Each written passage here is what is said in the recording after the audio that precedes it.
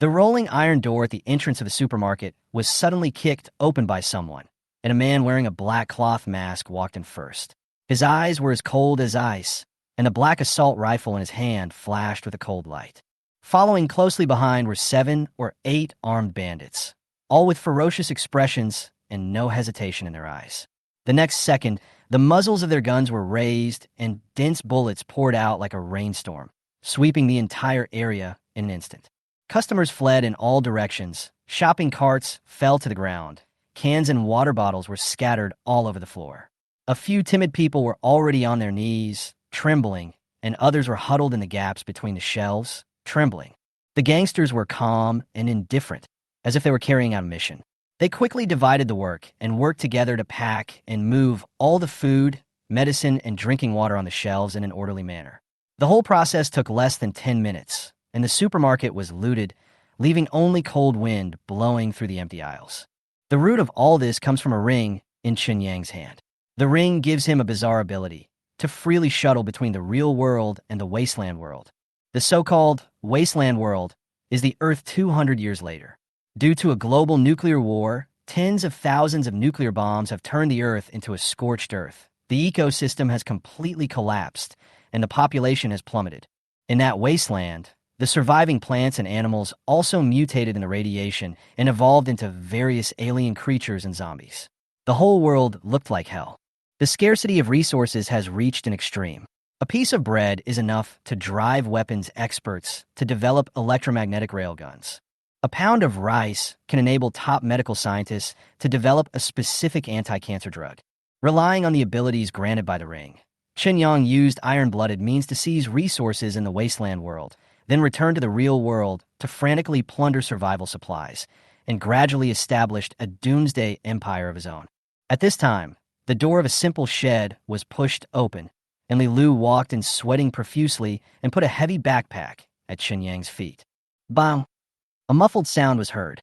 Chen Yang looked down and saw that the zipper of the backpack was almost burst, and it was full of golden bars and a small amount of silver. Although he was mentally prepared, he was still stunned when he saw the bag full of precious metals.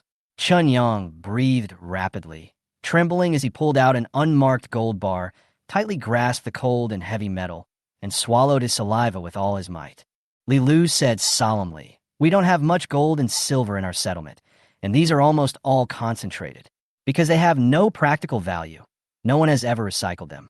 The food you brought is far more valuable than these gold and silver, so I used some of them to exchange for a first-level strengthening potion for you." As she spoke, she took out an injection from her bosom and carefully handed it to Chen Yang. "You don't look like an enhancer, let alone an evolved person. I really don't understand how you can cross the dangerous area and come here without a weapon. It's too dangerous out there. You won't be able to survive for long just by luck. You have to be able to protect yourself. Unfortunately, our settlement is too small, and we can only exchange for the most basic first-level strengthening potion. I made the decision privately, and I hope you don't mind. This medicine is of very high purity and can be directly injected. We only have a few left. I'm afraid we'll have to risk going to town to restock in a few days." Chen Yang took the injection in a daze, staring at the blue liquid flashing in the transparent syringe, and replied casually, "Our organization's technological level is okay, and we didn't encounter any major dangers along the way. It's just that the transaction is a bit troublesome, as we are not familiar with the place." As soon as he finished speaking, he picked up the heavy backpack and almost sprained his waist due to the weight. "Okay, the first transaction went smoothly. I'll go back first. Come back tomorrow, and I'll settle your monthly salary first," Chen Yang said with some difficulty. Li Lu listened to Chen Yang's words, but she still couldn't fully understand what the organization behind him was. However, in the wasteland, mysterious people like Chen Yang were not uncommon, so she was too lazy to delve into it. All she really cared about was one thing. As long as the other party could continue to provide food, that was enough. After leaving the settlement, Chen Yang quickly ran behind a big tree and looked around cautiously. After confirming that there was no one around, he silently recited the command to summon the ring back in his mind. The next second, he returned to the small bedroom he rented in Beijing. This was a rental house of less than 20 square meters, his place of residence in the real world. The room was almost empty except for a bed, a table, and chairs. Qinyang and two girls shared this three-bedroom apartment. Although he only lived in a small bedroom near the edge and the apartment was located on the edge of the Fifth Ring Road, the rent was still as high as 3,500 yuan per month. For a man who had just been laid off and lost his source of income, this was an almost suffocating burden. Fortunately, the appearance of the ring completely changed the trajectory of his life. Even more fortunately, his initial experiment was successful. Now, the question becomes, how to convert this gold and silver into real income. This gold has no invoices and no legal source, so it naturally cannot be circulated through the banking system. The safest way is to find a gold shop to sell it. Of course, the number of shots must be controlled, otherwise it is easy to cause unnecessary trouble. While thinking, Qinyang took out a dozen gold bars from his backpack and hid the remaining gold and silver together with the backpack under the bed. He wrapped the gold bars in waste newspapers and put them into a plastic bag. Then he took out the strengthening potion and looked at it carefully. The azure liquid in the syringe seemed to have life, and the light flickered slightly. He stared at it for a long time, with a tangled look on his face. Can this kind of thing really be injected casually? But then he thought, there is no need for Li Lu to harm him. If something really happened, the other party would not end up well either. There's not even an instruction manual. How irresponsible. He complained, but he made a decision in his heart. Since the risk is not fatal, he decided to take a chance. He rolled up his sleeves, aimed at the vein in his arm, and inserted the needle. The entire medicine was quickly injected into the body. Qinyang pulled out the needle and clenched his fist, but he didn't feel any obvious changes. Just as he was wondering, a sharp pain suddenly erupted from his body, like a flood of beasts sweeping across his body in an instant. Cold sweat ran down his forehead, and his entire clothes were instantly soaked with sweat. He wanted to scream, but no sound came out. It seemed that the muscles in his body were undergoing remodeling, and the tearing pain almost crushed him. After a few minutes, the pain slowly subsided. Qinyang sat on the ground, his face as pale as paper.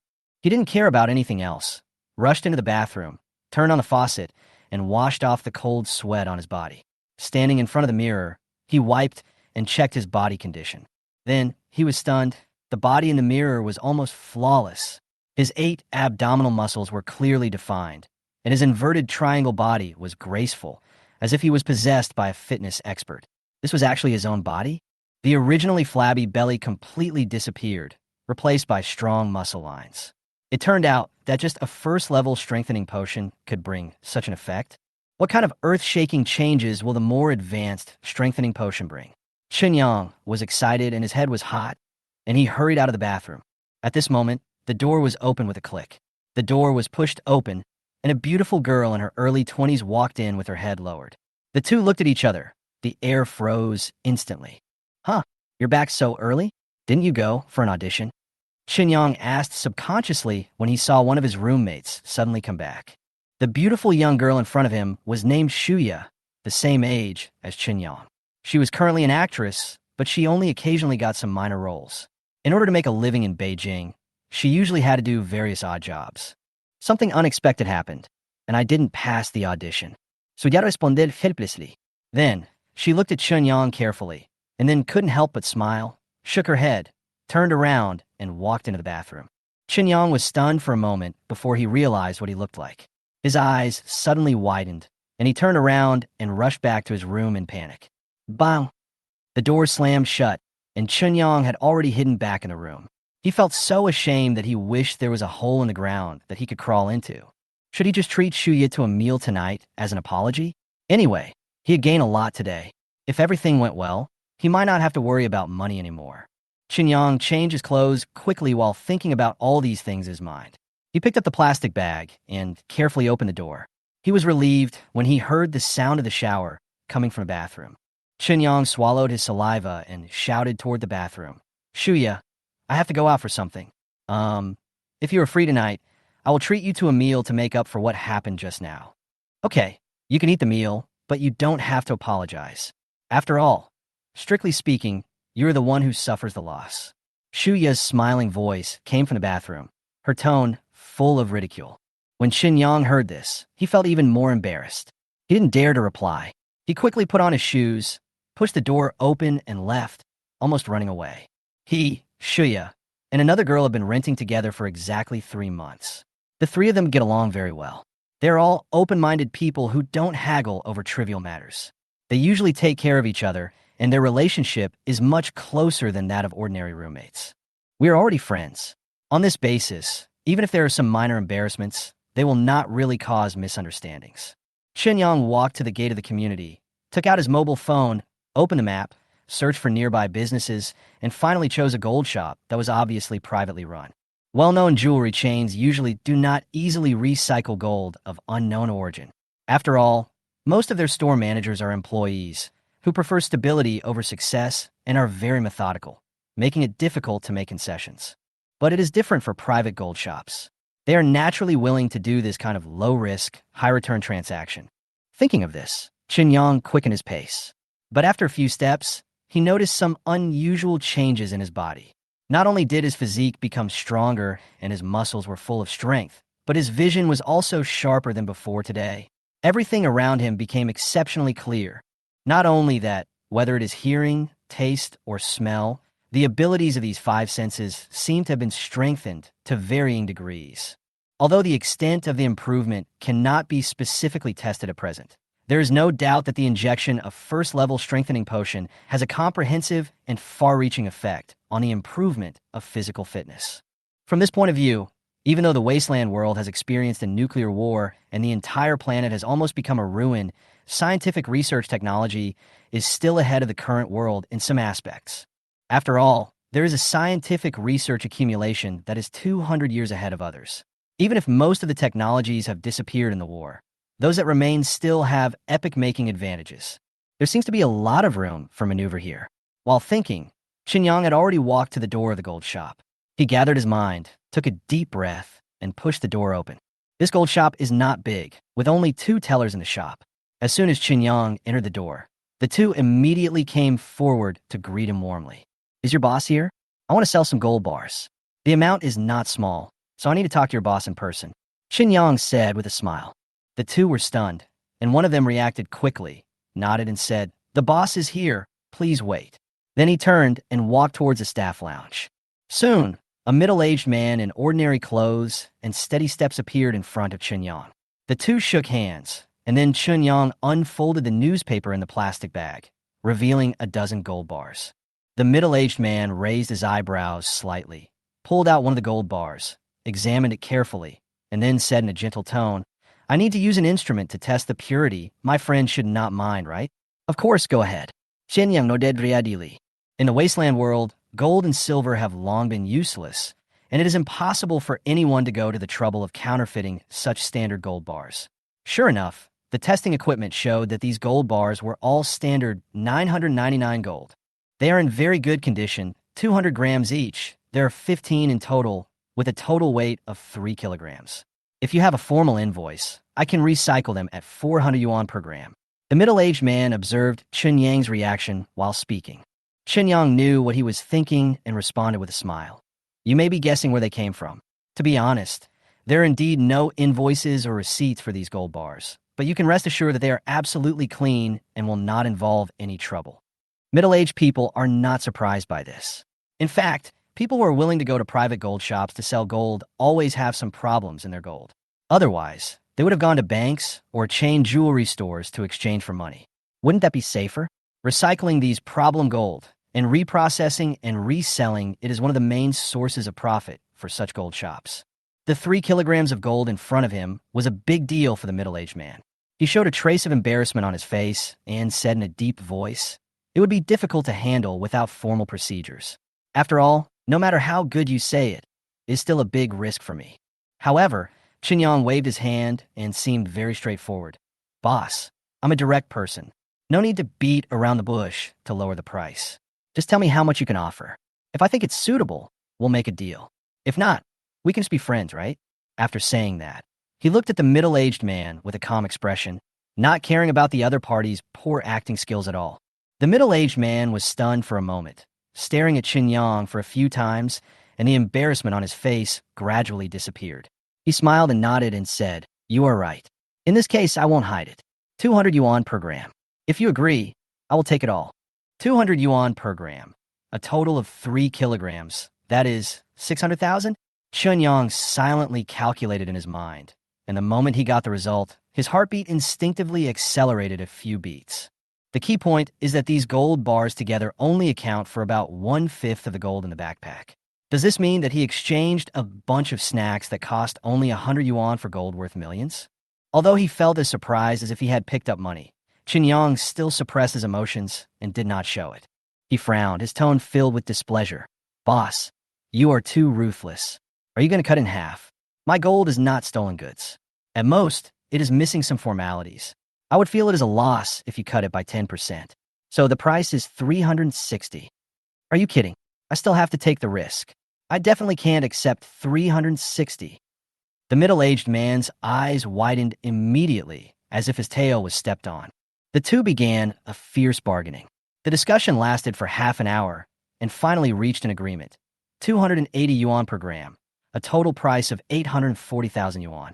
Moreover, the other party agreed to transfer the money immediately and settle the payment in cash according to Chun Yang's request. Being able to agree to this condition, this middle-aged man is obviously not an ordinary customer. He is probably a big customer of the bank, otherwise the daily transfer limit could not be so high. After waiting for a while in the gold shop, Chun Yang's phone finally rang with a pleasant notification tone of the money arriving. He lowered his head to check his account and saw that the 840,000 yuan had arrived, and his heartbeat quickened again. But his expression remained calm, as usual. He shook hands with the middle-aged man without changing his expression, nodded and said, "Our deal is done. Happy cooperation." "Of course I'm happy. If you have gold bars that need processing in the future, feel free to come back." The middle-aged man changed his previous haggling attitude and put on a kind smile on his face, and his tone became much gentler. "I hope there won't be a future." Chun Yang responded with a chuckle, then turned and left the gold shop.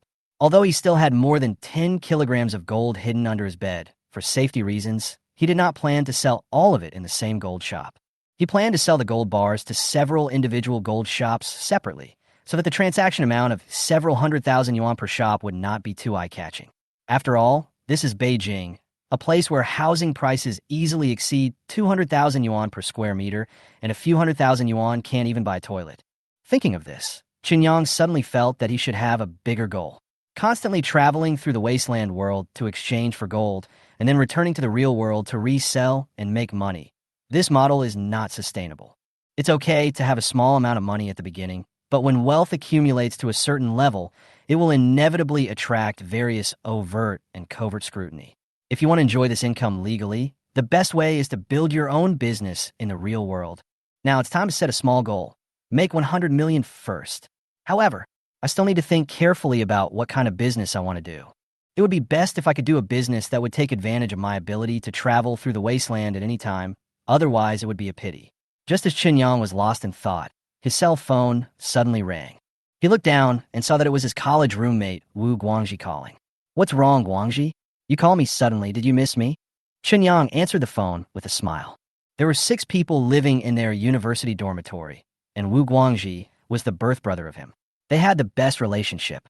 After graduation, they chose to stay in Beijing together to work hard. "Yangzi, are you doing okay now? Why didn't you tell me that you were fired? I happened to meet Feng Jia this morning. I learned from her that you were unemployed. Are you short of money? Is it time to pay the rent? I have some spare money here. Do you want to use it first?" Wu Guangji's voice was full of concern on the other end of the phone. Chun Yang's heart warmed, and he responded in a relaxed tone. "It's not a big deal. I know you've been busy recently, so I naturally don't want to make things more complicated. As for the money, you should keep your pitiful savings for yourself. I have plenty of money here. You're not well off at all. You had to borrow the deposit for the last rent from me. Although you paid it back to me very quickly, I know you don't have much spare money. Hurry up. How much do you need to pay for the next rent? Tell me a number." Wu Guangji's tone was obviously unhappy. Chun Yang quickly explained with a smile. "I am really well off. I have made some money from doing some small business these days. You know me well. If I really needed money, I would never pretend to be rich. By the way, how did Feng Jian know that I was unemployed? I have never contacted her." This question caused Wu Guangji to remain silent for a few seconds. Then he spoke hesitantly. It was Jiang Jinglong's grandson who told Feng Jia. As you know, the grandson has always been interested in Feng Jia. He has been pursuing Feng Jia for more than a year since he broke up with her. In addition, according to Feng Jia, you were suddenly fired because of Jiang Jinglong's grandson behind the scenes. The Happy Game Company where you originally worked was actually opened by his family. Qinyang hung up Wu Guangji's phone call, laughing, but his mind was already far away. He repeatedly emphasized on the phone that he was not short of money, but in fact he had just made a fortune from the wasteland world. This phone call was just to make him believe that he had really turned over a new leaf.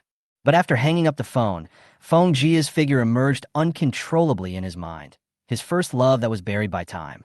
Feng Jia was the heroine of his 3 years of youth in college. From the time they met in freshman year to the end of junior year, they were almost inseparable. That time was one of the warmest days in his life. However, reality eventually defeated love.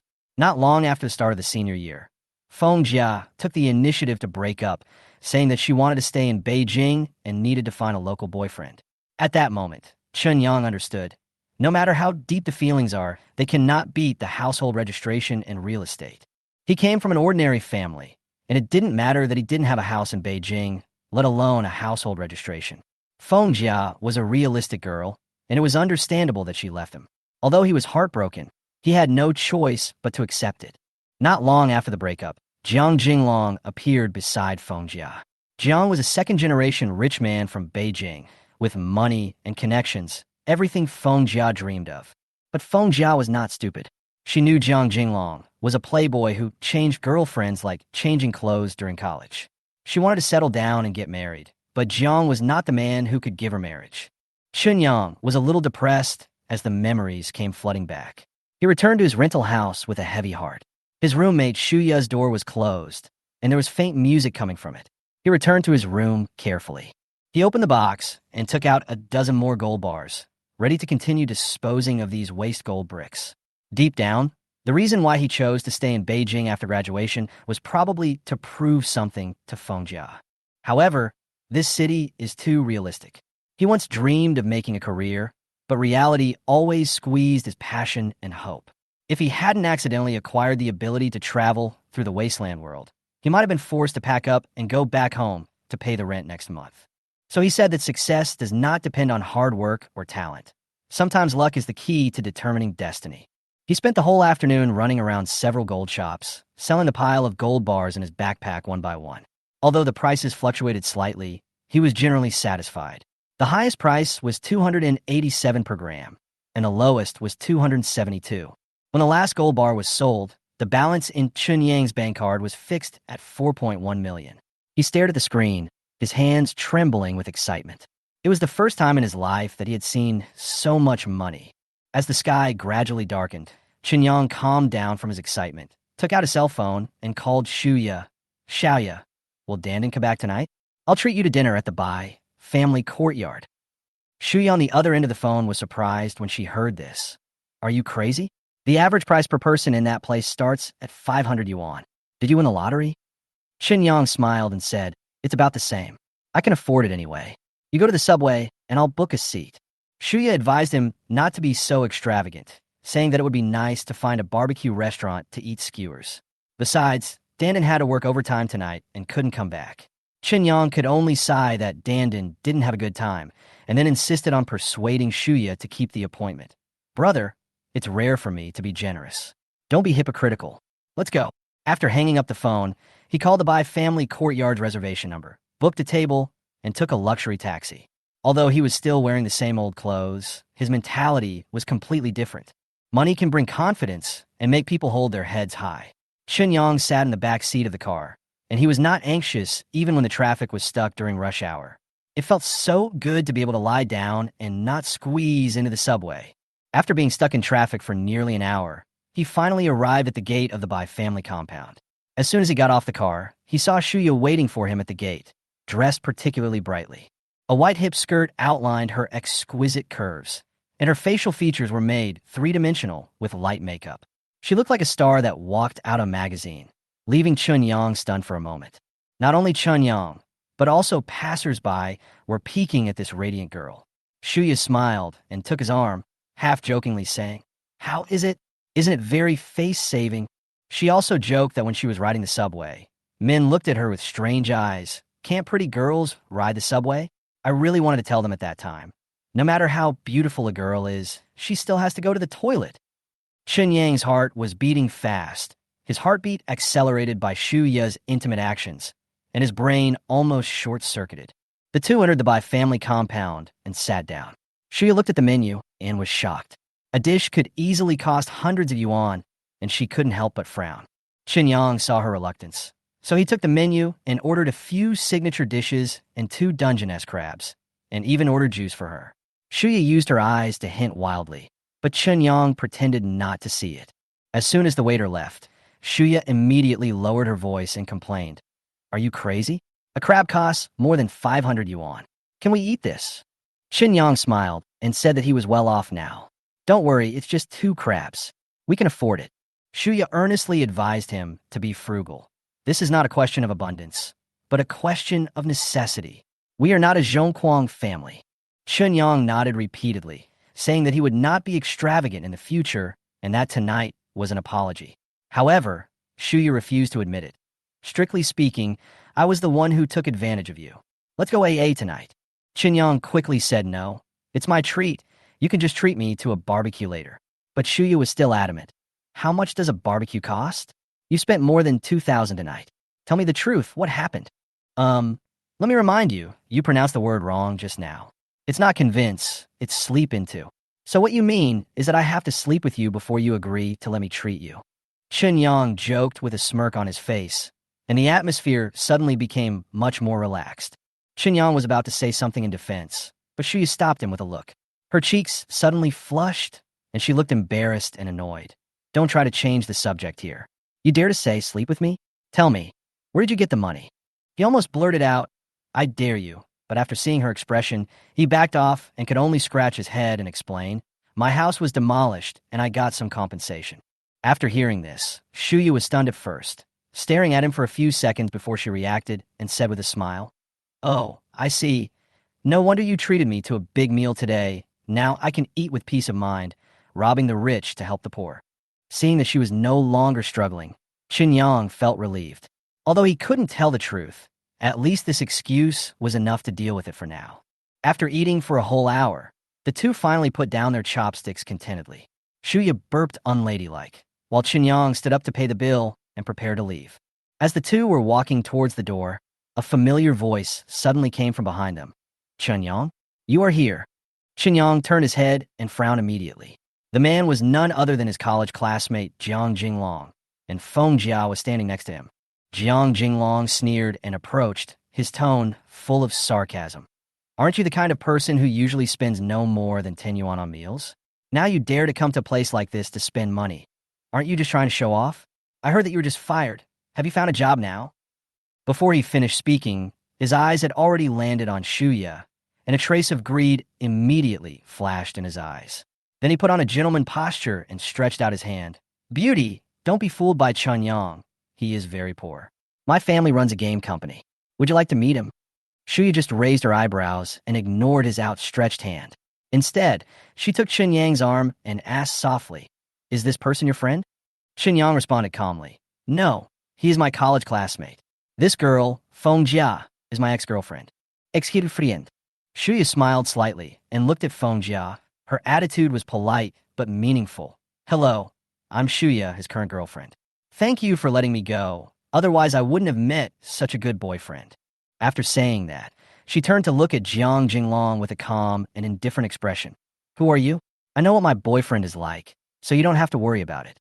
It doesn't matter whether he has money or not, because I have money anyway." Jiang Jinglong's face darkened after hearing these words, and he was speechless for a long time. Shu Ya snorted coldly, took Chen Yang's hand and walked out, while deliberately raising her voice. "Let's go. Don't waste time. I also bought Wonder Woman's sexy lingerie. Don't you want to go home early to try it out?" This sentence made Chen Yang open his mouth subconsciously.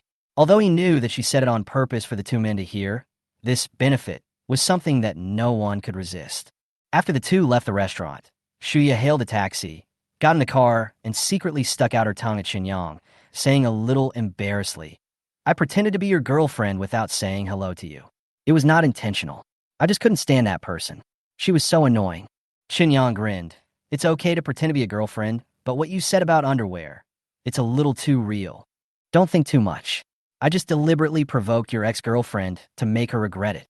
Shuya rolled her eyes at him, with a hint of mischief in her tone. He nodded seriously and suddenly changed his tone. Actually, I just figured it out. I was still struggling with how to start my next career, but this meal made me decide. I want to start a game company. Game company? Shuya was stunned and asked in surprise. Isn't this very expensive? Qinyang seemed confident. It doesn't have to be expensive, it depends on how to do it.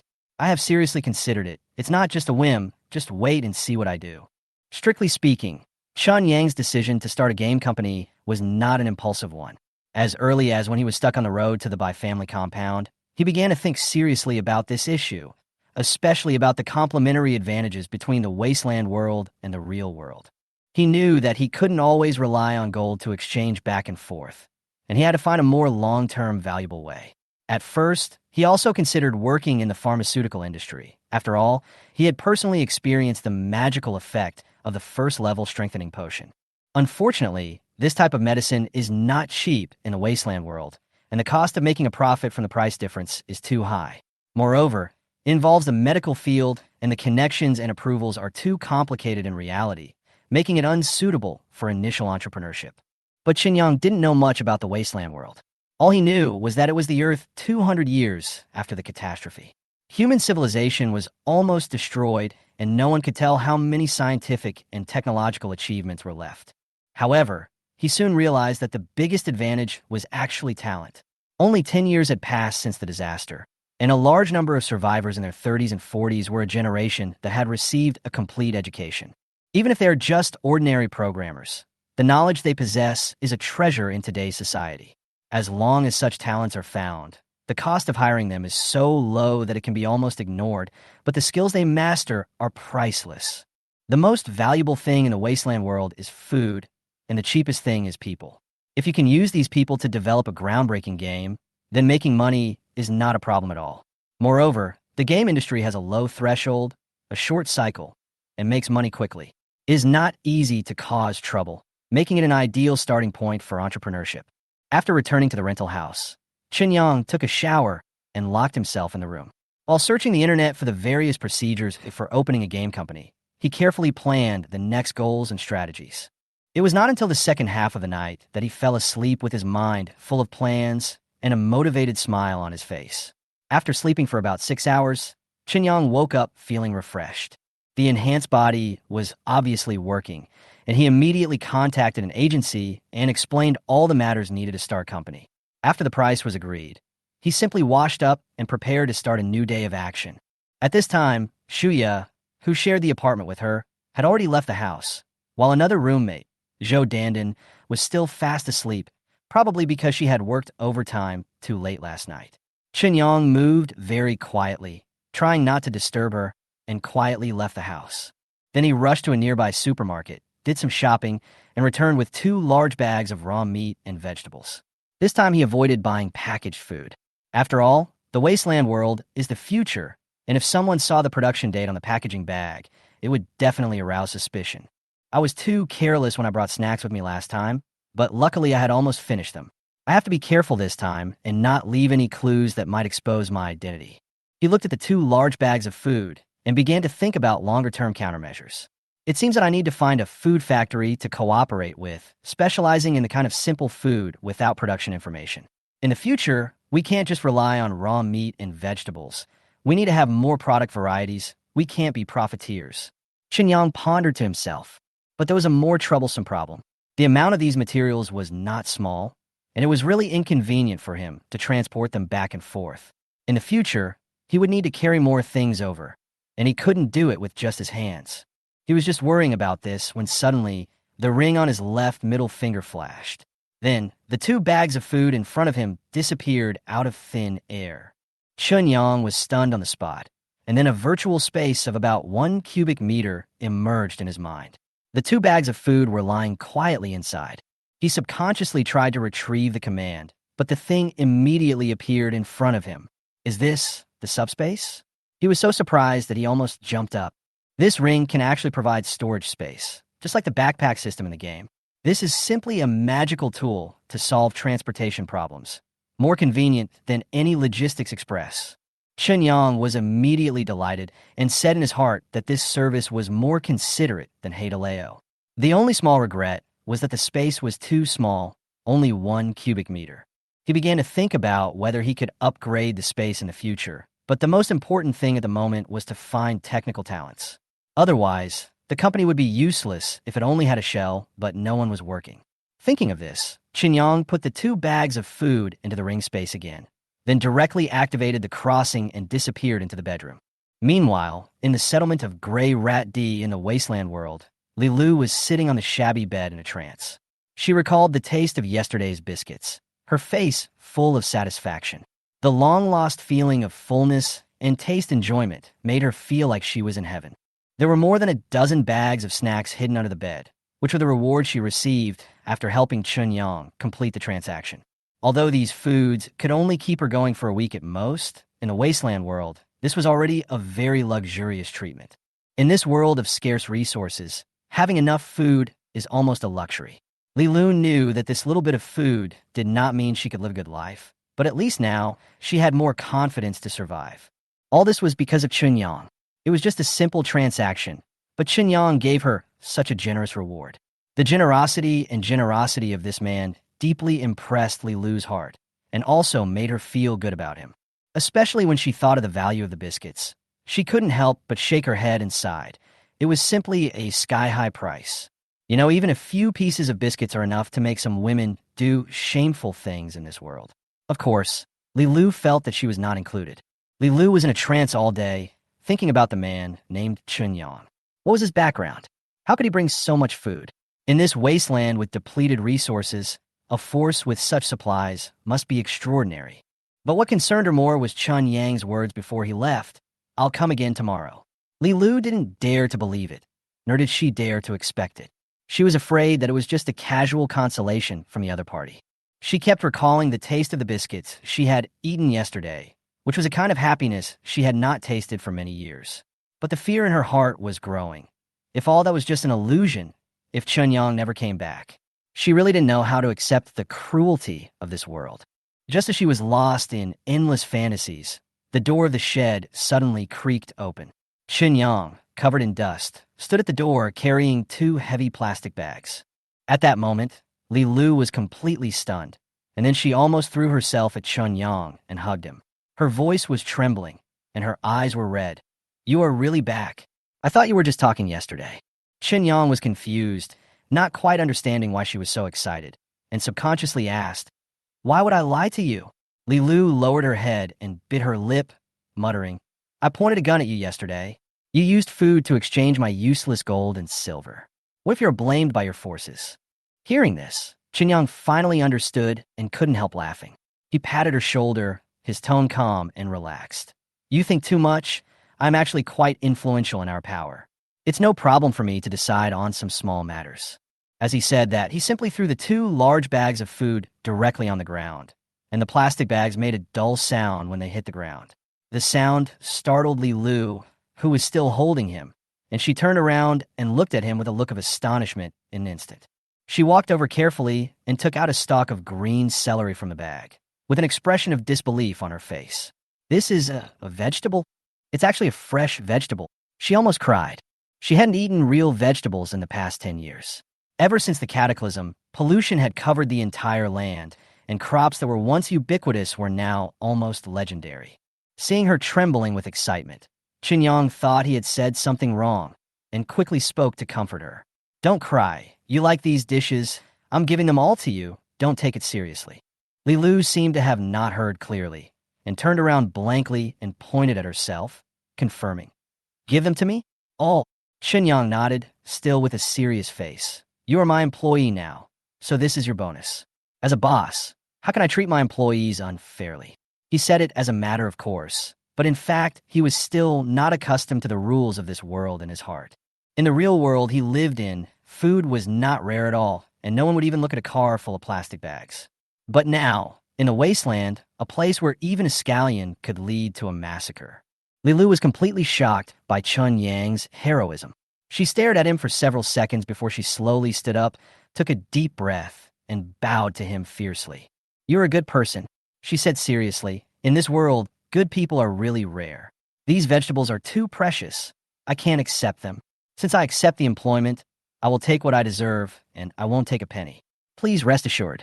When completing the first transaction yesterday, Qinyang had actually realized that although Li Lu was in this desolate wasteland world, she always had her own code of conduct and bottom line. Qinyang was quite grateful to be able to hire such a reliable person to serve him without any experience.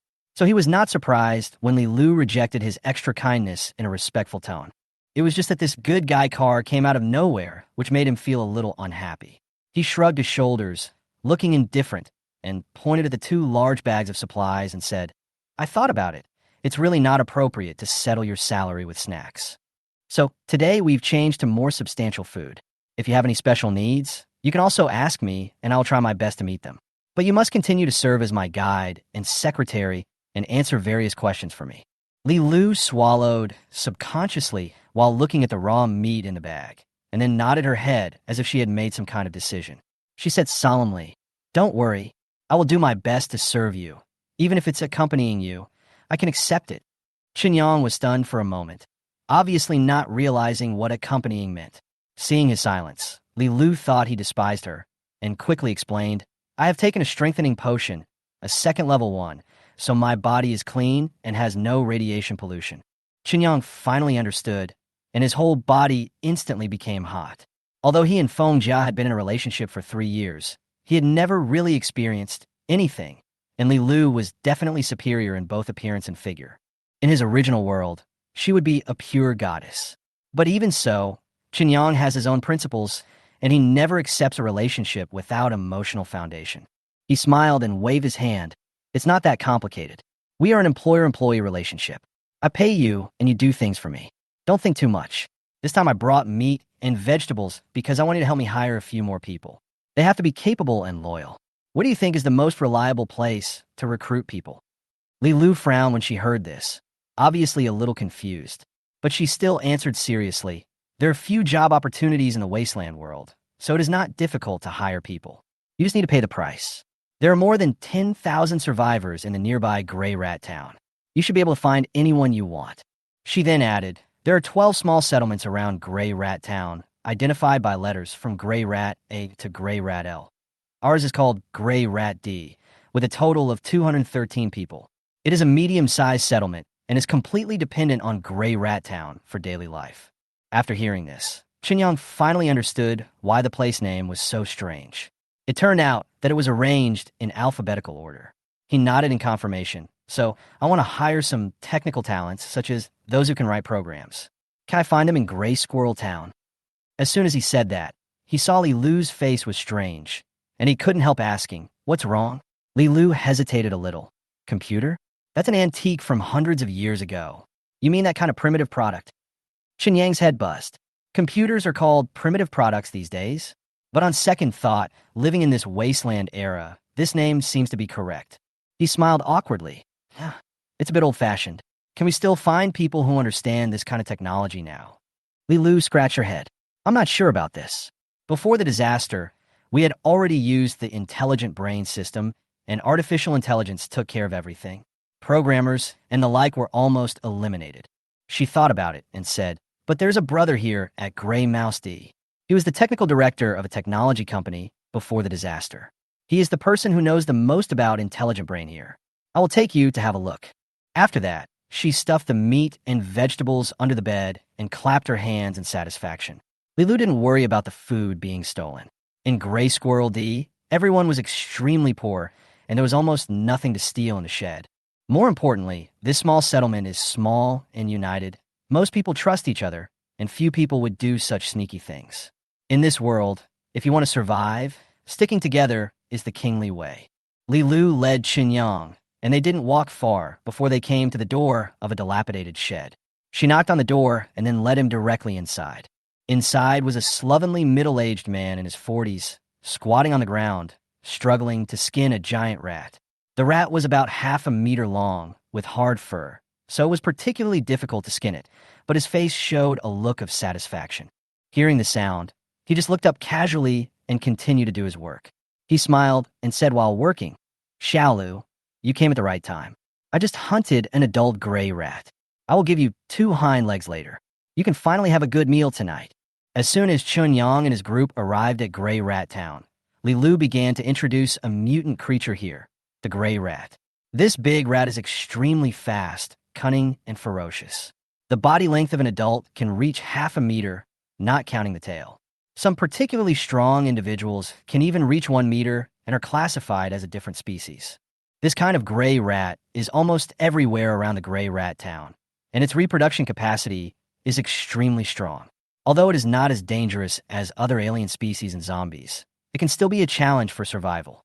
Due to its huge number, many survivors here rely on it for food, which is why the Gray Rat Town got this name. After explaining the basic situation of the gray squirrel, Li Lu started to introduce the business. She took Qinyang to a shed and greeted the middle-aged man inside. Uncle Wei, I'm not here to eat for free. I'm here to introduce you to a job. She smiled and introduced Qinyang as her new boss, who was willing to pay a high price to hire someone. Uncle Wei paused, looked up at Qinyang, and his eyes were full of doubt. He obviously didn't take this young man seriously, and he didn't look like an employer who could offer a high salary. But Qinyang knew that if he wanted to gain the trust of the people here, he couldn't rely on appearance alone. He had to show the real thing. He simply stated the conditions directly: 30 kilograms of rice and flour, 10 kilograms of raw meat per month, and it could be paid in advance. As soon as these words came out, Uncle Wei was completely shocked. He stood up suddenly, his eyes full of disbelief. He opened his mouth wide, unable to believe that this was true, and his voice rose several decibels.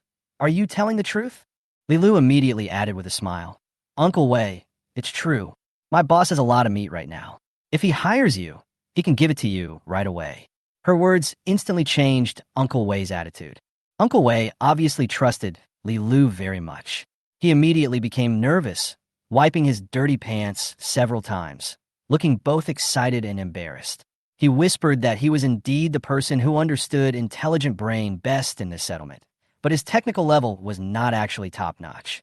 A hint of tentativeness and nostalgia in his tone. When Uncle Wei heard the word computer, he looked confused and puzzled. He smiled bitterly and said that computers were antiques, and no one used them now. Even intelligent computers were almost out of market.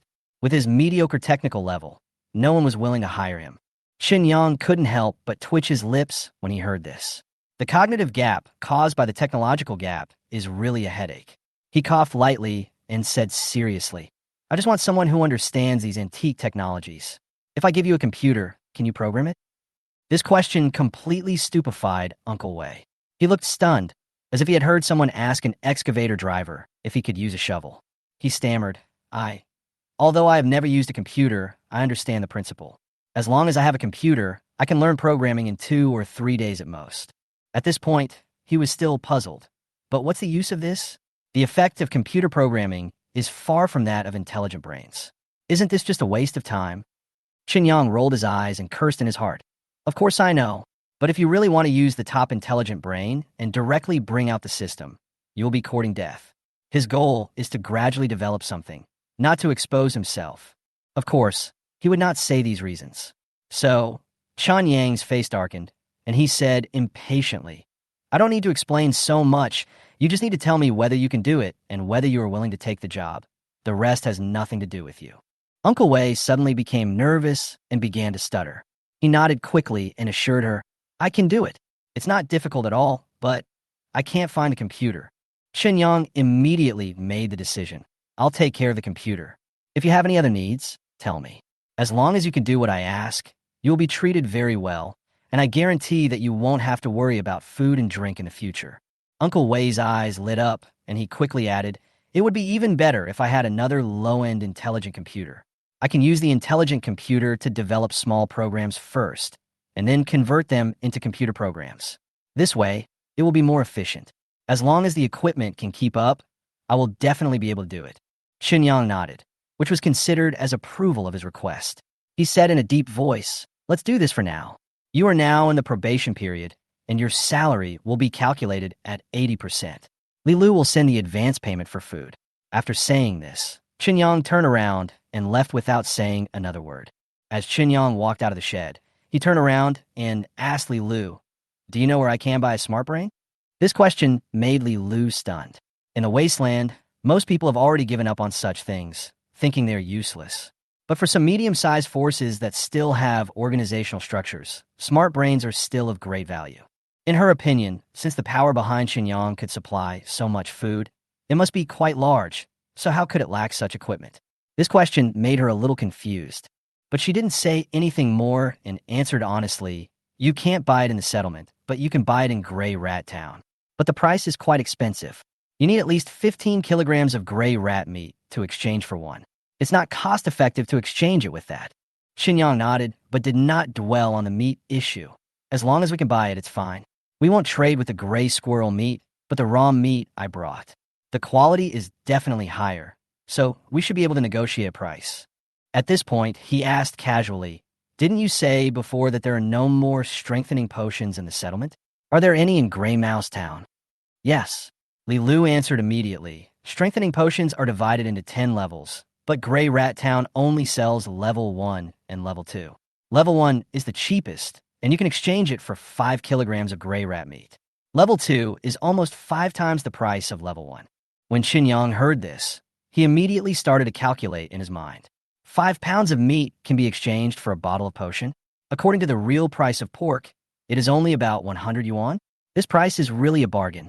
The second level potion is only 500 yuan. I really want to stock up a warehouse." Li Lu continued. "About 30 kilometers east of Gray Rat Town, there is a medium-sized settlement that is controlled by a medium-sized force. People from the Doctors Association are stationed there. I heard that you can buy up to 5th level potions, but the prices are ridiculously expensive and ordinary people can't afford them at all." Doctors Association? Xinyang noticed this new term. Li Lu was a little surprised. "Don't you know? The Doctors Association is one of the top organizations in the wasteland. Almost all survivors have heard of it." Xinyang smiled and said, "My forces are relatively closed, and I do everything by myself, so I don't know much about the situation outside. I'm thinking now, should I just set up a branch base here to make things easier?" In fact, this idea suddenly popped up when he was chatting with Uncle Wei. After all, if he wanted to operate here for a long time, he would definitely need help. But the wasteland was too dangerous. Not only were there zombies and mutants, but there were also threats from other forces. So, instead of hiring people temporarily, it would be better to simply build a base with self-protection capabilities to fundamentally solve the problem. Branch base. Li Lu hesitated for a moment. "Will this require a lot of resources?" "It doesn't matter how much you invest," Xinyang said with a big wave of his hand. "As long as food can solve the problem, it's not a problem. By the way, you have a good relationship with the people over there, right? Don't you want them to live a better life?" He said it lightly, but it seemed like he was describing a bright future. Just think about it. If Gray Mouse D can develop in a Gray Mouse Town, how comfortable can those people live? What about going one step further? People must have dreams. Otherwise, what's the difference between us and zombies? As Li Lu listened, light gradually appeared in her eyes. In the past, she didn't even dare to think about tomorrow, and she was lucky to be alive every day. But the experience of the past 2 days, especially seeing the food brought by Xinyang, ignited her whole body. She couldn't help but ask, "Boss, what do you mean, use Gray Rat D as the starting point of the base?" Xinyang nodded. "Yes, do you think it's feasible? I'm not familiar with Gray Rat D. Do you think the people there are worth investing in?" "It's definitely worth it." Li Lu nodded without hesitation. "In a place like ours, the only way to survive is unity and mutual assistance. If the boss really wants to invest, I suggest that we first make a batch of strengthening potions to improve everyone's strength so that we can at least protect ourselves." Xinyang nodded, but then changed the subject. "You are right, but I need to ask clearly. What if they become stronger and don't obey me? I don't want to spend a lot of resources to raise a group of ungrateful people." Li Lu said seriously, "As long as your enhancement level is always higher than theirs, plus the living conditions you can provide, I am afraid that even those big forces cannot compare with you. As long as we have a way to survive, we will not betray easily." She paused, then continued, "We have to do our best to stay alive now. If someone could lead us to a better life, I believe most people would cherish it." Xinyang thought about it and nodded. "How about this? You make a budget for me first. See how much food is needed to exchange for potions so that all the people in Gray Rat D can protect themselves. In addition, you should also find out everyone's attitude and see if they are willing to accept the employment." This decision was not difficult to make. For Xinyang, This loss of resources was not a big deal. He could go back and forth to the real world at any time, and the cost of trial and error was almost negligible. Even if the final result was not ideal, the worst that could happen was that he would just waste some food. Understood, boss. Lilu nodded vigorously, looking very motivated. Then I'll go back to the real world first and bring back a computer for Uncle Wei. You can deduct your monthly salary from the meat and vegetables I brought today, and the rest will be considered as startup capital. Remember to buy a smart computer first. After Qinyang finished speaking, he waved his hand and left the settlement in a carefree manner. Goodbye, boss. Lilu bowed 90 degrees and watched his back as he walked away. She turned around only after he was out of sight, with a hint of hesitation in her eyes. But after thinking about it, she finally made up her mind and walked towards her shed. When Qinyang returned to the rental house, he had a relaxed smile on his face and stretched as soon as he entered the door.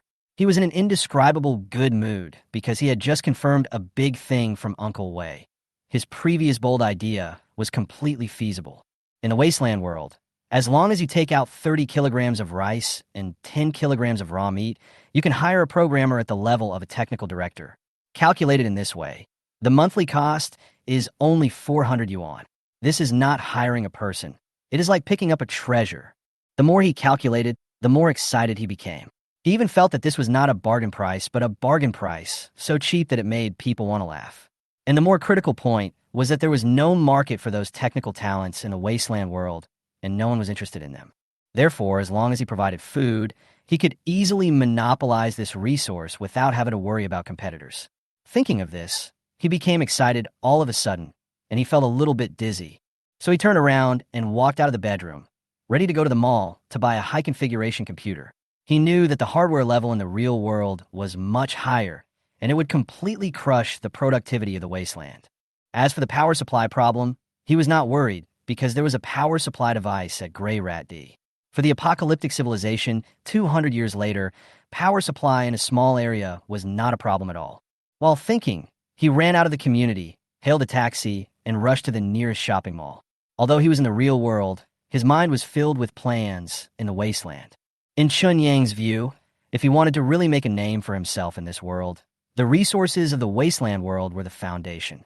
He acted as if he trusted Lilu very much, and even accepted most of her suggestions. But in fact, Chunyang never trusted anyone easily, no matter how long he had known them. Lilu was just a test subject for his initial contact, and he needed to verify his strategy through her. He knew that if he took this step correctly, he could save a lot of time and resources. If he took the wrong step, he would only lose some food. Anyway, the cost of the food was almost negligible, so it was no big deal. It was with this low-cost trial and error that he dared to advance his plan more boldly. If Lilu and Grey Mouse D's people were really reliable, then his progress could be greatly accelerated. That way, he wouldn't have to bother looking for other people or a new base. Everything would go smoothly and the pace would be tighter. Of course, he did not rule out the worst-case scenario. If these people were unreliable, he could just choose new people and start over. In the wasteland world, those who have food have the right to speak, and those who have food have the dominant power. This is the kingly way. When Chunyang first came up with the idea of building a base in the wasteland, he had already elevated it to a strategic level. If he wanted to use the technical resources of the wasteland world to build core competitiveness in the real world, stability there must be guaranteed. But how easy is it to maintain a stable base in such a dangerous ruin? At the beginning, it was okay. A small place like Grey Mouse D would not attract much attention and was considered an invisible existence. But as the food input increases, this settlement will sooner or later surface and become someone else's target. So he must make Grey Squirrel D bigger and stronger before others notice it, and build it into a solid base. This is a race against time. If you are slow, you may be overwhelmed by other forces. These thoughts kept surging in his mind, and his taxi had already stopped at the entrance of the mall. There is an Alienware computer brand store in this mall, where Chunyang's roommate Shuya works. She will only take a temporary leave if there is an audition opportunity, and basically works in the store the rest of the time. Shuya is beautiful and has an outstanding temperament, so she is very useful in attracting customers. Even if she often takes leave, the store is reluctant to replace her. Anyway, she can bring real sales. Of course, this kind of work is temporary. There is no insurance, and no formal contract is signed, which is considered to be mutual use. As soon as Chunyang walked into the store, he saw Shuya accompanying a customer to explain the product. When she saw him, she immediately made an excuse to say something to the customer and then walked over quickly. After getting closer, she breathed a sigh of relief and complained in a low voice that the guest just now was really annoying and kept wanting to invite her to dinner. The other party also said in a subtle way that if she agreed to eat with him, he would immediately pay for a 20,000 yuan computer. Shuya complained helplessly. This commission is less than 200 yuan, and you want to use it as a transaction condition? She rolled her eyes and said that she was not that kind of person. Qinyang looked at Shuya and said casually, "You are not tempted by a commission of 200, but if it is 20,000, you will definitely agree immediately." Replied bluntly, "It depends on the person. If it was you, you might actually agree. I don't want to cause trouble for someone who obviously has bad intentions. Tell me, why did you suddenly come to see me? You can't be so idle that you come to see me specially, right?" Qinyang spread his hands. "Of course I'm going to buy a computer. Your store doesn't sell food, so what else can I do? Can you cook? I dare to cook, but do you dare to eat it?" Shuya glanced at him, her tone full of ridicule. This made Qinyang's mind flash back to the nightmare dinner 3 months ago. At that time, the three of them had just signed the co-living contract, and Shuya suggested cooking to celebrate, but the meal she cooked was a disaster. He almost quit on the spot after taking a bite. Zhou Dandin turned pale, and even Shuya herself despised him. After that meal, they reached a consensus. Shuya could do anything except touching the spatula. So now this sentence is more lethal than, "I asked you to sleep. Do you dare?" Chunyang could only wave his hands helplessly. "Stop making trouble. Give me a desktop computer with the highest configuration. I have something serious to do." Shuya was stunned for a moment and immediately asked, "Are you starting a game company? Or are you planning to join NASA?" The highest-end desktop computer costs nearly 100,000 yuan, which is extremely cost-effective and not worth it. Qinyang didn't care. Money is not a problem. I just want to see what software can run on mass-produced models under extreme conditions. I won't consider high-end models, which are too special. Seeing his serious look, Shuya stopped talking and just nodded. "Okay, wait a moment. I'll go move the machine." After a while, Shuya came back with a big box. But at this moment, the male customer who had been pestering her suddenly sneered and said to the clerk in a sarcastic tone, "Forget it. I'd better buy a high-end Apple computer for more than 20,000 yuan. Their service is much better. At least they won't make me pay for it." He deliberately raised his voice and emphasized, "My budget of 20,000 is just a starting point this time. I have to prepare 30,000 including peripherals and warranty. If your alien store doesn't like it, naturally other stores will welcome me." These words were spoken with a hint of gunpowder, and he kept looking at Shuya's face, trying to see some regret from her. But Shuya counterattacked directly, laughing and saying loudly, "Sir, the total price of your computer host, screen, and peripherals is 103,000. Do you use WeChat or Alipay? 100,003? The male customer was stunned on the spot. He saw Chunyang calmly, took out his mobile phone to pay the bill. His face turned pale and red in an instant. He glared at him hatefully and ran away in shame. After leaving the store, Shuya sent Chunyang off while admonishing him, "I won't buy the warranty for you. I'll help you deal with any problems. But I have to remind you, don't get too cocky just because you got some compensation for the demolition. Spend money in moderation, don't waste it." Chunyang smiled and said, "Don't worry, I know my limits. Do you think I'm the kind of person who spends money recklessly?" "Yeah." Chunyang rolled his eyes, not wanting to bother with her, and turned to walk towards the supermarket in the basement of the mall, muttering as he walked, "This girl has no emotional intelligence when she talks." He went to the public toilet, confirmed that there was no surveillance, and put the computer directly into the dimensional package. It was a cubic meter of space, not too big, but not too small. According to his test, if it was filled with pork, it could hold nearly a ton. If it was filled with rice, it could hold 800 kilograms. But if it was filled with flour, it could only hold 500 kilograms. In order to maximize the use of space, he decided to pack all the meat in raw form. After all, the package was in a state of frozen time, so there was no risk of spoilage. He bought more than 20,000 yuan worth of raw meat in one go, and the sheer amount stunned the supermarket employees. Finally, the supermarket provided a delivery service for the first time. Qinyang felt more and more that he really needed to set up a food processing factory. Relying on the supermarket in the long run was not a solution. On the way home, he received a call from the agency saying that the Qinyang Technology Company Limited he had applied to register had been officially established. The registered capital is 1 million, and the business scope covers software and hardware, games, systems, network engineering, and other fields, even including mobile phone business, and new directions can be added in the future. This is undoubtedly a huge progress for Chen Yang. He knows in his heart that this means that he has finally taken the first step in his career. But the company cannot be run by the boss alone. Although he has the black technology provided by the wasteland world, in the real world, he has to be equipped with finance, personnel, and legal positions. Not to mention customer service, operations, and marketing in the future. These links are indispensable and require hiring people and forming a system. By the way, isn't Joe Dandon in finance? Standing at the door of his house, Chun Yang suddenly slapped his forehead and said, "Why not hire her to manage my accounts? At least she's someone I know and more reliable." The wasteland world is as desolate as a ghost town. Li Lu walked into the ruined city alone, with calm steps and alert eyes. But the moment she entered, the survivors hiding in the ruins cast greedy and hostile eyes at her. But when they saw the heavy, high-powered rifle in her hand, those who wanted to take action instantly looked away, pretending nothing had happened, and continued to stay in their own corners. Before the catastrophe, high-energy weapons, such as electromagnetic railguns and lasers, were not uncommon.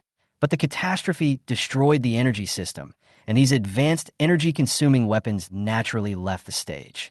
Nowadays in the wasteland, except for a very small number of large forces that can still maintain the use of energy weapons, the vast majority of people have to rely on upgraded gunpowder weapons to survive and rely on their strength to maintain the bottom line of survival. Although gunpowder firearms are ancient, they're no longer the small-scale weapons of the past. Because with the popularization of mechanical exoskeleton technology, the power of weapons is no longer limited by the human body's tolerance.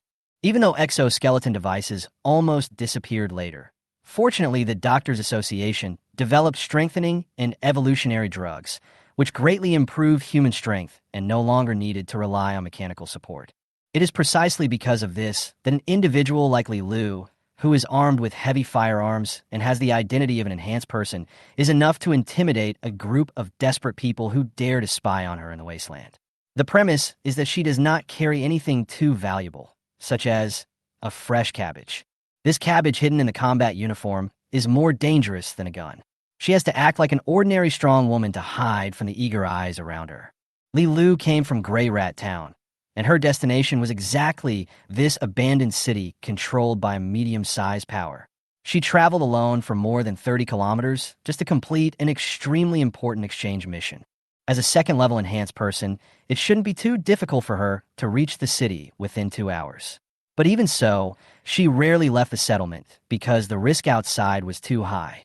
Compared to Grey Rat Town, although this city is dilapidated, at least there is an electric fence surrounding the outer area to block ordinary zombies.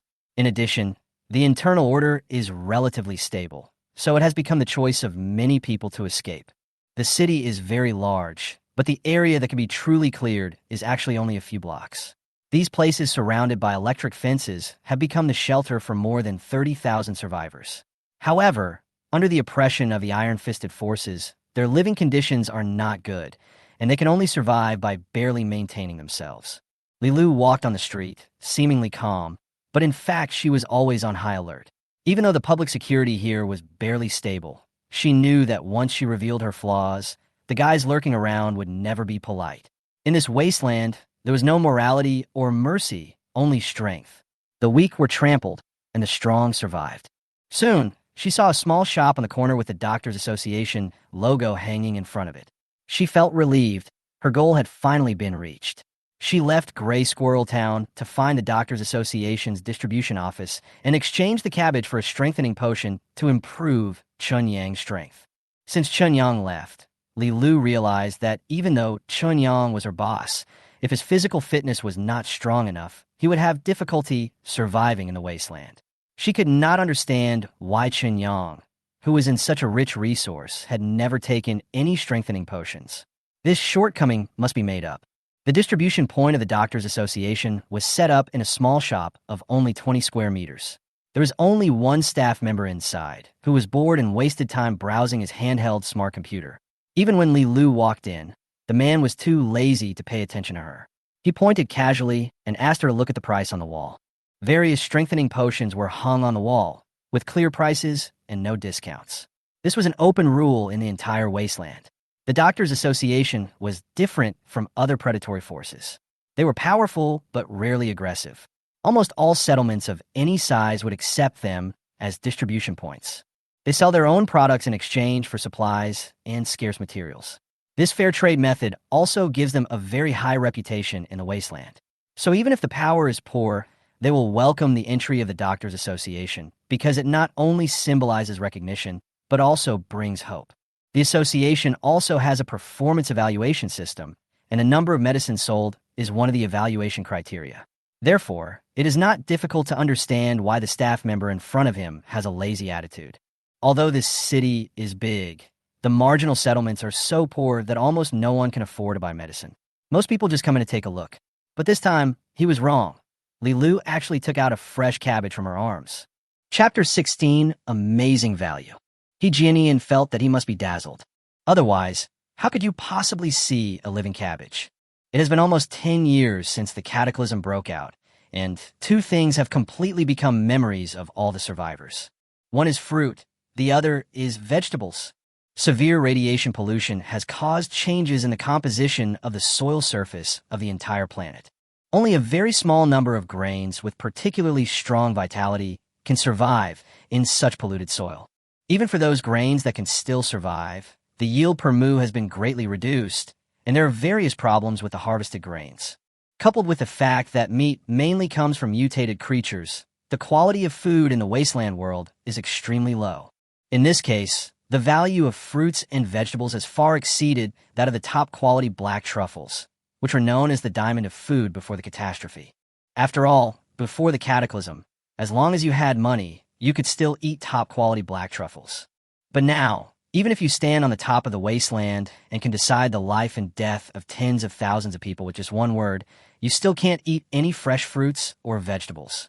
In the current wasteland, the only way to eat vegetables is to find military canned food stored in secret underground air raid shelters.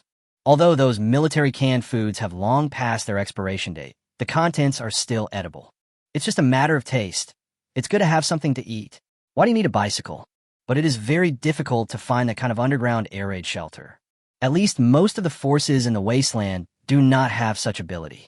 Even if a force is lucky enough to obtain a batch of military canned food, these cans will be sealed immediately and upgraded to a strategic level.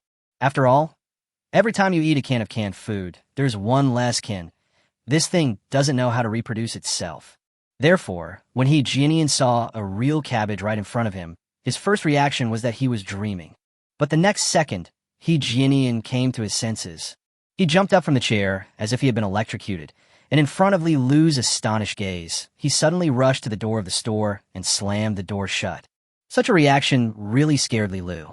Although the medical association has a very good reputation, there is no guarantee that there may not be some bad apples among them. If the other party is tempted by money, it will be a big trouble. So Li Lu raised the high-powered rifle in his hand without hesitation and aimed at He Jianian, who had just closed the store door.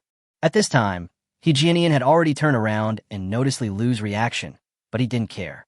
He stared at the cabbage with his eyes fixed, swallowed hard, and said in a dry voice, "Although I am only the person in charge of such a remote distribution office, I was actually sent here, so I am actually a 9th level enhanced person. The weapon in your hand is not a big threat to me." Li Lu's face turned pale instantly, because this situation was completely beyond her expectations. Logically speaking, in a small place like this, the strengthening level of the distribution personnel arranged by the medical association will not exceed level 5, and exceeding that level would be a waste of resources. Arranging a 9th level enhanced person to come. Isn't this crazy? Compared with the resources required and the expected benefits, it is definitely a losing deal, right? Don't be afraid. I don't have the habit of robbing. The Doctors' Association emphasizes fair trade and equal exchange. This is the foundation for the association to grow to its current size. I just couldn't control my composure after seeing this cabbage. It's cabbage, right? Can I check it out? You know, if this cabbage is real, its value is extremely exaggerated. I must be cautious. While He Jianian was speaking, he had already extended his hand towards Li Lu. His eyes were still fixed on Bai Kai, and he didn't pay any attention to Li Lu herself. Li Lu couldn't help but look hesitant. After hesitating for a while, He handed the cabbage to He Jianian. He Jianian held the cabbage with extreme caution, as if he had obtained the most precious treasure in the world, and examined it carefully with a slight trembling body. After a while, He Jianian burst into tears. Really, it's really cabbage, fresh cabbage. This is a miracle. Seeing He Jianian losing control of his emotions, Li Lu understood. So after waiting for a while and letting He Jianian calm down, Li Lu said, "As you can see, it's a real cabbage. I got it by chance. The refrigeration technology before the cataclysm was quite good, but after all, 10 years have passed, and there's only this one left. I want to use it to exchange for a potion of equivalent value." He Jianian took a few deep breaths and finally managed to calm himself down. After confirming that there was nothing wrong with the cabbage, he said in a deep voice, "This cabbage is precious because of its scarcity, but its edible value is actually average, so there are not many people in demand. For most people, it can't even fill their stomachs." Yes, but it happens that the Doctors Association is the demand side because you don't have to worry about hunger. Lilu Spuka, you're right. I just don't want you to overestimate the value of this cabbage and ask for an exorbitant price. He Jianian finally set his eyes on Li Lu's face and continued, "As a distributor for the Doctors Association, I have seen too many idiots like this. They accidentally get something valuable, and then they ask for a lot, hoping to get rich overnight. They're like gamblers who have lost all their money and cannot keep their sanity at all." Li Lu nodded in agreement and said, "People like this don't usually live long. Don't worry, I have enough sincerity to make this deal." He Jianian showed a surprised expression on his face. He raised his eyebrows, thought for a while, and then said directly, "Then I won't bargain with you. A complete set of strengthening potions from level 1 to level 6, plus a healing potion, which can effectively cure all diseases caused by cell mutation. At the same time, I also have a graphene biological armor that covers the whole body, leaving only the head exposed. But the value of this biological armor is actually more than that cabbage. So if this deal is really reached, I will obviously be at a disadvantage. Therefore, in this transaction, you can only bring back the set of strengthening potions and a healing potion. If you want to exchange for the biological armor, you have to try to come back again and bring more cabbages or other vegetables." Li Lu was stunned for a moment, and then she said instinctively, "But I only have this one." He Jianian interrupted her halfway through her words. "Ma'am, I abide by the principle of fair trade, but I am not a fool. Take the potion you deserve, and then go back and have a good discussion with the others. Vegetables, a luxury item, are definitely not as useful to you as a piece of biological armor." Li Lu thought about it, then nodded slowly. Chapter 17, Confirmation of Employee Number 1. When Li Lu was risking her life to replace the potion for Chun Yang in the wasteland world, Chun Yang had just opened the door and entered the rented house. Then I saw Zhou Dandan sweeping the floor in the living room. Since the three of them get along very well, many things are actually handled rather vaguely. For example, regarding the hygiene of the house, except for the bedrooms that each person must clean, the public areas will basically be cleaned by whoever is free. In this regard, Chun Yang has done relatively less. It's not that Chun Yang is lazy, it's just that there's a big gap between men and women's standards of cleanliness. "You're back? How's your new job search going?" Zhou Dandan looked at Chun Yang and asked with concern. "Huh? Oh, yes, you came back too late yesterday, and I didn't have time to tell you that I opened my own company, so unless something unexpected happens, I won't be looking for a job anymore." As Chun Yang spoke, he took off his shoes and walked into the living room. "You opened your own company? In the capital?" Zhou Dandan was stunned. "Yes, it's a technology company. We plan to start with online games in the early stages." "Don't look at me like that. What I said is true. The company has been registered, but we haven't hired any employees yet." Chun Yang took out a can of Fat House Happy Water from the refrigerator in the living room, opened it, and took a sip, then found that Zhou Dandan still had a "are you kidding me" expression on her face, and he shook his head helplessly. He could only resort to his ultimate weapon once again and said, "My house has been demolished." Zhou Dandan then looked enlightened and accepted this setting without any obstacles. He said with envy, "That's great. I probably can't wait for my house to be demolished. I heard that the shantytown renovation may be stopped, and my hometown is a small county, so even if it is demolished, there is not much money. If I rely purely on my own income, it is a complete dream to want to pay a down payment in Beijing. By the way, how much do you earn now?" Chun Yang asked while holding a bottle of Fat House Happy Water. It's said to be 7,000 yuan, but after deducting the 5 social insurances and 1 housing fund, I'm left with just over 5,000 yuan. If the company didn't provide meals and transportation subsidies, I really don't know how I would get by. Zhou Dandan sighed and said with some disinterest, "Is that so? Then, would you consider changing jobs? For example, come to my company? How about a basic salary of around 15,000? But my company is just a startup and we don't have anything, so I'm afraid you'll have to take on HR duties as well." Xinyang stated his proposal. Zhou Dandan was stunned. She didn't expect Xinyang to say such a thing. But then he became interested and started calculating quickly in his mind. If you have a monthly salary of 15,000 yuan, after deducting 5 social insurances, 1 housing fund and taxes, you will have about 12,000 yuan left. Excluding the most basic living costs, you will have at least 7,000 to 8,000 yuan left a month. If I can save nearly 100,000 yuan this year, it will be much better than my current job. The premise is, Xinyang's company should not go bankrupt just like that. Of course, even if it goes bankrupt, I can just find a new job when the time comes.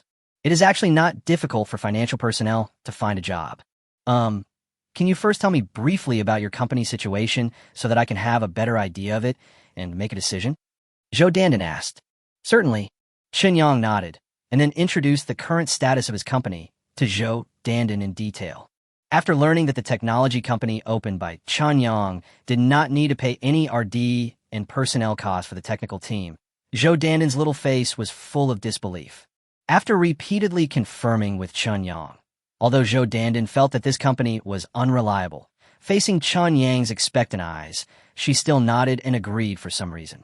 This made Xinyang very happy, and he immediately communicated some of his early ideas with Zhou Dandan. Uncle Wei said it very clearly before. As long as the transcoding software is made, it'll be very easy to develop a game based on the current world hardware conditions. It won't take more than a few days.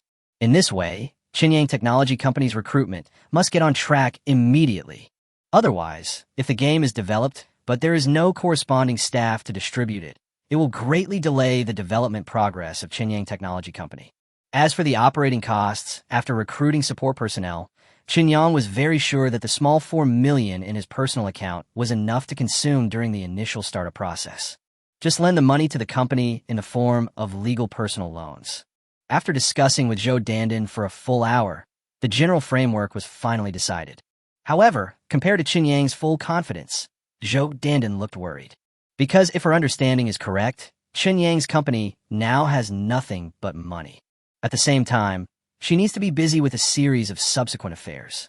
Recruiting personnel, drafting contracts, carrying out work content, and even renting office space. All of these must be done by her. The contract is easy to deal with, as there are standardized contracts that can be used. It is also easy to recruit staff. In a place like Beijing, as long as the salary you offer is not too bad, you'll not have to worry about not being able to recruit suitable employees. Renting an office space is also simple. Xinyang has not set any upper limit for the rent, so there must be plenty of office buildings in Beijing that can be moved into directly. As for the work content, although I have no contact with the gaming industry, it is just the early distribution and contacting various platforms for sales, which does not require any technical content. So it seems that none of these tasks are difficult.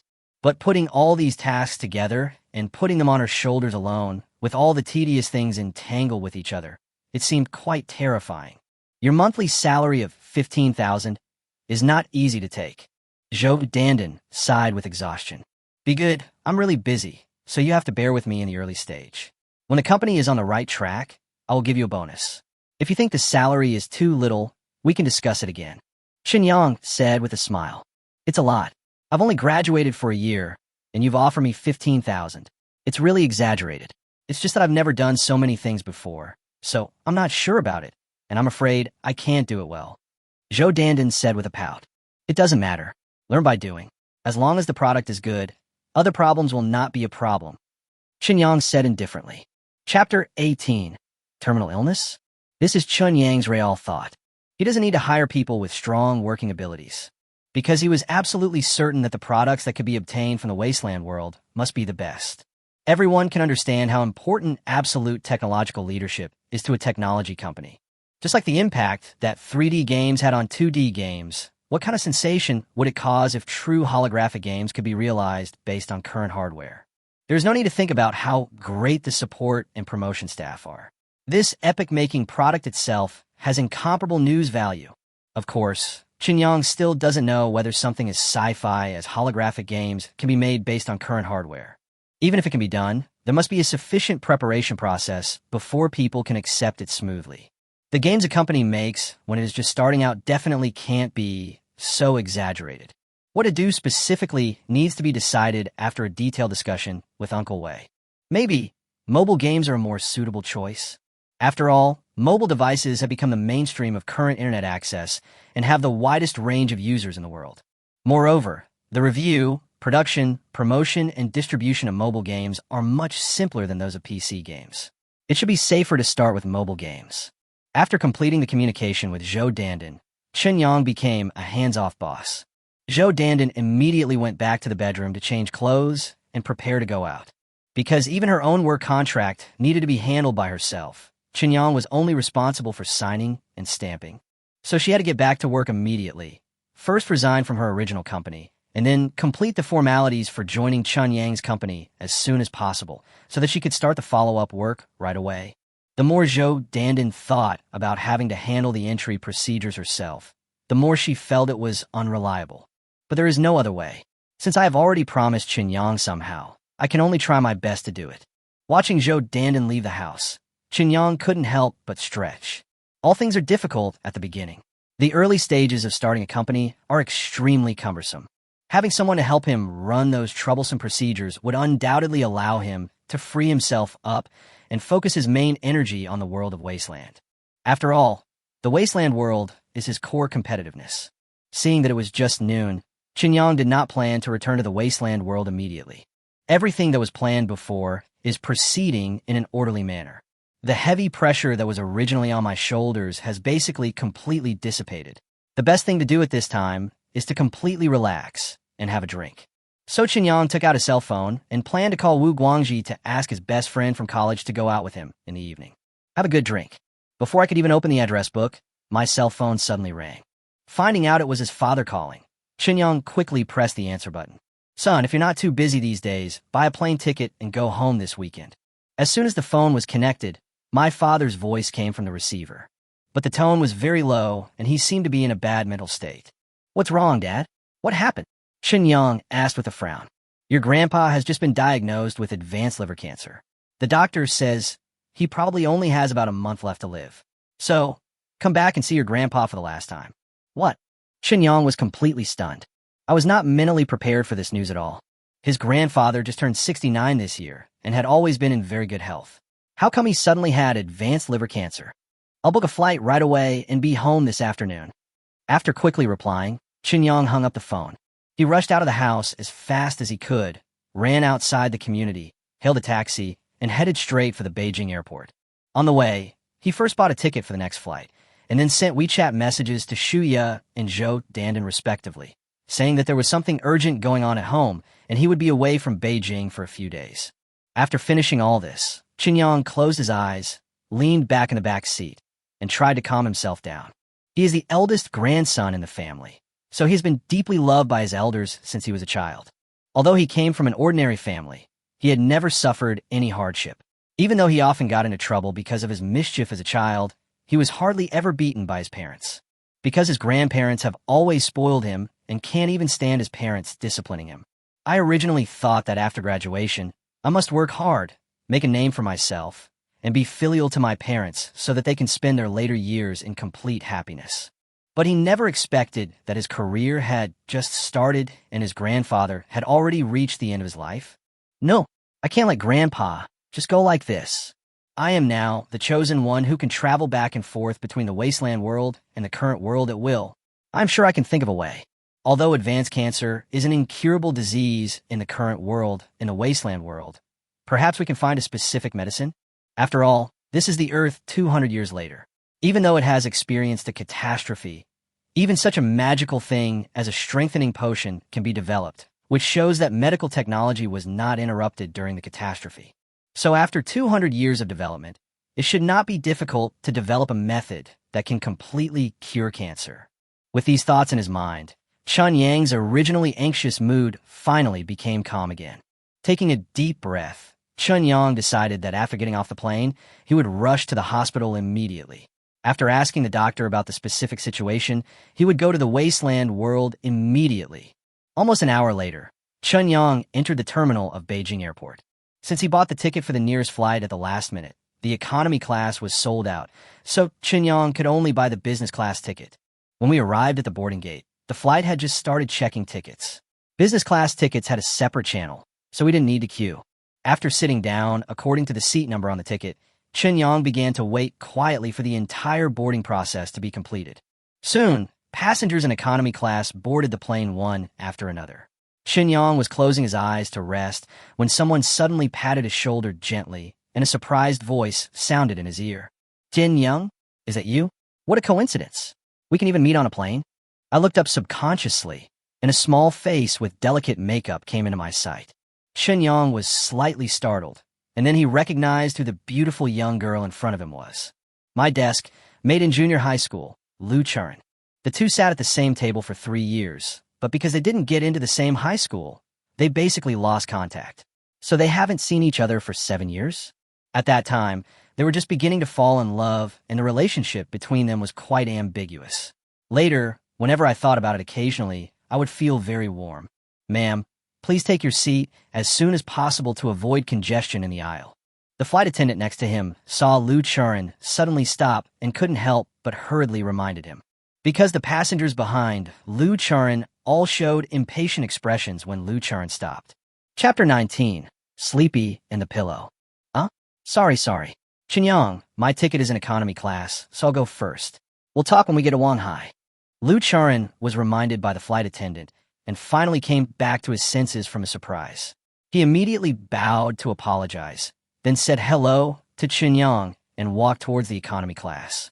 Chun Yang looked at the empty seat next to him, turned around, and asked the flight attendant, "Hello, is the seat next to me sold?" "No, sir. You're the only one of the 4 business class seats in your row that we have sold." The flight attendant replied with a smile on her face. "Is that so? Then please upgrade that beautiful lady to a lower cabin. I'll pay for it and arrange a seat next to me." Chen Yang spoke. The flight attendant was not surprised at all and nodded in agreement with a smile. After a while, Lu Churin sat next to Chen Yang with a look of surprise on his face. "It only takes an hour and a half to fly from Beijing to Shanghai, but you upgraded me to business class. What a waste." Lu Churin whispered in Chun Yang's ear. "As long as the money can make you more comfortable, it won't be wasted. It's been a long time, 7 years, right? Why are you in Beijing? I heard someone say before that you seem to stay in Shanghai to attend university, right?" Chen Yang spoke. "Don't mention it. My father's factory is not doing well, so I came to Beijing to see if I can find a new sales channel." Lu Churin shook his head and then told Chun Yang about his family affairs. As the plane began to taxi and take off, listening to Lu Churin's description, Chun Yang felt that there are really no coincidences in this world. It turns out that Lu Churin's family runs a food processing factory. However, the scale of this food processing factory is not large, employing only about 100 workers in total, and it does not have its own brand, and has been undertaking OEM for various generic food brands. Although many types of food can be produced, the quality and taste are too mediocre. In the past, when all kinds of counterfeit foods were rampant, the factory was still doing well. Even Lu Churin's father had expanded the scale of production several times and took out loans to purchase several different production lines. But in recent years, with the continuous improvement of national income levels, ordinary people's brand awareness has gradually awakened. The market size of copycat brands continues to shrink, and small factories like the Lu families have naturally been hit hard. Up to now, according to Lu Churin, the factory has been making losses for 3 consecutive months. Her father has had difficulty paying off the bank loan and even paying the workers' wages. Even though the family has accumulated a lot of wealth over the years, it can only last for a few more months at most. If they cannot find a new way out, they will inevitably end up bankrupt and liquidated. The reason why Lu Churin came to Beijing was because of a male classmate from college whose family seemed to have some influence in Beijing. Telling her that he could help her family's factory get new orders, Lu Churin made a trip to the capital. But the result was not ideal. The other party had no good intentions at all. On the night that Lu Churin arrived in Beijing, he wanted to get Lu Churin drunk and told Lu Churin that he had to become his lover before he would consider saving Lu Churin's family factory. So, Lu Churin ran out in great anger, barely found a motel, stayed there for one night, and then took a flight back to Wanghai City the next day. As fate would have it, Lu Churin met Qinyang by chance on this plane. After listening to Lu Churin's story, Qinyang really felt like he was sleeping on a pillow. He had been considering finding a food factory for long-term cooperation, specializing in producing some unlabeled food and shipping it to the wasteland, but then he met Lu Churin. If you can meet your own needs while helping your junior high school classmates overcome difficulties, this would obviously be great. So stroking his chin, Qinyang said, "Don't worry, maybe I can sign a long-term food supply contract with your factory." Of course, whether to sign it or how to sign it cannot be decided now. I have to go to your factory to take a look before I can confirm it. Lu Churin was stunned and stared at Qinyang for a long time before he said, "You should be like me, just graduated from college a few months ago, right? What do you do now?" "Ahem, I opened my own company, but it has nothing to do with the food industry. But I do need a large amount of food with a wide variety of varieties. I'll talk to your father about the specific requirements after I visit your factory." Qinyang said it very generally. Seeing that Qinyang didn't want to talk more, Lu Churin couldn't help but feel suspicious. But when he recalled the rather ambiguous relationship between the two in junior high school, Lu Churin suddenly felt as if he had figured something out. With a slightly flushed face, Lu Churin took the initiative to change the subject and chatted with Qinyang about things that happened in school. After not seeing each other for 7 years, there must be some sense of alienation between them. But this sense of alienation quickly disappeared without a trace as the conversation deepened. When the plane began to land and finally slowly stopped on the tarmac of Wanghai Airport, the two had completely regained the atmosphere of being classmates before. Since this plane only flies short-haul domestic routes and is relatively small, it does not have a first-class cabin. The best cabin is the business class. Naturally, passengers sitting in business class will leave the plane first. "Churin, I came back to Wanghai this time because my grandfather was in the hospital, so I had to go visit him. It was urgent, so I had to rush to the hospital as soon as I got off the plane. You should go home and tell your father about my cooperation. If he has no objection, I will take some time to visit your factory tomorrow or the day after tomorrow, and we can contact each other by phone then." After leaving the airport entrance, Qinyang said to Lu Churin, "Okay, go ahead and do your work. I'll wait for your call." Lu Churin nodded and agreed. Qinyang didn't stay any longer and quickly came to the taxi pickup area. After getting into a taxi, he reported the name of the hospital where his grandfather was hospitalized. Although the journey was very urgent, Qinyang did not feel tired at all. The first-level strengthening potion can improve physical fitness comprehensively, making Qinyang instinctively look forward to higher-level strengthening potions. If there is any disadvantage, it is that after using the first-level strengthening potion, Qinyang could clearly find that his appetite increased a lot compared to before. Of course, strictly speaking, this is not a disadvantage. If you have a bigger appetite, you can naturally eat more delicious food. From the perspective of appetite, this is actually a kind of enjoyment. As for Lu Churin's family factory, Qinyang has made up his mind that as long as the food produced is not particularly bad, he will order food from her factory. Anyway, the only requirement of people in the wasteland world for food is that they don't eat dead people. Chapter 20. The wasteland world is a treasure. Lu Churin walked out of the airport hall with a heavy heart and saw her father Lu Qinggan, who was also worried, standing outside the hall door waiting for her. Walking quickly forward and shaking his head at his father, Lu Churin said, "Dad, my college classmate doesn't really want to help our family. He just wants to take advantage of me." Lu Qinggan's face, which had originally shown some expectation, instantly fell. Instead, his expression was a mixture of anger and nervousness. He gritted his teeth and asked, "Daughter, have you been bullied? Don't scare me. If I let you suffer because of the factory, I, your father, will not be able to live.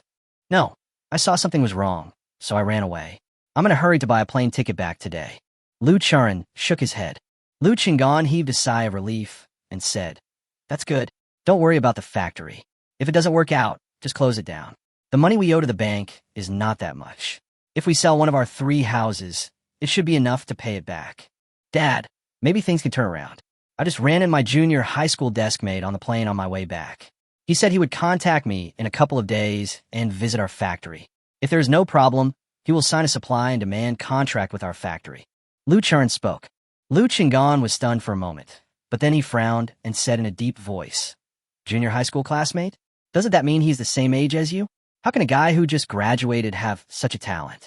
Girl, this sounds like he is trying to deceive you, so don't believe it. Dad, Chinyang is not that kind of person. Just wait patiently for 2 days. There is no other way anyway, right? Lu Charan stamped his feet and scolded. That. Okay, but you are not allowed to go out to eat alone with your classmate. Don't give him a chance to take advantage of you. Lu Chingan said very seriously. Okay, I got it. Let's go home first, and don't make my mother wait anxiously. Lu Charan agreed reluctantly. Chinyang was not aware that in Lu Charan's father's mind, he had become a person with evil intentions. He took a taxi and arrived at the main entrance of the hospital where his grandfather was staying as quickly as possible. After paying the fare, Chinyang ran straight into the hospital. Wanghai City is a standard second-tier city. Although it is far from comparable to Beijing in all dimensions, the medical resources are quite good. The hospital where Chun Yang's grandfather works ranks among the top 3 in Wanghai City in terms of medical standards, especially its oncology department, which is second to none. When Chun Yang arrived at the ward where his grandfather was, he saw his parents and uncle and aunt were all in the ward. In addition to his uncle and aunt, Chun Yang also has a biological aunt. But seeing that grandma is not in the ward, I think my aunt and uncle should have stayed at home to take care of her. What did the doctor say? After entering the ward, Chun Yang saw that his grandfather had fallen asleep on the bed, so he whispered to his father. The cancer cells have completely spread, and there is no cure for the late stage. The doctor said that he can only live for a month at most, and continuing to stay in a hospital would be a waste of money. He suggested that we go through the discharge procedures and let your grandfather spend the last few days at home. At least it will make your grandfather feel better. Chun Yang's father said with a serious expression. At this time, Chun Yang's uncle also came over, patted Chun Yang's shoulder, and said in a hoarse voice, "Wait for your grandfather to wake up, and then go back to Beijing tomorrow. It's not easy for you to work hard outside. It's not good for your development to take a long vacation right after graduation. No one can cure this disease, and you can't do anything here. Anyway, don't be too sad. Birth, aging, illness, and death are all normal. When your grandfather can't hold on any longer, you can come back to see him for the last time and hold a funeral for him, and that will be your filial piety." These words were naturally for Chun Yang's own good. So Chinyang didn't say much, just nodded and said, "I'll go outside and come in to see Grandpa later." After saying that, he turned and left the double room. He quickly found the men's restroom on the current floor, went in, chose a squat toilet, locked the door, and then headed directly to the wasteland world. My eyes blurred and the gloomy and desolate scenery reappeared in my sight. It is still the same location as when we left the wasteland, and time still flows at the same rate. Obviously, this kind of travel has a fixed time dimension. Therefore, no matter how much time passes in the original world, the same amount of time will pass in the wasteland world. At the same time, the place you travel through is not affected by the other world. No matter whether it is the wasteland world or the original world, no matter where you travel through, you will always appear in the corresponding place when you return. Through constant back and forth over the past few days, Chinyang came to the above 2 conclusions. He walked quickly into the gathering place of Gray Rat D not far away, came to the outside of Li Lu's shed, knocked on the door, and without waiting for a response from inside, the anxious Chun Yang pushed the door open and walked in. Li Lu was startled and thought someone was attacking. She was about to punch him, but when she saw it was Chun Yang, she quickly retracted her fist. "Boss, you're here," she said hurriedly. "I went out for a while and brought you a set of strengthening potions that can directly reach the 6th level, so I haven't had time to complete the statistical work you asked me to do before." Chun Yang asked, "That's not urgent. I came back suddenly because I have a question for you." "What's the problem?" "Go ahead." Li Lu looked puzzled. Cancer, can it be cured now? I mean the advanced stage cancer where the cancer cells have spread completely." Chen Yang asked nervously. "Cancer, of course it can be cured. More than 100 years ago, there was a special medicine for curing cancer. I remember that the medical scientist who developed the special medicine won the Nobel Prize. Until the Great Cataclysm, cancer had been classified as a common cell disease. Even for advanced cancer, the cure rate can reach more than 95. Isn't this medical common sense?" Li Lu said as a matter of course. Chapter 21, Ridiculous Questions. Chun Yang's mood completely relaxed. Although he thought on his way back to Wanghai City that with the wasteland world being more than 200 years ahead of his world in terms of technological strength, there should be a high probability that cancer could be cured. But that was just his guess after all. Before getting confirmation, he was still very nervous, fearing that his guess was wrong. Where can I buy this special medicine? Is it sold in Gray Mouse Town? Qinyang asked a little anxiously. You mean the special medicine for curing cancer? The corresponding medicine stopped being produced after the cataclysm. After the cataclysm, food became the only thing that everyone cared about. Only the people in the Doctors Association had the resources and ability to continue to develop various new medicines. As Li Lu spoke, she took out an injection from her bosom and handed it to Qinyang. She then said, for example, this injection of healing medicine can actually treat all diseases caused by cell mutations. Of course, it can also be used to treat cancer. However, if it is used solely to treat cancer, it is really a bit of a waste. Qinyang's eyes lit up, and he took the injection with great joy. Looking at the blood-red liquid inside, he couldn't help but ask curiously, where did this injection come from? Was it also developed by the Medical Association? Yes, when I went out to change the potion for you, I brought a cabbage with me. I also used that cabbage to exchange for this injection of healing potion. I acted without your permission, and I hope you won't blame me. Li Lu bowed to apologize, and then reported to Qinyang in detail about her trip to the settlement controlled by the medium-sized force. Upon learning that Li Lu had exchanged a set of 1st to 6th level strengthening potions for only a cabbage, plus this healing potion, the expression on Qinyang's face suddenly became extremely wonderful. This is really a bargain, right? I just like the inexperienced look of the Medical Association. Boss, I'll give you this set of medicines as well, but you've already been injected with the 1st level strengthening medicine, so you can start with the 2nd level injection. But you need to pay attention that there must be a certain period of time between each injection of the strengthening medicine. This time is not fixed, and it is mainly related to the individual's physique and genetic strength. Li Lu also handed the 6 injections of strengthening potions that she had exchanged back to Qinyang, and then said, there are corresponding grade marks on the needle tubes. You can inject them in sequence according to the grade.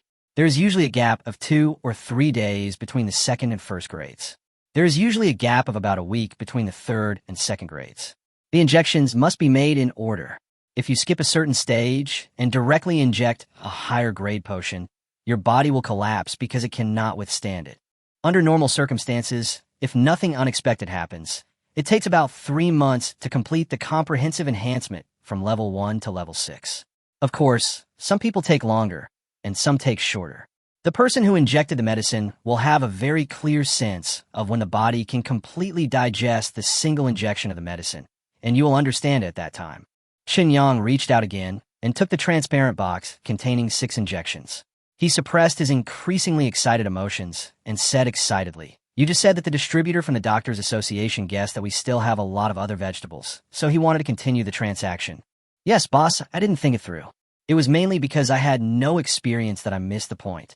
Please punish me, boss. Li Lu said very ashamedly. You're talking nonsense. You've done a great job. It doesn't matter if there are flaws or not.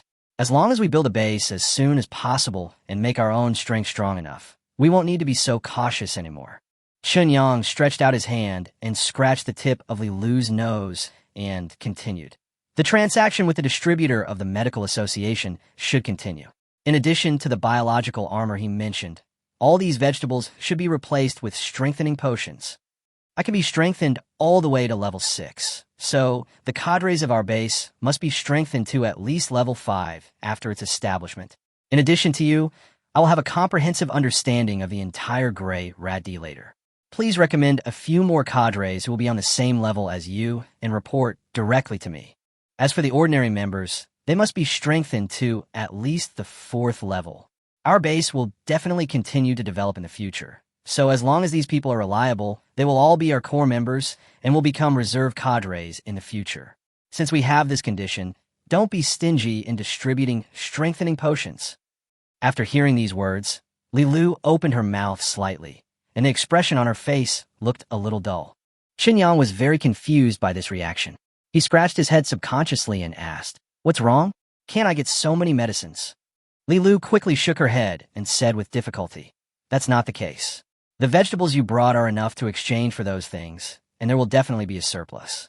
It's just, boss, after you injected the 1st level strengthening potion, You should have discovered that your appetite is much larger now than before the injection of the strengthening potion. Qinyang was stunned for a moment, then nodded and said, "Yes, your appetite has probably increased by 30% to 40%. Li Lu smiled bitterly and said, "This is the side effect of the strengthening potion. I don't know much about strengthening potions, but the Doctors Association does not block some common sense information, so I'm still clear about some of the principles of strengthening potions. In essence, the effect of the strengthening drug is to directly change the strength of the cells in the body of the injector and achieve the purpose of overall strengthening by strengthening this basic biological unit. But this kind of enhancement, while making the injector stronger, also makes the injector's energy consumption more exaggerated. Therefore, the energy replenishment needs of people who have been injected with the enhancement potion are far greater than those of normal people. This is why your appetite has increased. To put it bluntly, if the energy you get from eating 1 kilogram of food is enough for you to consume for a whole day, then after injecting the first level strengthening potion, you'll probably have to eat 1.5 kilograms of food." After listening to Li Lu's explanation, Qinyang suddenly understood. No wonder he felt that his appetite had increased abnormally. But what does this matter? Looking at Qinyang's confused expression, Li Lu knew that her boss still didn't understand the point. But considering that the boss never lacks food, it is understandable that he would not be aware of the real problems and troubles.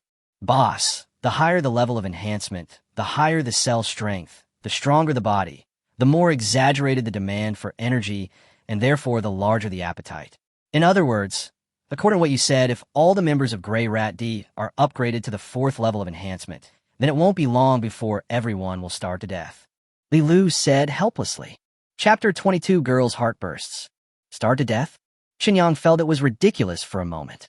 Coming from an era of immense material abundance, Qinyang really couldn't empathize with this word, even though he lives in a world where there are also 1 billion people starving. The food crisis still exists in many countries, but his living environment is too far away from these. It's actually not easy to make him understand this. In this wasteland, it is too difficult to obtain food.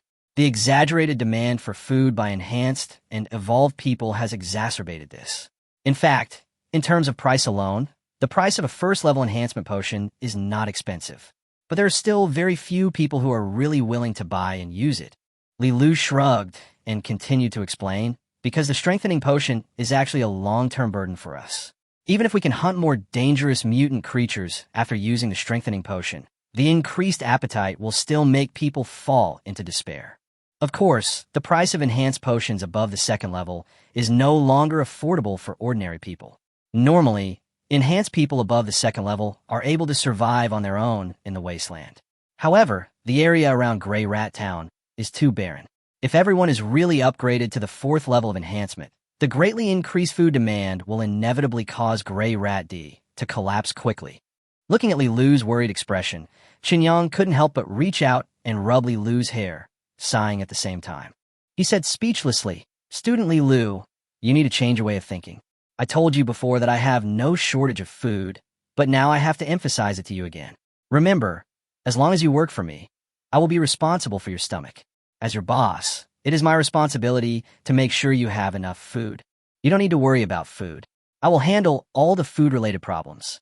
You only need to think about how to build our base and reserve enough space for subsequent development. Once all the people of Grey Mouse D become my employees, I guarantee that the food used to pay their salaries will definitely exceed their daily needs." Qinyang's tone sounded very unquestionable. Li Lu blinked her eyes, and for a moment she felt her heart surge uncontrollably. Ever since she met this inexplicable boss of hers, she has felt a sense of security she has never felt before. So much so that the girlish hearts, which had always been squeezed by the pressure of survival and were almost completely dissipated, seemed to be gathering again. "Boss, thank you." She bowed solemnly, her tone full of gratitude. The two of them soon arrived outside Uncle Wei's shed. Without knocking, he pushed the door open and walked in and saw Uncle Wei looking up something on a handheld smart computer. The translucent virtual screen projected by the laser is suspended in the air, exuding a strong futuristic atmosphere.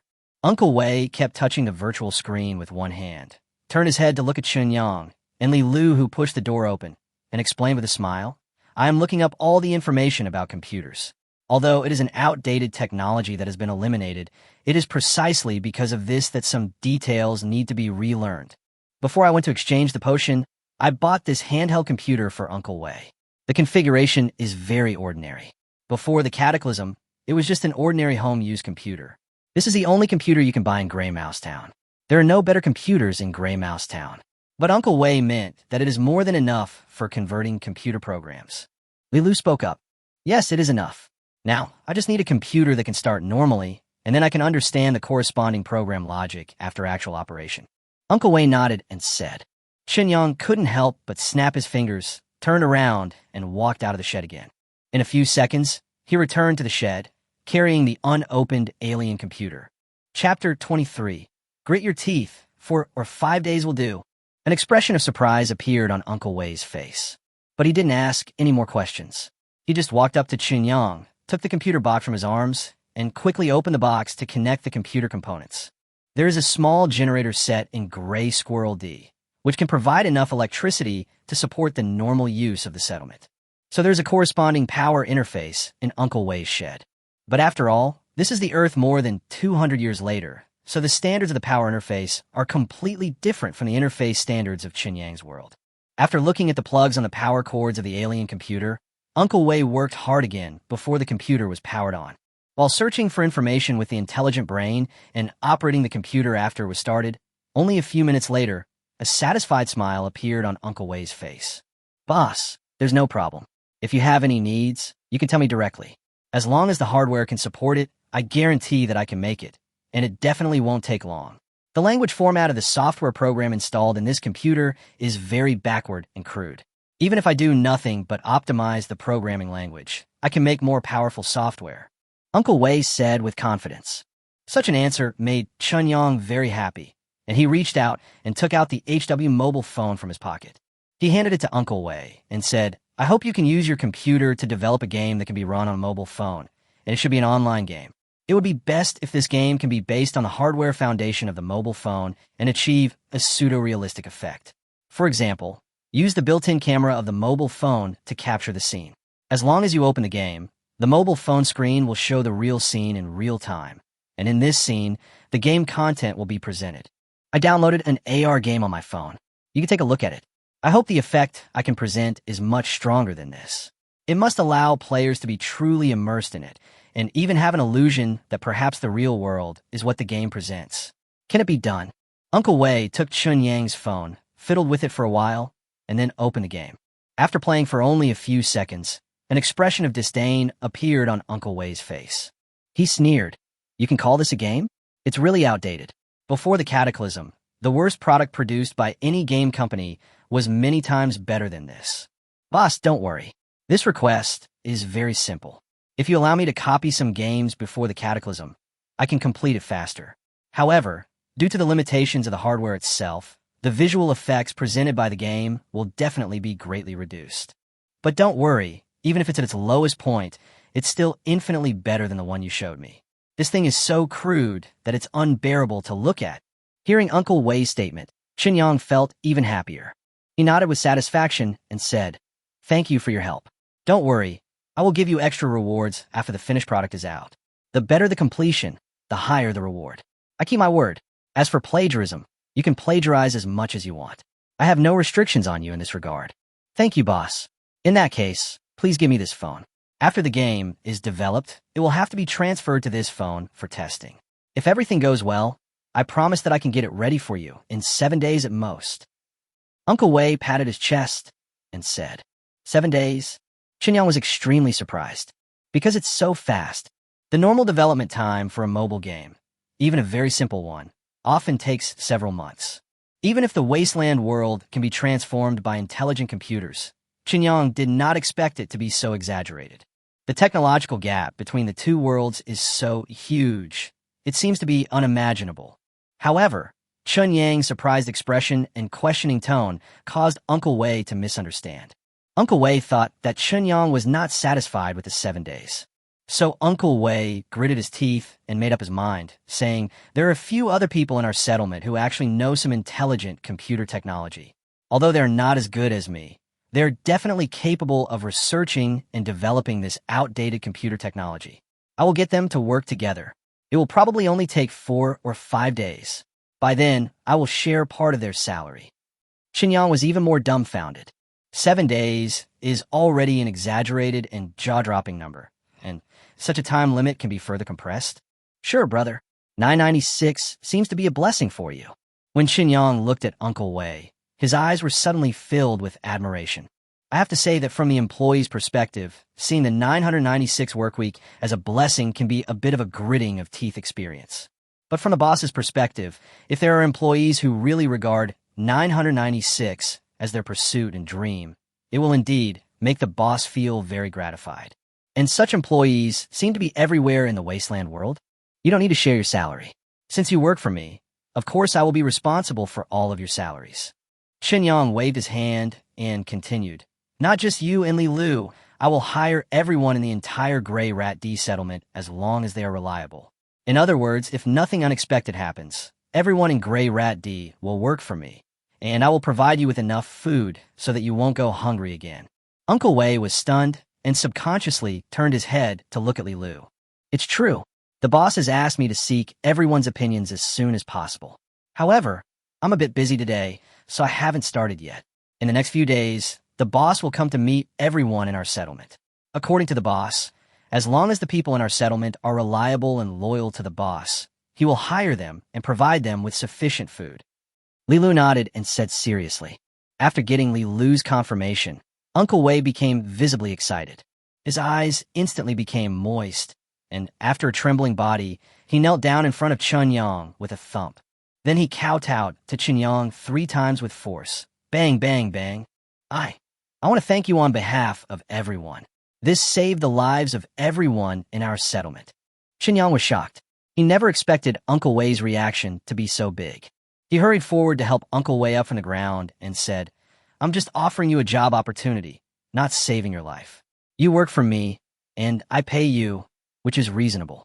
There's no need to do this. No, it is necessary. It will soon be time for Gray Squirrel Town to collect taxes from the settlements below us. If it weren't for you, I'm afraid everyone would be forced to death. Uncle Wei said with tears in his eyes. Tax. Qinyang turned his head and looked at Li Lu. It's nothing, boss. I'll tell you about this after I've communicated with everyone in the settlement. Li Lu Spooka. Okay, I have something urgent to do, so I have to go back first. You guys go about your business. Let's get these things back on track as soon as possible, and then we can live a good life. As Qinyang spoke, he took out his SIM card from his phone and left the phone directly to Uncle Wei, asking him to use it as a test machine for game development. After doing all this, he said a few more words to Li Lu, then took the potions and left the settlement. Chapter 24. Shortened the reinforcement time by half. Uncle Wei and Li Lu were the only ones left in the shed.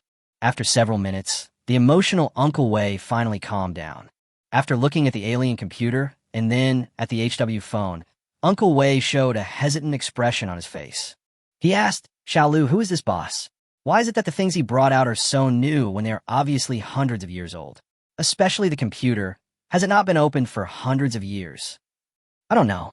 The boss has a lot of secrets, and he obviously doesn't want me to explore them, so I won't think too much about it.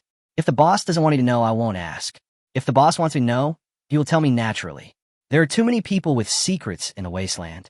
Anyone with a little bit of ability who doesn't have a lot of secrets.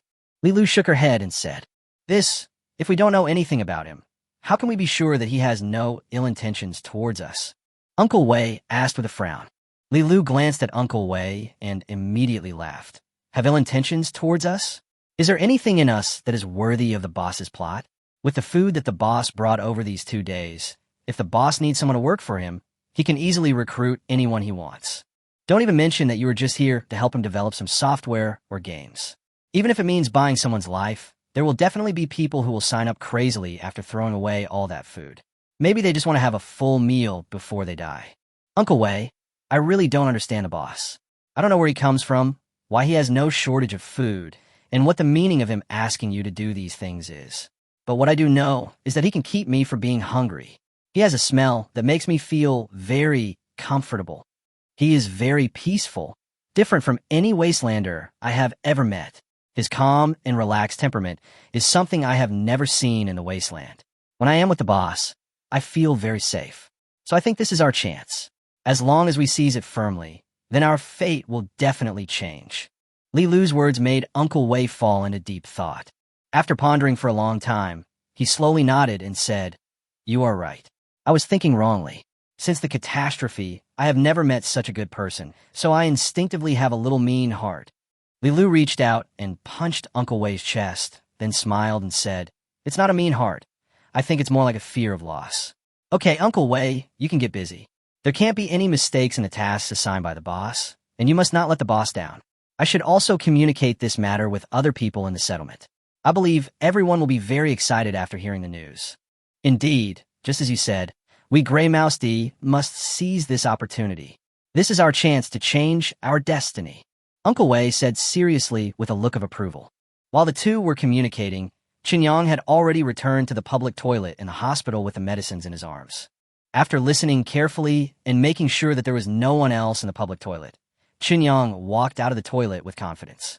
As a result, just after walking out of the public toilet, Qinyang suddenly stopped, because he suddenly felt a warm current surge in his body.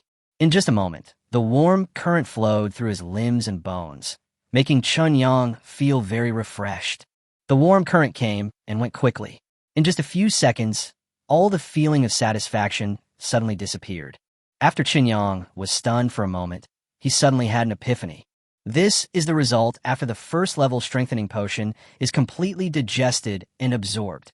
But didn't Li Lu say that a first level strengthening potion would take about 3 days to be fully absorbed? I just injected the first level strengthening potion yesterday, and it has been at full strength till now. It has only been about a day and a half, right? Does this mean that the normal digestion time is shortened by half? What? Qinyang was a little confused, but that didn't stop him from taking out a second-level strengthening potion from his arms, turning around and running back into the public toilet. He hid in the squat toilet and injected himself directly.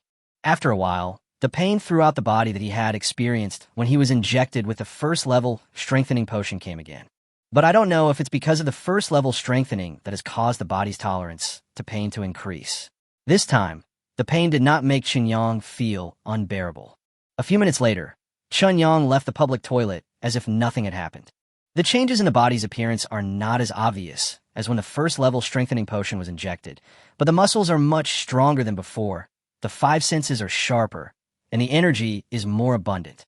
It seems that if nothing unexpected happens, the stage of increasing strengthening level is actually the stage of the body becoming increasingly physically stronger. I don't know if this kind of power can break through the limits of the human body and become a superhero like in foreign comics. Considering the harsh living conditions in the wasteland, the probability is quite high. When I have free time, I must ask Li Lu about matters related to the strengthening potion. Thinking about these things in his mind, Qinyang returned to the ward where his grandfather was. The grandfather who had been in a coma had woken up.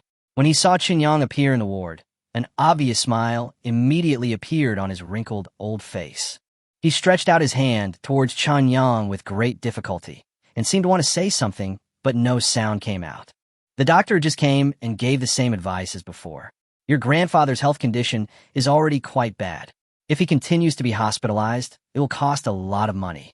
But even if we use the most expensive method, at most we can extend your grandfather's life by about 2 months, and there will be no quality of life at all. The doctor hopes that we can be more rational and not end up with a lot of debts without him dying. Qinyang's father patted Qinyang on the shoulder and continued with difficulty. The doctor is doing this for our own good. He knows that we are an ordinary family and cannot afford such expenses. I discussed with your uncle and aunt and decided to discharge your grandfather from the hospital. You stay here and talk to your grandfather. Your uncle and I will go to handle the discharge procedures. Your mother and your aunt will go home first to prepare dinner. Tonight, let's have a drink. Watching his father and uncle leave the ward, Qinyang took a deep breath and sat down next to his grandfather's bed. He took out the injection of healing potion from his bosom, leaned close to Grandpa's ear, and whispered, "Grandpa, I have to give you an injection. This may cure your illness, but I'm not 100% sure. Are you willing to try?" The old man lying on the bed opened his cloudy eyes, smiled, and nodded without any hesitation. It was just a very slight nod, but the look he gave Chunyang was full of kindness. Chapter 25. Resurrection with full health on the spot. This is a double room, and there's an elderly man lying on the other bed. Beside the old man's bed, there was a middle-aged woman lying there with him. It seemed that due to excessive fatigue, the woman and the old man were both sleeping. After making sure there were no surveillance cameras in the ward, Chunyang aimed the needle at the blood vessel on the back of his grandfather's hand and injected all the healing potion into it. The next second, Chunyang noticed that a blush began to appear on his grandfather's cheeks. His mental state seemed to be better. At least his eyes didn't look so cloudy anymore. The effect of this medicine is really amazing. Chunyang stared at his grandfather blankly and found that apart from his breathing becoming a little rapid, his grandfather did not have any other stress response. After about 5 minutes, Grandpa's breathing returned to normal. Chunyang was about to ask his grandfather how he felt when he saw his grandfather suddenly stretch out his hands to support his body and sit up. What a miraculous medicine. Why do I suddenly feel like all the pain in my body is gone? Leaning back on the hospital bed, Chunyang's grandfather subconsciously touched his body, his face full of incredible expression. Chunyang was delighted, knowing that the healing potion really worked, so he patted his grandfather's hand and said happily, "I'll call the doctor to give you a full body check to make sure you are really fully recovered." After saying that, Chunyang was about to turn around and call a doctor, but his grandfather suddenly grabbed his wrist. "Debeo, if you're really fully recovered, will it bring you any danger?" Although Grandpa is not well educated, he knows that cancer is incurable in the late stage. Grandpa doesn't know where you got that magical medicine from, but it's better to keep it secret, right? Otherwise, there's so many people who get cancer every year. Once the news gets out, you will be in big trouble. Looking at his grandfather's concerned expression, Chunyang smiled and patted the back of his grandfather's hand again. He said it's okay. In medicine, all kinds of unexplained phenomena have occurred countless times. If only one case occurs by chance, it will attract some attention, but it will not be taken seriously. Because the human body itself is very magical, and our science, until now, does not have a very deep understanding of the human body. So, as long as you don't tell me, and I don't tell you, no one will know that you recovered from cancer because of that injection, and the doctor will just think it's a medical miracle. After all, if someone could really cure cancer, he would have been full of honors and could easily become rich enough to rival a country. How could he hide it? What he said made sense. After thinking about it carefully, Chunyang's grandfather finally felt relieved. When he looked at Chunyang, there was a hint of deep pride in his eyes. Chunyang knew that his grandfather must have misunderstood something. But let it be a misunderstanding. There is no way to explain this matter. Instead of forcing myself to find unreliable reasons, it would be more convenient to let Grandpa fill in the blanks on his own. As for the healing potion, Chunyang has no plans to sell it in the current world for the time being.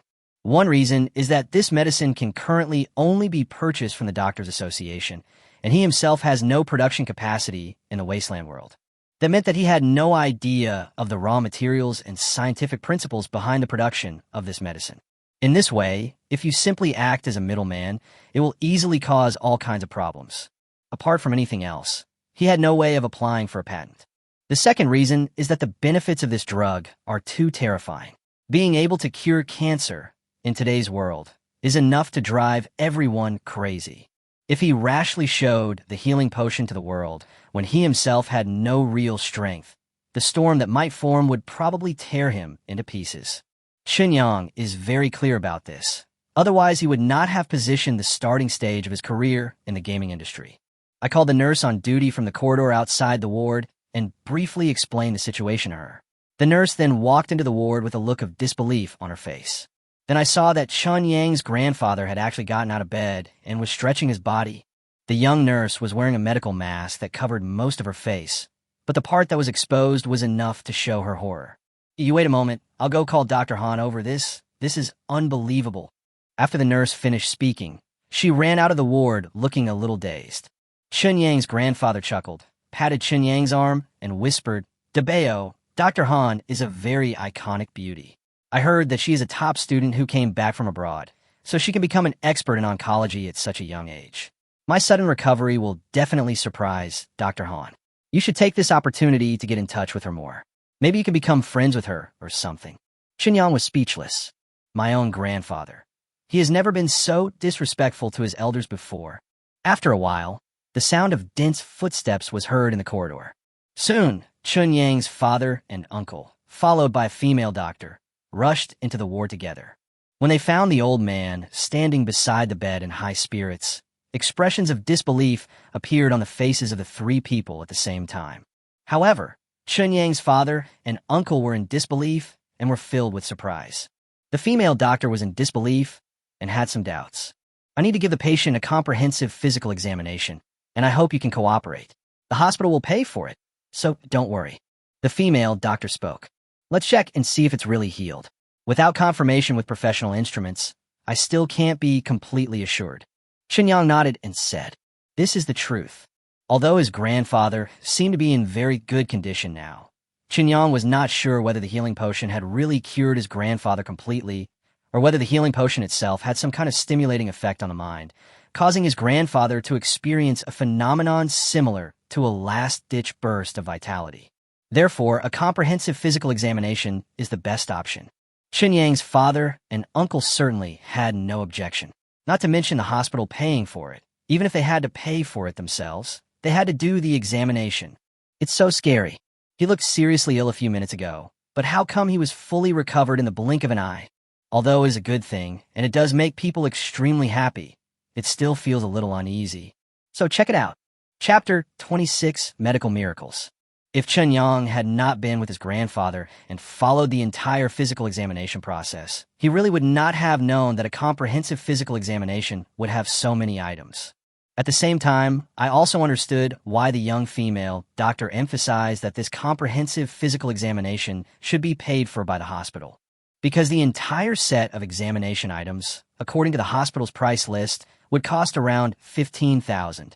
Just a CT scan for tumor screening costs more than $7,000. Such a price tag is still a bit unaffordable for ordinary families.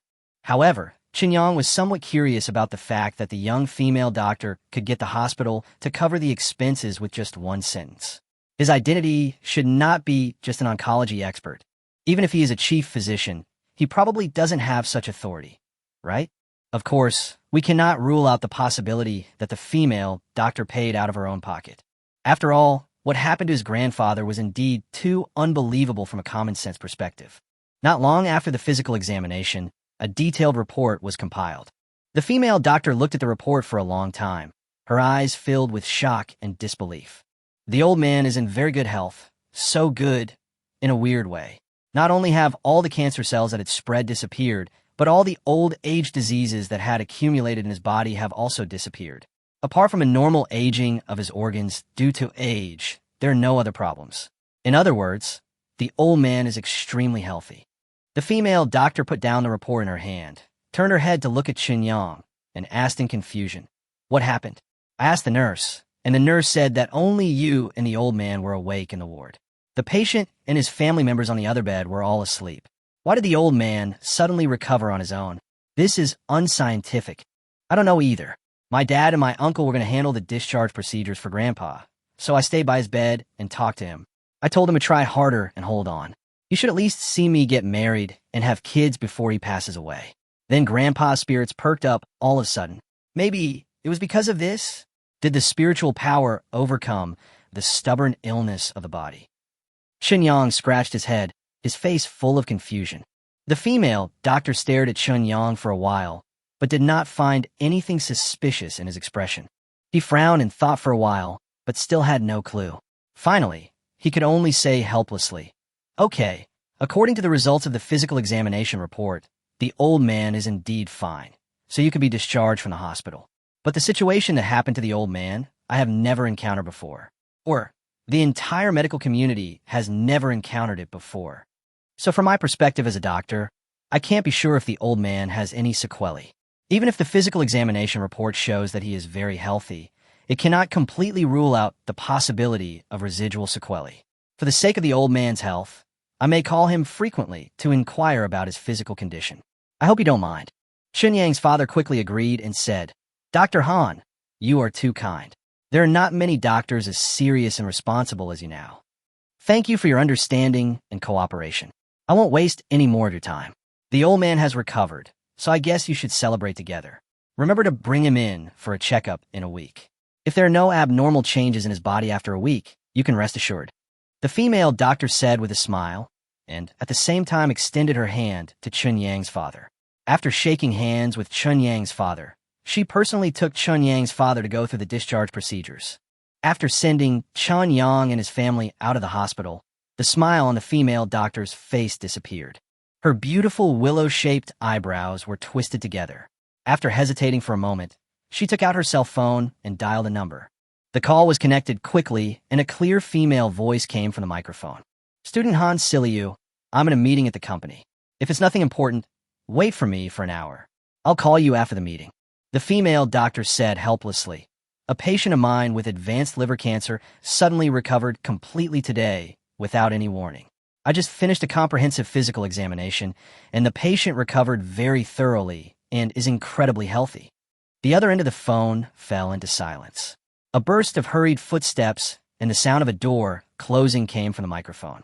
Then the person on the other end of the phone spoke again. "Can you find a reason for recovery? What medicine did you take? What kind of treatment did you receive? These are all recorded, right?" "Yes, but I can be 100% sure that the patient's sudden recovery has nothing to do with the treatment plan I gave. So I don't know why the patient recovered." The female doctor spoke.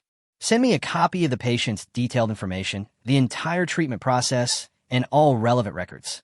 The person on the other end of the phone spoke very quickly. Xin, I can give you this information, but you must not disturb the patient's normal life. That would violate my medical ethics. Your grandfather's body should be able to hold out for another 6 months. Instead of pinning your hopes on such an illusory cure, in my opinion, it is better to use the last 6 months to get everything in order." The female doctor said in a deep voice. "See, Lu, if it could really be arranged, I wouldn't have to be so anxious. You know the current situation of our Chu family, and I have never hidden it from you. As long as Grandpa is here, the connections and relationships are there, and the incense and love are there. The Chu family, this big ship, will have a chance to turn around and change its course. But if Grandpa is really gone, half a year is far from enough." The tone on the other end of the phone sounded a little sad. Now it was the female doctor's turn to be silent. After a few seconds, the female doctor spoke again. "I will send you all the information in a moment, but you will not be able to find any problems through that information. Although the medical level in Beijing is far higher than that in Shanghai, if we only look at the oncology department, the experts in Beijing are not better than me. If you must start the investigation from the patient himself, I personally suggest that you start with the patient's grandson." "Grandson?" "Yes. The patient's name is Chun Jianjun. He is 69 years old. From the time he was hospitalized to the time he was diagnosed, the changes in his physical condition have always been in line with normal rules. However, today, the patient's grandson Chun Yang came to the hospital, and then Chun Jianjun suddenly recovered completely. I think there must be some connection between them. The patient's recovery must be closely related to his grandson, Chun Yang." The female doctor said seriously.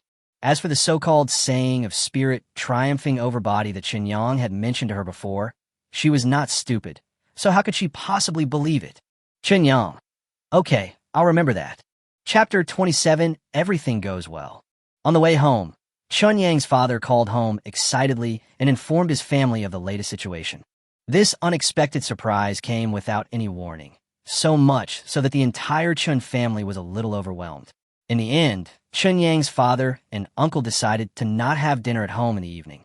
"I found a nice restaurant near my home and asked for a private room so that I could celebrate properly.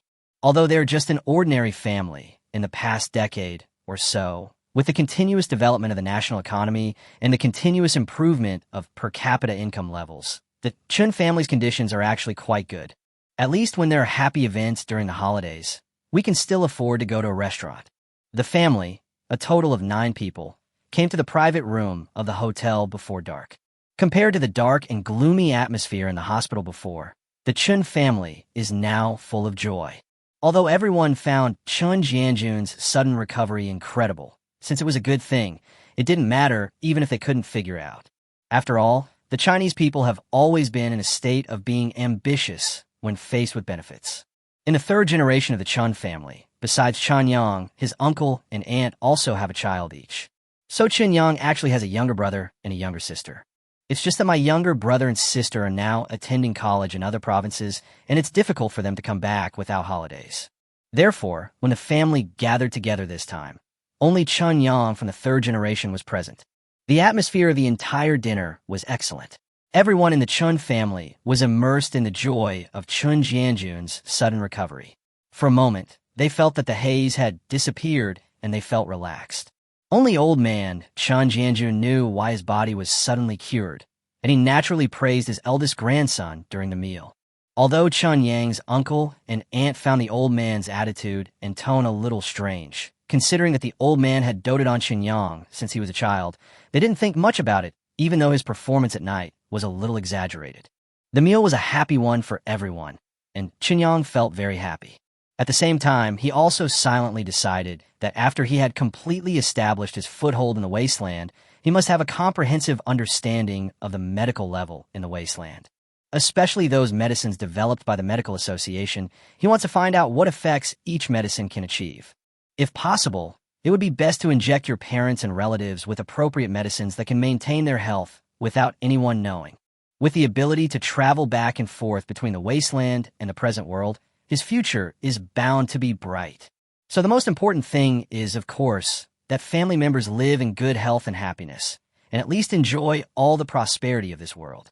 The tragedy of a son wanting to support his parents, but they are no longer around, must never happen in the Chun family. The meal lasted until midnight, and the whole family, including Chun Yang's grandfather Chun Jianjun, drank a lot of wine. Seeing that everyone was obviously drunk, Chun Yang secretly paid the bill, then started hailing taxis and sent everyone home one by one. In the next 2 days, Chun Yang first bought a latest HW mobile phone, and then went to the wasteland world during the day. Under the guidance of Li Lu, he met every survivor in Gray Squirrel D one by one. While getting to know these survivors initially, they will personally distribute part of their advance compensation to them, then paint a beautiful future for these survivors and tell them what they need to do. Under Chun Yang's promise, there were indeed real benefits, which made the entire Gray Squirrel D fall into a frenzy of excitement. In total, there were only 213 survivors of Gray Squirrel D.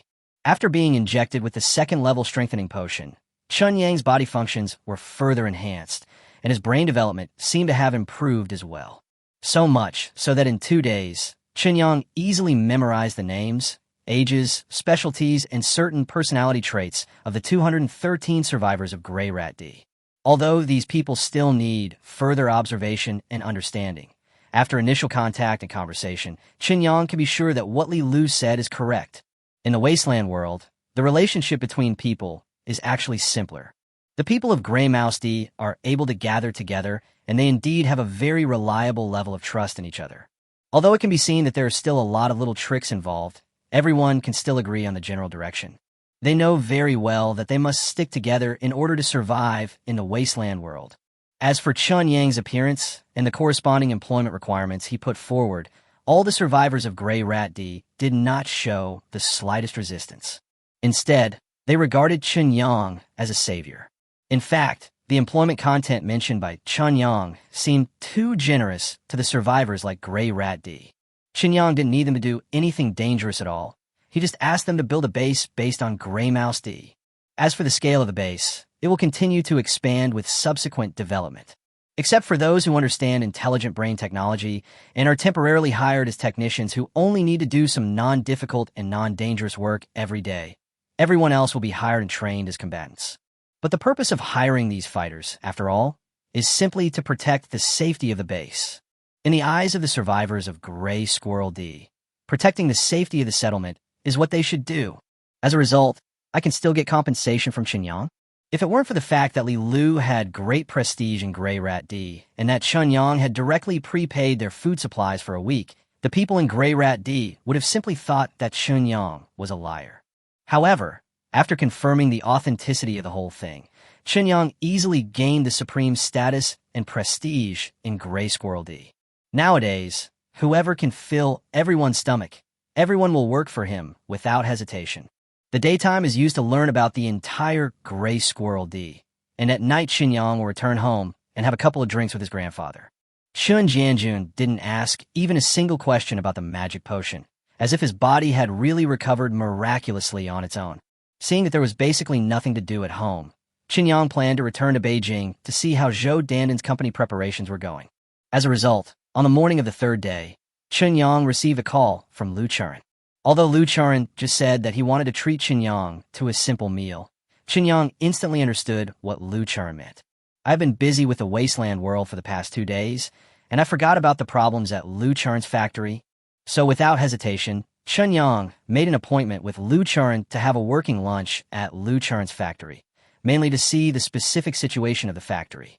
Chapter 28 Heavy Losses. Actually, I was just about to call you, but you called me first. This really made me feel a little embarrassed, as if I had forgotten about you. Chunyang sat in the passenger seat and spoke to Lu Churen, who was driving with a smile. A new Volkswagen Passat, more businesslike, should be the car of Lu Churen's father, and Lu Churen drove it out to pick someone up. After making an appointment over the phone to have a work lunch at the factory near Lu Churen's home, Lu Churen drove directly to the gate of the community where Chunyang lived. It was only after Chunyang got in the car that he realized that Lu Churen must have been dressed up carefully. It looks and tastes quite amazing. Lu Churen rolled his eyes at Chunyang. I drove the Passat onto the national highway and headed towards the suburbs. The food processing factory opened by Lu Churen's family is located in a very remote area, in a so-called industrial park in a county-level city under the jurisdiction of Wanghai City. The reason why they chose such a remote place to open a factory is naturally because the rent is cheap. On the way, Lu Churen gave Chunyang a detailed introduction to the specific situation of his own factory, allowing Chunyang to have a comprehensive understanding of the factory as a whole. There was basically no reservation, and the factory's own disadvantages and current difficulties were all explained in detail. Because Lu Churen didn't want to hide anything from Chunyang about this matter. She didn't want her embellished and biased statements to influence Chunyang's judgment.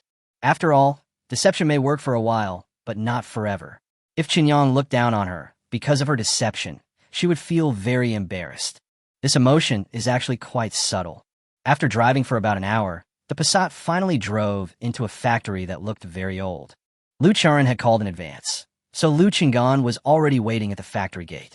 Although he felt that Chunyang was unreliable and there was a high possibility that he had ill intentions, Lu Chingan still did his best to save face.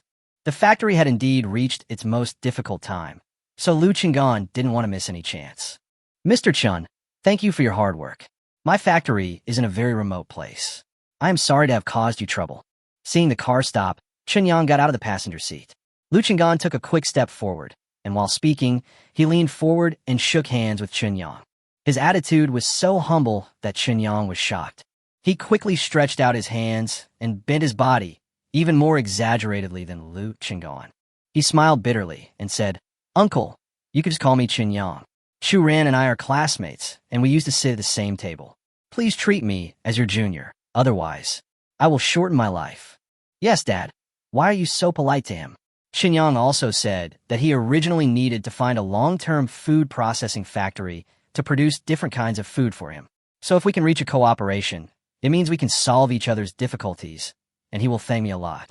Lu Churen also got out of the car, and when he saw his father's appearance, he couldn't help but say unhappily. Lu Chingan glared at Lu Churen, but did not scold him. He just smiled at Chunyang and said, "Let's talk about our own affairs. Although you are my daughter's classmate, if we really reach a cooperation, you will be my business partner. How can I treat you as a junior? Okay, let's not talk about this. Come on, I'll take you to see the situation in the factory first." Chunyang spread his hands helplessly towards Lu Churen, then walked side by side with Lu Chingan to tour the entire food processing factory. To be honest, the factory is very small and shabby, and the machines on the production line seem rather outdated. Due to continuous losses, most of the hired workers have been dismissed, and now there are only about 20 or so people left. And the food production area may not even meet the proper hygiene standards. However, this is also a problem that is difficult for small factories to avoid. If all standards are implemented in accordance with the law and regulations, small factories will basically have no competitiveness. The resulting cost increase is enough to easily destroy these small factories. Chunyang didn't look too carefully. After taking a quick look, he followed Lu Chingan and Lu Churen to the factory's employee cafeteria. At least one thing is certain. That is, Lu Churen did not lie to him. The situation of the entire factory was exactly the same as what Lu Churen had described on the road. "Xiao Chun, you're my daughter's classmate, so I won't say those polite words. Let's just say what we have to say. As for the factory, this is the situation. My daughter should have told you about the disadvantages. The advantages, there are no advantages. The difficulty is that the factory cannot receive any decent orders due to the lack of any competitive advantages, so it has fallen into a loss-making situation. Lu Qinggan asked the chef in the cafeteria to prepare a table of dishes, and then opened 2 bottles of white wine. While pouring wine for Qinyang, he spoke with a slightly heavy voice. Qinyang held the cup in both hands, and after Lu Qinggan finished speaking, he asked, "Uncle, I want to know, based on the fixed cost that your factory needs to pay now, how many orders do you need every month to ensure that the factory can continue to operate healthily?" Lu Qinggan was stunned for a moment. Then he looked up and began to calculate carefully in his mind. After a while, Lu Qinggan put down his wine glass and said, "There is currently 1 chef in the canteen, and there are 24 workers left on the assembly line, plus 2 team leaders and an accountant who is responsible for the factory's finances. They have to pay for their staff salaries, factory rent, bank loans that need to be repaid every month, material costs, and other miscellaneous expenses. We need at least 300,000 orders every month to ensure that the factory does not make a profit or a loss." 300,000? Well, it's not that big. How many orders can the factory get every month now? Qinyang stroked his chin and continued to ask. "It's not big, but the market for counterfeit food has been sluggish in the past 2 years, causing a cliff-like decline in orders. At present, my factory can only receive orders of about 100,000 to 150,000 per month, which means that I have a net loss of 150,000 to 200,000 per month. This is really not affordable," Lu Qinggan said with a wry smile. Chapter 29, Contract Signing. In other words, as long as I can provide you with 150,000 to 200,000 orders every month, your factory can survive? Qinyang continued to ask. Lu Qinggan was stunned. Really, Qinyang's way of asking questions didn't sound like he was negotiating a business deal at all. In a normal transaction, shouldn't party A raise the demands and difficulties, and then party B provide the solutions? How come this is completely reversed? It became that the party B, raised the current difficulties, and then Qinyang, the potential party A, asked for feasible solutions? Who is party A and who is party B? Well, in theory it is true. Lu Qinggan nodded and said, "Is that so? That problem is easy to solve. We can sign a contract. Your factory will provide me with food worth 300,000 yuan every month. There is no limit to the types. You can produce anything as long as it is edible. This order is enough to ensure that your factory can survive, and the existing orders that you can obtain can become the real source of profit for your factory. In this way, your factory can have a basic order of 400,000 to 450,000 every month. And the 300,000 order is not fixed. It is just my minimum requirement. In the future, as time goes by, I will continue to adjust the total order volume according to my needs. It will only increase, not decrease. This can be written into the contract," Qinyang said with a smile. Such a statement completely stunned Lu Qinggan. Looking at Qinyang stupidly, his entire mind seemed to be frozen. After a long while, Lu Qinggan suddenly stood up from his chair with an extremely excited look on his face and said in a trembling voice, Are you telling the truth?" "Of course it's true. Uncle, you can have someone prepare the contract right now. We'll sign it right after dinner. I'll sign the purchase contract with you in my personal name so that I can deposit the advance payment directly into your factory's account as soon as the contract is signed." Qinyang nodded. Lu Qinggan couldn't help but take a few quick deep breaths. Then he picked up the full wine glass in front of him and raised it towards Qinyang. It seemed that his emotions were beating so violently that he couldn't say anything. He could only tilt his head back and drink up the 2 glasses of liquor. After drinking it, Lu Qinggan still felt that just a glass of wine could not express his inner gratitude. So he quickly filled his second glass and drank it in one gulp without saying a word. This process repeated itself, and in just a few seconds, the third glass of wine also went into Lu Qinggan's stomach. He drank 3 cups in a row, a total of 6 taels of high-proof liquor, so quickly that Lu Qinggan, who was under the test of alcohol, couldn't help but feel a flush on his face. After swaying his body, he sat back in his chair with a happy smile on his face. Lu Churin on the side hurriedly opened a bottle of mineral water for Lu Qinggan, handed it to his father with a distressed look on his face, and glared at Qinyang with a reproachful look. Qinyang suddenly felt worried. "Your dad is going crazy. It's not my fault. But Qinyang also knew that the most reasonable thing in the world was not to try to reason with a woman. So he could only pick up his wine glass, point it towards Lu Qinggan, and then imitate Lu Qinggan and drink 3 glasses in a row. Seeing Lu Qinggan drinking in such a heroic way, Lu Churin felt distressed but not surprised. After all, she knew very well how much her father could drink. He could drink at least 2 kilograms of 52 proof liquor. But when Qinyang drank in this way, she was really dumbfounded. Are you crazy? Do you know how to drink? Do you want to go to the hospital after drinking like this? Lu Churin couldn't help but stand up from his seat, opened another bottle of mineral water, and quickly handed it to Qinyang. Qinyang smiled at Lu Churin and said, "Your father suddenly drank 3 cups in a row, so as a junior, I can only accompany him. You should not care about me, but your father. His body feels good." The 6 ounces of strong liquor only made him a little tipsy, not even to the point of being drunk. Obviously, the overall improvement of the body by the strengthening potion has greatly enhanced his tolerance to alcohol. Otherwise, if it was his normal alcohol tolerance, about 3 or 4 bottles of beer, he would have begged for mercy. You two are really something. There's no one around, so how can you drink like that? This is so harmful to your health. Lu Churin looked at Qinyang, then at his father, and said with dissatisfaction, "No, outsiders." Lu Qinggan narrowed his eyes and looked at Lu Churin with a playful expression. Although he could drink a lot, drinking like this still made him get drunk easily. What's more, after getting Chen Yang's promise, the heavy pressure that had been weighing on his heart during this period of time was finally lifted. He suddenly relaxed, and naturally it was easier for him to get drunk. So the alcohol made him lose his composure, and he started teasing his daughter instead. Lu Churin also realized the grammatical error in his words, and couldn't help biting his lip and said angrily, "I'll eat by myself. I don't want to bother with you." TSK, you're actually shy? That's rare. Come on, Qinyang, let's drink together. Don't worry about her. You can drink a lot. At your age, you can drink so much. You must be gifted. Drink with uncle today. Lu Qinggan shook his head and looked at Qinyang and said, "Okay, but uncle, please be lenient with me. If I get really drunk, I'm afraid I'll have to trouble Chu Ran to take me home." Qinyang said with a smile, "Send you a ghost. Just drink yourself to death." Lu Churan glunged at Qinyang. Lu Qinggan laughed and pulled Qinyang to drink again. The meal lasted more than 2 hours.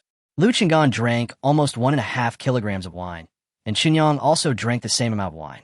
Lu Churin rolled his eyes frequently, but didn't know how to dissuade him. Finally, after the meal, the purchase contract that Lu Qinggan had asked someone to prepare during the meal was delivered in due time. There are not many clauses, and the content of the contract is very simple.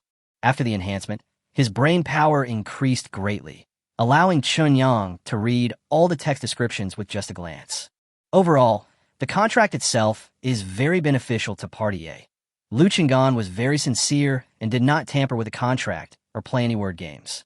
Therefore, after taking a quick glance, Qinyang took the pen without any intention of looking at it carefully, signed his name, and put his fingerprints on the contract.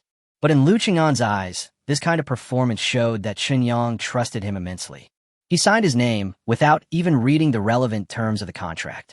This touched Lu Qinggan deeply, and his favorable impression of Qinyang doubled. Chapter 30, Love from Party A's Father. After the contract was signed, Qinyang did not delay. The first month's payment for goods, a total of 300,000 yuan, was immediately deposited into Lu Qinggan's factory account. When Lu Qinggan learned that the factory account had received the money, he felt like he was about to cry uncontrollably. He suppressed his emotions and shook hands with Qinyang vigorously, but he knew that the words of thanks were too pale, so he couldn't say them at all. Qinyang understood Lu Qinggan's feelings very well. After all, a party like him should never have appeared before. Normally, when such a supply contract is signed, the full amount is rarely paid. Basically, you pay a small advance payment and then ask the manufacturer to start production. The remaining money will be paid after delivery and confirmation that there are no problems with the goods. Even many powerful parties will defer payment for goods. As for the length of the deferral, it depends on the conscience of the party A. Of course, Qinyang didn't intend to do that. These foods were what he urgently needed, and he was also planning to help Lu Churin to the best of his ability, so there would naturally be no problem in paying for the goods in advance. Not just this time, But at the beginning of every month thereafter, he would directly deposit the payment for the goods into Lu Qing'an's factory account. As for the fact that he only had about 4 million in cash on hand, it seemed that the monthly expenses for buying food would be a bit of a problem, but Qinyang was not worried at all. The gaming industry is one of the industries with the most abundant cash flow. As long as the wasteland world produces products and starts operating smoothly in the current world, Qinyang believes that the cross-era technological advantages will inevitably bring insufficient returns soon. Therefore, you don't need to worry about the cost of buying food. Uncle, this is a fair trade. You don't have to worry about it. I can assure you that I really need these foods. Of course, any food will do, so you don't need to think too much about it, as long as the variety is richer. Qinyang held Lu Qing'an's hand and continued with a smile. Of course, I have some requirements for the food itself, but don't worry, they are not quality requirements. You can decide the quality of the food. As long as it doesn't kill people, I have no objection. But I hope that all the food packaging is as simple as possible. To put it simply, all food packaging does not need any decoration or text logo. No trademark, no production date, no ingredient description. Do you understand what I mean? I know this is not compliant, but it doesn't matter. This is what I want. Qinyang's request completely confused Lu Qing'an. After being stunned for a moment, he confirmed with Qinyang and received an extremely affirmative answer from Qinyang. Knowing that Qinyang was not wrong, Lu Qing'an's head was full of question marks for a while. But Party A is the father of the god. It is Party B's natural responsibility to meet all reasonable and unreasonable requirements of Party A. Therefore, even though he couldn't figure it out, Lu Qing'an didn't ask any more questions, but agreed without hesitation. This requirement will not only not cause him any trouble, but will make his production more efficient. In addition, Qinyang did not make any mandatory regulations on the types of food production, which meant that he did not need to worry about any backlog of raw materials in the factory. On the basis of completing other orders, if there are any raw materials left over from other orders, they can all be used to produce food for Qinyang. It is no exaggeration to say that Qinyang's several requests were not requests at all to him, but seemed to be purely to help him solve and share the difficulties. He took Qinyang to drink some tea, and then at Qinyang's request, he asked his daughter to drive Qinyang home. Watching the Passat go away, the drunkenness on Lu Qing'an's face disappeared, replaced by a thoughtful expression. First, he called the raw material supplier and asked him to increase the supply of raw materials starting from this month. Then, he hung up the phone amid the supplier's deliberately flattering words. Lu Qing'an paced around the factory. After about 2 hours, Lu Qing'an drove the Passat back to the factory. Lu Qing'an immediately went up to her and asked, "Girl, are you and this Qinyang really just junior high school classmates?" "Yeah, what else could it be?" Lu Qing'an looked puzzled. "Daughter, tell me the truth. Are you two in a relationship?" "Don't worry, I won't interfere in your relationship affairs now. I interfered in you before because you had to focus on your studies. Now that you have graduated, it is normal to be in a relationship. I won't say anything." Lu Qing'an asked, blinking his eyes. "In love? Dad, are you crazy? Qinyang and I haven't seen each other since we graduated from junior high school. We have almost no contact online. This time we met by chance on the plane. How can we be in love?" Lu Qing'an found it ridiculous. "That's weird. If you two aren't in a relationship, why would he help our family so much?" A conflicted expression appeared on Lu Qing'an's face. What he told me was that he just needed a food processing factory to provide him with a fixed supply of goods. So this is a mutual help. Lu Qing'an raised his eyebrows. "Silly girl. He signed a supply contract with us in his personal name, which means that all the food was not bought by the company, but by him personally. So what is the use of all that food? Donate it to the mountainous areas?" Lu Qing'an shook his head and continued.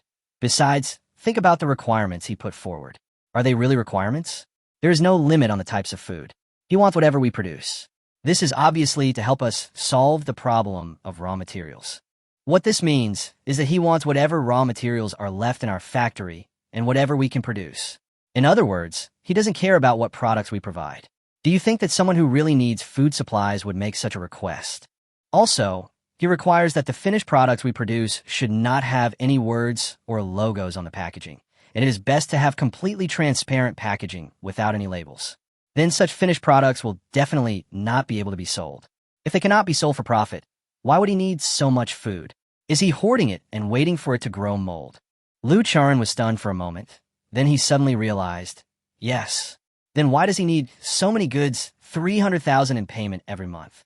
It should be tens of thousands of kilograms of various foods, right? And he can't sell them, and it's even more unrealistic to keep them for himself.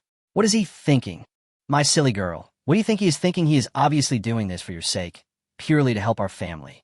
Even if you're not in a relationship, he must have feelings for you. Otherwise, there would be no need to go to this extent. Lu Chengan said with a sigh. Lu Charan opened his mouth, and his heart skipped a beat for no reason. Is it really like this? Chapter 31, Everything is Ready. Having solved the food supply problem, Chen Yang was in a very good mood. Judging from the current size of the survivors in Gray Squirrel D, 300,000 worth of food each month is enough to feed all the survivors in Gray Squirrel D. And there should be quite a bit of surplus left. These surplus foods can be traded with others, exchanged for all the resources needed for Gray Rat D to build a base, especially those strengthening potions. As for the future, as the scale of Gray Squirrel D expands, the problem of increased food demand can be completely handed over to the Lu family's food processing factory. Anyway, as long as there is money, the factory can easily increase its production capacity, so there is no need to worry about this. After decades of rapid economic development, the vast majority of domestic industries will only face the problem of overcapacity and will never face the dilemma of insufficient capacity. After returning home and talking with his grandparents and parents, Chen Yang bought a ticket back to Beijing that day. On the way to the airport, I received a call from Zhou Dandan. On the phone, Zhou Dandan detailed the progress of work in the past few days. The office space has been rented, and in order to start work as quickly as possible, Zhou Dandan directly rented the space that suddenly became vacant. The office facilities inside are all available, and when the time comes, you only need to replace the company name and logo.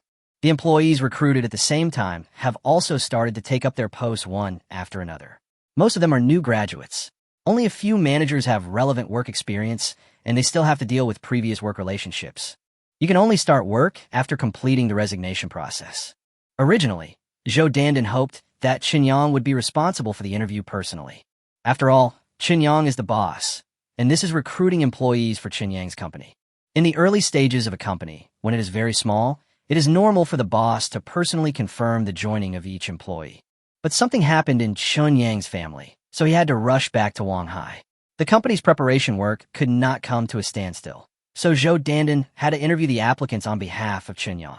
It is no exaggeration to say that although it was only a few days, which seemed very short, Zhou Dandan had already received very good training. Many times, if you don't push yourself seriously, you don't know how good you can be. Chen Yang was very satisfied with Zhou Dandan's work progress. If they continued at this pace, after a few days, when Wasteland World had completed the first game, Chen Yang Technology Company should be able to distribute it directly. As for the continuous testing process that a normal game company needs to have, which requires opening up players' game permissions to a limited extent to find various bugs in the game, Chen Yang does not think his company needs it. He believed in the technical prowess of the programmers in the Wasteland, and believed that the game code, converted through the intelligent brain, would definitely be very complete. Otherwise, it would be too unfair to the 200 years of technological accumulation, right? Although Zhou Dandan repeatedly emphasized on the phone that she hoped Chen Yang would be in charge of the subsequent recruitment of personnel, Chen Yang himself had no interest in this.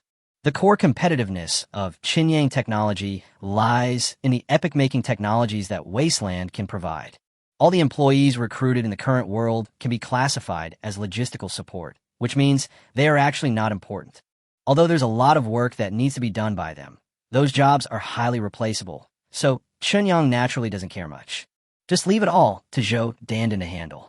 If Zhou Dandan can be truly trained and all the tedious administrative affairs in the company can be handed over to Zhou Dandan to manage and handle in the future, it will definitely be a good thing for him. When it comes to a boss's self-cultivation and trust in his subordinates, these are excellent qualities they must possess. They got on a plane quickly. Although there was plenty of time and many empty seats in the economy class, Chen Yang still bought a business class ticket. It is easy to go from frugality to extravagance, but it is difficult to go from extravagance to frug. An hour and a half later, Chen Yang landed at the Beijing airport. As soon as he walked out of the pickup gate, he saw Zhou Dandan actually running to the airport to pick him up. Even though it was very unexpected, you know what? It feels really good. Have you finished dealing with your family affairs? Can you now focus on the company? After getting into the taxi, Zhou Dandan asked Qinyang beside her in a bad mood. Ahem, everything is fine at home. I'm sorry for the hard work you've put in these past 2 days. You've had to take care of everything. I really feel bad for you. After Qinyang dry coughed, he said with a smile. I don't see why you feel bad about it. Besides, this is my job. I'm getting paid by you, so I have to complete all the tasks you assign to me. I just feel like you don't care much about the company, which makes me a little nervous. I hope it doesn't go bankrupt within a few months. I'll feel guilty if I lose so much money in vain. Zhou Dandan said, while biting her lip. Don't worry, as long as the work progresses normally, there's no way we will lose money. Have you started contacting the mobile game distribution platform? Our product will be ready soon, and we don't need to test it at that time. We can just put it on the market directly. Therefore, all distribution platforms must be connected as soon as possible. This is the focus of our early work. Qinyang said with confidence. It is not difficult to connect to the distribution platform. Except for a few mobile phone brands that have their own app stores, other distribution platforms can be freely accessed. As for the few mobile phone brands that have their own app stores, they need to verify their products, which will take some time. When talking about work, Zhou Dandan immediately appears very capable. In just a few days, she seems like a different person. The revenue share required by the distribution platform is also the normal 30%. We are just a small company, and we haven't released any products yet, so we don't have the right to bargain. If the product becomes a big hit in the future, the revenue share may be renegotiated. Qinyang couldn't help but raise his eyebrows. Although he understood that this kind of platform commission was an industry practice, he was still a little unhappy. I wonder if the hardware technology in the wasteland can support the production of mobile phones? If possible, once the game starts making money and brings in enough revenue, maybe we can try to enter the mobile phone market? At that time, we will use all kinds of black technologies to defeat current mobile phone manufacturers and then establish our own app store. Then it's not others who are taking my money, but I am taking others' money. Isn't that wonderful? Qinyang's mind was full of thoughts, and an obscene smile unconsciously appeared on his face. Zhou Dandan, who was standing by, was very puzzled. She subconsciously moved a little further away from Qinyang. Chapter 32. Is it the decline of morality or the distortion of human nature? At Zhou Dandan's strong request, Qinyang finally had no choice but to go to the office building where his company was located. There are very few employees already at work, only 2 or 3 cats and kittens in total. Qinyang met with them, said some encouraging words, and then took Zhou Dandan out of the company. I won't be too concerned about things here, and you will be the one to handle it. You can give yourself a corresponding title based on what position you think is more suitable for management in this area. If you're not satisfied with the salary, we can renegotiate it. In short, I plan to leave this to you. I will be mainly responsible for the product side of things. As he pulled Zhou Dandan out of the office building, Qinyang spoke with a smile. The salary is already very high. The company is only investing now and has no income at all. It's better to save money. When the company makes money, I will ask you for a raise. Zhou Dandan said helplessly, I've never seen a startup boss who is as hands-off as you. Although what I'm responsible for are all logistical work, you're the boss after all, so you still have to pay due attention, right? A hero needs 3 helpers. The company will definitely grow bigger and bigger. Don't worry about that. There is no need to doubt it. So I can't do everything myself. Sooner or later, I will have to hand over various things to different people.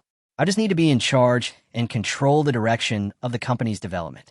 This is also a way to train your work ability in advance, so that when the company expands, you can serve as my qualified right-hand man. Qinyang reached out and rubbed Zhou Dandan's hair, saying with a smile, Although I don't understand where your blind confidence comes from, you're the boss after all. Naturally, whatever you say is what it means. Zhou Dandan sighed and said, I just thought of this on the way.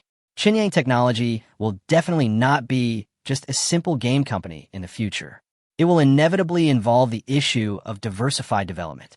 Therefore, you'd better register a wholly owned subsidiary of Qinyang Technology in the next 2 days, which will be used exclusively for game business. Well, let's call it Qinyang Games. In this way, when a company wants to enter other fields in the future, there will be no need to go through the trouble of splitting up the company's business. Every time a new field is developed, a subsidiary specializing in the relevant field will be registered. If everything goes well, we can even form a complete ecological group matrix in the end. As Qinyang spoke, he kept gesturing with his hands, looking quite excited. But Zhou Dandan sneered at this kind of planning and enjoyment and gave Chun Yang a disdainful look. This is a normal reaction for all normal people. No matter who you are, it is too unrealistic to start fantasizing about becoming a large group spanning various fields in the future when you have just opened a small company with a registered capital of only 1 million and a total of less than 2 digits of employees. To say that he is insane is not an exaggeration. Okay, Mr. Chairman of Future Group, I will register Chinyang Games today. I hope that the product you come up with in a few days can support your arrogant fantasy. Otherwise, I promise you that I will laugh at you mercilessly. Zhou Dandan said angrily. As they were talking, the two had already arrived at the door of the office building. A young girl happened to be walking towards him and met Chinyang face to face. Coincidentally, this young girl was Feng Jia. Chinyang stopped on the spot, feeling a little dazed. The capital's permanent and floating population combined totals of more than 30 million, and its area exceeds 16,000 square kilometers. In such a big place, in such a short period of time, he and Feng Jia inexplicably ran into each other twice. Is this a prank by God? Is it the decline of morality or the distortion of human nature? Feng Jia's reaction was not much better than Chinyang's, but when she saw that Chinyang was followed by another very pretty young girl, Feng Jia instinctively felt a little uncomfortable. I have to say, we two are really destined to be together. Where's your girlfriend? Why isn't she with you? Feng Jia asked with a smile. It's really a coincidence. She has to go to work, and she can't follow me all the time. What are you doing here? Chinyang said casually. Zhou Dandan on the side was a little surprised because in her impression, Chinyang was single. However, Zhou Dandan did not say anything, just stood there quietly. I'm here to apply for a job. Although the salary of my previous job was okay, the manager of our department has a bad personality. He always likes to ask us to go out for social events after work, so I want to change jobs. While Feng Jia was speaking, he was paying attention to Zhou Dandan's expression from the corner of his eye. After discovering that Zhou Dandan had no reaction to the fact that Chinyang had a girlfriend, Feng Jia felt inexplicably happy. Because this means that the young girl next to Chinyang should have no special relationship with Chinyang. I see. Then you go ahead and do your work. I'll be leaving first. Chinyang nodded and was about to leave. Wait a moment. Feng Jia suddenly called Chinyang, hesitated for a moment, and said, Next weekend, Jiang Jinglong wants to invite the classmates in our university class who stayed in Beijing to have a meal together and get together. Do you want to go? Huh? He didn't call me. Why should I go? Chinyang raised his eyebrows. He asked me to inform you. After all, things didn't go well when we ran into each other a few days ago, so he couldn't bring himself to do it. But we are classmates after all, and there is nothing that cannot be discussed, so I think you should go if you can.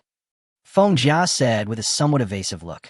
Chinyang couldn't help but frown, and after thinking for a while, he asked seriously, Do you want me to go? Feng Jia blushed and lowered her head, saying, We broke up peacefully, and we don't hate each other. If you want to stay in the capital for a long time, we must take care of each other. So I really hope you go.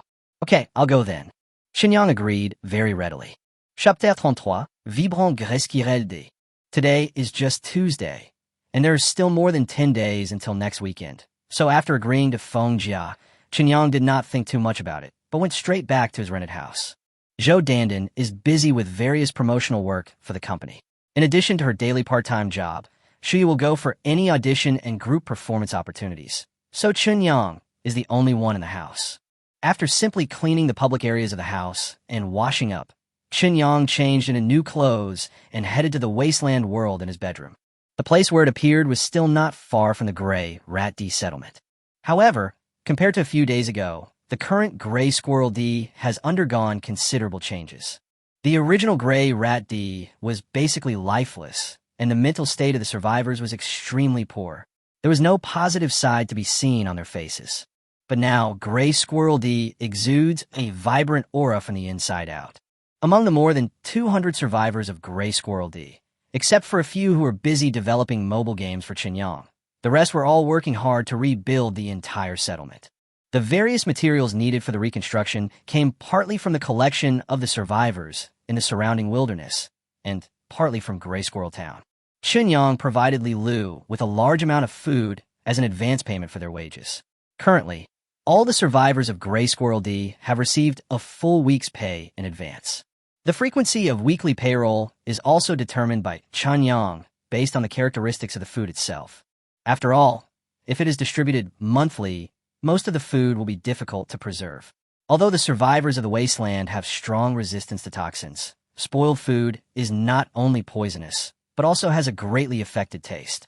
Therefore, if food is used as compensation, it is much more scientific and reasonable to pay it weekly than monthly.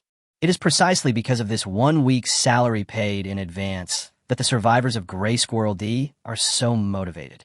Qinyang was not only painting a rosy picture for them, but he was also delivering the rosy picture to them at the same time.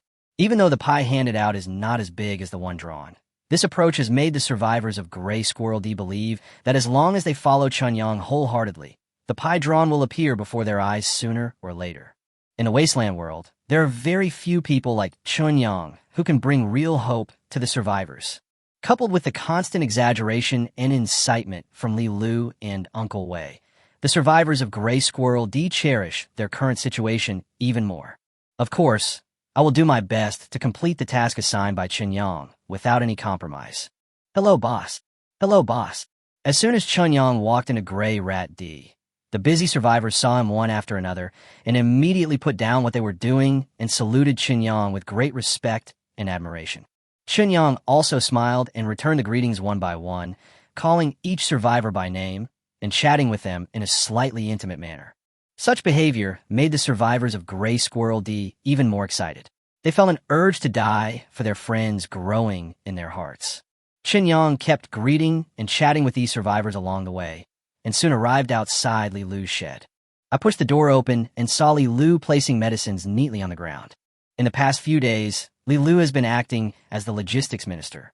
Not only was he responsible for paying advance wages to the survivors in the settlement, but he also had to use the food provided by Qinyang to go to the nearby Gray Rat Town and the settlement on the edge of the city ruins farther away to exchange for all the necessary supplies.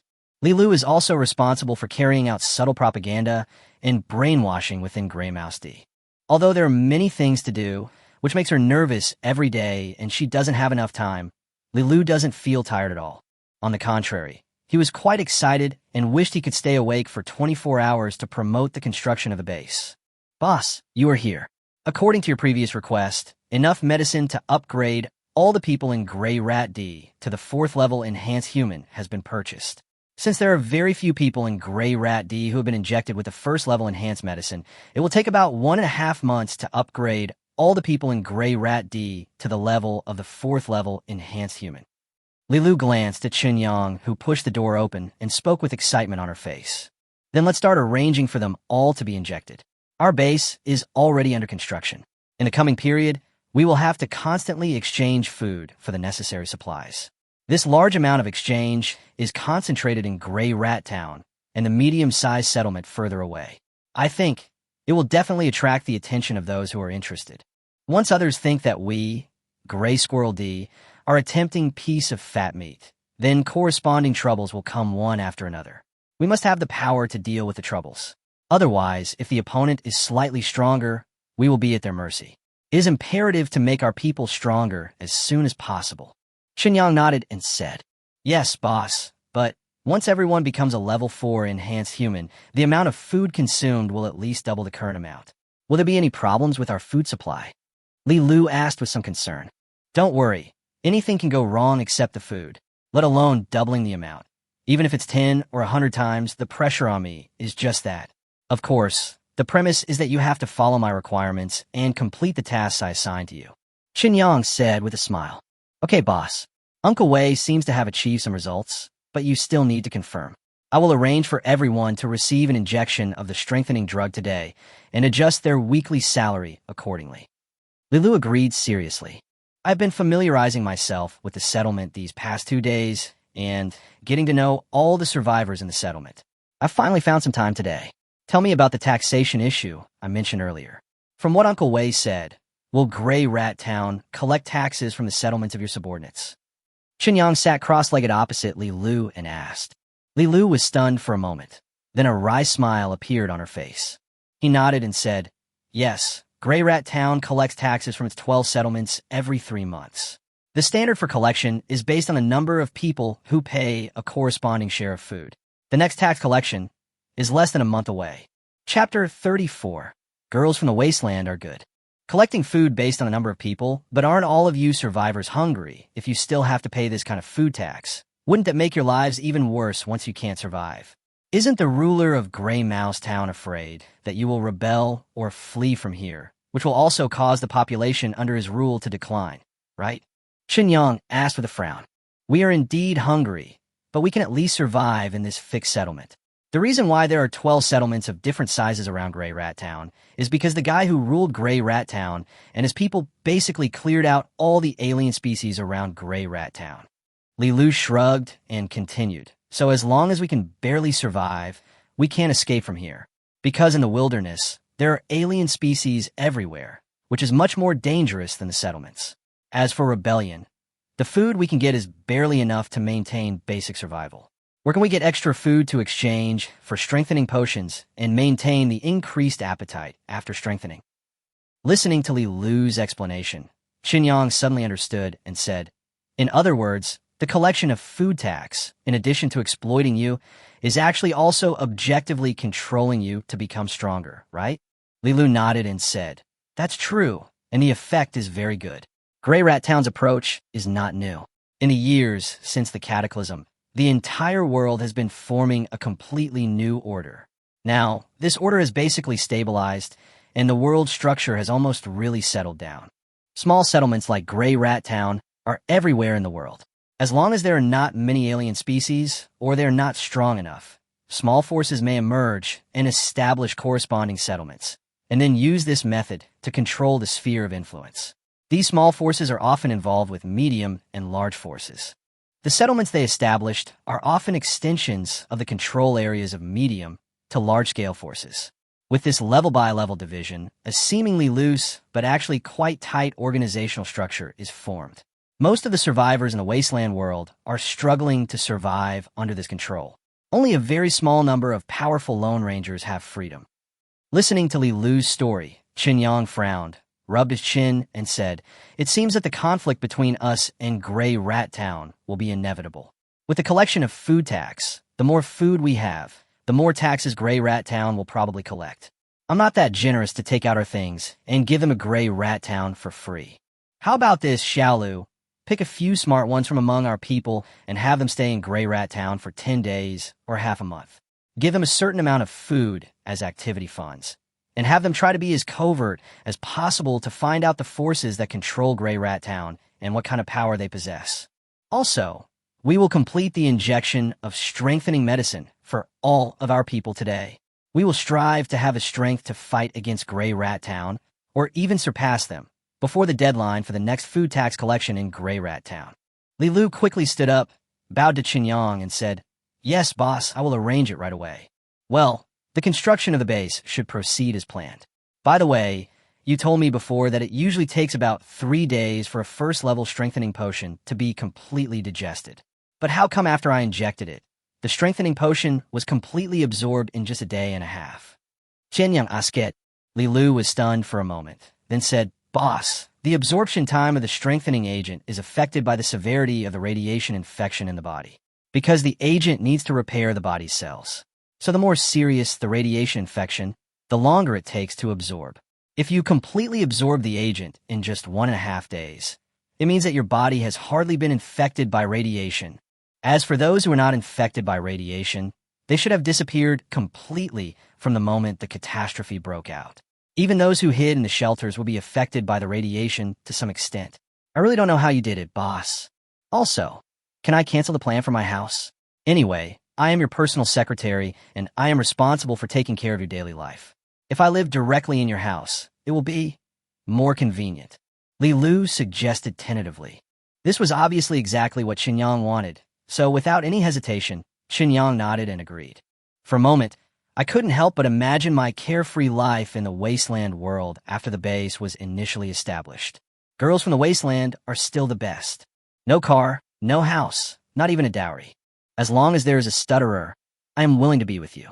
It's so plain and simple that it really makes people feel distressed. Okay, I'll go check on Uncle Wei. You go do your thing. You must find out the full strength of that force in Gray Rat Town. The more detailed the intelligence is, the more fully prepared we can be. Okay, boss. Chapter 35 The game is ready. Uncle Wei's real name is Wei Tongfang, and he is now the leader of the Gray Squirrel D technical team. In addition to Wei Tongfang, the entire technical team has 5 other members, a total of 6 people including Wei Tongfang. They can get a higher weekly salary than others, and they do not need to participate in any base construction work. It is no exaggeration to say that in just a few days, the technical team has become the most enviable job in Gray Squirrel D. Of course, although they are envious, the other survivors of Gray Squirrel D will not feel jealous because of this. Because these survivors know very well that their new boss attaches the most importance to the technical team.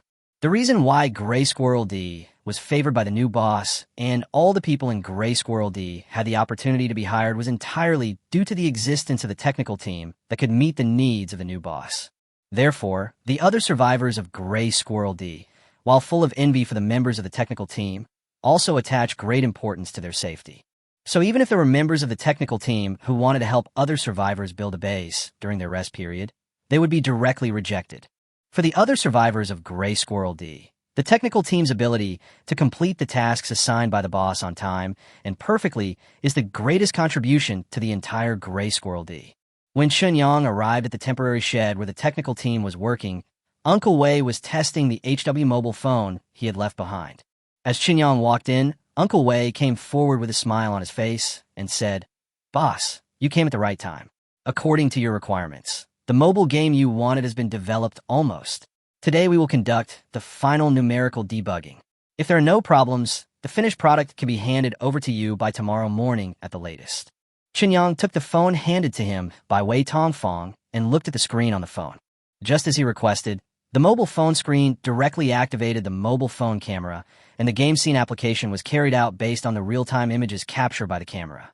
The difference is that there is also a mythical beast on the screen that resembles a scaly-clawed creature and is under the control of the player. What really shocked Chunyang was that the mythical beast that the player could control could actually present a naked-eye 3D effect. The whole thing looks like it's floating on the screen. In addition, the real-time image displayed on the mobile phone screen is almost seamlessly connected with the real scene around it, resulting in a naked-eye 3D effect, making the mythical beast that the player can control seem to really exist. In order to adapt to the hardware configuration of this phone, we adopted a rather backward algorithm. Therefore, the virtual reality effect that can be achieved can only reach this level. I specially built a small local area network to test the stability of the game. The template used is a very popular fairy tale game before the Great Disaster. Looking at Chunyang playing the game on his phone with an expressionless face, Wei Tongfang introduced it nervously. The other 5 team members also stopped their work and watched Chunyang's reaction with anxiety in their hearts. It's no wonder they showed such a lack of confidence, because the game they made was, in their opinion, too outdated. Compared to those popular games before the Cataclysm, it is at least 100 years behind. Even if the game template that was popular before the Cataclysm was directly applied, the backwardness in technical presentation is ultimately an irreparable shortcoming. But then again, the technology is so backward, it really can't be blamed on them. The hardware standards provided by the boss can only support such technical presentation, and they have no other options. The picture captured by the mobile phone camera is the real-time game scene. The content of the game is that every player has his own spirit beast. The spirit beast is usually hidden in the player's body and will only be activated and appear after the game is opened. Seeing that Chunyang didn't say anything, Wei Tongfang could only secretly pay attention to Chunyang's expression while continuing to introduce himself. At the same time, there are hidden spirit beasts everywhere in the world. Ordinary people cannot see these spirit beasts. Only players who have opened the game and are summoners can detect their existence. There are good and evil spirit beasts in the wild. Good spirit beasts may be recruited by summoners to form their own spirit beast teams.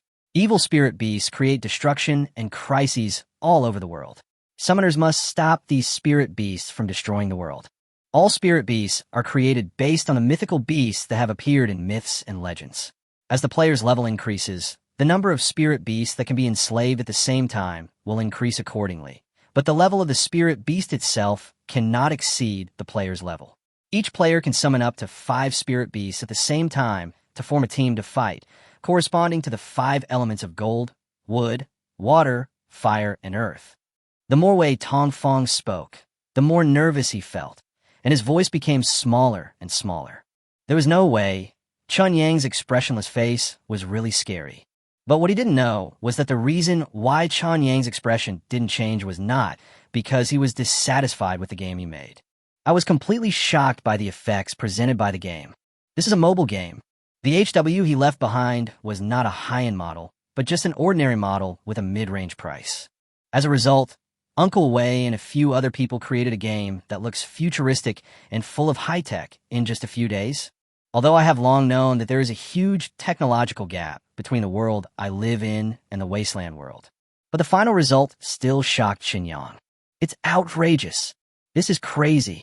Qinyang swallowed hard, looked at Wei Tongfang with a serious expression, and said, Uncle Wei, are you sure that all the programs in this game can be implemented using the programming language on the computer I provide you? Yes, sure. But the programming languages used by the software that comes with the computer are too complicated and outdated. So I designed a new programming language. Is this okay? Wei Tongfang asked stutteringly. Of course, no problem. It's absolutely perfect.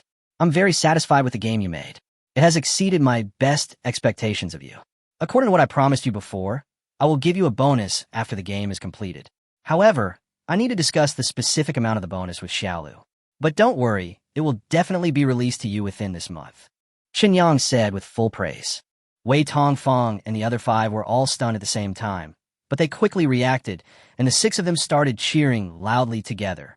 Chapter 36, Advanced Technology and Traditional Concepts, Part 1. By the way, is the size of this game too big? Uncle Wei, you should have noticed that the memory of the phone I provided you is not very large. So if the game itself is too big, it will cause me some trouble. After Wei Tongfang and the other 6 finished cheering, Qinyang began to ask more specific questions. Don't worry, I used a brand new programming language to design a relatively good game engine. The amount of information required to present the game effects of the game created with that game engine is greatly reduced. In addition, we have adopted cloud technology that can be supported by the hardware itself, so the amount of data that needs to be borne by the terminal is limited to a very small part. Therefore, the size of the entire game presented on the terminal is only more than 400 megabytes. Wei Tongfang said with a smile. More than 400 M? The size is really surprising. Some mobile car games with slightly more sophisticated graphics can't be so small. Qinyang nodded with satisfaction. But boss, it is precisely because of the use of cloud technology that the game itself cannot be played in standalone mode. If you want to start it, you must connect to the internet and obtain the corresponding data from the server.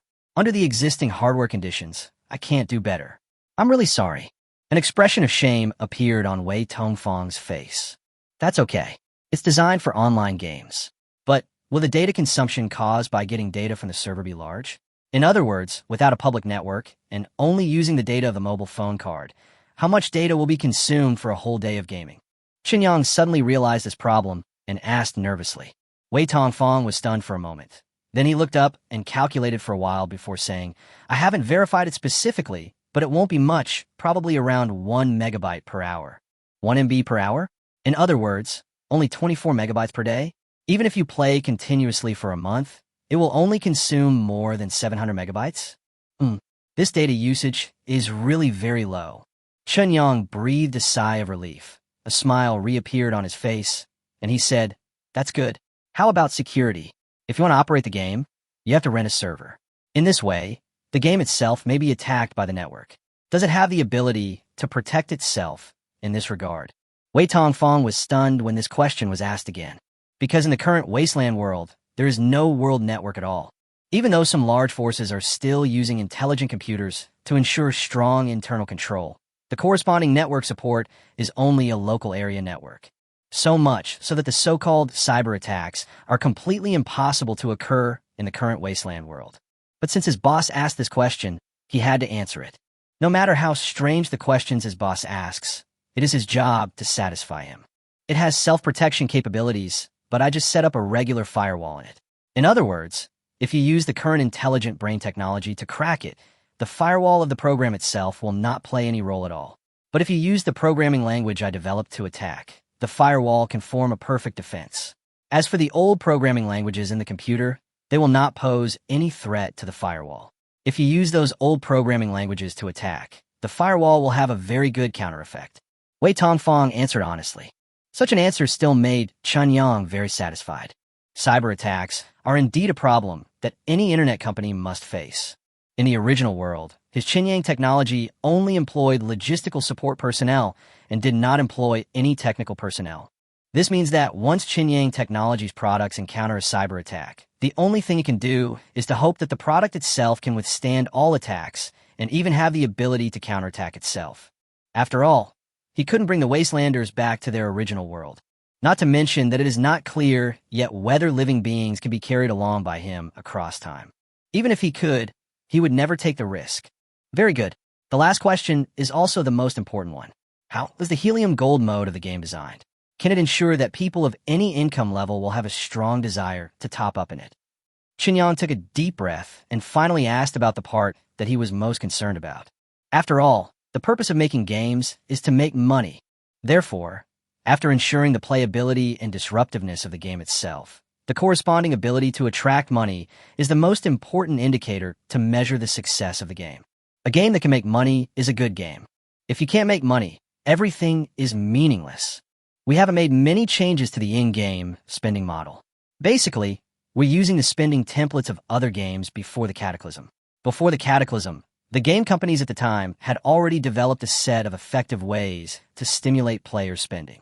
As Wei Tongfang spoke, he reached out and tapped on the phone screen in front of Chunyang. While introducing, he also demonstrated the consumption model to Chunyang.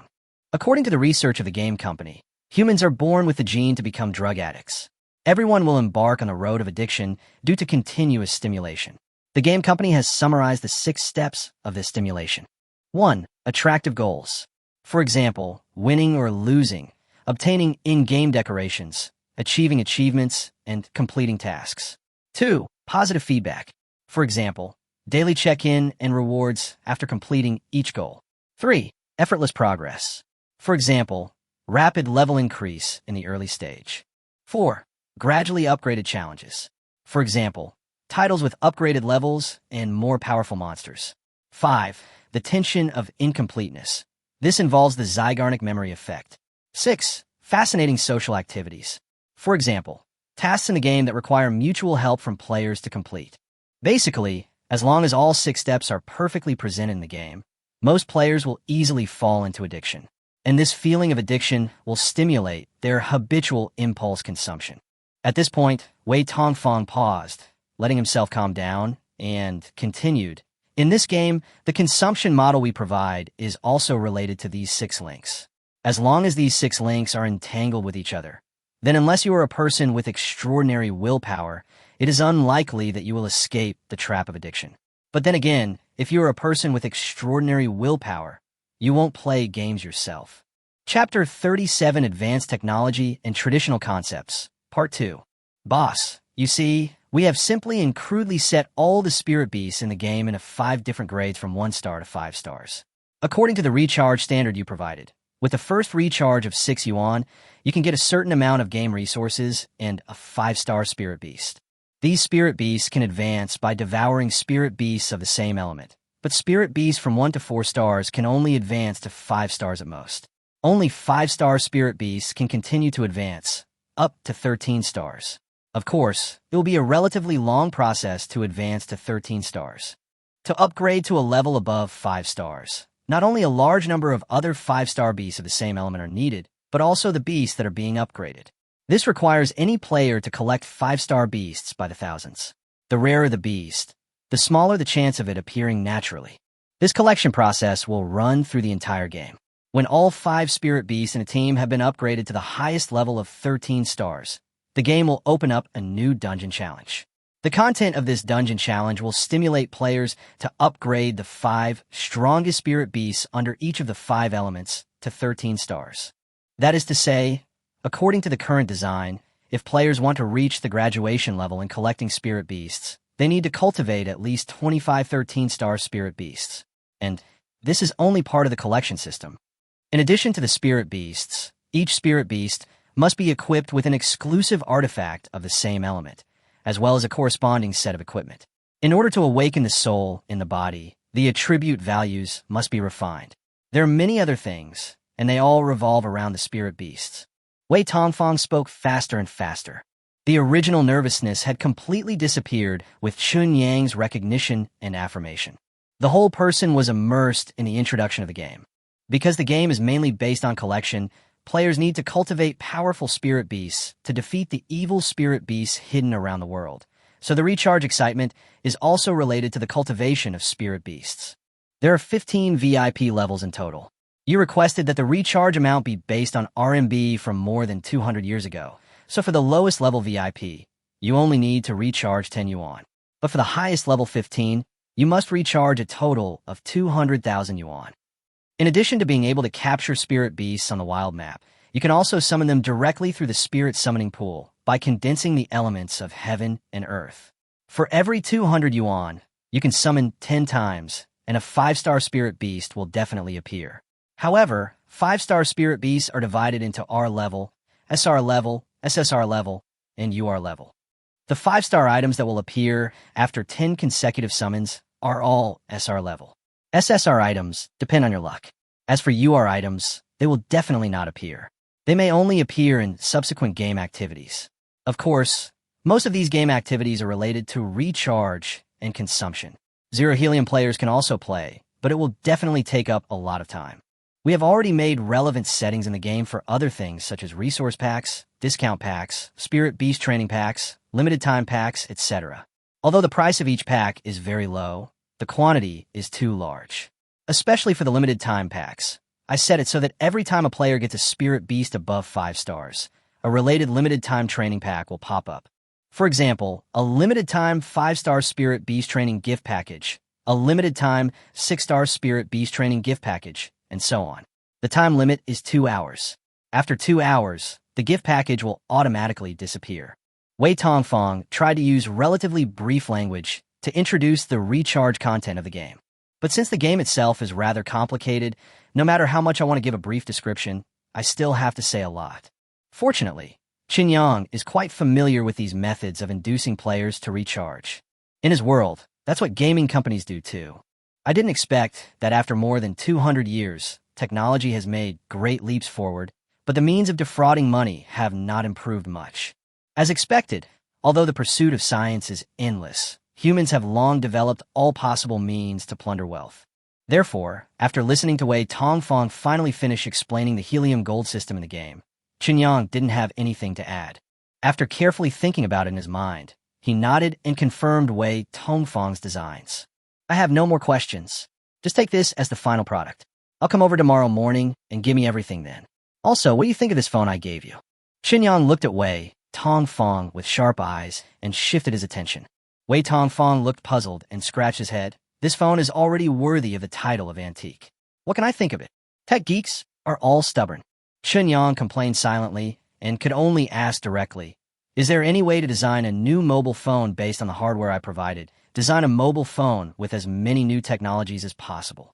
Wei Tongfang was stunned for a moment, then shook his head and said, Boss, to be honest, I don't understand this. All the technologies I know are actually limited to software technologies developed by intelligent computers. As for hardware, I don't know much about it. What's more, mobile phones, no matter how antique they are, involve the field of industrial design. So if you ask me to develop various software based on these hardware, there will be no problem. But if you ask me directly about the hardware, the advice I can provide is very limited. It is best to hire relevant professionals, and they will definitely give accurate answers. Qin Yang was not surprised by this. It is normal for everyone to have their own expertise. So after thinking about it, Qin Yang asked, where can I hire someone who understands hardware and industrial design? Is there anyone in Grey Mouse D? There really is none. The survivors of Grey Rat D are mostly young people, most of whom are in their 20s. Before the catastrophe, they were just students, still in the stage of learning and accumulating knowledge, far from the level of practice. Therefore, if we want to hire people who understand hardware and industrial design, we may have to go to a larger settlement. Maybe there are some in Grey Rat Town. Wei Tongfang shook his head and began to guess. I see. We'll talk about it later. The most important thing right now is this game. After I get the game tomorrow, I won't set a new work plan for you for now. But I will bring you a few more computers, and you can use this time to develop some software on your own.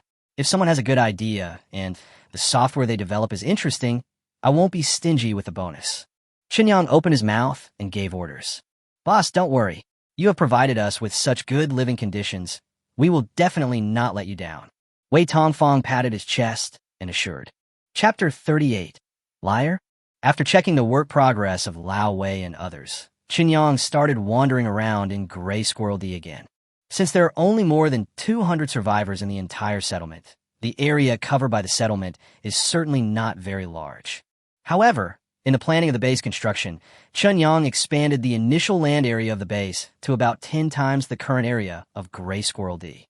Although such planning will slow down the initial construction progress of the base.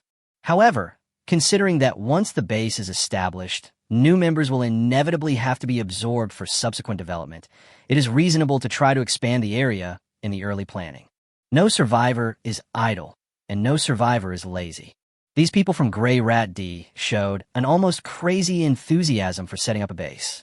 In addition to the stimulation brought by the large amount of food and beautiful vision provided by Qinyang, the more important reason is that once this base is established, they will have more abilities to fight against danger. So this base was not only built for Qinyang, but also for themselves. Every Gray Squirrel D survivor who saw Qinyang would salute Qinyang respectfully from the bottom of their hearts, and Qinyang would stop and have a brief exchange with each survivor. After showing his face in front of all the survivors of Gray Rat D, Qinyang leisurely returned to his original world. It was getting dark. In order to hire those survivors and win the hearts of as many people as possible, Qinyang spent a lot of time in the wasteland world. Seeing the sun about to set outside the window, Qinyang was about to go to the kitchen to make a delicious dinner when his cell phone suddenly rang. Curiously, I took out my cell phone and looked at it, only to find that it was an unfamiliar number I had never seen before. Not only that, the phone screen also showed that during his time in the wasteland, this strange number had called him at least a dozen times. However, because he was in the wasteland, the current call was the first time it was connected. Therefore, the mobile phone ringtone actually sounds together with the continuous text message alert tone. Hello, who are you? Qinyang answered the phone with great surprise. Hello, Mr. Qinyang. My name is Chu Xin. You probably don't know me, but it doesn't matter. I want to discuss a business deal with you, but it's not convenient to talk on the phone. So can we have dinner together tonight? Let's talk about it in person. A rather pleasant voice came from the receiver of the mobile phone. Qinyang looked puzzled. He looked at the number displayed on the phone screen again and frowned. Have the scammers changed their tactics? They are now daring to meet offline? Could they be wine scammers? First of all, I'm not a liar. Secondly, this business is very important to me, and I can guarantee that the compensation I give you will satisfy you. Finally, I can understand your doubts, but I can prove to you right away that everything I said is true. I'll call you back later. The pleasant voice came out from the phone receiver again, and then, before Qinyang could react, the other party hung up the phone. As a busy tone came from the receiver, Qinyang didn't know how to react for a moment. After cursing himself as lunatic, he went into the kitchen. About half an hour later, Qinyang had prepared some home-cooked dishes. When he was about to call Shuya and Zhou Dandan to ask if they would come back for dinner, he heard the sound of the door being unlocked. The next second, Shuya pushed the door open and walked in with a dejected look on her face. What? Are you going to audition again today? Looking at Shuya's desperate look, Qinyang could guess what had happened. It was nothing more than a failed audition. Similar things happened once or twice a week during the 3 months of sharing the apartment. In fact, this is normal. Shuya has never signed a contract with an agency. Although she graduated from a professional acting school, she does not have deep connections. Being able to get some audition opportunities for low-budget productions was the best that her good classmates could do to help her. Besides, Shuya herself never accepts any form of unspoken rules. So what if her acting skills are outstanding? To put it bluntly, if you want to make a name for yourself in the entertainment industry, relying solely on so-called abilities is simply not enough. Yes, it's a new drama by a well-known TV director. It hasn't even started filming yet, but the show has already sold out several satellite TV stations for the first broadcast.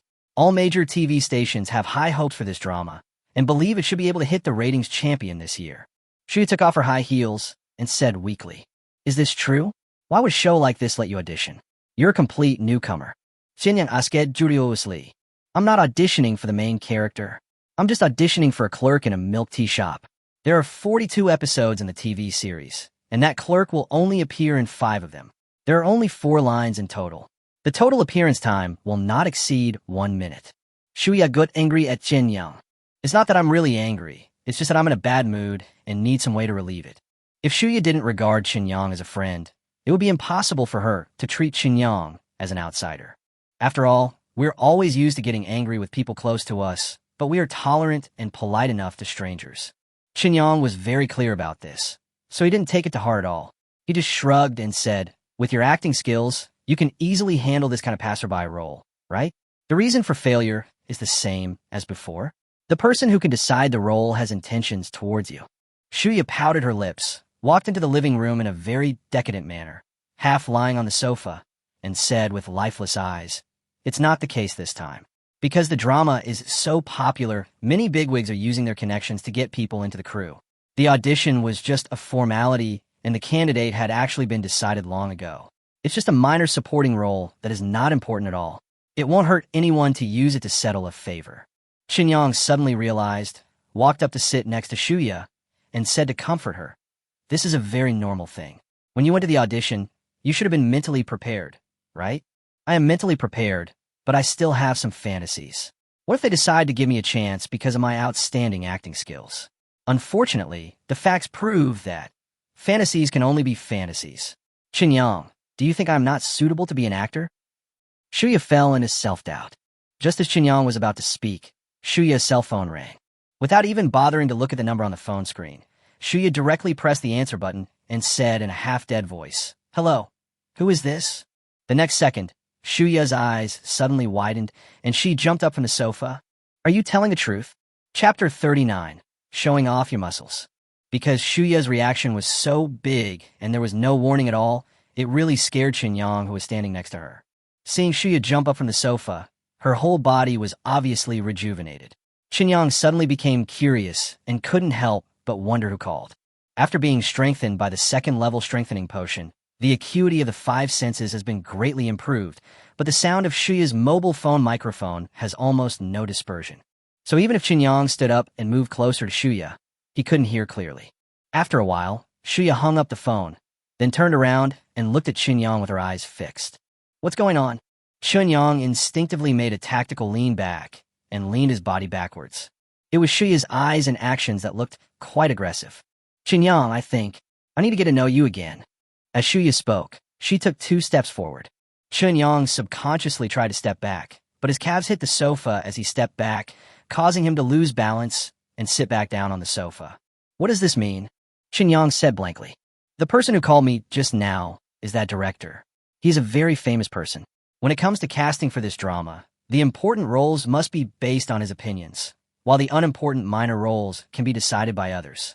Shuya stared into Qinyang's eyes and seemed to be trying hard to control her excitement, and spoke as calmly as possible. The distance was so close that Qinyang could even clearly feel Shuya's breath when she spoke.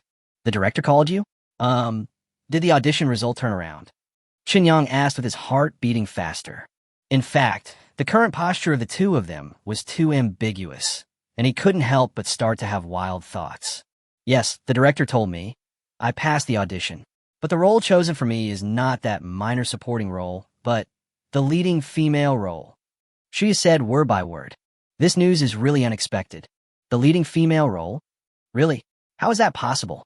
Didn't you say that this drama is a heavyweight candidate for this year's ratings champion? The leading female role in a drama like this is impossible for a newcomer like you," Qinyang said in astonishment. "Normally, of course, it's impossible. So I want to ask you, Qinyang, classmate Qin, who exactly are you? Why can such a big production temporarily change the female lead? Or promote a newcomer like me who actually has no acting experience?" Shuya continued to stare at Qinyang and asked, "Huh, me? What do you mean? I don't understand what you're saying. Is there some misunderstanding here?" Qinyang was confused. "No misunderstanding. The director just told me on the phone that the female lead he had originally decided on was one of the 4 most popular young actresses in the past 2 years. But because of you, Mr. Chun, you were my roommate of Shuya, so he changed his mind. In addition, he saw my performance in the audition and thought that my acting skills were not a problem, so he directly decided to give me the female lead. The director said that because of me, he gave you the leading female role? Are you kidding me?" Qinyang was even more confused. But then the phone call half an hour ago came to his mind. Could it be that? But it doesn't make sense. Why is this? I'm not kidding.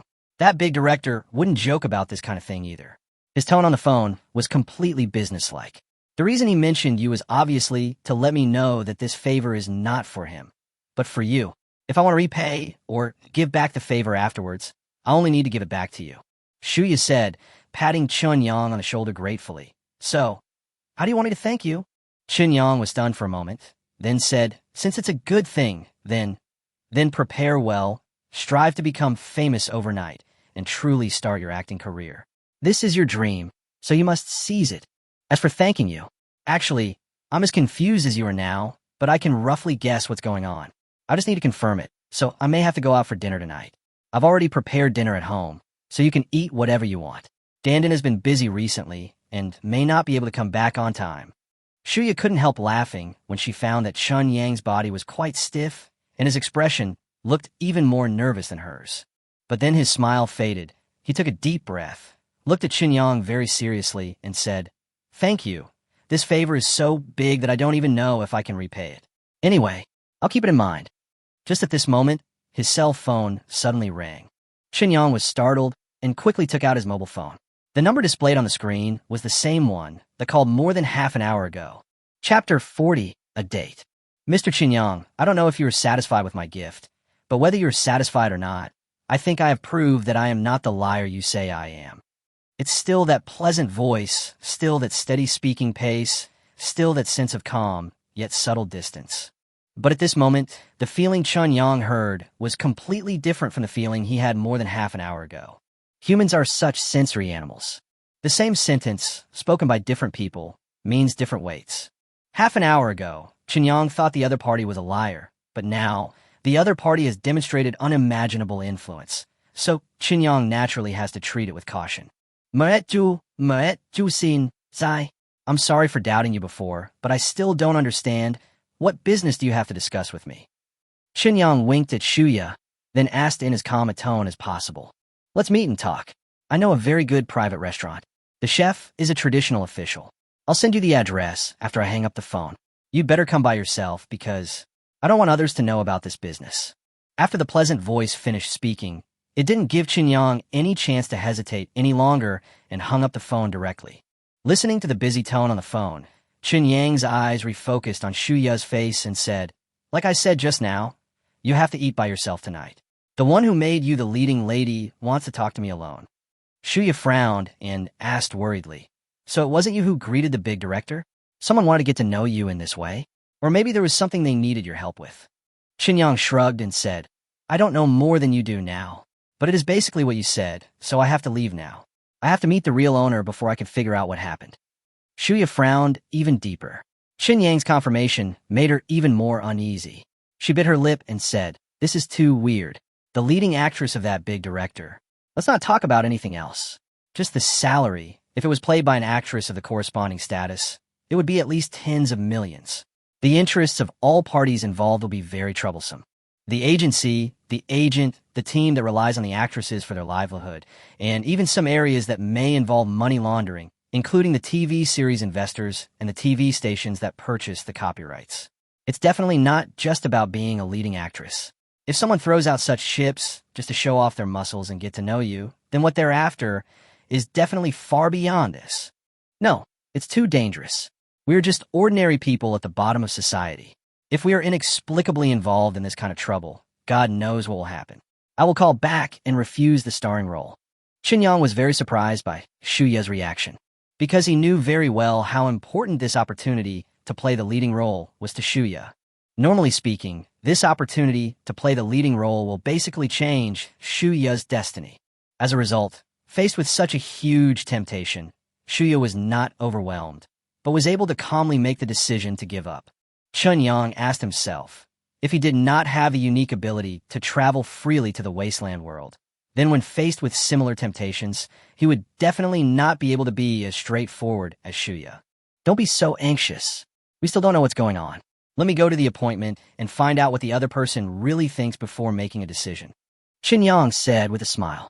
Shuya said seriously, if the other party's conditions or what they need you to do are too risky, then I will immediately write back and refuse to play the leading female role. Are you sure? This is the opportunity you've always dreamed of. Qinyang also sat up and said to Shuya with a smile, but the opportunity was brought by you. It has nothing to do with me. So no matter what, your safety is the most important thing. Do you understand? Shuya Qinyang hen vigorously. Don't worry, I know what to do. I'm leaving now, and we'll talk again when I come back in the evening. Qinyang patted the back of Shuya's hand comfortingly, then left the house. Although things were indeed very strange and seemed to be incoherent, Qinyang himself was not too worried. He was just curious.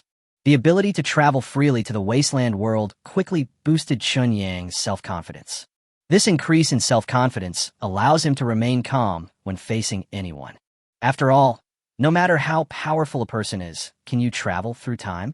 If you can't even travel through time, how can you be considered a big shot? The address sent to the phone was a bit far away, and it seemed to be in one of the old alleys within the second ring road of Beijing. Qinyang took a private car and then dozed off in the back seat. The other party did not specify a specific meeting time and was obviously very aware of the traffic congestion in Beijing. So after deciding on a location, when exactly we can get there is up to fate. However, his luck was obviously good today. He didn't waste too long on the road and arrived at the address the other party sent on his mobile phone, outside the main gate of a courtyard house. Two men of very ordinary height and appearance were guarding the left and right sides of the main entrance. For some reason, even though these two people looked ordinary, Qinyang sensed an inexplicable danger from them. The appearance of Qinyang also made the two men guarding the gate become alert. After looking at Qinyang carefully, the two men both showed puzzled expressions on their faces. "Emer Qinyang," one of the men asked uncertainly. "It's me, the person who asked me to come here should be your boss?" Qinyang asked back with the same uncertainty. The two men looked at each other. This feeling of suspicion towards each other made them feel inexplicably absurd. "Mr. Qinyang, please follow me in. Our lady is waiting for you inside." The other man spoke and turned and pushed open the gate of the courtyard. Qinyang shrugged and followed him in. Chapter 41, 3 Cups of Wine. The decoration in the courtyard is full of antique flavor. Apart from home appliances such as air conditioners that make life more convenient and comfortable, the entire courtyard has not undergone much renovation. Under the guidance of the man, Qinyang quickly entered one of the rooms, and then he saw a young and beautiful girl sitting alone at a round table in the room. The girl looked to be only about 25 or 26 years old. She had an outstanding appearance, but unlike Shuya's coquettish look, she seemed to be full of capable air. Her clothing is quite neutral, and her makeup focuses on highlighting her facial lines, making the girl look quite heroic. After leading Qinyang into the room, the man leaned over to the girl's ear and whispered a few words. An expression of surprise appeared on the girl's face.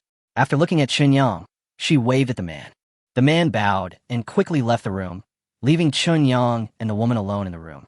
"Matt, Ju Xin." Qinyang asked. "It's me, Mr. Qinyang. Please take a seat. I'm sorry to have asked you out at such a short notice, and my method was a bit offensive. It's really urgent, so I have to cut the Gordian knot. Let's eat and talk at the same time. This restaurant is not open to the public. The chef's official dishes are very authentic and should bring you a memorable night." Chu Xin smiled and made a pleased gesture to Qinyang. Qinyang sat down opposite Chu Xin without any objection. Then, the door of the private room was pushed open from the outside, and exquisite dishes were brought up by the waiter. There were 18 dishes in total, plus 2 bottles of unlabeled wine, which completely filled the huge round table. There was no waiter left in the room to serve. After the dishes and wine were served, everyone left the room one by one. Qinyang noticed that the man who had let him in before was guarding outside the room, and even after the door of the room was closed again, he still did not leave. It seems that this is to prevent any situation that might disturb the dining in the compartment. Chu Xin stood up, poured a glass of wine for Qinyang personally, then sat back in her seat and raised a glass toward Qinyang. "The first glass of wine is to express my apology to you. For some necessary reasons, I have conducted a detailed investigation on you in the past few days without your permission. I hope you don't mind." As he spoke, Chu Xin drank the wine in the glass in one gulp. "You conducted a detailed investigation on me? No wonder you knew about the relationship between Shuya and I. But how could I not mind something like this?" Qinyang also drank up the wine in his glass and said with a frown, "The reason I investigated you is not because I have any ill will towards you, but because I need to find out about your upbringing and family background. Although the gains are not great, it at least reassures me to a certain extent. Because your background and interpersonal relationships are very simple, this means that you actually have no connection or involvement with the world at this level of mine. Chu Xian said, pouring herself another full cup, raised it towards Chun Yang again, and said very seriously, "This is very important." After that, continue drinking until the glass is dry. Chun Yang had no choice but to accompany Chu Xian to drink the second glass of wine. He said in a deep voice, "Miss Chu Xian, if you have something to say, just tell me. I am just a nobody, an ordinary citizen. Although I don't know your identity, for what you have done, you are obviously a real big shot. There should be no intersection between us." That's right. If your grandfather's liver cancer had not been suddenly cured, there would have been no intersection between you and me, Chu Xian said bluntly. Shin Yang's hand holding the empty wine glass paused. My mood suddenly became tense. My grandfather's recovery from liver cancer can indeed be explained away as a medical miracle. But this statement also has many doubts and problems. But the situation at that time did not allow him to think too much. Since he has such a method, he must rescue his grandfather. Otherwise, if he watched his grandfather die in pain and helplessness because he was worried about possible danger, he would feel guilty for the rest of his life. If he can't even take good care of his own family, then what's the point of having the ability to travel freely to the wasteland world? Miss Chu Xian, I don't quite understand what you mean. Xinyang took a deep breath and said calmly, My meaning is very simple. If you tell me how to cure advanced liver cancer, I will give you a generous reward.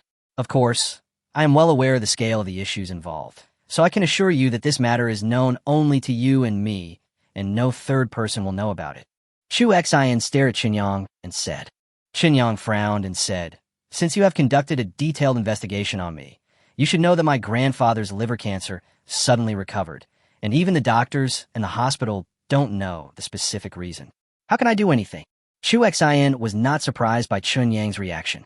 After putting down her wine glass, she ate her food while saying, Of course the doctor and the hospital don't know, otherwise I wouldn't have contacted you. Let me be frank, the so-called medical miracle has too many loopholes. Anyone who cares a little bit won't believe it. So I can help you fill this loophole. I can ask the hospital to correct the case and change your grandfather's advanced liver cancer to early symptoms. Then change your grandfather's recovery to the result of normal treatment. This is one of the rewards for your help. In addition, you can get a huge amount of monetary compensation, which will be transferred to you in a reasonable and legal manner. The Chinyang technology under your name is just a startup. I can let the venture capital fund provide angel round financing for your Chinyang technology. How about 5 of the shares for 100 million and you can cash out 90 of it? You only need to keep 10 million and invest it symbolically in the operation and development of the company. If you have expectations for the company, you can buy back the 5 of the shares at the original price at any time.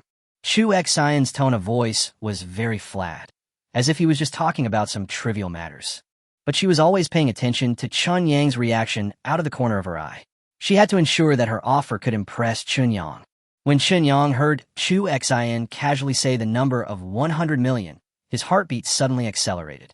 He looked at the wine bottle beside him, subconsciously filled his empty glass, and then drank it all in one gulp. Chapter 42, Risky Decision. Ms. Chu Xian, this is really a big deal. As you know, I'm just an ordinary person. You suddenly want to give me 100 million yuan.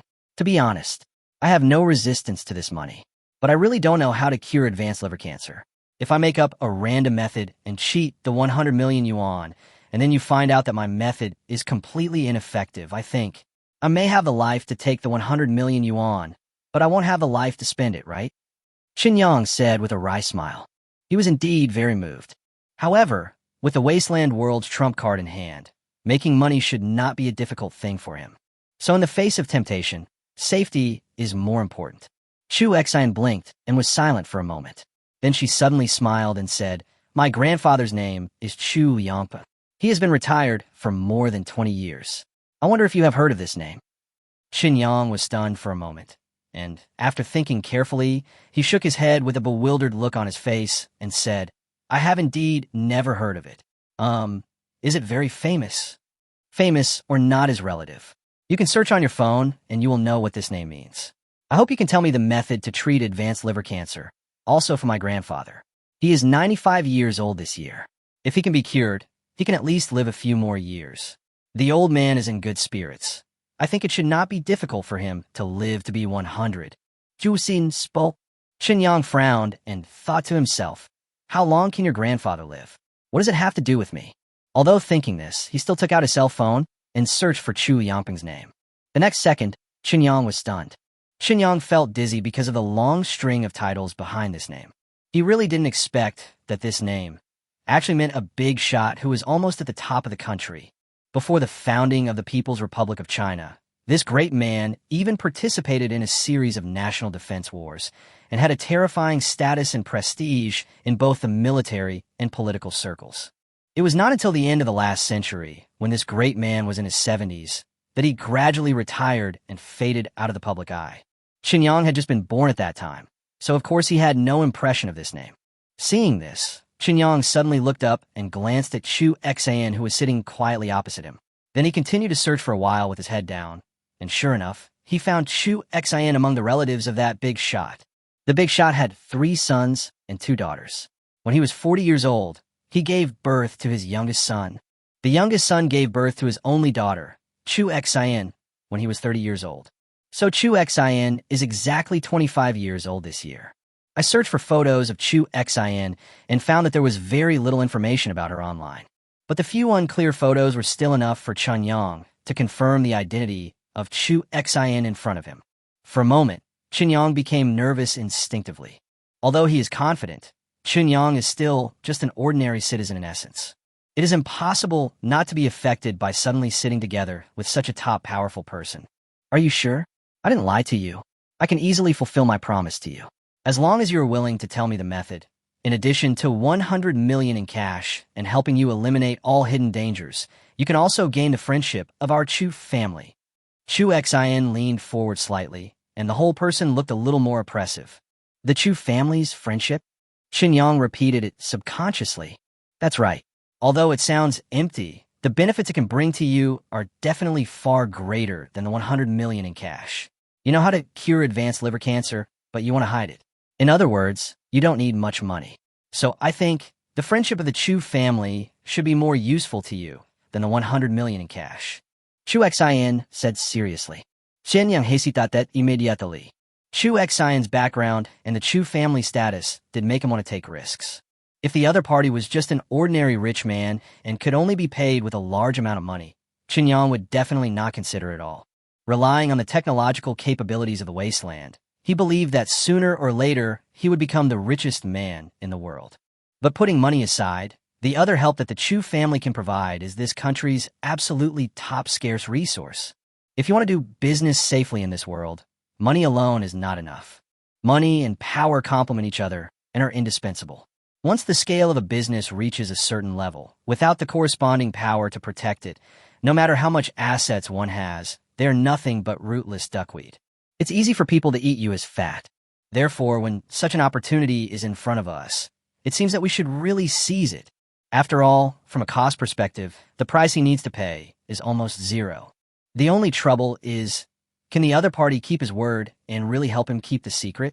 After hesitating for a moment, Qinyang looked at Chu Xan and said in a deep voice, "This kind of thing cannot be recorded on paper, nor can it be bound by a contract permitted by law, so everything can only be a verbal agreement. And since it is a verbal agreement, there are huge risks. How can I trust you? It's a real problem." Chu Xan nodded and continued, "Let's put it this way. I will take care of everything for you tomorrow, including the revision of your grandfather's medical records and the 100 million angel round investment. The Chu family's friendship will take effect immediately after my grandfather recovers. As for my personal promise to keep it secret for you, I can't give you proof of this, but I hope you understand that if your method is indeed effective and can really cure my grandfather, then keeping it secret is actually in the common interests of both you and me." Qinyang thought for a moment and said, "Are you sure it's advanced liver cancer? Are there any other complications after all? He is 95 years old. Even if he doesn't have advanced cancer, he could die of other reasons at any time, right? Don't worry, my grandfather's medical staff are the best in the world. They have a clear understanding of my grandfather's physical condition." Chu Xan answered with great certainty. After Qinyang repeatedly thought about all the possible consequences of this incident, he felt that compared to the gains, the risks he had to take seemed acceptable. After all, he has the trump card that allows him to move freely between the two worlds, which allows him to be more radical when making some choices. So after taking a deep breath, Chunyang nodded and said, "Do what you promised me tomorrow, and I'll give you the special medicine the day after tomorrow." Chu Xin was stunned for a moment, but soon reacted. He couldn't help but smile and stood up from his chair. He bowed 90 degrees to Chunyang and said excitedly, "Thank you, Mr. Chunyang. When my grandfather recovers from his illness, I will come to thank you in person." Chapter 43: The Quickest Way to a Woman's Heart. Since they had reached an agreement on the transaction, there was naturally no longer any disagreement between Chunyang and Chu Xin. The two began to concentrate on tasting the food, chatting, and drinking at the same time. Compared to before the meal, Chu Xin was obviously much more relaxed. At the same time, she was very smart and never brought the topic to the so-called miracle medicine. Therefore, this meal was a great pleasure for both the host and the guests. In particular, Chu Xin herself had a very broad knowledge and seemed to have dabbled in all walks of life. Whether it was politics, military affairs, economy, people's livelihood, culture, or social sciences, she could tell everything about it. It can be said that Chunyang benefited a lot from this evening, because many things cannot be seen clearly unless you reach a certain height. Information asymmetry is often the main source of gaps between classes. Therefore, communicating with Chu Xin and listening to Chu Xin's views on these matters can indeed bring considerable inspiration to Chunyang. Especially now he is very ambitious. Now that he can travel freely between the wasteland and the current world, he has set his future goal as becoming the richest man in the world. Therefore, it is very necessary to understand some hidden situations and deeper rules in advance. We chatted until about 10 o'clock, and then dinner ended. Chunyang and Chu Xin added each other as friends. Chunyang rejected Chu Xin's suggestion that the driver drive him home. He left the courtyard alone, hailed a taxi on the nearest street, and drove to the rented house. As Chunyang left, the drunkenness in Chu Xin's eyes disappeared without a trace. Drinking the hangover soup prepared for her in the store, Chu Xin said expressionlessly, "Keep a close eye on him and don't let him disappear from sight. Especially after we inject 100 million into his company tomorrow. If we find any signs that he wants to transfer the money abroad, we must stop him immediately." "Yes, miss." The man who had been guarding outside the room bowed in response. Chu Xin narrowed her eyes and murmured to herself, "I hope the result is good. I hope he really has a solution. If Grandpa's body really can't continue to live longer, why would I do such a desperate thing? Chunyang, don't let me down." At this time, Chunyang was sitting in the back seat of a taxi, looking at the flowing night scene outside the window, his heart full of emotion and comfort. Before he had the ability to travel through the wasteland, he was just an ordinary fresh graduate. The family's conditions do not even meet the standard of a well-off society, let alone the middle class. If you stay in a place like Beijing to work hard and your own abilities are too mediocre, you can foresee how ordinary and embarrassing your future days will be. The rising housing prices that keep pace with the economic development are enough to discourage people like him from settling down in Beijing. When he reaches the right age, he will marry a woman whom he may not like, but who at least he likes, return to his hometown to be with his parents, and then walk through his life which is destined to be dull step by step. But now, this kind of ordinariness is getting farther and farther away from him. He could even drink at the same table with the granddaughter of the Chu family. The reason was simply because of a healing potion that could be exchanged for cabbage in the wasteland world. Such drastic changes made him realize more clearly the value of the wasteland world. There was still some traffic jam on the streets of Beijing after 10 o'clock in the evening. Although it is not as serious as the rush hour after get off work, this time is actually a good time for entertainment for people in Beijing. People in the capital have no night, just as people in the south have no day. Before 11 o'clock, Chunyang returned to his rented house. Zhou Dandan was still working overtime, so she was the only one in the house, curled up on the sofa, watching TV absent-mindedly. As Chunyang opened the door and walked in, Shia immediately jumped up from the sofa and rushed to Chunyang at the entrance. She asked nervously, "How is it? What exactly happened?" It's not a bad thing. You could just play the leading female role. The other party does want me to help with something, but I can't tell you what it is," Chunyang said as he took off his shoes. "Is it really okay? I always feel uneasy," Shuya said, pursing her lips. "It's really no problem. Do you think I'm the kind of person who's just trying to show off? Anyway, think carefully about the script and your role, and try to seize this opportunity to let everyone see your strengths. If this drama really becomes as popular as everyone wants, your acting career will be completely bright. Chun Yang said with a smile. Shuya looked at Chun Yang's expression carefully and only breathed a sigh of relief after confirming that Chun Yang was not lying to her. She became excited and said, "That's great, but I don't have an agency right now, so I'll go sign a contract with a crew tomorrow or the day after tomorrow. I guess they'll only pay me the newcomer salary, but it's a big production after all, and I'm the leading actress, so even if I'm paid the newcomer salary, I'll probably get $40,000 to $50,000 per episode, so the total salary should be around $2 million. After the contract is signed and the crew gives me the advance payment, I'll transfer all the money to you." Chun Yang was stunned for a moment, looked at Shuya in astonishment, and asked, "Why are you giving me the money? That's your pay." "It's my pay, but if it weren't for you, I wouldn't have gotten this opportunity. Compared to the pay, this opportunity is much more rare. I'm already incredibly lucky to have gotten this opportunity, so I can't keep the money no matter what." Shuya spoke. "Stop it. Your money is your money. If you really want to thank me, just treat me to a meal. I will be sad if you have to settle the score so clearly. Don't forget, you told me before that you always welcome me to develop a relationship deeper than friendship. What? Do you regret it now? Do you want to use money to settle the relationship with me?" Chun Yang said with a smile. Shuya knew that Chun Yang was joking, and that he used this way of speaking to make her feel at ease accepting the hefty remuneration, which naturally touched her heart. Chapter 44. Third Level Enhancement. Chun Yang had just returned to his room when the same warm and refreshing feeling that had appeared once before suddenly flooded his body again. Chun Yang was stunned for a moment. Then he realized that this was a signal that the second-level strengthening potion had been completely absorbed. All in all, it has been almost exactly 3.5 days from the time I used the second-level strengthening potion to now. As expected, it only takes him about half the time as people in the wasteland world to absorb the strengthening potion. Therefore, it takes most people in the wasteland 3 days to absorb the first-level strengthening potion, but he only needs 1.5 days. It takes people from the wasteland a week to absorb the second-level strengthening potion, so 3.5 days would be enough for him. For Chun Yang, it was a pleasant surprise that a body that had not been affected by high-intensity radiation could have such convenience in absorbing the medicine. He got out of bed, turned on the light, took out the third-level strengthening potion stored in the drawer of the table, injected himself happily, and after enduring the inevitable pain that came with the injection of the potion, Chun Yang's mood couldn't help but improve a lot.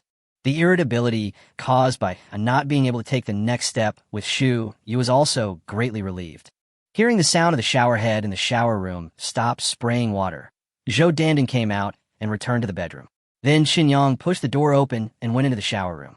Having just finished a shower, the shower room was full of steam, causing the mirror to be covered with steam. Chun Yang had to wipe off all the steam on the mirror before he could see his body clearly. After being injected with the third-level strengthening drug, the body's line proportions and muscle presentation are already worthy of the evaluation of perfect, to the extent that even Chun Yang himself was a little fascinated by his own body for a moment. Is this the legendary humanoid self-propelled artillery? It's just a third-level strengthening potion, but the effect is so exaggerated. Then, for subsequent higher-grade strengthening potions, will it be necessary to create non-human beings directly? After talking to himself for a few words, Chun Yang was narcissistic for a while before leaving the shower room. The body began to absorb the third-level strengthening potion, allowing Chun Yang to sleep very comfortably. When I woke up the next day, it was already 10 o'clock in the morning. Although the injection of strengthening drugs can strongly transform and optimize the body, it is obvious that cells will also feel tired during the optimization process. Therefore, every time after using the strengthening potion, he needs to go into a deep sleep to recover the energy consumed. Zhou Dandan had already gone to work, and Shuya was not at home either. However, there was a message from Shuya on her phone. She was going to sign an acting contract with the crew today, and she also had to cooperate with the crew in the early promotions. After all, she is a pure new actor. For such an important drama, the choice of a leading female role was so shocking that it would definitely have a negative impact on the drama itself if some public relations were not done. Therefore, once the contract is signed, the entire crew will definitely focus on Shuya and carry out the first round of large-scale soft text advertising. These advertisements are bound to cost a lot, and the overall financial investment will not be much less than the cost of hiring a real first-line actress to play the leading female role. So for these major plays with big investments, hiring new actors does not actually mean good value for money. Those celebrities who are above the status of a big star naturally have strong topicality and news attention. A considerable part of the remuneration that the crew pays to hire celebrity actors can be considered as promotion expenses. After a simple breakfast, Chin-Yong first went to a nearby shopping mall and bought several computers to fill up his portable space. Then he returned to his bedroom excitedly and headed for the wasteland world. You could get the finished game today. Chin-Yong was naturally very much looking forward to it. In addition to hiring employees these days, Zhou Dandan has also been trying her best to promote the progress of other work. For example, server leasing, listing permissions on various platforms, and a series of other related tasks. Time was very tight, but Zhou Dandan did a good job. Although there were many minor setbacks in the process due to limitations in experience and ability, Chin-Yong felt that these setbacks were acceptable, and it can be judged that Zhou Dandan does have potential. As long as she is trained and exercised for a year or two, Zhou Dandan will definitely be able to stand on her own. The reason why many people seem mediocre and ordinary is simply because they lack opportunities to display their talents. In this society, for most people, one mistake often leads to an abyss. He walked quickly into Gray Squirrel D, and, as usual, greeted the Gray Squirrel D survivors he met along the way, expressing his appreciation and praise for their enthusiastic and positive attitude, and then entered Wei Tongfang's shed. He piled the computers in the corner of the shed, chatted with Wei Tongfang for a while, and then took the memory stick loaded with all the game data from Wei Tongfang. No problem, boss. All subsequent version developments are included in this. There are a total of 12 updatable versions. However, due to hardware limitations, the effects cannot be changed much. The updates are mainly reflected in different gameplay and new spirit beasts. Wei Tongfang said with a smile. Well done, Uncle Wei. Xiaolu will give each of you an extra month's salary as a bonus. Work hard, and I won't treat you unfairly.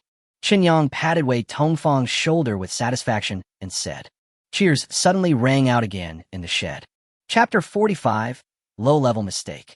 Without staying in the wasteland world for too long, after coming out of Wei Tongfang's shed, Chin-Yong just found Li Lu, who was busy in the settlement area.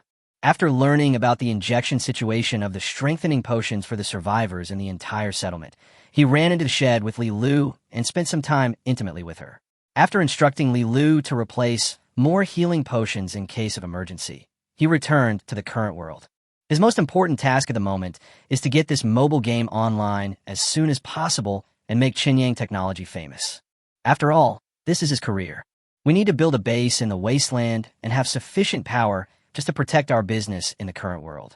Although he knew that this idea was somewhat biased, Qinyang could not change his instinctive focus in the short term. In his subconscious, he actually doesn't think that the wasteland world is a world that can be parallel to the current world.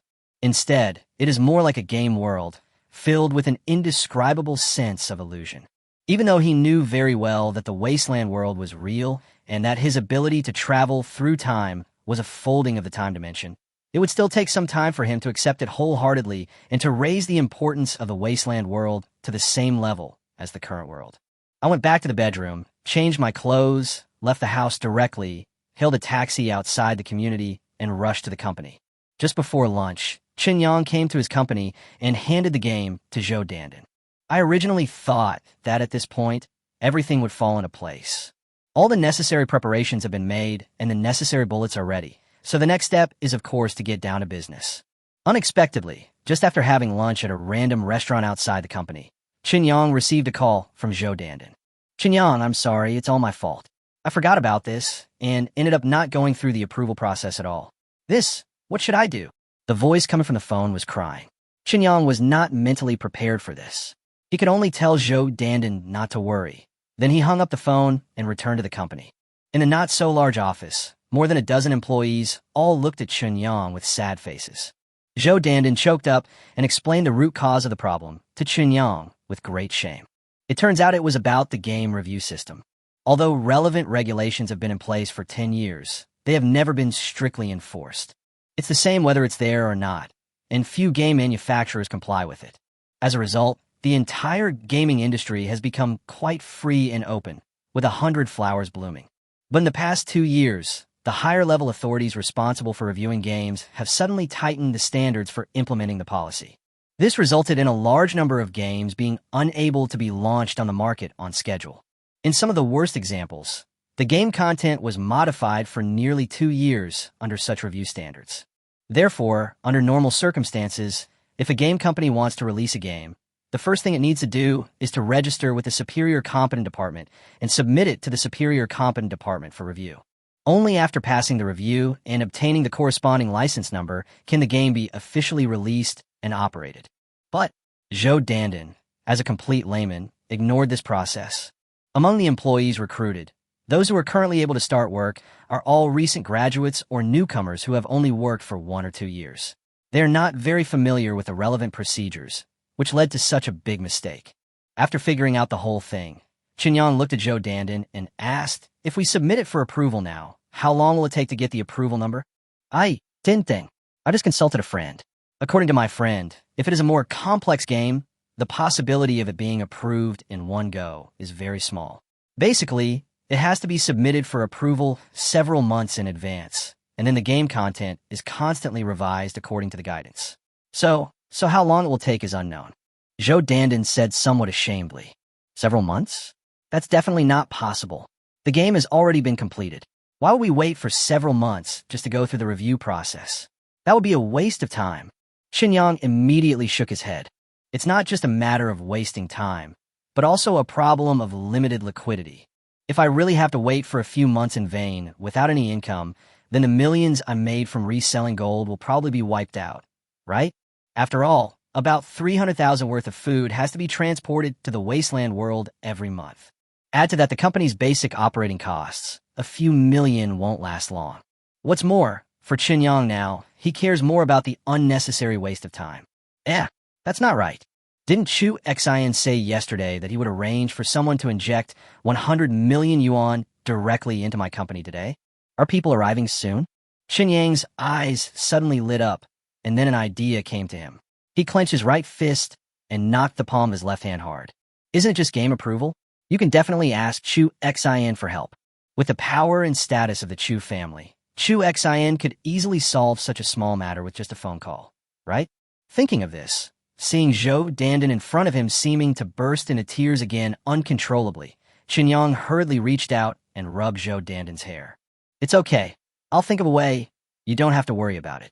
I have some free time. You can take our people to play this game produced by our company. Although it's not online yet, it's still very simple to conduct a small-scale test within the company, and there is no technical difficulty. I'll go out and make a phone call. Zhou Dandan was stunned for a moment, looked at Qinyang in astonishment, and asked, what can you do? Do you know someone who is in charge of game review? I don't know him, but I know someone who's more powerful. Okay, take our people to try out the game first. I'll be back soon. Qinyang said this, turned around, and left the company. Seeing Qinyang's confident look, Zhou Dandan was a little confused, but she quickly calmed down and asked the support staff hired by the company to install the test version of the game on every employee's mobile phone. Zhou Dandan and other people in the company were also very curious about the game that Qinyang suddenly brought back. They all know that Qinyang Games, a subsidiary of Qinyang Technology, has a dedicated game development team. It's just that the game development team doesn't work with them and is very mysterious. But the boss seems to trust them very much and believes that the games they make must be unparalleled. Therefore, being able to check the quality of the game in advance will certainly arouse everyone's interest. The games were all installed quickly, and as these people opened the games one after another, exclamations suddenly rang out one after another in the company. Chapter 46, Problem Solving. This is the general situation, Ms. Chu Xian. The people in my company are all newbies, so they made such a low-level mistake. But I don't want to delay the planned launch of the game. If it is really delayed for several months due to approval issues, I think I will go crazy. So, can you help me? Standing in the stairwell of the office building, Qinyang called Chu Xian and briefly told her about the troubles his company had encountered. It's just a small matter of game approval. I can let your company's game go through the green channel directly and complete the approval procedures today. However, you have to make sure that there is no real erotic content in your game. There are certain limits that cannot be touched. Otherwise, there will be huge doubts, which will be very troublesome. Chu Xian's answer was very straightforward, but he also made corresponding requests. Don't worry about that. There is definitely nothing over the top. And my game doesn't use that as a selling point. The selling point of my game is to give players a real fantasy world. Qinyang breathed a sigh of relief and said with a smile, "Don't explain too much to me. I don't like playing games, so I don't know much about the gaming industry. I'm just reminding you from my perspective. After all, when I make a statement, there will always be people who will make associations. At that time, your company will surely gain many hidden benefits from this implicit relationship. I hope you can control yourself and don't do anything that will embarrass both of us." Chu Xin reminded on the phone. Qinyang knew what the other party was worried about, so he agreed without hesitation. "I understand, Miss Chu Xin. I just need some convenience, and I don't need to violate the rules." "That's great. My people will arrive at your company around 2 p.m. and formally sign the Angel Round financing contract with your company. The corresponding terms have been drafted. You just need to confirm and sign. All the terms are beneficial to your company. It's a contract that is equivalent to giving money for free. I hope you'll be satisfied." After Chu Xin finished speaking, she chatted with Qinyang for a few more words before hanging up the phone.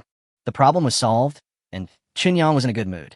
He was quite grateful for the fact that he could establish a relationship with Chu Xin. In this country, power means much more than money.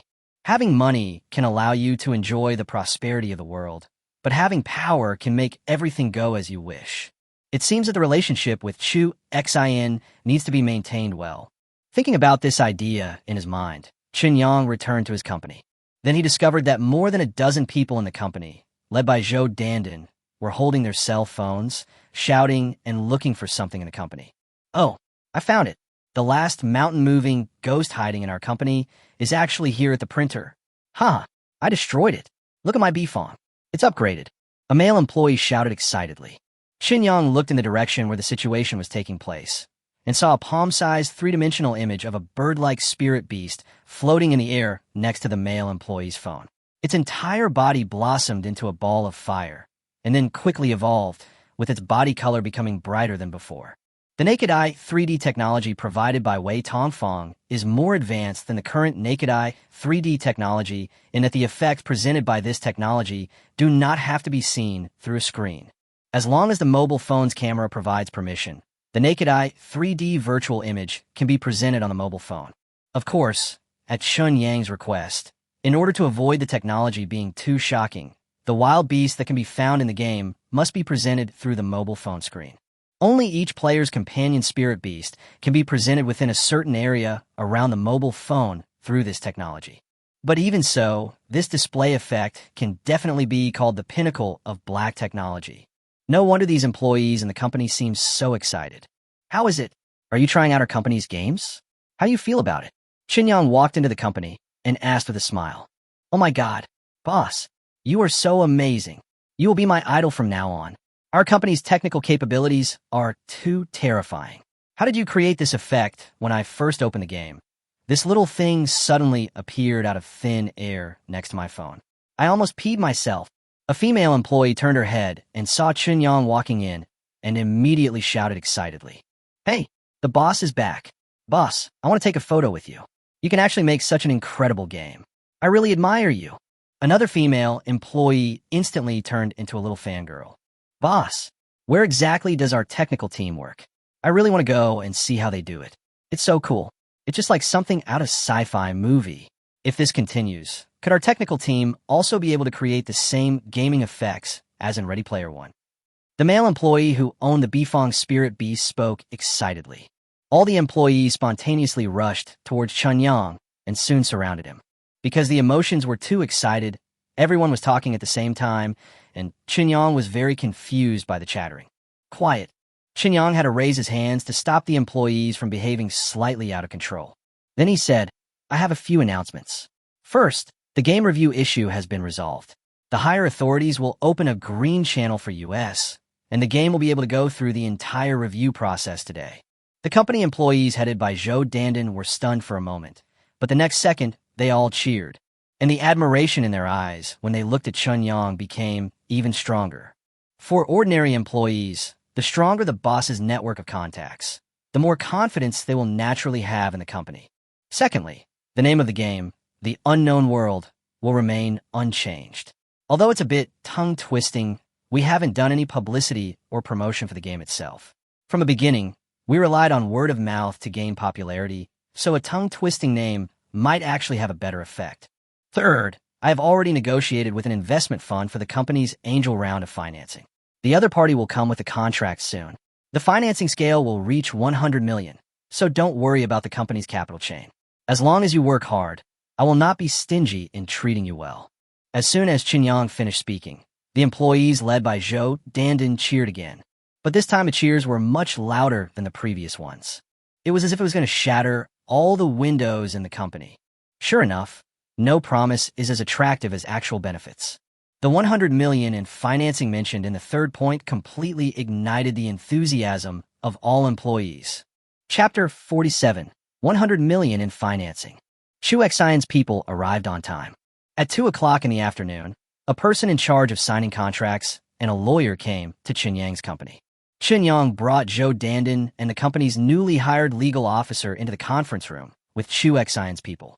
The contract that the other party brought out was a finished product with all the terms already listed, and there was no intention at all to continue negotiating the contents of the contract. Obviously, in the other party's view, the conditions they stipulated in the contract were already favorable enough, and Qinyang should not be dissatisfied. Therefore, there is no need to modify the content of the contract, and Qinyang only needs to sign and seal it to confirm. In fact, it is true. The legal officer who had just joined Qinyang's company took the contract carefully, looked at it seriously for a few seconds, and then he was completely shocked. He couldn't understand the terms he saw, because the clear meaning expressed between the lines of the contract terms had a huge impact on his 3 views. The other party is trying to give me money? The legal officer looked at Qinyang next to him in confusion and found that his boss looked confident, as if he had already expected the content of the other party's contract to be so friendly. Unexpectedly, the legal department developed a great respect for Qinyang. My boss is so young, but he is so capable. A company like this definitely has a bright future. In just over 10 minutes, the legal department completed the review of this contract, which had simple content and no traps in the wording. He scratched his head, looked at Qinyang with some inexplicable disappointment, and said, "Boss, the contract. There is no problem with the contract, and there is nothing that can be modified. According to the contract, 100 million cash injection is only exchanged for 5 of our Qinyang Technology shares. In other words, in the contract, the other party has determined that the valuation of our company is 2 billion. At the same time, this 5 of shares does not have any corresponding rights and only participates in the possible profit sharing. And according to the terms, if our Qinyang Technology's performance is good and we want to redeem this 5 of shares, we can do so unconditionally at any time. And no matter how much our Qinyang Technology is valued at when redeeming the shares, the redemption fee that needs to be paid is a fixed 100 million. In addition, there are corresponding cash-out clauses in the contract.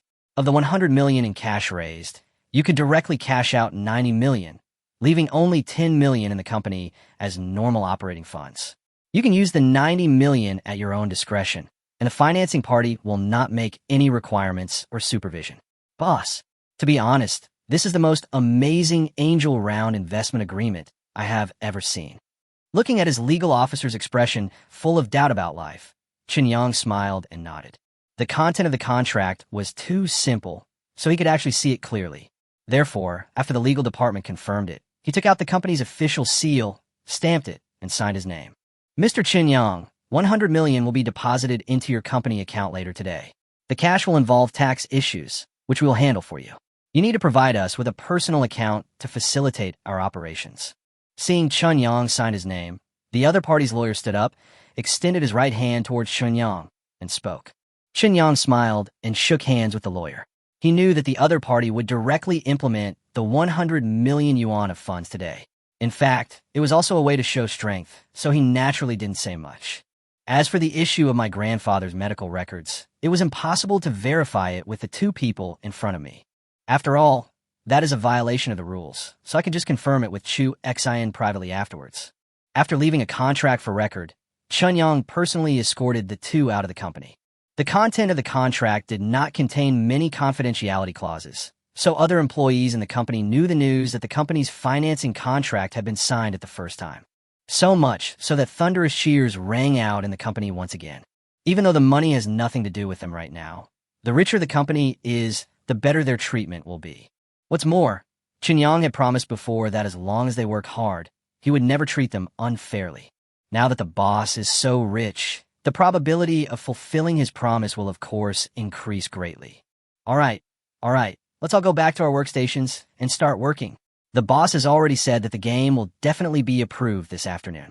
Let's check all the preparations for going online to ensure that after the game is approved, there won't be any problems during the online process. Zhou Dandan clapped her hands, interrupting the employee celebration, and continued, "Everyone has experienced how good our game is. Even someone like me who almost never plays games can't help but be fascinated by it.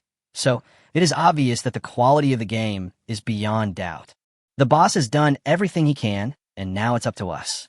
If we can't promote a game of this quality, which can be said to be unique, then our workability can't even be considered mediocre."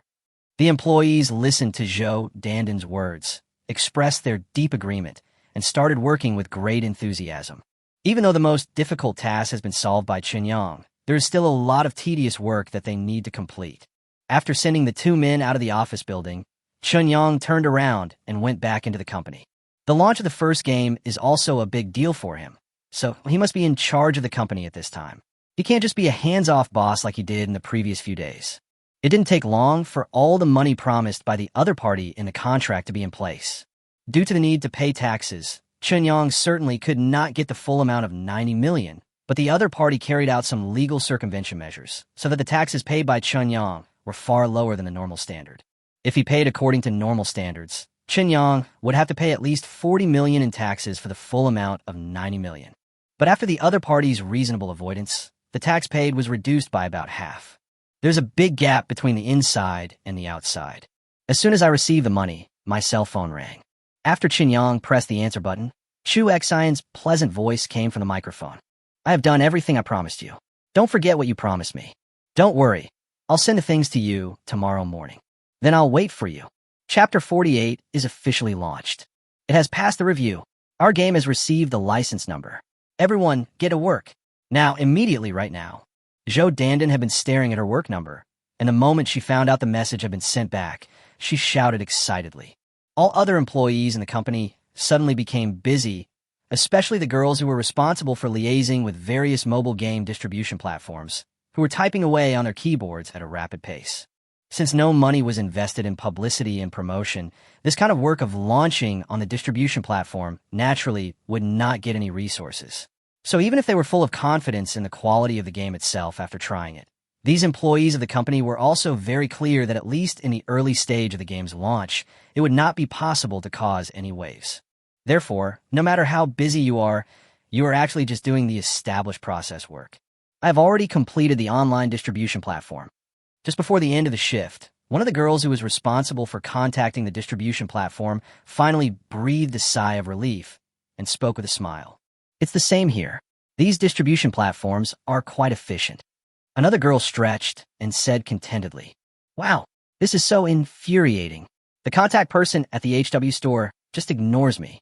After I urged him a few times, he became impatient and said that I would talk to him after he reviewed the game. I asked him how long the review would take, and he actually told me that it might take maybe a month or maybe half a year. "Isn't this bullying?" The girl who had previously been Chun Yang's fangirl spoke with a feeling of grievance. Zhou Dandan immediately came over, looked at the girl's computer screen, frowned and asked, "What's going on? Can't HW's store be uploaded? This will cause us to lose a lot of exposure."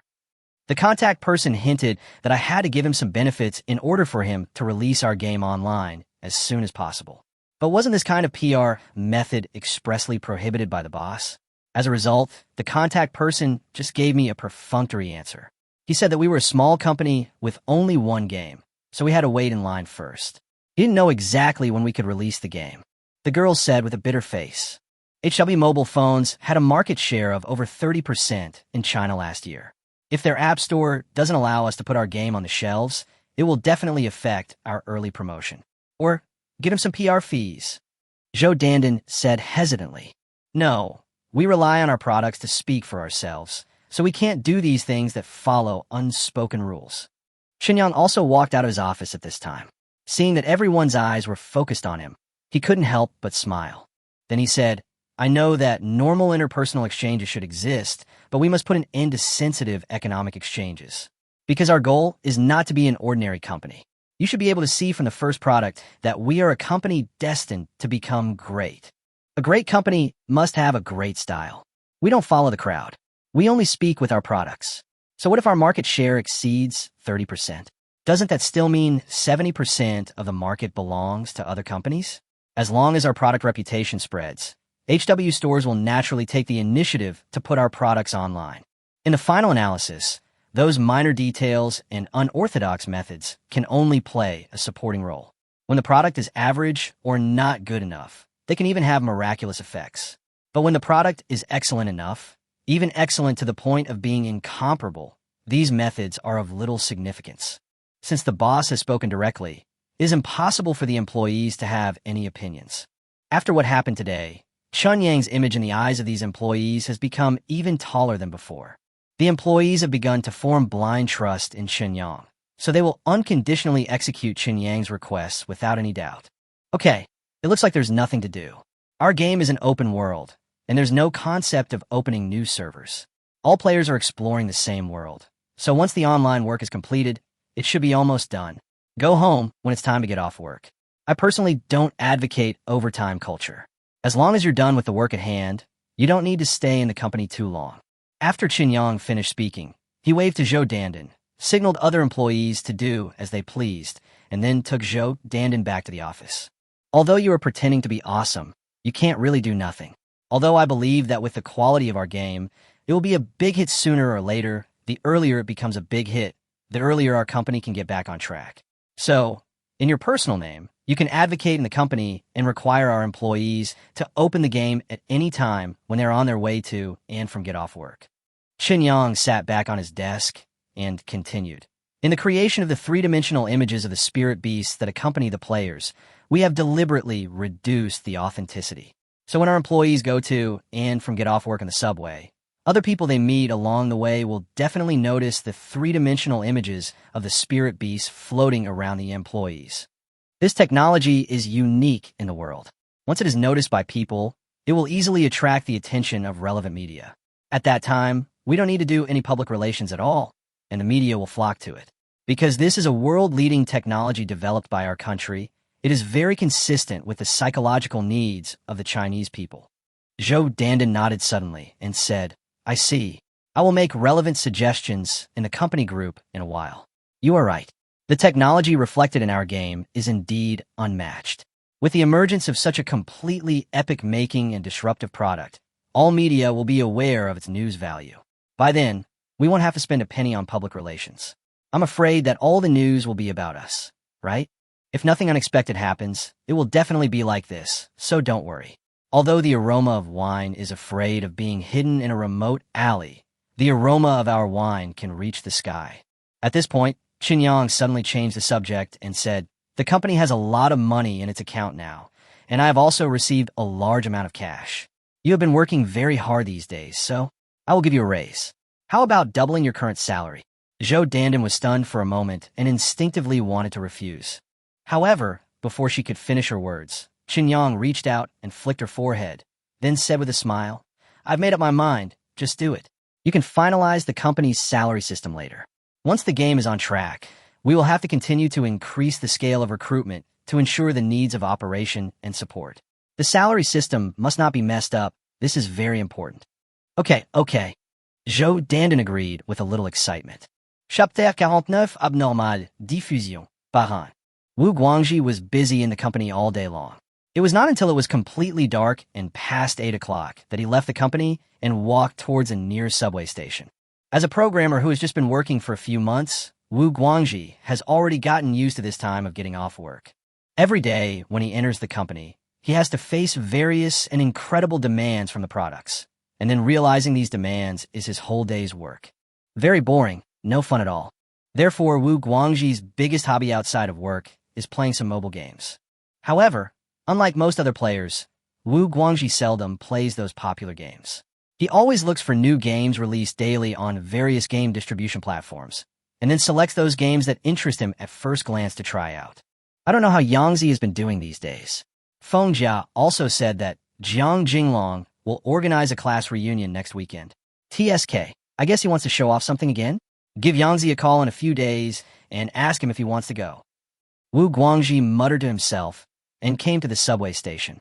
At the same time, I opened the built-in app store on my phone and directly selected the game page. In the daily new games column, I saw several new games that were released today. Three Kingdoms, a card game of the Three Kingdoms, forget it. This is definitely a copycat game. The mode is not innovative at all. It's a waste of time to play. Summer of Misty, a detective puzzle game, it's too brain-burning. I'm not interested. His fingers kept sliding across the screen. Wu Guangxi looked at the simple introduction of the game and screened it with a slightly picky look. An Unknown World? Affari Tale Argane. A work by Chinyang Games? How come I've never heard of this? Wu Guangxi bought the subway ticket and looked at the size of the game after passing security check. He found that it was only 426 M. A sneer appeared on his face. It's only 400 megabytes in size. You dare to call it an AR game? Are you crazy? Game companies nowadays are more unreliable than each other. I want to see what you can do with this 400 megabytes AR game. Wu Guangxi curled his lips in disdain and directly chose to download. His package has a lot of data, so playing games with more than 400 M will not cause any pressure. The internet speed is also extremely fast. I downloaded the game and completed the installation before rushing to get on the subway.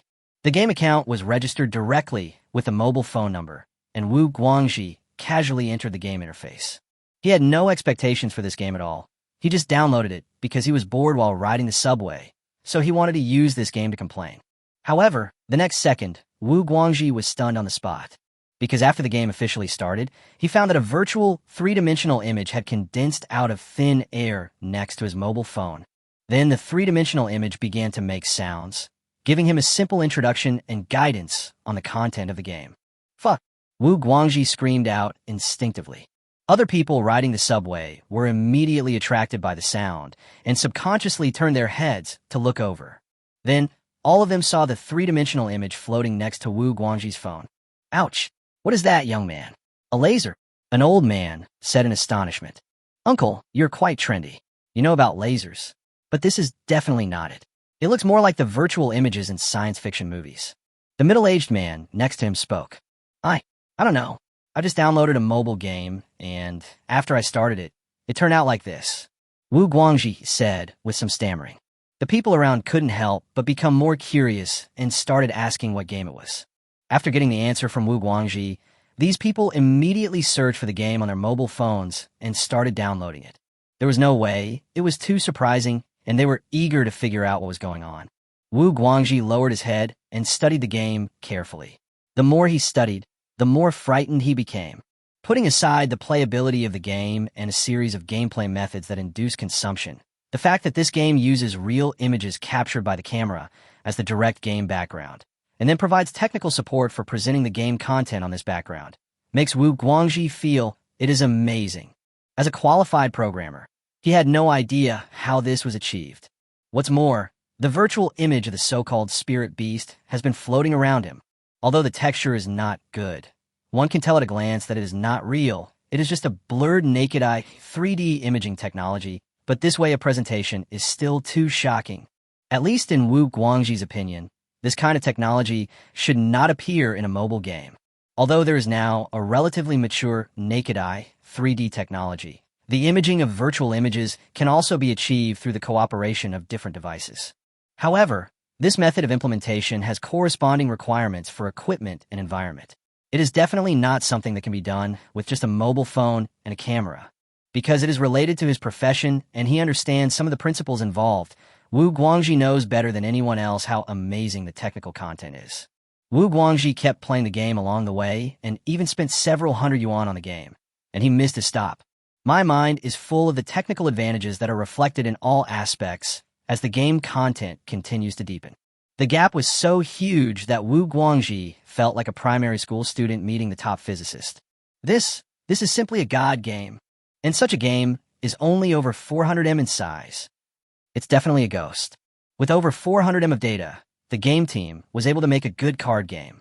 He wouldn't be surprised even if the game he was playing now was 40 G in size. But it was made in just over 400 megabytes. This is really unscientific. Is it true that all the programming he has learned over the years is fake? Incredible. Too incredible. Chinyang Games? What kind of company is it? A new company can't possibly have such technical reserves. Moreover, such technology is only used to make a mobile game? Isn't it too extravagant? This company must have other purposes, right? Realizing that he had missed his stop, Wu Guangxi got off the train immediately and took the subway going in the opposite direction, muttering to himself. Then I thought of something else, minimized the game, opened the social software, and excitedly recommended this game to all my groups. He must share this astonishing masterpiece with everyone he knows. Chapter 50 Abnormal Diffusion, par deux. At 9 o'clock in the evening, the office of Chinyang Technology was basically empty. After Zhou Dandan finished all the tasks at hand, she found that one of the girls in charge of connecting with the game platform had not left yet. She stepped forward and patted the girl on the shoulder and said, "Ciao ciao, it's very late. Go home early. Don't take the subway. Take a taxi directly. Remember to leave the receipt. The company can reimburse you." The girl was pouting and communicating with someone using the communication software on the computer. Zhou Dandan tapped him on the shoulder, and he was startled. He nodded quickly and said, "Oh, okay, Mr. Zhou. I just found the department that HW is in contact with to file a complaint, but the person who handled the complaint was perfunctory. It seems that the launch of the HW store today is really hopeless. It's okay. Mr. Chun has already said that our game wins by quality.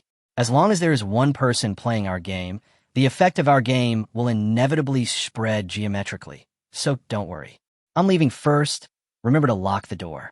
Zhou Dandan smiled and comforted him, then turned and left the office. Guo Xiao stretched lazily, typed a few more words on the computer indignantly, then turned off the computer, locked the door, and left the company. Although there was no substantial publicity, the atmosphere in the company became much more relaxed after the game was launched. All employees of Chinyang Technology are very confident.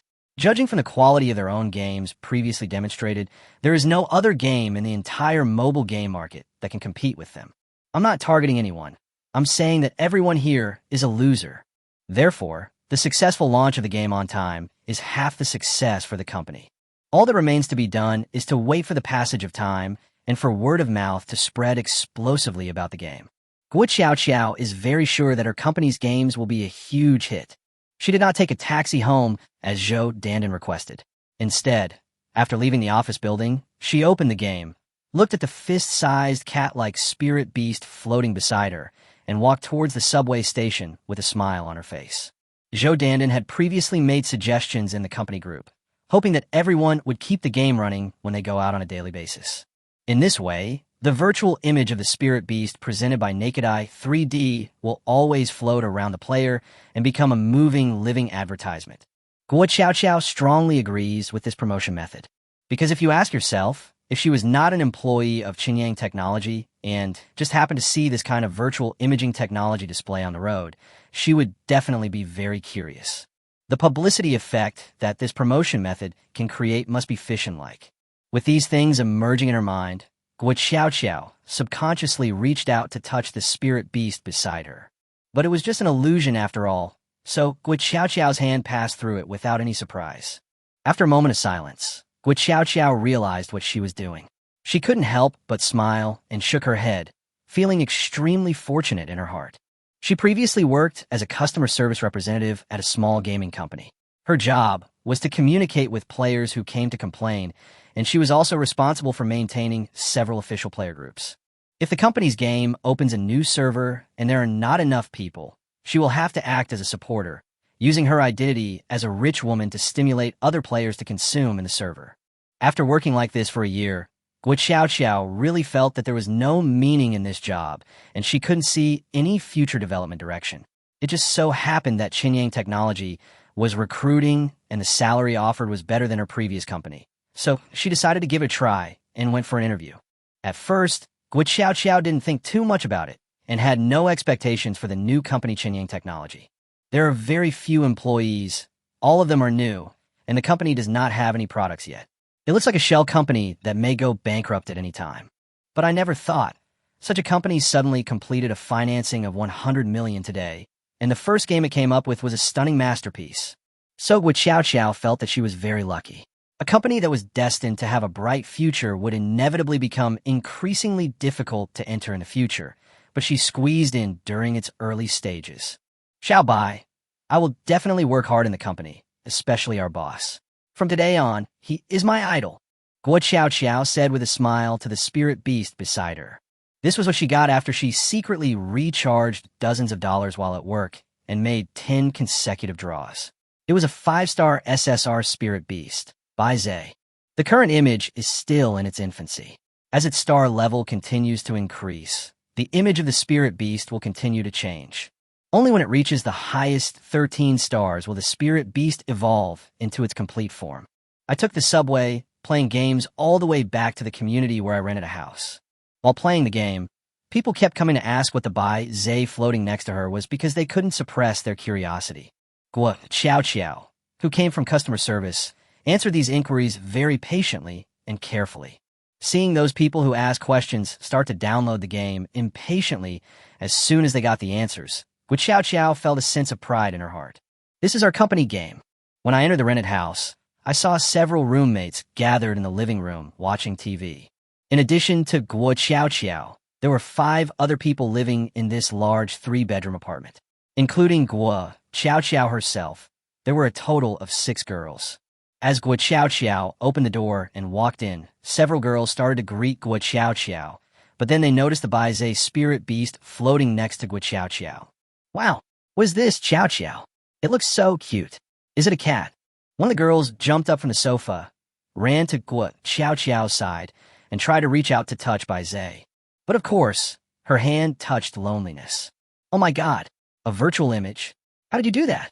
Could this be an upgraded version of the old Tamagotchi? Several girls immediately gathered around. Guo Qiao Qiao smiled and repeated the words she had explained to the people on the subway before. One of the girls was shocked. Like the other girls, she started searching for games on her phone to download. She asked, Qiao Qiao, is this really a game made by your company? Yes, although I also think it's amazing, it was indeed done by our company. Guo Qiao Qiao nodded. That's amazing. Qiao Qiao, do you still remember my job? I'm an editor at a gaming portal. Can I make an appointment to do an interview at your company tomorrow? This is definitely a revolutionary game. The girl, who looked shocked, asked anxiously. Guo Qiao Qiao was stunned for a moment, then suddenly realized something and said, I would have forgotten if you hadn't mentioned it. I'll send a message to our CEO, Zhou, to ask. It should be possible. Our company will not refuse such a promotional opportunity. Great. Please, if you can finish the interview, I'll treat you to a delicious meal. Chapter 51, Request for a Meeting. There are actually not many people like Zhou Dandan and Wu Guangji. Qinyang Technology has a small number of employees, and there are also only a few players who like to look for new games every day and try them out one by one. But the game itself is too eye-catching, and the powerful virtual imaging technology makes most people curious after noticing it. In addition, the cost of downloading the game itself is extremely low. Driven by this strong curiosity, the number of game downloads suddenly showed an exponential growth like fission. One person can influence dozens of people, and those dozens of people may directly influence thousands of people, and from point to surface, supported by the powerful attraction of the game. Throughout the entire night, the unknown world spread wildly like a highly contagious virus. Qinyang had no idea that his game had gone viral. Even after the game was launched, he no longer cared about the game's background data, because he knows very well what the new technology means to this industry. His game was destined to be a success. There was no doubt about that. Zhou Dandan and Shuya both came back a little late. After eating a simple meal, the 2 girls sat together again, and no one knew what they were going to talk about. Although Chun Yang's 5 senses ability to capture information was further improved after the injection of the 3rd-level strengthening potion, he took the initiative to block his hearing from the whispers between the 2 women. In Chun Yang's opinion, the act of snooping without permission was really despicable. The next morning, Shuya and Zhou Dandan left the house in the morning light. After washing up, Qinyang also went to the wasteland world. It can be said that the appearance of Grey Mouse D is changing every day. The planning of the entire base is gradually taking shape bit by bit every day, which makes Qinyang have an inexplicable sense of accomplishment. Li Lu was found in the shed and seemed to be doing accounts. There were large bags of gold piled at her feet. Where did all this gold come from? Didn't you say that we don't need to collect it specifically anymore? Chen Yang asked. Huh? Boss, you're here. Sorry, I was so focused on keeping accounts that I didn't notice you. Li Lu quickly stood up, bowed to Chen Yang and apologized, then explained, we didn't collect them specifically. They were accidentally dug out when we were building the base and needed to dig up the ground for foundation construction. As you know, during the catastrophe, the entire world was destroyed beyond recognition. Countless things were buried under the surface by the smoke and explosions caused by the massive nuclear explosions. Therefore, it is normal to dig out some things occasionally. Chen Yang nodded and didn't ask any more questions about the gold. Anyway, this thing doesn't matter whether you have it or not. At worst, you can just throw it into the portable dimensional space. Have you received the new healing potion? Chen Yang then turned to ask about what he really cared about. Of course, boss. I will definitely complete the work you assign me as soon as possible. According to your instructions, I exchanged 10 additional healing potions and hundreds of strengthening potions of different grades in case of emergency. However, these potions are not needed now. After all, the potions for other survivors in the settlement have already been prepared. While Li Lu was speaking, she had already taken out a suitcase specially used to store medicine from under the bed. Chen Yang took the suitcase, opened it, looked at the hundreds of medicines neatly arranged inside, and nodded with satisfaction. Is the purchase of weapons and equipment going smoothly? Conflict with Grey Mouse Town is inevitable. Making our people enhanced is only the first step. Enhanced people also need to be armed with weapons and equipment, otherwise it will be difficult to substantially improve their combat effectiveness, right? Chen Yang continued to ask. Don't worry, I didn't buy weapons and equipment from Grey Rat Town. First, I was afraid that Grey Rat Town would be alerted in advance. Second, there are very few weapons and equipment that Grey Rat Town can buy. The variety is single and the power is limited. So I contacted the person from a medical association in the medium-sized settlement to make the purchase. He has a very high status in that medium-sized settlement. If he can help us make the contact, it will save us a lot of trouble. We just need to give him a certain percentage of the kickback after the deal is done. In addition, boss, when I went to buy medicine from him yesterday, he asked to meet with you. What do you think? Li Lu looked very cautious. You want to see me? Why? Chen Yang frowned. He didn't say this, but I guess it's related to the vegetables. I've been looking for him to trade with me frequently these days, and I want him to help me buy weapons. The amount of food I need to provide must make him curious. Maybe he wants to talk to you in person to see if there is a stable supply of vegetables? Of course, this is just my guess. Li Lu Spuka. Okay, we don't have time today, so let's do it tomorrow. If he's willing to move tomorrow, I'll meet him at our base. By the way, is it okay for him to see the transformation of our gray mouse D? Chen Yang asked with some concern. It's okay. The Doctors Association is the largest neutral force in the wasteland. I heard that the ultimate goal of the association's top leaders is to find a way for people to truly gain immortality. Therefore, the people in the Doctors Association will never interfere in any conflicts in the wasteland or intervene in them. There are even rumors that the appearance of zombies and many alien species is not just due to the influence of radiation, but a large part of it is the result of biological experiments conducted by the Doctors Association. Li Lu said mysteriously. It sounds familiar. Never mind. Please keep an eye out for me these few days to see if there are any guys who know hardware in Grey Mouse Town or that medium-sized settlement. If there are any, I could try to hire them. Chen Yang scratched his head and continued. If our base wants to truly develop and become powerful, then all kinds of talents are needed. Relatively speaking, combat personnel are the easiest to train. Technical personnel are treasures, so we must pay more attention to them. Yes, boss. Li Lu quickly bowed in response. Is there enough food? If not, be sure to tell me in advance. Now is the startup period of the base, and there is a huge demand for various resources. It is normal to consume more food than usual. Chen Yang continued to ask. Very sufficient, boss, don't worry. That batch of vegetables solved most of the problems. As for the rewards for our own people, we don't need to use something as precious as vegetables. So the food you gave us can last for a long time. Li Lu said with a smile. Okay, I'll be leaving now. You can continue with your work. Chapter 52, A Hot Start.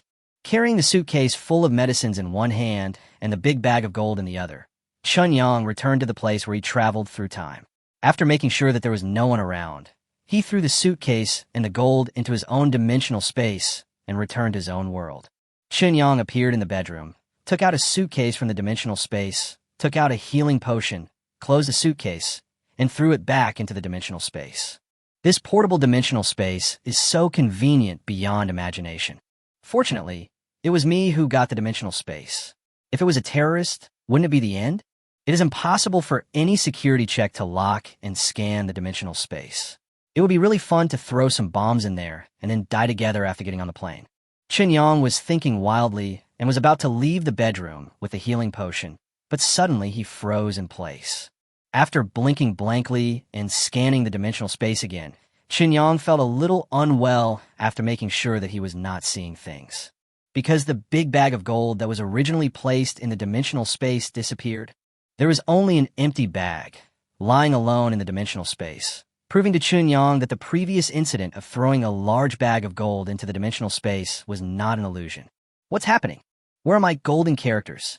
Although I don't lack the gold now, it is also very troublesome to exchange, and its decorative significance is far greater than its practical significance.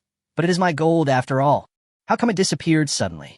After being stunned for a while, Chen Yang took the empty bag out of the dimensional space. After a careful inspection, I confirmed that this was the broken bag that Li Lu used to store the gold. Everything was fine, but why did the gold just disappear? Could it be that this dimensional space is not only accessible to me? As soon as this thought came into his mind, Chen Yang broke out in a cold sweat. But the next second, a stream of pure data poured into his mind, allowing him to instantly understand what was going on. It turns out that the gold was automatically absorbed by the dimensional space.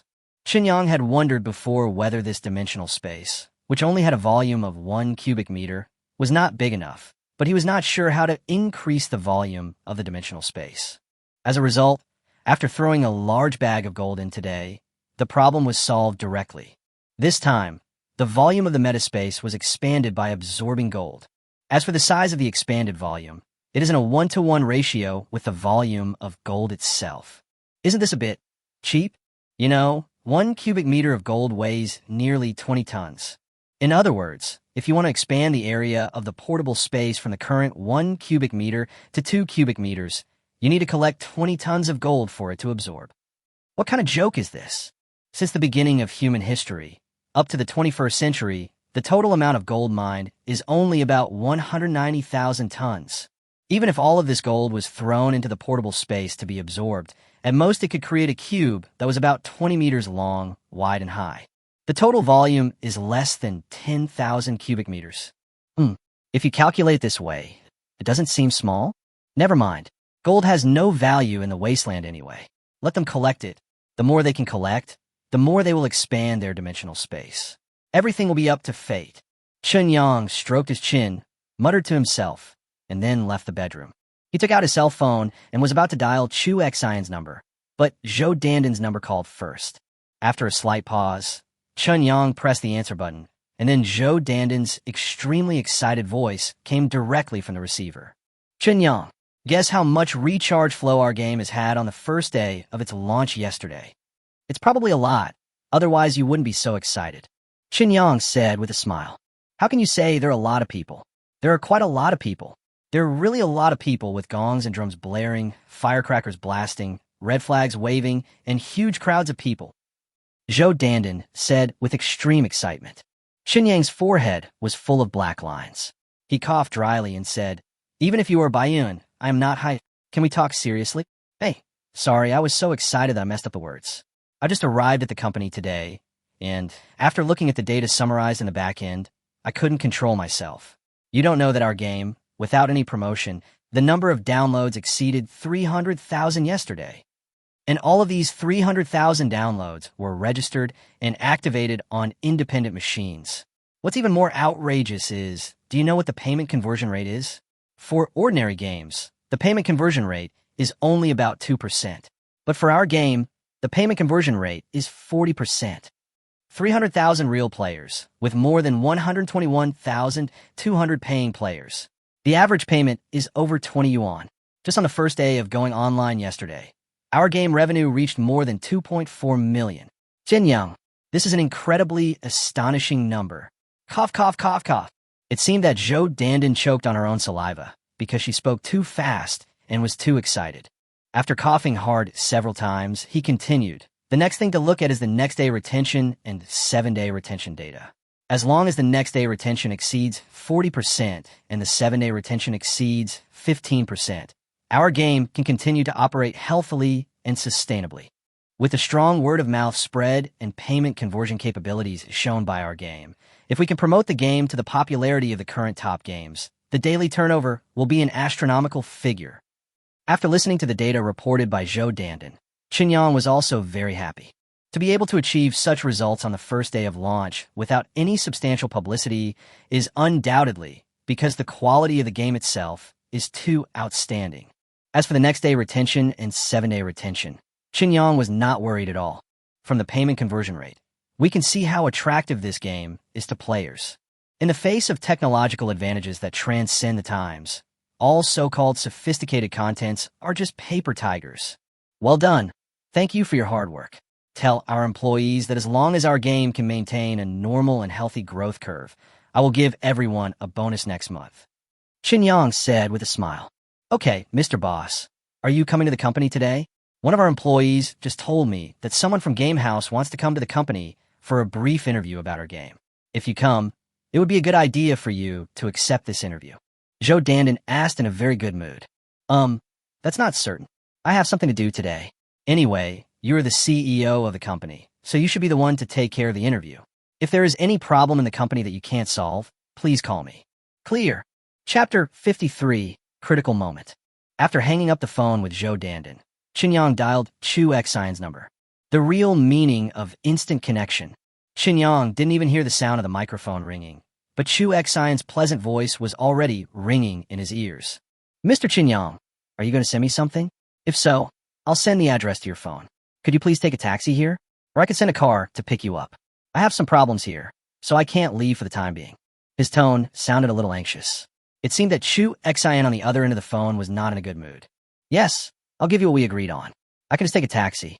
It would be a waste of time waiting for you to send a car. Anyway, there's not much traffic jam now, so I should be able to get to your place soon. Just send me the address." Qinyang said with a smile. Chu Xian fulfilled all the conditions he agreed to very well. Yesterday, she helped him pass the game review directly, which showed the power of the Chu family and could indeed bring him many conveniences in this country. So Qinyang really wanted to maintain a good relationship with Chu Xian. With Chu Xian as his backer, his company can avoid many unnecessary troubles in the early stages of development. Under the influence of this mentality, door-to-door delivery and home service are naturally what is meant by the topic. After hanging up the phone with Chu Xian, Qinyang saw the address Chu Xian sent to his mobile phone, stopped a taxi, and rushed to where Chu Xian was. The capital city was bustling and prosperous in the morning. Although there was no traffic jam on the street, there was a constant flow of cars, and the sidewalks on both sides were crowded with people. As the best place in a country, a world-renowned cultural ancient capital, and a historical city, in addition to the permanent population and migrant workers, there are a large number of domestic and foreign tourists coming in and out at any time of the day. This makes the city always in a bustling state, and there is never real peace and tranquility. The taxi driver was a native Beijinger. He talked about mountains with Qinyang while driving on the road. The content is varied and bizarre, ranging from the international situation and military politics to roadside anecdotes and rumors. There is nothing this driver cannot talk about. Even though Qinyang already had a certain understanding of Beijing's Kanye, he was almost stunned by the driver. Even after reaching the destination and paying the fare and getting off the car, Qinyang was still a little dazed. "My mind is full of the driver's words. Don't look at me driving a taxi. I don't do this to support my family. I just don't want to be idle, so I find something to do. Young man, I'm not afraid to tell you that my family was demolished a few years ago, and I now have 4 houses within the 4th ring road of Beijing. Good man, listen to this. Listen to this. Is this human language?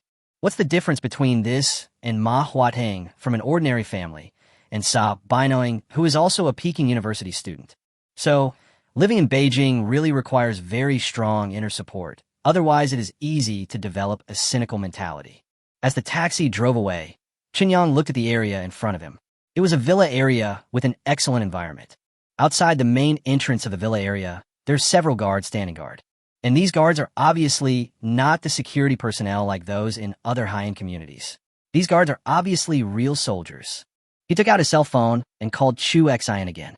A few minutes later, a man came out from the villa area, walked up to Qinyang silently, shook hands with him, and motioned Qinyang to follow him. The man looked familiar.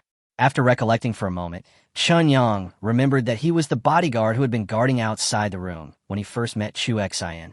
Following the man, we entered the villa area, which was lined with green trees and lush grass. There were even artificial streams and plank roads, rockery pavilions, and a large artificial lake. The environment of the entire villa area gave it a feeling of being hidden away in the city. Without entering any villa, the man simply led Qinyang to a pavilion beside the plank road. After a while, Chu Xian came trotting over in casual clothes. The man took the initiative to leave the pavilion and waited not far away. Chu Xian was panting. When she came to Qinyang, she apologized and said, "I'm really sorry. Something happened at home, and I can't leave. I'll ask someone to take you back when you go back. This place is a bit remote, and it's hard to get a taxi. You look much prettier than when you had dinner the day before yesterday.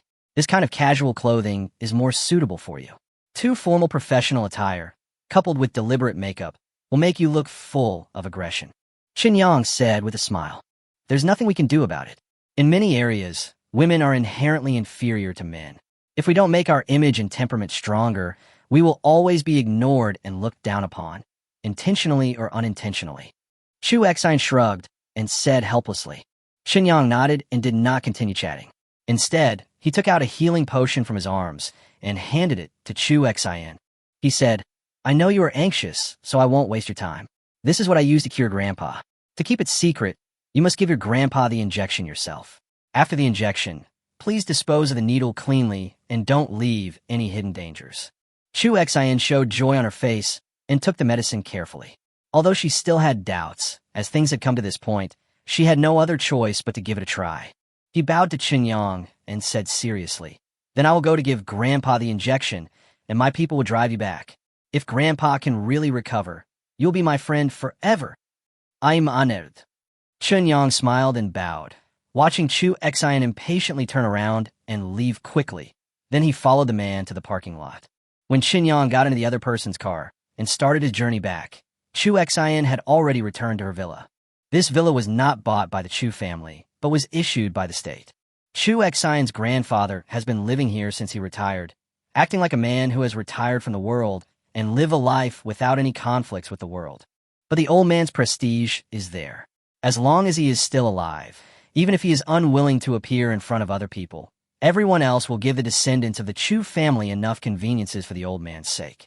It is no exaggeration to say that as long as the old man does not die, he will be the towering tree of the Chu family, and the descendants of the Chu family can make any preparations and arrangements calmly. But if the old man died, it would be a disaster for the Chu family, because the Chu family is now in a period of transition. Among the second generation, even the youngest, Chu Xian's father, is already 55 years old. The older brothers and sisters are about to retire, but Chu Xian's father is just one step away. At this time, the old man's body was about to collapse. So many people began to wait and see, making Chu Xian's father's hope of further progress increasingly slim. The third generation is not old enough. Chu Xian's oldest uncle is just in his early 40s and is far from being able to support such a large family. Therefore, for the Chu family now, it is indeed a critical moment of life and death. Chapter 54, Who is your friend? Thinking about these things at home, Chu Xian pushed the door and entered the villa. The second and third generations of the Chu family gathered together in the villa hall, and everyone looked sad. The men smoked one cigarette after another, making the lobby on the first floor full of smoke. The women hid in the restaurant and had little communication with each other. The reason why so many people gathered together today, and Chu Xian had been telling Qinyang on the phone that he couldn't leave, was because the pillar of the Chu family, Chu Xian's grandfather, old man Chu Liangpeng, suddenly suffered a deterioration in health. The personal doctor also said that the situation was not optimistic and that Mr. Chu might not survive the next 2 days. This news was like a bolt from the blue for the Chu family. As a result, all these people put down what they were doing and returned to the villa, which was filled with a gloomy atmosphere. In fact, the relationship between the second and third generations of the Chu family is not that good. Like all large families, there are constant conflicts between relatives, and there is even occasional hostility and attacks between them. But now the building is about to collapse, and the ship is about to capsize. These second and third generations of the Chu family are all in the same boat. Naturally, they have no intention of continuing to engage in internal strife at this juncture. Even though the atmosphere in the hall was solemn, and everyone remained silent instinctively, it still looked harmonious. Chu Xian couldn't remember the last time everyone in the family sat together without any quarrels. Even during the Chinese New Year, as long as there is an opportunity, there will be people who make sarcastic remarks and speak in a sarcastic manner. The current situation is really rare. Brother, if it really doesn't work, let's just give it a try. He said before that Dad still has at least 2 or 3 months left, which is just in time for the change of leadership. At the time, we thought that before Dad left, we could go and say hello again and try to get my younger brother in. But now it seems that it's too late. Chu Xian's second uncle suddenly put out the cigarette in his hand and continued with a serious face. Dad is in this situation now. Even if he is willing to say hello, there is no way to be sure what will happen in the more than 2 months before the change of leadership. So, if we don't take a chance, our Chu family will really be finished. Fight? How would you have to fight? I've already retired. Although you're still in office, you can only serve 1 more term at most. You have to retire before you turn 70 anyway. Everyone knows the situation of our Chu family. How many people will care about you in your last term at most? They will treat you as a mascot and let you retire peacefully. Chu Xian's uncle said in a deep voice, I'm applying for internal retirement. I'm giving up my position 1 term earlier. I'm using this as an exchange. Let's see if I can push my younger brother up. Chu Xian's second uncle said through gritted teeth. Second brother, this won't work. Even if you serve as a mascot for 1 term, our Chu family will at least have someone who can stand there. Even if times are hard, we can still survive. But if we lose even the mascot, and you gave up your position a term earlier and want to support me in joining the game, the chance is too small. Chu Xian's father immediately shook his head. It's just a matter of dying sooner or later. If you can't get in this term, our Chu family will become increasingly weaker in the future, and it will be even more impossible for you to get in. Then when I retire, won't our Chu family still be at the mercy of others? Chu Xian's second uncle said with his eyes wide open.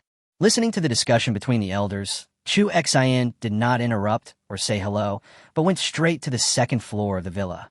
Everyone was in a very depressed mood, with a lot on their mind, so naturally they didn't pay attention to Chu Xian's movements. Chu Yangping's bedroom is on the 2nd floor, and all medical equipment is placed directly in the bedroom. Chu Xian came to her grandfather's bedroom, knocked on the door gently, and then pushed it open. Apart from Chu Yangping lying on a hospital bed, there was only a personal doctor and a personal nurse in the room. Grandpa, I want to talk to you alone. Seeing that his grandfather on the hospital bed was in a bad mental state, but at least his eyes were open and he was temporarily awake, Chu Xian walked to the bedside and spoke.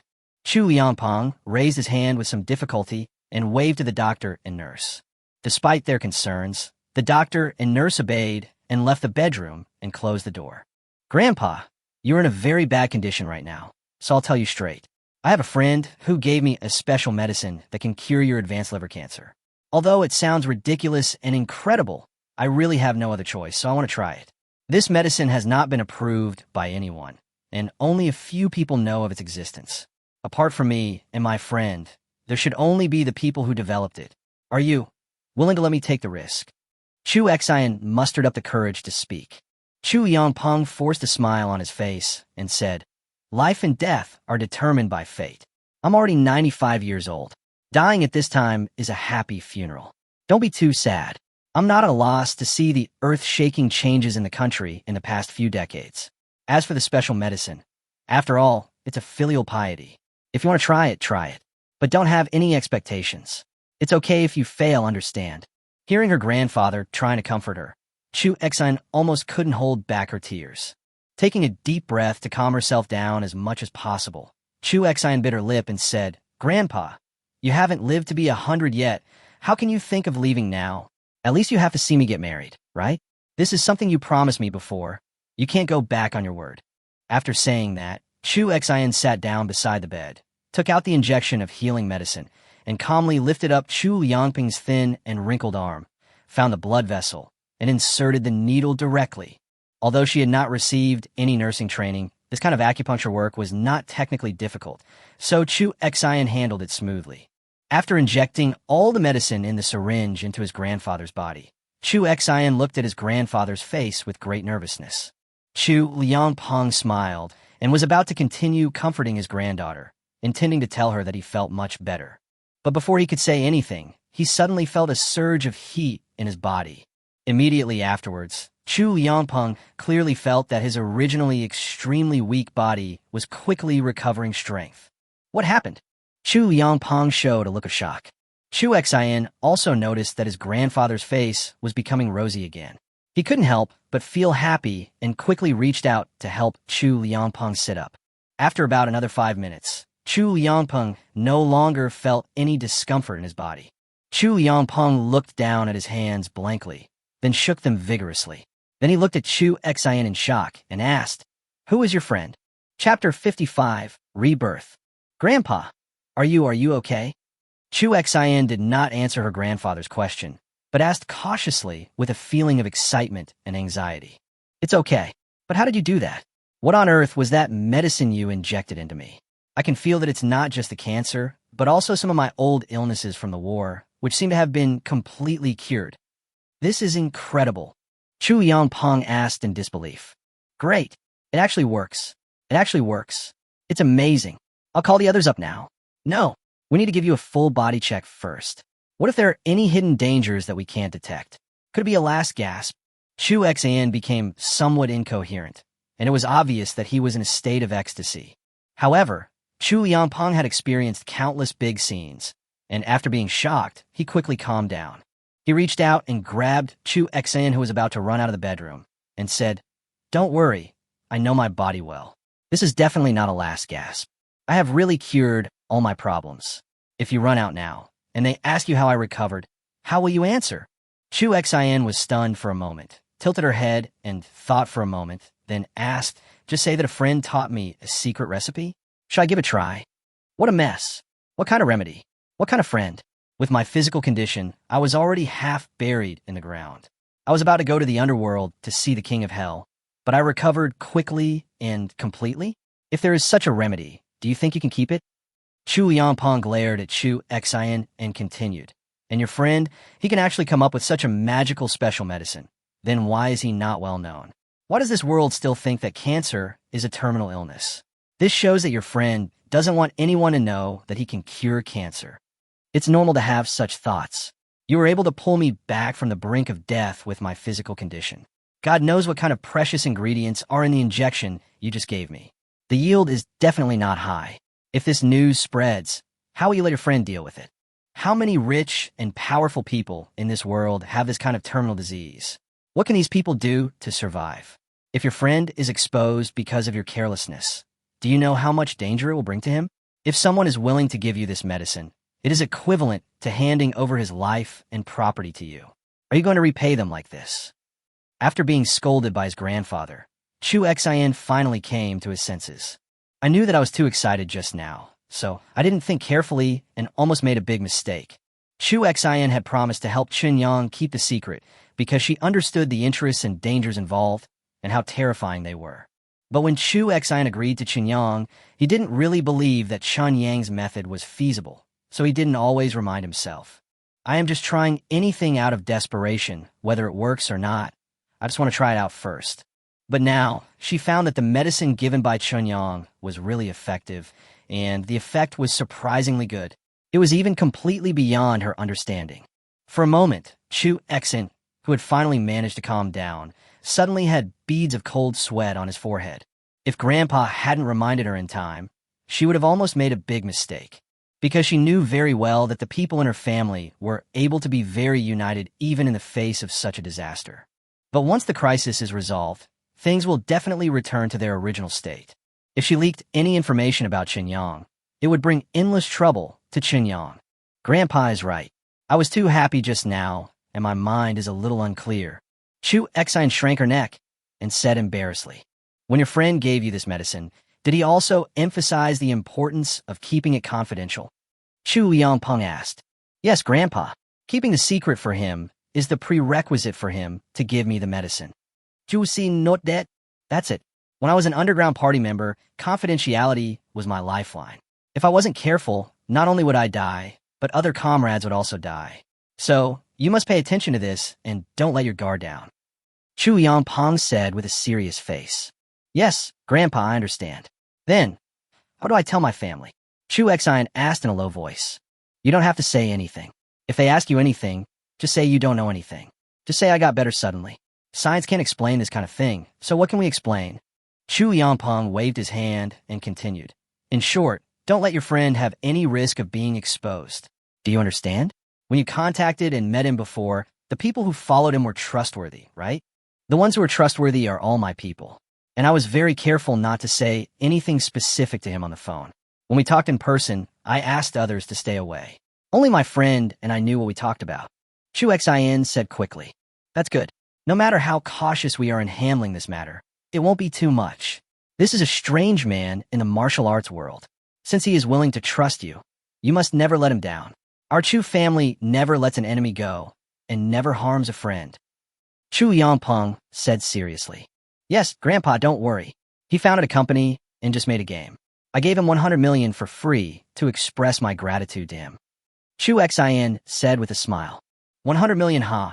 If he really wants to make money, with the effect of his medicine, hundreds of billions or even trillions are within his reach.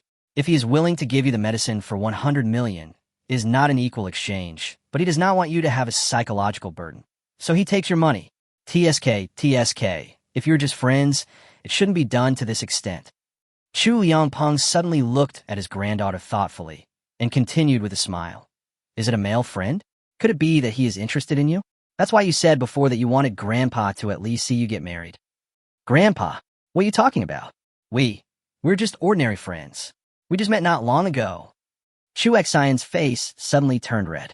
Okay, I won't ask about your affairs.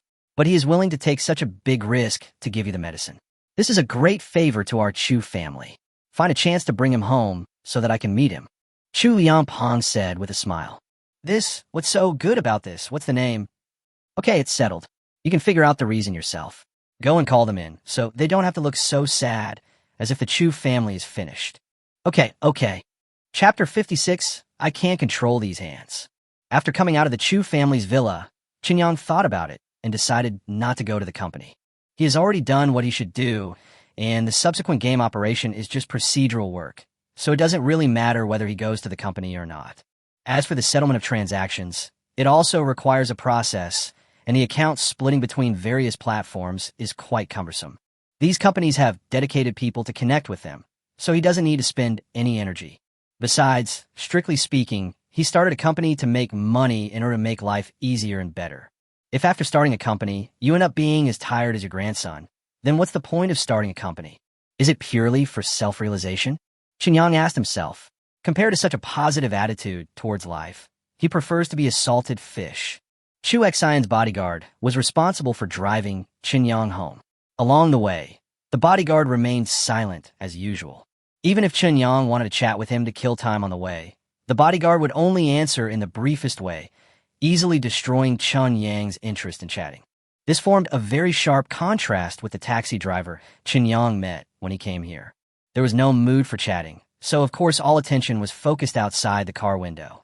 What Qinyang didn't expect was that when the car re-entered the urban area of Beijing and drove all the way to his rental place, he began to see players playing the unknown world on both sides of the road. These players are very easy to spot. There are corresponding virtual spirit beasts floating around them. Many players were walking while searching around with their phone cameras, apparently looking for possible hidden spirit beasts. Passers-by who pass by the players are often attracted by the virtual beasts floating beside the players. Driven by curiosity, most people will ask the players what these floating virtual beasts are. The speed at which the game spreads through word of mouth seems to be even more exaggerated than the best-case scenario expected. Qinyang rubbed his chin subconsciously. He found that he had underestimated the impact that this technical advantage with strong visual impact could bring. The more important reason is that the virtual spirit beast images provided by the unknown world will always exist beside the player as long as the game is open. Even if the player does not play the game and minimizes it in the background, the virtual image of the spirit beast will still be there. This has led many players to regard virtual spirit beasts as a very fashionable decoration. For young people, having such virtual images floating around them all the time is a very cool thing. Therefore, many people who download the game will choose to play it all the time, allowing the game to appear in front of others more frequently. This kind of coolness naturally makes the effect of live advertising more sharp. When they arrived at the gate of the community, Qinyang got out of the car and thanked the bodyguard who was driving in a very good mood. Just as I was about to turn around and walk into the community, my cell phone suddenly rang with a text message alert. After taking a look, he found that it was a thank you text message from Chu Xin. The text message also asked him when he was free and wanted to invite him to dinner again. After thinking that apart from the things happening in the wasteland, he probably had nothing to do recently, he replied to Chu Xin and made an appointment to have dinner with her this weekend. Judging from the terrifying speed at which the unknown world spread in the first 2 days after its release, it should have jumped directly to the top of the hot list by the weekend, right? I had planned to have a good relationship with Chu Xin before, but looking at it this way now, maybe the best way to have a good relationship is to keep the 5% of shares with Chu Xin forever. As long as everything goes smoothly, Qinyang Technology's valuation will inevitably become more and more abnormal as its products increase. When Chu Xin used 100 million in cash to buy 5% of the shares, it was equivalent to giving him money. However, as the unknown world became more and more popular, and when he came up with some black technology products, the 100 million cash angel round investment could be exchanged for a generous return. Well, I'll have a good chat with Chu Xin about this matter over dinner this weekend. See what Chu Xin thinks. While thinking, Qinyang walked towards home and soon returned to his rented house. When I opened the door, I found Shuya cleaning the living room. She was wearing some cool clothes and was lying on the ground, trying hard to clean the area under the coffee table. This is a bit too much. You're back. I have something to tell you. I have signed a contract with the crew and will be with them starting tomorrow. I have to go out of town to film in the early stages, but I should be back in Beijing to film other scenes before next weekend. My publicity will also officially start tomorrow. The crew's idea is to promote me to the point where most people are at least familiar with me before the entire show is finished. Shuya reached out and patted Qinyang's shoulder, then continued. During the time I'm with the crew, only you and Dandan will live at home. You better behave yourself and don't bully Dandan while I'm away. If I find out that you ate Dandan after you come back from filming, I will castrate you directly. As she spoke, Shuya also made a clicking gesture. Where did this come from? How could I possibly bully Dandan? Qinyang was confused. Come on, who can you men hide your little thoughts from? If you didn't have feelings for Dandan, why did you let Dandan work in your company? Shuya snorted, and seeing that Qinyang was still about to explain, she suddenly licked her lips and then directly blocked Qinyang's mouth with her own lips. Chapter 57 Perfect Experience.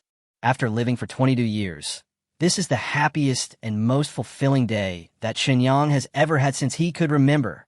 I originally thought that I had nothing to do today, so I could go to the mall to buy some useful things in the wasteland world, but it happened that Shuya was cleaning at home.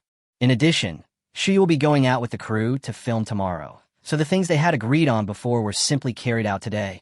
This was completely beyond Qinyang's plan. What a pity. I have to follow the team tomorrow. Otherwise, if I assign overtime tasks to Dandan every day, wouldn't she be living like a god? No wonder Emperor Xuanzong of Tang Dynasty got up early and died early, and no longer held court in the morning. Who can stand this? Standing outside Shuya's bedroom door, Qinyang muttered to himself. At this time, Chu Xin had just come out of the Chu family villa. Chu Yangping's miraculous sudden recovery during the day made the entire Chu family extremely excited. After a thorough and complete physical examination, it was confirmed that Chu Yangping had truly recovered completely, and even his old illness was cured. One can imagine how ecstatic the second and third generations of the Chu family would be. Everyone was wondering why Chu Liangpeng recovered suddenly. But the national medical expert who served Chu Liangpeng was completely unable to explain what was going on. Chu Liangpeng and Chu Xin also knew nothing about anything they asked, leaving the second and third generations of the Chu family with no clue at all. Although it is very confusing, the result is good after all. The people of the Chu family couldn't figure out the reason for the time being, so they simply chose to ignore it. After all, there are more important things to do right now. All the people who should be notified were notified by the Chu family at the first opportunity, so that the country's superstructure knew the news of Chu Yangping's recovery almost instantly. As a result, The entire next day became Chu Liangping's reception time. Until just now, the whole day's reception of visitors came to an end. Seeing that his grandfather was still in good spirits, Chu Xin was completely relieved. Seeing that it was getting late, he left the family villa and planned to return to his residence in Beijing to rest. After getting in the car and completely calming down, Chu Xin took out her cell phone and felt that the dark cloud that had been weighing on her heart for some time had completely dissipated. Chu Xin was scrolling through messages on her phone aimlessly when suddenly, as if possessed by a ghost, she thought of Chun Yang's company. After searching, I found that the company's latest news is the release of a game called The Unknown World. Raising his eyebrows, Chu Xin found the game in the mobile app store with great interest and then downloaded it. After quickly completing a series of steps of downloading, installing, and registering, Chu Xin opened the game. The next second, Chu Xin was stunned on the spot. Chu Xin stared blankly at the virtual image that appeared beside him for a few seconds before he came to his senses. A shocked expression appeared on his face, and he muttered, 100 million to buy 5% of the shares. It seems like I'm getting the better deal. There is no way around it. The technical capabilities presented by this game are simply so powerful that it is outrageous. Although Chu Xin seldom plays games on weekdays, his understanding of the gaming industry is extremely limited. But this does not prevent Chu Xin from clearly realizing how much commercial value the technical capabilities presented by this game have. Just with this technology, her investment is worth it. Chapter 58, It's Your Own Sewing. In the mobile phone division of the HW building, although it was already 10 o'clock in the evening, the building was brightly lit everywhere. For HW company, which has a rich overtime culture, it is very normal to not get off work before 10 p.m. The salary level is far higher than that of other companies in the same industry, and overtime pay is never delayed. As a result, HW employees are not particularly averse to overtime work and do not have much resistance to it. After all, people go out to work to make money. Don't talk about ideals with employees who come to work because their ideal is not to work. Talk to employees directly about money, and everyone will be happy. The mobile phone division is not a core department within HW company, but because the results achieved by the mobile phone division in recent years have been very impressive and brought a lot of profits to HW company, the salaries of the employees in the mobile phone division have also increased accordingly. The salaries of key employees in some key positions have even increased several times. As one of the employees in the mobile phone division who is specifically responsible for reviewing apps before they are listed in the App Store, Yin Peng is very satisfied with his work content and salary. 2 years ago, right after graduation, Yin Peng joined HW company as a fresh graduate. At that time, he was the envy of many people. The work experience of the past 2 years has made Yin Peng less naive than he was in school, and he has become much more sophisticated. Especially since he has been in charge of the review of application listings, Yin Peng always experiences some public relations from the application parties. Many times, this kind of public relations does not even hope to get any rewards from Yin Peng. But the application party simply hopes that Yin Peng will not deliberately find fault during the review. At the beginning, Yin Peng felt worried when facing these public relations. After all, the gifts sent by the application party are often very valuable. But as time went on, Yin Peng discovered that no one cared about this kind of thing, and there was actually nothing wrong with those applications. The public relations staff were just used to this way of behavior. In order to make the whole process smoother, Yin Peng gradually became bolder. Up to now, Yin Peng has been in charge of the application listing review for nearly a year. He has evolved from a rookie who was timid when accepting gifts to a seasoned man who can shamelessly hint at and actively ask for gifts. After looking at the time displayed on the computer, Yin Peng stretched and prepared to make himself a cup of coffee. He would work overtime for another hour and then go home to rest. But just as he stood up, he found that his supervisor was walking towards him with a serious face. Next to the supervisor, there was a strange thing floating, which seemed to be a virtual image. Is this the company's latest technology? How did they do it? Aren't those people in the R&D center too perverted? Boss, what is this? Is this our company's new product? It looks a bit sci-fi. As the supervisor walked up to him, Yin Peng spoke with a smile. You don't know what this is? The serious expression on the supervisor's face turned a little ugly. No, I don't know. Yin Peng noticed that the atmosphere was a little strange, but he couldn't figure out what was wrong for a moment. Yin Peng, I always thought you were a hardworking kid, and I always thought I had a pretty good eye but I didn't expect that I was wrong with you." The supervisor snorted coldly, turned on his phone, and thrust the screen against Yin Peng's face, then said, "Take a closer look. What on earth is this?" Yin Peng's heart skipped a beat. He stared at the screen with a puzzled expression on his face. He said, "An unknown world? A mobile game? It looks familiar. What does it have to do with that virtual image?" Looking at Yin Peng's confused expression, the supervisor was so angry that he laughed. He gritted his teeth and said, "Yesterday, a game company communicated with you about the application review. Did you evade it? As a result, our HW store didn't even have this game on the shelves. I accidentally learned about this game this afternoon, but I played it until dinner time before I realized why such a game couldn't be found in our store. I even contacted this company specifically, and I learned the reason from the company's contact person. It turned out that you were the one who was obstructing them. You asked for benefits. When you didn't get what you wanted, you directly blocked the other party's game listing process. Yin Peng, you are so capable. Who gave you such courage? Who gave you such rights?" Yin Peng was startled, and then he understood what was going on. He suddenly recalled what happened yesterday, and he shuddered and stammered in defense. "Boss, application review. This originally takes time. I didn't violate the company regulations." "Don't talk about company regulations. You know what you were planning. I have emphasized this to you many times. Although we are a platform, the strength of the platform is directly related to the quality of the applications that can be found on it." The supervisor slammed the table hard and continued angrily. "For ordinary applications, you can naturally follow the company's regulations and make decisions accordingly. Even if you want to take advantage of this opportunity to get some benefits, I will turn a blind eye and will not be too harsh. But for phenomenal apps, we must complete the review as soon as possible and allow the app to enter the store. If you react slowly, your competitors will seize your mistakes and take advantage of the opportunity to snatch your market share. You will pay the price for your arrogance. This game called Unknown World is obviously a phenomenal app that is bound to be a big hit.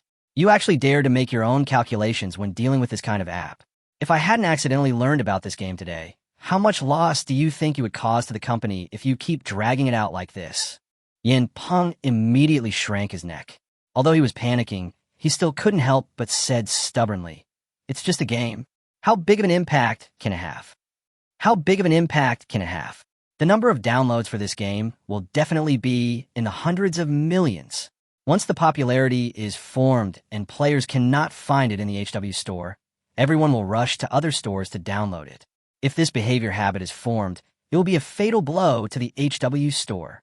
The supervisor became even angrier, and his voice became uncontrollably louder, attracting the attention of other employees in the office who were still working overtime. Taking a deep breath, the supervisor looked at Yin Peng with disgust and said, "I will report this matter truthfully. Starting tomorrow, you don't have to work in the App Store group. A logistics position should be more suitable for you. If you feel you can't stand it, you can resign." After saying that, the supervisor turned around and left. Yin Peng opened his mouth slightly, with a desperate expression on his face. How could he have never imagined that a routine operation would lead to such serious consequences? For a moment, Yin Peng's heart was filled with regret. Chapter 59, The Desperate Wastelander. Xinyang had a very comfortable sleep. When he woke up in the morning, the sun was shining brightly, and he was the only one left in the shared house. As the unknown world spread at an unreasonable and incredible speed after it went online, Zhou Dandan was obviously much busier than before. Because once a game becomes popular, it actually means that an IP with huge value has been created. This IP can become the source of an industrial chain. By developing around this IP, I wonder how much mouth-watering benefits can be unearthed. The Unknown World has shown its potential to become a hit just 2 days after its launch. So there are countless individuals or companies who want to take the initiative to discuss cooperation. It's just that these individuals and companies are currently here with the mentality of checking for leaks, hoping to negotiate some IP cooperation matters at a relatively low price before the Unknown World really becomes popular. And all these things need to be handled by Zhou Dandan. Even if you don't plan to cooperate with these people and companies at this time, you should try to maintain good relationships with them, because these people are potential partners after the game IP becomes popular. As long as they are made aware of the facts and know that it is impossible to get something for nothing, subsequent cooperation negotiations will naturally return to the right track. Xinyang, the owner of the company, doesn't like to be busy with these things, so of course Zhou Dandan has to step in. Shuya went to meet up with the crew early in the morning. Chunyang later searched for relevant information about the drama. She joined on the internet and found that not only was the director one of the top TV drama directors in the country, but the actors in the drama also consisted of a large number of veteran actors playing various supporting roles. The TV series itself is not only expected to have high ratings, but it is also linked to the main theme, and is indeed the most important drama of the year. For Shuya, this has both advantages and disadvantages. After all, the presence of so many veteran actors means that the TV series itself will have extremely high requirements for acting skills. As the leading actress, there will definitely be a lot of scenes where she will act opposite veteran actors. If her acting skills cannot keep up with the standards of those veteran actors, it will likely slow down the filming progress of the play itself. After the final film comes out, it will also become the target of criticism from the audience due to the difference in acting skills. But then again, if Shuya can remain calm in this situation and show proper acting skills, and not lose out when acting opposite veteran actors, then this will be a huge boost to Shuya's reputation and the gathering of her first batch of fans. It will also make her future development prospects in the entertainment industry bright. Whether it is a blessing or a curse ultimately depends on Shuya's own performance. After quickly washing up, Chunyang left the house in high spirits and went to the nearest shopping mall again. Then I bought some mobile phones, tablets, game consoles, TVs, and other electronic products of various brands and mall. My purchases were a bit disorganized, but basically all kinds of electronic products were included. Since we plan to try to enter the hardware field after we have sufficient funds, it is very necessary to let the technical personnel in the wasteland world have a full and detailed understanding of the current world hardware technology in advance. After buying these electronic products, Chunyang went to the supermarket and bought a lot of bulk chocolates. Then he returned to the bedroom of the rented house and headed to the wasteland world. There's still a busy and bustling scene in Gray Squirrel D. After several days of hard construction, the entire base has already taken shape, especially the house belonging to Chunyang, which is located in the center of the base. Under Li Lu's supervision, the construction progress is very fast. It is estimated that in about 3 or 4 days at most, he can move in with his luggage. Well, a good life is beckoning to me. Chunyang told happily.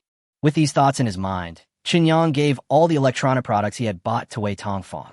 Although Wei Tongfang only knew software and not hardware, he had a theoretical knowledge base that was 200 years ahead of his world. So let him take a look at it first. Maybe he can find some ways to optimize the hardware. Even if it doesn't work, it doesn't matter. Once the base is built, new members will have to be recruited. At that time, pay more attention to people who understand hardware. You will always be able to make what you want. Chunyang's idea is very simple. When the cash flow earned through games accumulates to a certain level, it must be developed in the direction of industry. Only by achieving breakthrough achievements in the field of high-tech can one truly possess an extraordinary position. Boss, when are you going to assign us new tasks? In the past 2 days, apart from developing some small programs, we have really had nothing to do. As soon as I entered Wei Tongfang's shed and put down the electronic products, I heard Wei Tongfang's complaints. Chunyang turned his head to look at the other programmers in the shed and found that their eyes were full of desire for new jobs. What great employees! They love their jobs, work hard, believe in good fortune, and give their all. And most importantly, they don't ask for money. What small programs have you developed in the past 2 days? Chunyang asked with a smile. Well, based on the original language on the computer provided by you, boss, we have developed a security software that can provide full defense. As long as the program language is not subverted, this security software can ensure that the computer is not attacked in any way. At the same time, we have also developed a restoration software because there's a software with photo editing function on the mobile phone, and we were bored, so we developed a reverse one. As long as our restoration software is used, the edited picture, no matter how well it is edited, will be instantly restored to the original picture. Wei Tongfang scratched his head and said embarrassedly. Chunyang was stunned when he heard this. Restore software? What are you thinking? Why would you come up with something like this? You Wastelanders are really too crazy, aren't you? But what's going on with this inexplicable feeling of satisfaction? I have to take this software back. Give myself a real world. Chapter 60, Deeper Cooperation. Chunyang didn't stay in Wei Tongfang's shed for too long. Looking at Wei Tongfang and those programmers, they were so eager for new jobs that their eyes were green with desire. Although Chunyang didn't have any new ideas for the time being, he could only assign them new tasks. If they are asked to make a standalone game, the standard is naturally to improve the picture display level as much as possible within the premise that the hardware carrying capacity permits.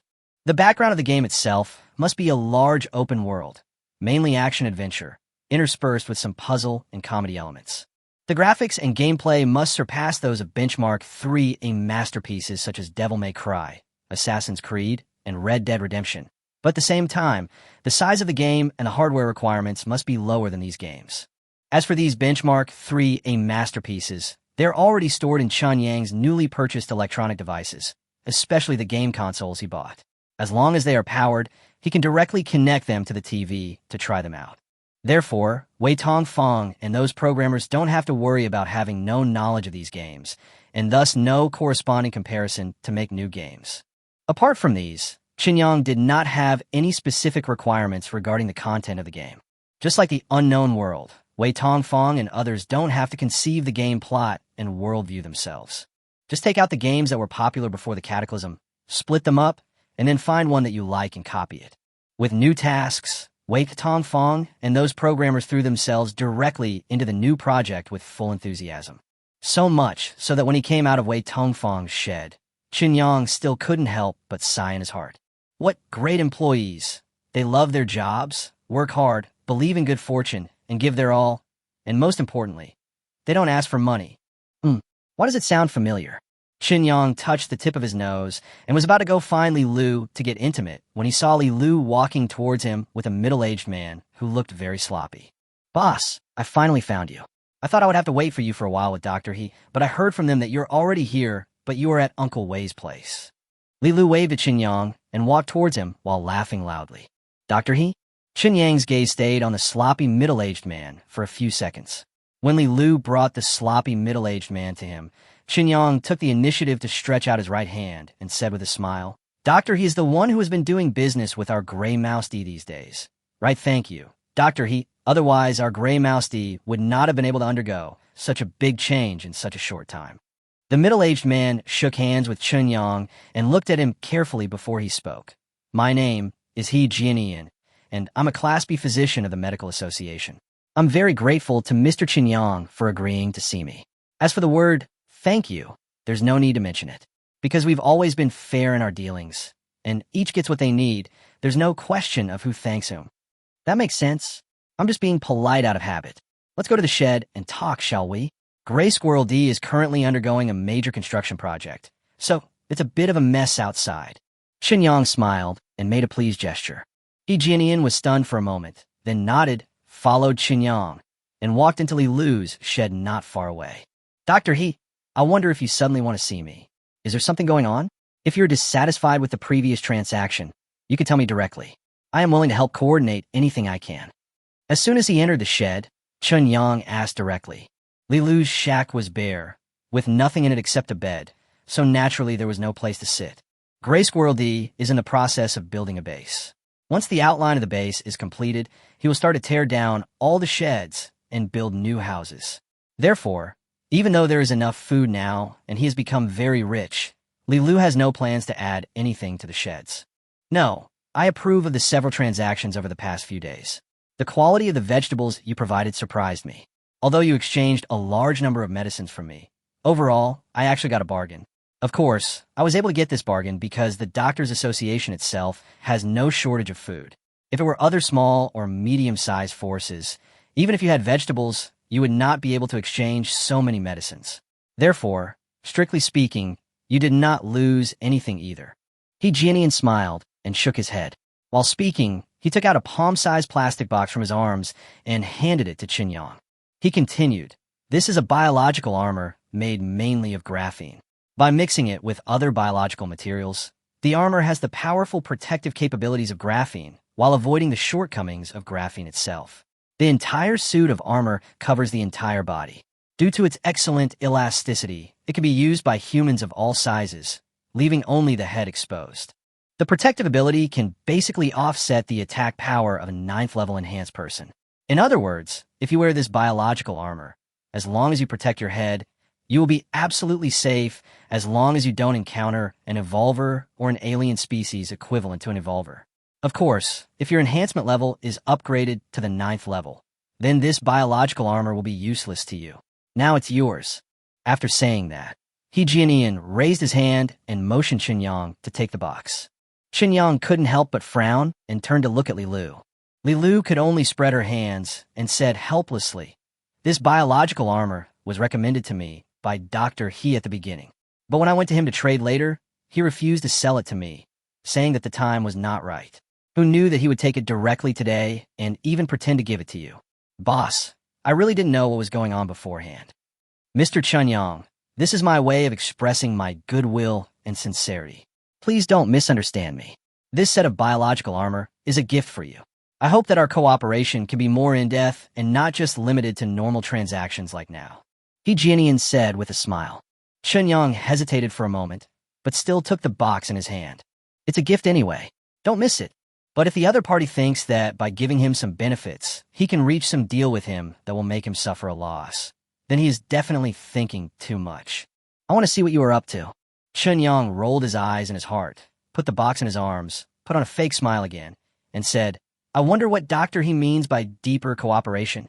I will form an alliance with you, Grey Mouse D. Do you think it's okay?" He Jianian bowed. Chapter 61. The Natural Basis of Alliance. An individual forms an alliance with Grey Squirrel D. What does this mean? Qinyang blinked and said hesitantly, "Dr. He, aren't you a member of the Medical Association?" "Yes, I'm a member of the Doctors Association. So I said that I form an alliance with Grey Mouse D in my personal name. This alliance has nothing to do with the Doctors Association." He Jianian nodded. "I don't quite understand. As far as I know, the Doctors Association is the top force in our wasteland. All the resources that can be found in the wasteland should be in the hands of the Doctors Association. As a member of the Doctors Association, there is no reason for you to form an alliance with a small settlement like ours in your personal name." Qinyang said with a frown. "The Medical Association does not lack resources, but this does not mean that all doctors in the association do not lack resources. These are two different concepts.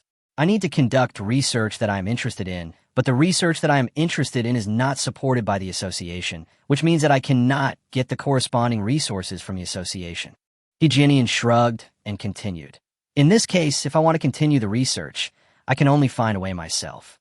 Then, forming an alliance with a force with abundant resources in my personal name is the best option.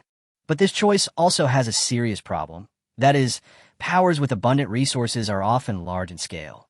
And at my level, it is impossible to negotiate with such a large power on an equal footing. But the small and medium-sized forces that I can negotiate with on an equal footing are completely isolated from the term rich in resources. It is already a great achievement for those forces to be able to support themselves. It is impossible for them to have extra resources to support my research." At this point, He Jianian paused, looked at Qinyang seriously, and continued. "However, this problem has been perfectly solved with the emergence of your Grey Rat D. You're a very small force. Even at the moment, you can't even be called a force. You have incredible food reserves. During this period of time, your people have used me to exchange a large number of vegetables for medicines. The amount is incredible. The most important thing is, all the vegetables are very fresh. This kind of freshness is definitely not something that the so-called freezing technology can achieve. So those vegetables were definitely not stored before the catastrophe, but were recently planted and produced. This means you have found a way to grow vegetables." He Jianian's eyes lit up, and he made a circle with his hands in front of him, then said, "I know that the method of growing vegetables must be top secret, and it is impossible for a small place like Grey Mouse D to research it. So, Mr. Qinyang, the fundamental reason why I want to form an alliance with Grey Mouse D is because of you." Qinyang understood what He Jianian meant. After thinking about it, Yang Mei did not deny He Jianian's guess about vegetables. Instead, he took the opportunity to ask, "Do you think I taught Grey Rat D how to grow vegetables?" "No, I think you provided these vegetables directly to Grey Rat D. As for the cultivation method, it is too precious, and it is impossible for any person or force to give it out easily." He Jianian shook his head, put his hands behind his back, and continued with a smile. During the repeated transactions these days, in addition to providing you with a large amount of medicine, I also conducted a simple investigation of you in private. Of course, this investigation was conducted in secret, so please forgive me if it is offensive. I found that you, Mr. Qinyang, only appeared in Gray Rat D for a very short time. It was from your appearance that Gray Rat D no longer lacked food. Obviously, you are not someone that Gray Rat D knows, and there must be a huge force behind you that supports you, so you don't have to worry about resources at all. I don't know what your purpose is in supporting such a low-ranking settlement, but judging from the changes in Gray Rat D these days, it is obvious that you are not just doing it on a whim. You really want to cultivate Gray Rat D into a respectable force. In this case, we have a basis for cooperation. After all, apart from the jaw-droppingly abundant food, you didn't provide Gray Rat D with anything else, not even any personnel support. This makes me make a bold guess. Maybe you don't want to provide it, but you can't. The only thing you can provide is unlimited food. He Jianyan's speculation made Qinyang a little nervous. Because of the characteristics he displayed in the wasteland world, there are indeed many loopholes. It's just that Gray Squirrel D belongs to the bottom of the wasteland world. People here don't care about anything else as long as they can survive and have enough food to eat. Therefore, it should be feasible to rely on the Gray Mouse D to gradually get through the period of needing delicate development. But now, it seems that someone is targeting me. Thinking of this, Qinyang suddenly had the urge to kill someone to silence him. Don't worry, I have no ill will towards you or Gray Mouse D. I said before that I hope to form an alliance with you in my personal capacity. When I submitted those vegetables to the Doctors Association, I provided sufficient cover for you. Although the vegetables are tempting, at least for now, they will not attract the attention of others to your small settlement. The premise is, no more vegetables will be lost. He Jianian seemed to have noticed Qinyang's thoughts. He waved his hand at Qinyang and continued with a smile. Look, you want to develop Gray Squirrel D, but you only have food. Everything else you need must be exchanged for food. And if I want to continue my research, I need a lot of food as support to exchange for the materials I want. You fund my research and provide sufficient food resources for my research. I will become Gray Mouse D's exclusive physician and develop various medicines for Gray Mouse D. Isn't this a win-win cooperation? After all, when Gray Mouse D really grows stronger, the demand for various medicines will only become more and more exaggerated. Otherwise, the Doctors Association would not have become one of the three most powerful forces in this wasteland. Listening to He Jianyan's words, Qinyang found himself moved. Gray Squirrel D really needs a real doctor. If he only pays for food, then such cooperation would certainly be very cost-effective for him. But here's the thing. How can I trust your sincerity in cooperating? Qinyang asked in a deep voice. Chapter 62, I have food. Do you have medicine? It's really hard for me to give enough evidence for this. It's been 10 years since the cataclysm, and the trust between people has become increasingly fragile.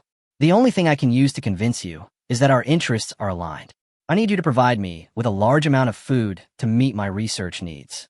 You need me to make enough potions for you to ensure the development of Gray Mouse D and to have enough combat power to protect this development. We can both benefit from working together, and we have a solid foundation for cooperation. He Jianian spread his hands and continued. Trust needs to be built up bit by bit. We are not familiar with each other now, but there's indeed a basis and necessity for cooperation. So why not try to cooperate and discover and solve problems in the process of cooperation? I am here with sincerity today. With my joining, the development of your Gray Mouse D will definitely become smoother. What do you think? Qinyang fell in a deep thought. After a long while, in He Jianyan's expectant eyes, Qinyang smiled, stretched out his right hand towards He Jianian, and said, Welcome, Doctor. He to join us. As for food, tell Lu your needs, and I will try my best to meet them. But I have to make one thing clear in advance. Since this is an equal cooperation, if I provide you with food, I need to get corresponding rewards from you. Due to our cooperative relationship, this reward does not have to be a medicine of equal value, but must be related to your research. I need to share your research results. At the same time, if I have some special medicine needs, you need to research targeted medicines according to my requirements. Can you accept this? He Jianian raised his eyebrows, stretched out his hand, and shook Qinyang's right hand, and said happily, Of course there is no problem. These are all natural, so, happy cooperation? It's a pleasure to work with you. That's great. Since we are allies, I hope that during the reconstruction of Gray Rat D's base, a special research room can be reserved for me. I will still retain my identity as a doctor, because this identity can indeed bring many conveniences. But I will set aside half of my time every month to come to Gray Rat D's research room to conduct my special research.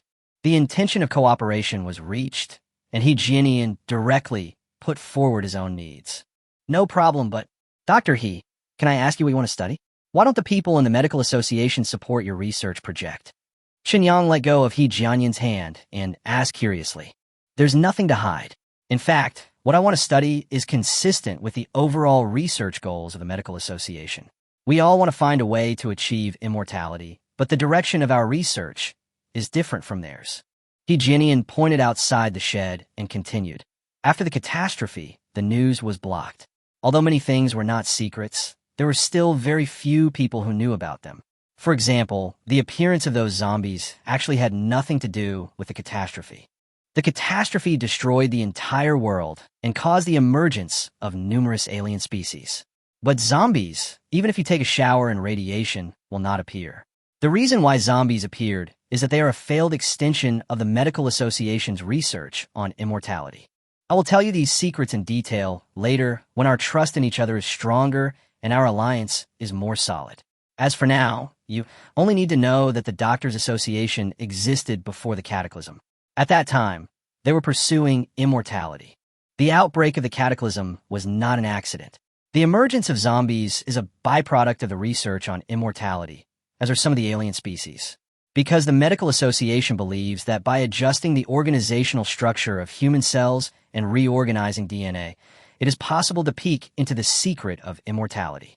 So after problems arose in cell research that led to the emergence of zombies, the people in the Medical Association tried to combine human cells with cells from other species, which resulted in the birth of some alien species. As for the most popular strengthening potions and evolution potions that are now being sold, they're actually just byproducts of immortality research. Although He Jianian did not reveal much, the amount of information in this tiny amount was enough to shock Qinyang. Although I have heard some fragments from Li Lu before, when Li Lu mentioned these things, she was more vague and used a tone of speculation, which was far less shocking than the tone of He Jianian's statement. Eternal life. It's such a fascinating topic. Dr. He, please rest assured that as long as the problem can be solved by food, is not a problem for me. Qinyang nodded and said, Great then. Mr. Qinyang, I won't bother you anymore. I have to sort out my things when I get back and transfer the equipment related to the experiment to Gray Mouse D. We are all companions from now on, so please take care of me. He Jianian bowed towards Qinyang and spoke. Look after each other. As you said, we are companions, so we naturally have to work together. Qinyang said this and walked He Jianian out of the shed. He Jianian walked all the way to the outside of Gray Mouse D. When he shook hands with He Jianian again and said goodbye, He Jianian suddenly said, You wanted to attack me in the shed before. Fortunately, you resisted. If you really acted impulsively, I would have to continue looking for a new partner. You feel it. Qinyang did not deny it, but he was somewhat surprised that He Jianian could notice it. Of course, I am a Class B physician of the Medical Association. My own enhancement level is as high as the 9th level. My body's ability to sense danger is much stronger than yours. After He Jianian finished speaking, he seemed not to notice Qinyang's sudden stiff expression. He smiled and shook hands with Qinyang before turning and leaving. It was not until He Jianian's figure gradually disappeared from his sight that Qinyang let out a long sigh and said with shame, Is this He Jianian a 9th level enhanced person? Li Lu on the side shook her head with a bitter face and said, I'm not sure, but when I first met him, he did say in person that he was a 9th level enhanced person, and the reason why he was arranged to be a distributor in that medium-sized settlement was because he was sent there. Qinyang nodded and frowned. Exiled?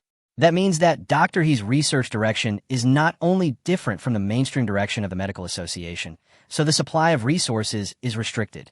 He must have offended someone within the Medical Association, right? Otherwise, why would he be treated like this? That's not clear, Li Lu said with a pout. Okay, let's observe slowly. After all, if it's just a simple cooperation, we won't lose anything. Let's go back to the shed. I have some academic questions to discuss with you.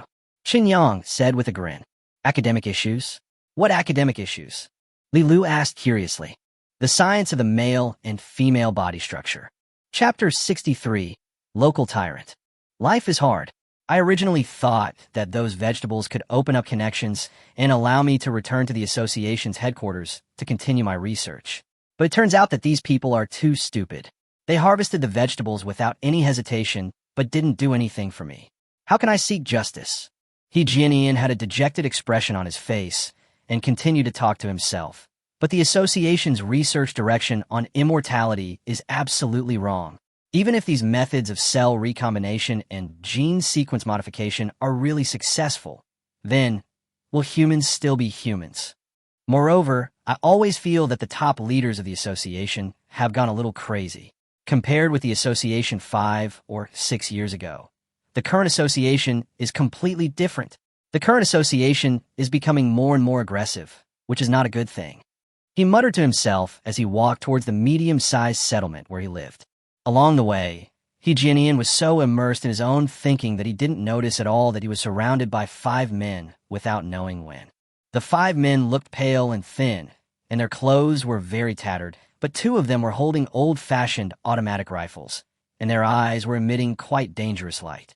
"My friend, you look very respectable in your clothing. Hand over everything you have. Food would be the best. If not, you'd better pray that you have something that can be exchanged for food. Otherwise, we will have no choice but to kill you and make you our food." One of them was holding an automatic rifle, baring his big yellow teeth, pointing the gun at Jianian and speaking with a sinister look on his face. Jianian was stunned. As a member of the medical association, even if he is exiled to a remote place, he still has an elevated status. In that medium-sized settlement, no one dared to disrespect him. He usually lives in the settlement, and basically there is nothing that requires him to leave the settlement to do.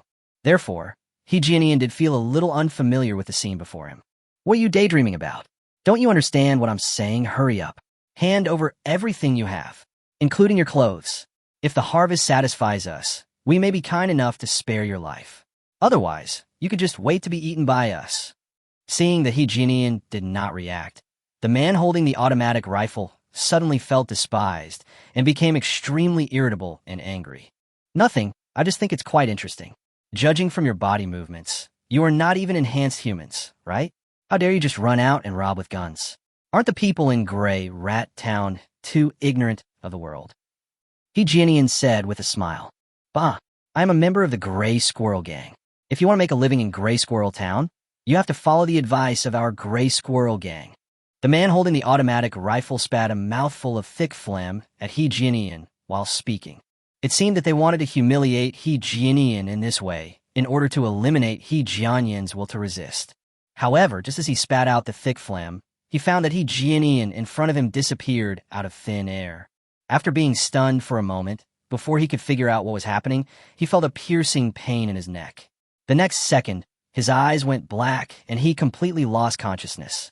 The Ninth Order enhanced physique had already allowed Jianian's physical condition to exceed the limits of a normal human body. Therefore, when it suddenly activated, the 5 people surrounding him didn't even have time to react and were wiped out by him. The whole process takes less than a second in total. Greirat Gong. You guys, the cataclysm destroyed the world, and also your brains, and you have no creativity in naming. You have been local tyrants for so long, and I think you are stupid. Cherish this last time. I don't know how long you can exist. My ally has bought so many strengthening potions, and has sufficient food as a reserve, you Gray Rat Gang. I'm afraid you won't be able to enjoy yourself for long." Looking at the 5 corpses in front of him, Jianian muttered to himself, shook his head, turned around, and quickly rushed towards the medium-sized settlement. At the same time, in Gray Rat Town, in the largest house in the town, a bald, strong man was sitting at the dining table in the house's restaurant, enjoying a relatively sumptuous meal comfortably. 2 naked women were serving the bald man on both sides, responsible for picking up food and feeding him. Another woman was kneeling under the dining table, lying in front of the bald man, serving him while he was eating. The scene was extravagant, but a man standing 1 meter away from the dining table turned a blind eye to it, obviously used to such scenes. "Boss, our D region has completed quite a lot of transactions in the town these days. The amount of food used to complete the transactions has greatly exceeded the standard value of the amount of food that D region can accumulate, so I guess that D region is likely to have obtained additional food reserves. When we collect taxes from various regions next, it would be best to appropriately increase the tax collection standards for D region. The man spoke. Oh, extra food reserves? Where did Region D get them from? The bald, strong man waved his hand to signal the woman next to him to stop feeding him and asked with a frown. It's not clear yet. We haven't sent anyone to investigate. The man replied. Then go check out. Being protected by our Gray Squirrel Party. They must pay the protection fee. Everything within the Gray Squirrel Party's sphere of influence belongs to me. If extra food reserves are found in Region D, they should hand over all of them. What qualifications do they have to decide how to use those food reserves? They are mine. Are they tired of living by using my things to trade? The bald man snorted coldly and then asked, what did the people in Area D get back from their trades in town? This, at the moment, it's all things related to building materials. Basically, they can all be used to build infrastructure, such as houses, walls, paved roads, and so on. The man answered hesitantly. The bald man turned his head and looked at the man in confusion and said in astonishment, building materials are the people in Area D crazy. There is no need to waste food like this, no? I don't understand what the people in Region D are thinking, but the prices of building materials are extremely low anyway. 1 pound of raw meat is enough to exchange for a lot of things. The things that the people in Region D exchanged for are probably enough to build a fortress, right? The man answered uncertainly. Umph, who are you guarding against? My Gray Rat Gang? They are so evil. Arrange some people. Go to Area D tomorrow and bring back all the food from Area D. If anyone dares to resist, just kill them and bring back their bodies to make meat. The bald strong man said murderously. Yes, boss. Chapter 64, I'm the boss. After being intimate with Li Lu in the shed, Qinyang found that he still could not stand the dark and damp feeling in the shed, so he did not eat Li Lu directly. He could only take Li Lu out of the shed in a slightly frustrated manner, urging the people who built the house for him to speed up their work. Then, he took the new product provided by Wei Tongfang and returned to his own world. Seeing that it was still early and there was nothing to do at home, Qinyang packed up, left the house, hailed a taxi, and told the company's address.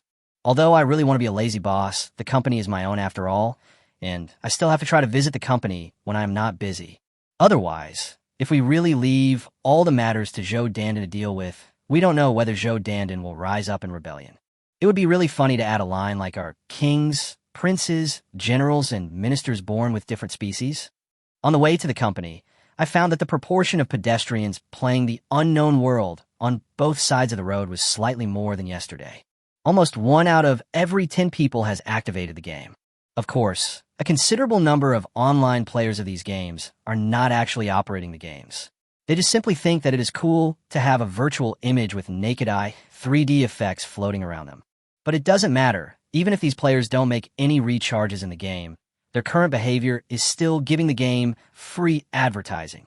The player base of the game will increase exponentially as the number of such players increases. What's more, most of these players will probably still spend money. Even if it doesn't cost much, they are willing to invest money in order to make the spirit beasts floating beside them look more powerful and domineering, or beautiful and eye-catching. After all, you can get an SSR spirit beast with the first recharge of 6 yuan. Isn't that great? If a strong sense of comparison can be created among these groups of players, then those truly wealthy players will absolutely behave like crazy in recharging for a spiritual beast that looks outstanding enough. Because the game Unknown World makes it so easy for players to compete with each other. As long as you keep the game running in the background, the spirit beast will always float beside you, without the need for any other deliberate action. When the player base of the game is large enough, when these players meet on the road, they will instinctively look at the spirit beasts floating around each other, and then use this to estimate how much money the other party has spent in the game. People who spend a lot of money can naturally get a sufficient sense of superiority from this kind of tacit eye contact. Well, when there are enough female players in the game, and when virtual images of spirit beasts are floating around young ladies on the streets, it will definitely attract all kinds of rich guys to join the game. At that time, you don't need a Maserati or Lamborghini to date a girl. Just show your Suzuki, White Tiger, and Azure Dragon. The girl will follow you immediately. It's perfect. Isn't this basically establishing a whole new value system? Chun Yang was thinking wildly in his mind, while the taxi had already stopped downstairs of the office building where the company was located. After paying and getting off the car, I walked towards the floor where the company was located and discovered that some people in this office building had already started playing the unknown world. The speed at which the game has become popular is truly satisfying. Chun Yang nodded approvingly towards the girl with the image of the spirit beast floating beside her, his eyes full of care and concern like Party A's father. The girl was also very friendly, and facing Chun Yang's seemingly puzzled look, she tactfully called him a lunatic, rolled her eyes, turned around, and left. Chun Yang's expression froze, and he could only look away in disappointment. At the same time, he silently decided that when he returned to the company later, he would adjust this girl's account to the lowest luck value, so that no matter how she drew cards, she would not be able to draw an SSR-level spirit beast. Let her have a good taste of the power of system sanctions. Anyway, I just glanced at the girl's mobile phone screen and saw the name of the girl's account. So, accept your fate. Justice may be late, but it will never be absent. Chun Yang, with a burning soul of a middle school student, came to the door of his company. Then he discovered that Zhou Dandan had arranged a front desk receptionist inside the gate. A pretty young lady who should have just joined the company was sitting at the front desk, busy with something. When Chun Yang walked into the company's door, the young lady immediately stood up and asked Chun Yang with a smile, "Hello, sir. Who are you looking for?" "Huh? Who? I'm in my own company. How do I know who to talk to?" I'm looking for Zhou Dandan. Is she in the company?" Chun Yang rolled his eyes in his heart, but he very honestly mentioned Zhou Dandan's name.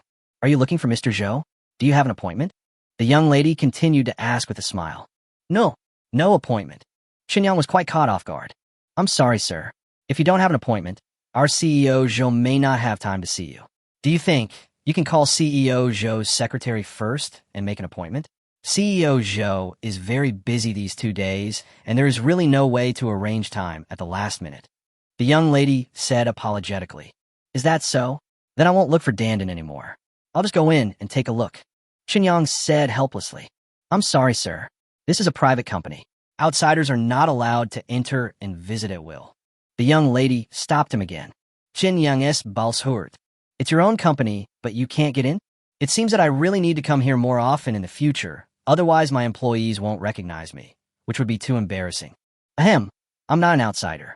This company belongs to me. I'm the boss here. Didn't Dandan tell you that?" Chun Yang could only admit his identity.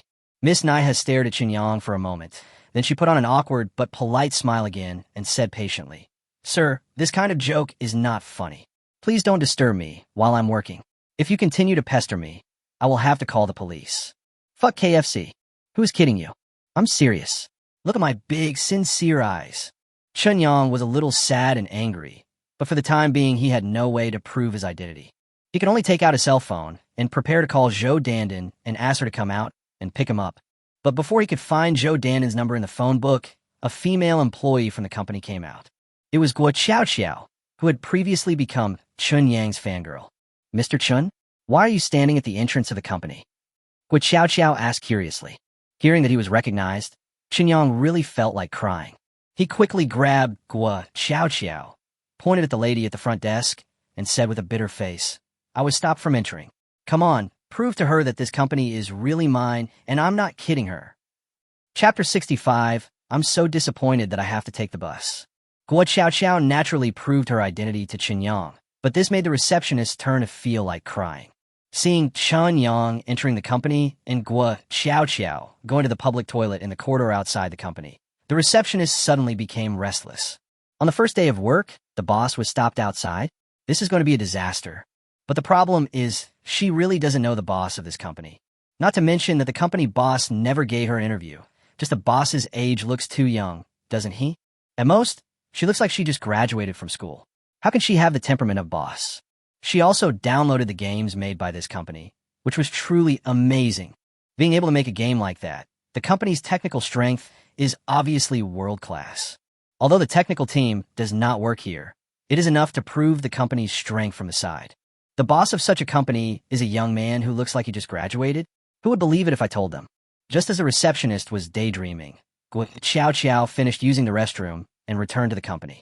The lady at the front desk immediately stepped forward and grabbed Guo Xiao's arm and asked nervously, Xiao, what's the temper of our boss? I just stopped him from coming in. Will he get angry and fire me directly?" "Sister Xiaomi, don't worry. Mr. Chun is a very nice person. It's your duty to stop him from entering. He won't blame you. Guo Xiao Xiao said with a smile. You really won't blame me, don't lie to me. This job is very important to me. It's too difficult for me to find a job in Beijing with a college degree. Even if I can barely find a receptionist job in other companies, the salary is far less than that of Qinyang Technology. I have 2 younger brothers who need to go to school, and their tuition fees depend on my income from work. If I'm fired by the company, I really don't know where to cry. The lady at the front desk said very nervously. I really don't blame you. Although I don't have much contact with Mr. Chun, Sister Dan often talks to us about him. Sister Dan said in person that Mr. Chun is a very gentle and considerate person. How could he blame you for such a small matter? Guo Xiao Xiao patted the front desk lady on the shoulder and said, Don't worry, everything will be fine. Come to think of it, Sister Dan and Mr. Chun are both so young. They must have a special relationship, right?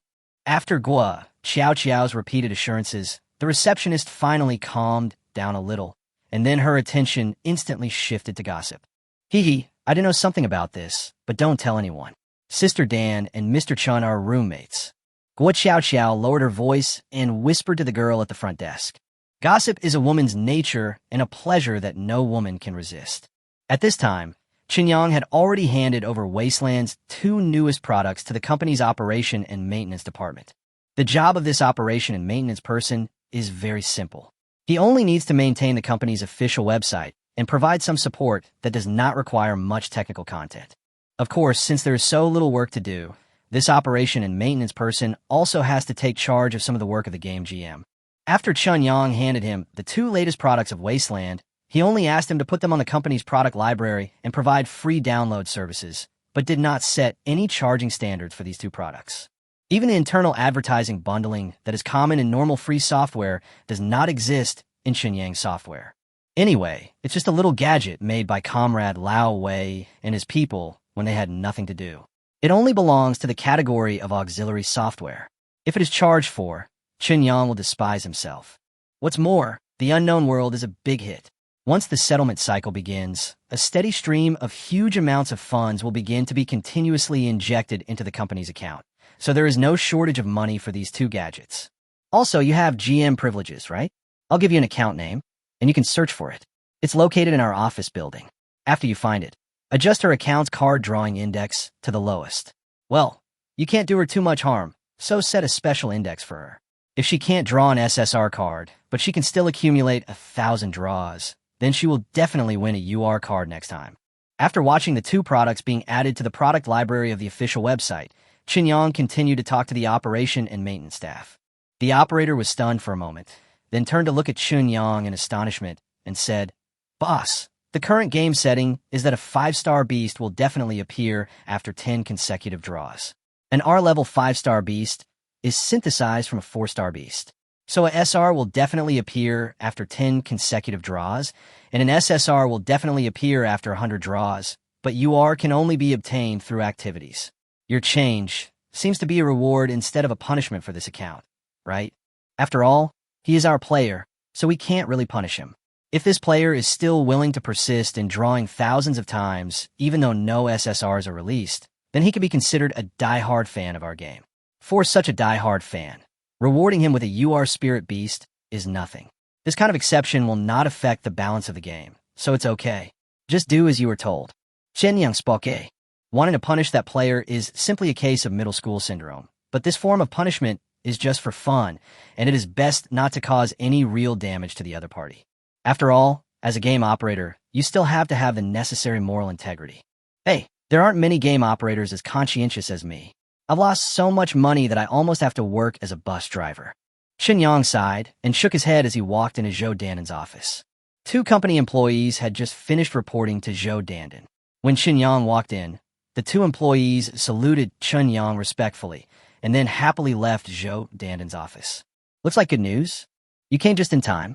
I was just about to call you to report the next day's results. Zhou Danden looked at Qinyang excitedly and said excitedly, You will never imagine how high our next day retention is. Generally speaking, a 40% next day retention rate is considered a good or above result, but our next day retention rate is as high as 99.35%. In other words, after our players are attracted to the game, almost all of them stay. Xinyang, this is a miracle. This is a miracle that has never happened in the gaming industry. And this miracle was born in your hands. Chapter 66, 50 million in turnover. Calm down, let's talk slowly, okay? Xinyang was startled by Zhou Danden's excitement. Because Zhou Danden's face was flushed and her whole body was trembling slightly, she was so excited that even if she lost control on the spot, Xinyang would not be surprised. I can't calm down. This is too scary. A 99.35% next day retention rate. Even the golden age of online games, when players basically had no choice, no game could do that. And yet our game has done it. Zhou Danden walked out from behind her desk, stepped forward and grabbed Xinyang's arm, and continued in an excited voice. According to this ratio, if we calculate the data model normally, do you know what our 7-day retention rate can be as long as nothing unexpected happens? Our 7-day retention rate can reach at least 70. Xinyang, this is a godlike number. Especially in the current gaming environment, there are thousands of games in operation at the same time. Players have so many choices that their patience is far from what it was 20 years ago. Today's players may just give up the game if they are not satisfied with the game. Because there are so many games and so many different ways of playing, it is difficult for players to maintain enough enthusiasm and freshness for a game. It is becoming increasingly difficult to attract players to play for a long time. In this context, you have achieved such results. Xinyang, it is no exaggeration to say that you have become a god. Xinyang felt a little dizzy after being shaken by Zhou Danden. He helplessly reached out and patted Zhou Danden's back gently to comfort her. At the same time, he said, "It's not that exaggerated. Right now, we can maintain such a high retention rate because there are not many players. When the player base increases, more and more players will flock to our game out of curiosity, and then the retention rate will normally drop." Zhou Danden took a deep breath, managed to calm herself down, and said with a smile, "The data model I asked our people to make is based on the expanded scale of players. The data may be biased, but it is definitely not much different from the 70% 7-day retention rate." Okay. Even if the results are very good, you don't have to be so excited, really. Stay calm. We will continue to create various miracles in the future. This game is just the first step in our conquest of the world. Xinyang had to start giving Zhou Danden a shot of prevention. It's just an AR game, which is more mature in technology, but it made Zhou Danden so out of control.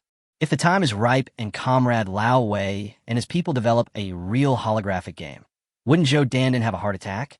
Just like in Ready Player One, putting on a gaming helmet can allow you to completely enter a world that is almost real. Once this technology is released, it will definitely sweep the world. Even those who have no interest in games at all cannot resist such temptation. By then, all the game manufacturers in the world will feel what true despair is. You can say anything now. You are the one who created a miracle. Zhou Danden rolled her eyes at Xinyang. Not sure if it was an illusion, but Xinyang always felt that there was something coquettish in that look. Zhou Danden continued to report, "Our game downloads have exceeded 5 million, of which the number of real players who have registered and entered the game on independent devices has exceeded 4 million, and the payment rate continues to increase from the previous 40% to more than 50%. However, among these 50 of paying users, almost 1/3 of them only made an initial deposit of 6 yuan and did not make any other purchases beyond the initial deposit. Even so, the average payment amount of paying users reached 25 yuan, which means that our daily turnover yesterday reached 50 million. Xinyang, who had previously expressed disdain for Zhou Danden's excitement, became even more excited than Zhou Danden after hearing Zhou Danden talk about yesterday's daily turnover data. 50 million? Really? In one day? Xinyang stared, stepped forward and grabbed Zhou Danden's arm, and couldn't help but let out a low cry. "Boss, calm down. It's only 50 million. We will create all kinds of miracles in the future. This is just the first step in our conquest of the world." A playful smile appeared on Zhou Danden's face, and she teased Xinyang, who was instantly excited. I just didn't expect it to be so much. 50 million a day. Are these people crazy?" Xinyang coughed dryly with a hint of embarrassment and began to defend himself. "This is just the data for the next day. Judging from the growth of our game, the turnover will still have a lot of room for growth. According to public data, the monthly game market size in our country is about 20 billion. That means that on average, about 700 million people are spent on games every day. As Chun Yang's emotions were aroused, Zhou Dandan became calmer instead. He continued, as the number of players affected by our revenue is still too small, it only has an increasing effect on the overall market and has not yet weakened the revenue-making ability of other games. But as our number of players steadily increases, the revenue of other games will definitely be affected by our game. The only weakness of our game at present is that, limited by the game model itself, we cannot stimulate consumption by opening new servers. Many people may not make any more consumption behaviors after the first recharge. Even if we open up various activities to stimulate consumption, it is almost impossible to influence those players who are stubborn consumers. Therefore, it is foreseeable that when the growth rate of our player base reaches saturation, the game revenue will drop to a normal value and enter a relatively stable state. As Zhou Dandan spoke, she turned around and turned the laptop on her desk, aiming the screen at Qinyang. Then he said, "There's another problem. The 4 million players of our game are basically all concentrated in the 4 first-tier cities.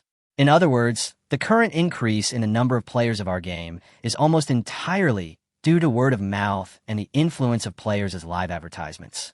This greatly limits the energy that our game can release. So I hope to officially start the all-round promotion of the game." Chapter 67. Our goal is the Sea of Stars. Qinyang looked at the chart displayed on Zhou Dandan's notebook. The entire chart clearly showed a series of key data of the game. Just as Zhou Dandan said, the game's current series of data performances are all very amazing, even terrifying. But the geographical distribution of players is too distorted. This is a normal phenomenon, as there is no funding for promotion in the early stages. Players in first-tier cities have stronger spending power, which is also an important reason why the game has achieved a daily turnover of 50 million with only 4 million real players. Have all the promotion personnel in our company join the company? After stroking his chin and looking for a while, Qinyang asked. Only a few people have joined the company, and a few are still going through the resignation process of their previous companies. But our work cannot come to a standstill due to lack of manpower, which will cause great losses to the company. Zhou Dandan looked at Qinyang seriously and continued, because it is a large world map, there is no concept of opening new servers. This makes it possible for players to enter the game at the same time as possible. Otherwise, no matter how much you weaken the first mover advantage, it will inevitably exist and will be unfriendly to the players who come in later. Although there are a series of interactive tasks in the game, such as the Master Apprentice system and a secret realm that can only be activated by the presence of low-level players, which can make players who enter later also feel enough attention. The impact of the first mover cannot be ignored. So it's time to start all-round promotion. This was what the question implied, so Qinyang didn't ask any more questions. He nodded, agreed directly, and said, "We still need to recruit people as soon as possible. There are more and more things to do. If you have to take care of them one by one, you will be exhausted and unable to handle it. In addition, we should also set a time for the settlement of turnover. We require the channel parties to settle the accounts on a daily basis. Since our daily turnover is tens of millions, it is absolutely not excessive to ask for daily settlement. If such a large sum of money is delayed to be settled monthly, the redundant interest every day will be a huge number. We cannot let the channel party take advantage of it. If a channel party disagrees, then we will simply not join that channel. With the development momentum of our game, no channel party will be so stubborn as to commit suicide like this. We now have enough bargaining power." Zhou Dandan immediately wrote down Qinyang's requests and prepared to arrange someone to handle them. Also, we can make money, but we also need to know how to spend it. Games are a means for us to make money, but they are not the meaning of the existence of Qinyang Technology. The goal of Qinyang Technology is to become a great company, and a truly great company should be able to influence the entire human race. Therefore, the money we earn from games should be spent in a way that is beneficial to humanity. Qinyang opened his arms and continued. But if you can't clean up your own house, how can you clean up the world? So let's start with improving employee benefits. The game is very popular, so let's give our employees a bonus, tentatively 1 month's salary. We can also consider improving the office environment. We need to fast-track the recruitment of personnel, so I'm afraid our current office space will not be enough. Although we don't need to recruit technicians and our D personnel, the demand for various support personnel and logistics personnel will still increase as our products increase. Therefore, it is best to start considering building an office building that belongs to our Qinyang technology now. Whether it is obtaining land or the overall design of the office building and the park, it cannot be done in a short period of time. Based on the money-making ability of Unknown World, I'm afraid that with the intensity of promotion, this game will bring us at least tens of billions of dollars in revenue a year. This money should be enough to build an office park that belongs to us alone. Listening to Chun Yang's idea about the office park, Zhou Dandan couldn't help but look stunned and said, "For the time being, there is no need for this, right? We only have a few dozen employees now, and Qinyang Games is the only wholly owned subsidiary of Qinyang Technology. Considering building an office building exclusively for us at this time, isn't it too wasteful?" Qinyang waved his hand and said, "Don't waste it. We need to make preparations in advance. Considering the company's expected development speed, it is reasonable to put this matter on the agenda now. Acquiring land, finding designers to design the park, bidding for the corresponding projects, and the time required for the entire construction. This set of processes will probably take at least 2 to 3 years. In 2 to 3 years, what size will our company grow? Do you have to know that Unknown World is only the lowest tech product among the key products that our company will launch. So, don't use the development rules of ordinary companies to compare our company, or you will make a big mistake." Zhou Dandan was stunned for a moment, and after thinking carefully, she suddenly said, "That makes sense, but even if the Unknown World can provide a large amount of cash flow, if we directly put this cash flow into the construction plan of the office building, wouldn't it be a bit risky?" Chun Yang smiled and shook his head, then asked, "What do you think other companies like ours spend most of their money on?" Should it be research and development?" Zhou Dandan said somewhat uncertainly. "That's right. For companies that develop, produce, and sell hardware, their D costs usually account for about 10 of their revenue, which is quite exaggerated. But for companies like us that sell software, our D costs can often reach more than 50. Even for software companies with low R&D costs, these costs will be spent on promotion and marketing." Qinyang nodded and continued. "But the reality of our company is that the R&D costs do not need to be borne by the company. I will take care of this myself. The promotion and marketing costs can also be saved a lot, relying on the absolutely excellent quality of the product. In this way, the cost we actually need to pay is only the operation and maintenance cost. Compared to the maintenance cost of hardware sales, the maintenance cost of software is almost negligible. This means that as long as our products are selling, our company's financial situation will always be in an extremely healthy state because the fixed cost expenditure is really not worth mentioning compared to the income. Therefore, the risk issue you are worried about does not exist." Zhou Dandan opened her mouth blankly for a long while before she said, "Okay, you're the boss anyway. You have the final say." Chapter 68, It's Too Hard for Me. At the same time, several kilometers away from the office building where Qinyang Technology is located, in the employee cafeteria of a software company, Wu Guangji, who was having lunch, looked at his mobile phone screen with a look of despair. On the screen was his mother, who was far away in his hometown, chattering to him about blind dates. "Guangji, I'm talking to you. Are you listening? The girl just graduated this year. She also wants to stay in Beijing to work hard.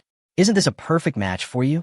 Sister Wang told me very clearly that the girl's family conditions are not bad, and she is also good-looking. She thinks it is too difficult to stay in Beijing alone, so she plans to find a partner and work together in Beijing. What are you dissatisfied with?" Wu Guangji's mother scolded on the other side of the screen. "Mom, I'm me kink. Besides, I just graduated and I'm only 22 years old. What's the point of going on a blind date?" Wu Guangji said with a bitter face.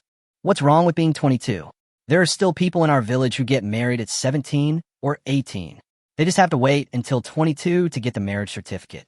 I tell you, I've seen too many of you who run away and drag on and can't get married. Isn't the eldest son of Yang Heir's family in the village next door like this? He's going to be 35 after the Chinese New Year, but he still can't find a suitable one.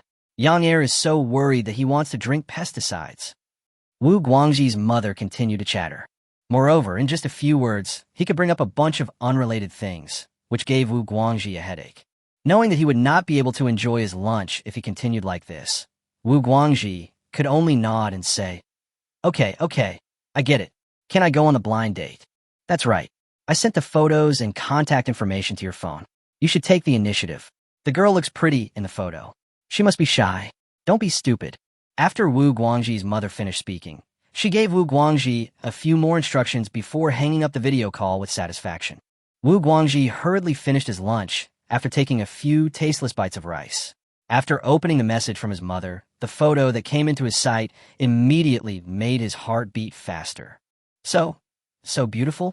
Wu Guangji was stunned for a moment, and after swallowing his saliva, he suddenly felt that blind dates seemed to have their advantages. I don't mean anything else. I just can't let my mom down. After sending a friend request directly through the girl's contact information, Wu Guangji saw that there was still a lot of time left for lunch break, and he couldn't wait to open the unknown world icon on his mobile phone. Since downloading the game, Wu Guangji has been completely addicted to it in the past 2 days. Even if we put aside the game's astounding technical display and simply evaluate the game's internal gameplay and plot settings, they are also excellent. These excellent contents, coupled with the almost epic-making technological presentation, are completely invincible in Wu Guangji's view. In today's world, let alone mobile games, even if you look at PC games, there is no game that can compare with the unknown world. As the game interface opened and the cafeteria scene appeared before his eyes, Wu Guangji was about to draw another card to upgrade his spirit beast to a star level when he found an official email in his in-game mailbox. After a moment of hesitation, Wu Guangji opened the email curiously. The content is very simple. It is an advertising email. The parent company of Qinyang Games, the operating and development company of the unknown world, has a new product on the shelves, which is completely free. Players are welcome to try it. Wu Guangji took a casual glance at it and didn't take it seriously. After closing the email, he immersed himself in the joy of helium gold with great excitement. He directly charged for a 648, and within just a few minutes, he had used up all of it, obtaining a large number of SR and SSR. Wu Guangji, who was contented to upgrade all 5 spirit beasts in his team to 6 stars. Seeing that the time was almost up, he returned to his workstation and sat down. Wu Guangji immediately became alert when he noticed that the PC version of the chat software on his computer screen showed that the girl he was dating had agreed to add him as a friend. While sending a greeting message to the girl, he opened the official website of Qinyang Technology. He still remembered the official advertisement in the game, and naturally wanted to see what kind of new product was developed by the company that could develop such an epic-making game. Computer protection software? Can it detect and kill all computer viruses and protect the computer from any network attacks? A powerful firewall can repair all computer vulnerabilities? Isn't this a computer manager? However, with the technical capabilities demonstrated by this company in the unknown world, I'm afraid these mentioned effects can really be achieved. Anyway, it's completely free, so I'll download it and give it a try. Wu Guangji muttered to himself while downloading Qinyang Computer Guardian and taking the time to chat with the girl in the chat software. At the same time, I looked at another product on the official website. A real camera foolproof operation one-click restoration give you a world without deception no matter whether it's a photo or a video. As long as it has been modified, this software will definitely be able to restore it, perfectly erase all traces of modification. Oh my god. Isn't this too cruel? Isn't Qinyang Technology afraid of becoming the public enemy of women? This is openly declaring war on the 3 major evil arts. Wu Guangji showed a look of shock, but his hands did not stop downloading. The software itself is very small, and the company where Wu Guangji works has extremely fast internet speed, so it only took a dozen seconds to complete the download. And it is a version that does not require installation and can be used directly. For some unknown reason, after Wu Guangji opened the software, he immediately loaded the photo of his blind date into the software. Then he saw that the software began to analyze the photo. The next second, all traces of modification attached to the photo were analyzed and removed one by the software. When the original photo, without any modification, appeared on the computer screen, Wu Guangji felt terrible. Is this a person?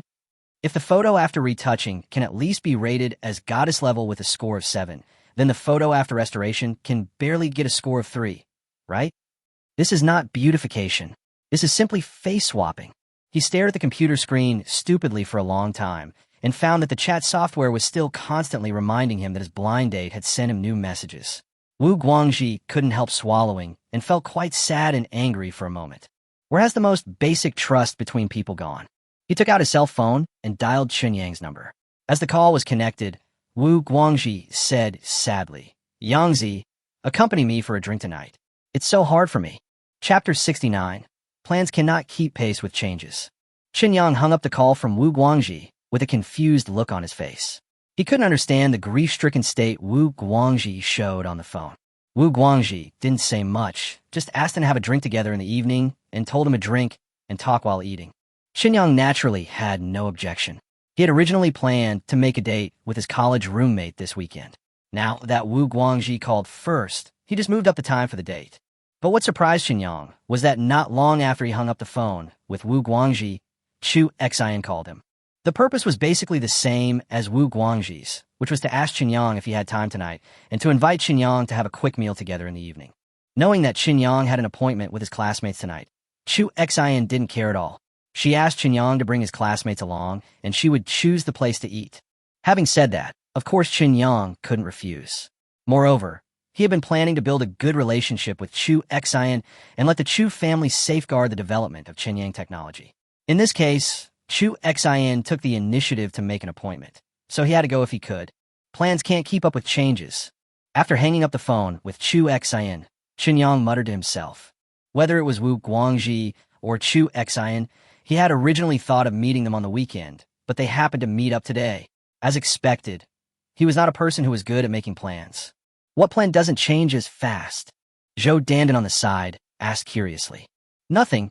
I have an appointment tonight, so I won't be going home for dinner. You can figure out yourself, or you can have dinner at the company before going home. Qinyang said casually. Okay, then don't come back too late.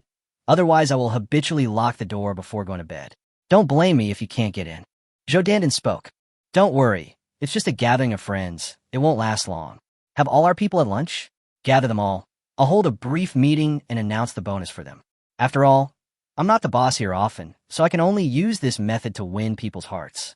Qinyang said with a smile. In fact, the salary I offer them is already relatively high in the same industry. Considering their work experience and workability, this salary standard is more than enough to make them very satisfied. Zhou Dandan spoke up. I know, but our goal is to become a great company. What is a great company? It is to make employees proud to be our people. To enhance this sense of pride, the most direct and effective way is to increase wages and benefits. Qinyang held up a finger and continued. Since the company is not short of money, we should let employees enjoy the benefits.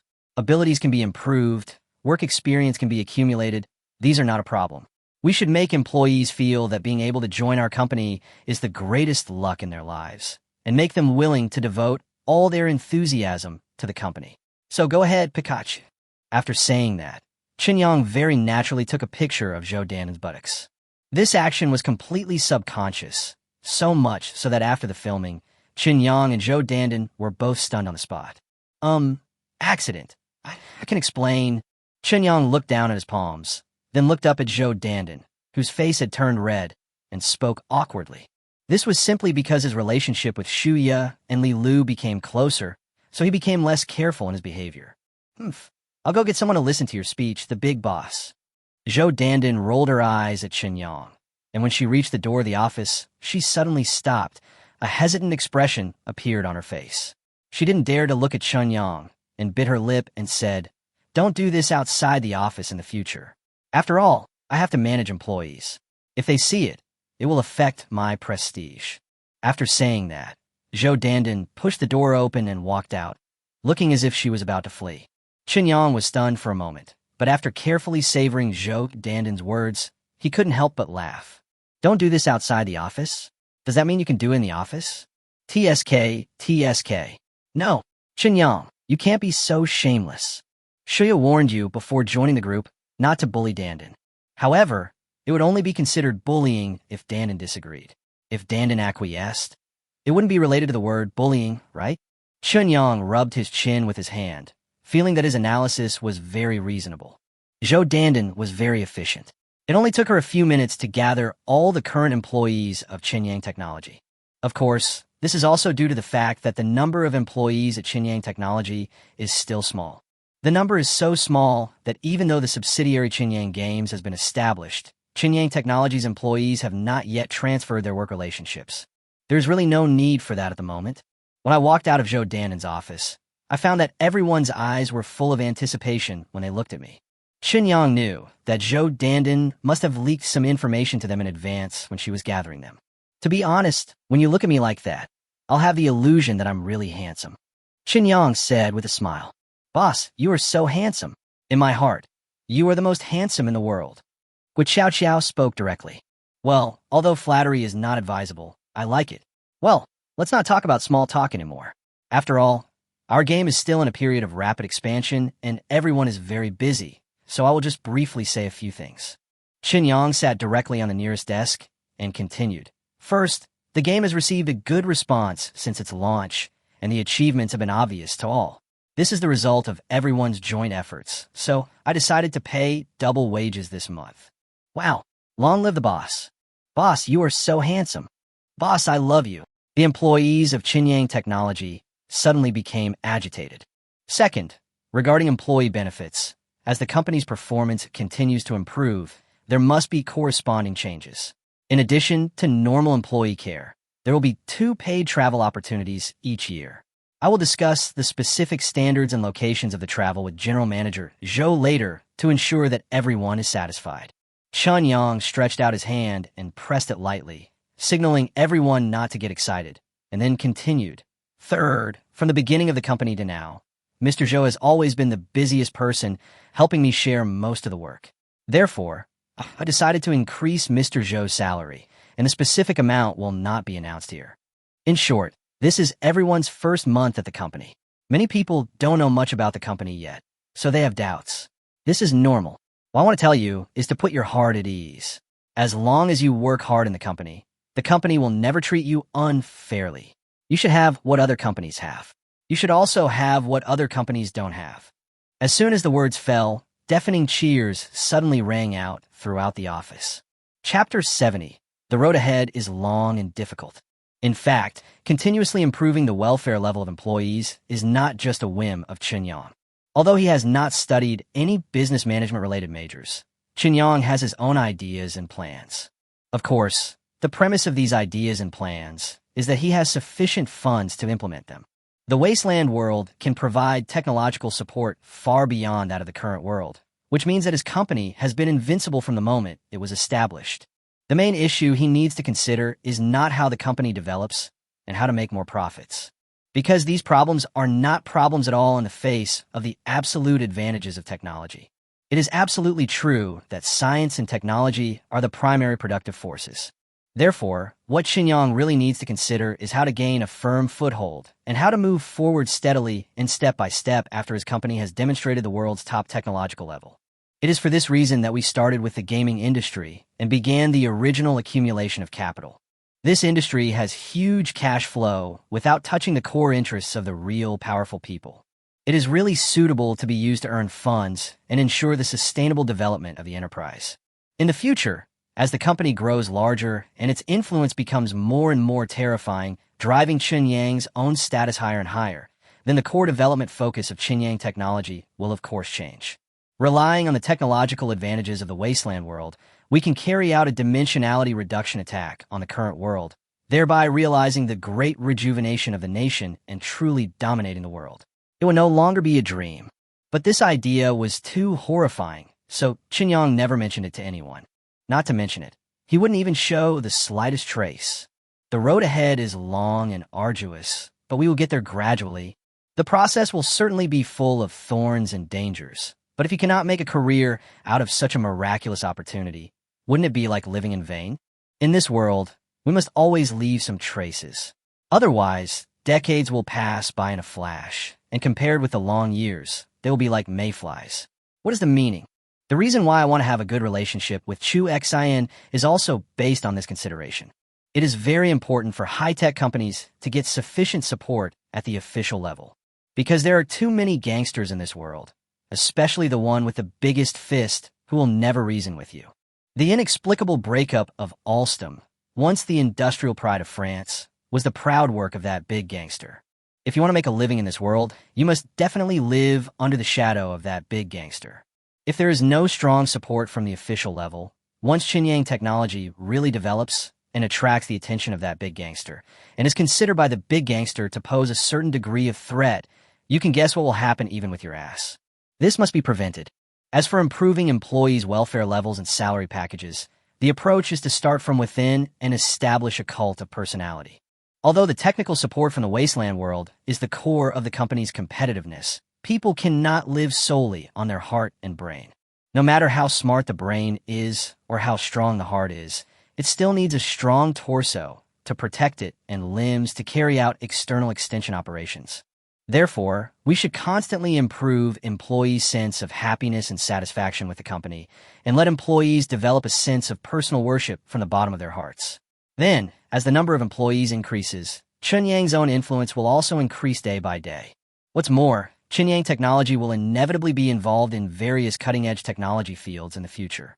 At that time, even with the support of wasteland technology, Chunyang technology itself will have to hire a large number of technical personnel in the current world to digest and absorb the advanced technology provided by the wasteland world. The people who can be hired are definitely top experts in cutting-edge fields, and the implicit influence generated by this will be far beyond the reach of labor-intensive enterprises. Therefore, from now on, we should spread the idea that Chunyang technology's welfare benefits are the best in the industry. This will have a very positive effect on recruiting real talents in the future. It can't even be considered as buying a horse's bones with a huge amount of gold. After all, it seems that the ability of the unknown world to make money is even faster than the speed at which a printing press prints money. Compared with this ability to make money, the cost of improving employee welfare benefits is not even a drop in the bucket. He stayed in the company until it was almost dark and forwarded the store address that Chu Xin sent to Wu Guangji. Seeing that it was almost time, Chunyang said hello to Zhou Dandan, then left the company early.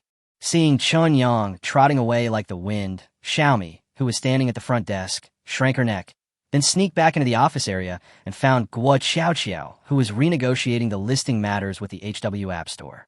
He whispered, "Xiaoqiao, Mr. Chun mentioned at noon that he would give me an extra month's salary as a bonus. Do I get it too?" Guo Xiaoqiao was stunned for a moment, turned her head to look at Xiaomi, and asked curiously, "Of course, why don't you have it?" Tinting. I just started working today. The first 3 months are still a probation period. Normally, shouldn't this kind of benefit be relevant to employees in the probation period? Xiaomi asked cautiously. Are you stupid? Everyone is in probation. Our company has been established for less than a month. If there is no such benefit during the probation period, why did Mr. Chen announce it? Are you kidding us?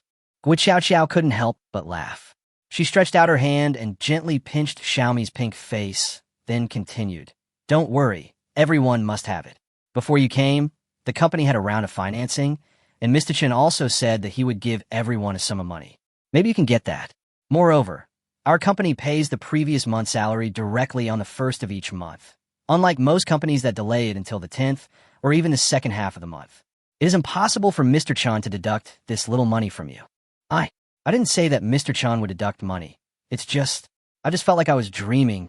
It was my first day at work. I didn't do anything, but I got a bonus. This is unbelievable, Xiaomi said hesitantly. Okay, I get it. Take it slow, and you'll get used to it. Mr. Chen once said that our goal is to become a great company. Guo Xiaoqiao clenched her fist toward Xiaomi and said with a smile. Xiaomi still felt a little dizzy until she returned to the front desk. Looking at the company name behind him, Xiaomi couldn't help but take a deep breath. I'm so lucky to be hired by Chunyang Technology. Chapter 71 Tong Jioi, Hirushio. The place Chu Xin booked this time was not the private courtyard house like last time, but a public store open to the public, Min Pavilion.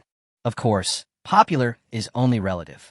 At least after getting off the taxi, Chunyang could roughly judge by looking at the geographical location and exterior decoration of Minj that the average price per person for dining in such a restaurant would definitely not be lower than 4 figures. As for how high it will be, there is no way to guess, because the pricing of dishes in this type of store often has nothing to do with the dishes themselves. Although he arrived at the place, Chunyang did not go in directly. Instead, he stood outside the store door, waiting for Wu Guangji to arrive. This is what Wu Guangji requested when he replied to the message. After discovering that the place arranged by Chunyang was so high-end, and hearing what Chunyang said that someone else was treating him to dinner tonight, Wu Guangji felt a little uncomfortable. Programmers will more or less have some social phobia. If they're not particularly familiar friends or family members, they will always be a little resistant to rash contact. If Chunyang had not clearly told him that there was only a stranger responsible for treating them tonight, Wu Guangji would probably have refused to come and made another appointment with Chen Yang. Before long, Chen Yang saw Wu Guangji wearing jeans and a plaid shirt, walking slowly towards him from the other side of the road. This store is not far from the subway, so even though Wu Guangji gets off work later, he takes the subway, and the time he spends on the road is actually much less than Chen Yang. Yoko, what kind of friend are you? Treating you to a meal in a place like this? If the three of us eat a little, it will be equal to half a month's salary for me, right? After coming in front of Chen Yang and hitting him on the chest, Wu Guangji glanced at the main entrance of the store and asked in a low voice. A friend I met by coincidence. I helped her a little, so maybe she wants to thank me? Chen Yang could only use this vague statement to prevaricate. Wu Guangji was a simple-minded person. He did not doubt or continue to ask questions on this topic. Instead, he took out his mobile phone with excitement, clicked an icon on the screen, and said as if offering a treasure, "Then I will be the rich man today. Gulme, Yangzi, I will show you a magical game. I guarantee you will be stunned." Before he finished speaking, the game had already started, and a whole team of 5 spirit beasts appeared around Wu Guangji with a visual effect of condensed shadows. I found this game among the new games listed earlier. At first I thought it was just a game that changed its skin and made money, but when I opened it I was stunned. I can't believe that the technical strength of our domestic game companies has reached such a high level. Wu Guangji pointed at the phantoms of spirit beasts appearing around him and spoke to Chen Yang with great interest. I have to admit that Chen Yang was indeed stunned. I even couldn't help but call him an expert on the spot. Wow, you take my game and come up to me to show it off? Man, this operation of yours is quite something. Ahem, let's go in. My friend is already here. Don't keep him waiting too long. Chen Yang coughed dryly and did not respond to Wu Guangji's words. Instead, he put his arm around Wu Guangji's shoulders and took Wu Guangji to the store. This made Wu Guangji, who had been hoping to see Chen Yang's shocked expression, feel quite regretful. There were only private rooms in the restaurant. Chen Yang put his arm around Wu Guangji's shoulders and just walked in when a waiter came up to greet him with a smile. Before Chen Yang could speak, the waiter bowed and said, "Please come in. Miss Chu's private room is on the 2nd floor." How could he recognize us? Wu Guangji was startled. As he followed the waiter to the 2nd floor, he leaned close to Chen Yang's ear and asked in a low voice. I guess my friend showed him the photos. This kind of place must have very high service requirements. You just have to get used to it. Chen Yang also spoke in a soft voice. Okay, Yoko, from the sound of your voice, do you come to this store often recently? Wu Guangji looked at Chen Yang in surprise and asked. No, it's my first time here today. Chen Yang answered honestly. Wu Guangji suddenly fell into silence. Same as Jioi, why are you so handsome? Following the waiter up to the 2nd floor, he came to the private room reserved by Chu Xian. After pushing the door open, Chen Yang found that Chu Xian was the only one in the room. The bodyguard that he always saw when he met Chu Xian before was not in the private room. Noticing Chen Yang's gaze, Chu Xian stood up and stepped forward, explaining with a smile, "He is waiting for me in the car outside. The safety of this store is still guaranteed, so he doesn't need to stay by my side all the time. This is your friend, right? Hello, my name is Chu Xian, and I'm also Chen Yang's friend. My name is Wu Guangji. I'm very, very happy to meet you." Seeing Chu Xian smiling and extending her right hand towards him, Wu Guangji panicked. He seemed quite a loss as he shook hands with Chu Xian, but he didn't even dare to shake Chu Xian's whole palm. He just touched Chu Xian's fingers and immediately let go. Such an awkward performance made Chu Xian couldn't help but chuckle. She looked at Chen Yang and said, "Your friend is really honest. He looks completely different from you. You said Guangji is honest. I admit that, but what do you mean by completely different from me? I'm obviously as honest as Guangji." Chen Yang couldn't help but complain. Don't flatter yourself. When you first met me, the look in your eyes was very aggressive. To say that you were unscrupulous is not an exaggeration. Compared to your friend, you are a wolf in sheep's clothing. Chu Xian rolled her eyes at Chen Yang, then began to invite the two to sit down. The area of the private room is not small, but the dining table is a standard table for 10 people. Chu Xian lightly pressed the call button on the table, and immediately the waiters pushed the door open and brought the dishes that had been ordered in advance. This restaurant specializes in Fujian cuisine. The signature dish is Buddha jumps over the wall dragon body, and phoenix tail shrimp, and Ju are the most authentic ones I've ever eaten in Beijing, so you must try them carefully. If you're not satisfied with anything, you can tell me directly. I will ask the chef of this restaurant to improve it. As more than a dozen dishes were placed on the table one after another, Chu Xian spoke with a smile. Ahem, we usually eat at street stalls. How can we tell whether the food is good or bad? But from the tone of your voice, could this store be yours? Xinyang asked curiously. It's not mine. It's opened by one of my sisters. She's a foodie and has no other hobbies except eating. She opened this shop mainly to satisfy her own appetite. Apart from that, it's basically only used by people in our circle to entertain guests. So it's been almost a year since it opened. Although it's not losing money, it's not making much money either. Chu Xian said with a smile. You're such a good fellow, Chu Xian. You've been plotting against me behind my back while I'm away, right? As soon as Chu Xian finished speaking, a clear voice came from outside the private room. Chapter 72 I'm lucky. Qin Yang subconsciously turned around and found that it was a tall young girl. Although her appearance is rather ordinary, at least she cannot be compared with Chu Xian. Even with delicate makeup, she only looks about 6 points, but her figure is very hot. The tight-fitting sweater and the hip skirt allow this young girl in high heels to show off her weapon without any concealment. This is a figure that is enough to make a man suffocate. The girl walked in complaining, and Chu Xian showed a look of surprise on her face. But he still stood up and greeted her with great surprise, saying, Weren't you abroad this month? When did you come back? And I wasn't making up what I said just now. Aren't those all true? I was supposed to stay for a month, but the doctor there examined me and confirmed that my condition could not be treated with Western medicine. I was not used to being outside, so I came back early. As soon as I got off the plane, the people in the store informed me that you're going to host a banquet in the store tonight. So I came here curiously to see who it was that could make Miss Chu take the initiative to invite me to a banquet. While the tall girl was speaking, she took Chu Xian's hand and gave Chu Xian a kiss on the cheek. Then he turned and looked at Qin Yang and Wu Guangji.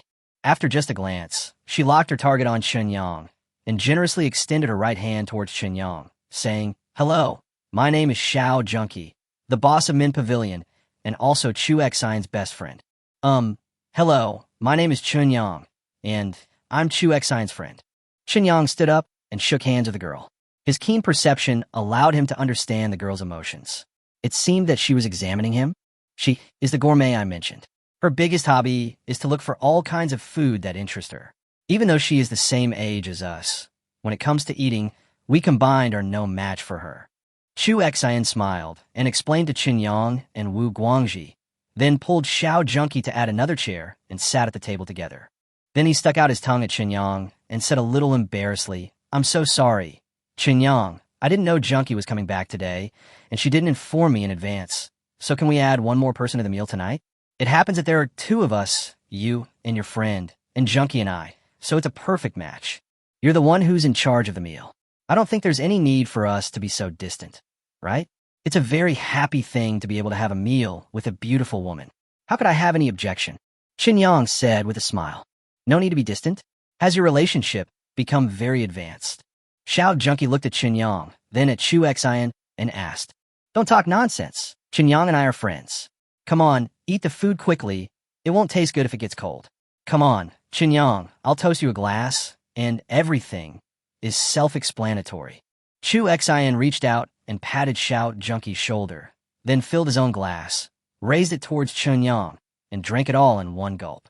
Qin Yang knew what Chu Xian wanted to express, so he just smiled at Chu Xian and drank the wine in his glass. The way the two communicated, which was like playing charades, aroused Xiao Junkie's strong curiosity. After his eyes rolled around, he suddenly started to greet people as the owner. While introducing the characteristics of the dishes to Qin Yang, he began to raise his glass to Qin Yang continuously. Wu Guangji suddenly became a forgotten person, but this kind of forgetfulness made Wu Guangji feel more at ease.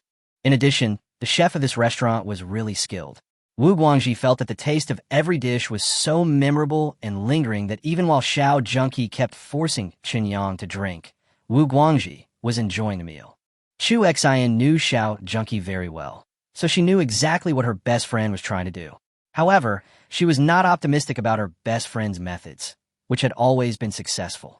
Because of the dinner experience when they first met, she knew very well that Chun Yang's alcohol tolerance was quite exaggerated. It's probably not an exaggeration to say that it's bottomless. So even though Xiao Junkie toasted Qinyang in different ways every time, she basically just took a sip and let Qinyang drink the whole glass. But this method of sipping wine should not be excessive. After 4 or 5 sips, you have to finish a glass. In Chu Xian's opinion, with this kind of drinking, it's hard to say who will get drunk first. It turns out that Chu Xian was very foresight. Just an hour after dinner, Xiao Junkie got herself drunk. Although every time she raised her glass, she only drank about 1/5 of Chen Yang's drink. But after being constantly fed wine, especially after seeing that Chen Yang showed no signs of drinking, Xiao Junkie became angry and the frequency of raising her glass became more and more exaggerated. As a result, in just 1 hour, Xiao Junkie drank nearly a pound of liquor. This is a 52-proof liquor. Seeing that Xiao Junkie's speech became unclear, but she still wanted to raise her glass to toast Chen Yang, Chu Xian hurriedly stopped her. He said with a smile, "Don't drink it. You have a bad stomach. Do you want to drink yourself to death?" I'm not drunk. Besides, you're with me tonight, so even if I get drunk, it's okay. Can't you just take me back?" Xiao Junkie said with blurry eyes. Okay, I'll take you home, but now you have to drink some soup, eat something, and then lie down and rest for a while. Be good and listen to me, okay? I'll be responsible for getting Chen Yang drunk, don't worry. Zhu Xin go set help. After getting drunk, Xiao Junkie was obedient. She held Chu Xian's hand and said intermittently, "Then you must avenge me." "Okay, I will definitely avenge you. Pinky promise." Chu Xian reached out and pulled Xiao Junkie's little finger as if she was coaxing a child. The next second, Xiao Junkie lay directly on the table in front of her. In the blink of an eye, there were already slight cheers coming out evenly. She has no ill intentions. She just tends to regard herself as my sister. So she always has an inexplicable sense of responsibility and wants to see clearly all the opposite sex around me. Chu Xian put her coat on Xiao Junkie, looked at Chun Yang, and explained with an apologetic look on her face. "It's okay. With such a straightforward personality, it's actually quite likable. Chen Yang spoke. Come to think of it, you're really amazing. You drank 5 kilograms of 52-proof liquor, right? No one I know can drink as much as you." Chu Xian said with admiration. "A luck. Maybe I'm in better shape today." Chen Yang said awkwardly. "Luck? Can the drinking capacity also be described as luck?" Chu Xian looked confused. Chapter 73. You don't follow the routine. Without Xiao Junkie's interference, Chen Yang could finally comfortably worship his own stomach. The negative effects of the strengthening potion seem to be becoming more and more obvious as the strengthening level increases. During the first and second stage enhancement, although Chen Yang could feel his appetite increase, the extent of that increase could still be classified as that of an ordinary person. It's just that I can eat a lot, relatively speaking. But now, as his body has completed the 3rd level of strengthening, his demand for food is definitely beyond the limits of ordinary people. No wonder Li Lu said before that if all the people in Gray Rat D could at least reach the 4th level of enhancement, then there would be no need for others to cause trouble, and the people in Gray Rat D would starve themselves to death. To be honest, considering the amount of food required for the 3rd level enhancement, if more than 200 people really reached the 4th level enhancement, even in this world with extremely abundant materials, based on the average income level of ordinary people, it is very likely that they would not be able to afford it. Fortunately, I can now rely on the technical support provided by the wasteland to obtain a large amount of funds. Otherwise, relying only on the income from reselling gold, it may not take long for me to return to poverty. The world is not worth it. Guangxi, you told me today on the phone that you were having a hard time. What happened? You didn't want to say it directly on the phone. Did you run into any trouble? While filling his stomach, Chen Yang asked. Wu Guangxi had been eating for the entire hour, only occasionally clinking glasses with Chu Xian, drinking a sip of wine, and refreshing his taste buds, so the meal was quite enjoyable. Not only was my stomach completely full, but I was also slightly tipsy from the wine, which was the most comfortable moment. After hearing Chen Yang's question, her originally happy face suddenly turned bitter, and she said, "Don't mention it. Yangzi, let me tell you, there is no trust in this society now. My mother urged me to go on a blind date today, and gave me a contact number saying that it was introduced by someone from the same village. She praised the girl to the skies and sent me photos. When I saw the photos, she was indeed very beautiful, so I was naturally attracted to her. As for men, you know. Wu Guangxi burped, and unlike his incoherent manner before drinking, he continued to complain to Qinyang. But who would have thought that the photo was so heavily photoshopped? At first I thought that all photos of girls are photoshopped, but no matter how much they are edited, the basic foundation will not change, right? But I never expected that this photo really refreshed my worldview. Fortunately, I accidentally found a very useful software and successfully restored the photo. Otherwise, I would have let my mother die. As he spoke, Wu Guangxi took out his mobile phone, opened the photo interface, and handed it to Qinyang. Look, these two photos are next to each other. The one in the front is the one she edited, and the one in the back is the restored one. Look carefully. They are two different people. In a game of finding the difference, these two photos are definitely easy points. Qinyang took the phone, looked at the two photos, and the corners of his mouth twitched. It's really over-photoshopped. My goodness. After the editing, it looked like a luxurious decoration, but after the restoration, it became a rough draft. He shook his head and found that Chu Xian also looked curious, so he simply handed the phone back to Chu Xian. As a result, due to the contrast between the two photos, Chu Xian's expression changed more exaggeratedly than Qinyang's. That's too cruel. But what kind of software is so powerful? Can it completely restore photos? I knew some similar software before, but to be honest, the results were not satisfactory, and they were basically just a scam. Chu Xian asked curiously as she returned the phone to Wu Guangxi. Hey, isn't it awesome? This software is called Real Camera. It was a coincidence that I discovered this software. Recently, there's a particularly awesome game. Miss Chu Xian, do you know what it's called? Unknown World? If you haven't played it, I recommend you go back and download it tonight for a trial. I promise you won't be disappointed. This game is the most awesome game I've ever seen. When Wu Guangxi mentioned the unknown world, he seemed to become uncontrollably excited. Chu Xian subconsciously turned her head to look at Qinyang, and then said embarrassedly, I know this game, but what does it have to do with your real camera? Huh? You knew. I thought you didn't know. After all, the game has only been out for a few days. How could it spread so quickly?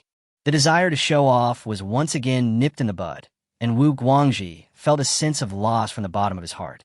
After calming down, he continued listlessly, This real camera is the latest product of the parent company of the company that developed the game, The Unknown World. If I hadn't seen it today, I would have been fooled by the photo.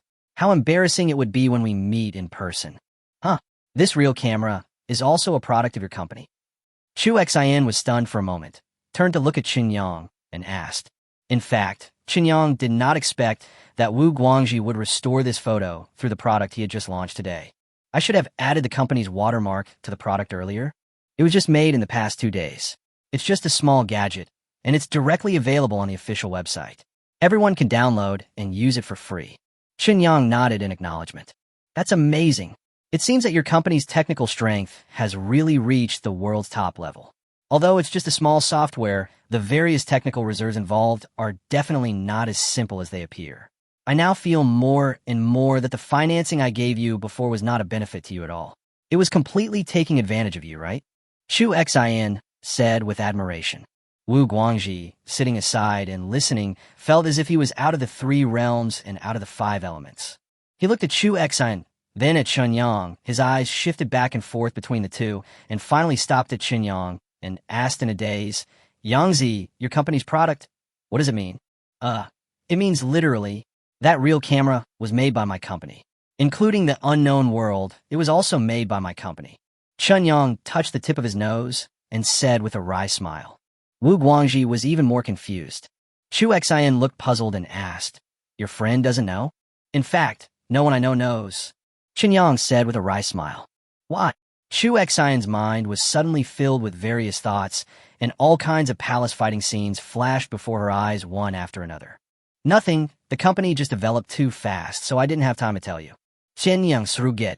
Chu Xian was choked on the spot. Chapter 74, Sincerity. No, wait a minute, Yoko. Did I hear you right? You said that the game Unknown World was made by your company. Wu Guangxi finally came to his senses and looked at Qinyang blankly, his face full of disbelief. Yes, didn't you ask me before if I was short of money? At that time, I told you that I was well off because I had a small business, but you didn't believe me. Do you believe me now? Qinyang pointed at Wu Guangxi's cell phone and spoke. This Can this be called a small business? The technical content of this game is beyond my understanding. And I can be sure, even if this game is not promoted at all, as long as it is given enough time, it will definitely become popular. By then, with the quality of this game, it is absolutely not an exaggeration to say that it is a living money-printing machine. You call this a small business? Wu Guangxi widened his eyes, unable to understand Chun Yang's casual attitude. Well, after all, this is just the company's first product. We will definitely continue to launch better products in the future. Chen Yang spoke. Wu Guangxi blinked, then suddenly slammed the table hard and said seriously, Yangzi, I want to work in your company. Although I don't know where you got the money to start a company, this game really amazed me. I want to go to your company's technical department and learn the world's top technology. Chen Yang was a little surprised, but looking at Wu Guangxi's expression, he knew that Wu Guangxi was not joking, and he couldn't help showing hesitation. What's wrong? Is it difficult? Wu Guangxi asked. Of course it's no problem for you to come work in my company. It's just a matter of a word. If you want, just quit your current job, and you can go and register for employment tomorrow. But if you want to go to my company's technical department for training, I can't arrange that. Chen Yang spread his hands and continued, because the technical department does not work at the company headquarters, they have other offices. And strictly speaking, the technical department is not within my scope of authority, which means that I cannot control them, including the employee system within the company. In fact, it does not include the technical department. Huh? Why is that? Wu Guangxi asked in confusion. Well, how should I put it? The identities of those technicians are somewhat sensitive, so it's best for them to stay out of the spotlight. But they need money to make a living, so they still have to find a way to make money. My relationship with them is more like a partnership. They hide behind the scenes and enjoy their lives. I stand in front of the stage and enjoy my success. Chen Yang explained it unclearly. Of course, the situation in the wasteland world cannot be revealed at all, and questions about the technical personnel must be answered in a vague way. Sure enough, both Wu Guangxi and Chu Xian showed expressions of sudden enlightenment after hearing such an ambiguous explanation. There is no doubt that both of them had the wrong idea. If nothing unexpected happens, the two of them should be thinking about finding a top hacker with a criminal record, because this type of person best meets the indicators that Chen Yang mentioned. At the same time, such people can come up with some black technology, which makes them more easily accepted by others. It has to be said that brain supplement has always been the best way to maintain a lie. I see, I understand, but I still want to work in your company. I'm already fascinated by the unknown world. If my work can be related to the unknown world, it will be a great happiness. Wu Guangxi stopped worrying about the problems in the technical department and turned his attention back to the game itself. Chen Yang breathed a sigh of relief, smiled, and nodded. No problem. I will contact the company. But the fairness of the game must be guaranteed. You can't use your status as a staff member to abuse your power for personal gain. Don't worry. I'm not stupid. I won't do anything that would harm the game. But, hey Yoko, all games seem to have this profession of agent. Can you give me what other things are fine, but drawing cards is too expensive. It's only been a few days since I downloaded the game, and I've already spent nearly 1,000 yuan. Today alone, I drew a 648. If it continues like this, I can't bear it. An obscene smile appeared on Wu Guangxi's face. There are really no agents in the unknown world at the moment. Of course, it doesn't matter if you want to be one. How about this? I'll give you permission later and directly issue coupons equivalent to 10,000 renminbi to your account every week, so that you can also experience the joy of being a local tycoon. Chen Yang nodded and agreed. Since we've mentioned your company, let's talk business. I asked you out today not only to express my gratitude to you, but also for another purpose, which is, I didn't know the specific situation of your company before, so I set such financing conditions. But now it seems that such financing conditions are actually taking advantage of you. So I think we may sign a supplementary agreement. Chu Xian finally interrupted and explained her previous plans. Supplemental agreement? What terms should be added? Chen Yang raised his eyebrows and asked. Regarding the terms of shares and financing amount, the previous 5% of shares was too much. With the technical strength demonstrated by your game and the foreseeable prospects, either the shares could be reduced to 0.5, or I can continue to increase the capital, and according to the valuation of 20 billion, an additional 900 million. Chu Xian looked at Chen Yang and continued very sincerely. I originally thought that the 2 billion valuation was a thank you. After all, your company had nothing at that time, and it looked no different from a shell company. The so-called financing was actually just giving you money. But I never thought that your company would be so powerful. Personally, I hope you choose to reduce your shareholding ratio. Because if nothing unexpected happens, as long as this game develops normally, the valuation of your company will rise rapidly. Even a valuation of 20 billion will seem very shabby by then. Reducing the shareholding ratio will not affect my current valuation of 20 billion for your company. And at the same time, the shareholding ratio your company needs to pay will be greatly reduced. This will give you and your company more room for maneuver.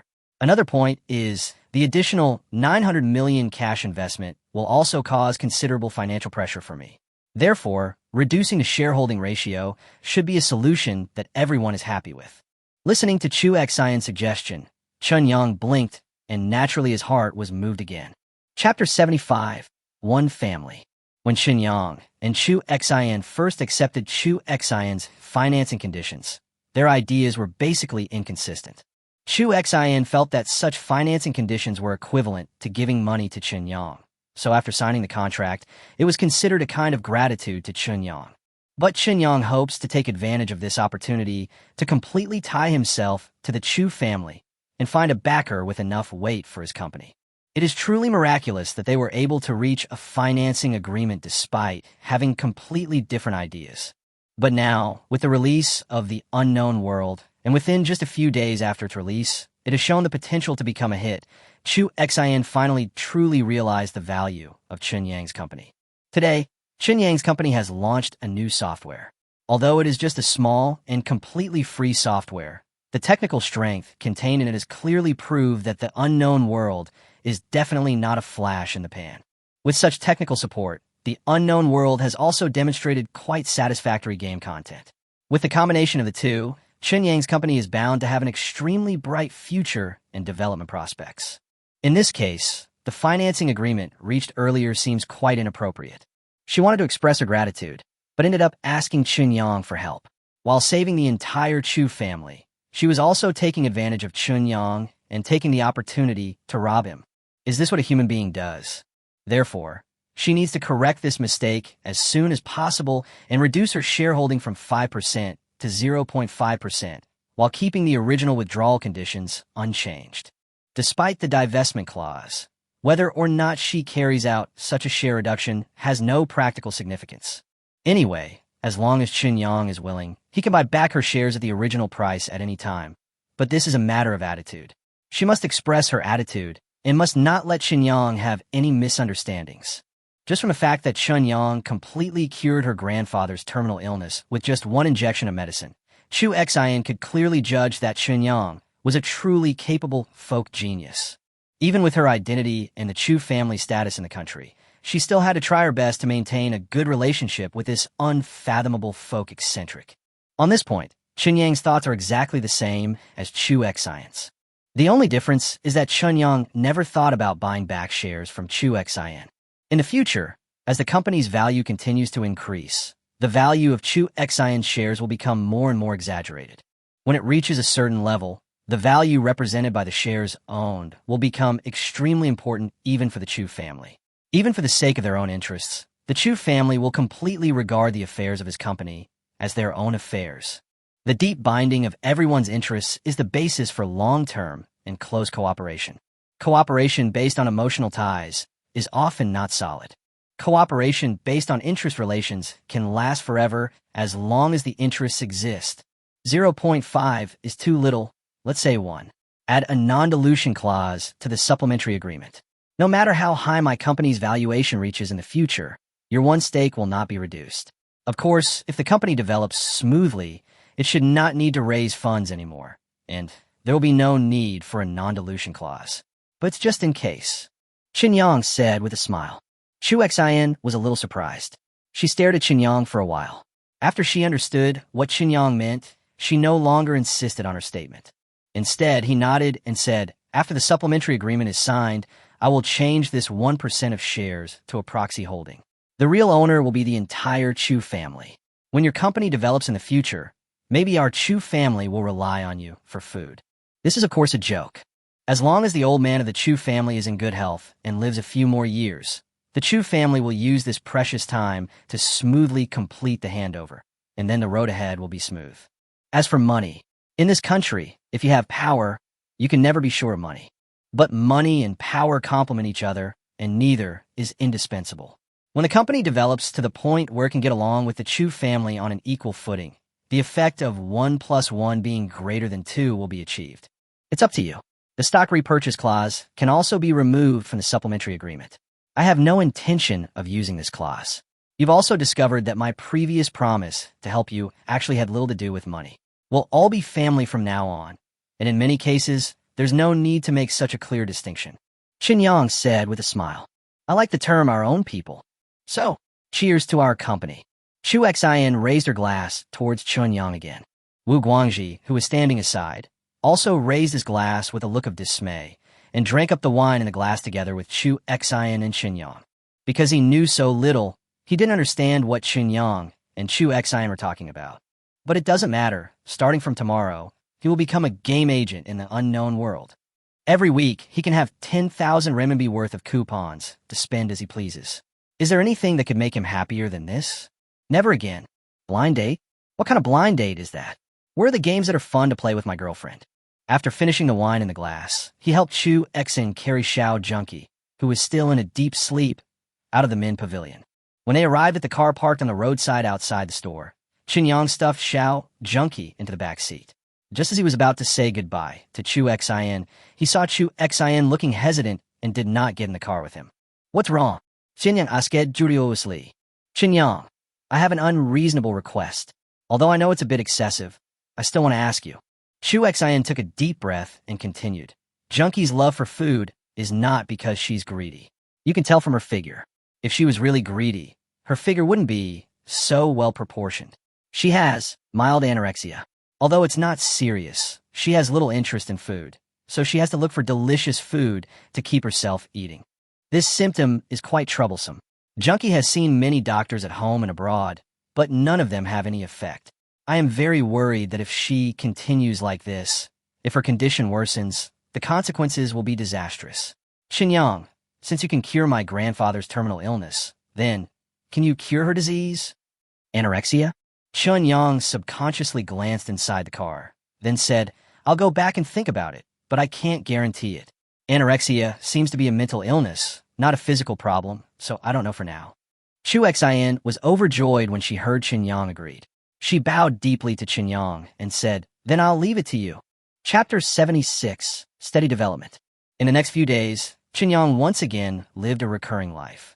However, unlike other people's 2.1 line, Qin Yang's 2.1 line is shuttling back and forth between two different time and space.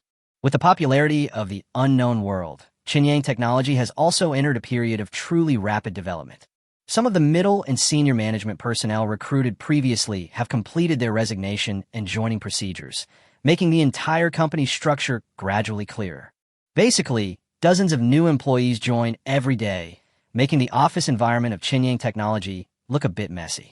Fortunately, there was no critical work that required these new employees to do. So, even though the company was in chaos, it did not affect the overall operation of the company. In order to adapt to the rapid development of the company, Zhou Dandan directly rented an entire floor in a more upscale office building. Anyway, people with money can do whatever they want. Under Qin Yang's high standards, the office space must of course reflect the wealth of Qin Yang technology. According to normal planning, this entire floor of the office building can accommodate at least 1,500 employees working at the same time. After the corresponding lease contract was signed, Qin Yang Games moved there as a whole. The original office was left for use by people from Qin Yang Technology. Although he had no interest in these things at work, it was his own company after all.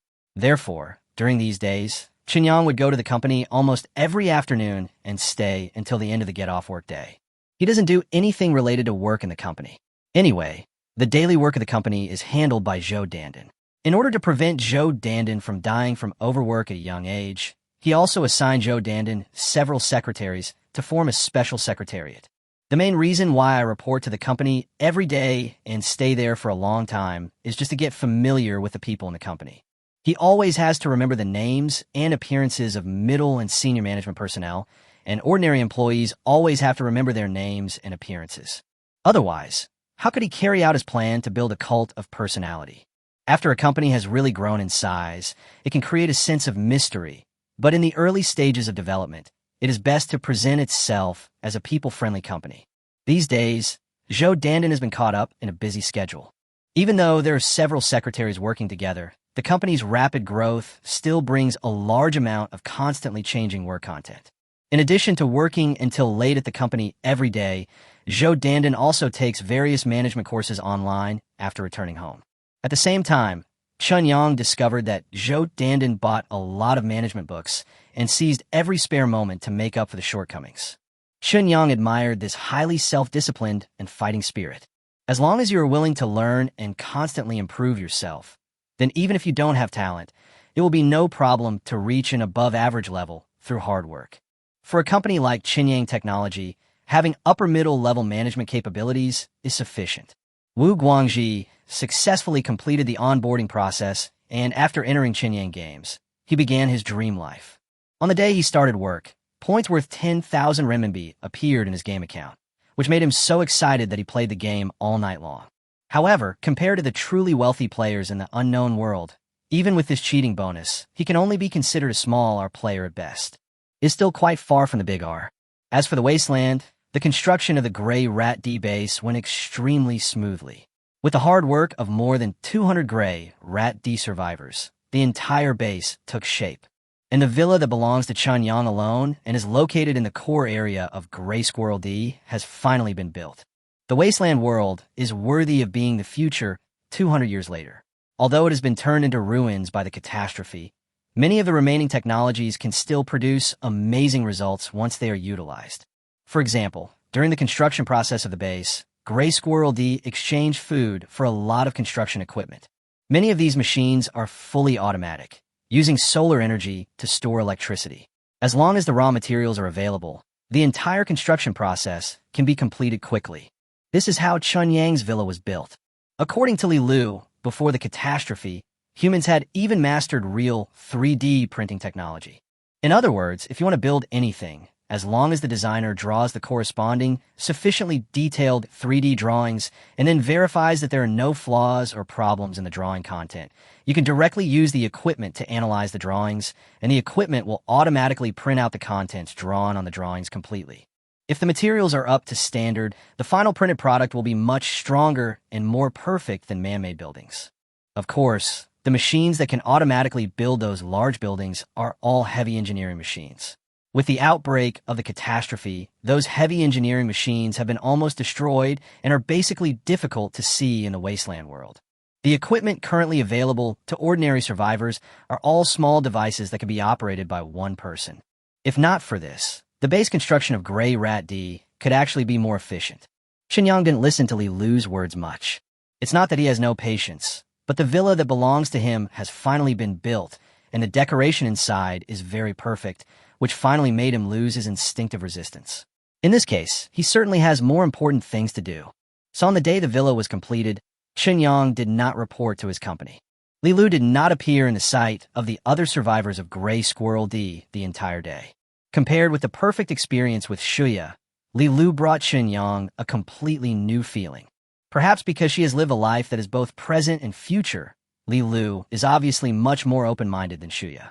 Although not as pretty as Shuya, in Chun Yang's eyes, the sensory enjoyment they both brought him was truly different in their own ways.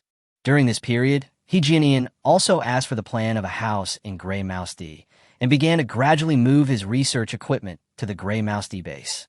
Chen Yang remembered Chu Xian's request and asked He Jianian about the issue of anorexia. Unexpectedly but understandably, He Jianian scoffed at the so-called anorexia, saying that although anorexia belongs to the category of mental illness, it could be treated very simply through physical methods.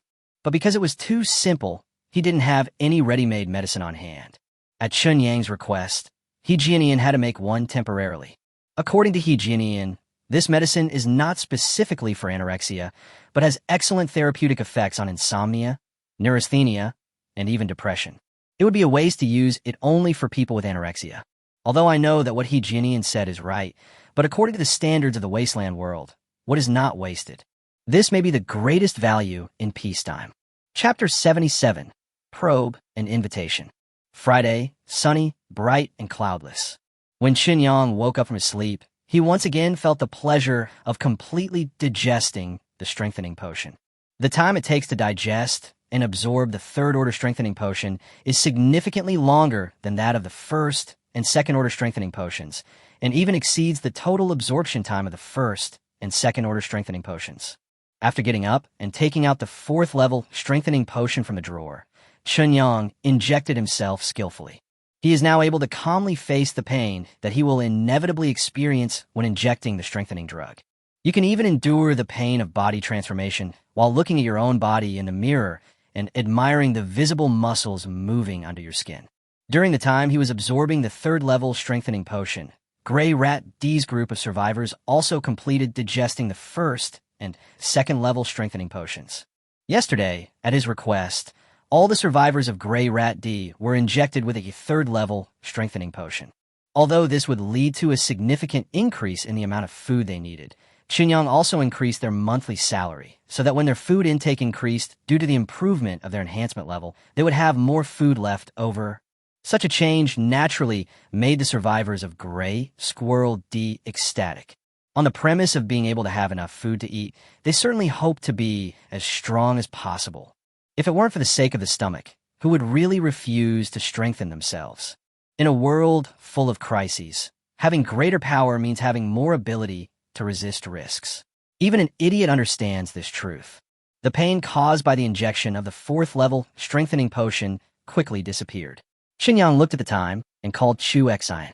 Tell Chu Xian that a drug that can cure Xiao Junkie's anorexia has been found. Chu Xian on the other end of the phone was extremely surprised and asked Qinyang to wait at home.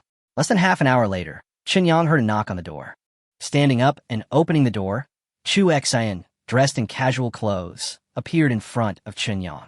Compared to the previous times they met, Chu Xian didn't wear that kind of deliberate work makeup today, and her clothes were more casual. Overall, she looked a bit playful and cute. Come to think of it, you are a truly wealthy man now. Don't you want to change your residence? Blinking at Qinyang, Chu Xian walked into the house through the space made by Qinyang, put her hand behind her back, and asked, there's no rush for now, right? I'm quite used to living here, and I've signed a 1-year contract with the agent. If I move out early, it would be considered a breach of contract, and I'm afraid the deposit will be deducted by the agent. Qinyang spread his hands and said, Good fellow, with your current wealth, do you still care about that little penalty? Chu Xian joked with a smile. Ahem, hard work and simplicity are good traditions. We can't forget our roots just because we are rich. As Qinyang spoke, he took out the potion made by He Jianian from his arms and handed it to Chu Xian, then said, The doctor who made this potion told me that in addition to anorexia, insomnia, neurasthenia, and even depression can all be treated with this potion. If your bestie also has these problems, then this can just solve them all at once. Chu Xian licked her lips after taking the medicine and suddenly asked, Have you ever thought about opening a pharmaceutical factory? Even though the medicine for treating cancer is very sensitive, it cannot be exposed for safety reasons. But for this kind of medicine that can treat anorexia, depression, and insomnia, there's no need to be so cautious, right? Once it can be mass-produced, the profits this drug can bring will definitely not be worse than your game. You have to know that the current market size of the gaming industry is only about 200 billion per year, while the market size of the pharmaceutical industry has exceeded 2 trillion. This is completely different. Listening to Chu Xian's proposal, Qinyang shook his head and refused without hesitation. It's not the right time. Maybe I'll consider it later, but it's definitely not the right time now. The bigger the market, the more monsters there will be begging for food. What's more, the pharmaceutical industry is relatively closed, and the links involved are also very complicated. Once you enter the pharmaceutical industry, there are too many relationships to deal with. The development of any successful drug will erode the interests of other pharmaceutical companies in related fields. I can't handle the troubles that may arise from this. Even if your Chu family is willing to help, it's hard to talk to them. Robbing someone of their money is like killing their parents. If their interests are seriously affected, God knows what they will do to me. What's more, you must know more about the situation in our country than I do. In the field of medicine, many times it's not that your medicine is good, it won't really sell. Jusin Luke Su Pete. After looking at Qinyang carefully, he smiled and praised. Not bad, very good. I didn't expect you to be so calm at such a young age. You also look at problems very comprehensively, and you're not overwhelmed by what you have. This is rare. From what you said, it seems that you were testing me by suggesting that I enter the medical field. Qinyang raised his eyebrows and asked, Hee, don't take it to heart. After all, if our Chu family is really deeply tied to you, then your personality, character, and even behavior habits need to be understood in detail. Chu Xian stuck out her tongue at Qinyang, raised the potion in her hand, and then said, Thank you very much. I will send it to Junkie right away. Junkie will definitely be very happy. She is a very chivalrous person. If she gets a favor from you, she will definitely remember it in her heart. As long as I can help you, nothing else matters. Qinyang said casually. Oh, there's one more thing. My grandpa wants to meet you, so when are you free? Why don't you come to my house? Chu Xian suddenly lowered her head and said awkwardly, Your grandpa? Why does the old man want to see me? Even if he's retired, a big shot like him still has to deal with things every day, right? Qinyang asked in astonishment. Not really. Grandpa's health has not been good since the beginning of the year, and he has basically been completely idle. Although he has recovered now, his age is still there, and there is nothing to worry about, so he is very quiet now. He wants to see you, mainly to thank you in person for saving his life, right? But don't worry, except me and Grandpa, no one knows what happened. Grandpa also specifically told me that your affairs will not be leaked. Chu Xian pursed her lips and said, Is that so then? Next week? I have to attend a class reunion this weekend. Qinyang said in a questioning tone. Okay, it's a deal. Chapter 78. The Movements of Gray Squirrel Town. After Chu Xian left, Qinyang went to the bathroom to wash himself. After coming out of the bathroom, he hesitated a little, but still put on the biological armor he had obtained earlier. Very, very thin and light. Even with Chun Yang's perception ability after being injected with a 4th level enhanced potion, he could only sense a slight weight. The thickness is as thin as a cicada's wing, as if there is an extra layer of skin. After putting on the biological armor, Chun Yang moved his body and found that the biological armor had no effect on his movements. And after just a little adaptation, you can no longer feel the existence of this biological armor. What's even more thoughtful is that the biological armor has corresponding openings in places where daily excretion is needed, which means, after putting on this armor, it seems that there is no need to take it off at all. It is so thin that the biological armor is almost transparent. It sticks closely to the surface of the body skin and feels almost the same as the skin. An alternative version of the iron shirt. The rear sight is one of the 2 vital parts. Kind of interesting. After studying the biological armor, Qinyang put on a new set of clothes and headed to the wasteland world. Shuya is going to attend a class reunion with Wu Guangji tomorrow. She also called Qinyang last night and told him that the crew scenes in other places will be almost finished today, so the entire crew should return to Beijing tomorrow to shoot the scenes in Beijing. If she had time, Shuya might come back to find Qinyang to spend some time relaxing. If this is true, Qinyang will not have time to supervise the wasteland world tomorrow, so he plans to make some arrangements for tomorrow in advance today. During this period, although he had been living a life of going back and forth between 2 points, he was always very concerned about Shuya's news. The crew's publicity and promotion work is extremely professional, and they always maintain a relatively moderate exposure level. During the filming process, they occasionally release some eye-catching news. The focus of this promotion is on Shuya. There is no way, because among the main actors of the entire crew, Shuya is the only pure newcomer. Compared to those other veteran actors, Shuya, who suddenly mixed in, naturally became the focus of everyone's attention. I wonder how many people would speculate about Shuya's background, and what kind of connections Shuya has to be able to join such a crew as a newcomer and play the leading female role. Such speculation and attention will bring Shuya a lot of news and topics. The publicity and promotion staff of the crew used Shuya's special situation to provide some positive guidance, which really achieved twice the result with half the effort. At least during this period, Chun Yang could see news about Shuya from time to time, whether through the internet or print media. Especially Shuya's look in the drama, coupled with her already perfect appearance, has attracted a large number of male fans in such a short time. Whenever Chun Yang saw the messages and comments from the boyfriend fans to Shuya online, he couldn't help but feel secretly happy, because the goddess that those people dream of has already had the deepest communication with him. The location where it appeared in the wasteland world remained unchanged. However, as the construction of the Grey Rat D base has basically taken shape, this place is no longer outside the settlement, but is wrapped up in the settlement's planning.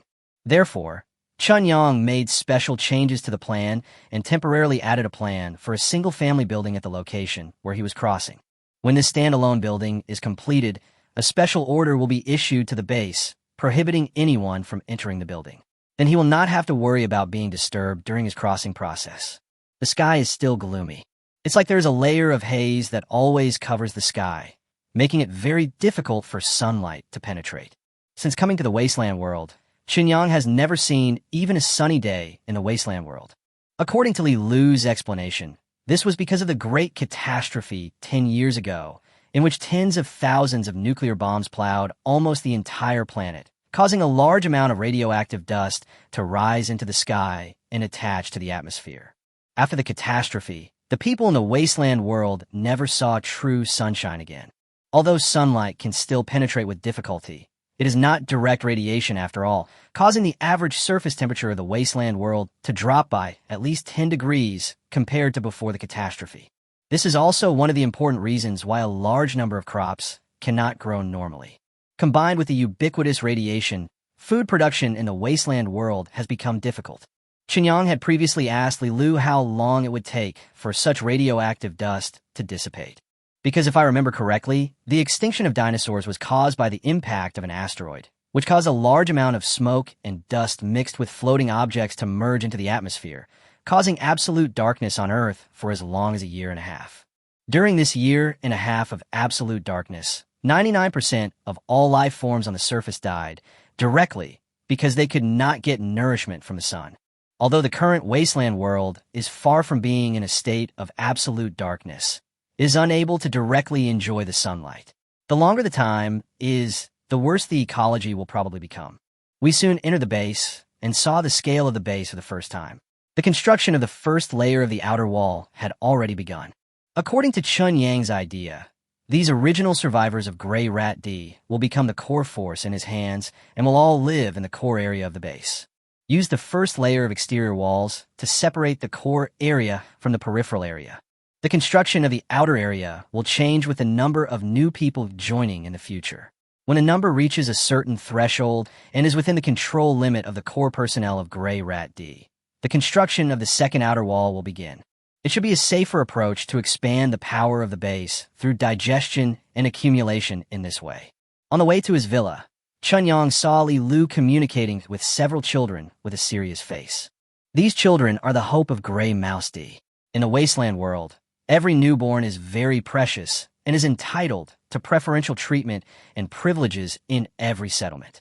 In order to have sufficient understanding of the movements in Grey Squirrel Town, several children were sent to Grey Squirrel Town to stay there and secretly observe the Grey Squirrel Gang that controlled Grey Squirrel Town. The oldest of the children was 13 years old and was born before the cataclysm. The youngest was only 6 years old and unfortunately came into this world 4 years after the catastrophe. Although they are young, the special conditions of the wasteland world make these children extremely precocious, and each one is smarter than the other. In addition, children's identities will naturally make people relax their vigilance, so there is no need to worry about them encountering any danger during the observation process. What's wrong? Is there something going on in Grey Mouse Town? Chunyang walked forward and asked. Boss, you're here just in time. Grey Rat Town has already arranged for fighters to come over here, Li Lu said with a frown. Chapter 79, then apply more.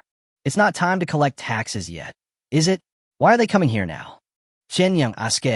It should be because we have been frequently purchasing various construction equipment and materials during this period, spending a lot of food, which attracted the attention of the Grey Squirrel Party. They thought we had found food storage, so we couldn't wait until the time for taxation, right? Li Lu shrugged and continued.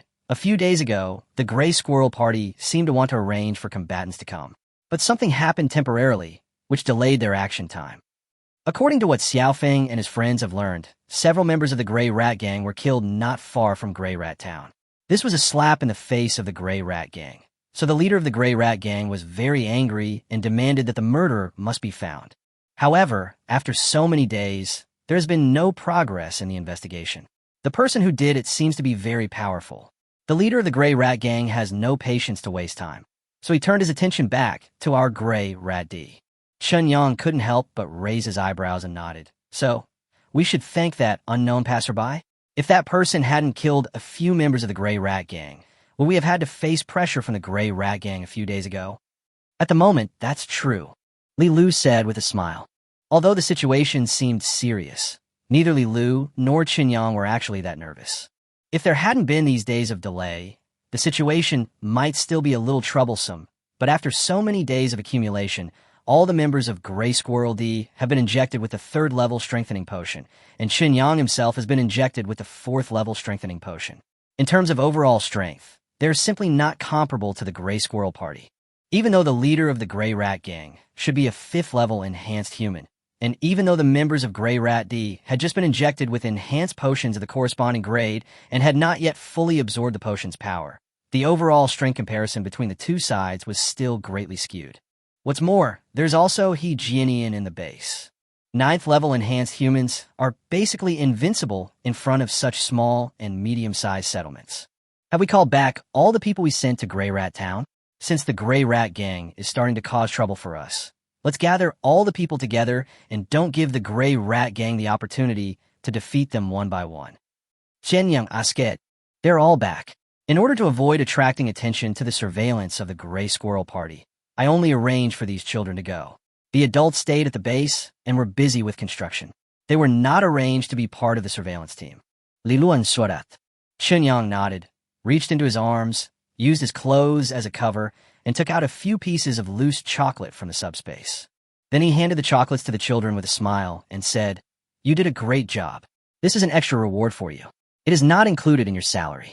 Several children looked at the dark chocolate in Chun Yang's hand with some surprise, having no idea what it was. Even though the oldest child was born before the catastrophe, he was only 3 years old at the time and had no relevant memories at all. Therefore, when they reached out to take the chocolate, the children behaved very calmly. But when they carefully brought the chocolate to their mouths and licked it gently, their little eyes widened and they couldn't wait to stuff the remaining chocolate into their mouths, with an expression of extreme happiness appearing on their faces. Li Lu, who was standing by, naturally knew what chocolate was. As Qin Yang handed the chocolate to the children, Li Lu swallowed instinctively. Qin Yang, who noticed this, couldn't help but smirk, leaned close to Li Lu's ear and whispered a few words. Even with their current relationship, Li Lu still couldn't help blushing after hearing what Qin Yang said. She bit her lip, lowered her head, and said in a mosquito-like voice, Then you should apply more. I haven't eaten chocolate for 10 years. I want to eat more." "No problem. But we have to solve the problem of the Gray Rat Gang first. Let's talk about the Gray Rat Gang's strength. We have been investigating the Gray Rat Gang for some time, right? Have you achieved any results?" Qin Yang said with a smile. The children took the remaining chocolates and ran happily to where their parents were. They don't want to enjoy such delicious food alone. The total number of Gray Squirrel Gang members is about 600, and they all live in Gray Squirrel Town. As for the 12 scattered settlements below, since the conditions are much worse than Gray Squirrel Town, the Gray Squirrel Gang members will not come here except to collect taxes. Li Lu restrained her emotions, stole a glance at the place where Chun Yang had taken out the chocolate, and continued. Based on the continuous investigation during this period, the current conclusion is that among the 600-member Gray Squirrel Party, only about 100 people have the enhanced level.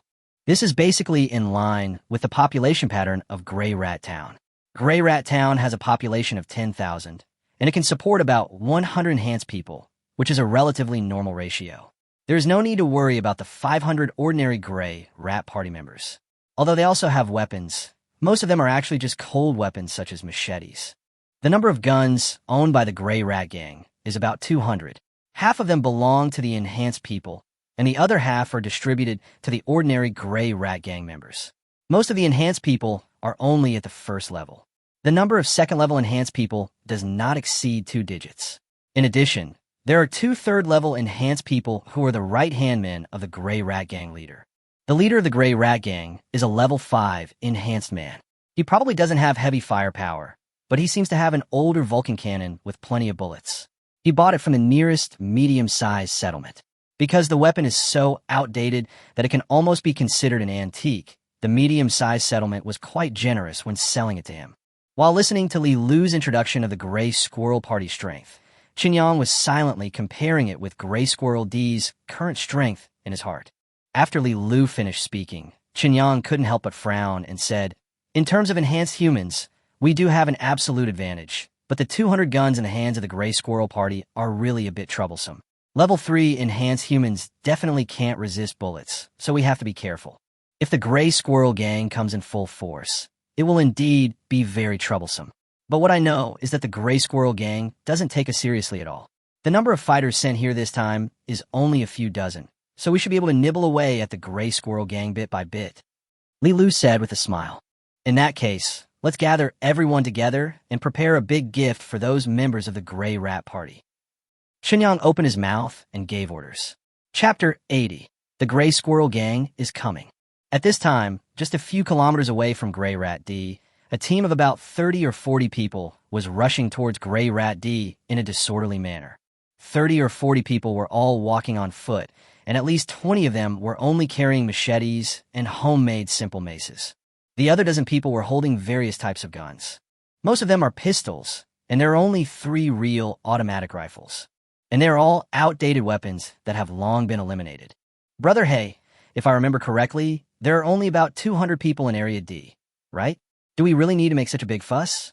In the past, when we went to Gray Rat D to collect taxes, we just arranged 3 or 5 people to bring back food. Wasn't that enough? A member of the Gray Rat Gang, holding a pistol, approached the black-faced man, who was the largest in the group, and started to complain.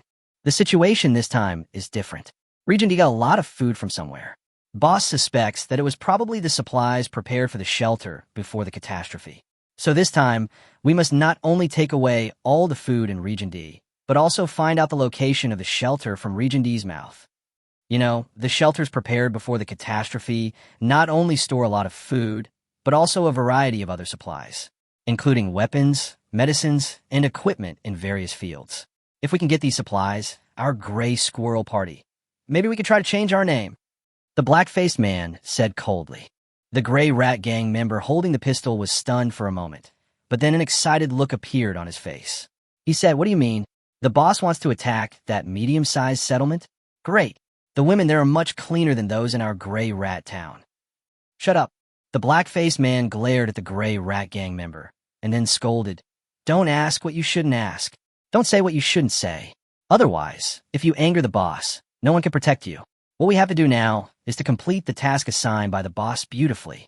When the time comes, you will get the benefits that are due to you." The Gray Gang member holding the pistol couldn't help but shrink his neck. A flattering smile appeared on his face, and he said, "Look at what you said. You don't know who I am, Brother Hey. How could I have the guts to gossip about you? I'm just curious. After all, it's really rare to have such a big fight on our own territory." At this point, the Gray Rat Gang member's eyes rolled around, and he continued, "Brother Hey, it seems that we have no intention of giving Region D a good time this time, right? We will definitely have a conflict with Region D, right?" The black-faced man glanced at the gang member and said in a cold voice, "With so much food, if it were you, would you be willing to hand it over? The boss means that we can kill a few more people in Area D this time to intimidate those guys in Area D and let them know that in our Gray Rat Town, if they have good things, they should give them up first, instead of keeping them for themselves." The Gray Rat Gang member holding the pistol suddenly had bright eyes and started to encourage him. "Brother Hey, if that's the case, can you take the brothers to have some meat?" What evil plan are you planning?" The black-faced man frowned. "How can it be a bad idea? Brother Hey, do you remember that there was a very beautiful girl in Area D named Li Lu, right? She was also a level 2 enhanced person. That girl's figure and face after the level 2 enhancement are really mouth-watering." The Gray Rat Gang member holding a pistol leaned close to the black-faced man's ear and whispered, "I dare say that judging from the quality of that girl, she is very rare even in a medium-sized settlement. Why don't we take this opportunity to get her?" Before, the boss asked us to try our best to ensure the stability of the subordinate areas so as not to affect the normal tax situation. In addition, that girl was ruthless enough to strengthen herself to the 2nd level. We couldn't do anything to her, but the situation today is different. Today we are going to establish our authority. The boss has allowed us to kill a few more people. This is a sufficient reason to take action against Li Lu. Brother Hey, you are also a 2nd level enhanced person. We have so many extra people and more than a dozen guns. It will be no problem to control Li Lu. Listening to the instigation of this gang member, the black-faced man was stunned for a moment, and the figure of Li Lu emerged in his mind. He also had a deep impression of Li Lu, so after listening to such instigation and thinking carefully, it seemed to be true, and he was immediately attracted to her without any obstacles. It has been 10 years since the catastrophe. The original order has completely collapsed, and the old moral concepts have naturally disappeared. The law of the jungle, where the strong prey on the weak, is rampant in the wasteland and has become the only code of conduct that the wastelanders are willing to follow. So the black-faced man didn't think there was anything wrong with having such thoughts. Everything depends on the situation. Our most important task is still to take food from Area D and force the specific location of the possible shelter. As long as it does not affect the task entrusted by the boss, we can be more relaxed. The black-faced man said in a deep voice. Even though what he said was a little unclear, the Gray Squirrel gang member holding the pistol understood it clearly and knew that his black brother had tacitly agreed to his proposal. It didn't take long on the road. Thinking of Li Lu's figure, the black-faced man in the lead couldn't help wanting to reach Gray Mouse D as soon as possible, so he instinctively sped up his pace, making the originally messy team look much more orderly under this speed increase. Soon, the group arrived outside the base of Gray Rat D. Seeing that the originally dilapidated settlement of Gray Rat D had completely changed into a different appearance, dozens of people, led by the black-faced man, all showed shock on their faces. Although the construction of Gray Squirrel D's base has just completed its initial construction, it already looks much neater and more orderly than Gray Squirrel Town. Except for the fact that its area is obviously smaller than Gray Squirrel Town, it is far superior to Gray Squirrel Town in all other aspects. After being stunned for more than 10 seconds, the black-faced man was the first to react. He swallowed hard and panted. How much food did those people in Area D use to exchange for supplies? To make the settlement look like this, they definitely didn't just exchange things in our Gray Squirrel Town. They must have also exchanged a lot at that medium-sized settlement. It seems that they really found a shelter. Now, it's time for our Gray Squirrel gang to get rich. Chapter 81 Hidden Murderous Intentions. The words of the black-faced man made the other Gray Squirrel gang members around him start to get excited. These people in the Gray Squirrel Party are specifically responsible for collecting taxes in the subordinate areas. Therefore, they have a considerable understanding and knowledge of the conditions of these settlements under their control. It is precisely because of this that the changes in the Gray Mouse D before their eyes have a huge impact on them. The sharp contrast between the before and after has completely aroused and mobilized the greed in these people's hearts. Under the influence of this sentiment, dozens of Gray Rat gang members, holding weapons in their hands, excitedly broke into the base of Gray Rat D. Then they saw that more than 200 survivors of Gray Squirrel D had gathered together. The looks these survivors gave them were full of hatred and anger, but the black-faced man didn't take them seriously at all. I've seen it so many times that I've become accustomed to it. Looking at the way you look, did you know we were coming in advance? That's great. Since you knew in advance, you should also understand why we came here, right? Hand over all the food in your hands. Be honest, and don't let us use force, so as to avoid embarrassing everyone. The black-faced man spoke in a cold voice. His gaze lingered on Chun Yang for a few more seconds, because he felt that Chun Yang was very strange, as if he had never seen him in Gray Squirrel D before. But this is not important. There is always some movement of people in these settlements under the jurisdiction of Gray Rat Town from time to time. Not all survivors in the wasteland live in settlements of varying sizes. There are also many survivors struggling among the wilderness ruins. Sometimes these survivors happen to pass by a settlement and often choose to settle down. So it is quite normal to see unfamiliar faces occasionally. Big brother, we do have food, but it has been distributed. As you can see, our settlement is undergoing renovation. To prevent the food from being contaminated, we have selected a few places in the settlement to build temporary warehouses to store the food. If you really want to collect the food, why don't you arrange some people to go with us? At least count the food first. You have to leave some for us, and you can't take it all, right? Qinyang nodded and bowed with a smile. Such a humble attitude made the black-faced man completely forget about Qinyang. Stroking his chin and thinking for a while, the black-faced man nodded and said, "Okay, I'll assign half of my people to count the food. As for leaving some for you, we, the Gray Squirrel Party, are not unreasonable. We have protected everyone over the past few years, and after all, We want everyone to have at least something to eat. So we will definitely leave some for you. But how much we can leave depends on the situation. Qinyang quickly said, "Of course, everything is up to you. We just hope to keep some food so that we don't starve immediately." As he spoke, Qinyang waved his hand, and immediately a dozen survivors came out, taking about half of the people around the black-faced man with them, and walked deeper into the base. The black-faced man was not worried at all about any accidents. Among the half of the people he sent out, there were 3 first-level enhanced people, and they were also carrying 6 or 7 guns, which were enough to deal with any emergency. In the black-faced man's understanding, apart from Li Lu, who is a second-level enhanced person, there seemed to be only 2 first-level enhanced people in Gray Rat D, and the rest are just ordinary survivors. With such overall strength, it is impossible for them to pose any threat. "Brother, we have quite a lot of food stored. It will probably take a lot of effort for your people to count it. Why don't we just stand here and wait? How about we eat something together? You guys are so exhausted after rushing here, and you haven't filled your stomachs yet, right?" Qinyang came to the side of the black-faced man, still with a humble smile on his face, and spoke in a flattering tone. Such a proposal immediately moved the black-faced man. After smacking his lips, the black-faced man patted Qinyang's shoulder with great satisfaction and asked, "What's your name?" To reply to Big Brother, "My name is Qinyang." "Qinyang? Not bad. Your attitude is very good. I'll talk to the boss later and see if he can let him join our Gray Squirrel Party. I can't guarantee anything else, but at least you won't starve in the Gray Squirrel Party." The black-faced man said proudly. "Huh? Really? Thank you. Thank you for your support, Big Brother. Don't worry, Big Brother. If I can join the Gray Squirrel Gang, I will definitely follow your lead." Qinyang was pleasantly surprised and immediately began to show his loyalty.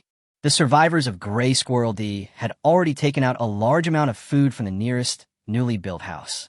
More than a dozen people carried it to the Gray Squirrel Gang members, with expressions of unwillingness on their faces. "Very good. I like people like you who have good taste. My name is Hypey. After you join the Gray Rat Gang, you can call me Brother Hay. I will follow your instructions."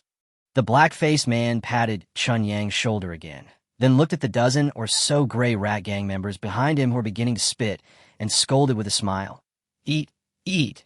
We are out on official business. It is normal to eat and drink a little. Just don't delay the work." A dozen Gray Squirrel Gang members cheered in unison, and immediately and unceremoniously took the food from the arms of the Gray Squirrel D survivors beside them and stuffed it into their own mouths. The black-faced man couldn't help but shook his head, but he could understand his subordinate's reaction.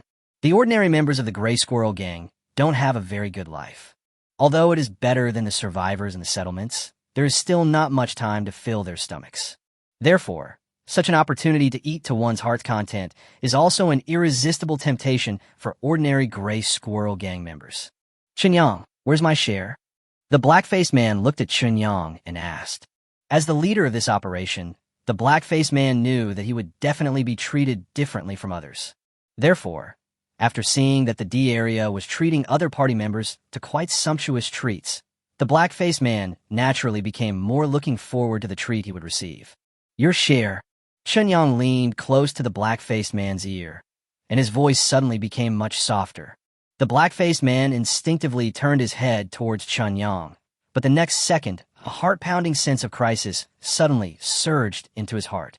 Before he could react, Qinyang suddenly jumped up, put his arms around his neck, and twisted it hard. Crack! Following a crisp sound, the black-faced man immediately lost all consciousness.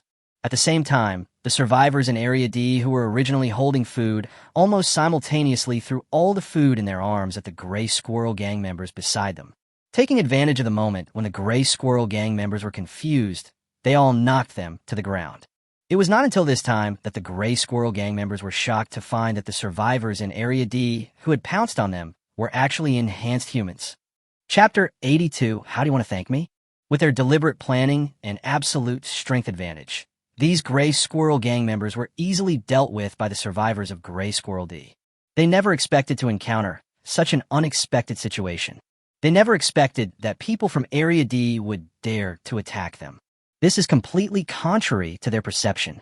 Therefore, after entering the Gray Rat D base, they never became nervous and were never on guard. After the survivors of Gray Rat D took out the food, their minds were filled with the desire to fill their stomachs. They were all at a loss for a moment, until Chun Yang broke the black-faced sturdy man's neck in an instant, and until the survivors of Grey Rat D around them began to attack them.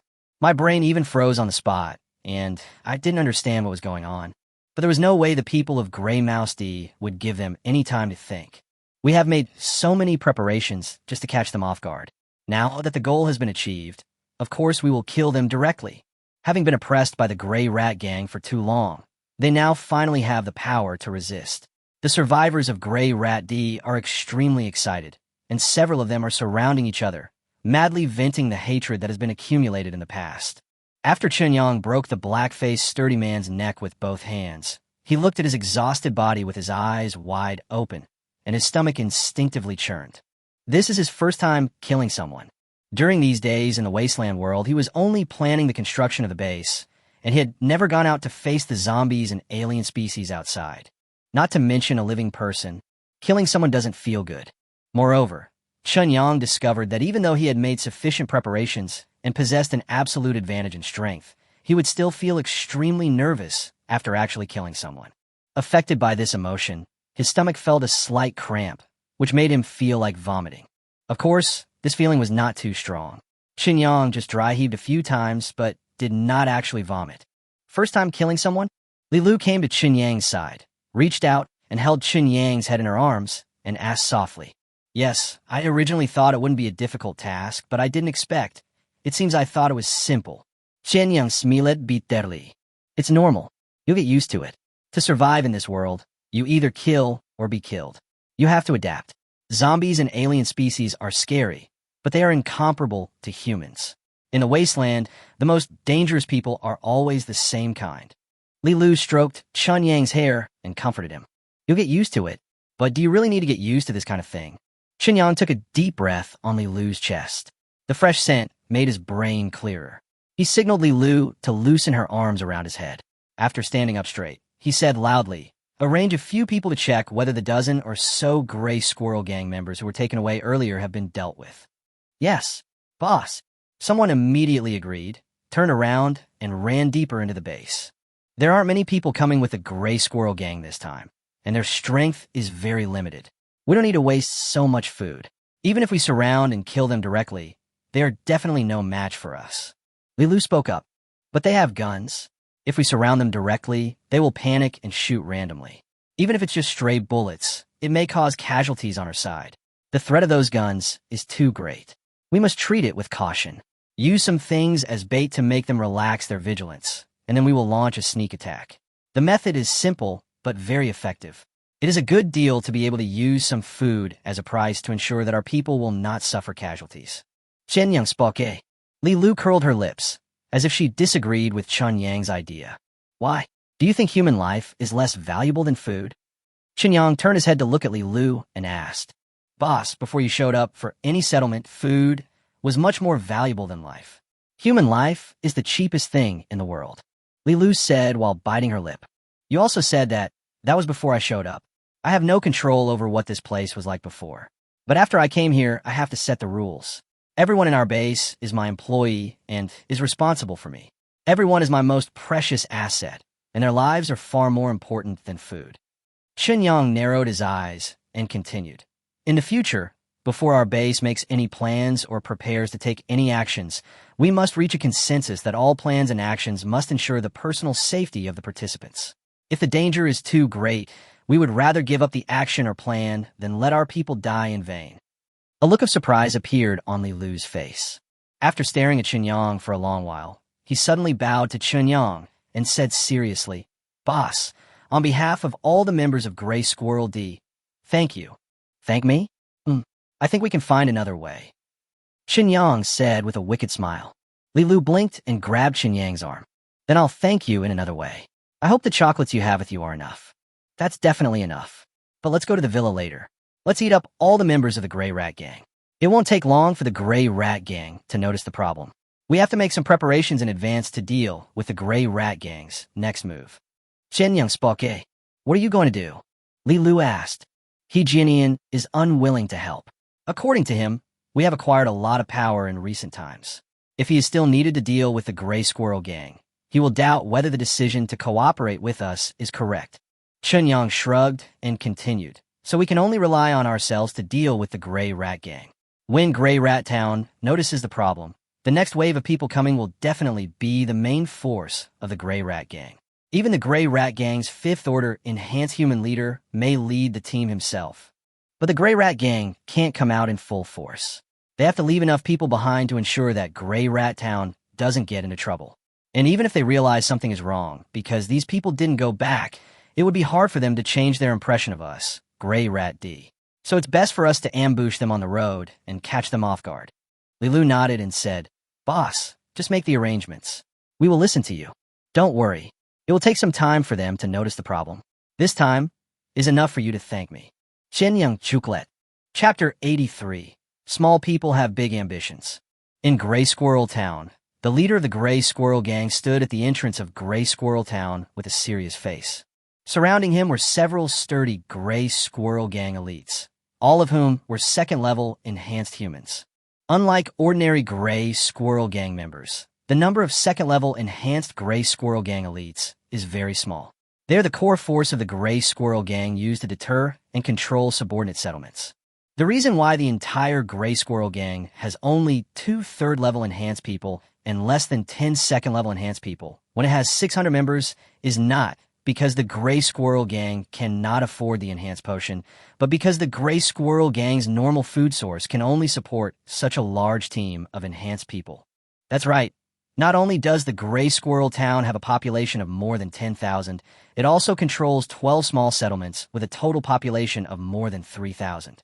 However, the total amount of food that the Gray Squirrel Party obtains through taxation is still only enough to support a team of enhanced humans of about 100 people in total. It has to be said that even in this wasteland world where material is extremely scarce, the area controlled by the Gray Squirrel Party is still too barren. Therefore, Wei Long, the leader of the Gray Squirrel Gang, has never been satisfied with the status quo. Although being a local tyrant in Gray Mouse Town, bullying others every day and deciding other people's life and death with a single word is a very satisfying thing, Wei Long believes that he has lofty ideals and revenge. He hopes that his life will be an extraordinary one and at least leave a resounding name on this land. Therefore, he always motivates himself with higher goals, such as if he could get hold of that medium-sized settlement. That would be even better. Originally, such an idea could only be wishful thinking. Without mentioning anything else, just talk about the current controller of the medium-sized settlement, an existence whose enhancement level has reached the 7th level, and he's a big shot that Wei Long has to look up to. What's more, the force headed by the 7th level person that controls the entire medium-sized settlement is much more powerful than the Gray Squirrel Gang. Unless there is a special opportunity, Wei Long does not think it is possible for him to realize his extravagant wish.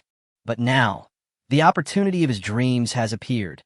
A settlement under the jurisdiction of Gray Rat Town suddenly had a large amount of food without any warning. During this period of time, the amount of supplies that the settlement obtained in the town through food exchange was enough to make anyone dumbfounded. Anyone who is not a fool can see the problem from this. It is already a remarkable thing that the settlements under Gray Rat Town can ensure that the survivors do not starve to death. Under normal circumstances, for the survivors in the settlement, even filling their stomachs is a luxury, not to mention having excess food to exchange for other supplies. So Wei Long believed that the settlement must have been lucky enough to have discovered a shelter before a great catastrophe. Therefore, they obtained a large amount of food reserves, which is why they can appear so wealthy. In Wei Long's view, this is the opportunity given to him by God. He is the protagonist in those entertainment novels before the catastrophe, those chosen ones who can pick up peerless martial arts skills, even if they fall on the road. He must seize this opportunity and take the shelter discovered in that settlement for himself. Then, through the abundant supplies in the shelter, he quickly expanded his Gray Squirrel Gang. Most importantly, he had to buy higher-level, strengthening potions to prepare for the annexation of the nearby medium-sized settlement. All the ideas were good, but unfortunately, the first step in executing the plan went wrong. First, the execution time was delayed for several days due to the accidental deaths of several party members. Later, he arranged a team to go to the settlement, but after several hours, no news came back. Logically speaking, This time is enough for the team to run back and forth between Grey Rat Town and its subordinate settlements more than a dozen times. But in the end, not only did the team not return, no one even sent a message back. Wei Long was very angry. He didn't think that something unexpected had happened to the team that was sent out. Because within the area controlled by the Gray Squirrel Gang, there is no force that can threaten such a team. In Wei Long's opinion, it must be the black-skinned team leader who forgot his loyalty for the sake of profit and found too many supplies in that settlement. So he became disloyal. If that's the case, he must take people there as soon as possible. Otherwise, the longer the time drags on, the more likely it is that Hype will complete the transfer of supplies and then take those people to set up another camp and flee far away. This is still good. Even worse is that Hype uses those supplies to quickly improve his own strength and expand his power, and then in turn swallows up his Grey Rat Town. This situation is definitely not impossible to happen, and it can even be said that the probability of it happening is not low. After all, he himself had similar ideas. If Hype had the same ambition, he would not be surprised at all. Boss, everything has been arranged. If my second brother stays in the town, there will be no problems in Grey Rat Town. We left 200 people with my second brother, which should be enough to ensure that Grey Rat Town will not be in trouble. After all, your deterrent power is there. You're just out for a while and may come back at any time. Even if someone in the town has ulterior motives, it is impossible for them to jump out at this time. A man ran out of Grey Rat Town, came to Wei Long's side, and spoke. This man and his so-called second brother are twins. They are the only two third-level enhanced people in the Gray Squirrel Gang, and they are Wei Long's most trusted right-hand men. Originally, they were triplets, but the eldest of the triplets became the food of an alien species. The remaining two, the second and third, were rescued by Wei Long, who happened to be passing by. Since then, they have been following Wei Long ever since, going through life and death for him, and are considered Wei Long's most trusted subordinates. Well, let your second brother lead the people and be more alert. All the guns in your hands are loaded with bullets. If there is any movement in the town, just shoot and suppress it. I haven't really killed anyone in a long time. I'm afraid that the guys in the town really think that I, Wei Long, am a vegetarian. Wei Long touched his big bald head and spoke viciously. Don't worry, boss.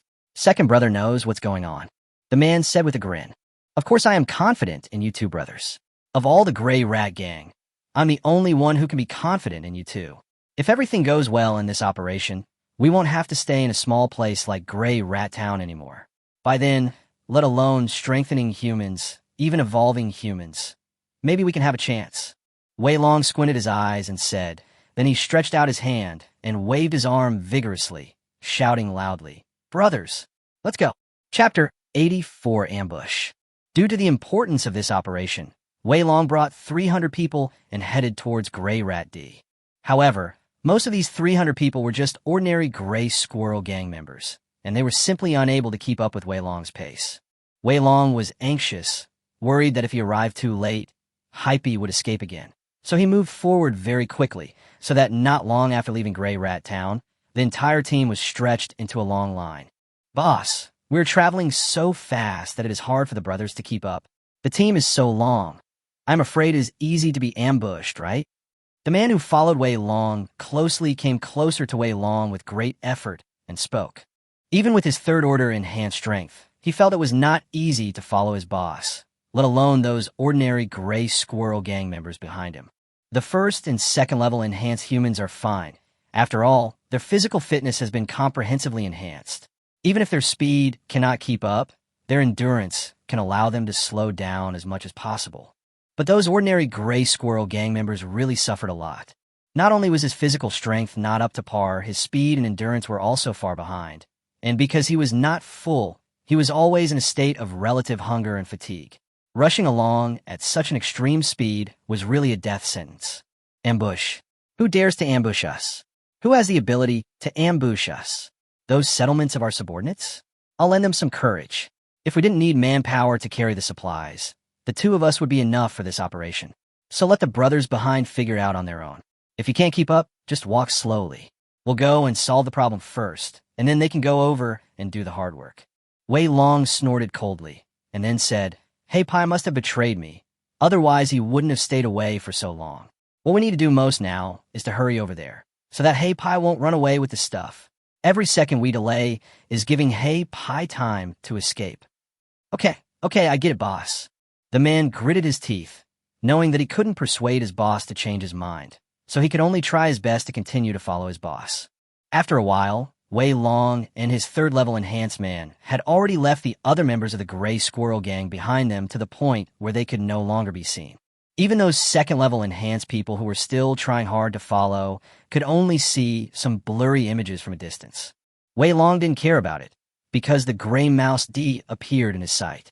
But it was completely different from the dirty and messy little settlement that Wei Long had in mind. The current Gray Squirrel D looked much neater and more orderly. Especially the tall wall that appeared in the distance made Wei Long's heart beat faster. How much extra supplies did Area D obtain?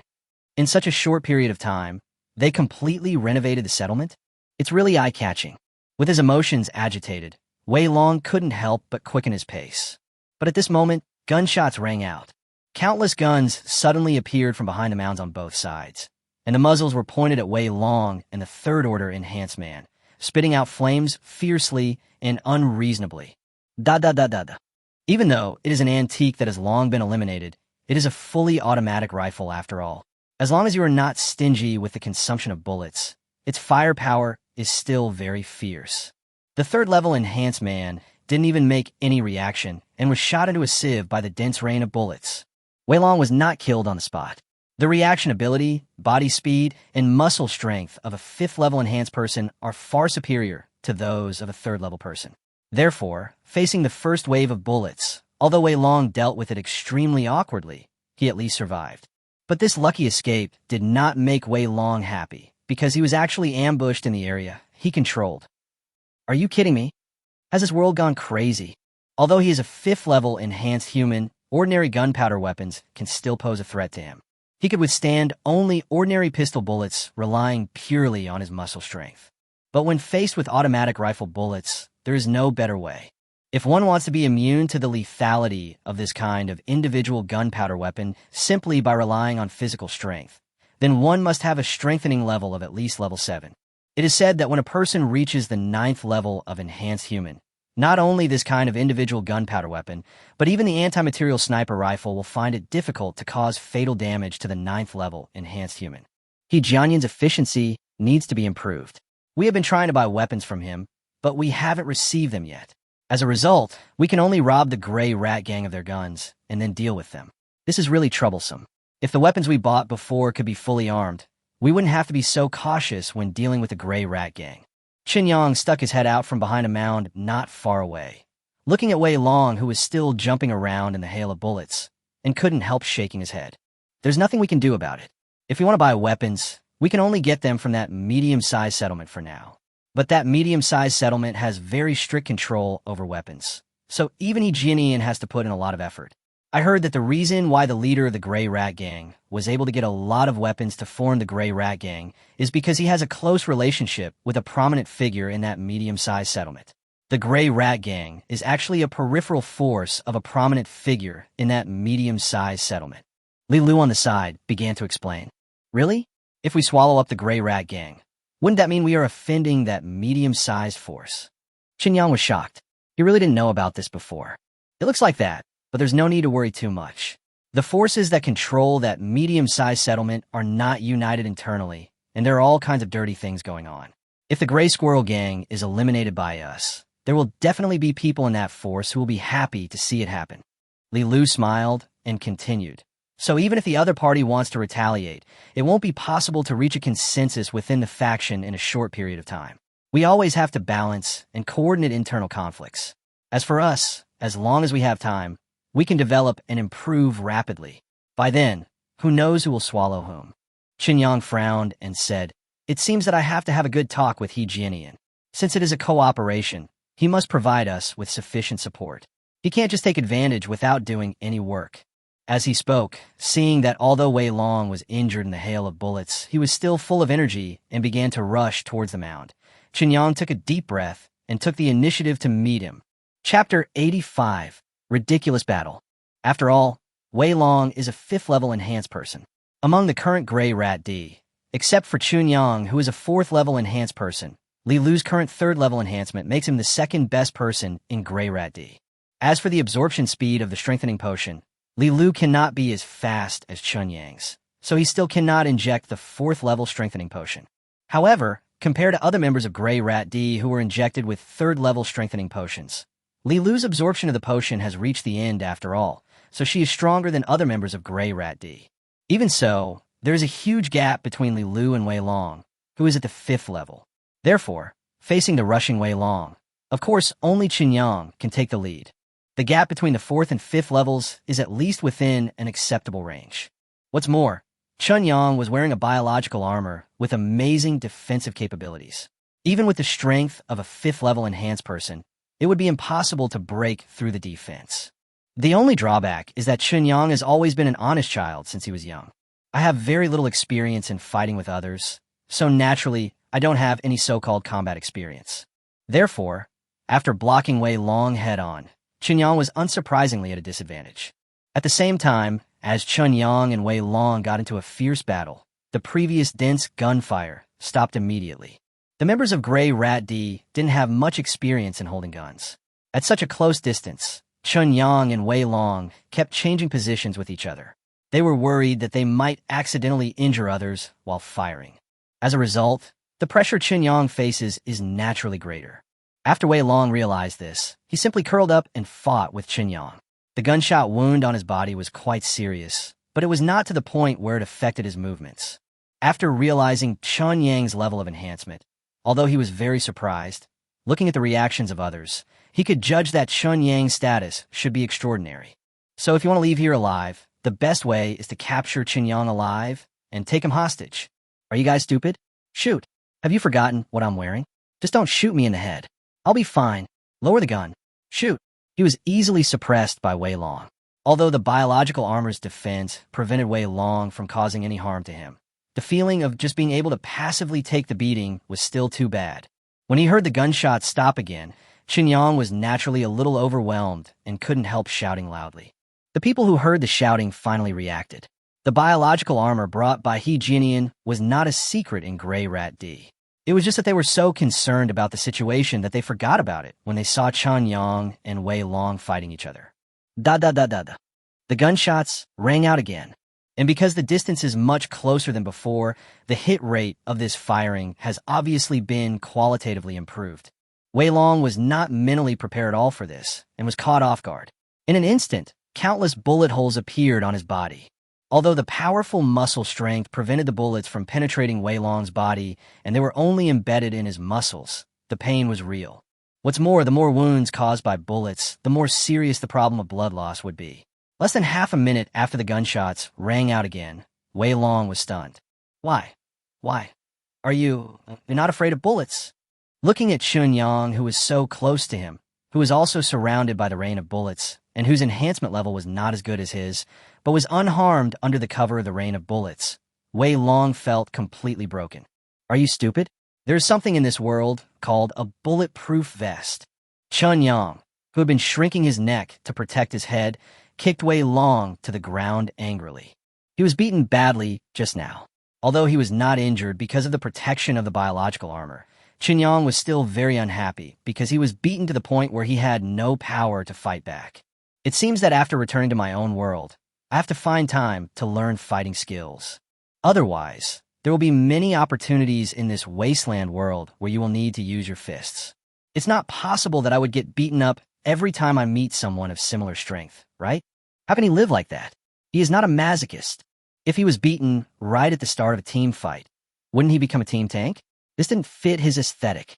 Wei Long, who was kicked to the ground by him, was extremely pale due to severe blood loss. Feeling the rapid drain of strength from his body, Wei Long felt it was extremely absurd for a moment. So, Pai didn't betray me. I never thought that I, Wei Long, would die because of my own misjudgment. What did you say your name was?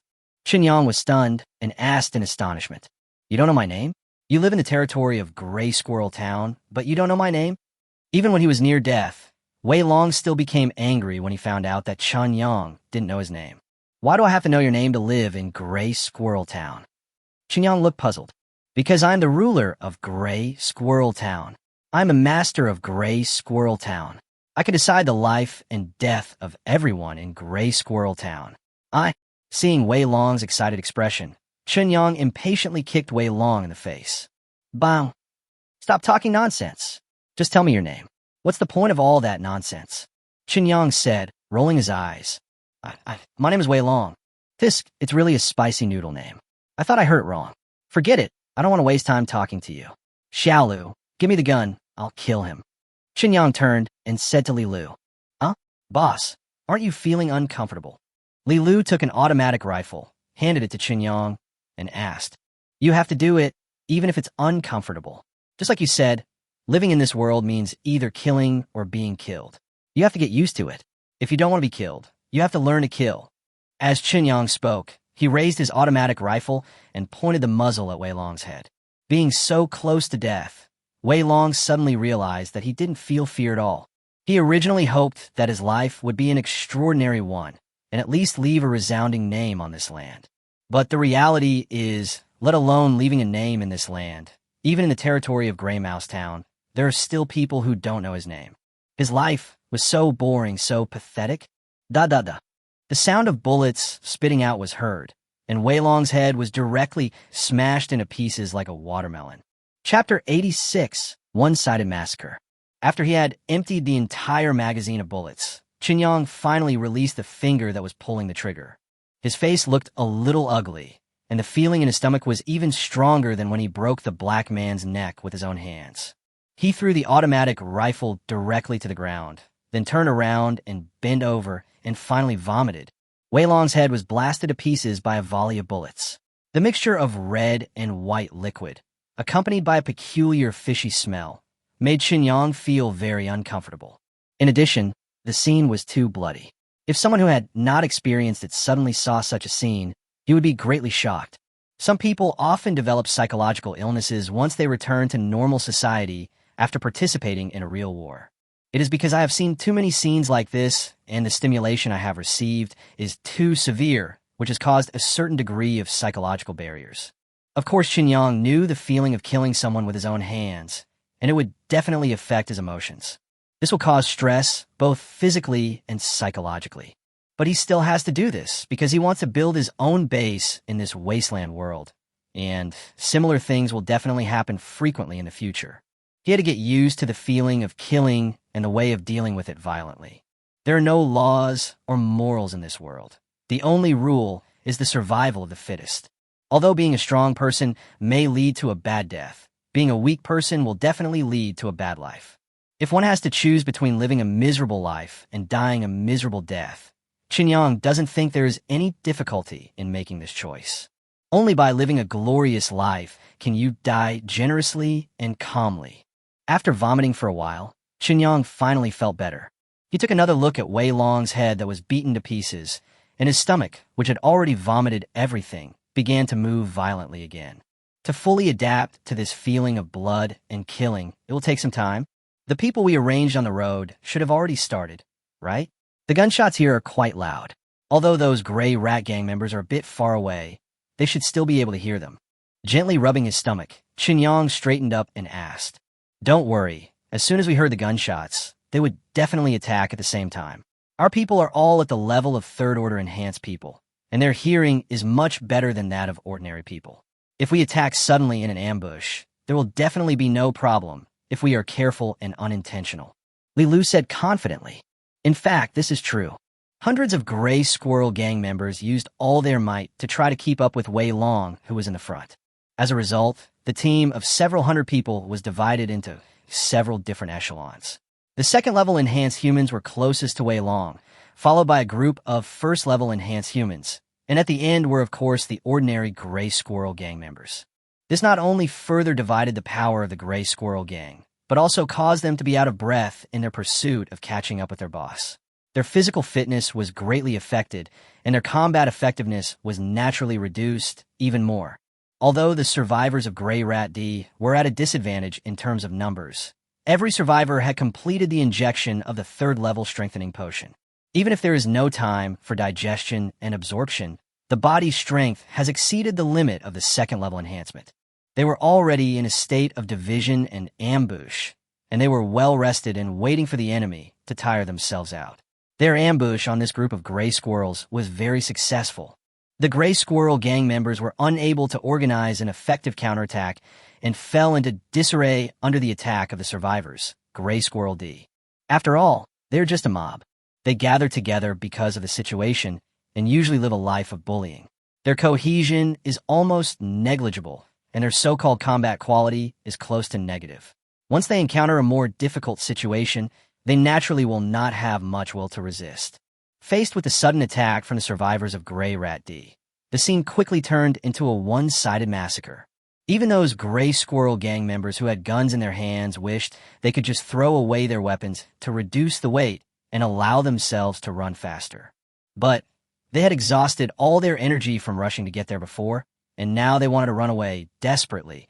But how could they possibly escape the pursuit of a group of third-level enhanced people? In just over 10 minutes, the battles on the separated battlefields were all declared over.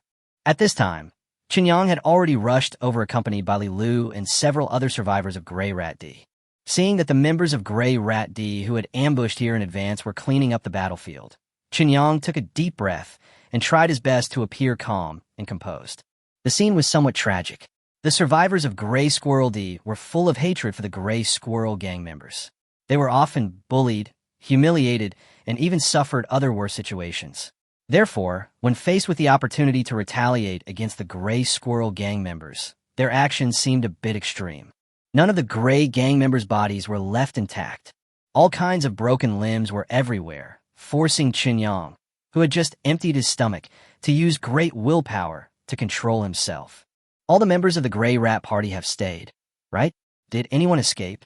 Qinyang asket. Kill them all. At first, those Gray Squirrel gang members wanted to run away, but their speed was far inferior to ours.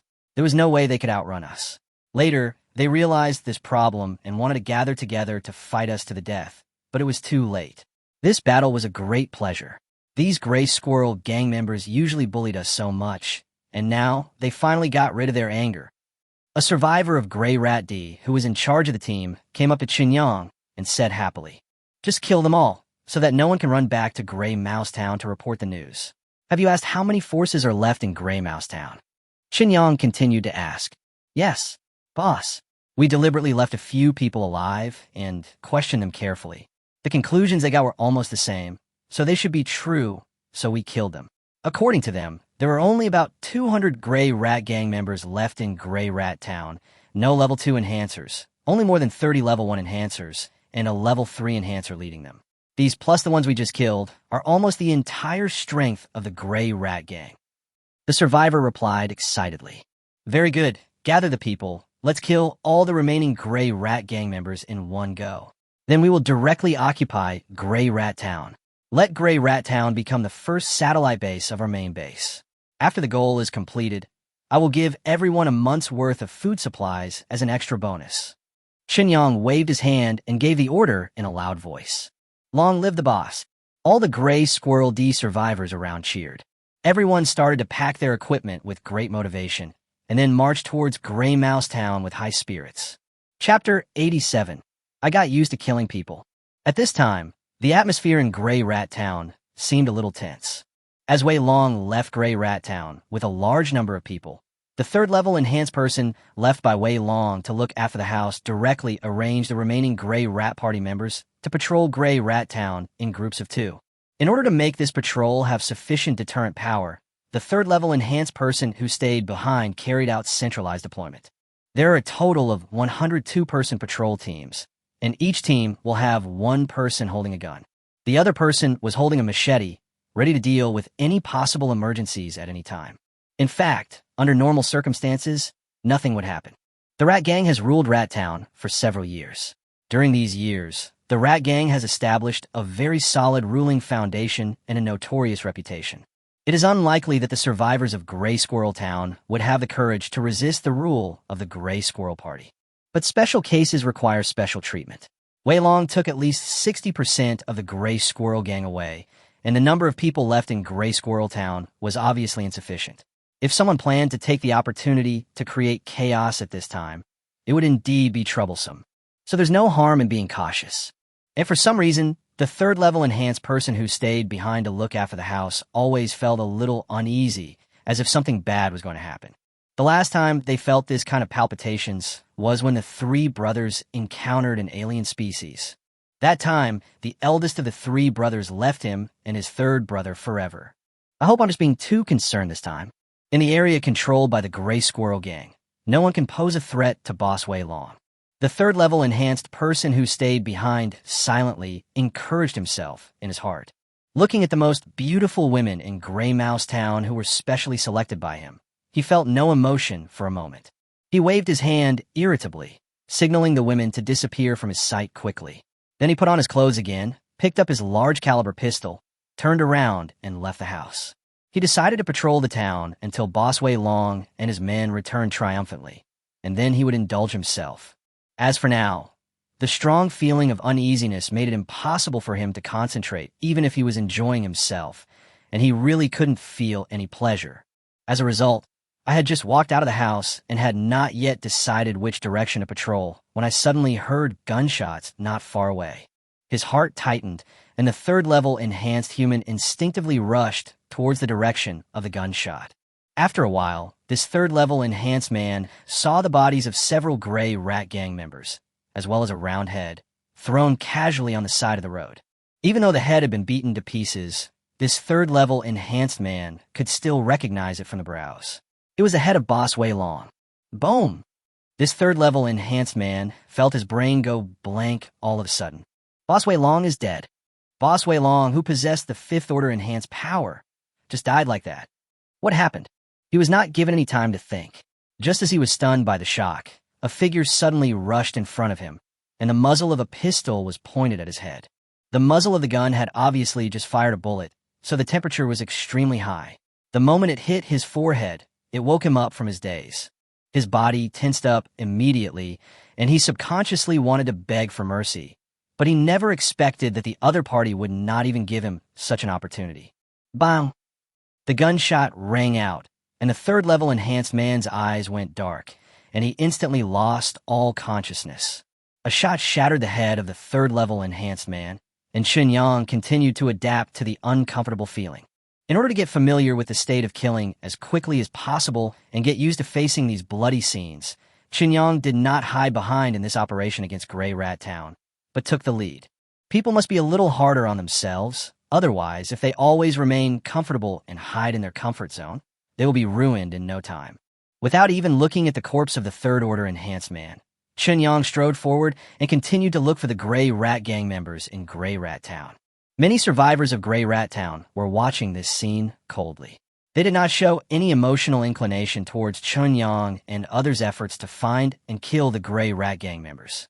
Although the Squirrel Gang has oppressed them a lot, these survivors who are struggling to survive in the wasteland are very clear about one thing.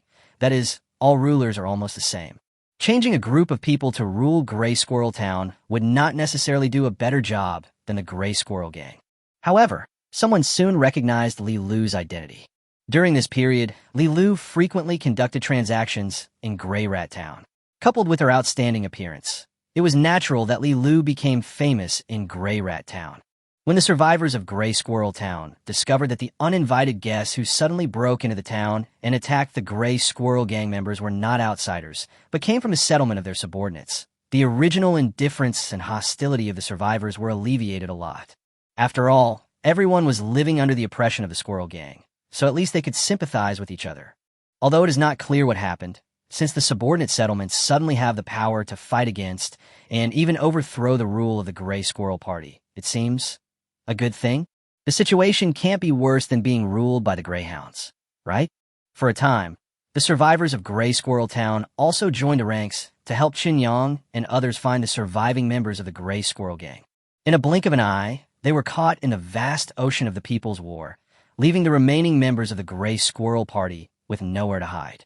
It only took more than half an hour, and all the Gray Rat Gang members were killed by Qinyang and his men with the help of the survivors in Gray Rat Town. We need to take over the entire Gray Rat Town temporarily. Otherwise, without the power to control order, the more than 10,000 people in Gray Rat Town may fall into chaos and madness in an instant, which is not in our interests. Since we want to develop Gray Rat Town into a satellite base, then at least order must be maintained. After dealing with the Gray Rat Gang, Chen Yang took Li Lu and stood in front of the house that originally belonged to Wei Long in the center of Gray Rat Town and began to speak. I'm afraid we don't have enough manpower. It's a bit difficult for more than 200 people to control the entire Gray Rat Town. Li Lu said hesitantly, It doesn't matter. Let's use iron-blooded means first to let the people of Gray Mouse Town understand. If anyone thinks this is a good opportunity to cause trouble, then they are wrong. Chen Yang said murderously.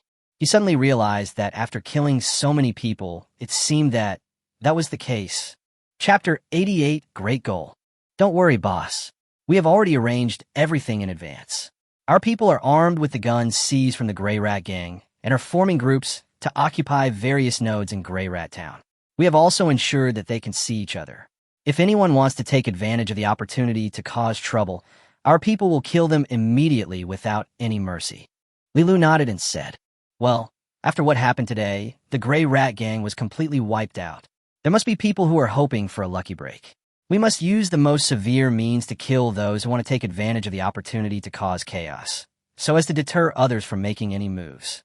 Gray Rat Town has a population of 10,000, which may become a very important source of population for us in the future. Chen Yang spoke. Boss, do you mean that we should not stay in Gray Squirrel Town permanently? Or should we go back and continue to develop our own base? Li Lu asked. Of course, Gray Mouse Town has already grown to a certain size. If we want to tear it down and rebuild it, the cost will be too high. And this place looks messy. Do you like it? Chen Yang asked back. In fact, before you showed up, I quite like this place. No matter how messy it is still cleaner than our Gray Squirrel D. Moreover, there are many people here, many opportunities, and many transactions that can be conducted. It is indeed much better than the settlements of our subordinates. Li Lu said a little embarrassedly. That was in the past. I am here now. Instead of wasting time rebuilding in a place like Gray Squirrel Town, we might as well write and draw on our own blank paper. The time cost and manpower cost are not proportional. There is no need for us to waste time in Gray Squirrel Town. Chen Yang put his arm around Li Lu's shoulders and continued. Besides, at the moment, the resources I can provide cannot meet the needs of tens of thousands of people. This means that we cannot fully absorb tens of thousands of people and make them all our employees. Since it is impossible to have absolute control, these people will not represent much significance in the short term. We should still focus on the construction of the base, lay a solid foundation for the base itself, and make that base our foundation. As for here, Chen Yang turned his head and looked around, then continued. Here we just need to ensure basic order. The survivors of Gray Rat Town can support themselves. We can select some representatives from them and form a temporary government department to fully manage all affairs of Gray Rat Town. Let this government department organize its own armed forces to ensure Gray Mouse Town's high degree of autonomy. We will have the highest control over Gray Mouse Town, establish our liaison office in Gray Mouse Town, and select qualified employees in Gray Mouse Town to continuously fill the base. In other words, we use Gray Rat Town as an incubator, mainly to incubate our reserve forces. At the same time, we communicate with the outside world through Gray Rat Town. The base under construction will serve as our headquarters, and only those who become our employees are eligible to go there. Li Lu nodded and said, I understand. I will try to get this done in the next 2 days. I know some people in Gray Rat Town. We can ask them to come forward and set up this government organization. With our military support, everything should go smoothly. Anyway, for the people of Gray Squirrel Town, it makes no difference whether they are ruled by us or by the Gray Squirrel Party. As long as they can have something to eat and can barely survive, they won't have many opinions. Chen Yang reached out and ruffled Li Lu's hair, then said, Our goal is not just to keep the survivors alive. From the beginning, I have set high standards for myself. I hope that our controlled area can become the Garden of Eden in this wasteland. For those living in the area under our control, having enough food will no longer be their goal. I hope that people can gradually return to their lives before the catastrophe.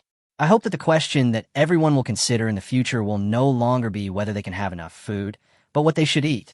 To achieve such a goal will be difficult and time-consuming, and it is even possible that no matter how hard you try, you will not be able to do it in the end.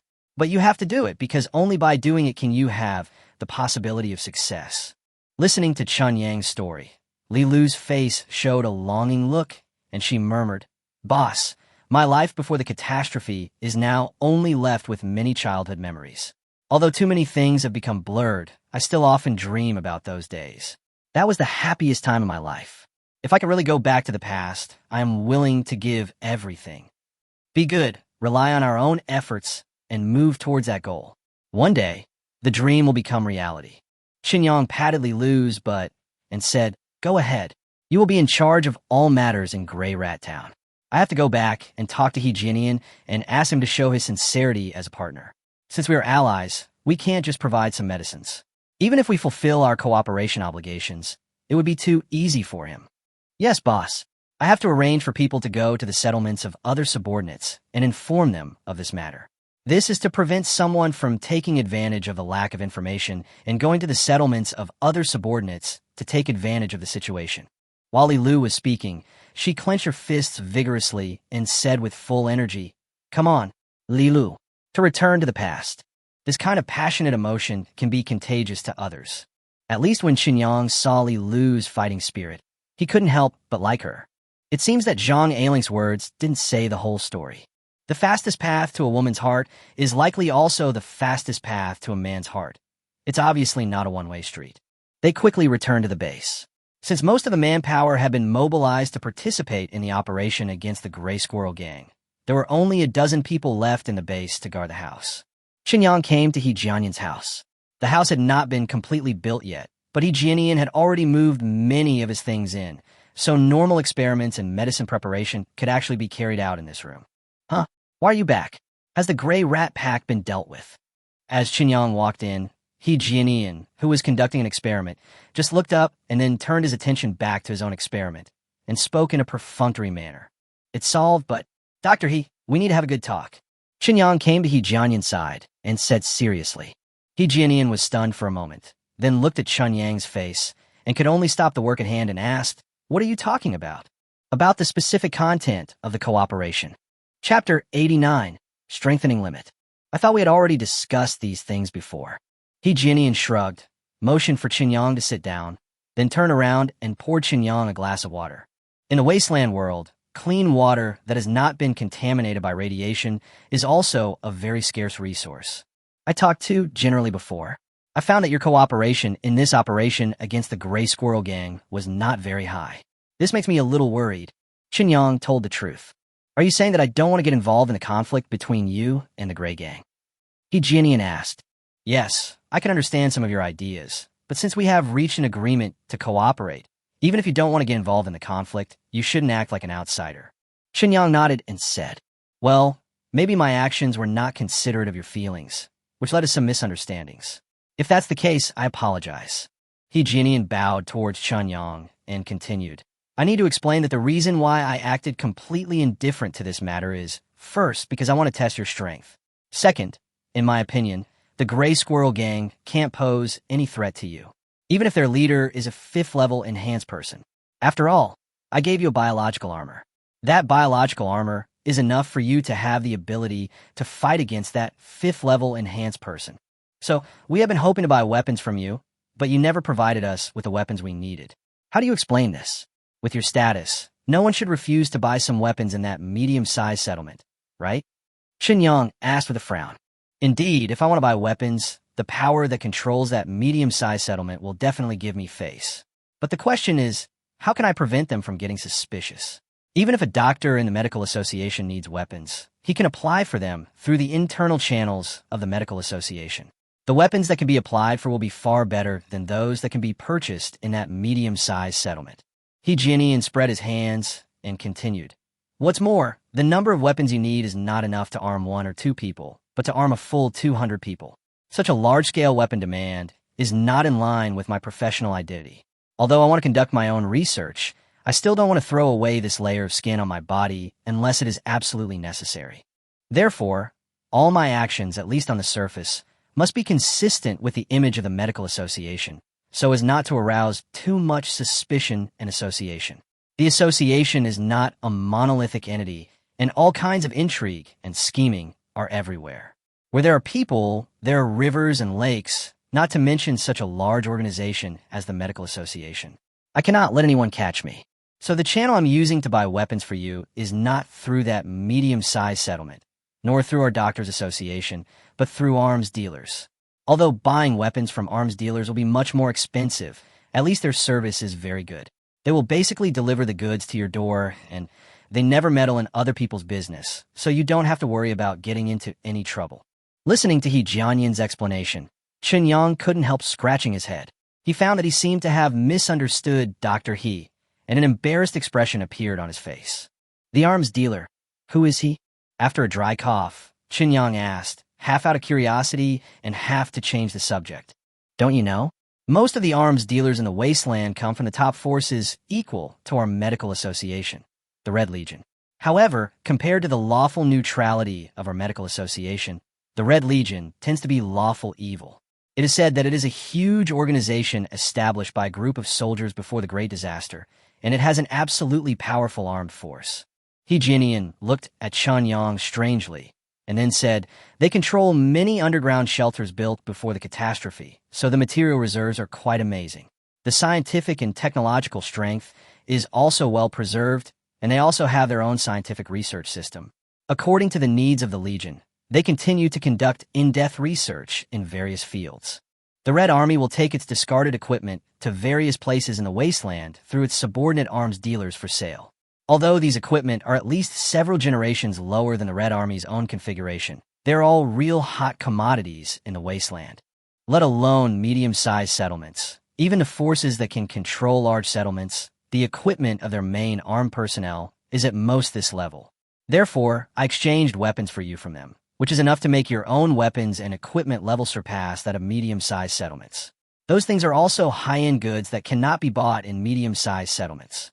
Chen Yang nodded suddenly and said embarrassedly, thank you very much. I really didn't know these before. It seems like there are a lot of things you don't know. Then, don't you also know that there is actually a limit to the amount of strengthening potions that each person can inject? He Jianian looked at Chen Yang speechlessly and asked, there's an upper limit? Why? Chen Yang really didn't know this, and a surprised expression appeared on his face. Because everyone's body potential is different and the degree of contamination is different, there will be an upper limit deviation in the absorption of strengthening potions. Normally, as long as there's enough time, anyone can ensure that strengthening potions within the 5th level are completely absorbed.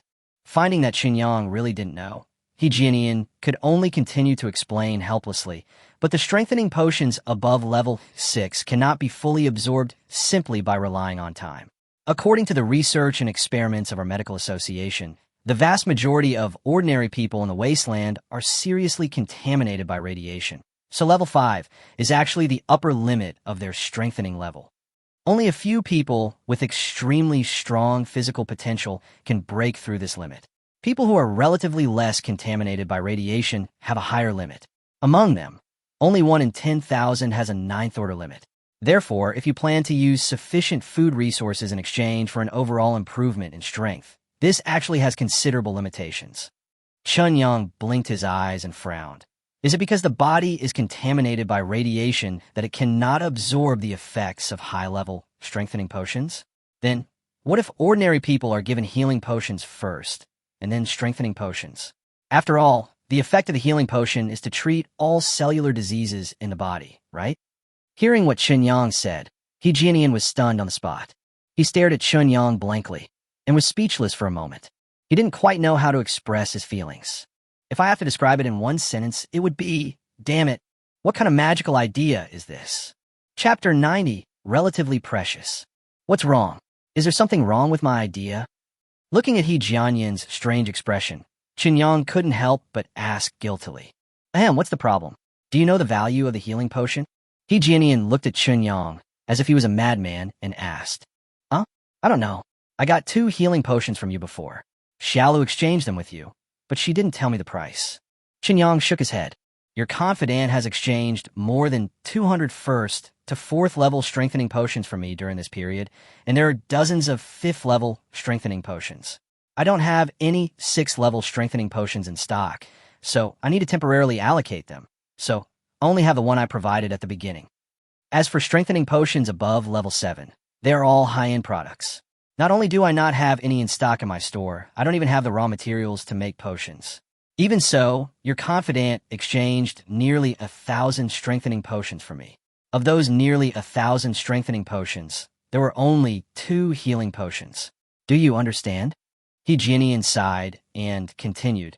Although the healing potion cannot make people stronger, its ability to treat cell diseases makes it very valuable.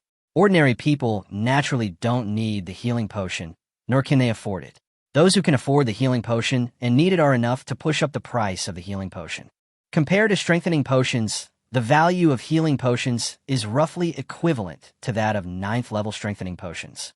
If we follow your idea, it would be equivalent to using the resources of 2 sets of 9th level strengthening potions, but only training 1 9th level strengthening person. Such extravagant behavior is something that even our Doctors Association would never do. Xinyang raised his eyebrows. Then he understood what He Jianian meant. Ultimately, it's because the resources in the wasteland world are too scarce. Besides, even if it's a 9th order enhanced human, what can it do? Facing ordinary people, a 9th order enhanced human is indeed a godlike existence. But compared with the evolvers, even a 9th order enhanced human is just like a child. It's really a waste to spend a lot of resources to cultivate a 9th order enhanced human. He Jianian took a deep breath and continued. For the top forces and those super large forces, only the evolvers are the core and foundation of their power. As for the enhanced humans, they are just some kind of consumable and valuable resources. Xinyang did not ask questions about the evolvers. He was only at the 4th level of enhancement now. There was no point in caring about issues that were too far away. But listening to He Jianian's sigh, a light bulb went off in Xinyang's mind. The reason why various medicines in the wasteland world are so valuable is that, in addition to the intentional control of the medical association, the relatively scarce production is definitely one of the important reasons. The only explanation for the relatively low production volume of this medicine, which seems to have a fully mature manufacturing plan, is the insufficient supply of raw materials. That catastrophe almost destroyed all the civilization built by mankind and turned the entire planet into a huge ruin and garbage dump. Under such circumstances, the planet's ecology continued to be completely destroyed, naturally causing the extinction of a large number of animals and plants. This should be the origin of the problem of insufficient supply of raw materials. But, these problems do not exist in his world. Despite the 200 years between them, this distance in time dimension can only bring about differences in the levels of human civilization. The original materials that exist on this planet will not change. So what if we can purchase the raw materials needed for various medicines from his world? With He Jianian here, there shouldn't be any problem in mixing and manufacturing medicines, right? His world has not been damaged so badly. 200 years ago, the number of species that existed must have been much more comprehensive than it is now. Therefore, no matter how you think about it, purchasing raw materials in his world must be much simpler than in the current wasteland world, and the resources consumed would probably be less, right? Of course, this also has to take into account the different values of food in the 2 worlds. The objectively existing food exchange rate may be able to offset the trade gap in resources. After stroking his chin and pondering for a while, Xinyang realized that he was so absorbed in thinking that he neglected He Jianian in front of him. Seeing He Jianian looking at him strangely, Xinyang coughed dryly in embarrassment. He said, "Dr. He, would you mind giving me a list of the raw materials used to make these medicines? Perhaps. I can think of a way to deal with the raw materials." "Oh, do you have other channels to obtain raw materials?" He Jianian immediately became interested. "It's not clear yet, because we don't know what specific raw materials are needed." Xinyang shrugged. "Of course I can give you the list of raw materials, because preparing medicines is actually very complicated and tedious. It is useless to just know the raw materials. The mixing ratio of various materials, even the mixing temperature and environment, as well as the requirements for other matters are the top priorities." But He Jianian was a little hesitant. "Only what?" Xinyang asked. "That's right. Even if it's the same medicinal material, different growing environments may result in different medicinal effects. Even if the difference is small, it may lead to contradictory results in the preparation of medicines. Therefore, the medicinal raw materials obtained through your channels may not necessarily be useful." He Jianian spoke. "Is that so? It's okay. Let's give it a try. You have to conduct various researches anyway, right? The demand for these medicinal materials must be huge. If you can use them, use them. If you can't use them, you can just use them for research. Qinyang said indifferently. Okay, I'll compile a list of the herbs you need for you. To be honest, I'm starting to feel lucky to be working with you if you can really get a lot of raw herbs. If your channels can do more than just get enough food, then it will mean a lot to me. He Jianian said with a smile. This is just the beginning. As time goes by, you will find that what I can provide you is far more than just food and medicinal herbs. I promise you that your decision to cooperate with me will be the smartest and most correct one in your life. Qinyang also said with a smile. I'll wait and see. He Jianian nodded seriously. Chapter 91, Painful Growth. When I returned to my own world, it was already around 7 o'clock in the evening. Although the attack on the Gray Squirrel Gang went very smoothly, the subsequent takeover of Gray Squirrel Town and a series of subsequent problems were quite troublesome. It is impossible for Qinyang to throw all the things to Li Lu to deal with. After all, there are many things that he, as the boss, has to make the decisions on. Therefore, after having some conversation with He Jianian, Qinyang returned to Gray Mouse Town. Accompanied by Li Lu, he was busy for a whole day. The good thing is that the residents of Gray Squirrel Town did not show any resistance to the fact that the sky above their heads had changed. Especially after listening to the new regulations announced by Qinyang, almost all the residents of Gray Rat Town immediately showed great enthusiasm and heartfelt support for the new rulers headed by Qinyang. Because Qinyang not only announced a new management method for the high degree of autonomy of Gray Rat Town, but also announced that the residents of Gray Rat Town would no longer need to pay any food tax. In other words, from now on, although the base will provide protection and military support to Gray Squirrel Town will not be required to pay food as tax. No matter how much food the residents of Gray Squirrel Town obtain, it will all belong to them. Before that, when the Gray Squirrel Gang ruled Gray Squirrel Town, they levied food taxes on the residents of Gray Squirrel Town. At the most exaggerated stage, the tax even reached 40% of the normal food source of the residents of Gray Squirrel Town. Therefore, Qinyang's decision undoubtedly meant that the residents of Gray Rat Town would obtain an additional 30% to 40% of food harvest for free. This is a huge benefit increase for any ordinary survivor, even though these foods originally belonged to them. Under the food offensive, the enthusiasm of the residents of Gray Squirrel Town was completely aroused. Li Lu and others encountered almost no obstacles and successfully completed the overall takeover of Gray Mouse Town. They also selected the first administrative staff of Gray Mouse Town that afternoon. In addition to Li Lu, who represented the base and served as the mayor of Gray Rat Town, 5 people were selected from the residents of Gray Rat Town to form a joint meeting of Gray Rat Town. In addition to the setting up of other structures and subsequent personnel selection, all daily affairs of Gray Rat Town will be classified and managed by those 5 people. When it comes to matters that may affect the entire Gray Mouse Town, a joint meeting is required to discuss the matter, and the final judgment and decision will be made by the mayor, Li Lu. According to Li Lu's estimation, the adjustment of the management structure and new planning of Gray Mouse Town would take about 3 to 5 days to be fully established and operational. Because these survivors in the wasteland are actually much more obedient than those in Qinyang's world. Faced with the pressure of survival, few survivors will emphasize so-called individuality or human rights.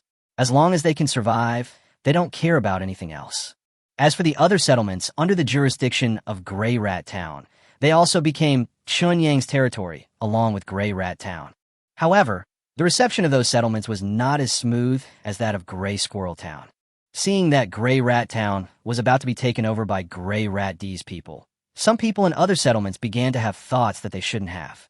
Of course, facing this guy who doesn't know himself, the survivors of Gray Squirrel D will definitely not show any courtesy or mercy.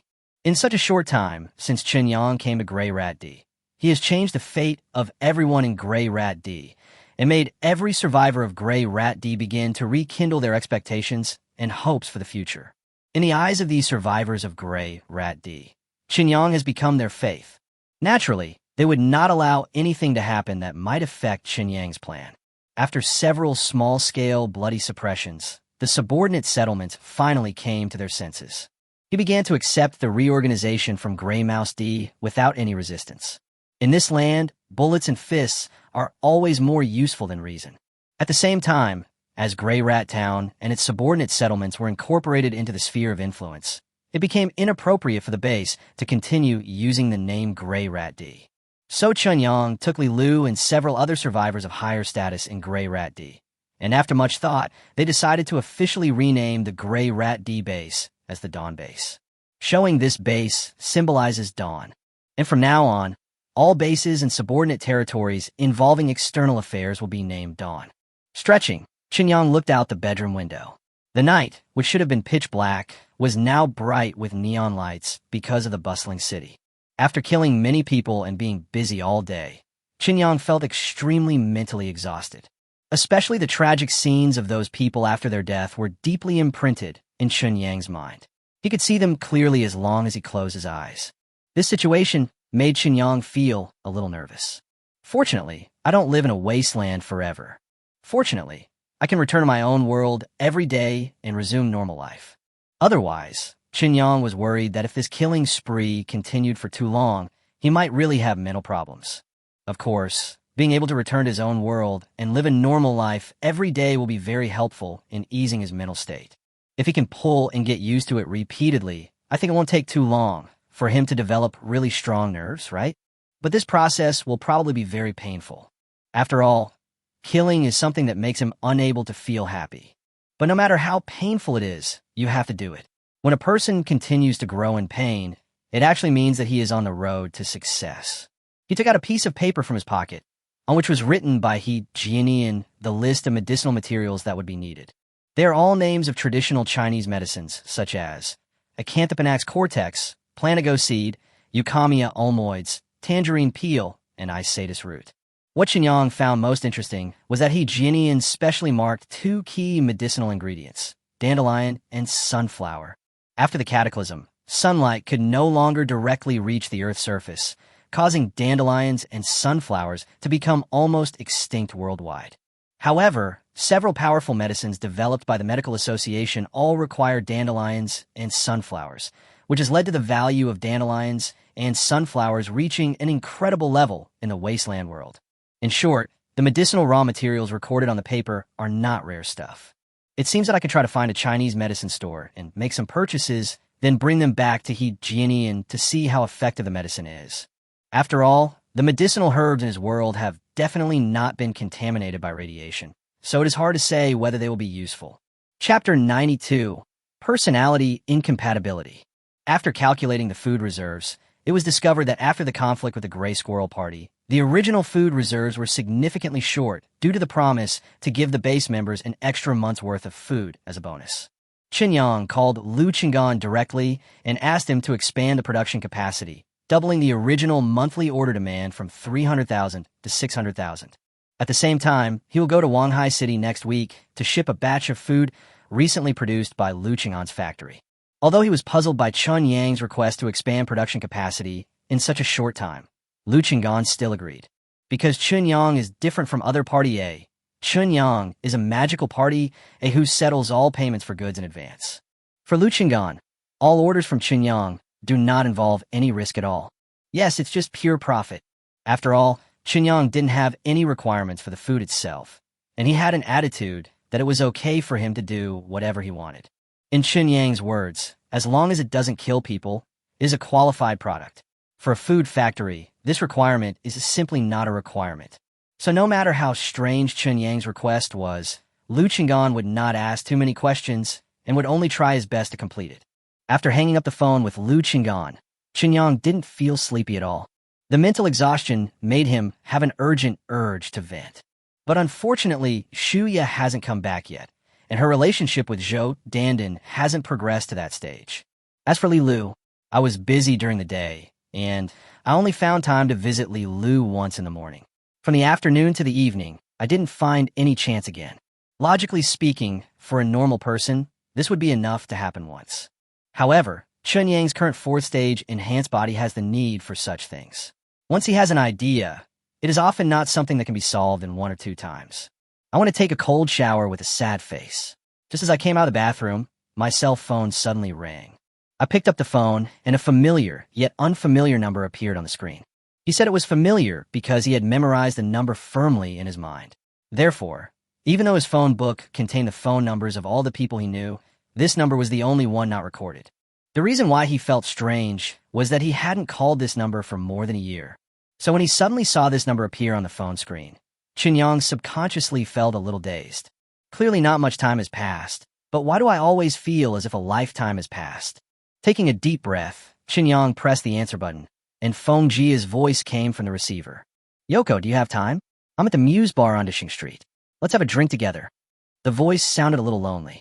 Chinyang instinctively wanted to refuse, but when the words came to his lips, he agreed inexplicably. Okay, I'll go right over. After hanging up the phone, Chinyang was stunned. A hint of self-mockery appeared on his face, but he quickly put on his clothes and left the house. He still had complicated feelings towards Feng Jia. Although judging from her appearance alone, Feng Jia was still a bit behind Shuya and Li Lu, even compared to Lu Churan and Zhou Dandan. But Feng Jia is his real first love after all. A man will always have some unforgettable feelings and regrets about his true first love. Under the influence of these emotions, men always behave irrationally when facing their first love. After getting a taxi and telling the driver where he wanted to go, Chinyang leaned back in the back seat, staring out the window in a daze. The evening rush hour had passed, so although there was a heavy flow of traffic on the road, it was not congested. In a place like Beijing, you can never expect the streets to be empty. Even in the late night, there are still many young people who are excitedly walking on the road to death and never hesitate to squander their bodies.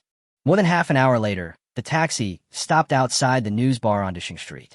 In fact, it was not yet the actual opening hours of the bar, so the news bar seemed a bit deserted and there were not many cars parked outside the bar. After Chinyang entered, he quickly found Feng Jia sitting on a chair at the bar. He sat down next to Feng Jia and saw that Feng Jia had already got a glass of wine, so he asked the bartender for the same one as Feng Jia's. Pretending to be relaxed, he asked, "What's wrong? Are you in a bad mood?" "Yeah, I'm in a bad mood." Feng Jia did not go to see Chinyang. After taking a sip of wine, he suddenly said, "I have clearly rejected Jiang Jinglong. During this period of time, I found that Jiang Jinglong did not really like me. He was just so persistent because he had never gotten me. But during the time he was pursuing me, he had many women, so I am sure that even if I was with him, he would not marry me." "Is that so? That's great. What are your plans for next?" Chinyang paused and asked. "Let's take it one step at a time. It's hard for the natives of the capital to be interested in girls from other places like us. If it's just for fun, they'll be happy to do it. But once it involves marriage, they'll run away faster than the other." Feng Jia drank the wine in the glass directly, and then continued with a look of melancholy. "So we can only try it out. Colleagues, clients, and even all the interpersonal relationships around us. If we can really meet, then we can get married. If we never meet, maybe I will bow to fate and go back to my hometown to spend the rest of my life." Chinyang didn't quite know how to respond. He did still have feelings for Feng Jia. But after being apart for more than a year, this feeling is no longer the kind of desire to get back together. Because he stepped out of his trance and looked at Feng Jia's words from an objective perspective, Chinyang discovered that although Feng Jia was a good girl, she was too realistic and too rational. This kind of personality doesn't suit him. In a sense, he is somewhat idealistic. "Are you still going to the class reunion tomorrow?" Chinyang asked. "Yes, of course. Jiang Jinglong has called all the people in our class who have chosen to stay in Beijing to develop their careers. They can definitely become useful connections in the future." Feng Jia said, as a matter of course. As expected, it's still the same Feng Jia. Nothing has changed. Chinyang smiled and nodded, changing the topic to life and work. "I stayed with Feng Jia drinking until after 9 o'clock.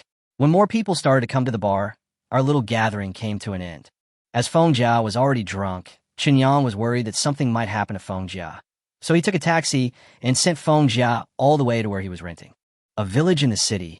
Compared to the prosperity of the capital itself, this place is like another world.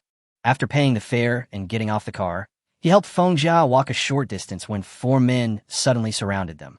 Looking at their ruffian appearance, they were obviously hooligans. Chinyang couldn't help but frown slightly and stopped. Chapter 93. Usury. Despite being one of the top 4 cities in the country, and despite the fact that its modern construction has reached truly world-class standards, but the capital city is too big. The total area exceeds 16,000 square kilometers, and the urban area alone exceeds 1,000 square kilometers. During these decades of tremendous changes, the capital city has undergone a complete transformation, almost completely renovated from the inside out. However, the evolution of history often brings about some historical problems. Various reasons combined have resulted in some land in the urban area of Beijing having not been truly utilized and developed, even though every inch of land in the capital has become extremely valuable. For example, the urban village where Fengjia rents. Although it is within the Fourth Ring Road, there are still clusters of small bungalows. The location is quite good and the transportation is extremely convenient, but the living environment of the bungalow is really bad, which makes it difficult to rent the house. Therefore, this type of urban village is very popular among some people, but it also leads to extremely complex population flow within the urban village. What is even more exaggerated is that because the urban villages themselves missed the dividends of urban reform and development and did not undergo old city renovation, the living facilities here are also very backward. Although there were no problems with water and electricity, at least 70% of the street lights in the urban village were broken, and there were no surveillance cameras installed. It sounds like a perfect breeding ground for crime, and indeed it is. There are about 50,000 criminal cases in the entire capital every year, and at least half of them occur in these urban villages. Although the vast majority of these 50,000 criminal offenses are minor ones, and there are only about 200 major criminal cases involving human lives in the capital every year, such a ratio is still shocking enough. Although Chun Yang knew these numbers before, he lived in a campus and was basically completely isolated from these dark sides, so he just listened to the numbers and did not feel any emotion about them. Those things are too far away, and thinking about them carefully is just a waste of time. However, now, this crime seems to be about to happen before his eyes, especially when all four men pulled out folding knives from their pockets. TSK, Miss Feng, you have a good life. We have been waiting for you in the cold wind for several hours, but you went out to have fun with a man? Isn't this a bit unreasonable? The leading man spoke in a sarcastic tone while playing with a knife in his hand. Xinyang was speechless. His fourth-level enhanced body allowed him to completely ignore this kind of cold weapon. Not to mention that it was just an ordinary folding knife. Even if the man in front of him was holding a large machete and chopped him directly on the body with force, at most it would leave a layer of white marks on the surface of his skin. Who are they? Do you know them? Xinyang turned his head and looked at Fengjia beside him and asked. The loan sharks. Fengjia bit her lip, sobering up a bit. She looked at the men angrily and said, I've already explained to you that Li Mengnan is just my roommate. I have nothing to do with her. If she owes you money, go ask her for it. What does it have to do with me? Miss Feng, what you said is wrong. She borrowed money from our company with a copy of your ID card and a guarantee letter with your handprint. Now she's gone and disappeared. If we don't look for you, who else can we look for? The leading man spat and continued. Stop talking nonsense and pay the money back. You don't want us to go to your workplace to collect the debt, do you? Miss Feng, we are still asking for the debt in a friendly manner, but don't think we're easy to talk to. You really pissed us off. There's no surveillance where you live, so we're not sure what we can do. If you ask me, you shouldn't bear it anymore. If you really have trouble, go work at the place I introduced to you. Just accompany people drinking every day and perform on stage occasionally. You'll make a lot of money in a month, and you'll be able to pay back the money soon. Xinyang raised his eyebrows and ignored the leading man. He turned around and asked Fengjia, What guarantee letter? Have you guaranteed someone else? No. Fengjia gritted her teeth and said with regret, I once drank too much with my roommate in the rented house. I didn't expect that she deliberately got me drunk. When I fell asleep after drinking, she stole my ID card to make a copy and made a guarantee letter. Without my knowledge, she took my hand and pressed my fingerprints. I had no idea about these things at the time. After a few days, my roommate disappeared and owed 2 months' rent. I thought she just owed rent, but I never thought that after about a month, these guys suddenly came to my house with a so-called guarantee letter and asked me to pay her money. Xinyang was even more speechless. Good boy. My Miss Feng. You usually seem quite smart. How come you fell so badly?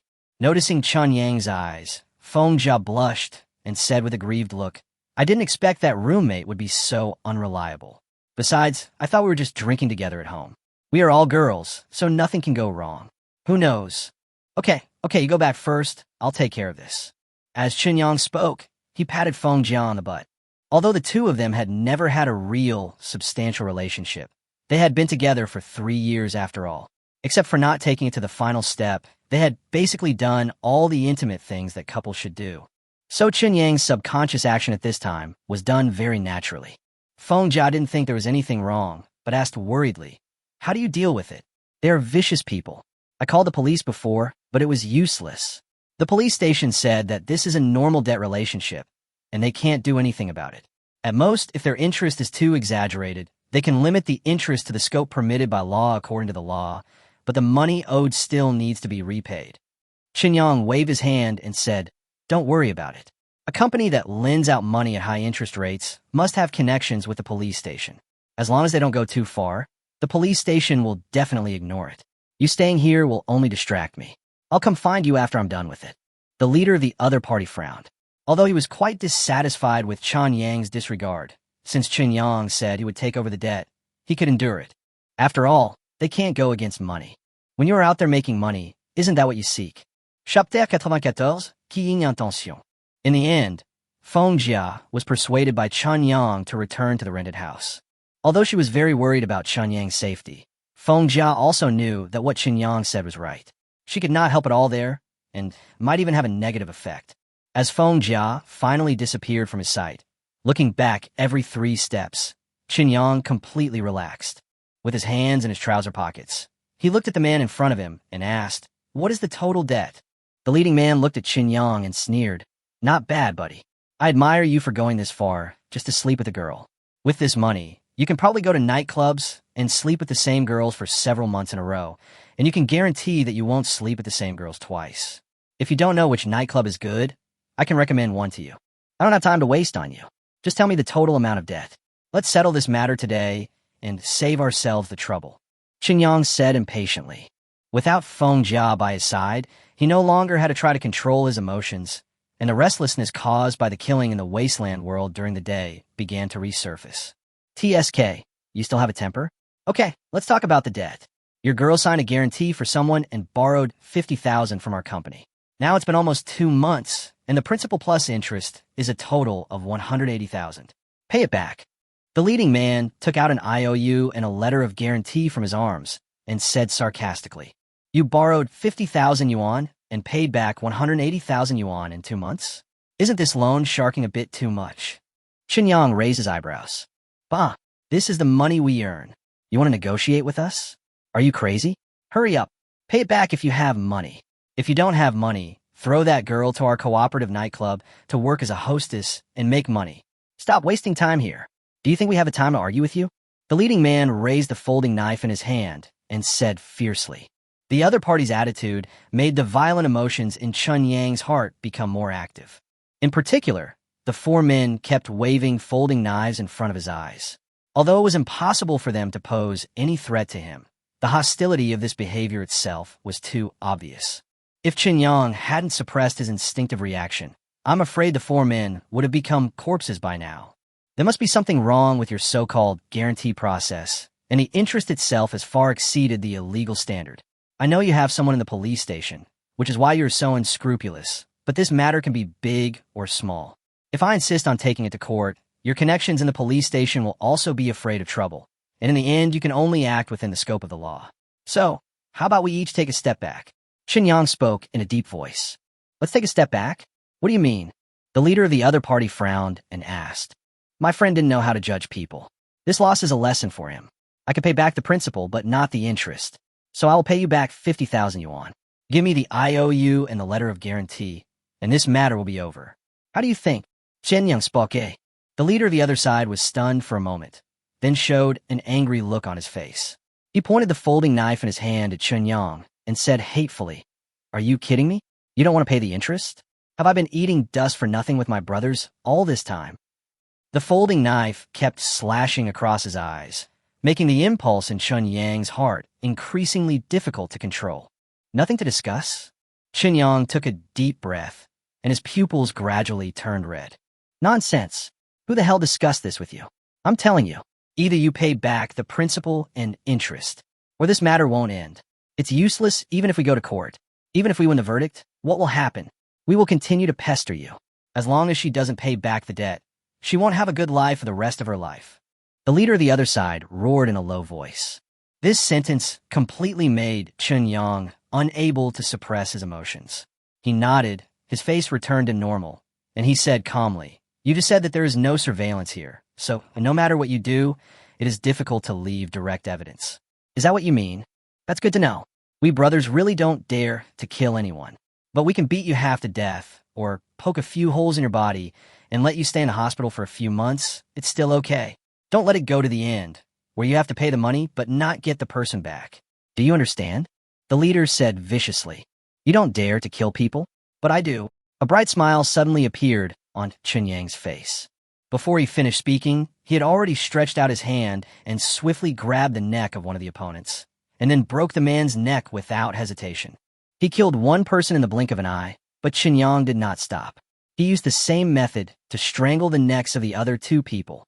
In just a blink of an eye, 3 of the 4 opponents had lost their breath and were completely exhausted. Only the leader was left with his mouth wide open and eyes wide open, looking at the scene in disbelief. "Look, it would be better if both of you took a step back. You can get the money and you don't have to lose your life in vain. Why do you have to do this?" Chunyang sighed, reached out and patted the other leader's shoulder, then asked sincerely, "Tell me the details of your company's situation. Who else is there? Where do they live? You must know all this, right?" The leader finally reacted. His legs began to tremble uncontrollably, and his forehead was instantly covered with cold sweat. The folding knife in his hand fell to the ground because his body was weak and he had no strength to hold it. His face turned pale as he said, big brother. I was wrong. Please forgive me. I promise I will never cause trouble for that girl again." Knowing you're wrong? What's the point? For many things, when you start to regret, it means that you can't redeem yourself. Now, tell me the details of your company.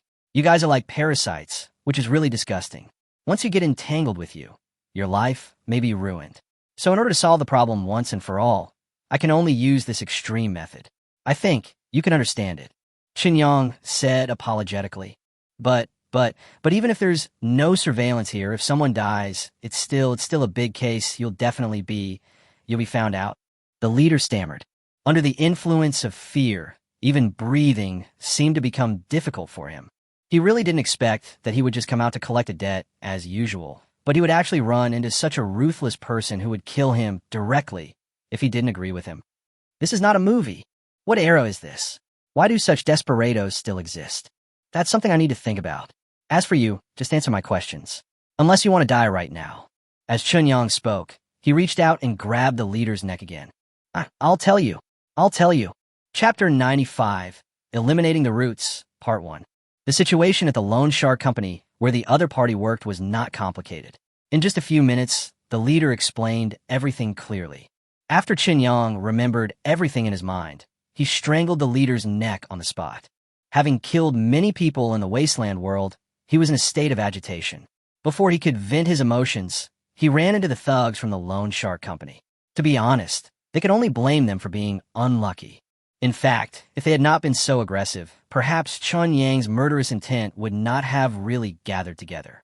If they agreed to take back the principal and settle the matter, Chunyang would transfer 50,000 yuan to them on the spot and let the matter go. But the attitude displayed by the other party was too aggressive. The key point was that threatening sentence, which broke the bottom line in Chunyang's mind. Even if the court makes a ruling, it will be useless.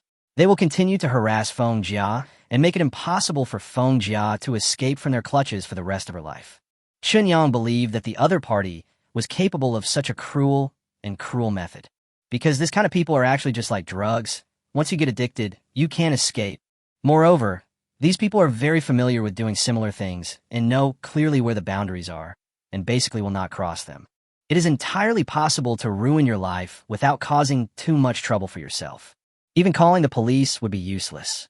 Their debt collection methods would at best result in a charge of disturbing public order, which would not even meet the standards of a criminal case. In most cases, the person will be detained for administrative reasons for a maximum of 15 days before being released. For this kind of people, going to the police station is a common occurrence. In their eyes, 15 days of public security detention is equivalent to 15 days of vacation, with nothing to do but food and accommodation provided. It has absolutely no deterrent effect. If Feng Jia was allowed to develop in this direction, his life would be ruined.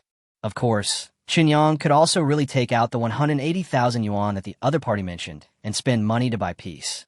Considering his current wealth, there is no difference between 180,000 and 18 yuan. But why? I don't know how many ordinary people have been harmed by this kind of loan sharking company. The semi-illegal nature of lending and collecting debts can be said to be a major social disease. Qinyang doesn't want to help the evil, especially when he is already able to face it. The means are indeed extreme and illegal, but such means are actually the most effective. As for the question of whether the 4 people in front of him did not deserve the death penalty, Qinyang did not even consider it. Since the business he was doing was against the law of nature, it would not be unfair even if he died. In fact, the reason why he acted so cruelly cannot be considered impulsive. There is no surveillance here, so there is naturally no problem of leaving any substantial evidence.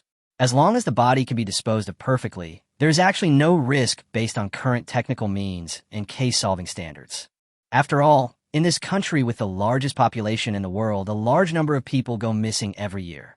If a body cannot be found, it is often classified as a missing person. No matter from which angle you consider it, the possibility that the police will conduct an in-depth investigation into the missing case and then suspect him is very small. With these thoughts in his mind, Qinyang quickly put all 4 bodies into the dimensional space. The dimensional space of a little more than 1 cubic meter suddenly seemed a bit crowded after 4 adult bodies were stuffed into it. Qinyang had done experiments before.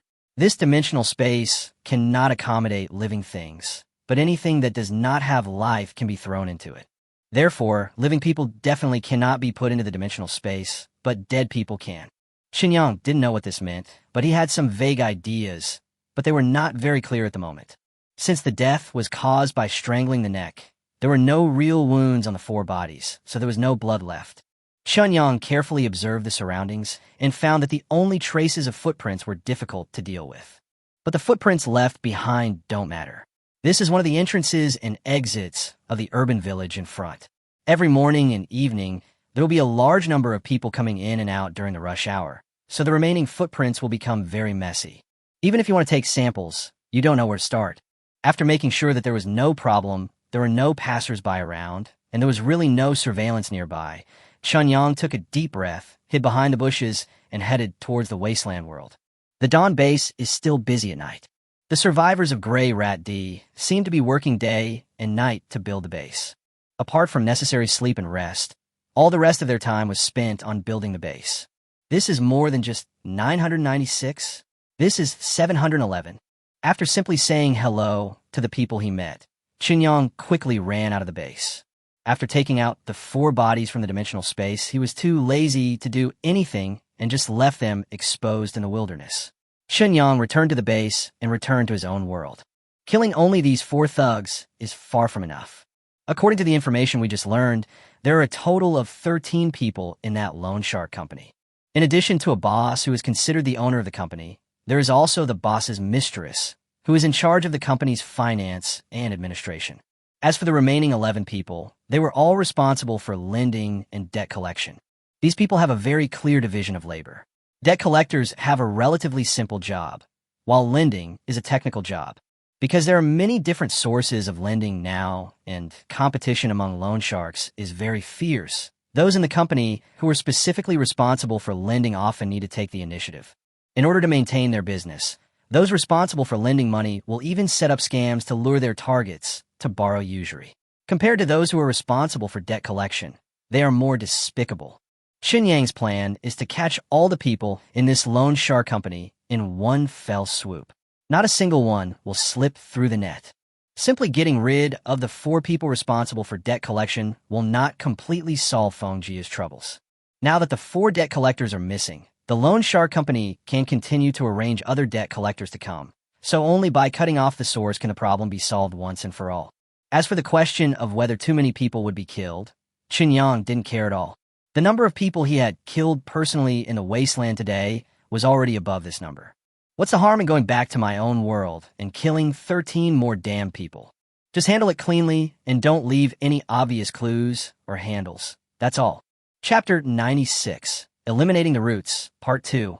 In a private house in Tongha District on the outskirts of Beijing, 7 or 8 people were eating takeout barbecue in the living room and drinking beer in big gulps. except for two quite beautiful women. The rest were shirtless men with tattoos. The living room was filled with smoke. In addition to drinking and eating meat, these people also placed a very conspicuous white powder on the side of the table. The simple tools around it prove that the white powder must have been used for skating. Mangnan, this deal is great. That girl will definitely not be able to pay back the money. When the time comes, we can take her to the nightclub. We can at least earn tens of thousands more yuan in net income every month. A man with a big belly spoke with a smile. Yes, the boss is also very satisfied. Let's wait and see how much money Liuzi and the others can get directly from that girl. The boss has already said that no matter how much they get, half of it will be your commission, Mangnan, and the remaining half will be for the rest of us. Then after that girl goes to the nightclub, she can become our cash flow. Another man spoke up. But this is still too inefficient. It took Mangnan 2 months to catch this one person. If this continues, life will become increasingly difficult. Who says it's not true? But there's nothing we can do. The crackdown is strict now, and the boss has also emphasized that safety is the most important thing. If we have to live a tight life, then let's just tighten our belt for now. The main thing is that we can't extend our hands to schools. Life was so comfortable when we could fool those students in the past. Especially those female college students, they were always fooled. After going to nightclubs, business was good, and they were willing to spend money on female college students. Now it's not possible. Those who engaged in naked loans before were really a bunch of grandsons. They don't follow the code of conduct at all. Now we can't carry out our work. All right, everyone is having the same life, not just us. Let's just fish slowly first. We won't starve to death. The boss will think of other ways too. Several people were talking at once, and Chun Yang, who was standing outside the door, heard all the discussions clearly. Originally, he wanted to knock on the door and break in, but just as he arrived at the door of the house, he heard someone inside calling out the name Mingnan. After being stunned for a moment, Chun Yang subconsciously stopped what he was doing and listened carefully for a while. He became more and more speechless. The woman called Mingnan in the house was none other than Li Mingnan, who had shared the house with Feng Jia before. That is the person who got Feng Jia drunk, copied Feng Jia's ID card, and signed a guarantee agreement. No wonder he was able to borrow 50,000 yuan directly from a loan shark company using this inexplicable process. It turned out to be just a scam. It seems that the loan amount of 50,000 was also found out by Li Mingnan and Feng Jia through indirect inquiries.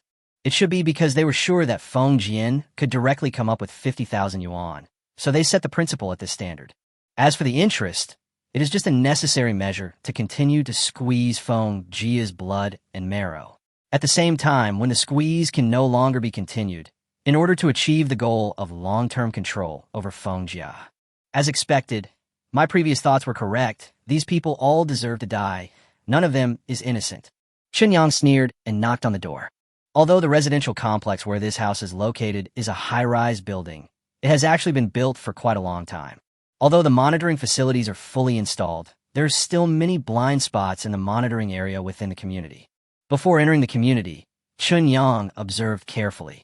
Supported by his powerful insight and extremely sharp perception, Chun Yang identified all these blind spots without much effort. Then, relying on the area that could not be reached by surveillance, he entered the community.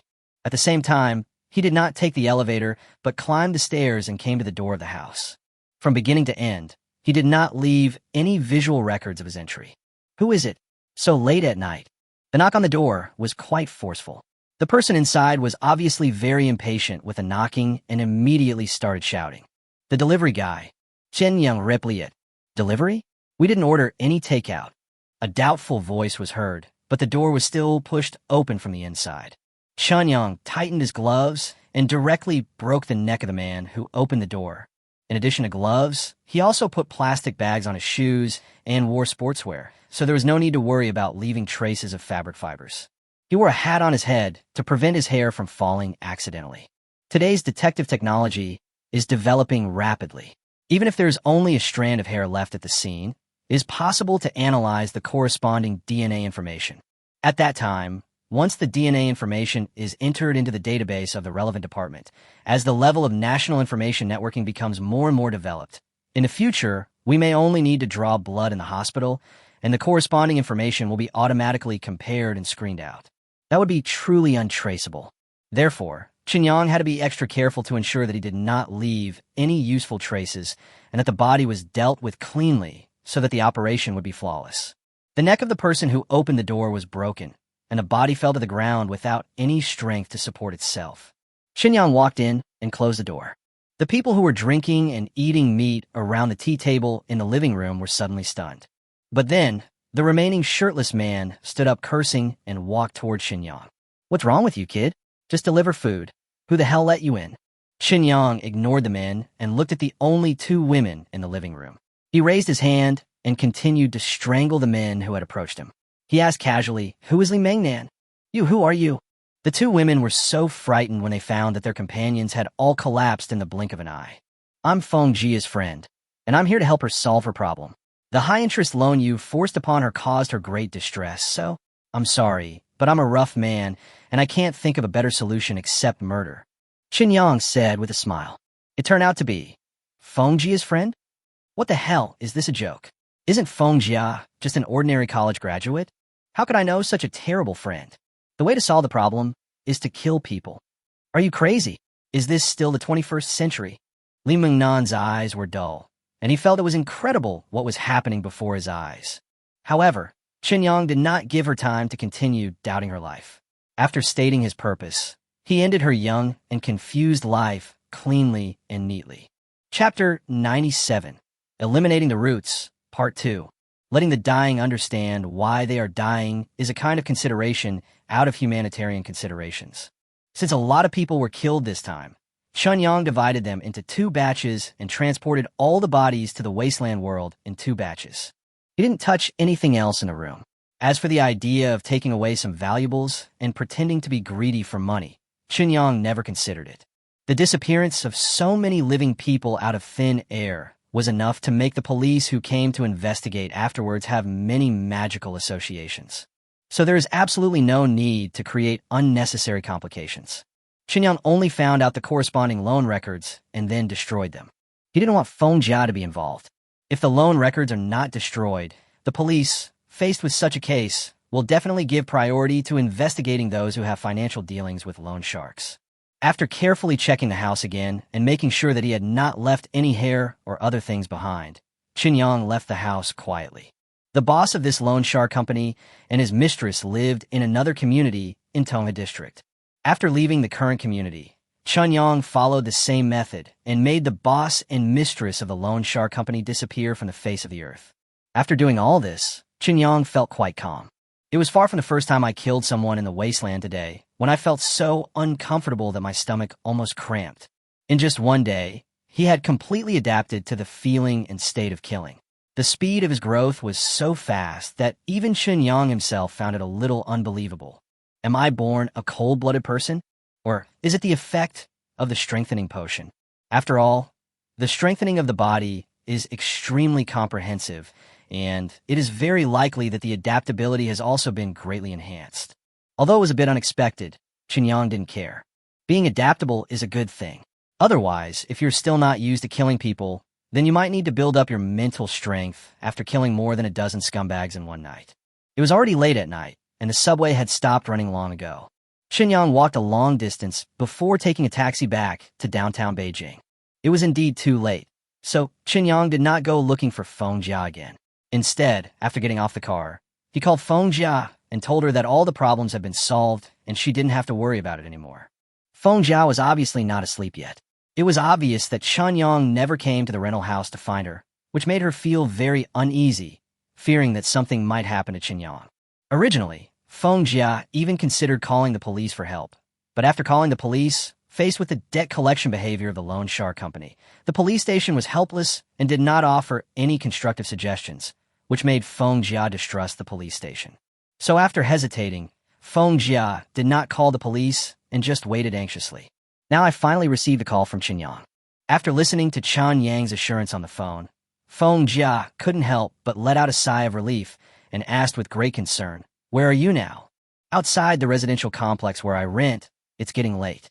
I need to go back to sleep. I have to attend the class reunion tomorrow at noon. I can't go there in a bad mood," Yang said with a smile. Well, let's meet and talk tomorrow. I will pay you back as soon as possible." Feng Jia spoke up. She misunderstood Chun Yang's way of solving the problem and thought that Chun Yang was paying off the money for her first. Even though this meant she was still burdened with a heavy debt, at least the debt was transferred to Chun Yang's hands, so the problem of compound interest would no longer exist. So compared to before, the situation is much better. What money do I need to pay back? I didn't pay any money to the loan shark company. I know a powerful friend who had a good talk with their boss, and their boss decided to forgive all debts. Because Li Mingnan, who used your ID card and guarantee to guarantee the loan shark, is actually one of them. The debt you owe is a complete scam. Chen Yang told a limited version of the true situation. Feng Jia was stunned for a moment, but soon understood what was going on. An embarrassed look appeared on his face, and he said, So that's how it is. I didn't expect it. I will pay more attention next time. Well, be more careful in the future. When you are working alone in the capital, all kinds of people with bad intentions may appear around you. You must learn to protect yourself. Okay, I won't chat with you anymore. It's so late. Go to bed early.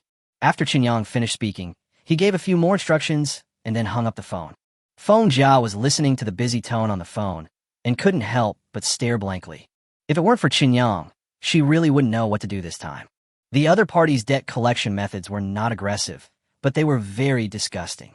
Once the other party starts to harass her at her workplace, she will definitely lose her job, and her image will also plummet in the eyes of her colleagues. And it is obvious that this entanglement will never stop as long as she is still in the capital. However, if she really had to repay that kind of high-interest loan, she knew that under normal circumstances, she would never be able to afford it. The compound interest from usury is enough to kill anyone. Even if she didn't plan to work hard in the capital and chose to return to her hometown, she probably wouldn't be able to escape the harassment of these people. The ID card contains a detailed address. If the other party is ruthless, they can directly find her hometown based on the address on the ID card, and then easily find her family by asking around. By then, her reputation in her hometown will be completely ruined. Once this happens, she will be no different from social death. So it is no exaggeration to say that Chun Yang's ability to help her solve this difficulty this time is equivalent to saving her life. In other words, it was equivalent to saving her entire life. Yoko seems to have changed a lot. How did he know such powerful friends? He can directly make the loan shark company give up the debt. This is also very powerful in the capital, right?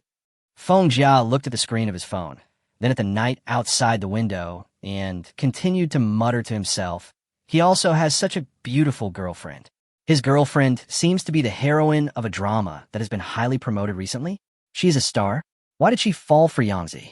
We've been together for 3 years, so I should know him very well. Yoko is a good man, but he's too ordinary and can't give me the life I really want. But now it seems that I never really saw him clearly. If I go back to look for him now, I don't know if it will be too late. I'm definitely not as good as that female star, but men always have some special feelings for their first love, so I should not be completely without a chance.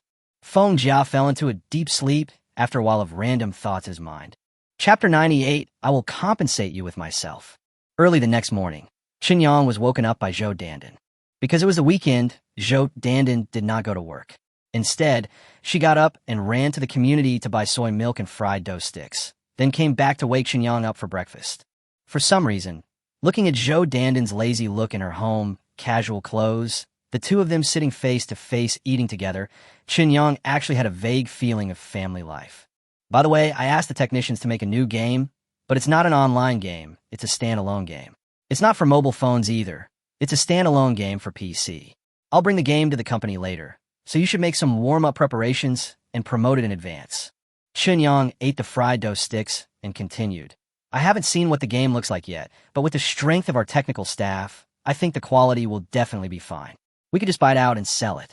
The price is, 38 yuan. We don't want to make money. We just want to use this game to open up our company's PC market in advance. Zhou Dandan didn't seem surprised at all. It is impossible for the company to operate only one game. With the technical capabilities demonstrated by the mysterious technical department in the unknown world, there will definitely be no problem in making a standalone game. Even if it is not at 3A level, Zhou Dandan is willing to cut off her own head.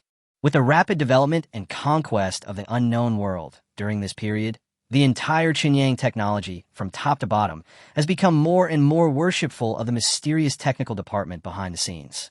This kind of worshipping sentiment even began to show signs of being blind. The staff of Qinyang Technology and Qinyang Games basically do not believe that there are any problems on the technical level that can stump the company's technical department. Okay, I will let the company's people try the game first, and then they will write some feedback about the trial. When we put the game on the shelf for sale, we will explain in advance so that players don't know whether to buy it when they don't know the game at all.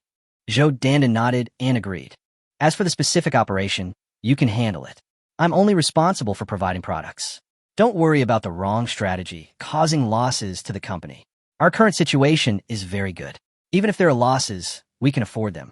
Moreover, with the development speed of the unknown world and the crazy level of turnover it provides, the difference between us is at most how much we make.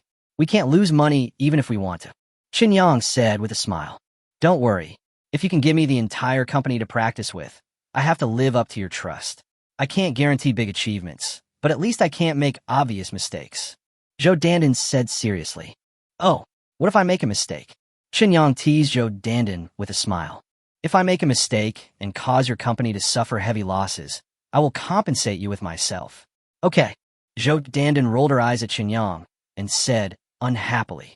TSK, this is really exciting. Why do I look forward to my company having problems? Qin Yang said, stroking his chin. Go to hell. Zhou Dandan pretended to hit him. Okay, I won't bother with you anymore. I have to attend a class reunion at noon, so I'm leaving first. Qin Yang stood up with a smile, reached out and rubbed Zhou Dandan's hair affectionately, then put on his shoes and ran out of the house. Zhou Dandan pouted, and as the sound of the door closing was heard, a conflicted expression appeared on her face. He supported his chin with his hands and leaned his elbows on the table, staring into a daze. After Qin Yang left the house, he called Wu Guangji first. He learned that Wu Guangji was working hard on the unknown world in the rented house, so he asked Wu Guangji to wait at home and he would take a taxi to pick him up on the way.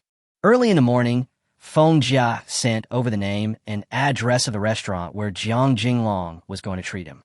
Coincidentally, the restaurant Jiang Jinglong chose to entertain guests was Xiao Junkie's Fujin Pavilion.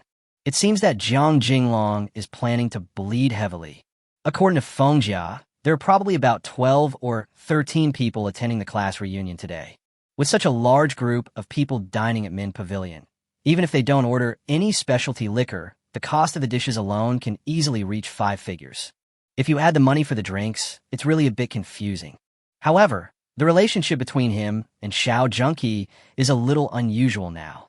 After giving Chu Xin the medicine yesterday, Xiao Junkie tried to call him that afternoon. But in the afternoon, he was still in the wasteland world, and his cell phone had no signal, so he didn't receive Xiao Junkie's call. After making several calls and still unable to get through, Xiao Junkie sent a message to Qin Yang, telling him that she remembered the favor. If there is anything in the future and she needs help, just let Qin Yang know. She will never refuse anything she can help with. At the same time, in the future, whenever Qin Yang goes to Minj to eat, the bill will be free, and he will be the VIP with the highest priority in the Fujin Pavilion. Although he has the right to get a free meal at Minj, Qin Yang has no plans to use it today. If Jiang Jinglong wants to bleed, then let him bleed. The relationship between the two is so bad, and Qin Yang has no habit of repaying evil with kindness. Considering the ruthless actions he took yesterday, Qin Yang was being gentle enough not to kill Jiang Jinglong because they were at least classmates. Of course, after killing so many people yesterday, Qin Yang was also reflecting on himself before going to bed at night. When it comes to killing people, there is only a difference between 0 and countless times. But he reminded himself and set a corresponding bottom line. At least in the current world, his behavior and the way he dealt with things must not be too extreme. If you walk by the river often, it is inevitable that your feet will get wet. Moreover, if one is used to solving problems by killing, then his thinking logic will gradually become extreme, which is definitely not a good thing. So after self-reflection, Qin Yang set a bottom line for himself. In the future, in the current world, he must never kill unless it is absolutely necessary. However, if you encounter a situation where you have no choice, you must kill. In this world, there are too many things that cannot possibly get a fair result simply by relying on so-called laws. The taxi soon arrived downstairs of the residential complex where Wu Guangji lived. Qin Yang chatted with the taxi driver while waiting for Wu Guangji to get off. At the same time, in the office of the Tongha District Criminal Investigation Brigade, the internal telephone suddenly rang. A criminal police officer picked up the microphone, and his expression suddenly became serious after just listening to a few words. Got it. Okay. We'll organize some people to investigate the situation right away. Chapter 99. A Strange Case. Captain Wong, what case is this? Why are we mobilizing so many people? Won't it affect other cases? A beautiful and heroic female detective in uniform followed a sloppy middle-aged man in casual clothes and asked curiously.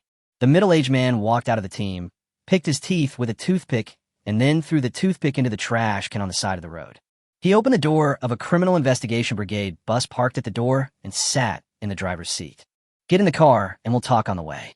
The girl pouted and sat in the passenger seat.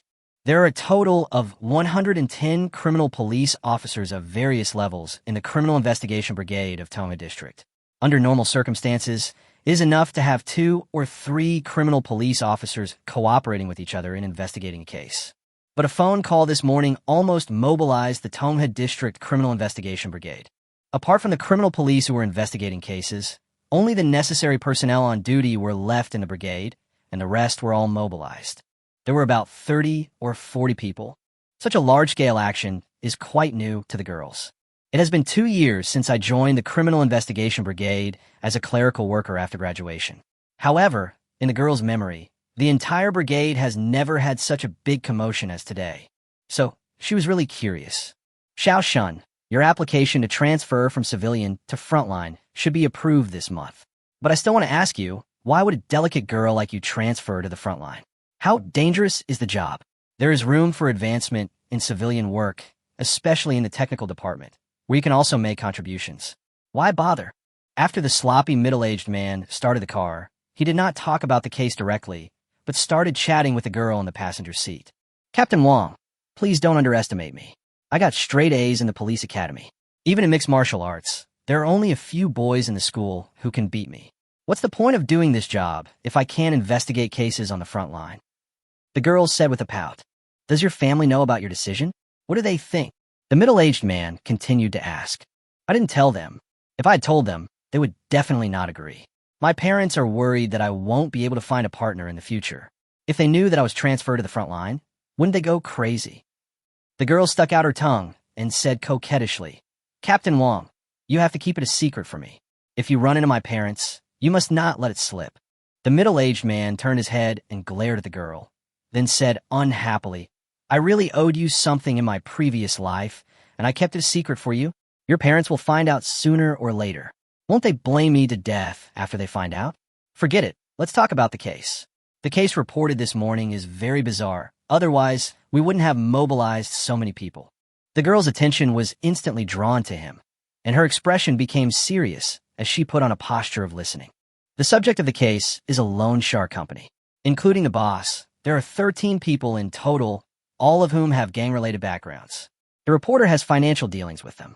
Today was supposed to be the day when the loan shark company settled the payment. But when the reporter went to the loan shark company early in the morning, he found that everyone was gone. The middle-aged man's face also turned serious, and he continued. At first, the reporter didn't think much of it, but when he called everyone in the loan shark company, he couldn't get through. This was obviously not in line with common sense. So the reporter called the police directly. The police station that received the call arranged for police officers to conduct an on-site investigation. The conclusion they came to was a bit creepy, and the nature of the case itself seemed to be quite serious, so it was transferred to us. What conclusion? The girl asked with a frown. The car stopped at a red light intersection. The middle-aged man turned his head to look at the girl and said expressionlessly, according to the on-site investigation by the police station, there were 13 people in the loan shark company, 9 of whom disappeared at their residence. The other 4 are also missing, as if they had evaporated from the face of the earth. The girl shuddered subconsciously, blinked her eyes, and said, evaporated from the face of the earth? How is that possible? Did those 4 people who disappeared kill people and escape? I'm not sure. We have to go to the scene and make a judgment based on the situation. But from what I know now, it's not that simple. Because at the scene, there are no traces. There is no trace of a body. The middle-aged man shook his head, and as the red light turned green, he stepped on the accelerator again. Not long after, The middle-aged man brought the girl to an old residential area. Several police cars had already been parked here in advance, and a cordon had been set up outside the residence where the crime occurred. The middle-aged man took the girl upstairs and came to the house. Seeing several colleagues from the technical department busy collecting information on the scene, he asked another criminal police officer at the scene, "How is it? Did you find anything?" "Captain Wong, this case is really confusing. Based on interviews with people around, we can now confirm that there are usually at least 7 or 8 people living in this house. The situation at the scene also proves that at the time of the crime, there should have been 7 people having dinner in the living room. But I don't know what happened. These 7 people suddenly disappeared." The criminal police officer at the scene was full of confusion and continued, "I have retrieved the relevant surveillance footage and found no signs of anyone leaving the house, nor any footage of any suspicious person entering the house. There were also no signs of fight at the scene, and my colleagues in the technical department did not find any additional information. No matter how you look at it, it looks like 7 people who were having a meal suddenly disappeared collectively." Disappeared? How could people suddenly disappear? There were 7 living people. Where could they disappear to? Keep investigating. It's impossible that so many people suddenly disappeared without leaving any clues or traces. There haven't been any major cases in the past 2 years. I think you've all become rusty. The middle-aged man scolded the criminal policeman so much that he lowered his head. Then he took the girl to patrol the living room. "Captain Wong, could it be that the murder was caused by dismemberment? Just like the news about the murder of a wife that went viral a while ago, where the body was dismembered and flushed down the toilet. Let's check the septic tank." The girl's eyes suddenly lit up, and she spoke excitedly. The middle-aged man glanced at the girl and said unhappily, "What are you thinking? Is dismembering 1 person the same as dismembering 7 people? Apart from anything else, it's impossible to clean up the blood residue in such a short time." "I see. Then what on earth is going on? Let's go to another scene and take a look." "All right." Chapter 100, When Fans Gather. "Yoko, the more I play Unknown World, the more addictive I get. Especially after I get a 10,000 recharge every week. It's so much fun to play. I don't want to sleep every day now, and I'm even a little dazed. I always feel like our world is really full of spirit beasts." In a taxi, Wu Guangji said to Chen Yang excitedly. Chen Yang frowned, somewhat worried about Wu Guangji's mental state. He said, "Guangji, games are just for fun and entertainment. Don't ruin your health. If I find out that you play games to the point of staying up late every day, I will have to cancel your benefits." Wu Guangji was startled, shrank his neck, and nodded quickly, saying, "Don't worry, Yangzi, I know what's going on. I'm not just playing games, I'm also constantly providing reasonable suggestions for our game through my personal experience. I've already made a lot of suggestions, some of which I think are quite useful. When the time comes, you can give them to the technical team and let them see if there is room for implementation." After confirming that Wu Guangji was not really addicted, Chen Yang nodded. He said, "This game is good, but it is completely integrated with reality, and it is presented by naked eye 3D technology. It already feels a bit like virtual reality. It is indeed too easy for some people with weak willpower to fall into a state of addiction. We have to think of a way to prevent players from confusing the game with reality. Otherwise, I'm afraid there will be a lot of negative news." Wu Guangji nodded in agreement and said, "That's right, we have to prevent this. Relying solely on an anti-addiction system that limits gaming time may not be enough. Although games have passed the state of wild growth and are no longer considered spiritual opium, they're still not a good thing in the eyes of many people. We really have to think it through as much as possible." Chen Yang sighed and said helplessly, "Forget it. Let me think about it carefully later. How are your performance now? I remember that the ranking system has been open in the game, right? What is your ranking?" "Hey, don't mention it." Wu Guangji rolled his eyes and continued, "Once the ranking system is open, I know how many rich people there are in this game. I currently have 20,000 virtual top-ups in my account, and I invested all of them in improving my combat power. But the result is that I am not even in the top 10,000 in the world. In the recharge amount ranking, I am in the top 10,000 worldwide and currently rank over 6,000. It may be that I don't understand some systems well enough, so my money is not spent wisely. However, in the ranking of the Beijing area, my ranking is much higher. As for the ranking of our community, I am ranked first. TSK, Yoko, let me tell you, I was playing the game these 2 days and met a few young girls who also play our game in the community. The way they looked at me was different.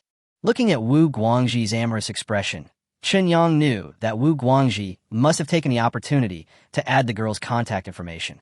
A strong social experience is also a key factor in whether a game can become truly popular. In this regard, the unknown world handles it very effectively. The rankings are divided into categories. The largest list is naturally the global list, while the smallest list will be specific to the local street community based on the individual's mobile phone positioning. In addition to the combat power ranking, the rankings of different spirit beasts and the recharge rankings will also be recorded in the rankings. And as the game starts, when the spirit beast floats next to the player, as long as there is a ranking, the corresponding ranking will be displayed above the spirit beast's head. For example, Wu Guangxi is currently in the game, and among his spirit beasts, the ranking of the 8th Zhu Yan in the capital is displayed above Zhu Yan's head. As for the top of Baizei's head, it showed the ranking of number 1 in Garden Community Recharge. Considering that powerful players may have many different ranking titles, there can be no more than 5 spirit beasts floating around the players. In other words, a player can only display up to 5 of his titles at the same time. Therefore, the choice of which title to present is in the hands of the players. Even if the player does not intend to present any titles, it is also possible, as long as the title system is turned off directly. From this point, we can also see that Wu Guangxi is indeed a person who appears honest but is a show-off at heart. He picked out his 5 highest ranking titles and chose to present them all to the public. By the way, Yangzi, have you taken a look at our company's forum? One of my great pleasures now is to see the users praising us in various ways on the official forum of Qinyang Technology. Let me tell you, in such a short period of time, Qinyang Technology has cultivated a large number of loyal users. As Wu Guangxi spoke, he handed his cell phone to Qinyang. Qinyang looked down and found that it was one of the sections in the company's special user forum, which was specifically used for users to chat and discuss. I'm impressed by Qinyang Technology's new product. The real camera is amazing. I went on a blind date this week and used the real camera to avoid several pitfalls. This technology is really amazing. A guy I was dating online sent me a photo that was as handsome as a celebrity. After using a real camera to restore it, I immediately broke up with him. I was so scared. You only paid attention to the real camera, but didn't you realize how powerful Qinyang Computer Guard is? Although I haven't used it for a long time, I can already make a conclusion that there is no other similar product on the market that can compare to it. Not even close. I agree with what the above said. Since I downloaded Qinyang Computer Guard, my computer is so clean that I can't even see any ads, let alone being infected. If there is any vulnerability in the computer, I can just fix it with one click. I don't have to worry about anything. It's really friendly to a computer idiot like me. I think the most amazing thing is that these two products are completely free and they don't provide any paid services. There are no embedded ads or bundled software. Is Qinyang Technology doing charity? Such a good company must not go bankrupt because of losses. Brother, are you overthinking it? The recently popular Unknown World is a product of Qinyang Games, a subsidiary of Qinyang Technology. I have a friend who happens to work at Qinyang Games. He said that the daily turnover of the game has exceeded 200 million. How could it be possible to lose money and go bankrupt? That game is really amazing. The technical level is so high that even foreign companies can't match it. From now on, I will be a die-hard fan of Qinyang Technology. This is an exaggeration. It can't be compared with the technical level of foreign countries. When I was studying in Europe, I played much better games than this. The sense above, identification completed. Seeing the discussion on the forum quickly go off topic, Qinyang smiled and returned the phone to Wu Guangxi. The gradual accumulation of these die-hard users will become his greatest strength in the future. Chapter 101 Classmates Reunion. When we arrived at Minj, it was just noon and there was still more than 10 minutes before the agreed time.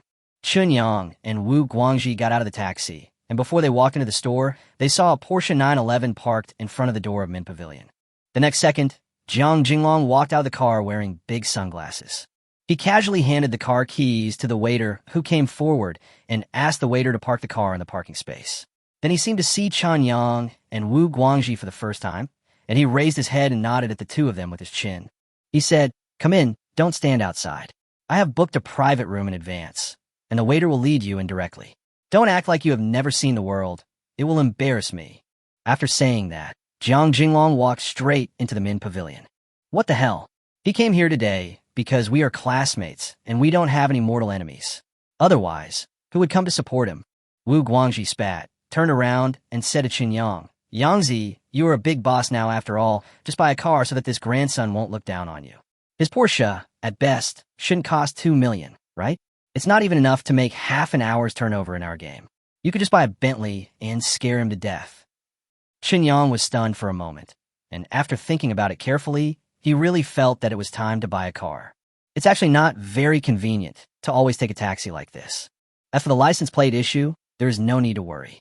Although it is difficult to get a license plate in Beijing, in addition to paying the full number of Social Security years, you also need to obtain it through a lottery, but with Chu Xian around, the license plate can definitely be obtained very easily. So the only thing to consider is what car to buy. He would definitely not consider the Bentley that Wu Guangji mentioned. Although it can be considered a luxury car, Bentley has too many business attributes, and he doesn't like it. After the class reunion, think about it carefully. Walking into the men pavilion side by side with Wu Guangji, a waiter recognized Qin Yang immediately. After a moment of hesitation, he did not disturb Qin Yang. He just led Qin Yang and Wu Guangji into the corresponding private room and left quickly in order to inform his boss as soon as possible. Because their boss had shown Qin Yang's photo to all of them last night and had told them that as long as Qin Yang came to dinner, they must let her know. After entering the private room, Qin Yang realized that he and Wu Guangji were still late. Even though we were already 10 minutes early, others had arrived even earlier. As Jiang Jinglong entered the private room, those classmates surrounded Jiang Jinglong and kept giving him sincere compliments. Although it has not been long since I graduated, once I enter society, the environment is completely different from that in school. Those students who chose to stay in Beijing to develop their careers have deeply realized the cruelty of reality within a few months. Of course, they will have completely different views of Jiang Jinglong, a classmate whose family is wealthy. Qin Yang and Wu Guangji were the only two who did not join. Seeing that everyone else was surrounding Jiang Jinglong and trying to please him, Qin Yang and Wu Guangji sat down directly. Nothing dramatic happened, and the other students did not feel dissatisfied with the two people's unsociable behavior. After all, we haven't seen each other for several months.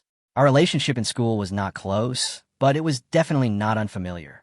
We could barely be considered ordinary friends, so the atmosphere of the party seemed good. Feng Jia arrived last. We entered the private room almost at the agreed time. The reason is very simple. She didn't sleep well last night. She fell asleep in the second half of the night and had dreams all night long, so when she woke up in the morning, she felt extremely tired. So I just had a quick bite to eat and went straight to sleep. When I woke up again, it was almost past the agreed time. The process of rushing here was a bit hurried, making Feng Jia look like he was not in a very good mental state. The table was almost full, and there happened to be an empty seat next to Qin Yang, so Feng Jia sat directly next to Qin Yang.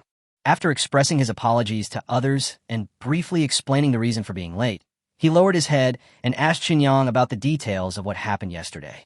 Those present were all college classmates, so they were naturally very clear about the relationship between Qin Yang and Feng Jia. Therefore, seeing the two of them whispering so intimately, I felt a little surprised for a moment. Then he subconsciously looked at Jiang Jinglong. After all, they also knew that Jiang Jinglong had been pursuing Feng Jia for quite a long time. This made Jiang Jinglong feel quite embarrassed, so he abruptly changed the subject and began to lead the conversation back to the Fujin Pavilion. I'm telling you, even I don't come here often. It's because it's really too expensive. The store owner has a very deep background. Even in the capital, it's one of the most influential people.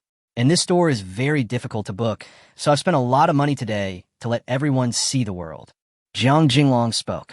Indeed, if Jinglong hadn't invited me, I would never have had the chance to eat in a restaurant like this in my life. My goodness, the prices of the dishes just now almost scared me to death. A serving of Chongting dried tofu can be priced at more than 200 yuan. A boy said in astonishment. How can ordinary people like us understand the life of rich people? I am lucky to be here today because of Jinglong.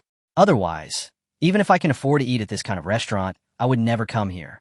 When I was in school, I thought that at least we graduated from a prestigious university and we would be able to make a name for ourselves. But after graduation, I realized that my previous thoughts were too naive. In a place like Beijing, there are masters everywhere and bachelor's degrees are worse than dogs. What are we? a girl said with emotion.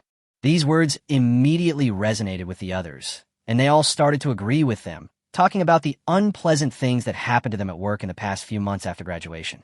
Come to think of it, I remember the game company that Yoko joined after graduation. It seems to be owned by Jinglong's family, right? Yoko is lucky to be able to apply for a job at a company owned by our classmate's family. She doesn't have to worry about being bullied at work like we are. A boy wearing glasses suddenly spoke up. He's gone. Chunyang's work ability is limited and he can't meet the minimum requirements of my company. Although he's a classmate, I can't take care of him too much, otherwise I won't be able to explain to other employees. Managing a company is not a simple matter and requires consideration of many aspects. So, I fired Chunyang. I believe Chunyang can understand. Jiang Jinglong said calmly. The other students at the table were all stunned. Obviously, they had just heard the news and didn't know how to respond for a moment. The atmosphere in the private room suddenly became awkward. Chapter 102. Stars support the moon. But I also told Yoko that even though I fired him, we are still classmates after all. I can't just watch him live on the streets, so if he really can't find a job, he can come back to me and I will definitely find him one. Jiang Jinglong said sarcastically. Even the most dull-witted person could tell from his tone and attitude that Jiang Jinglong was targeting Chunyang. So the awkward atmosphere began to continue. The other people at the same table did not want to make Jiang Jinglong jealous because of Chunyang, but they also did not want to verbally attack Chunyang just to please Jiang Jinglong. We are all adults, so it is better to avoid offending others if possible, no matter if the other person appears to be completely harmless or not. That's not necessary. I have a new job, and I'm doing well now. Chunyang smiled and reached out to pat Wu Guangji's leg beside him. Because Wu Guangji looked indignant, Chunyang didn't want him to tell the truth. I don't have any other ideas, but occasions like this kind of class reunion will probably become more and more difficult in the future. Therefore, Chunyang hopes that the class reunion can be more pure and not change its nature. New job? You're not going to be a gigolo, are you? Come to think of it, I ran into you and your girlfriend at dinner last time. Didn't she say she was willing to support you? TSK. It's quite a skill for a man to find a woman who is willing to support him. Jiang Jinglong sneered. Huh, Yoko has a girlfriend again? Who is she? How did you two know each other? A female classmate immediately started gossiping with curiosity. Girls are naturally more interested in this kind of thing than boys. Ahem, stop talking about me. It's rare for us to get together, so why don't we talk about our own situations? When I was in school, I was a nobody in the class, and you all know that. Chunyang acted as if he couldn't hold on any longer and raised his hands in surrender. Originally, people didn't have much interest in Chunyang's affairs. With more than a dozen people sitting at a table, some would definitely be treated perfunctorily, while others would become the focus. During his 4 years in college, Chunyang was never the center of attention. So everyone's attention quickly shifted, and they began to discuss their experiences and encounters during this period. Jiang Jinglong once again became the undisputed target for others to please. The dishes were quickly served, and everyone opened their glasses of wine, drinking and chatting. While trying to please Jiang Jinglong, they all praised the taste of the dishes in this restaurant. Jiang Jinglong was very pleased with such a reaction. For a moment, he stopped targeting Chunyang and instead enjoyed the compliments from everyone very comfortably. Isn't the purpose of him organizing this class reunion just to get people to please him? Is it that boring? While eating and drinking, Wu Guangji asked Chunyang in a low voice. That's possible. Jiang Jinglong was not outstanding in college.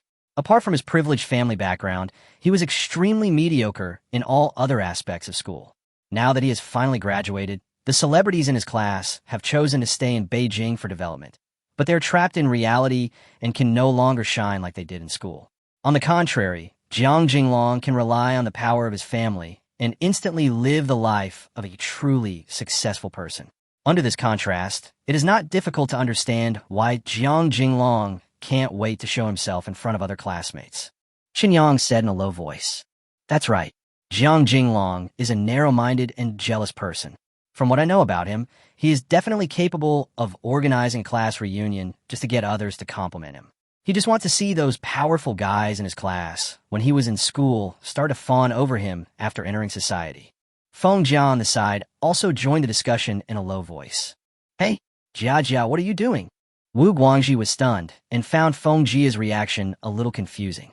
I've already made it clear to Jiang Jinglong that it's impossible for us to succeed. Feng Jia knew what Wu Guangji was surprised about, so she pursed her lips and spoke. I see, well done. Jiang Jinglong is a piece of shit. He used money to get things done in school.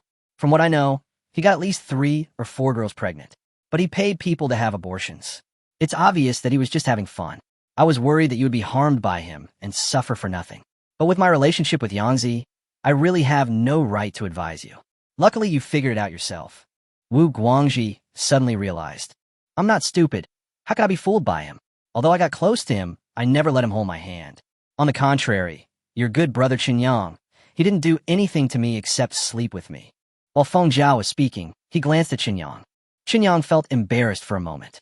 How come a topic has deviated to this point? Wu Guangji was also a little dumbfounded, because in his impression, Feng Jia's personality is actually a bit cold. Although she was quite enthusiastic towards Chen Yang's brother during their relationship, the sense of distance in her heart was always there. So a conversation like this, without any sense of distance, has never happened before. What happened to Feng Jia? No, didn't Feng Jia and Yang Zi break up? Why is the way she speaks even bolder than when they were together? You too. Wu Guangji looked at Feng Jia, then at Chen Yang, his face full of an expression of, are you kidding me? There's nothing between us. We're just friends now. Don't let your imagination run wild. Chen Yang said unhappily. Yes, just a friend. But Yoko helped me a lot yesterday, and I suddenly realized that although we have become friends, compared to other friends, Yoko is still much more reliable. She's also the only one I can trust in the capital, right?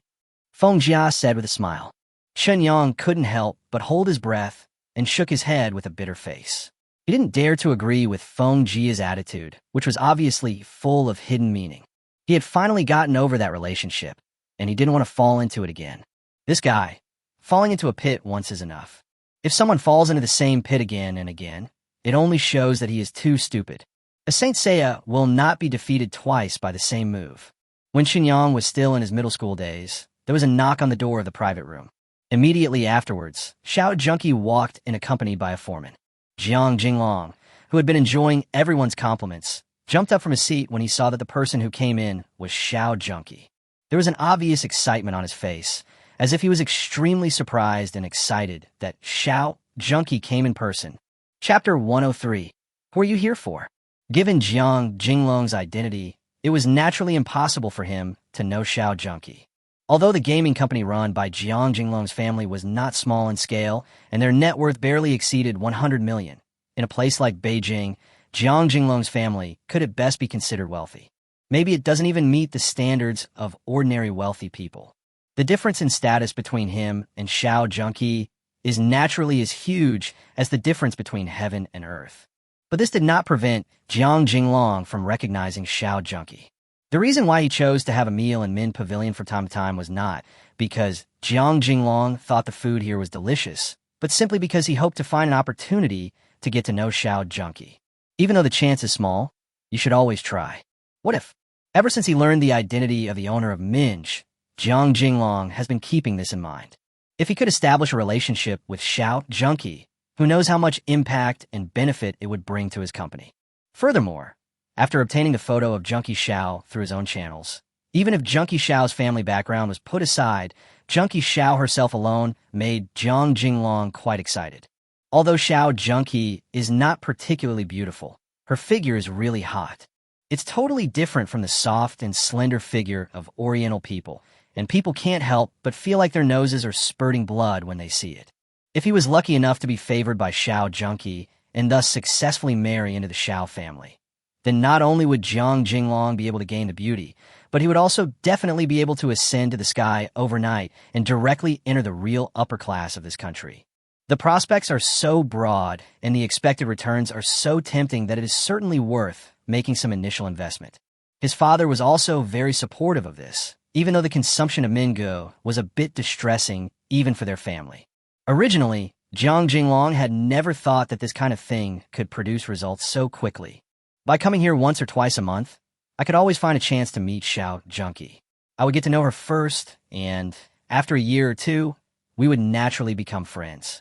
I didn't expect that today. I just organized a class reunion, but I could actually wait for Xiao Junqi to come in person. I haven't even been to Min Pavilion to eat a few times, but I was noticed by Xiao Junkie. Could it be that this young lady of Xiao family is also interested in me? After all, looking at the foreman following behind Xiao Junkie, holding a wine glass and a wine bottle, it was obvious that he was coming in to toast. Jiang Jinglong couldn't help but let his mind wander for a moment, and he felt his whole body was filled with happiness. After jumping up from the chair, he took 2 steps at a time and walked towards Xiao Junkie. At the same time, he smiled and said, "Boss Xiao, it's such an honor. Why did you come here in person? This is just a class reunion. You don't need to come and toast. After the reunion is over, I will treat you to a simple meal alone, okay?" Xiao Junkie walked in with her long legs, and when she saw Jiang Jinglong coming towards her, she couldn't help but look puzzled. He blinked and asked, "Who are you?" This question confused Jiang Jinglong, and he asked in astonishment, "You don't know me? Why should I know you?" Xiao Junkie was even more shocked than Jiang Jinglong. "You don't know me? Then why are you here to toast in the private room I booked?" You're here to toast, right?" Jiang Jinglong found that he seemed to have misunderstood, but he didn't understand what he had misunderstood. "I am indeed here to toast, but this has nothing to do with whether this is your private room." Xiao Junkie also intended to save face for Jiang Jinglong at all, because she really didn't know Jiang Jinglong at all. He came over to toast in person. Of course, it was for Chunyang's sake. But Xiao Junkie had no intention of giving any special treatment to Chunyang's classmates. After all, from what his waiter said on the way here, it seemed that Chunyang didn't have a particularly close relationship with his classmates. At least these classmates of Chunyang are definitely not aware of Chunyang's own peculiarity. Otherwise, in such a utilitarian society, how could these classmates of Chunyang be so lukewarm towards Chunyang? "You're here to toast, but it has nothing to do with me? Is it possible that you have friends at the table?" Jiang Jinglong looked puzzled. The table was full of his classmates. He had some understanding of these classmates. It was impossible for anyone to know a person of Xiao Junkie's status. "Yes, they're my friends at the table." Xiao Junkie glanced at Jiang Jinglong, then took the wine glass from the foreman behind her and walked straight to Chunyang.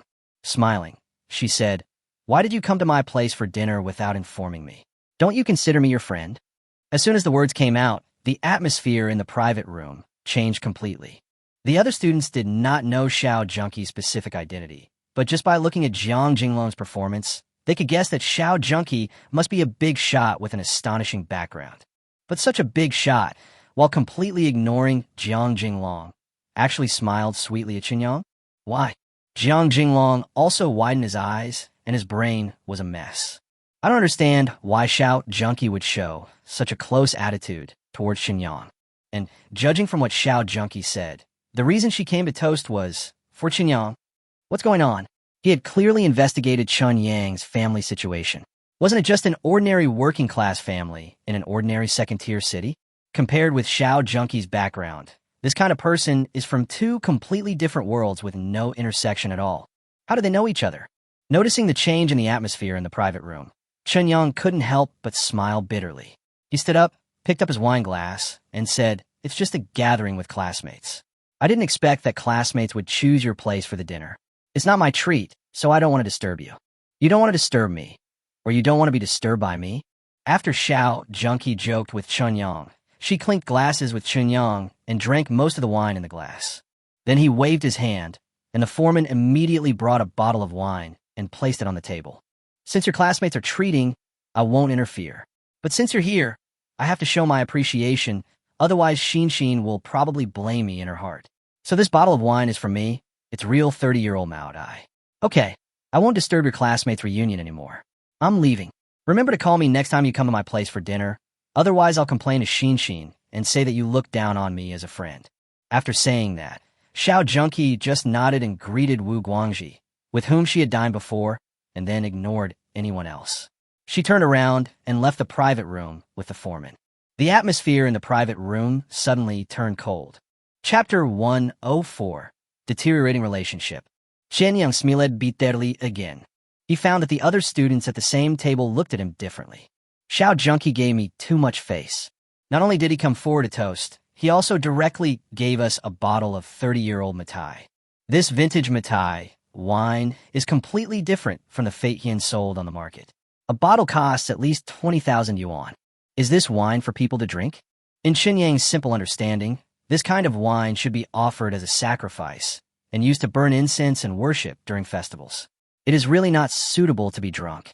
Moreover, the affectionate attitude that Xiao Junkie displayed in front of everyone else was enough to make others have many inexplicable associations. Especially since Jiang Jinglong had previously laid a great foundation for Xiao Junkie's profound background. Although the other people in the private room did not know Xiao Junkie's specific situation, they already had a general impression of Xiao Junkie. Therefore, Xiao Junkie's attitude shocked the other people in the private room even more. The main thing is, the contrast is too great. Why would a big shot like Jiang Jinglong is so close to Qinyang? I haven't known her for long. She had some problems before, and I happen to be able to help her, so she probably wanted to do me a favor. We're not that close. Noticing that everyone's eyes were focused on him, Qinyang could only explain helplessly. However, others obviously did not believe this explanation. The dinner had to continue. After all, they had just started drinking and only half of the food was eaten. Moreover, the episode involving Junkie Xiao had ignited the gossipy spirit in everyone's heart. Unconsciously, the focus of the banquet shifted. From the original Jiang Jinglong, it quickly changed into Qinyang. All kinds of questions came at Qinyang like a hail of bullets, making Qinyang feel exhausted. Qinyang didn't like this change, but he was powerless to stop it. The relationship between classmates is no longer pure, which is an inevitable problem that will occur as people graduate and enter society. During the meal, Shuya sent him a message, asking where he was. Qinyang sent a text message to Shuya. After learning that Shuya had returned to Beijing, his originally negative emotions were immediately greatly relieved. Shuya's return means that his longing for Shuya's health during this period can finally be truly comforted.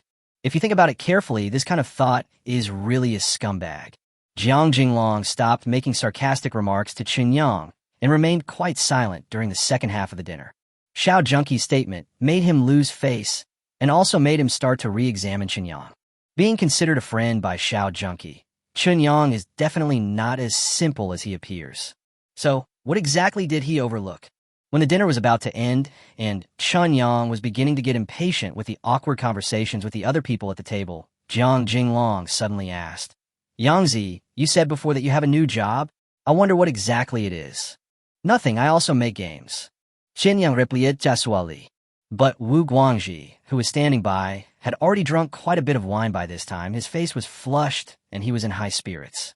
In addition, before Xiao Junkie left, she specially greeted him, which made him receive a lot of attention during the subsequent dinner. So he was a little proud, and simply forgot Qinyang's instructions. He said proudly, "Yangzi's company is called Qinyang Technology. You may not be familiar with the company name, but some of you must know the recent popular game, The Unknown World, is a product of Yangzi's company." "What? Unknown World? I know. I'm playing this game. But today my classmates are having a dinner together, so I didn't open the game." A girl screamed, "Me too. As long as the game is on, there will always be a virtual image of the spirit beast floating next to me. This technology is really amazing. If I wasn't afraid of being impolite at a dinner party, I would definitely not turn off the game."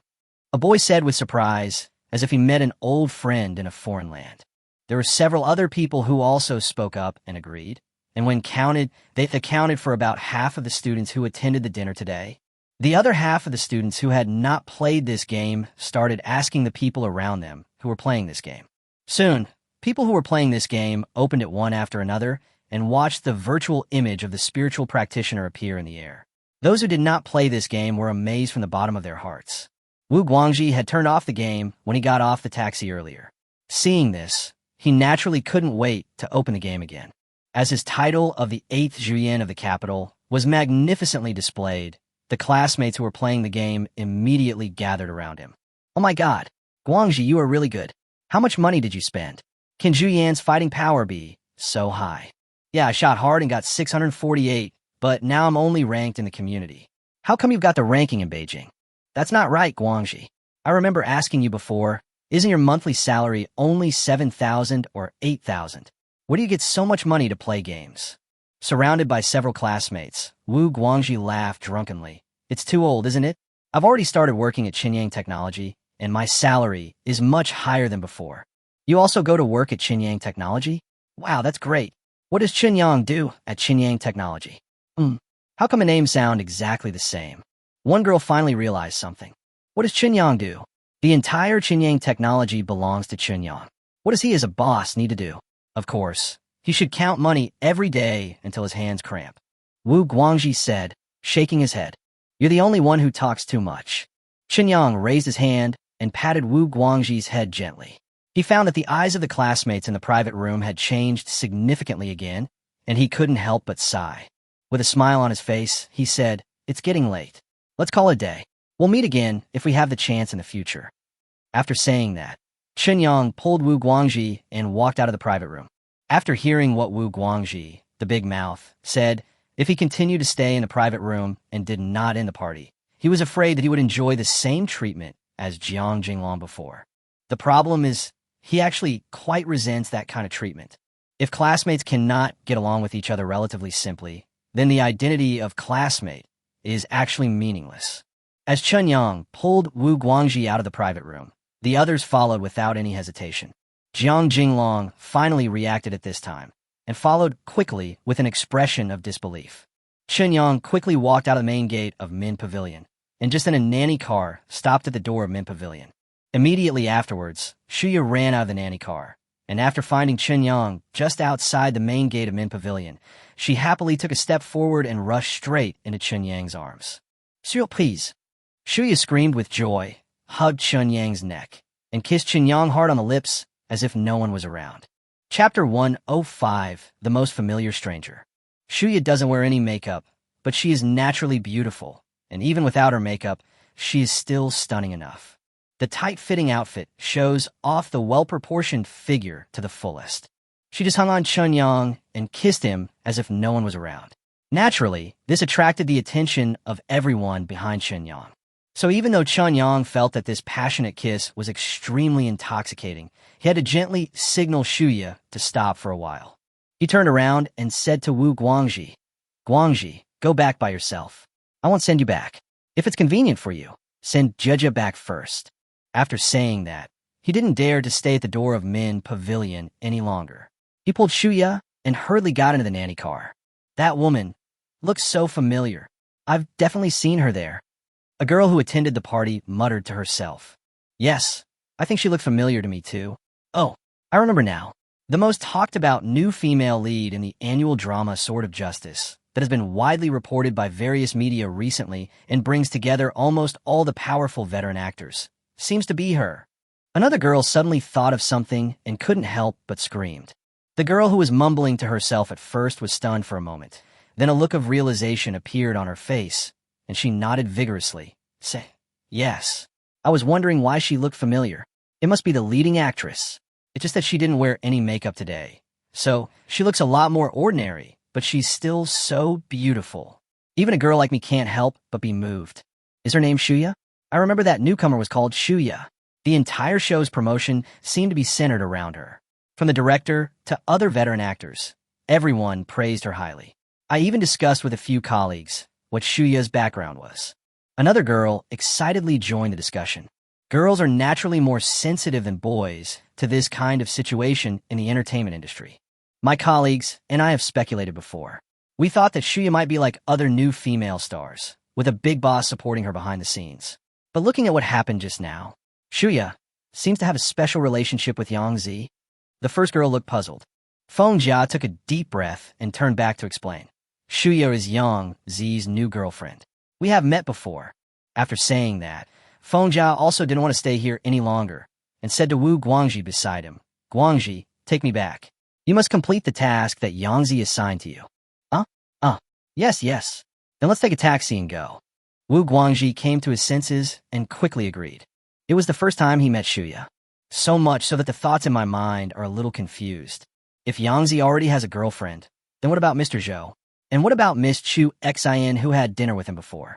TSK. Yoko's luck with women seems to be a bit excessive. While thinking about it, he stopped a taxi, said hello to other classmates, and left with Feng Jia. The others stood at the door of Min Pavilion, looking at each other, and for a moment they didn't know what to say. It was really because the shock Xinyang brought to them was too great and too intense. Yoko seems to have become a big shot. starting a company, and dating a female celebrity. Such things can actually happen to our classmate, and it's only been a few months since graduation. It's really unbelievable. After a long time, a girl smiled and spoke. Yeah, while I was in school, I didn't realize Yoko had this ability. Forget it. I'm leaving first. Let's get together next time. I have to go back and have a good rest. Another girl answered. Everyone agreed. Some took taxis, some went to the subway. Soon they scattered like birds and beasts. But everyone was basically thinking about the same question in their hearts, which was how to get closer to Chunyang by leveraging their classmate relationship. After a few months in society, they have come to realize that relationships and connections are far more important than abilities. Soon, Jiang Jinglong was the only one left at the door of Min Pavilion. Those students were so engrossed in thinking about Chunyang that no one noticed him when they left. Although he was ignored so thoroughly for the first time, Jiang Jinglong did not have any emotional ups and downs because he was also thinking about the issue of Chunyang. The unknown world was actually developed by Chunyang's company. This is really amazing. You know, during this period of time, his father's company has defined the unknown world as one of the most terrifying enemies. Because the mobile game market is so small, the emergence of every phenomenal mobile game is squeezing the living space of other mobile games. The amount of money people are willing to invest in games each month is basically fixed. After spending a certain amount of money in one game, it becomes difficult to continue investing money in other games at the same time. So for those small and medium-sized game companies, their living environment is actually very harsh. Once a national-level mobile game appears, their revenue will inevitably be greatly affected. After all, the game products of small and medium-sized game companies really don't have many loyal users. No, I have to go back and discuss it with my dad. I really didn't expect this. Otherwise, if I build a good relationship with Chunyang in advance, I can also take the opportunity to have a taste of the soup, right? Jiang Jinglong felt a little regretful, turned around, and left Min Pavilion in a hurry. Xiao Junkie was standing in her office on the top floor of Min Pavilion. After watching Chunyang and Shuya get into the nanny car, a thoughtful expression appeared on her face. Xin, isn't she having an affair with him? Then why is he willing to find a special medicine that can cure my illness just for Xin's request? Should we ask Xin? Does she know? Never mind. That woman seems to be a little celebrity. She dares to be so intimate with Chunyang in broad daylight. It's obvious that they are not afraid of their relationship being exposed. I won't be a gossiper.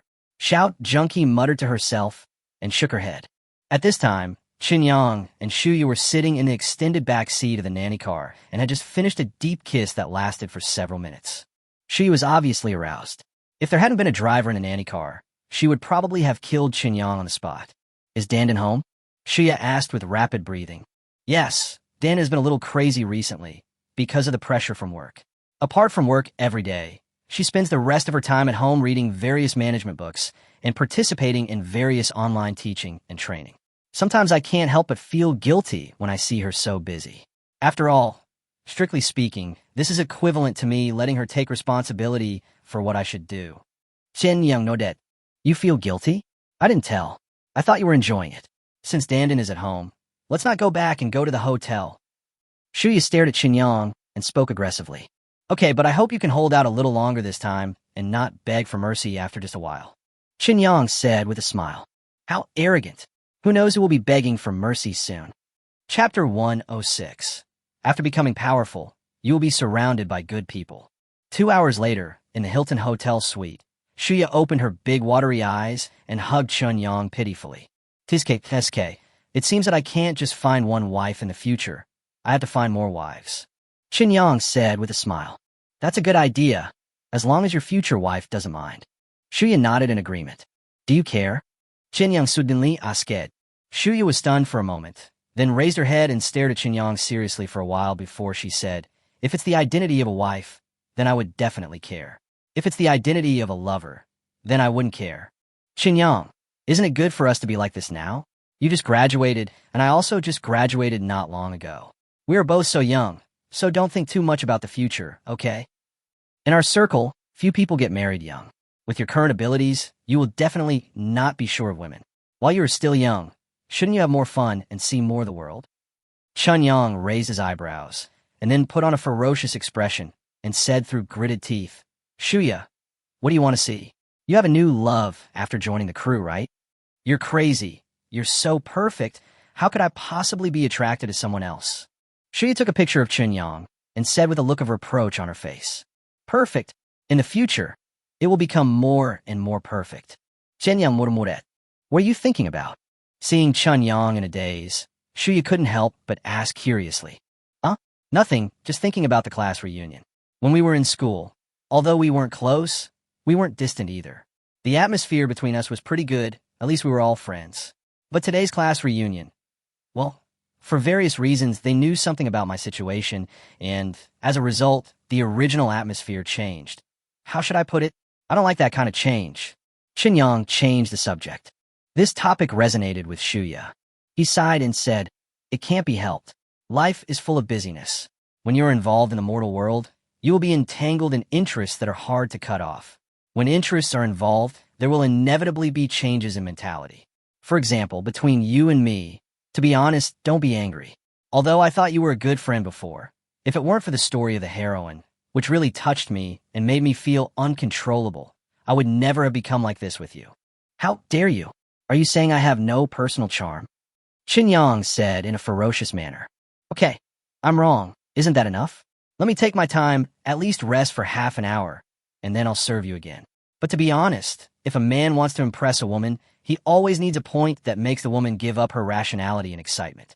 I like strong people. If you show me that you are truly strong, then I am willing to submit to you."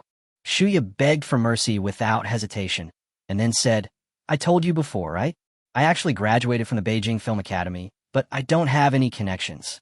The relationship between me and my classmates at school is actually very average, because in our school, those with good resources may start playing the leading female role in their freshman year.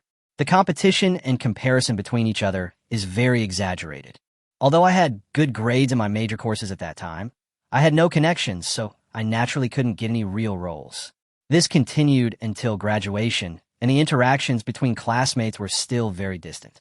Even after graduation, no classmates took the initiative to contact me.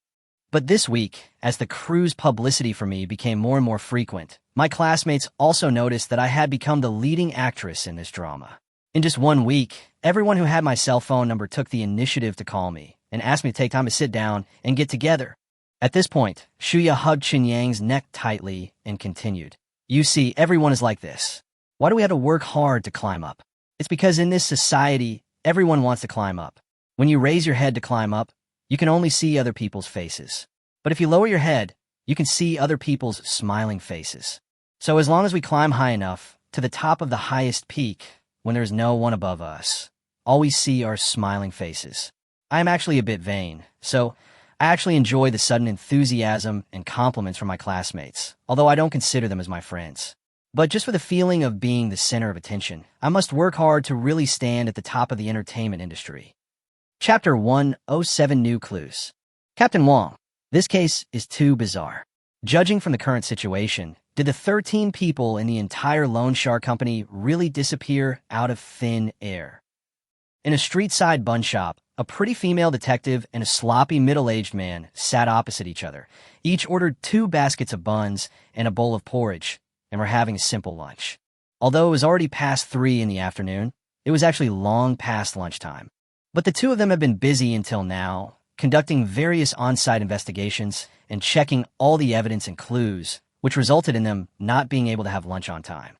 Xiao Shun, people can't disappear out of thin air, let alone these 13 people disappearing together. I originally thought that this loan shark company might have offended someone, so they ran away overnight. But now it seems that this idea is not realistic. The scruffy middle-aged man shook his head seriously and continued, 9 of the 13 people disappeared directly from their residences. The surveillance cameras in the community did not capture any images of them.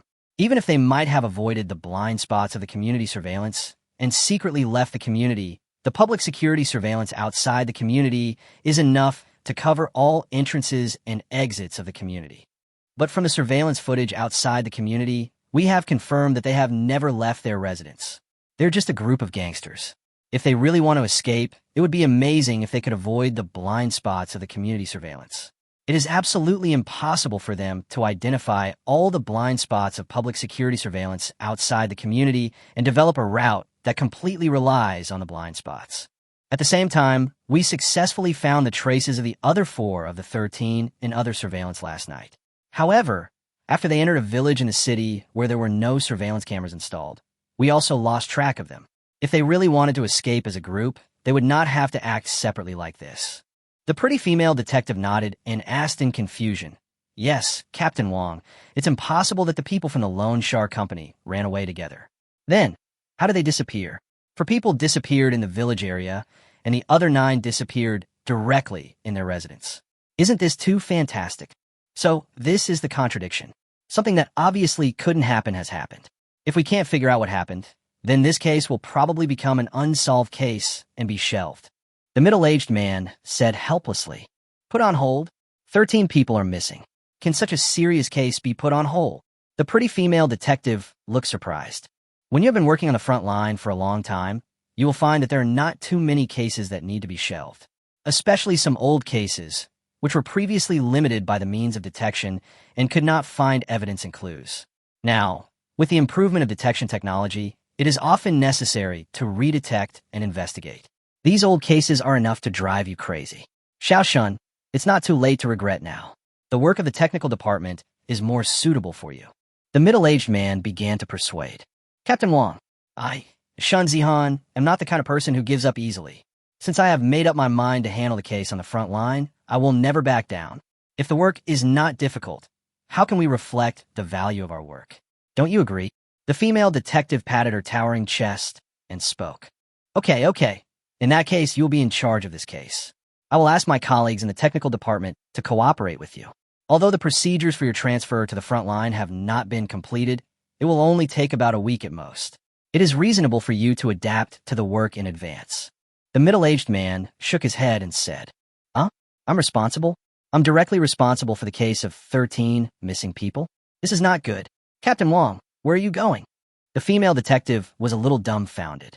Despite his enthusiasm and drive, the case before him looked like a difficult one that even an experienced person couldn't find any clues to. How could she, a newcomer who had just worked in the clerical department for 2 years, find a breakthrough? "I will naturally handle other cases. Our team still has several cases that have been pending this year and have not been solved yet. It is obvious that this case cannot be solved by just one team, so let's put it aside for now after we save and report the investigation results and various evidence. Unless the higher-ups take it seriously and allocate resources to set up a special task force. Otherwise, no matter how closely we follow up on this case, it will only be a waste of time and energy. It is better to use this time and energy on other cases." The middle-aged man sighed and said. The female detective was stunned for a moment, then angrily said, "Captain Wong, what you mean is that since the case can't be solved anyway, you can just hand it over to me and find something for me to do, right? Since there's just this case for me to handle, there's no need for me to take on other cases?"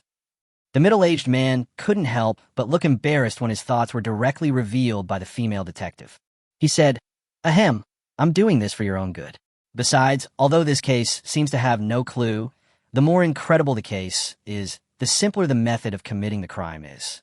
So as long as you don't think about it in a complicated way, you will find clues sooner or later. This is also a kind of training for you. You worked as a clerk for 2 years before. After all, you don't have much experience in handling cases.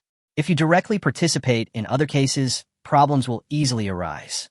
Relying on this case, you can get familiar with the process and understand all the links. This is a very good growth process. When you take over other cases in the future, you won't be so flustered." The female detective pouted and was about to say something when the middle-aged man's cell phone suddenly rang. He took out his cell phone and answered the call. In just a few seconds, the middle-aged man's face returned to its serious look. The middle-aged man hung up the phone after the person on the other end of the phone finished speaking. He looked at Shun Zihan in front of him and said, "There is a new situation. Colleagues in the technical department found that all the loan records of the Loan Shark Company have disappeared. The paper records were not found, and the computer hard drives were all formatted. So, this may be a new direction of investigation." The female detective's eyes lit up, and she said, "Could it be the person who took out the loan? I don't know. Even if this is possible, it can't explain how 13 living people disappeared in one night. No one can find the person alive or the body dead. Anyway, let's follow this clue first. Otherwise, I don't know what to investigate. From today on, you are fully responsible for this case. The middle-aged man ordered.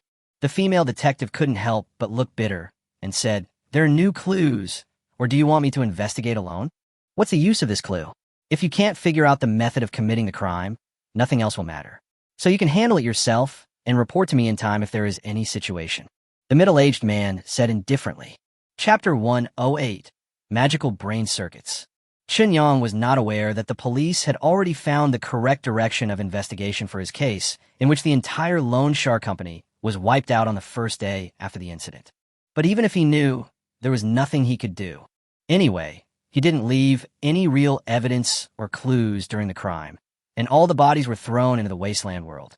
So no matter what the final investigation results are, those 13 people can only be considered missing. Shuya and I spent the entire afternoon fooling around in the hotel suite and even had dinner delivered directly to the room by the hotel waiter. Although Shuya is being promoted intensively by the crew during this period, she's just a newcomer after all. Before the show is officially aired, the only people who can pay attention to Shuya are basically those heavy fans of the entertainment industry. Therefore, Shuya herself does not have much news value at the moment, and no paparazzi will try to follow Shuya secretly. This made this private meeting between Chen Yang and Shuya go very smoothly and pleasantly. Of course, once the drama is finished and officially aired, if it becomes a hit, Shuya's treatment will definitely be different. When that time comes, it won't be so easy to express your youth freely like we do now. How long will your crew be filming in Beijing? Can I visit the set? After having dinner with Shuya and taking Shuya to take a bath, Chen Yang asked while helping Shuya to put clothes on. After a whole afternoon of hard work, Shuya was now completely exhausted. So naturally, Chen Yang had to serve her. No matter whether it was giving Shuya a bath or helping her put clothes on little by little, Chen Yang felt a special kind of pleasure in his heart. Such a flawless woman, yet she belongs to him completely. This sense of accomplishment and satisfaction is truly addictive. It will probably take about a month to shoot, right?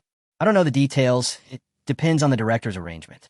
There are a lot of scenes in Beijing, so I think a month is the minimum. Of course you can visit the set, but you have to tell me in advance, otherwise the crew won't let you in. She said sweetly. So, are you going back with me tonight? Or are you going straight back to the crew? After putting on clothes, he started to put socks on Shuya. Of course I'm going back to the crew. Although we're filming in Beijing, the crew is actually stationed in the suburbs. If I go back home, I won't be able to catch up with the crew's start time every morning. If I get into the news of being a big shot in my first drama, will I still be in the industry in the future? Shuya smiled and continued. Don't worry, the crew will always have 2 days off a month. As long as I'm on vacation, I'll come back to accompany you. If you really can't wait, go visit the set. Visiting the set? Wouldn't this be known to the entire crew? Chen Yang was stunned and asked. It's okay. This industry is more chaotic than you think. And with my status, I was able to join the crew and play the leading female role. Although no one showed it to my face, everyone can guess that there must be a big shot behind me. It's just right that you go there. You can stop other people from thinking about it. You don't know, it's only been a short time since we started shooting, and there are already male actors trying to date me. It's really annoying. Shuya said with a pout. Someone dares to bother you? You are so bold. Don't worry, I will go and claim my sovereignty in a few days. Chen Yang frowned. It's not that serious. Everyone knows that I have a background, so no one dares to go too far. They're just trying to ask me out to see if I'm easy to date. After all, there are too many actresses in this industry who don't take this kind of thing seriously. Shuya kissed Chen Yang on the cheek and then said, Okay, don't be angry. Put on your shoes and socks quickly. I have to go. After sending Shuya out of the suite, Chen Yang went to the front desk to get back the deposit.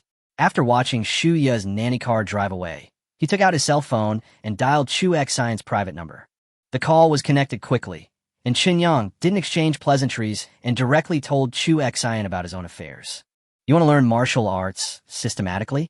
What's the point? If you're worried about safety, just hire a few bodyguards. The security situation in our country is the best in the world. Having a few bodyguards is enough to ensure that nothing will happen to you. If you're worried about the level of the bodyguards, I can contact the military for you and select reliable ones from the retired special forces. Chu Xian felt very confused about Chen Yang's request. It's normal to worry about personal safety after becoming rich. But the solution he thought of was not to hire a bodyguard, but to learn some fighting skills, which is very abnormal. What's your train of thought, honey? It's better to rely on yourself than on others. Don't worry. I'm not doing this on a whim. I really need to learn systematic martial arts. Not the kind of competitive sports type of fighting, but real combat skills and killing techniques. Do you know anyone who is relevant?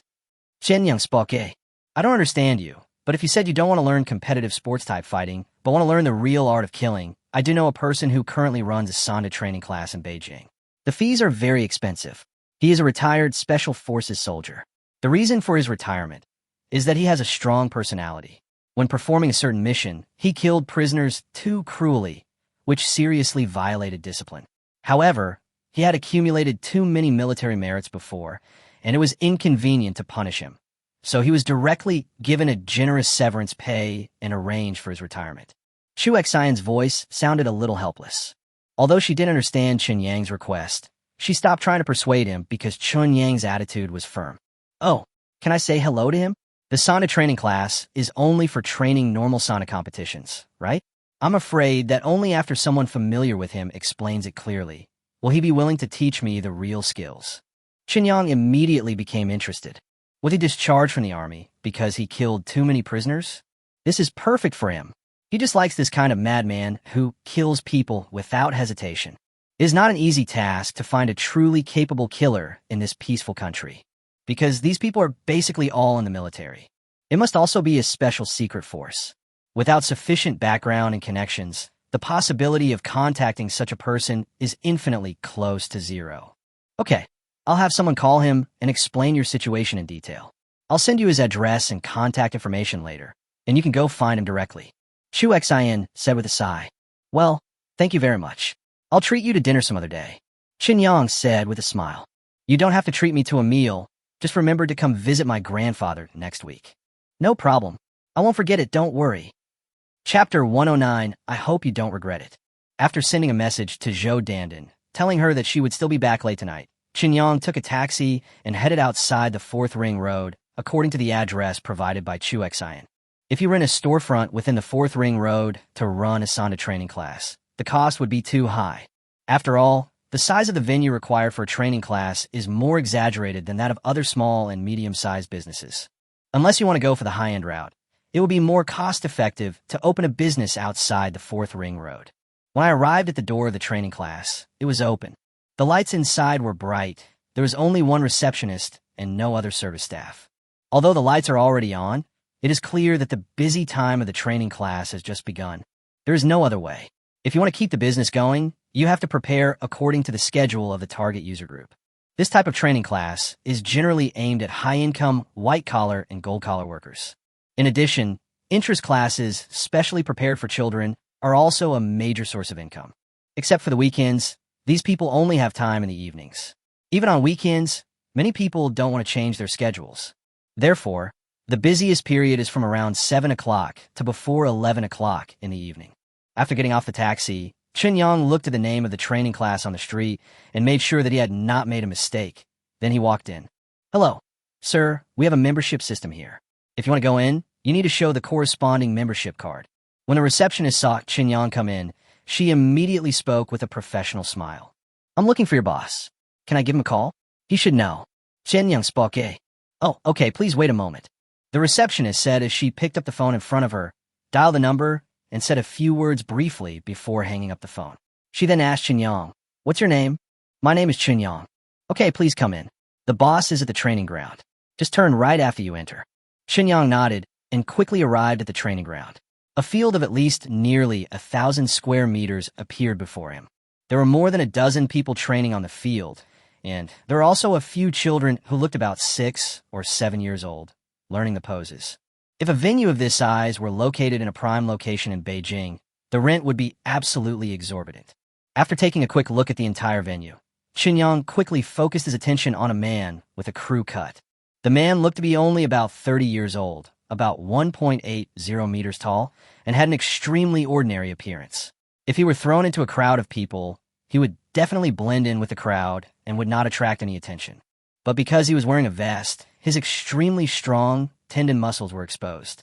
The reason why Yang was attracted by the man with a crew cut was because among all the people in the entire training ground, only the man with a crew cut gave him a sense of danger. His keen perception after the 4th level enhancement was enough to allow him to react to similar situations in advance. At the same time, the man with a crew cut seemed to have noticed Yang's gaze. He suddenly turned his head and met Yang's eyes. The next second, Yang noticed that the man with the crew cut's expression changed slightly, and his muscles tensed up imperceptibly.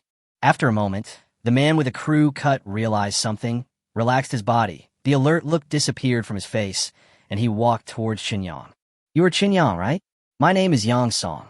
The man with a crew cut came in front of Yang. With a stern expression, he stretched out his right hand towards Yang and introduced himself. "Hello, nice to meet you. You should already know why I'm here, so I'll have to trouble you next." Yang reached out and shook hands with Yang Song. Then he discovered that Yang Song deliberately wanted to test his grip strength. This is really a joke. A 4th level enhanced body has actually exceeded the limits of a normal human body in every aspect. He simply didn't know any fighting skills, so he couldn't bring out the enhanced level of his body perfectly in battle. But if it is a pure competition of strength, how could a normal human being be his opponent? So as Yang Song increased his strength, Yang also shook his hand back. Soon, an expression of great surprise appeared on Yang Song's face. The surprise on Yang's face was no less than Yang Song's. "My goodness, this guy is not a normal human being at all?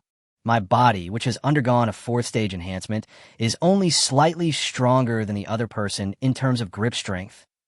Even though he could feel that he had a slight advantage, this slight advantage was not enough to make the opponent admit defeat in a contest of grip strength. "This is unbelievable. I'll count to 1, 2, 3, and we'll let go together. How about that?" Yang Song said with admiration. Yang nodded, listened to Yang Song count to 3, and then he let go of his strength. The two men loosened their hands, both of which were pinched red by the other. After moving their wrists, Yang Song said, "Even in the army, my grip strength is one of the best. You, a young man who looks so weak, can actually surpass me in grip strength. I am really speechless. I've been born with supernatural power since I was a child, but I don't know how to use this power, so I want to learn real fighting skills from you." Yang made up nonsense. "You've already killed a lot of people. Why do you still want to learn the art of killing?" Yang Song asked with narrowed eyes. Yang's body suddenly tensed up. Yang was not mentally prepared at all for the fact that Yang Song could actually tell that he had killed someone. "Don't be nervous. Ordinary people can't tell that you've killed someone. It's just that I've killed many people, so I'm naturally more sensitive to the aura of my own kind. And your last murder should have happened in the past 2 days, right? Otherwise, that evil aura should have dissipated." A smile appeared on Yang Song's stern face. Yang was even more shocked. He could even tell that his last murder happened in the past 2 days. "Are you born in the year of the dog?" "Ahem. Let's talk about something meaningful. I really don't know how to use my body strength, so I need to learn combat skills. Not competitive sports, but real combat, real fighting skills, so I found a friend, and then my friend introduced you.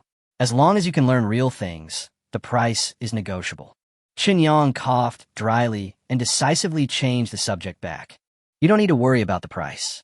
Your friend has already paid for you. But I need to confirm with you in advance. Do you really want to learn the art of fighting, and not competitive sports? I need to remind you that learning real fighting skills will be very painful. It is far from the high-intensity training of competitive sports." Yang Song spoke up. "I'm sure certain. Yang nodded vigorously. Well, I hope you won't regret it." Chapter 110, What kind of monster is this? Of course, Yang will not regret it.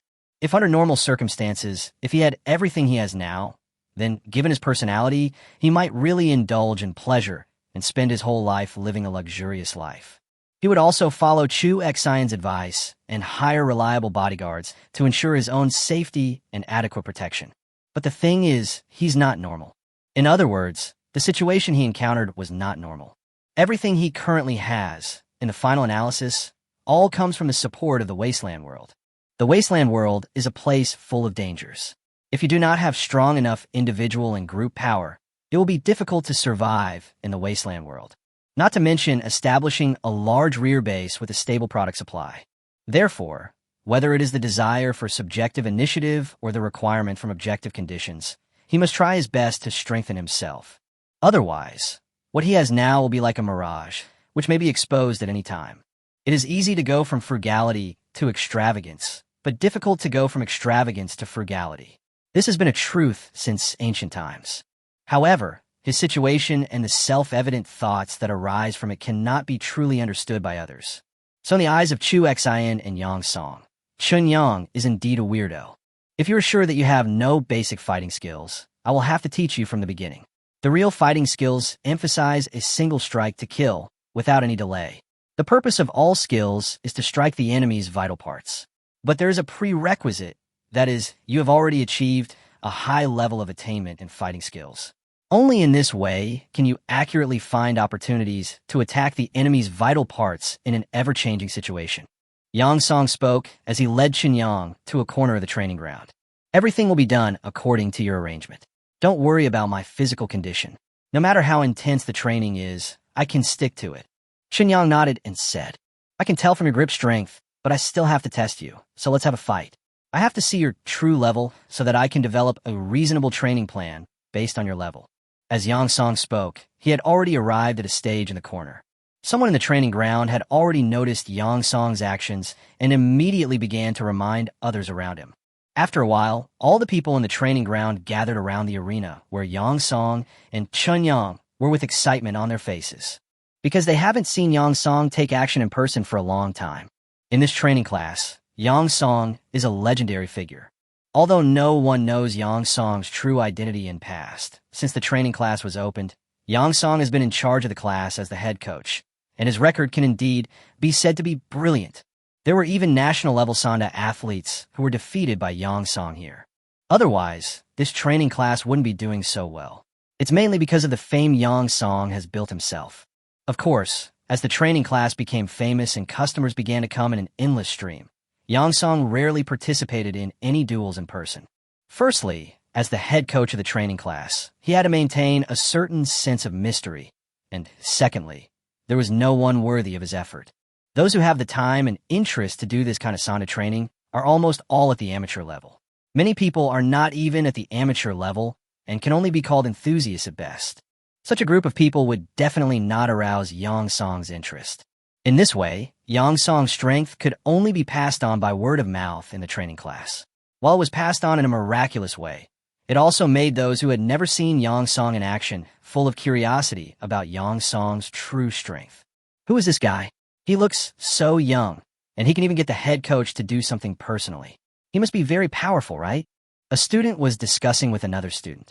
I've always heard you brag about how great our head coach is, but this is the first time I've seen him show any intention of taking action. We'll know right away if he's really exaggerating, as you say. The other student curled his lips and said with a doubtful look on his face, TSK Tisk, there's nothing to lie to you about this. I was there when the head coach defeated the national team's Sanda Master. The two were not at the same level at all. In front of the head coach, the national team Sanda Master had basically no power to fight back and was beaten from beginning to end. Later, the Sanda Master even trained with the head coach for a period of time. It's just that there were very few students in the training class at that time, so not many people knew about this. Before the student finished speaking, Chun Yang and Yang Song on the ring had already started fighting. The dull sound of flesh colliding suddenly excited the onlookers, because the fight between Yang Song and Chun Yang looked quite spectacular. Yang Song did not hold back too much. After testing Chun Yang's grip strength and finding that he was actually at a disadvantage, Yang Song put away all his contempt for Chun Yang. Although Chun Yang stated that he wanted to learn combat skills, he still had reservations about this. A guy who obviously just killed a lot of people says he doesn't know how to fight? Who believes it? Anyone who believes it is an idiot. He must find out Chun Yang's true situation, otherwise, there is no way to tailor training content for Chun Yang. But as he fought with Chun Yang, Yang Song was shocked to find that the other party did not lie to him. The other party really did not know how to fight at all. But even so, relying solely on his strong physical advantage, the opponent was able to barely maneuver under his constant attacks. It turned out that the opponent was not only stronger than him in strength, but also in speed, reaction ability, body coordination, and the ability of the muscles to withstand blows. Everything was superior to him. This discovery somewhat overturned Yang Song's 3 views. What kind of monster is this? At this time, Chun Yang was in a similar mood. The third level enhancement is basically the maximum strength that the human body can normally achieve, so the body after the fourth level enhancement naturally exceeds the limit of the human body. In fact, during the fight, Chun Yang could also feel that if it was just a physical contest, Yang Song was definitely not his opponent. But even under such conditions, Yang Song easily suppressed him with his accurate use of combat skills. The pressure Yang Song put on him during the fight was so great that it was even greater than that of the fifth level enhanced man in Grey Rat Town. The problem is, Yang Song can't inject any strengthening drugs. I've cheated, but the gap is still so big. What kind of monster is this? Chapter 1, 11 Your opinion shall prevail. The two men, who lamented that the other was a monster, did not let the sparring last too long. Yang Song's purpose was just to find out the true situation of Chun Yang. Facing Yang Song's attack, Chun Yang could only defend himself. Therefore, when Yang Song planned to stop the sparring, Chun Yang had no ability to change. As the two separated on the ring, the onlookers immediately began to applaud and cheer excitedly. Because in the battle just now, the two people's reaction speed to each other was so fast that it even exceeded the visual capture ability of normal people. The crowd often couldn't see clearly what was happening between the two people and could only see a series of afterimages, which added a sense of mystery to the normal confrontation between the two people. It was precisely because of this sense of mystery that the crowd of onlookers did not realize that Chun Yang was completely suppressed by Yang Song. In their eyes, the competition between Chun Yang and Yang Song was definitely an evenly matched one. Although it's hard to understand, what you said is indeed the truth. Don't worry, I will develop a special training plan for you based on your characteristics. If everything goes well, it will only take about a year, and I should not be your opponent.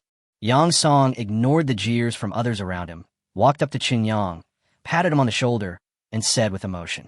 Chun Yang nodded without refutation of Yang Song's statement. Although he knew very well that as the quality of the strengthening potions became higher and higher, even if he could not learn any skills, he would be able to easily defeat Yang Song in a one-on-one fight simply by relying on his overall physical superiority. And this period of time cannot be as long as a year. Judging from the fighting ability that Yang Song had just demonstrated, Chun Yang was sure that even if he completed the injection of the fifth level strengthening potion, he would still not be Yang Song's opponent. Because Yang Song did not use any killing means during the battle just now. For a murderer, if he does not use the means of killing, even if he tries his best, he cannot exert his full fighting power. Based on this inference, Yang Song's fighting ability is truly shocking. This guy has made his body strength comparable to that of a third-level enhanced human simply by training. This level can almost be said to be the limit of what the human body can achieve through acquired training. Combined with his unparalleled combat skills and killing experience, Chun Yang estimated that he would have to complete the injection of the sixth-order strengthening potion before he could fight Yang Song. Even an injection of seventh-level strengthening potion is needed. Who knows? Are you sure you don't want to learn any kind of competitive sports fighting? To be honest, your physical talent is the strongest I've ever seen. As long as your learning ability reaches the level of an ordinary person, then no matter what kind of competitive sports fighting you learn, you will definitely be able to easily win the world championship. Yang Song waved his hand, signaling the onlookers to disperse and resume their normal training. Then he pulled Chun Yang toward the office and spoke in a low voice. I'm not interested in these.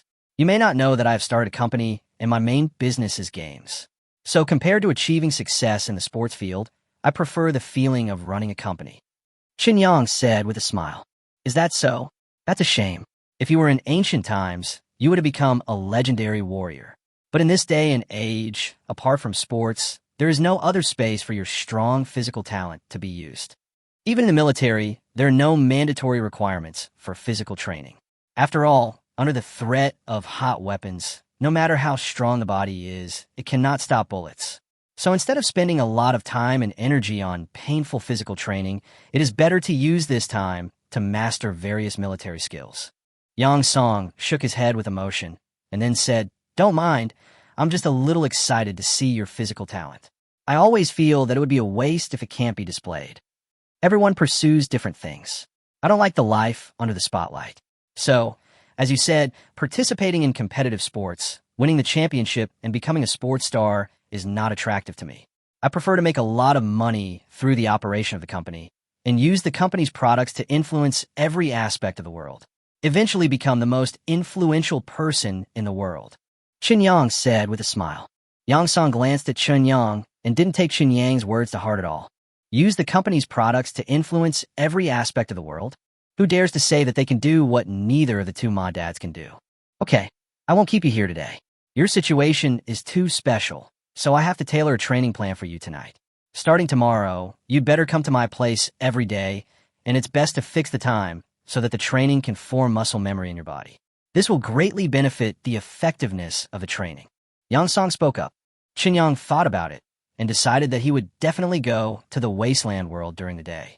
After all, the Dawn base was in a state of disrepair. Although they had taken over Gray Rat Town, there was still a medium-sized settlement not far away that was eyeing them covetously. Once the peculiarities of the Dawn base are discovered, that medium-sized settlement might develop the desire to forcibly occupy the Dawn base, just like the Gray Squirrel Town did. Besides, the original ruling power of Gray Rat Town seemed to be the peripheral power of that medium-sized settlement. He led his men to wipe out the other party. It was impossible for that medium-sized settlement to have no reaction at all, no matter how you look at it. Unless there is something to do, he must stay in the wasteland world during the day to ensure the normal and orderly development of the Dawn base. Only after the Dawn base is completely established and everything is on track can he relax his supervision of the wasteland world. In addition to the wasteland world, he also has to take some time to show up at the company from time to time. So, in this way, he can only come here regularly at night to learn fighting skills. How about I come over at 8 o'clock every night? What is your training plan? How long does it usually take to complete training every day? Chen Yang asked. Come over at 7 p.m. every night. The training plans I make for others are basically 1 to an hour and a half long, but you are different. You are too special, and your physical talent is too terrifying. The amount of training that a normal person would receive is at most a warm-up for you, so I plan to increase the intensity of your training while extending your training time. Let's tentatively set it at 4 hours, from 7 p.m. to 11 p.m. every night, and adjust the training plan at any time based on your performance. Yang Song suggested. No problem. You are a professional. Your opinion shall prevail. Chen Yang nodded and agreed. Chapter 112. Equipment arrived. When I returned to my residence, Zhou Dandan was still awake. Some sounds could be faintly heard from the bedroom. It should be Zhou Dandan taking an online class. During this period, Zhou Dandan's sleep time was greatly compressed. On average, she could only sleep about 6 hours a day, which really made Chen Yang feel a little guilty. Of course, no matter how guilty he felt, it was absolutely impossible for him to help Zhou Dandan share the work. As a person, you must have bottom lines and principles. If you say you want to be a hands-off boss, you must be a real hands-off boss. Although it was late, Chen Yang was quite energetic. The injection of strengthening drugs gradually reduced his need for sleep. When he injected the first-level strengthening potion before, the corresponding reduction was not obvious. But when he injected the third-level strengthening potion, Chen Yang had already noticed the reduced sleep need. By now, the digestion of the fourth-level strengthening potion has increased day by day, and he only needs to sleep 6 hours a day, just like Zhou Dandan. But the difference is that Zhou Dandan has to sleep for 6 hours, and she still needs to take a nap at noon to make up for the lack of sleep. But 6 hours of sleep was more than enough for him, and he felt full of energy. I don't know if as the injection level of the strengthening potion gets higher and higher, in the end, will there be no need to sleep to let the body rest and reorganize? If that is the case, doesn't it mean that you have gained 1/3 more lifespan for nothing? I feel a little excited when I think about it. Lying in bed, I always feel like I have forgotten something. But he couldn't remember it for a while, and he was leisurely scrolling through his phone while thinking about it. It was not until about 2 o'clock in the morning that Chen Yang fell into a deep sleep.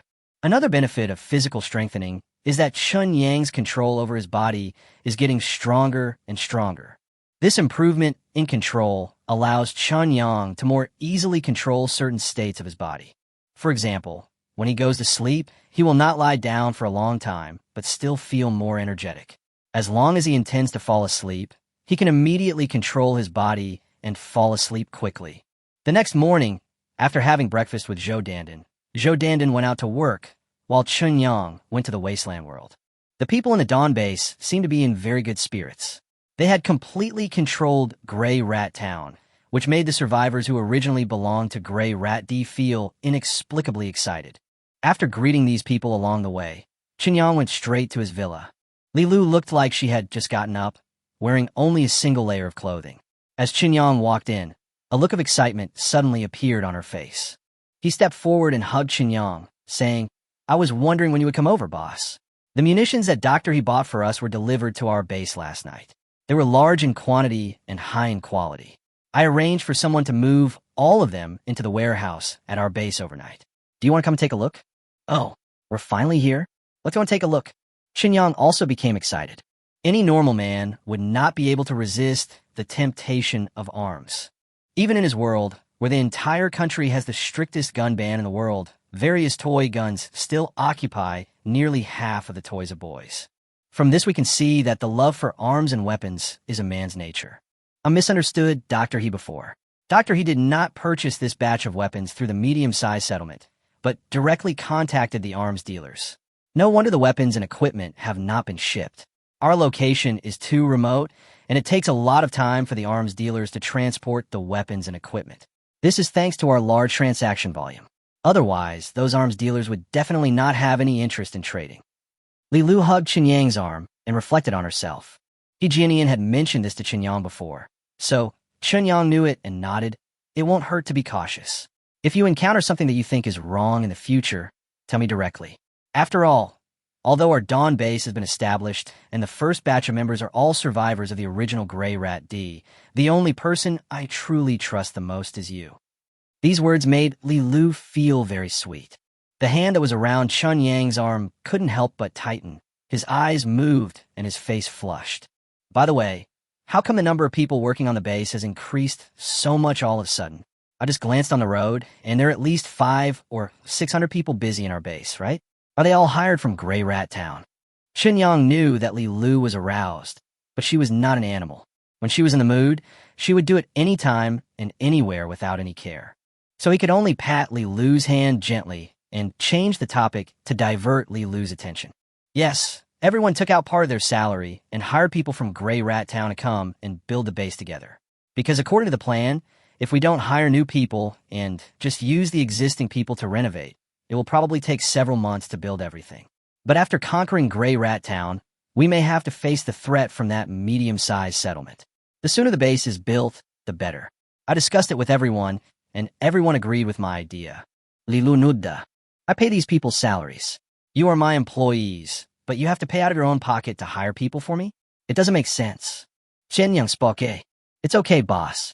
After we take over Grey Rat Town, everyone will get an extra month's salary as a bonus.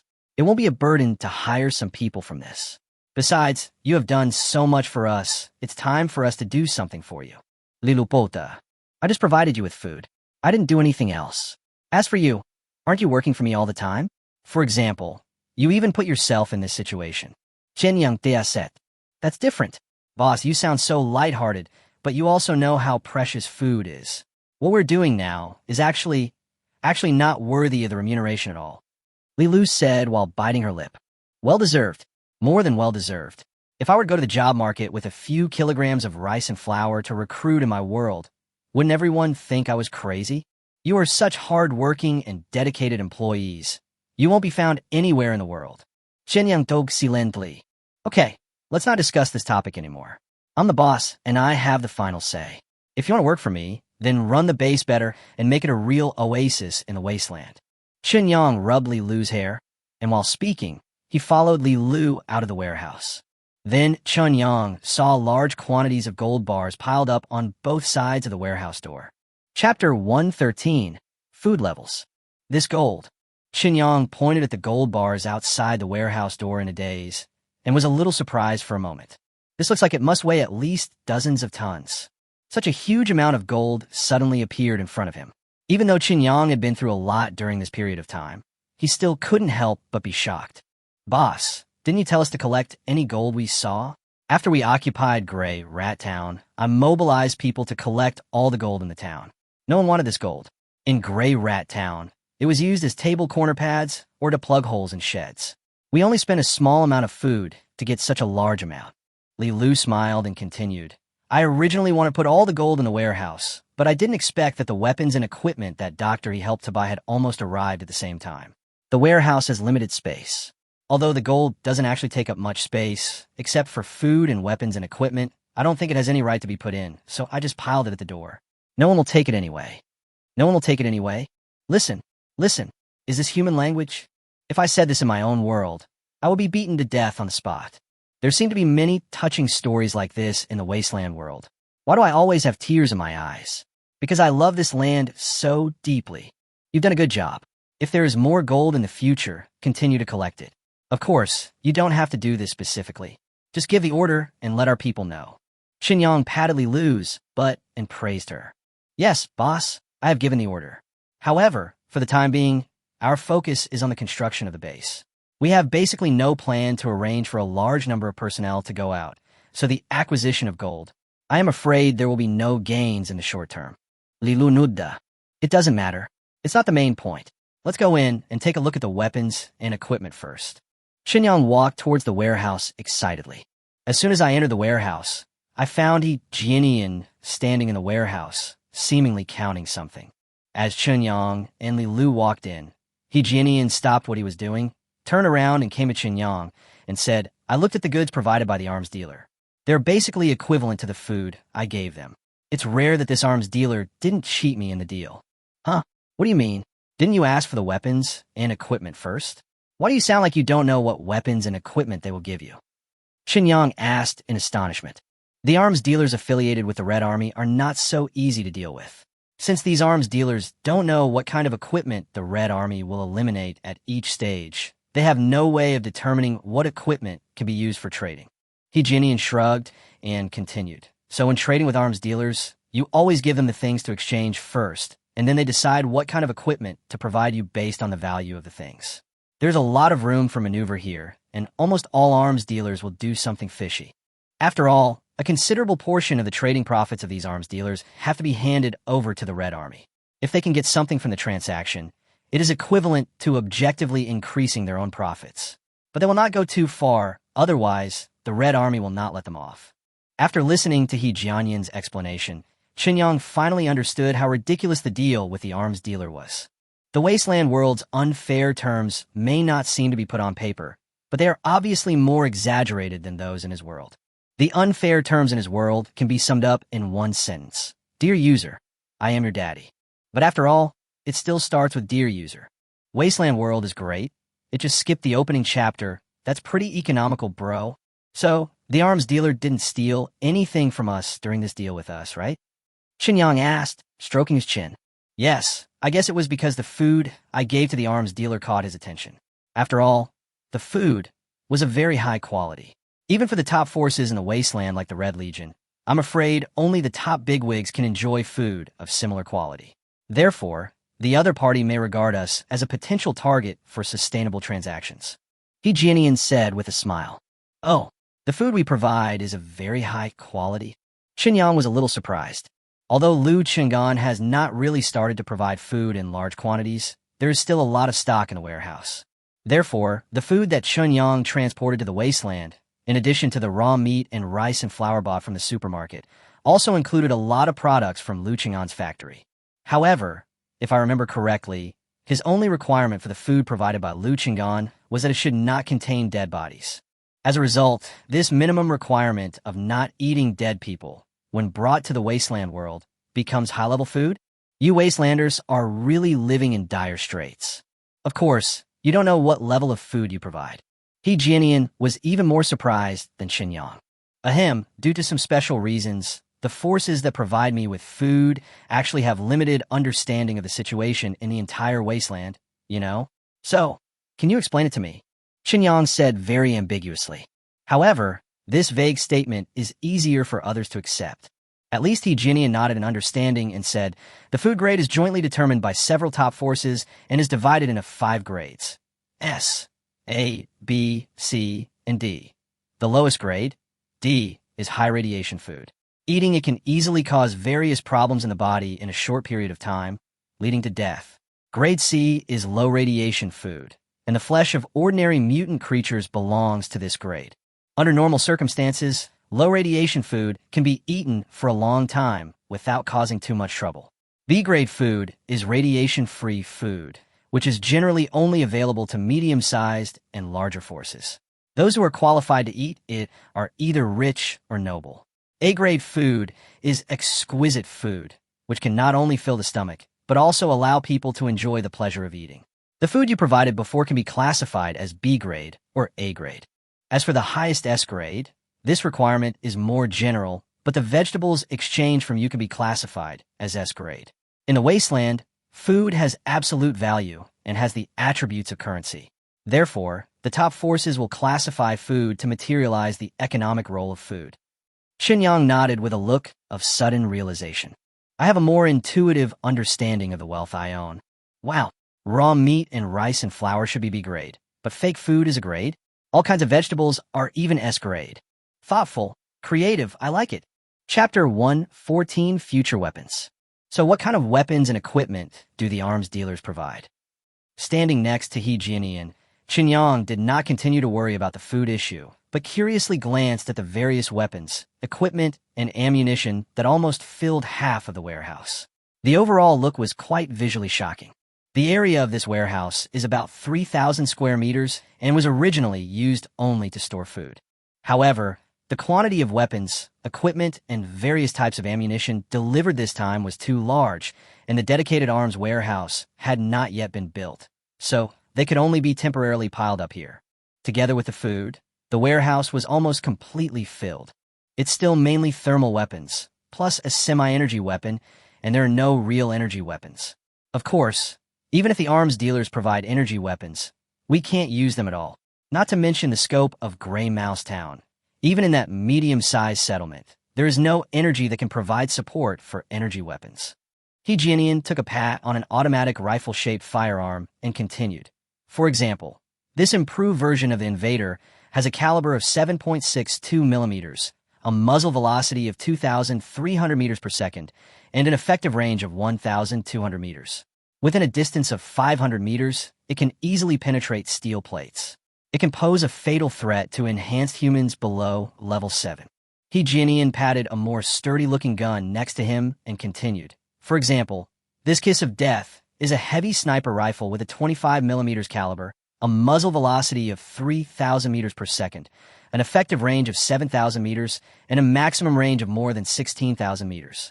However, due to the extremely high recoil, it can only be used by a level 3 enhancer or above. Ordinary people who want to use it must be equipped with a mechanical exoskeleton. The bullet is so powerful that once it is locked and aimed, it can kill a level 9 enhancer within a kilometer. But the two things I mentioned are absolutely high-end goods among the weapons and equipment delivered this time. A total of 2 Death Kiss were delivered, and only 5 Invader improved models were delivered. At the same time, 10 mechanical exoskeletons were also delivered. The rest of the thermal weapons are just some ordinary low-end goods for individual soldiers. Those weapons are plentiful, but their power is limited. They basically cannot pose any threat to enhanced humans above level 6. The arms dealer's ability to deliver Death's Kiss and the improved Invader is a great display of sincerity. You know, even among large forces, these weapons are still regulated items. Xinyang knew basically nothing about firearms. Although I liked all kinds of toy guns when I was a child, when I grew up, I found that there's so many things in the world that are more fun than toys. Therefore, his attention was easily diverted, and he no longer paid much attention to any information related to weapons. Now, listening to He Jianian's explanation, of course he just listened to what He Jianian said, and then he felt it was impressive. All the weapons combined can directly arm an infantry battalion of about 500 people. But if you want to form sufficient combat power, I personally suggest that it is best to arm about 100 people first, because weapons and ammunition need to have a safe inventory. We can't trade with arms dealers too frequently.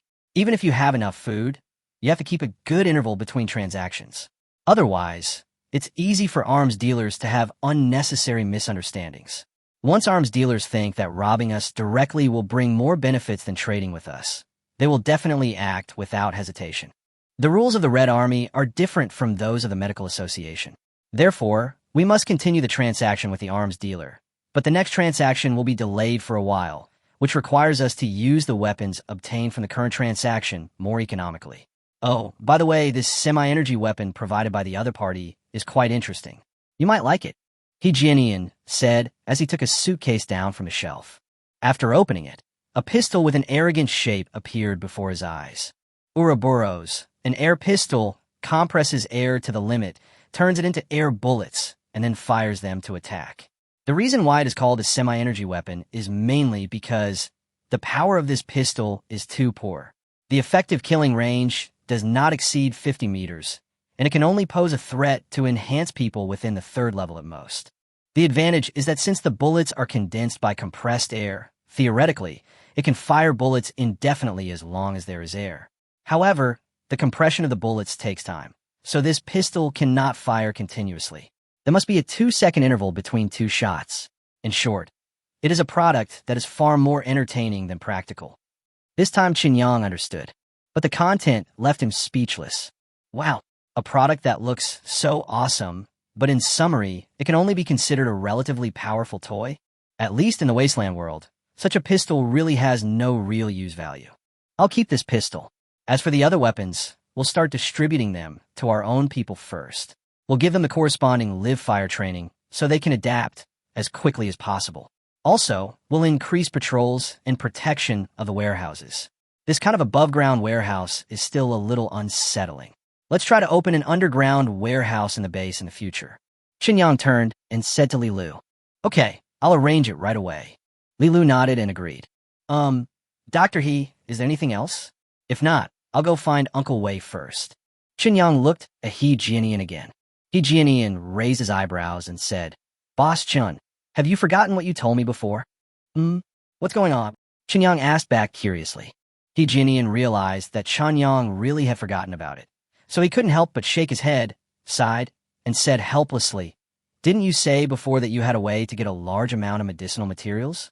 You also took the list of the types of medicinal materials you needed from me. So, where are the medicinal materials?" Qinyang was stunned for a moment. Then he reached out and patted his head. "Did I think I forgot something before?"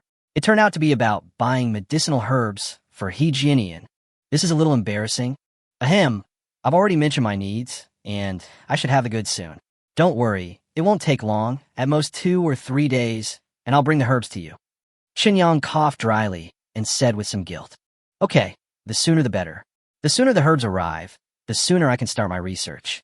When I heard you say that you could get a lot of raw materials, I changed my original research plan. Now everything is ready, except for the east wind." He Jianian nodded and said, "Chapter 115 is perfect." After leaving the warehouse in a somewhat embarrassed manner, Qinyang took Li Lu to Wei Tongfang's workplace. The original sheds have all been demolished, and the office location for Wei Tongfang and several technicians is a newly built 3-story flat. As the number of people is still small, only a corner of the first floor of the building is currently in use, and most of the area is still idle. According to previous plans, if these 3 floors were all allocated and filled with ordinary office partitions like a normal company, the entire building should be able to accommodate 700 people working together at the same time. This is the capacity achieved under the premise of reserving sufficient entertainment and rest areas. When Qinyang and Li Lu arrived at Wei Tongfang's workplace, they saw Wei Tongfang lecturing several people. As Qinyang and Li Lu walked in, Wei Tongfang immediately stopped talking and walked quickly toward Qinyang. "Boss, we found a few people who understand hardware from Grey Mouse Town and reviewed their qualifications. There are no major problems with them. They are indeed elite hardware talents before the cataclysm," Wei Tongfang said with a smile.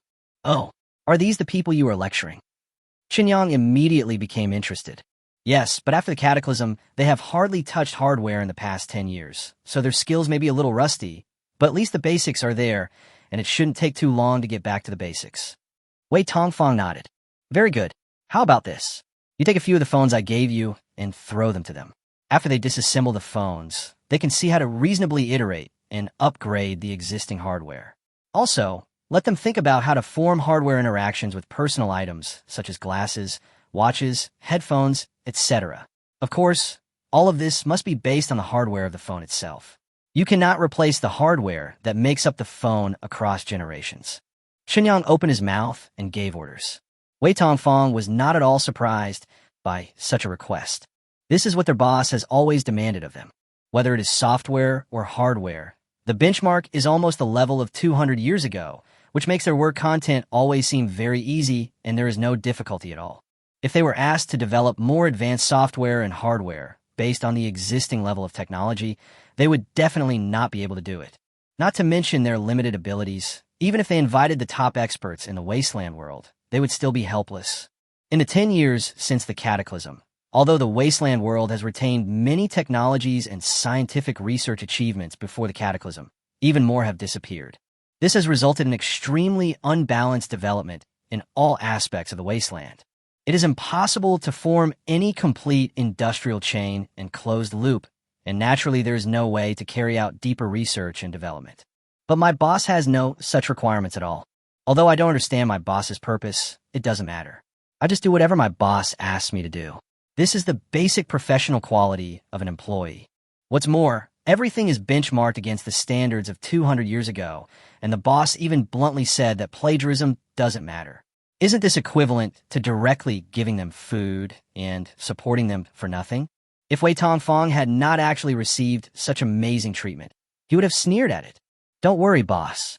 I have already explained the general situation to them. These people feel very lucky to be selected to work for you. They will definitely complete the tasks assigned by you conscientiously. Otherwise, if they are fired for poor performance, they will have no place to cry. Wei Tongfang patted his chest and assured, "Okay, you're fully responsible here. I only care about the results. Have you finished the standalone game I asked you to make?" "Chen Asket. It's done. Just like before, I put it in a portable storage device for you. One of my brothers was bored and made a player. I put it in there for you," Wei Tongfang said with a smile. "Player? Is there anything special about it?" Chen Asket curiously. "It's nothing special. He just saw that the players mentioned in the information you provided were too poor, so he made a new one. It can basically decode video files of any format, and it has its own translation library. During the playback of any video, the player can directly perform real-time text translation. In addition, the player also provides a network search function. As long as you connect to the internet and enter the corresponding movie title, the player will automatically search for relevant resources on the internet and play it online," Wei Tongfang said casually. Obviously, he didn't take this player seriously. Chen Yang was stunned after hearing this. Wow, this is a magic weapon. Real-time text translation? Instant playback of web searches? These two functions combined. For many straight men, it's simply irresistible. Those love movies from the island country will shine brightly, right? However, this function is somewhat borderline, so you should be careful. It must be released, but forget about the publicity, to avoid being targeted and charged with disseminating obscene materials. Well, otherwise, just turn off the upload function and let the player only serve as a medium. As long as the hosting server does not have much restricted content, there shouldn't be much of a problem. After all, there is Chu Xen, right? With the Chu family as big as a mountain standing behind him, even if he only makes a player, the Chu family can still cover it. Shenyang didn't stay with Wei Tongfang for too long. After casually assigning new tasks to Wei Tongfang and others, he took Li Lu away. The requirements of a new task are very simple. Make a large-scale PC online game. To meet the graphics quality requirements of 3A level and above, the configuration must be optimized to the point where ordinary computers can run it without any lag. This is a very simple thing for Wei Tongfang and others. The only difficulty and time-consuming part is choosing the right game to copy. After all, the core supporting large-scale PC online games is often not the game's plot, but the game's gameplay. Therefore, when choosing a suitable game to copy, one must also start from this aspect. As for the plot, of course it has to be copied from those games that are famous for their plots. The combination of the two is perfect. Chapter 116 Confession. There's something I've always wanted to tell you, but I never found the right opportunity.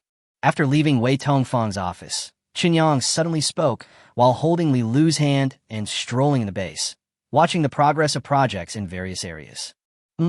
What's up?" Li Lu asked curiously. About the power behind me. It's been quite a while since we met, and you must have discovered a lot of strange things, but you never asked me about it." After hesitating for a moment, Chen Yang spoke firmly. He had been struggling with the question of being honest with Li Lu to a certain extent in the past few days. The passage of time in the two worlds was completely synchronized, making it impossible for him to take care of both at the same time. Every time we come to the wasteland world, We transport a large amount of various foods, which cannot be explained by common sense. It is impossible for Li Lu to not have doubts about this. There are too many loopholes in her previous excuses. Although it seems that it is not impossible to continue to fool around like this.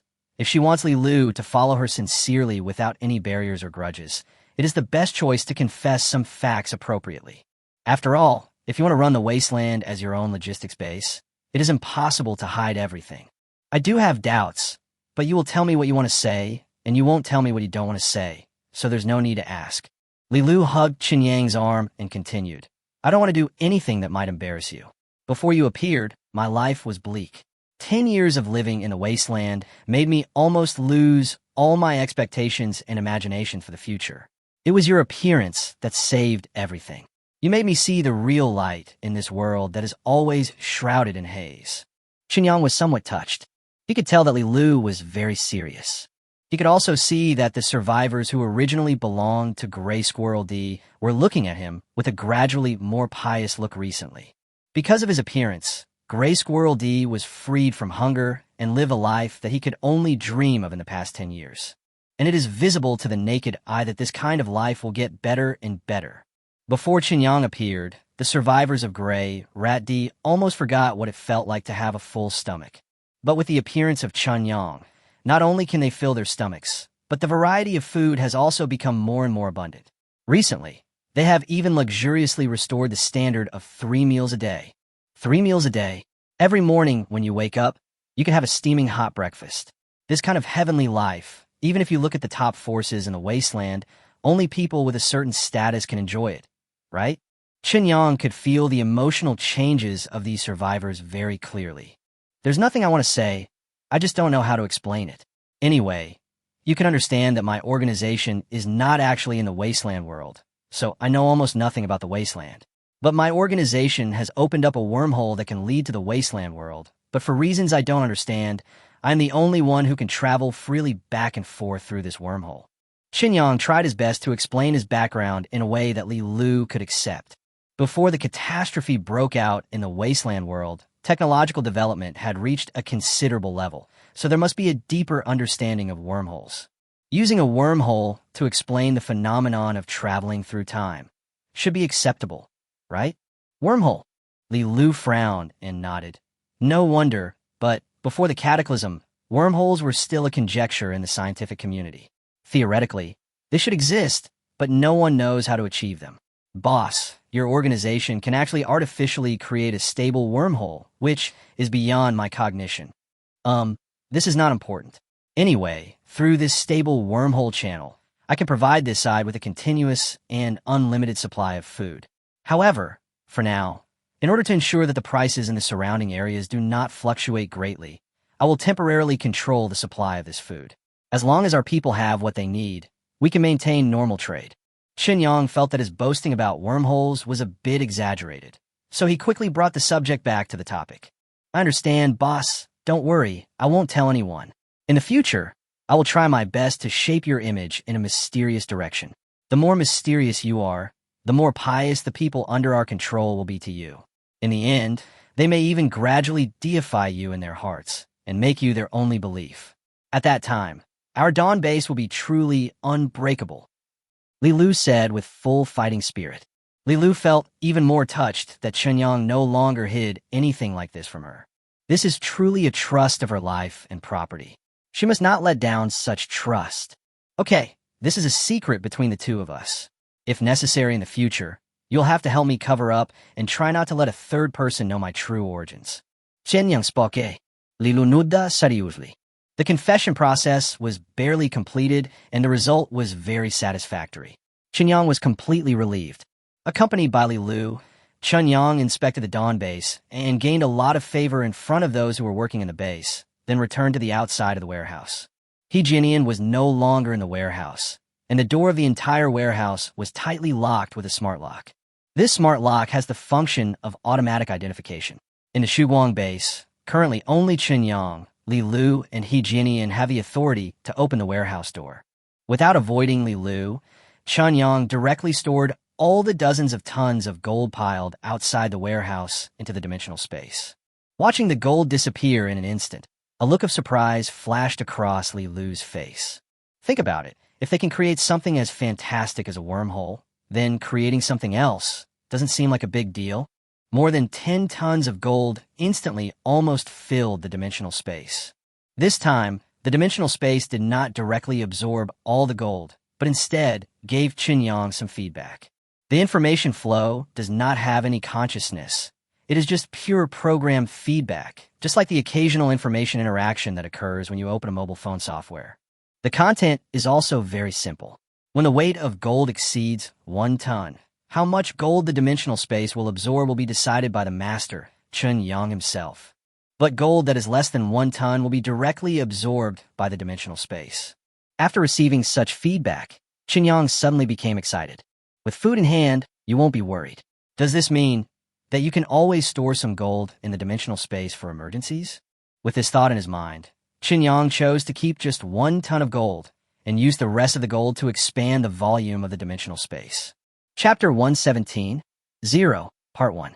At the same time, when Qinyang was feeling extremely happy in the north of the continent, thousands of miles away from the Dawn Base, an event that could affect the entire wasteland was happening. This is a world of ice and snow. As the catastrophe broke out, countless radioactive dust rushed into the sky and condensed in the planet's atmosphere, lingering for years. As a result, sunlight was unable to penetrate the atmosphere and directly shine on the surface, causing the average temperature of the planet's surface to drop sharply.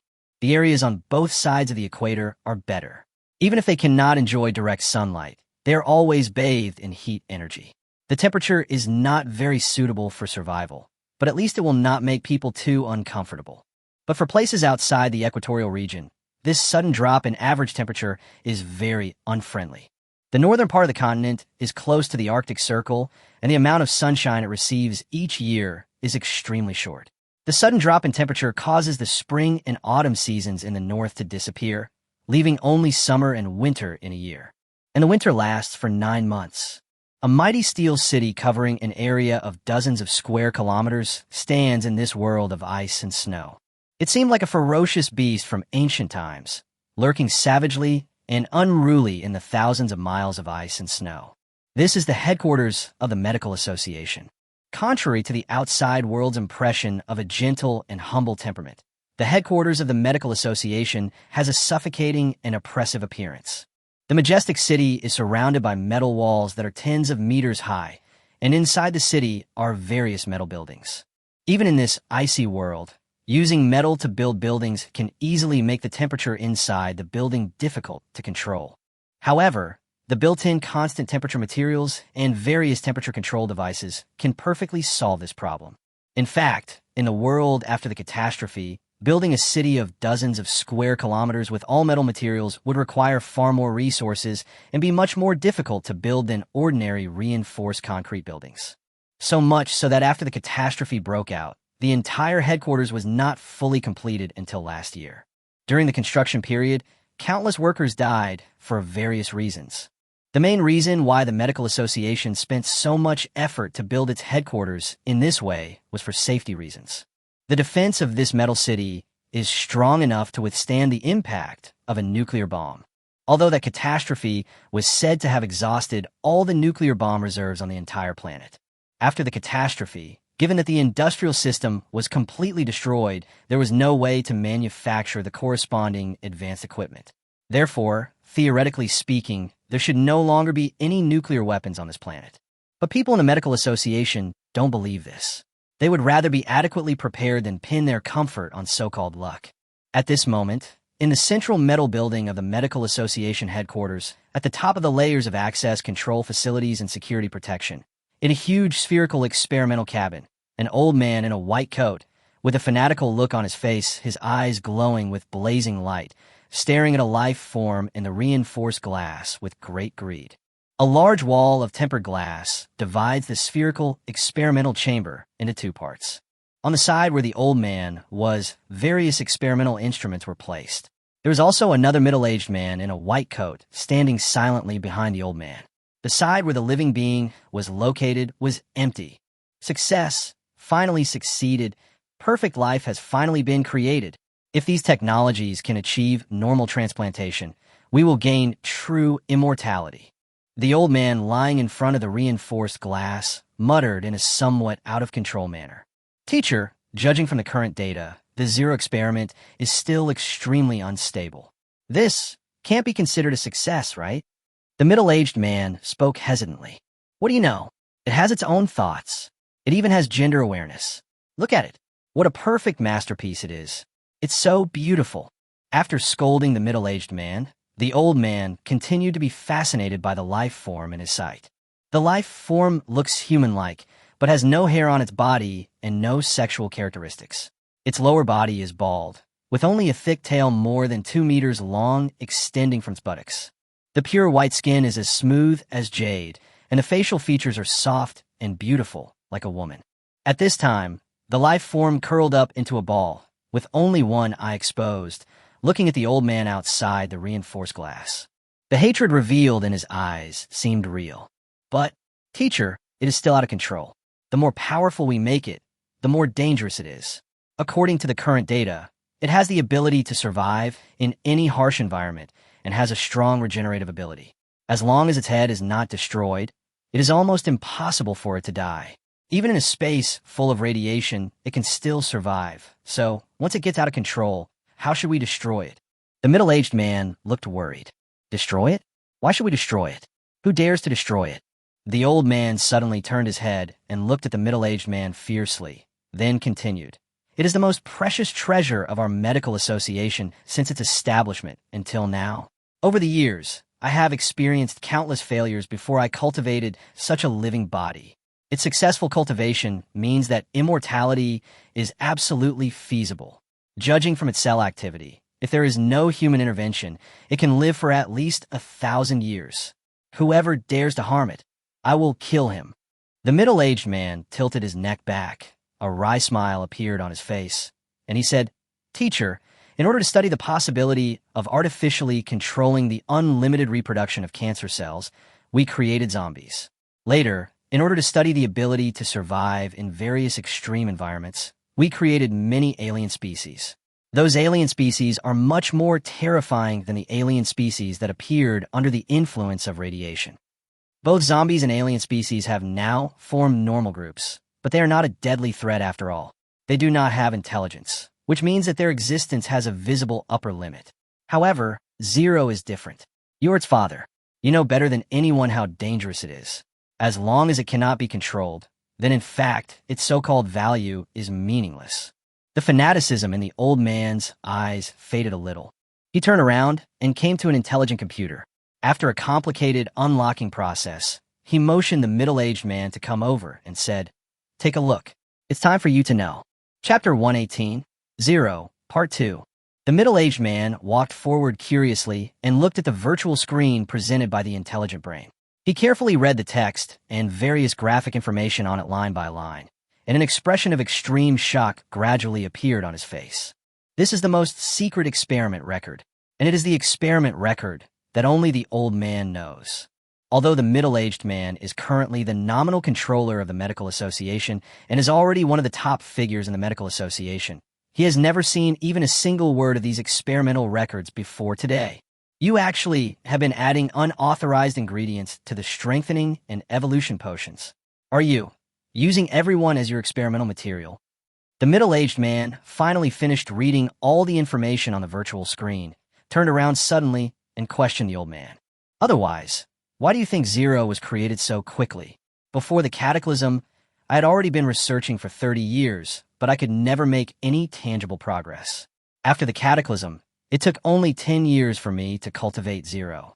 If the cataclysm had not occurred, and there had not been such an environment that allowed me to let go, let alone 10 years, even if there were another 30 years, Zero would still be just a concept.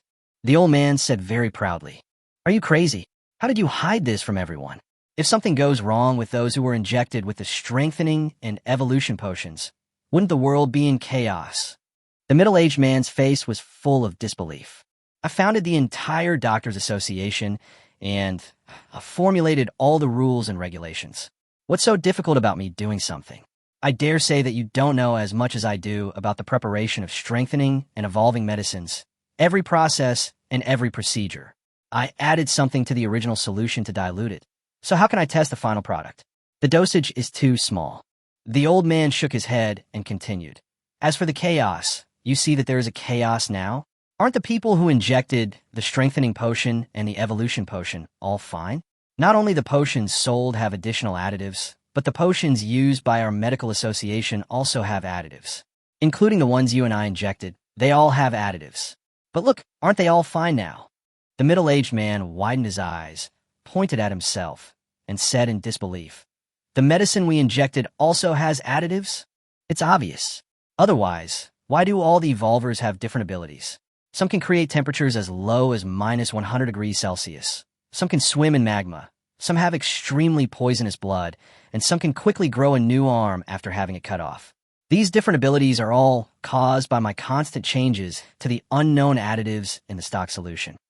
The old man said calmly, But your initial explanation for this was that certain information in the human genome was activated and amplified by the drug, forming something similar to talent. And this explanation does make sense, otherwise we would not believe it. The middle-aged man said in a daze, "Of course I had to use a reasonable enough explanation to hide it from you. Otherwise, with your courage, how could you agree to conduct such a high-risk experiment? But the facts prove that I was right. The experiment went very smoothly. A large amount of data feedback allowed my experiment to progress by leaps and bounds and finally produced this perfect masterpiece." As the old man spoke, he opened his arms and looked back at the life form on the other side of the reinforced glass, as if he wanted to hug that life form. However, the life form did not give him any response, and still huddled together, staring at him with eyes full of hatred. That's fine, but what if something goes wrong? It could very well lead to real extinction. Have you ever verified what side effects would occur after this additional addition? The middle-aged man felt like he was going crazy. He had always thought that he knew his teacher well, but now it seemed that he probably knew nothing about his teacher. Extinction? As early as 10 years ago, when the catastrophe broke out, humans were already extinct. The entire planet was turned into a wasteland. Could anything worse happen than this? No. Even if all the survivors died, it would not be enough to pay for the sins that humans have committed against this planet. Only by truly finding the secret of immortality and constantly delving into the end of science in infinite life can we change all this. The old man shook his head and continued. As for the side effects, at least I don't think there will be any side effects. Otherwise, why would I inject myself? The medicine we both injected came from the same stock solution. When diluted to that extent, it can only play a guiding and stimulating role at most. It's just rote to talk about characteristics without talking about dosage. The old man's words made the middle-aged man feel a little relieved. But considering the old man's crazy behavior, it seemed that the old man's judgment could not be used as the basis for the real result. His mind was instantly tangled, causing the expression on the middle-aged man's face to become somewhat distorted. Okay, stop imagining this. You are indecisive and inefficient. If not for this, I would not have chosen to hide this from you. With your talent in medicine, if you fully cooperate, the birth of Zero could be advanced by about 3 or 4 years. But I know very well that if I told you in advance, you would definitely stop me. The old man rolled his eyes and was about to say something when the life form that had been curled up suddenly stretched out its body and pounced towards the old man with the power of thunder. Boom! A huge sound was heard, and there was a direct collision between the living being and the reinforced glass. The entire spherical experimental chamber trembled because of this. The old man was not panicked at all. He looked at the life form that was knocked dizzy by the reinforced glass with a smile and said, "This glass cannot be broken even by a missile. Your current individual strength is only equivalent to that of a first-level evolver. You can't do anything about this glass." As soon as he finished speaking, the old man's pupils suddenly contracted, because after shaking its head, the life form did not choose to hit the reinforced glass again, but turned around and fiercely crashed into the wall behind it. This time, the life form succeeded. It actually knocked a big hole in the metal wall. Damn it, it even has a dissolving property? What on earth did you add to it, teacher? The middle-aged man was stunned, feeling as if he had had a complete nightmare. Oh no, quick, sound the alarm. Headquarters is on full martial law. We must not let Zero escape. The old man yelled at the middle-aged man. The middle-aged man finally reacted and quickly ran to the side of the alarm. In an instant, Alarms sounded throughout the headquarters of the entire medical association. Chapter 119 Shopping. When the headquarters of the medical association was in chaos, Qinyang had already returned to his own world. The dimensional space expanded to about 2 cubic meters. Apart from the Ouroboros air pistol, there was only the storage device provided by Wei Tongfang and a full ton of gold. This ton of gold alone is currently worth about 400 million. However, Qinyang now no longer considers money, so he certainly cannot exchange this ton of gold for money. Not only is the risk high, but it also makes no sense. It would be better to just leave it in the dimensional space in case of emergency. No one knows what will happen in the future.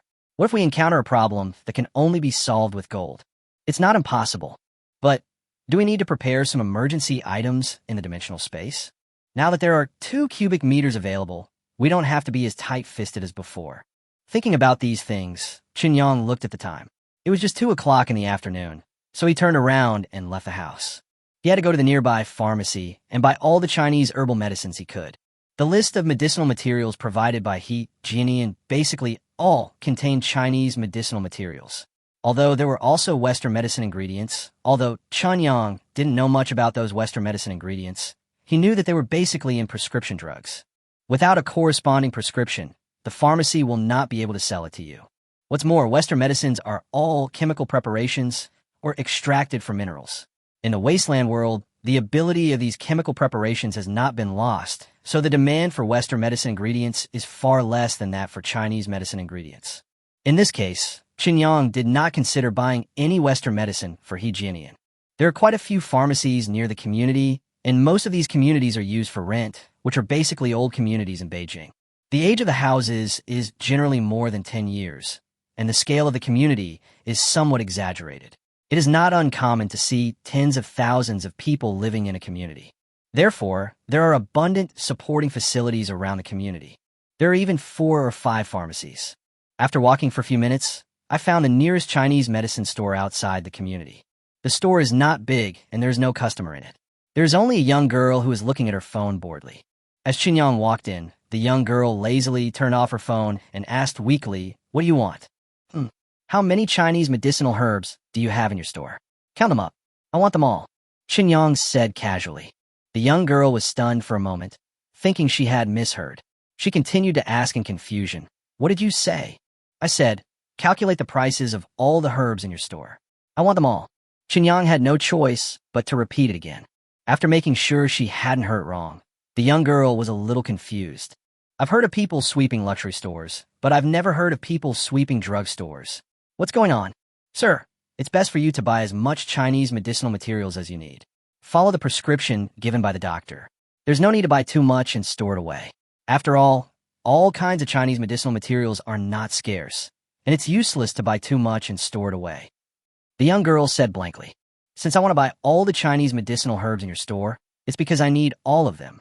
If she's not a beauty, is it because you can't sell it to me, or is there something else you can say?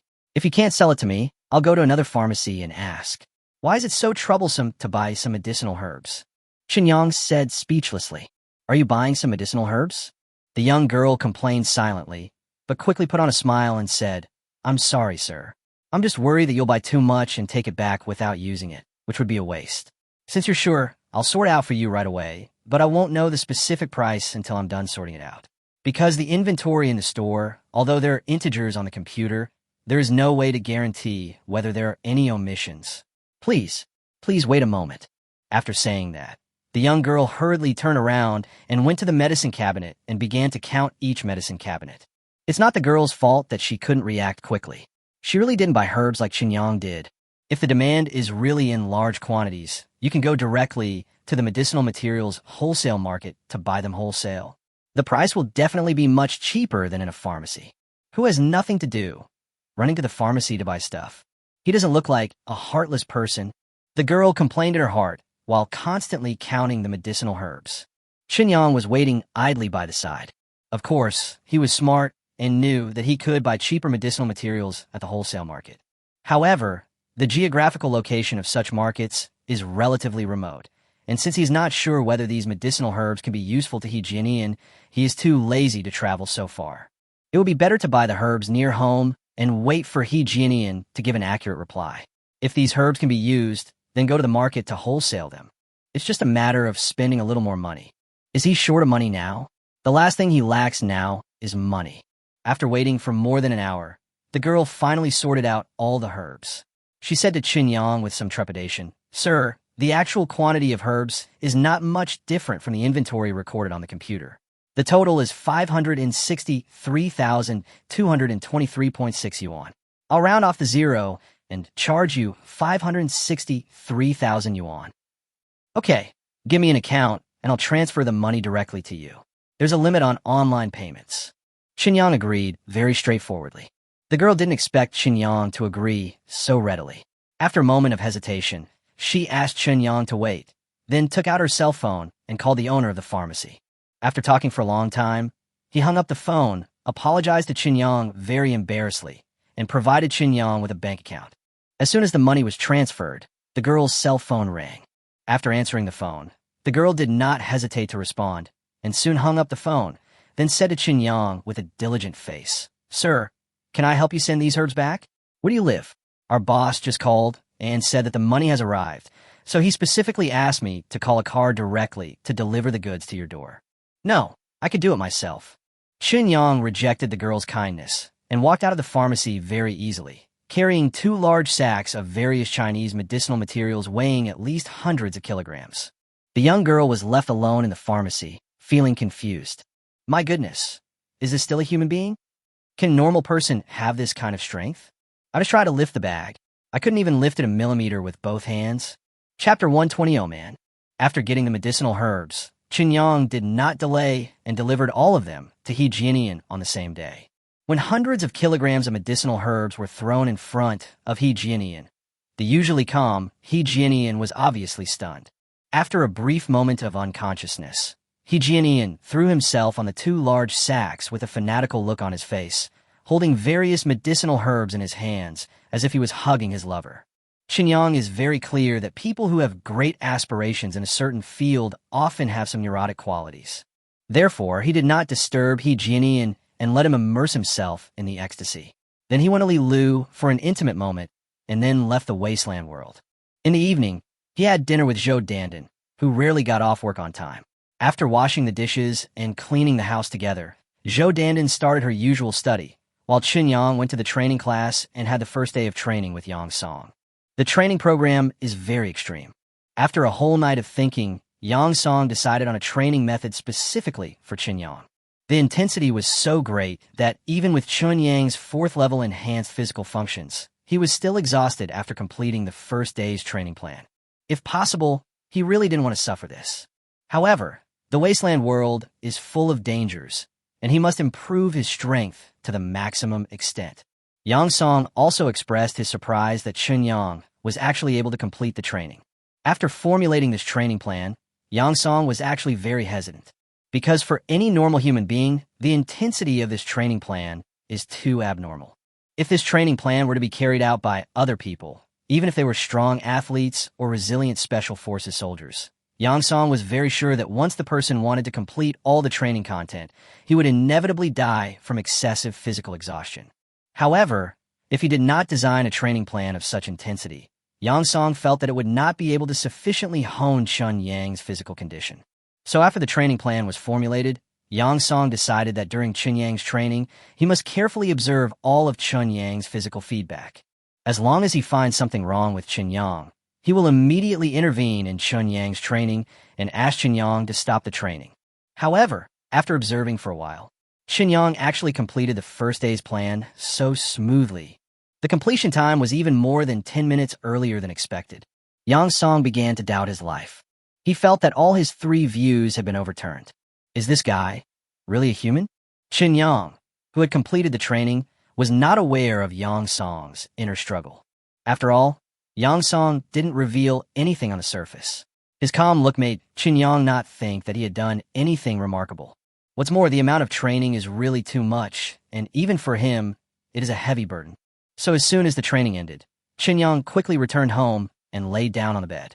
This time, the sleep time increased by 1 hour compared to the normal 6 hours after the 4th level enhancement. The next morning, Qin Yang woke up almost at the same time as Zhou Dandan. The two washed together ate together, left the house together, and took a taxi straight to the company. Chinyang Technology is currently only responsible for some administrative work, such as recruiting, the company's financial audits, personnel attendance, KPI formulation and assessment, etc., and basically does not involve any specific operations. Therefore, the two of them went directly to Chinyang Games' office. The girl named Xiaomi was still at the front desk. Seeing Chun Yang and Zhou Dandan entering the company side by side, Xiaomi immediately stood up and greeted them. Chun Yang smiled and nodded at her as a return gesture. Zhou Dandan had a lot of daily affairs to deal with, so Chun Yang found the employee responsible for product listing and handed the player to him. He also told the other party not to promote the player in any way, but just put it on the company's product page to form a part of the company's product matrix. After finishing this task, Chun Yang called several employees who were responsible for game operation and promotion into the conference room. After a support employee installed the standalone game on the computer in the conference room, Chun Yang opened the game and said, "This is the latest product made by a colleague from our company's technical department. Let's take a look together." Upon hearing about the new game, all the employees participating in the meeting became excited. Everyone looked at the large TV connected to the computer host in the conference room with anticipation. This game is a cross-platform game, mainly for PC, but also compatible with game consoles. If you don't mind the distorted picture, you can barely play it on your phone. But the gaming experience on mobile phones is far inferior to that on PC and consoles, so it can only play a supporting role. While Chun Yang was introducing, he had already entered the game screen. Wei Tongfang had given him a detailed explanation about this game, so he knew more about it, but it was the first time he actually opened the game. Therefore, when the game screen appeared in sight, Chun Yang and several other employees who participated in the meeting were shocked. True movie quality. It's totally different from the so-called movie-level picture quality advertised in previous games. The scene presented on TV is a huge, ancient city. Whether it is the shops on the street, the pedestrians walking on the road, or even the hawkers, everyone's expression is so vivid, and there is no trace of the game. Chapter 121, a stunning work. Oh my god, what the hell is this graphics quality? Is this really a game? An employee screamed and jumped up from his seat, moving closer to the TV screen and carefully observing every detail on the screen. Several other employees followed suit and gathered around the TV with incredible looks on their faces, hoping to find some flaws in the picture. After all, they had never seen game graphics of this level before. However, after observing for several minutes, they still couldn't find any other flaws except for the character's data information displayed on the screen, such as health, true energy value, and skill icons. It is no exaggeration to say that if all the character's data information is hidden, they will definitely think that this is a movie, and it's a high-quality movie. It is impossible for TV series or ordinary movies to have such picture quality. How much did this cost? Several employees' eyes widened. This level of picture quality was completely beyond their understanding of games. Ask yourself, even if this game does not have any game content and all other aspects are extremely poor, they're willing to buy the game simply for the graphics. Although I am as shocked as you are, this is indeed the screen of the game. I will briefly explain the story of the game. After the meeting, you can play it yourself. We will launch this game today and then formulate a promotion plan. There is no need to pay too much attention to it. As long as our players know that we have launched a new game, it will be fine. Because I believe that with the quality of the game itself, we don't need to spend too much time on promotion. The players themselves will become our best promotion channel. Chun Yang came back to his senses from his shock, coughed dryly, pretended to understand everything, and spoke. Boss, you're absolutely right.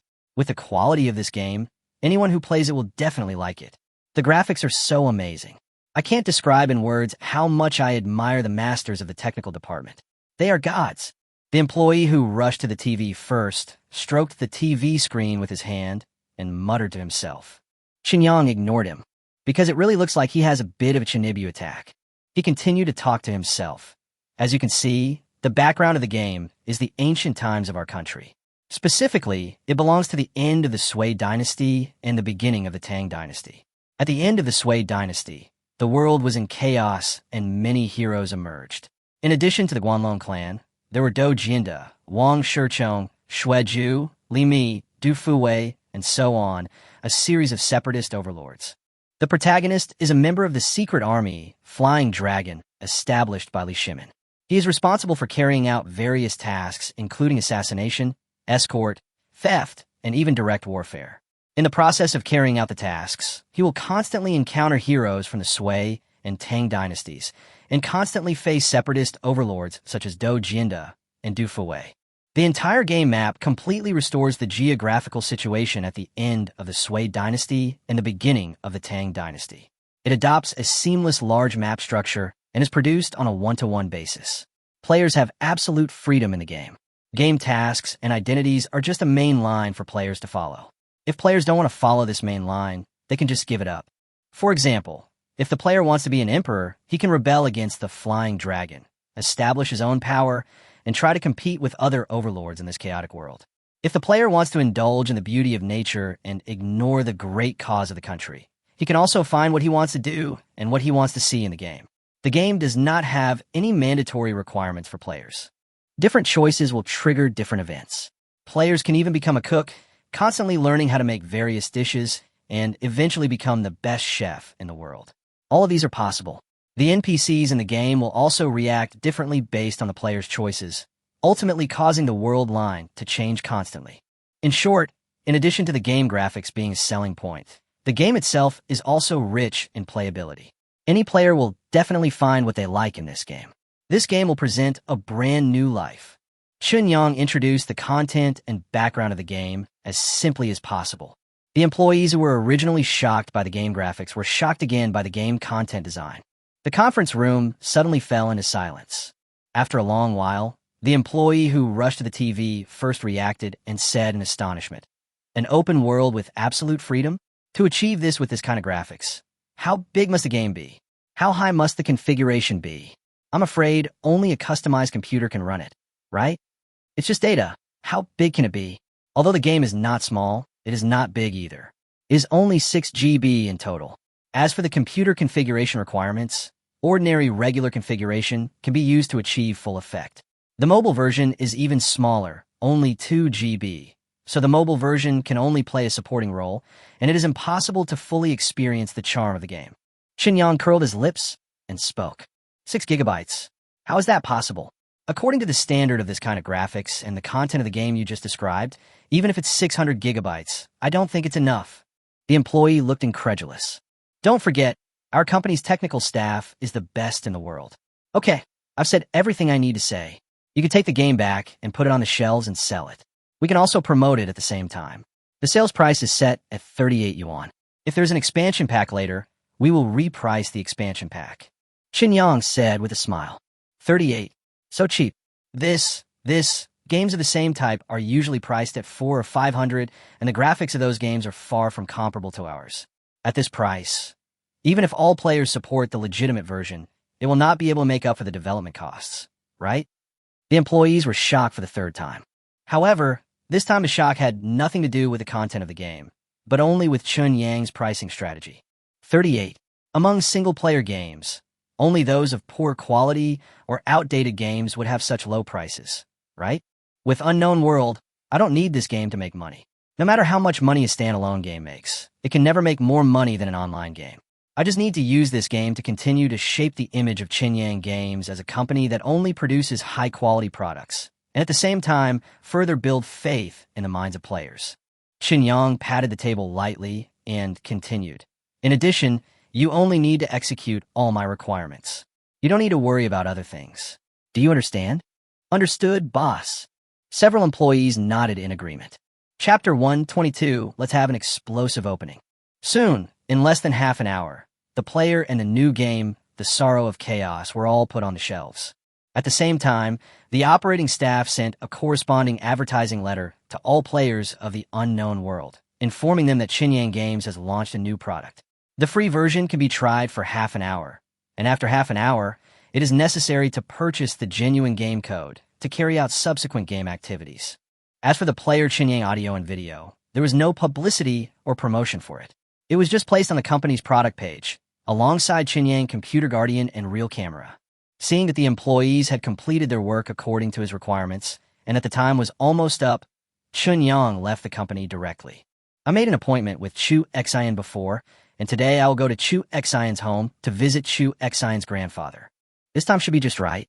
After making a phone call to Chu Xian and confirming that Chu Xian's grandfather was waiting for him at home, Qinyang got a taxi with some trepidation and drove to the villa area. After all, he was going to meet a legendary figure. No matter how broad-minded Qinyang was, it was impossible for him to remain emotionless. As for what kind of feedback the two new softwares will get, although Qinyang is also concerned, after all, they have just been put on the shelves. If there is any feedback, it will take at least a few days, right? However, he ultimately underestimated his company and its current status in the minds of players. After this period of fermentation, the number of players of the unknown world has increased exponentially. The number of players online at the same time has also reached an astonishing level. Not only did the daily recharge turnover break the record in the history of gaming, but it also allowed the unknown world to secure the first place in the list of the best-selling mobile games of this month. The influx of a large number of players and the crazy flow of recharges naturally created countless loyal users. A considerable number of them have already shown a trend of transforming into crazy fans.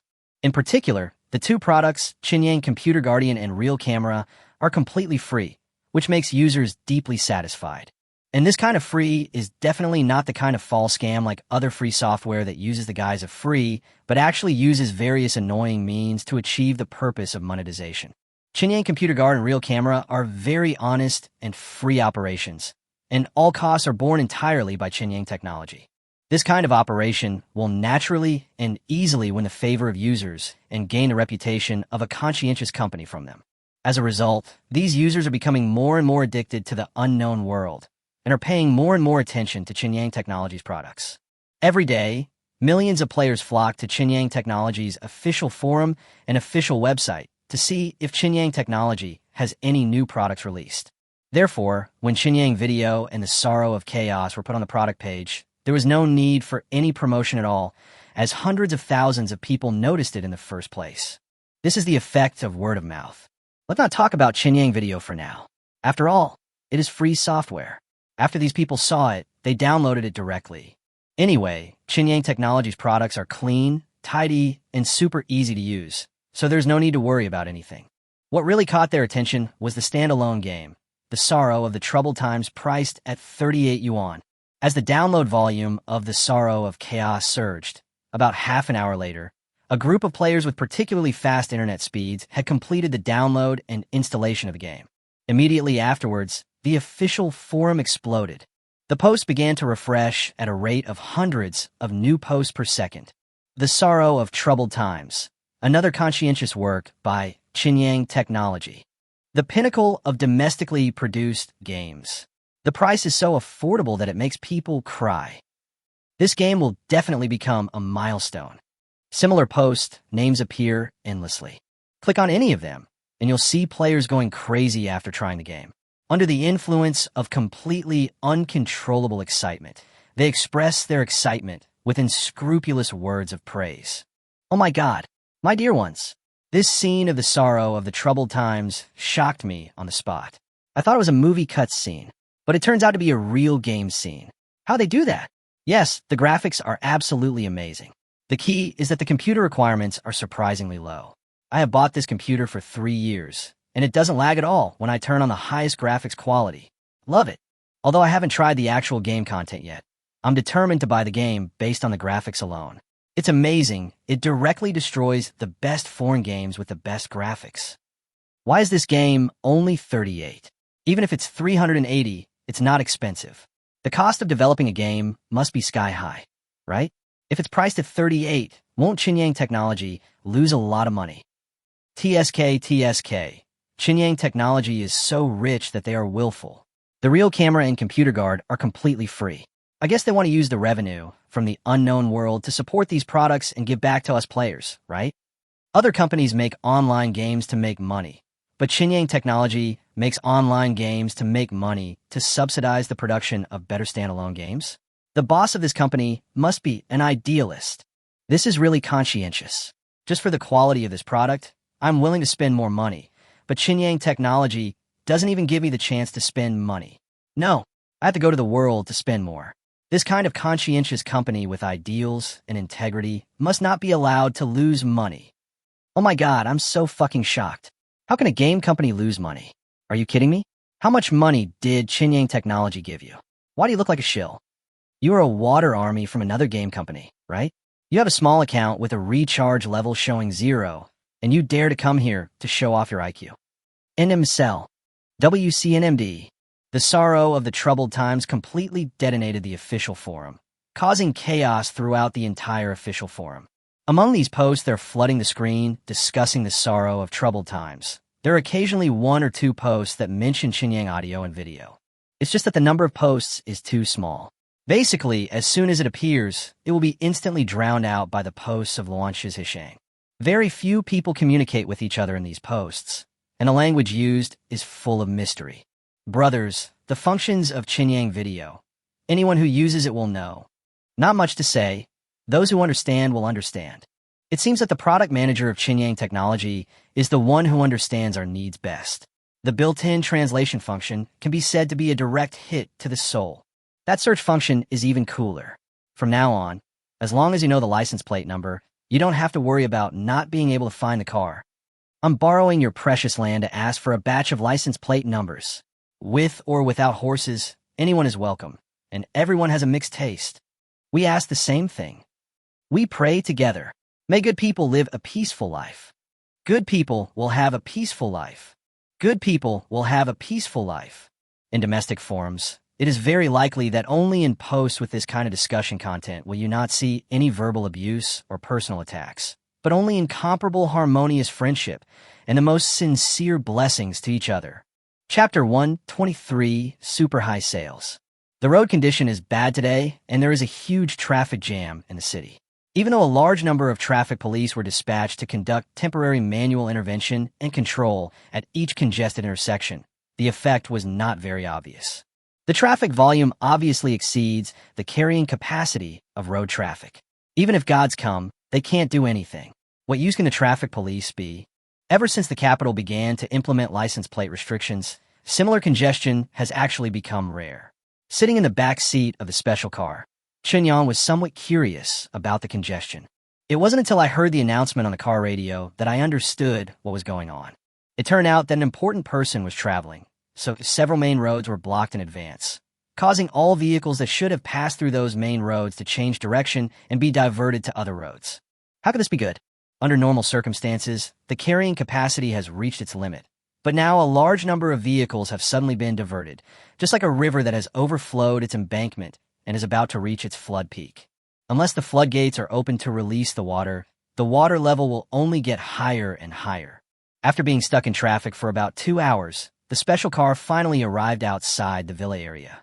Originally, Chinyang planned to visit in the morning and then leave before lunch. This way, the duration of the visit could be kept relatively short, and the reason for leaving would also be very normal and not embarrassing. But who would have thought that 2 hours of traffic jam would ruin his visit time? When he arrived, it was just lunchtime, which was really annoying. It seemed as if he came here specifically to get a free meal. Because she had called in advance, Chu Xin was already waiting outside the villa area. After Chinyang got out of the car, he was picked up by Chu Xin. He didn't need to register with the guard at the door. Knowing that you were stuck in traffic, I estimated that you would arrive around noon, so Grandpa asked me to prepare lunch for you and chat with you while we eat. Chu Xin said with a smile. Ahem, I really didn't expect the traffic to be so bad today. I should have come here in the afternoon. It feels a bit strange to have lunch with your grandfather. Chinyang said with a wry smile. What's wrong? My grandfather is very open-minded and kind, don't worry. Besides, there's no one else at home today, just me and my grandfather.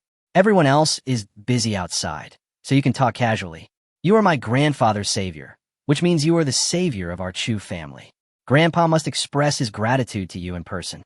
Chu Xin put her hands behind her back and blinked playfully. Compared to the way Chu Xin looked when he first met her, in the subsequent contacts, Chu Xin seemed to be becoming more and more down-to-earth, which made Chinyang feel more and more comfortable. On the way to the Chu family villa, Zhou Dandan suddenly called. Chinyang answered the call with some surprise, and Zhou Dandan's voice suddenly came out of the microphone with a scream. Chinyang, this is incredible. You have created another miracle. The sorrow of the troubled times has only been online for 2 hours. Do you know how many sales it has achieved? The sound was so loud that Chinyang had to move his phone slightly away. Having five senses that are too sharp may not always be a good thing. How much? With your excitement, don't tell me that the sales of the sorrow of the troubled times exceeded the daily recharge turnover of the unknown world. Qin Yang said with a smile. Of course that's impossible. What are you dreaming about? The daily recharge turnover of unknown world has stabilized at around 200 million. The current estimated turnover in the first month of launch will conservatively exceed 5 billion. Although according to the model diagram, this recharge scale will gradually return to a rational state over time. But if nothing unexpected happens, it will be guaranteed to be around 30 billion for the whole year. How can a single-player game like you compare to this? Zhou Dandan said very unhappily. Then why are you so excited? You've seen the real big world. Why are you so upset by a small scene?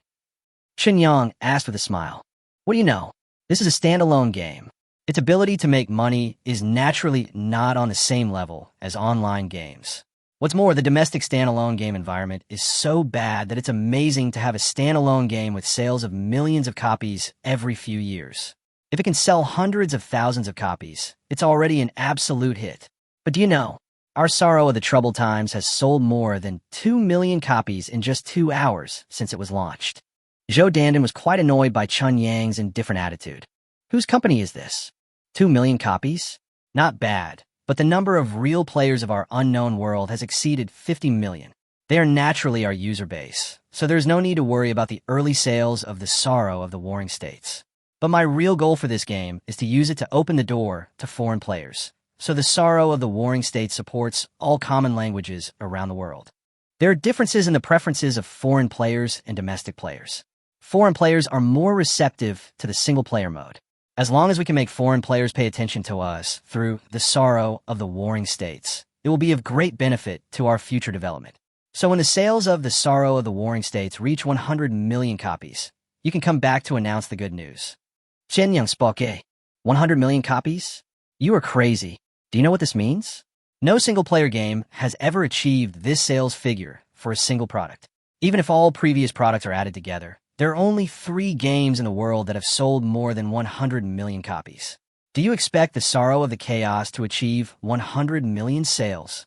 Zhou Dandan's voice was filled with incredible emotions. Let's make a bet.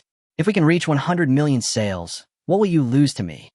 If I can reach 100 million sales, I'll do whatever you want me to do. So it's a deal? It's a deal. Hey, okay, go ahead and get busy. I hope you won't go back on your word when the time comes. Qin Yang said this and was about to hang up the phone. However, Zhou Dandan's voice sounded again. Wait a minute, I'm so happy. I almost forgot to tell you something. 365 Technology Company has taken countermeasures against us today. Its products have defined our computer guard and security camera as high-risk software, implying that our software contains Trojans. Among its user groups, it is strongly recommended not to install them. Chun Yang paused in his tracks and asked with a frown, the company that does the 365 security guards? Yes, it's probably because the number of our security guard users increased too quickly, which aroused their vigilance. Okay, I understand. Chapter 124 Value and Status. Seeing Chun Yang suddenly stop and hang up the phone after saying a few words, his expression was quite serious. Chu Exine couldn't help but ask curiously, what's wrong? Are you in any trouble? It's not a problem. It's just normal business competition. Qin Yang came back to his senses and said with a smile, can you tell me? Don't forget that our Chu family is also a shareholder of your company. If you need any help, please feel free to ask. Zhu Xin spoke. It's not a big deal. It's just that our company's products are in direct competition with similar products from other companies. As a result, other companies have taken countermeasures to prevent our products from continuing to increase their market share. It's just a business move. There's no need to use your Chu family's might. Qin Yang said casually. After listening to what Zhou Dandan said just now, he thought about it briefly and decided not to care much about it. Sanliu Technology Company can be regarded as a behemoth for Qinyang technology today. With a market value of hundreds of billions, relying on the extremely high popularity of its flagship product, 365 Computer Guard, it has formed a closed loop in the software field. But if he says that it is strong, it is indeed strong. But if he says that it is weak, it is actually very weak. Because all products of 365 Technology Company are irreplaceable. Even though it has formed a de facto monopoly in relevant fields, This monopoly does not play a decisive role. Because with the continuous development of computer technology, many software have become dispensable from the perspective of value. What's the point of occupying a monopoly in a dispensable field? Of course, this approach of 365 technology company will definitely cause certain troubles to Xinjiang technology. But it doesn't matter. The core competitiveness of a technology company ultimately depends on the quality of its products. As long as Xinjiang Technology's products are far superior to similar products of 365 technology company, this targeted counterattack will never succeed. As for opening the door to foreign players through the sorrow of troubled times, this is not a spur-of-the-moment idea. The mysterious Oriental culture, unparalleled movie-level image quality, ultra-high degree of freedom, and rich gameplay are all elements that can attract foreign single-player players. The extremely low price makes the cost for foreign players to purchase this game basically negligible. A large number of swing players, even if just looking at such a low price, may choose to buy it for the purpose of collection. Therefore, Xinjiang didn't plan to make much money from this game. If Xinjiang Technology can become famous in the minds of foreign players through this game, it will undoubtedly lay a good foundation for harvesting the wallets of foreign players in the future. Although the unknown world is developing rapidly at present, it is basically limited to the domestic market. If an online game wants to set up a foreign server, the steps required will be very complicated, and Xinjiang Games currently does not have such capabilities. Of course, Zhou Dandan has already started building the relevant team, and it is expected that after the next online game is released, global operations can be achieved. Just keep in mind, if you need our help, just contact me directly. Sometimes it's a very sensible approach to ask friends to handle things in China to avoid unnecessary trouble.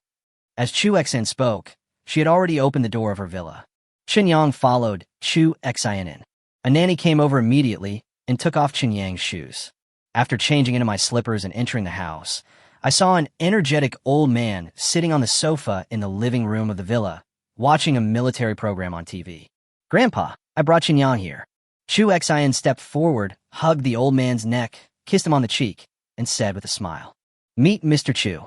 Xinjiang also hurried forward and bowed respectfully to the old man. Xinjiang dare not neglect this living fossil that has survived from the war years to the present. Be casual, just like being at home. The dishes are ready, and it's time for dinner. Let's eat and chat at the table, and you can have a drink with me. The old man looked at Xinjiang carefully and smiled kindly. Xinjiang naturally obeyed the order and nodded in agreement. Seeing the old man getting up from the sofa, he wanted to help him, but the old man waved his hand and shook his head, saying no need. "Your medicine is truly miraculous. It not only cured all my ailments, but also cured my old bones. I feel as if I become 10 or 20 years younger. My legs and feet are much more flexible, and I don't need help anymore." The healing potion has this effect? Xinjiang was a little confused. The three of them soon sat at the table. The dishes were not very sumptuous, but just ordinary home-cooked dishes. There were 5 dishes and 1 soup, a portion of rice for each of the 3 people, and 2 bottles of white wine were placed next to the old man and Xinjiang respectively. Without letting the nanny serve them, Chu Xian acted as a waiter and poured wine for both of them. "Xinjiang, I, Chu Liangpeng, have lived for 95 years, so I've seen a lot. I've fought against the Japanese, the Civil War, and the Americans after the founding of the country. Later, I fought against the South Vietnamese and the Indians. I have fought in all these wars, and I have met many truly extraordinary people among the people. But to be honest, this is the first time I have seen someone like you who has the ability to bring the dead back to life." The old man raised his glass and measured it towards Xinjiang, then said, "This first glass of wine is for you. Thank you for saving my life." After saying that, Chu Liangpeng drank up the almost 1 or 2 ounces of wine in the glass. Xinjiang couldn't help but smile bitterly. After finishing the wine in the glass, he said helplessly, "Old man, I don't have the ability to bring the dead back to life. The medicine I gave you is not prepared by me. These can't be blamed on me. Whether you prepared the potion or not is not important. What is important is that you can get the potion. Since you're the only one in the world who can get that kind of potion, then whether you prepare the potion or not, it will definitely be put on your head." The old man put down his wine glass and continued, "This is not a bad thing. Why do people have to demonstrate their own value when they live in this world? Because only by demonstrating enough value can we obtain the corresponding status through this value. Although for the sake of safety, Your value cannot be known to outsiders, but it doesn't matter. It's just because you haven't grown up yet. When you become strong enough, when you can face all the dangers and storms in this world, at that time, all your value will be revealed. Chapter 125, What a Coincidence. They're all single. What Chu Liangpeng said certainly makes sense. The interests involved in drugs that can cure cancer are truly terrifying. Not to mention Qinyang, even the current Chu family would not be able to withstand the storm that would be caused if the news leaked. But if the power that Qinyang possesses continues to increase and eventually even surpasses the current level of the Chu family and truly possesses world-class influence and strength, then at that time, there will be no negative impact when he comes out with drugs that can cure cancer. On the contrary, this drug will become one of the important bargaining chips for Qinyang to control his power. The saying goes that a man is innocent unless he is in possession of a treasure. Because if the person who possesses the jade is not an ordinary man, but an emperor, such a problem would not exist. How much wealth a person can have depends on the person himself. The same thing can mean completely different things to different people. Qinyang did not have a deep discussion with Chu Liangpeng on this topic. He is very secretive about anything related to the wasteland world. Qinyang understood that too much talk would lead to mistakes. Therefore, when it comes to matters related to the wasteland world, it is safest to be as vague as possible. Chu Liangpeng had no intention of asking Qinyang about the source of the medicine. He had a very comfortable lunch, which was filled with the kind of love and care that an elder should have for a younger generation. Xiao Chun, I won't say thank you anymore, because it would be hypocritical. From now on, if it's your business and you need the Chu family's help, you can talk to Xin.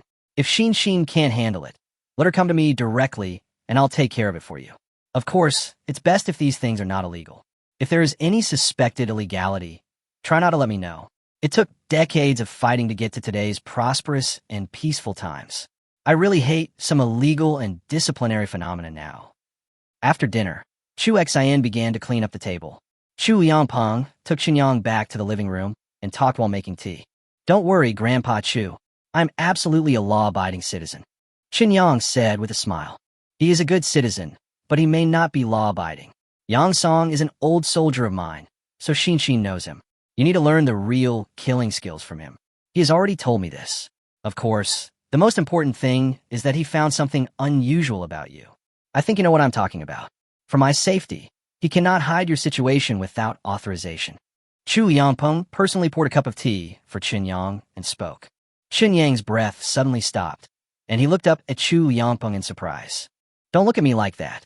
I have killed many more people in my life than you. It's just that people are getting old and their body functions have deteriorated greatly.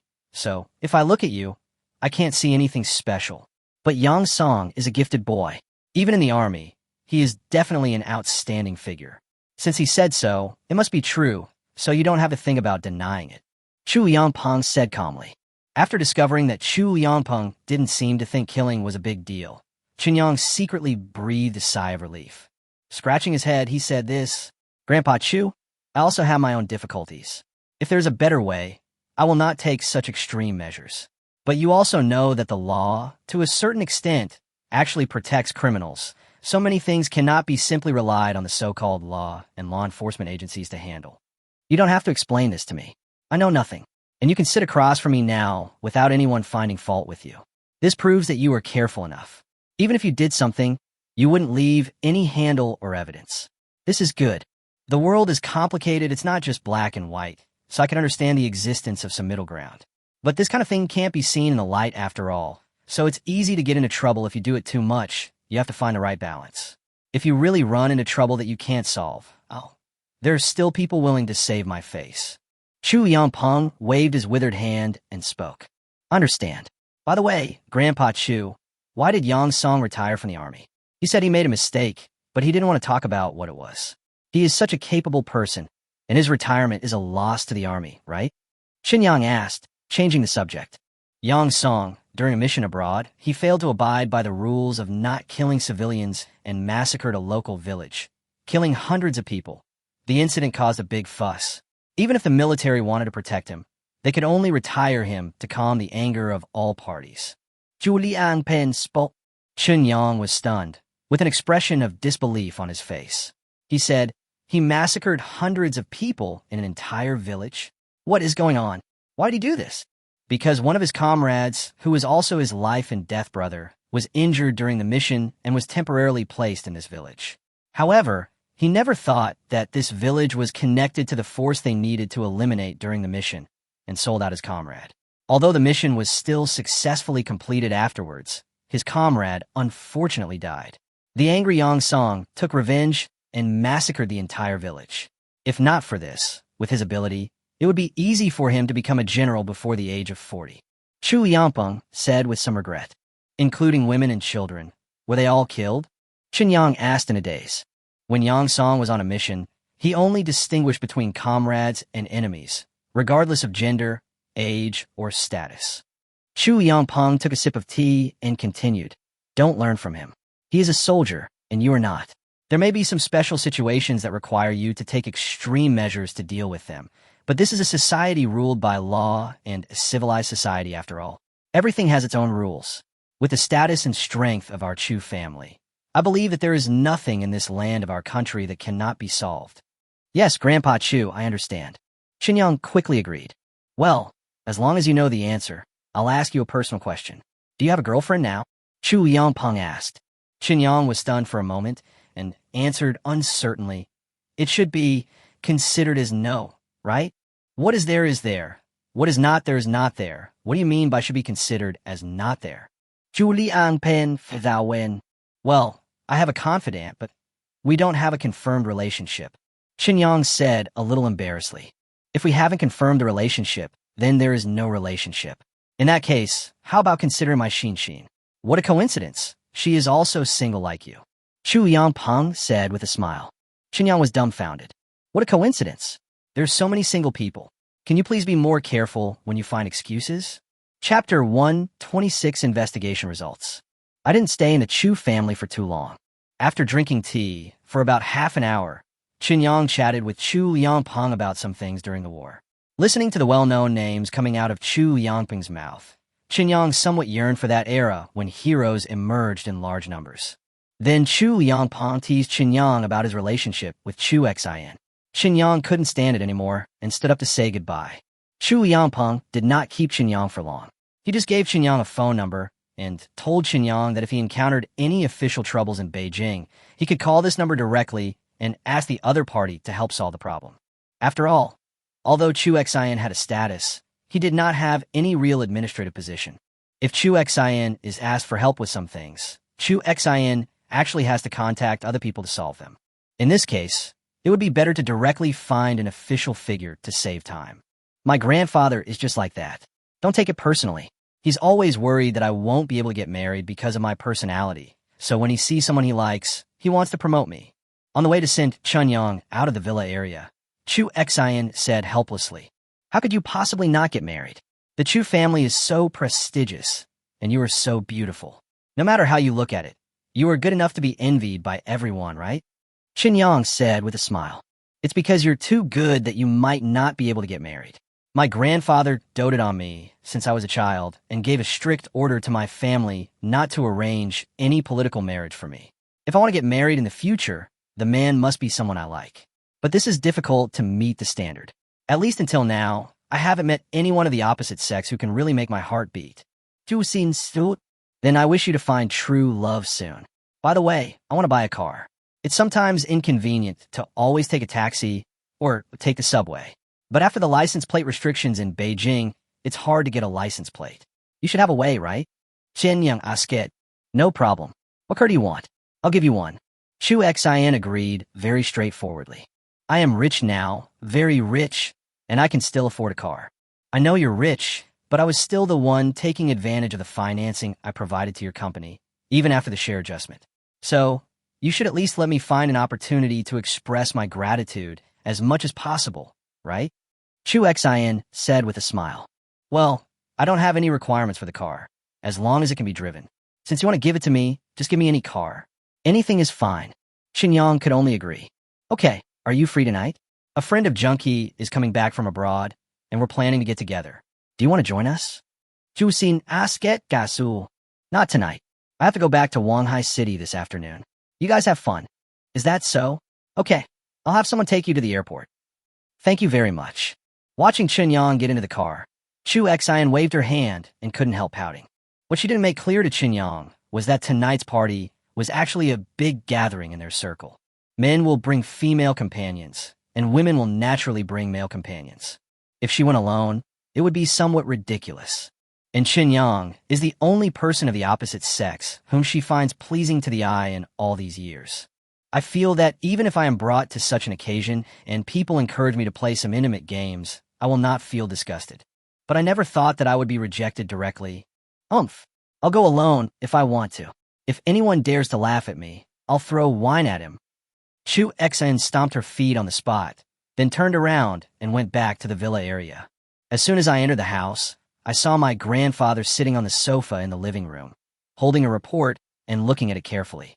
Chu Xian walked forward curiously and took a quick glance, and found that the report materials contained all information related to Chen Yang. Grandpa, are you looking for someone to investigate Chen Yang?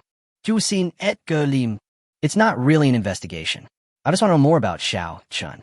As for folk eccentrics, although our country is quite tolerant of them, we can't let them get out of control. Of course, don't worry. I only asked my confidants to investigate privately, and no one else knows about it. And it's just to check Xiao Chen's life. Chu Yangpeng said this and handed the report directly to Chu Xian. He continued, "This Xiao Chun is indeed very careful and cautious. My people didn't find anything unusual. Look, from the time he was born until he graduated from college and joined a company, and then was fired by that company, all his records are listed in detail. Everything is normal and no different from the growth trajectory of an ordinary person. But this, itself, is the biggest abnormality." Chu Xian took the report and asked as he read it, "Is there anything unusual? Maybe he just met some other strange people by coincidence." Chu Yangpeng shook his head and said, "Is it possible? If that's what you said, then why would someone who is capable of mixing that kind of medicine trust Xiao Chun? Why would he be willing to help Xiao Chun like this? How big is the involvement, and how big is the risk? Anyone who is not a fool can see it. I also played the game you mentioned. Although I don't understand these high-tech things, I asked the computer experts at the Academy of Sciences. According to them, the technology presented in this game is at least 20 years ahead of the entire world today. Do you know what this means? 20 years ago, our country was still using pagers and PHS. This game has already attracted the attention of the upper echelons because the technology is very exciting.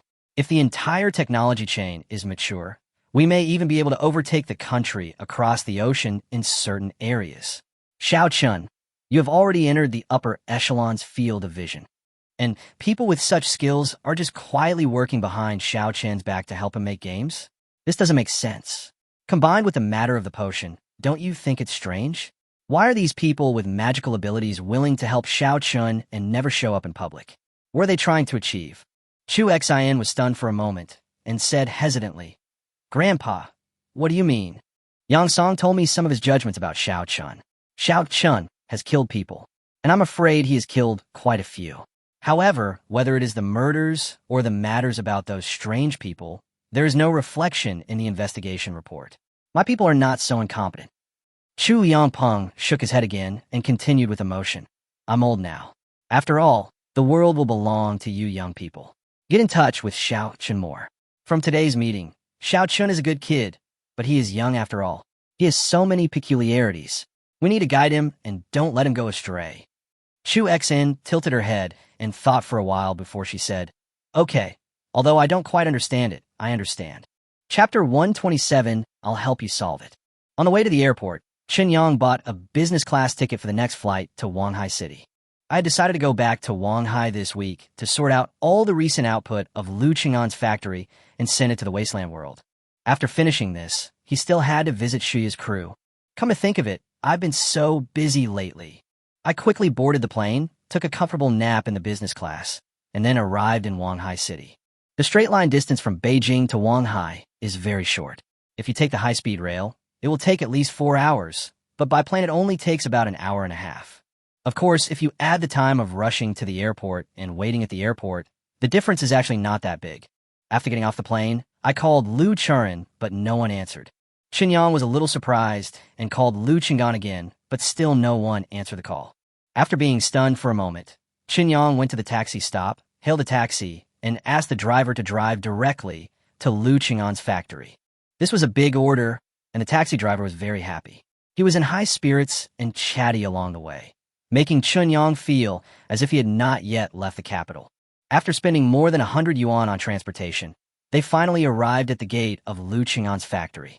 Then Chunyang unexpectedly discovered that the gate of Lu Qing'an's factory was blocked by 2 vans. Frowning, Chunyang paid and got out of the car. As soon as he entered the factory, he saw a Prado parked sideways in the middle of the factory. At the same time, a dozen ruffians were standing in the open space in the factory. They were smoking and chatting with each other. Outside the production workshop, not far away, there were more than 100 workers who were not working. The workers gathered together and looked at this side with some horror on their faces. Outside the cafeteria door on the other side, Lu Qing'an was standing there talking to a man in a floral shirt.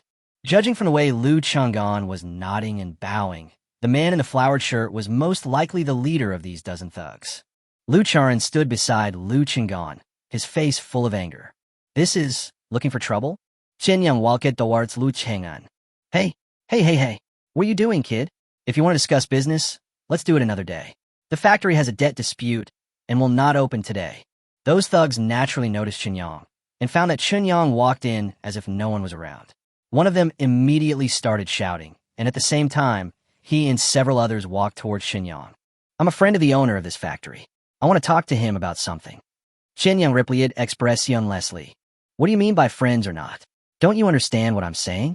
If you have something to say, let's do it another day. The factory is closed today. Get out of here right now and don't cause yourself any trouble." The man who started shouting said this while cursing. While speaking, the gangster wanted to step forward and push Chunyang's shoulder. In fact, this is a very normal means of intimidation. These people are very familiar with doing similar things, and they know very well what method should be used to make people feel scared and then force them to agree to their completely unreasonable demands. And as long as there is no actual use of violence, calling the police will be of no use. At most, they will be charged with disturbing public order and put in jail for half a month and then released. For them, this had no deterrent effect at all. Even if you have connections in the police station, you don't have to be charged with the crime of disturbing public order. They might be arrested, criticized, and educated, and then released right after. However, just when the gangster's hand was about to touch Chunyang's shoulder, Chunyang was the first to arrive and directly grabbed the gangster's wrist. He applied a little more force, and the gangster's face suddenly changed drastically. His legs went soft, and he couldn't help but scream. "Ah, it's broken. It's broken. Let go. Let go. Who are you telling to get out?" Chunyang still looked at the gangster expressionlessly and asked calmly. The gangster's forehead was covered with sweat from the pain. He knew that he had met a tough guy today, so he immediately gave in and said, "Brother, I was wrong. Please let me go. This is really going to break up. Isn't it okay for me to be wrong?" Bang! Chunyang stretched out his hand and swung the gangster, knocking him to the ground. The thug who was knocked unconscious by the fall felt his wrist loosen and immediately shouted, "Brothers, attack." This guy actually dared to attack, beat him, and send him to the hospital. This is outrageous. A dozen thugs immediately rushed towards Chunyang in a mess. The physical fitness of these people is actually quite average. After all, they smoke and drink heavily on a daily basis and often have sex with women. It would be strange if their physical fitness is good. They are able to run rampant in the village simply by relying on their large numbers, rich experience in fighting, and a somewhat reckless attitude. If you really compare them, they are far inferior to the ordinary survivors in the wasteland world. Therefore, the dozen people could not cause any trouble to Chunyang at all. Chunyang was as fast as the wind and did not bother to waste time talking to these people. Although he did not use much force and did not break their arms and legs, he still punched each of them and made all the dozen people lie on the ground in an instant. The punch was too heavy for ordinary people. Even if Chunyang tried to control the strength deliberately, after being hit by the punch, these people would have to lie down for at least 10 minutes before they could recover. The noise here attracted the attention of the man in the flowered shirt who was talking to Lu Qing'an. Lu Qing'an and Lu Charan also noticed Chunyang's arrival, and both father and daughter showed nervous expressions on their faces. After knocking down the dozen thugs almost instantly, Chunyang went straight to the factory cafeteria. Soon he came to Lu Qing'an and his daughter, without even looking at the flowered shirt, and asked Lu Charan directly what happened. Chunyang ignored the man in the flowered shirt. He glared at him and said viciously, "Where did you get this, bastard? I'm talking business with Boss Liu. You beat up all my people? Do you still want to stay in Chang'an?" Chang'an City is where Liu Chang'an's factory is located, and it is also one of the county-level cities under Wanghai City. Because it is close to the urban area of Wanghai City, it has a special status among the county-level units under Wanghai City. It is customary for the city's top leader to join the ruling team of Wanghai City. "Brother duh, it's a misunderstanding. It's all a misunderstanding. He is my daughter's classmate, and he might be here to play with my daughter. Churan, take Qinyang out for a walk. Dad can handle this." Liu Qinggan hurriedly stopped the man in the flowered shirt and winked at Liu Churan while speaking. "Misunderstanding? This misunderstanding may cause you a lot of losses, Boss Liu. More than a dozen of my brothers were beaten up by your daughter's classmates. Did your daughter's classmates learn Sanda? They are quite good. I will pay 10,000 yuan for each of them for medical expenses, and I won't pursue this matter. How about that?" Flower Shirt said with a raised eyebrow. Liu Qing'an's face turned bitter, and he was about to say something when Chun Yang stopped him. "Uncle Liu, tell me what happened. I have a supply and demand contract with your factory. Your factory's products are very important to me, so your factory's affairs are my affairs. Tell me, and I will help you solve it," Chun Yang said calmly. Chapter 128, A Standard Local Bully. "You solved it? Who the hell do you think you are? You solved it. You can't solve it. Do you really think I, Deching, am easy to talk to?" The man in the flowered shirt was once again ignored by Chun Yang, and he exploded on the spot. However, just after he uttered a few curse words, Chun Yang kicked him in the stomach. Before he could even scream, the man in the flowered shirt's eyes went dark, and he fainted on the spot. Liu Qinggan was so frightened that he almost died, and subconsciously wanted to check the injuries of the man in the flowered shirt. But Chun Yang reached out his hand to stop him again and said, "Tell me what happened. Don't worry about him. I know what I'm doing. He just fainted. He will wake up in less than half an hour at most." "Oh my God, you've caused a big disaster. How could you hit him? You're completely finished now." Liu Qinggan beat his chest and stamped his feet, as if the end of the world was about to come. Just looking at Liu Qinggan's mental state, there are problems. Chun Yang rolled his eyes, turned his head to look at Liu Churan, and said, "You tell me, your father's mental state is hard to explain." Liu Churan looked worried. He nodded and told Chun Yang the whole story from beginning to end. It turned out that this group of people were local tyrants hanging around in Chang'an City, doing extortionate and no-cost business all year round.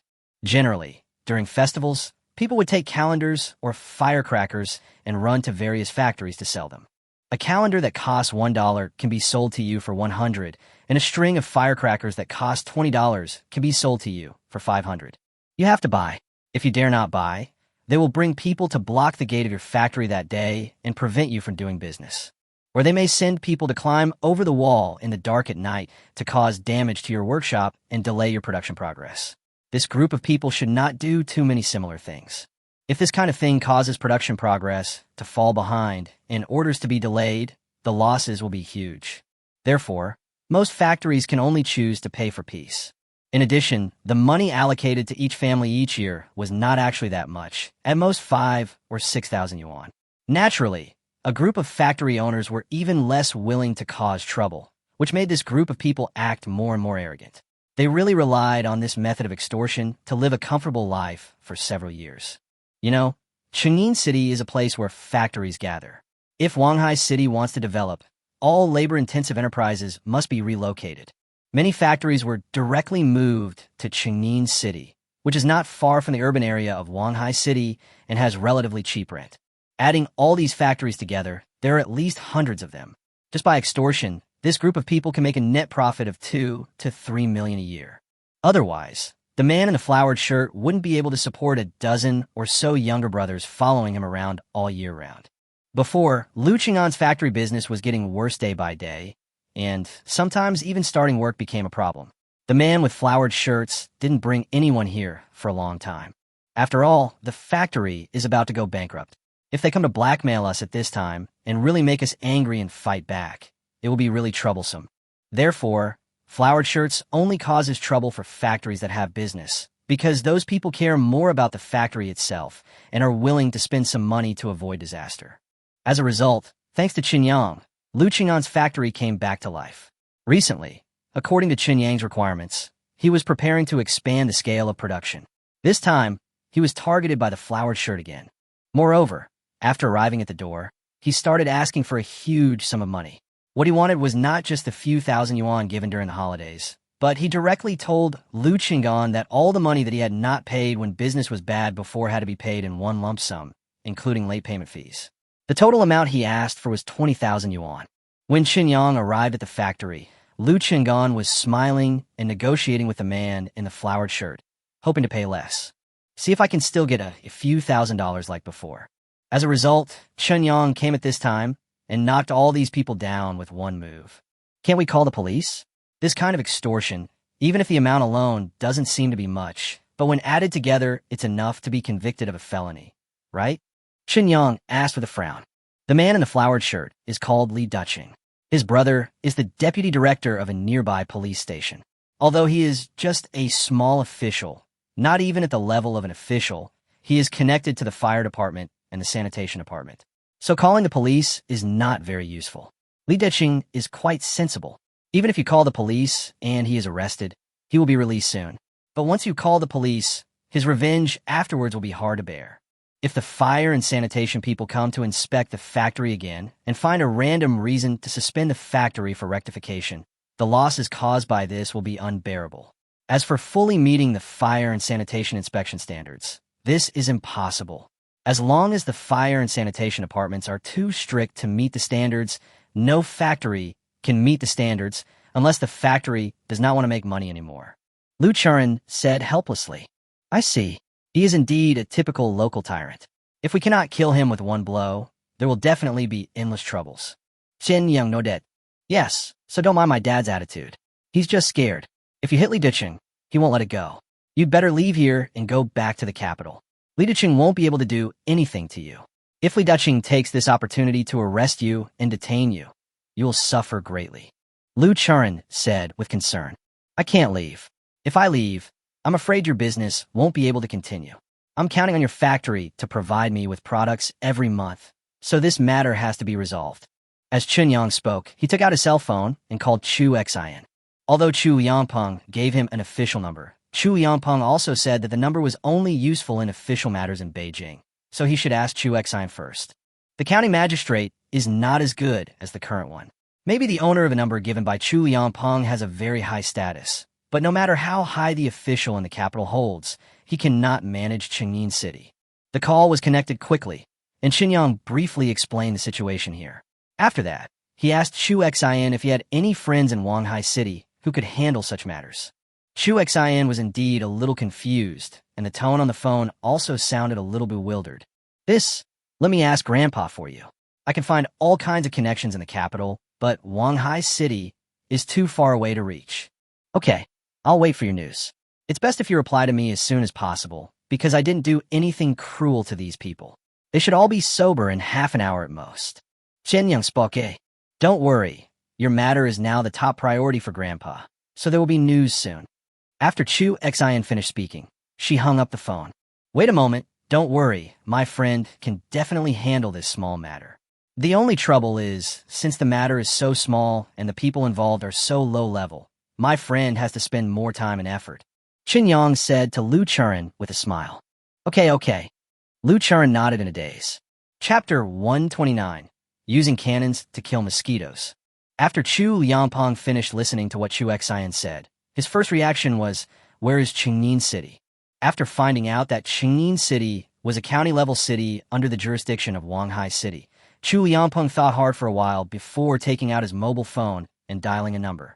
It was only a few minutes before Chu Xian called Qinyang back and said, give me your current address. The person Grandpa will contact will be there within 20 minutes. Oh, the old man is so awesome. Can you find disciples in a small place like Qingyin? Qinyang joked with a smile. You wish. My grandfather doesn't even know where Qingyin is. He can only call the big bosses in the political and legal field. Let the big bosses there pass on the message one level at a time. Also, Grandpa asked me to remind you that this is not a big deal and it can be easily solved, so you must control yourself and don't kill people at will. Chu Xian's tone sounded a little strange. Obviously, Chu Yangping's instructions made Chu Xian feel a little ridiculous. How could I possibly kill someone? Who does the old man think I am? The reason I asked you to help me solve this matter is because I wanted to solve it once and for all. Really, I'll send you the address right now. Chun Yang hung up the phone with a frown on his forehead and then sent the address of the Liu family food factory to Chu Xian. After doing all this, Chun Yang looked at Liu Churn on the side and said with a smile, "My friend said that she has already contacted them. The people she contacted will come over soon and completely solve the problems of these local snakes." "Who is your friend?" Liu Churn asked. "They're the children of a big family, I guess. Anyway, for someone like my friend, this kind of thing is really a very small trouble. The only thing that can create difficulties for her is that these people are too low level. If she wants to find helpers who can directly deter these people, she has to go through a lot of detours." Chun Yang said very vaguely.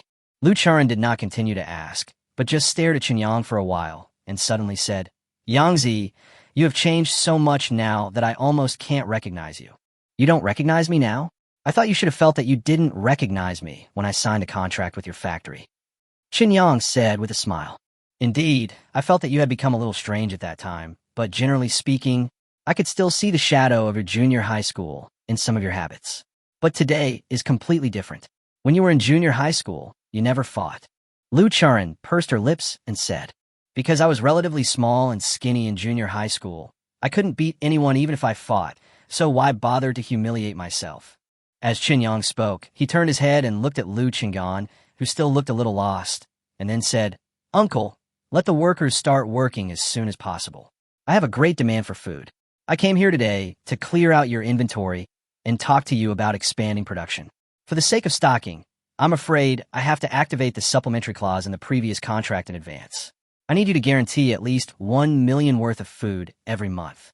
Liu Chingan was stunned for a moment. Then he said hesitantly, "Of course there is no problem in expanding production. There are still many vacant areas in the factory. It won't take long to restore the production capacity to its peak. But can this Dutching issue really be resolved satisfactorily? If it can't be resolved, I'm afraid my factory won't be able to continue operating." "Don't worry," my friend said, "it can be solved, so it can definitely be solved." Chun Yang nodded very affirmatively. For the next 20 minutes, Chun Yang and Liu Churn took a leisurely walk in the food factory. The content of their conversation mainly focused on their memories of junior high school life, talking about some of the ridiculous things he did when he was young and the various embarrassing situations he encountered at school. Liu Churn's original somewhat unfamiliar feelings towards Chun Yang were all filled with a sense of familiarity. "I plan to take the postgraduate entrance exam for Beijing Normal University. If I am admitted, I will go to Beijing to study." After chatting with Chun Yang for a while, Liu Churn suddenly spoke. Chun Yang was stunned for a moment, raised his eyebrows, and asked, "Why did you suddenly decide to take the postgraduate entrance examination? Is there enough time?" "It's not too late. You can sign up before the end of October. I didn't plan to take the postgraduate entrance examination. After all, the factory at home had problems, and I had to come back to see if I could help. But you saw the result. If it weren't for you, I wouldn't be able to help at all. Now the factory is back on track. With your orders, my dad doesn't have to worry about bankruptcy anymore. Therefore, I hope to continue my studies. If I can pass the postgraduate entrance examination of Beijing Normal University, then take the teacher qualification certificate and become a teacher, it will be much easier. I have always wanted to be a teacher." Liu Churn lowered his head and said, "But there was one thing she didn't say. That is to go to school in Beijing so that I can be closer to Chun Yang. No matter what happens, I can always find a chance and a reason to meet Chun Yang. Then I wish you success in your postgraduate entrance examination in advance. If you succeed, I will take you to have a good time in Beijing." Chun Yang didn't notice the change in Liu Churn's expression and nodded with a smile. "It's settled then. I want to climb the Great Wall and eat roast duck." "No problem." While the two were chatting, an old model Passat suddenly drove into the factory. At this time, the dozen or so thugs who had been knocked to the ground by Chun Yang had all crawled up from the ground, and Li Dicheng also woke up from his coma. But I was still in a state of recovery and couldn't remember what had happened for a while. The Passat stopped inside the factory, and a middle-aged man in a suit got out of the car. He walked quickly to Chun Yang, bowed, and said with a smile, "Is this Mr. Chun Yang?" "Hello, I am the Deputy Director of the Office of Qingyin Municipal Government. I have already understood what happened here. According to the instructions from above, it must be handled reasonably and legally so that our entrepreneurs can have a safe production environment. So please rest assured, I can assure you that this food factory will never be harassed by anyone again. Li Dacheng and his gang have been defined as a gang of evil forces by the city government at a temporary meeting. They will be punished by law. At the same time, according to my understanding, Li Dacheng's brother also committed many illegal and disorderly acts while in office. He will also receive the due punishment. Qinyang was quite satisfied with this treatment. The deputy director of the municipal government office is usually just a figurehead. His actual position should be the trusted secretary of the city government's top leader. Therefore, the handling method promised by the other party can definitely be achieved. But Li Dacheng, who had just recovered from his shock, didn't hear that. Subconsciously, he shouted, "Who the hell are you? You are so arrogant. Aren't you afraid of biting your tongue?" Chapter 130, Sharingan. Li Dacheng quickly understood who this person was. Because law enforcement agencies are unprecedentedly efficient. Less than 5 minutes after the deputy director arrived at the food factory, more than a dozen police cars stopped outside the gate of the food factory. Immediately afterwards, a team of police officers entered the food factory and arrested Li Dacheng and all his men. This posture immediately frightened Li Dacheng. If it wasn't a major case, it would be impossible to mobilize so many police forces. Thinking about what the middle-aged man had just said, as long as Li Dacheng was not stupid, he would understand that he had really hit a wall this time. But no matter what, Li Dacheng couldn't understand why the Liu family's factory suddenly became an untouchable hedgehog. After all, when the Liu family's factory had good business in the past, they had taken the corresponding fees from here countless times, and there had never been a single incident. As a result, this time they just took their share as usual, but it looked like they were going to fail. As Li Dacheng and his group were taken away, the middle-aged man smiled again and said a few nice words to Qinyang before driving away. Judging from what the middle-aged man expressed in his words, the other party actually did not know that the matter was suppressed step by step because of Mr. Chu's order. This is normal. The distance between Mr. Chu and the grassroots is really too far. It is already a magical thing that he can exert pressure so quickly in a roundabout way. Well, Li Dacheng's problem has been solved. You don't have to worry about his brother. And after this incident, the officials in Qingyin will naturally pay attention to your factory. In the future, as long as you do business in Qingyin peacefully, you won't encounter any troubles. Qinyang looked at Lu Qinggan, who was in a daze, and spoke with a smile. Lu Qingyan really didn't expect that Qinyang would make such a big fuss, and his understanding of Qinyang became more profound. Thank you so much this time. If it weren't for you, I don't know how much trouble my factory would have to go through. Li Dacheng is like a vampire. The more profit the factory makes, the more he dares to ask for. The reason why I didn't agree to give him 20,000 yuan just now was because I was afraid that his greed would be insatiable. I gave him 20,000 this time, but next time it might be more than 20,000. It's all hard-earned money, and I really don't want to fill his bottomless pit like this. But now it's all right. I don't have to worry about him anymore. Lu Qinggan said with emotion. Then, Uncle Lu, please arrange for a truck to transport all the inventory to the warehouse I reserved earlier. Don't forget to expand the production scale. The amount of food I need to take away from you every month will only increase. Qinyang spoke. Okay. I'll contact the car right away, and I'll make sure it's delivered to you before I get off work today. Lu Qinggan said excitedly. The factory's troubles were resolved and business was obviously getting better and better. After Lu Chengyan was completely relieved, he was naturally full of hope and excitement. Seeing that there was still time, Qinyang said goodbye in advance and went back home. Qinyang's parents and grandparents were very happy about his sudden return, but when they learned that Qinyang had to catch a flight back to Beijing in the evening, they were somewhat reluctant to let him go. I spent the whole afternoon chatting with my parents and grandparents and told them a little about my current condition and the fracture I had, so that my family could be mentally prepared in advance and not make too much of a fuss about his inevitable success. If I tell everything at once, who knows if it will scare my parents and grandparents? Working-class families have a very simple understanding of the world. If Qinyang tells his parents and grandparents the truth about the current situation, I am afraid that not only will they not be happy, but they will worry that Qinyang has done something shameful. Of course, Grandpa is an exception, but if he wanted his family to completely accept the changes in him, in addition to his grandfather acting as an insider at home and influencing them subtly, he himself had to reveal a little information from time to time to allow his family to slowly adapt to the fact that their family might have a top billionaire. After having dinner at home in the evening, Chunyang went to the warehouse that he had rented in advance overnight and transported all the food that had been moved into the warehouse to the wasteland world in batches. Then he bought a flight for that evening and flew back to Beijing. In fact, there are certain hidden dangers in transporting food in this way. After all, a large amount of food was transported to the warehouse without any trace of being transported out, and it would be directly transferred to the wasteland world by Chunyang. If you're not careful, it would be easy for people to notice that something is wrong. However, Chunyang took this into consideration when choosing a warehouse to rent, so he specifically picked a warehouse that did not have surveillance installed. Moreover, the geographical location is very remote, and there are no residential areas around it. With so few people, the probability of being discovered with problems is, of course, smaller. In the next week, Chunyang went to the wasteland world during the day to supervise the construction progress of the Dawn base, and went there at night to receive the inhuman training designed by Yang Song. Perhaps due to the influence of the enhanced potion transformation, Chunyang's learning ability has also been greatly improved. This improvement in learning ability is not only reflected in the speed at which the brain works, but also in the powerful memory capacity of the muscles. So much so that after only 1 week of training, the extent of Chunyang's progress had already left Yang Song dumbfounded.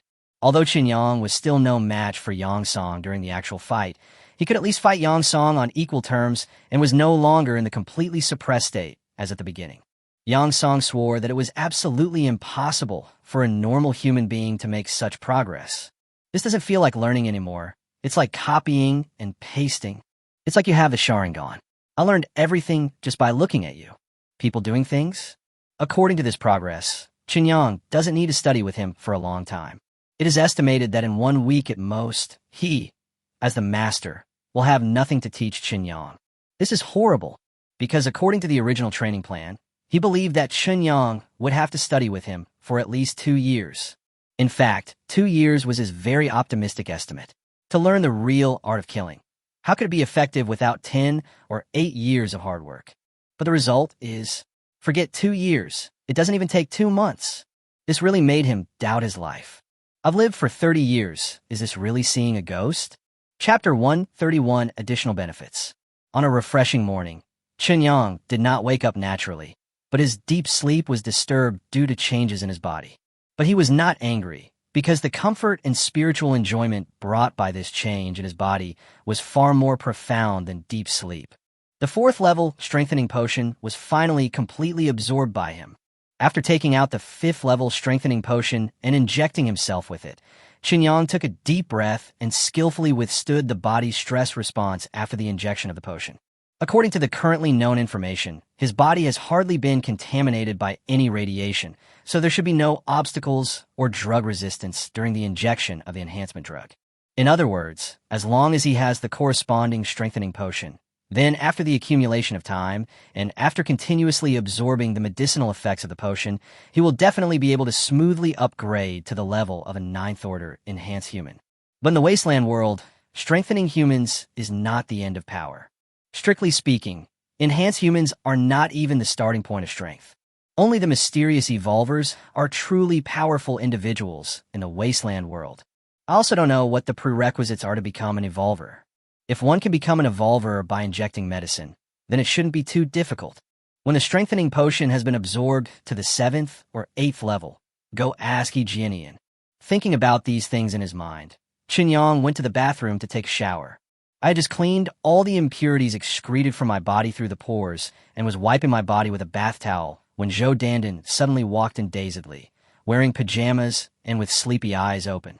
She glanced at Chunyang, then lifted the hem of her pajamas as if no one was around and sat on the toilet. He yawned and said, "I can't hold it anymore. Just wash yourself and don't worry about me." Chunyang blinked his eyes and said speechlessly, "Are you so shameless now? I'm naked. You're talking as if you've never come in when I was taking a shower before. What's the matter? Are you not used to the role change?" Zhou Dandan spoke up. "It's not that I'm not used to it. I just feel. Are you trying to seduce me, the chairman? What?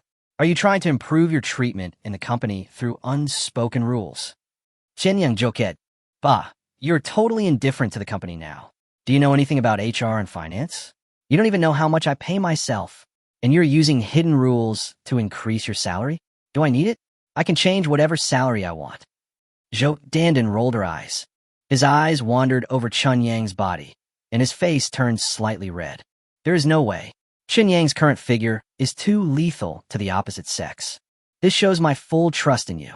Since we were talking about the company, let's talk about the recent developments. How are our product sales? Have there been any significant improvements during this period? As Chun Yang spoke, he simply stood in front of Zhou Dandan. Due to the height issue, Zhou Dandan and Xiao Qinyang were only inches apart. Talking about work in the bathroom, I always feel a little weird. Zhou Dandan swallowed subconsciously and said with an evasive look, "So what do you think we can talk about in the bathroom in a non-weird way like we are now?" Qinyang asked with a smile. You started to act like a hooligan early in the morning, bullying me while Sister Shuya was away. When Sister Shuya comes back, I will definitely complain to her. She reminded me before filming to be careful of you. I thought Sister Shuya was overthinking at the time, but now it seems that Sister Shuya really has foresight. Zhou Dandan turned her blushing face away and continued. The sorrow of the chaos world has sold 12 million copies, and the domestic potential has basically been exhausted. After all, there are only so many legitimate standalone players. The reason why the game can sell so well, in addition to the influence of our company, is mainly due to the extensive praise and publicity from various gaming media during this week. The quality of the game itself is so good that those gaming media outlets didn't even need us to do any PR. They just spontaneously reviewed our game, and they all gave it 5-star reviews.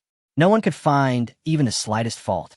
The only criticism everyone had about Chaos Sorrow was that the price was too cheap and didn't match its quality.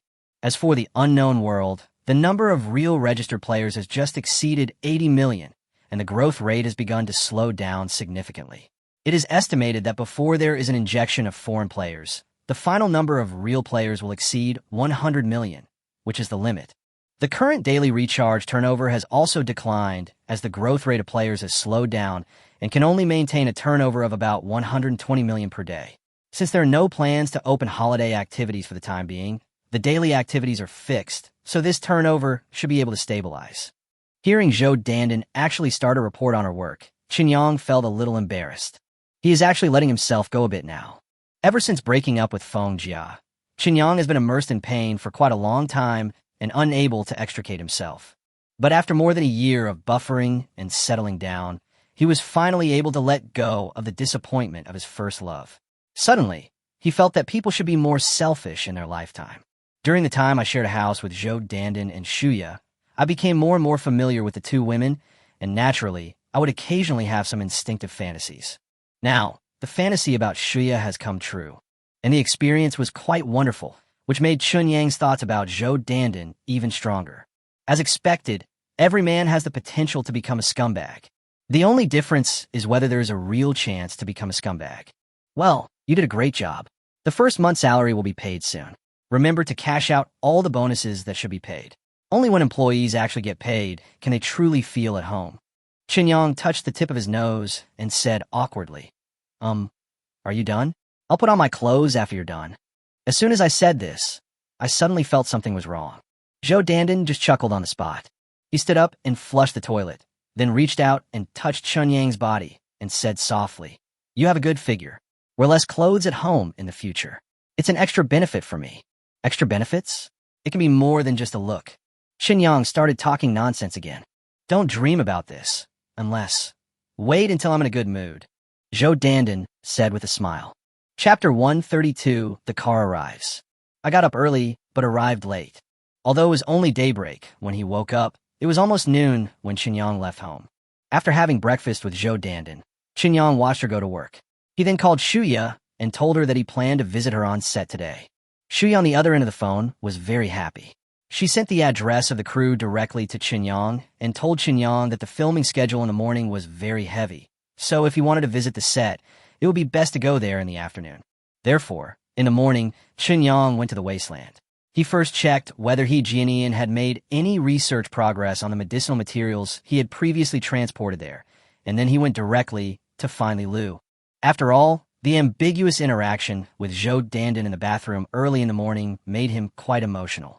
Currently, in the wasteland world, only Li Lu can satisfy his physiological needs. After getting enough comfort from Li Lu, Qinyang went to Tongfang's office building again. Those hardware experts have thoroughly studied the relevant hardware of the mobile phone and are communicating with Wei Tongfang to find out what kind of support the software can provide for the hardware. Only by figuring out all of this can the hardware experts determine what can be made while still using the hardware standards of the mobile phone itself. Seeing that Wei Tongfang was very busy, Qinyang did not disturb him too much. Anyway, he is not in a hurry to develop software now. Since its establishment, Qinyang Technology Company has launched 2 games in succession in a very short period of time. One online game and one standalone game. Both were huge successes. At the same time as the game was launched, several completely free daily software were also released in succession. Judging from the frequency of product releases, Qinyang Technology's product releases are actually on the high side. However, considering that the company was a blank slate when it was first established, it is not a bad thing to frequently release new products in the early stages of its establishment. However, when a number of products has accumulated to a certain extent, a strict spacing strategy must be formulated when new products are released.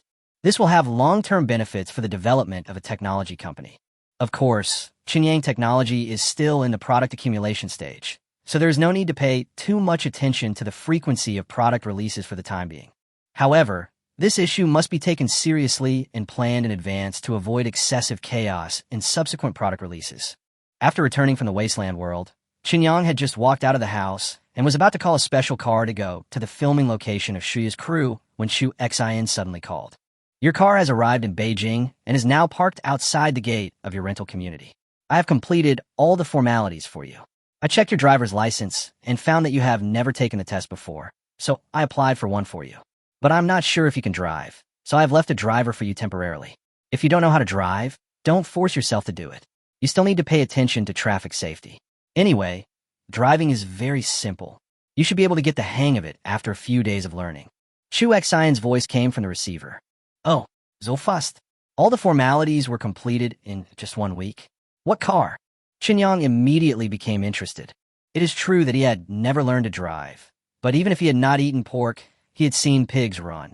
With his enhanced observation ability and physical learning ability, even though he had never learned to drive, he could actually learn almost immediately just by watching other people drive. After all, driving is not a highly technical job. For today's Chinese people, it is almost becoming a necessary skill for life, just like speaking Mandarin. You'll know when you go and see it for yourself. You're lucky. This car originally had to be booked quite a long time in advance because the production capacity was really limited. So far, only about 100 cars have been produced. If you had gone through the normal process, you would have gotten the car in half a year, which would have been considered fast. As it turned out, there was a new car that had already been shipped. It was originally reserved by a wealthy man in the Middle East. However, before it could be shipped, the wealthy man encountered a coup and went into exile overseas. The car became ownerless, so I took it. Shu Xin kept the question in suspense. However, a lot of information has been revealed. This car was specially ordered by a tycoon from the Middle East. How can it be just an ordinary product? Impossible. Okay, then I won't thank you. I'll treat you to a meal some other day. Qinyang said with a smile. You don't have to treat me to a meal. My birthday is next month, and many of my friends will come to celebrate it for me. Why don't you come too? You know, for someone of my status, birthdays don't really matter to me. Besides my friends, there will be some annoying people who will attend. I think those people will take advantage of my birthday to try to establish a romantic relationship with me. If they confessed in public, I would be very embarrassed because our families are similar and we have to give them some face. So if I reject them in public, it would be like offending them. But if I don't reject them, I can't convince myself. So you can pretend to be my boyfriend and help me attract some hatred as a way of thanking me. How about that? Zhu Xin voice Sao Gam. But Qinyang always felt that behind the calmness, there seemed to be some subtle emotions hidden. Okay, tell me the time in advance, so I can prepare a birthday present for you. Qinyang agreed without hesitation. Although it is foreseeable that pretending to be Chu Xion's boyfriend would definitely be a very troublesome thing. After all, what kind of family would be able to match the Chu family? They must be the top group in this country. If you are regarded as a love rival by people from these families, it would be a very sour feeling. But since Chu Xion had spoken, he couldn't refuse. Okay, I'll let you know in advance. Now, let's go and look at your car. You men seem to have an inexplicable affection for cars, and you can even think of your car as a lover. I hope the lover I choose for you will satisfy you. Chu Xian's voice seemed a little more relaxed, and she spoke quite cheerfully. Chunyang hung up the phone, took the elevator downstairs a little impatiently, and jogged all the way to the main entrance of the community. Then he saw that there were at least a dozen idle people, not too far away, surrounding a huge, armored vehicle. They kept whispering to each other, and so were taking pictures with their phones. It was obvious that they had never seen this vehicle before. As Chunyang appeared outside the main gate of the community, the man in a suit standing next to the armored vehicle immediately walked up to him with a smile on his face. "Mr. Chunyang, I'm the driver that Miss Chu arranged for you. I will serve you for the next period of time until you no longer need me," the man in the suit said respectfully. Chunyang was a little dumbfounded. This armored vehicle is the lover that Chu Xian chose for me? Holy crap. Press F to enter a tank. Chapter 133, oh man. Night 15, 6.1 meters long, 2.5 meters wide, 2.5 meters high, 6.8-liter V10 engine, maximum 400 horsepower. Luxurious interior, complete entertainment facilities. The car has a 27-inch LCD TV and a PS game console. A water bar, refrigerator, and wine cabinet are all installed inside. The car has Wilton wool cashmere carpet and a 6-way electric leather executive chair. After the man in the suit introduced himself, he led Chunyang to the front of the car and began to explain the performance indicators of the car. The body is made of bulletproof steel plates and glass avant-garde wheel arches and bumpers, and the windows and windshield are made of 64 millimeters thick bulletproof transparent material. It can withstand NATO standard 820 meters per second, caliber 7.62 by 51 millimeters hard steel nuclear bullets, can withstand attacks of 15 kilograms TNT explosives, and the vehicle chassis can also withstand grenade explosion assaults. In short, this car can be said to have the strongest protection among civilian cars. Even if it is put on the battlefield, it is very qualified. The only disadvantage is that it is too big, and it is basically impossible to find a suitable parking space for it. The original total price of the car exceeded $20 million, but because the original owner had a problem and temporarily replaced the buyer, Miss Chu only spent a total of $15 million to buy the car. Listening to the introduction of the man in the suit, Chunyang couldn't help swallowing. He was indeed attracted by the sturdy appearance of the car. Men always have a special liking for sports cars and off-road vehicles. Compared to the cool-looking sports car, Chunyang actually prefers this domineering and tough armored appearance. Therefore, the Night 15 in front of him really hit him hard. Compared to the Night 15, the Hummer, which is known for its toughness, is just like a children's toy. That's great. You can drive there according to this address. I am afraid. I really need you to be my driver for a short period of time.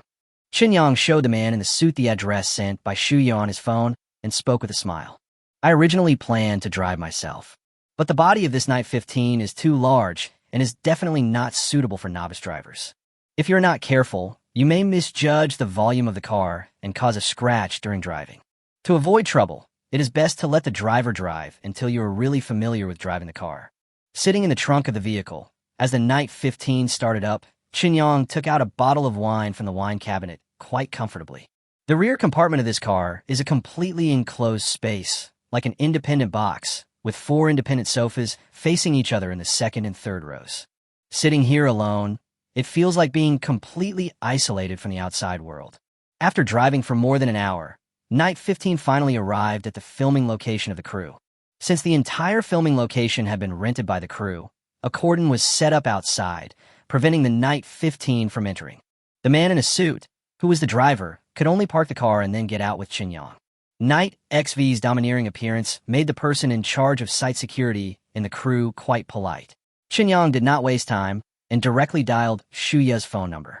Soon, Shuya, dressed in a stage costume, trotted out. After confirming that Chunyang was really here to visit the set, the person in charge of site security opened the cordon and allowed Chunyang to drive in. How do you wear a police uniform?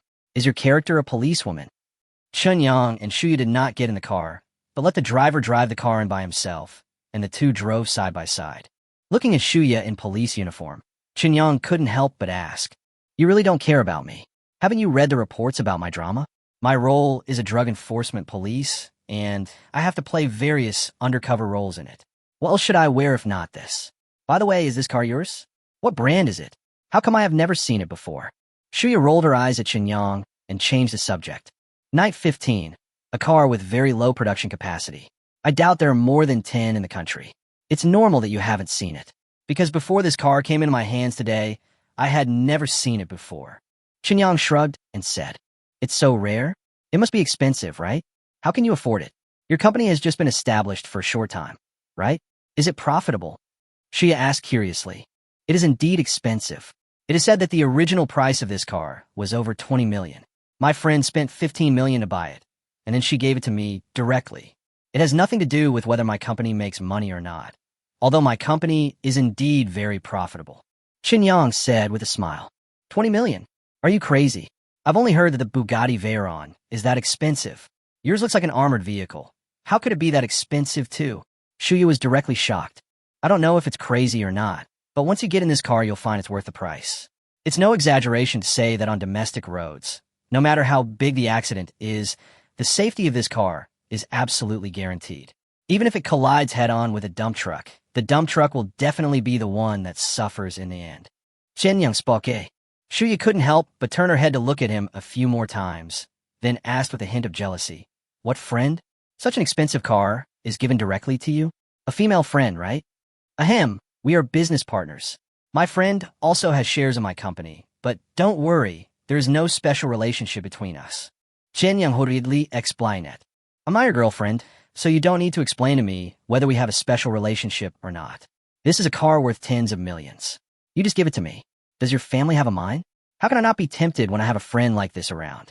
Anyway, I can't afford such an expensive car," she said with a pout. TSK, are you jealous? There's really nothing wrong with that. Do you think I'm the kind of person who would bend over backwards for money? Poverty and humbleness cannot change you, understand? I'm talking about me." Qinyang put his arm around Shuya's shoulders and said with a smile. Shuya didn't break free. She just rolled her eyes and said, "Poverty can't be changed, but money can. You're not just someone who would bend for money, are you? You would even sell your body for money. This is what you said before, saying that you wish you could meet an aunt who understands you, who understands your helplessness and your necessity." Qinyang suddenly started to cough dryly. He did say these words exactly, word for word. But the thing is, that was a joke he made while drunk with Shuya and Zhou Dandan at a dinner party in their rented house. Women are indeed the most vengeful animals in the world. You're out here, please give me some face. After all, I'm here to visit you today. Isn't this also because I care about you? For my good performance, can you please let me go this time? Qinyang begged for mercy. Humph, who knows whether you really care about me or just want to sleep with me again? Shuya said proudly. This sentence made so much sense that Qinyang was speechless. Chapter 134, let me try. The crew that Shuya is in is quite large. As the Night 15 stopped at the parking lot specially opened by the crew, many people from the crew gathered around curiously. It is really because the appearance of this car is too domineering and it is too rare in China. When it suddenly appears, the visual impact it creates is indeed very exaggerated. The number of staff and actors in the crew is estimated to be around 400 to 500. Shuya didn't have many scenes in the afternoon, so the staff around Shuya were naturally relatively relaxed. Most of the crew members who were watching Night 15 at this time were these. Come on, I'll take you to the filming site and show you what real filming is like. But you have to mute your phone, otherwise, if your phone rings suddenly and the filming progress is hindered, the director will get angry. On my first day with the crew, a staff member accidentally caused a similar incident, and the director got furious. That look really scared me. While Shuya was talking, she put her arm around Qinyang without any hesitation. The crew members who witnessed this scene naturally speculated secretly that this young man who suddenly came to visit the set might be the legendary financial sponsor behind Shuya. For a moment, all the female staff members envied Shuya, because normally, the financial sponsors behind female stars are either old or ugly. After all, for a rich and powerful man, it is hard to expect him to have any outstanding appearance. But who would have thought that the financial backer behind Shuya is such a handsome young man? And when the two of them walked together, they looked so well matched. This can't be understood simply as a sponsor, right? This is simply true love. In fact, Qinyang could only be considered an ordinary-looking man. At most, he was more pleasing to the eye. But since he started injecting strengthening drugs, his body has been constantly transformed, and even his facial features have undergone some subtle changes. Although this change is subtle, it is enough to make Qinyang who was originally just pleasing to the eye, worthy of the description of being handsome. It seems like everyone in the crew is secretly watching you. Being led by Shuya to the place where the filming was taking place, Chinyang leaned close to Shuya's ear and whispered, "You'll get used to it. The crew is the most gossipy place. The less familiar they are with someone, the more interested they are." As Shuya spoke, she raised her hand and waved, briefly greeting several actors. These actors seem to be quite old. They must be veteran actors invited by the crew. In the current television environment, such veteran actors are not allowed to play the leading roles. Even for the sake of traffic, the male and female protagonists must have youthful and beautiful appearance. The most important value of veteran actors is to play some major supporting roles and act with the main characters, thereby improving the quality of the entire drama and enhancing the acting skills of the crew. Of course, although the pay of veteran actors is far less than that of young actors, it is actually not small. To be able to invite veteran actors to play all the main supporting roles in the crew, the financial resources of the crew itself must be quite considerable. Xiao Shu, the director, is angry. Try not to make any noise when you get over there, or he will take his anger out on you. An old actor who looked old enough to be Shuya's father reminded her with a smile, then nodded to Chen Yang as a greeting. Losing your temper again? Who's unlucky today? The shooting progress in the morning was completed very well. I saw that the director was still cheerful in the morning. How come it's so cloudy again in the blink of an eye? Shuya asked in surprise. Oh, don't mention it. It was bad luck. We were going to shoot a gunfight scene this afternoon, but there was a problem with the wire work. The stuntman fell from the air and had to be taken to the hospital by ambulance. Fortunately, the fall was not serious. Otherwise, the director would have gone crazy. So the assistant director in charge of props and safety was scolded for half an hour. Most importantly, the gunfight scene might not be shot, and the original shooting plan had to be adjusted significantly, so the director was very annoyed. The old actor shook his head. This is too small. She was speechless. After thanking the old actor, she brought Chun Yang to the filming location. Sure enough, a bearded man was yelling in a rage, and everyone else at the scene was silent. It seemed that the bearded man was the director of the crew. I'm so angry. Do you know how much loss this stupid and low-level mistake will bring to the crew? We've been preparing for today's gunfight scene for a week. If we can't finish it and postpone it to the next time, it will cost at least millions of extra budget. Will you pay for it, or will I? The bearded man banged hard on the paper tube in his hand that was wrapped with the script, and then said, Anyway, find a way for me. Make sure we finish filming this scene today. If you can't find a suitable stuntman, then you have to act yourself. The assistant director, who was scolded by the bearded man, had a bitter look on his face. He lowered his head and listened obediently, not daring to say anything back. But he had no way to meet the bearded director's request, so he felt extremely sad. The location of the crew is very remote, and it is simply a pipe dream to find a qualified stand-in actor on short notice. After all, this is not just looking for an ordinary stand-in. This requires looking for a stand-in with real kung fu skills. The assistant director waited until the bearded director finished scolding him before he spoke weakly. Director, it's my fault today, but where can I find a capable stunt double now? This is your problem. Anyway, if today's filming is delayed because of you, then you have to quit your job as assistant director. Do you understand? The bearded director roared at the assistant director. Chun Yang, who was not far away, became interested when he heard the bearded director's roar. Because he is very curious about filming, if he can have the opportunity to participate in the filming during the visit, then it would be worth the trip, right? So after hearing the assistant director's dilemma, Chun Yang squeezed Shuya's hand and said, What kind of stuntman do you need? Maybe I can give it a try. You? Stop it. This scene requires a stuntman to perform the movements. It's very dangerous. Otherwise, there wouldn't be any need for wire suspension. How could you possibly do that?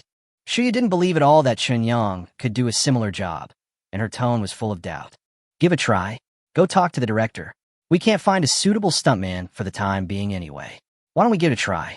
What if I can do it? Chen Yang urgid enthusiastically.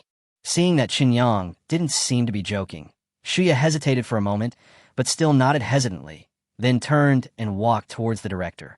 Chapter 135, Tyrant on the Set. As one of the top TV drama directors in the country, Qian Tingfei has a high status in the entertainment industry. Compared with the overwhelming advantage of movies over TV series in the West, domestic TV series and movies are basically in a balanced state. Although actors still yearn for the big screen and directors still think that film directors are more ambitious than TV directors, TV directors are not much worse than film directors in terms of revenue and influence in the entertainment industry. When it comes to TV drama directors of Chien Ting-fei's level, apart from one or two extremely rare big film directors, there is no other director who can be compared with him. Therefore, on the set, Chien Ting-fei has always had absolute authority. No matter how big an actor is, he must focus on making money in the crew. Chien Ting-fei's achievements are fully worthy of the rights and status he has. Over the years, any TV series directed by Chien Ting-fei has never fallen out of the top 5 of the annual ratings list in the year of its release. There was even a period of 4 or 5 years when Chien Ting-fei was most energetic in filming, and the TV series he directed would definitely be the ratings champion of the year as soon as it came out. It is conceivable how much psychological pressure it would be for the actors and other staff to work with such a director. But for Chien Ting-fei, the brilliant past achievements are both motivation and pressure. Precisely because the name Chien Ting-fei has become synonymous with high-quality TV dramas, audiences often have higher expectations and requirements for TV dramas directed by Chien Ting-fei. This forced Chien Ting-fei to be even more demanding in the dramas he filmed. The result is that Chien Ting-fei often has a very bad temper during the filming of the series. When some actors and staff members anonymously complained to entertainment magazines in private, they used words like set tyrant to describe Chien Ting-fei. So Shuya, who had agreed to help Qinyang ask, felt a little nervous when she walked to Chien Ting-fei's side. After all, everyone could see that Chien Ting-fei was extremely angry, and rational people would stay away from Chien Ting-fei at this time to avoid being affected by the anger. Director Chien, there is something I want to discuss with you. So yes, spoke carefully. When Chien Ting-fei saw that it was Shuya, the anger on his face subsided a little. He suppressed his anger and tried to make his tone sound gentle as he spoke. What's the matter? Do you want to ask for leave? You don't have many scenes tomorrow. If you have something urgent, I can postpone your filming plan tomorrow for a day. No, Director Chien, it's my friend came to visit me on set, and then he found out what just happened here. He said he might be able to try out the role of the stuntman. Shuya waved her hands quickly, and her voice became lower and lower. Your friend? Chien Ting-fei was stunned for a moment, and instinctively turned his head to look behind Shuya, and his eyes immediately focused on Qinyang. There was no way he could recognize everyone in the crew, except Qinyang, who looked unfamiliar.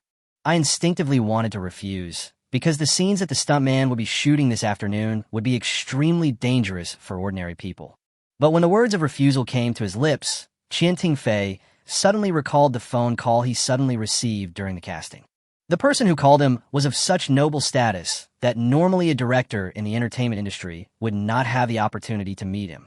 Previously, he was fortunate enough to invite that big shot to sit in on a symposium of an association and receive some guidance. That's why he added that big shot's phone number. However, he didn't expect that the casting of a TV series could actually attract the attention of that big shot.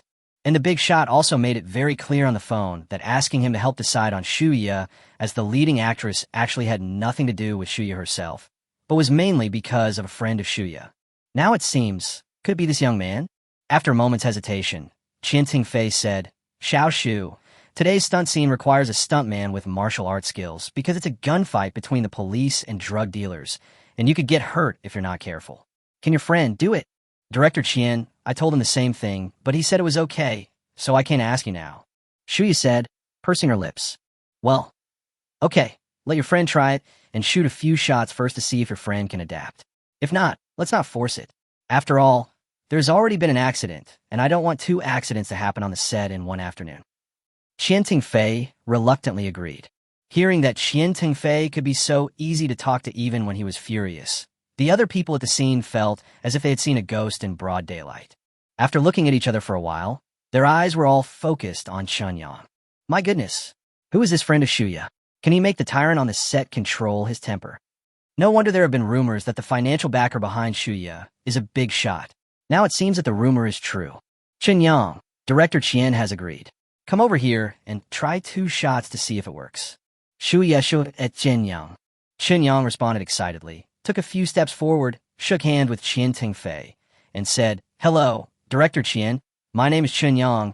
My parents really like the TV series you directed. It's my honor, but Are you sure you want to try it? Although it's just a few shots, it's still dangerous. Filming for TV is not as glamorous as it looks. There are many hardships that you young people can't imagine. Qian Tingfei asked. Of course, I have practiced real kung fu. Chen Yang said with confidence. Seeing Chun Yang's firm attitude, Qian Tingfei stopped trying to persuade him. He waved at the assistant director he had just reprimanded, pointed at Chun Yang, and said, Teach the young man a lesson and let him try a few simple moves first. The assistant director felt as if he had been pardoned. He didn't bother to think about Chun Yang's identity. As long as he could have a reason to escape the fate of being publicly scolded by Qian Tingfei, it would be fine. He nodded and bowed, pulled Chun Yang aside, and began to tell Chun Yang in detail about the scenes that the stunt actor needed to shoot. The content is very simple. Since it is a gunfight scene and there is no dialogue, the focus of the filming is mainly on the presentation of various actions. One of the most dangerous scenes was jumping directly from the roof of a 3-story factory building.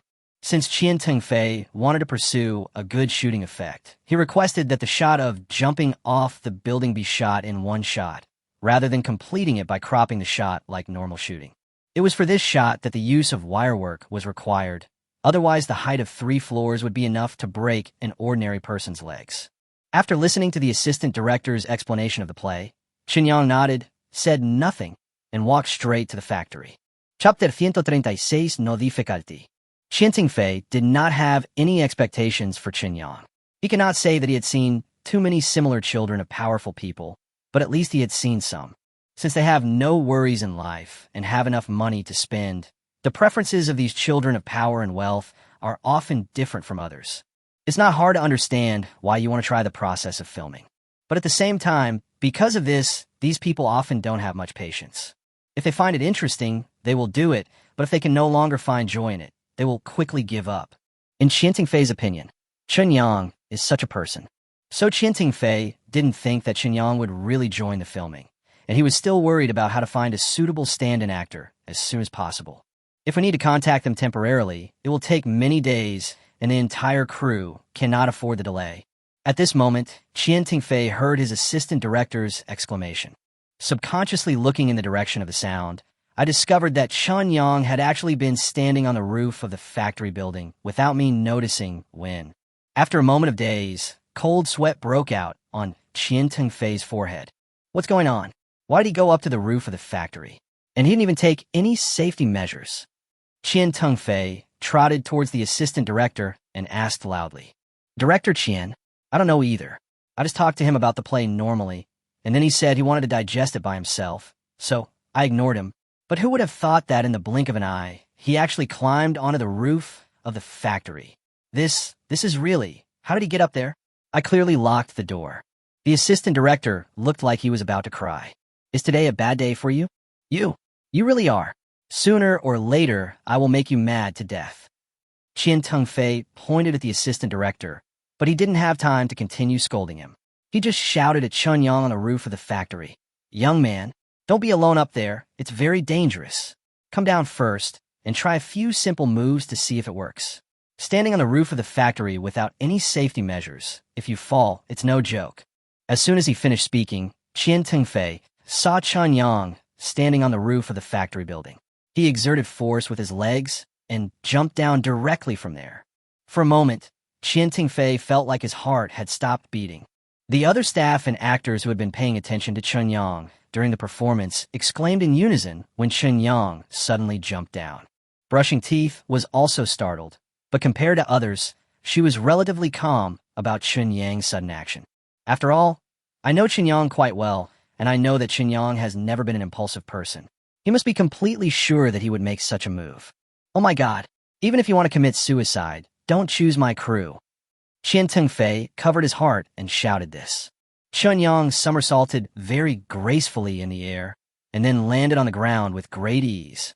It was about 3 stories high and about 10 meters high, but Chun Yang didn't even take any action to relieve the force after landing.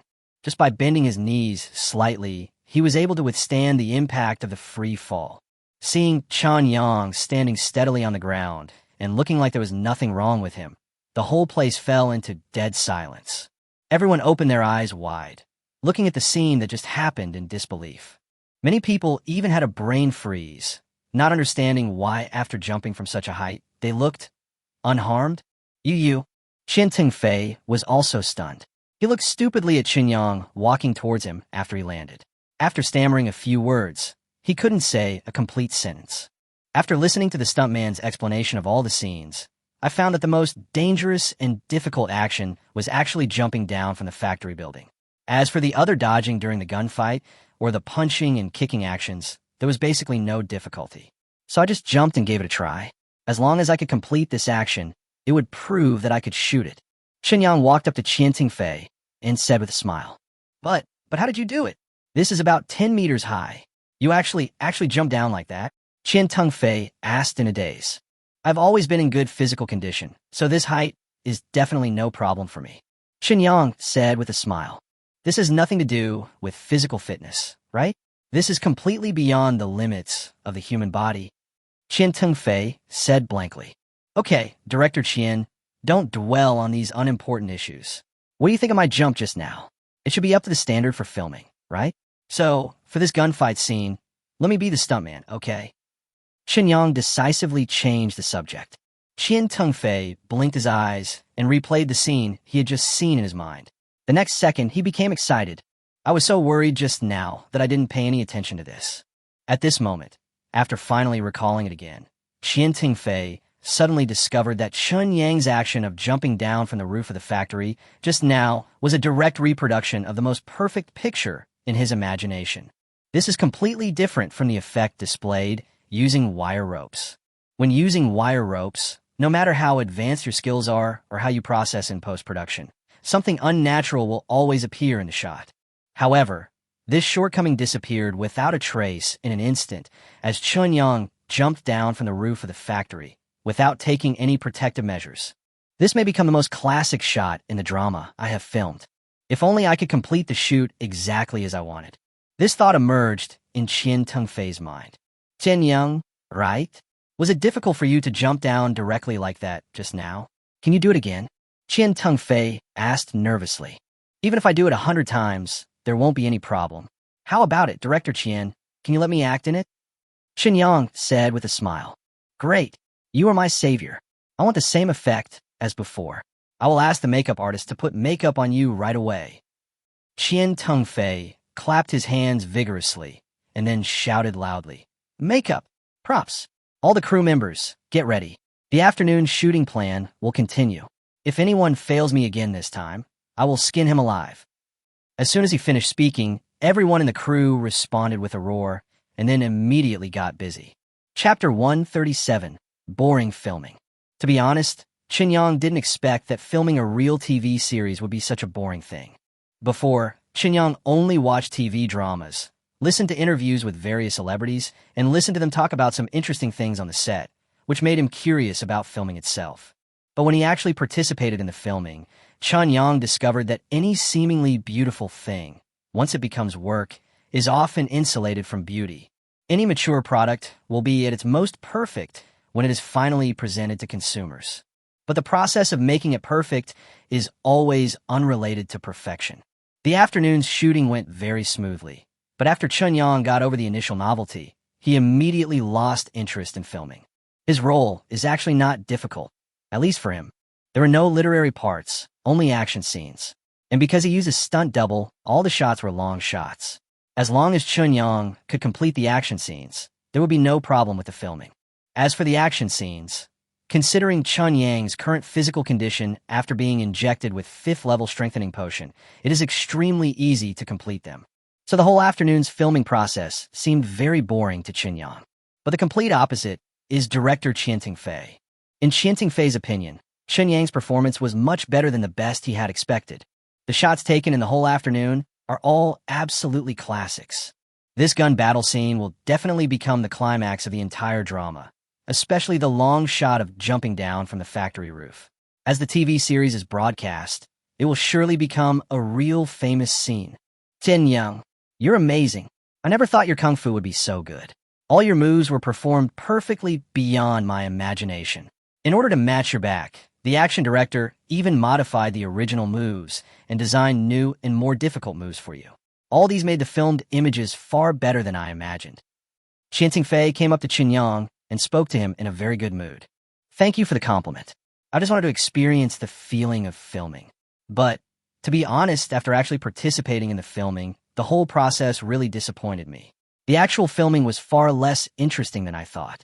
Qin Yang shrugged and said, That's true. Filming is not a fun thing, but I still want to thank you for your help today. If it weren't for you, the crew wouldn't have been able to get such a good shot, and it might have delayed the filming for a few days. The loss caused by this would be huge. By the way, I'll pay you for today's filming after you make up a contract for an extra. Qian Tengfei said with a smile. No need, just consider it as a favor. If you feel bad about it, Director Qian, then during the next filming, just take care of Shuya. Qin Yang shook his head to refuse. The main reason is that there is definitely not much money. Although the pay for action stuntmen is relatively high, but for just an afternoon of shooting, a few $1,000s is already a lot. This amount of money is not attractive to Qin Yang now. If you have money, you can be so willful. Does Shuya need my care? There's no one in the entire crew who doesn't like her. Oh no, maybe some actresses pretend to like her on the surface, but actually say bad things about her behind her back. But this industry is like this. There are too many people who say one thing in public and another in private, so you have to adapt and get used to it. Qian Tengfei smiled and looked at Shuya beside Qin Yang, then said, Of course, don't worry, in my crew at most there will be some small conflicts behind the scenes. There will not be any open tit-for-tat. After saying that, Qian Tengfei looked at the time, an ambiguous expression appeared on his face, and continued. It's almost time. I'm going to have a box lunch. We still have to continue shooting in the evening.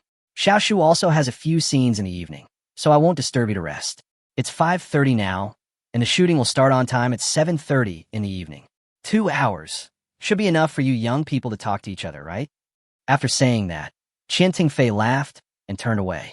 Qin Yang couldn't help but reveal a helpless expression, but he still couldn't wait to pull Shuya back to the Night XV's carriage.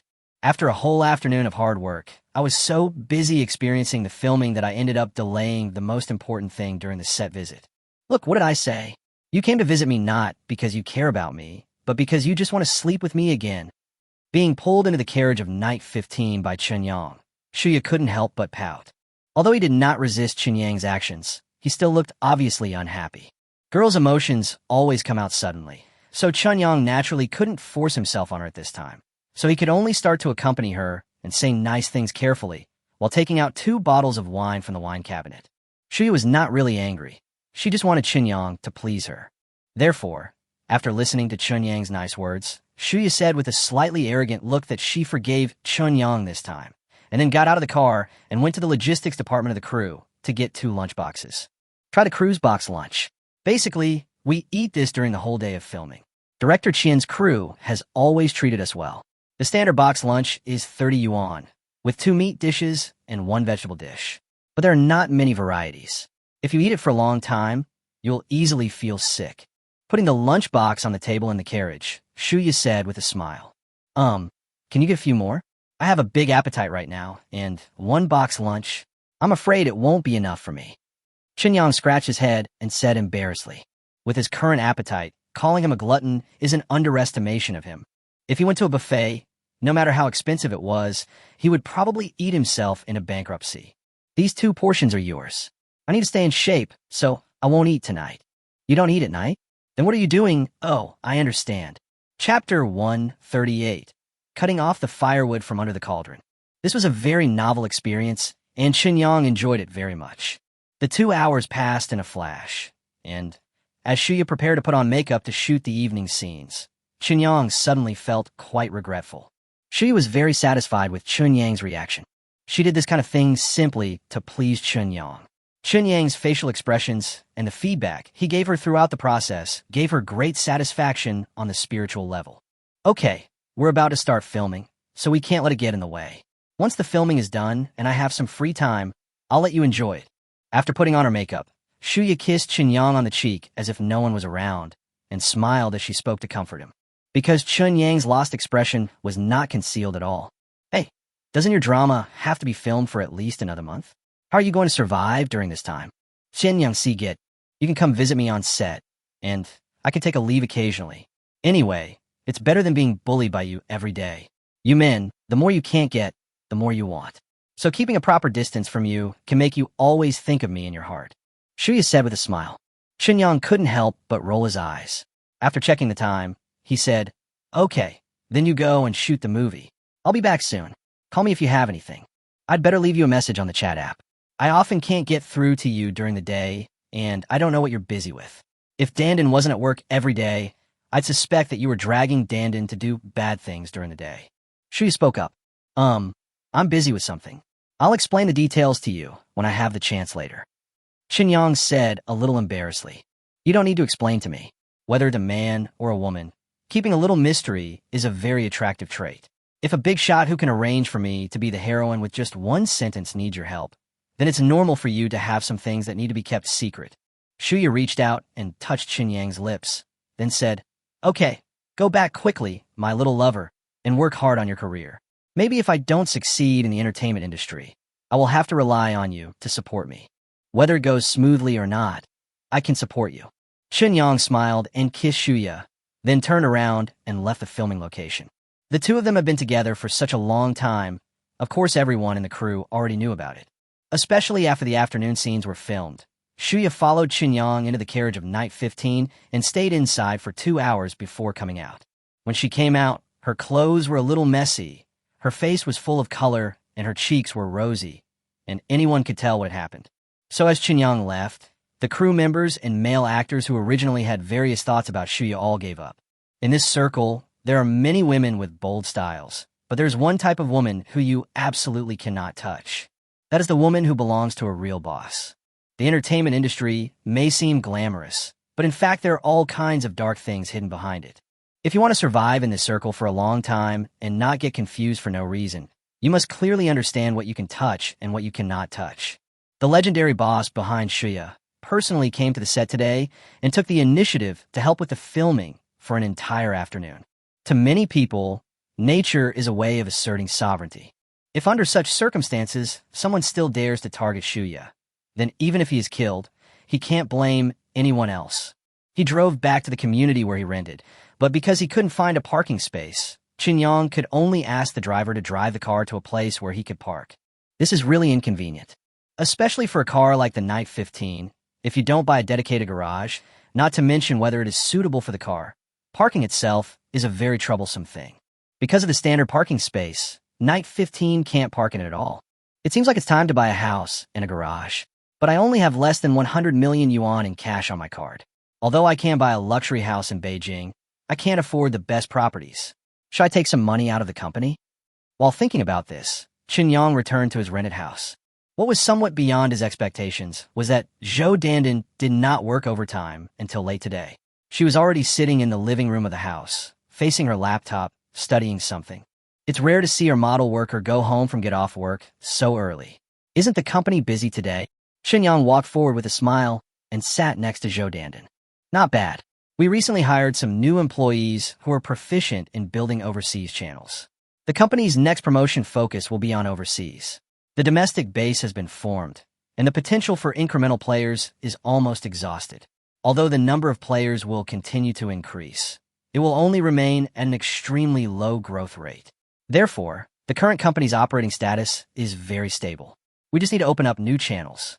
Zhou Dandin glanced at Qinyang, and while speaking, she opened a web page, then placed the computer screen in front of Qinyang and continued. "Look at this, 365 Technology Company has officially declared war on us." Officially declare war on us? What does that mean? Qinyang was stunned and stared at the computer screen for a while before he realized what had happened. In short, 365 Technology Company will completely ban Qinyang Technology software. Of course, this ban does not include games. But other application software are within the scope of attack by 365 Technology Company. Especially for Qinyang Computer Guard, 365 Technology will use exclusive technology. Any computer that has 365 Computer Guard installed will no longer be able to install and use Qinyang Computer Guard. The mobile security manager developed together with Computer Guardian is also included in this exclusive list. Of course, if users must install and use Qinyang Technology's products, then they naturally will not be able to use Sanliu Technology's products. This is equivalent to taking advantage of a user's usage habits to force the user to make the only choice. I have to say, This is a strategy of cutting off the source of the problem. Although Qinyang Technologies products have developed rapidly in this period, the time is too short and it has not yet formed a real foundation. The number of user downloads is still in the tens of millions. However, the number of users of 365 technology is calculated in billions. Therefore, if the blockade by 365 technology is successful, the development of Qinyang Technology will definitely be seriously hindered. For a new company, the impact of this may be devastating. Chapter 139 Tit for Tat. What a vicious method. Isn't this the method that Penguin used during the 3Q war? If I remember correctly, the boss of 365 Technology complained loudly on the internet and put himself in the position of a weak victim. I didn't expect things will turn around. The competitive method that they criticized the most harshly back then is now used as a trump card by them. Will the young man who once slayed the dragon eventually become a dragon? Qinyang shook his head and said, "What should we do? From a product perspective, our products are much better than 365 Technologies products, and they are truly free without any ads or bundled content. The user experience is far superior to 365 Technologies products. But the problem is, 365 Technologies products cover a very large area." Zhou Dandan sighed and continued. The user habits formed by netizens are the biggest trump card of 365 Technology now. Our user base is limited, so we are destined to be a niche software. Once it is blocked by 365 Technology in this way, the speed of development will be greatly slowed down. Even if we eventually break through this blockade bit by bit through the accumulation of word of mouth, how long will it take? If it is delayed for 2 or 3 years, then our company's overall strategic planning will be affected. Qinyang raised his eyebrows and thought for a while, then smiled and said, "Don't worry, since it's just a technical problem, we can definitely solve it." During the 3Q war, Penguin said that you can only choose one of the two, but 365 Technology guaranteed that you can use both software on the computer at the same time. As a result, after the war, 365 Technology won a lot of people's hearts. This kind of thing has its pros and cons. We have to look at it from both sides. 365 Technology is obviously afraid because they know our products are far better than theirs. We can make it truly free, but they can't. After all, they have to make a living. We have games for continuous and powerful blood transfusions, while 365 Technologies games, TSK, hard to describe. Anyway, I'll handle the technical issues, and you can contact them regarding the PR issues. This is a good opportunity to advertise our software. As long as this matter can be handled well, it will be a great promotion for us. We can use these software to expand the number of users and increase user stickiness, and then use these software to feed back to the game. What do you think? If our company becomes indispensable to every aspect of users' lives, how high will it be? By that time, everyone will use our products from the first second they wake up until they go to bed. Then we will truly be the king of the world, right? As Qinyang spoke, he began to daydream uncontrollably again. Ever since he gained the ability to travel back and forth between the two worlds, he has often made this mistake. Wake up, you are still the king of the world. What do you mean you want to rebel? Fine, I will contact the relevant media tomorrow and issue some press releases, but the technical problems must be solved as soon as possible. The longer we delay, the greater our losses will be. Zhou Dandan said, rolling her eyes. Don't worry, I'll get it done for you in a few days at most. If everything goes well, maybe we can have it done tomorrow. Qinyang smiled and nodded. Then I'll wait for your good news. Of course, there's no need to be too anxious. You've been solely responsible for the technical team, and I don't know their mental state. If you give them too much work, it might affect their mood. Although we've been targeted, the actual impact hasn't been reflected yet. After all, our current business focus is always games. And 365 Technology can't do anything about games. Zhou Dandan gave a reminder. Qinyang thought their task is still heavy? Now they're completely working while playing. The technological gap of 200 years makes it a piece of cake for technicians in the wasteland world to develop these software. If the people of 365 Technology knew that the software they regarded as their great enemy was actually made by programmers in the wasteland world out of boredom, I wonder if they would collapse. I didn't chat with Zhou Dandan too late because Qinyang found that Zhou Dandan started to have dark circles under her eyes. Obviously, the busy period has caused Zhou Dandan to lack sleep and not have enough time to rest. Therefore, Seeing that Zhou Dandan still wanted to take online courses, Qinyang stopped her directly and forced Zhou Dandan to go to bed early today. Although Zhou Dandan strongly protested, Qinyang was firm in his attitude and declared Zhou Dandan's protest invalid. Early the next morning, after Qinyang bought breakfast for Zhou Dandan, he went directly to the wasteland world. I found Wei Tongfang and briefly explained the situation to him. The reply I got was that, from a technical perspective, the requirement was very simple and it would not take too long at all, at most an hour, to complete the relevant requirements. In this case, can we add an independent function to our product, which can be downloaded and used separately or bundled with our computer guard and mobile phone manager? That is, the ad blocking function. Chen Yang asked, "Boss, what kind of shielding function do you mean?" Wei Tongfang asked. That's right. The settlement of advertising fees is always related to the display time and conversion rate of the advertisement. The display time often accounts for the majority. So our blocking function directly excludes the display of advertisements. In this way, as long as our ad blocking function is turned on, the advertisements on other software will not be displayed. This is naturally equivalent to reducing the advertising revenue of other software. From a technical point of view, is it difficult? Qinyang explained in detail. You mean, we develop a small blocking program that can block advertisements from other software? This is technically feasible, but it will take some time, at least a week, because we don't know the program logic and core code of other software. Therefore, the development of this blocking software must develop a corresponding logic language that can cover all software. Wei Tongfang stroked his chin and continued. If you just open other programs from our software and then block ads, it will be very simple, because we can rely on the core code of our own program to achieve this. Qinyang nodded in understanding and continued to ask, what if we only develop a blocking program for a certain software? For example, the 365 security guard that I brought to you earlier and a series of other products. If we only block these products and develop corresponding programs, how long will it take? Wei Tongfang thought for a moment and said with a smile, that will be quick. The core programs of these software are very low level. If we only target this series of software, we can get it done in about half an hour. Okay, then you guys should focus on completing these 2 requirements in the morning and give me the finished product by noon. Qinyang ordered. Yes, boss. I promise to complete the task. Chapter 140 Pseudo-Artificial Intelligence. After chatting with Wei Tongfang for a while, Qinyang was quite pleased to see that the office building was in good order. The programmers in the office building are also extremely satisfied with their current living conditions. Everything seemed to have returned to the peaceful days before the catastrophe.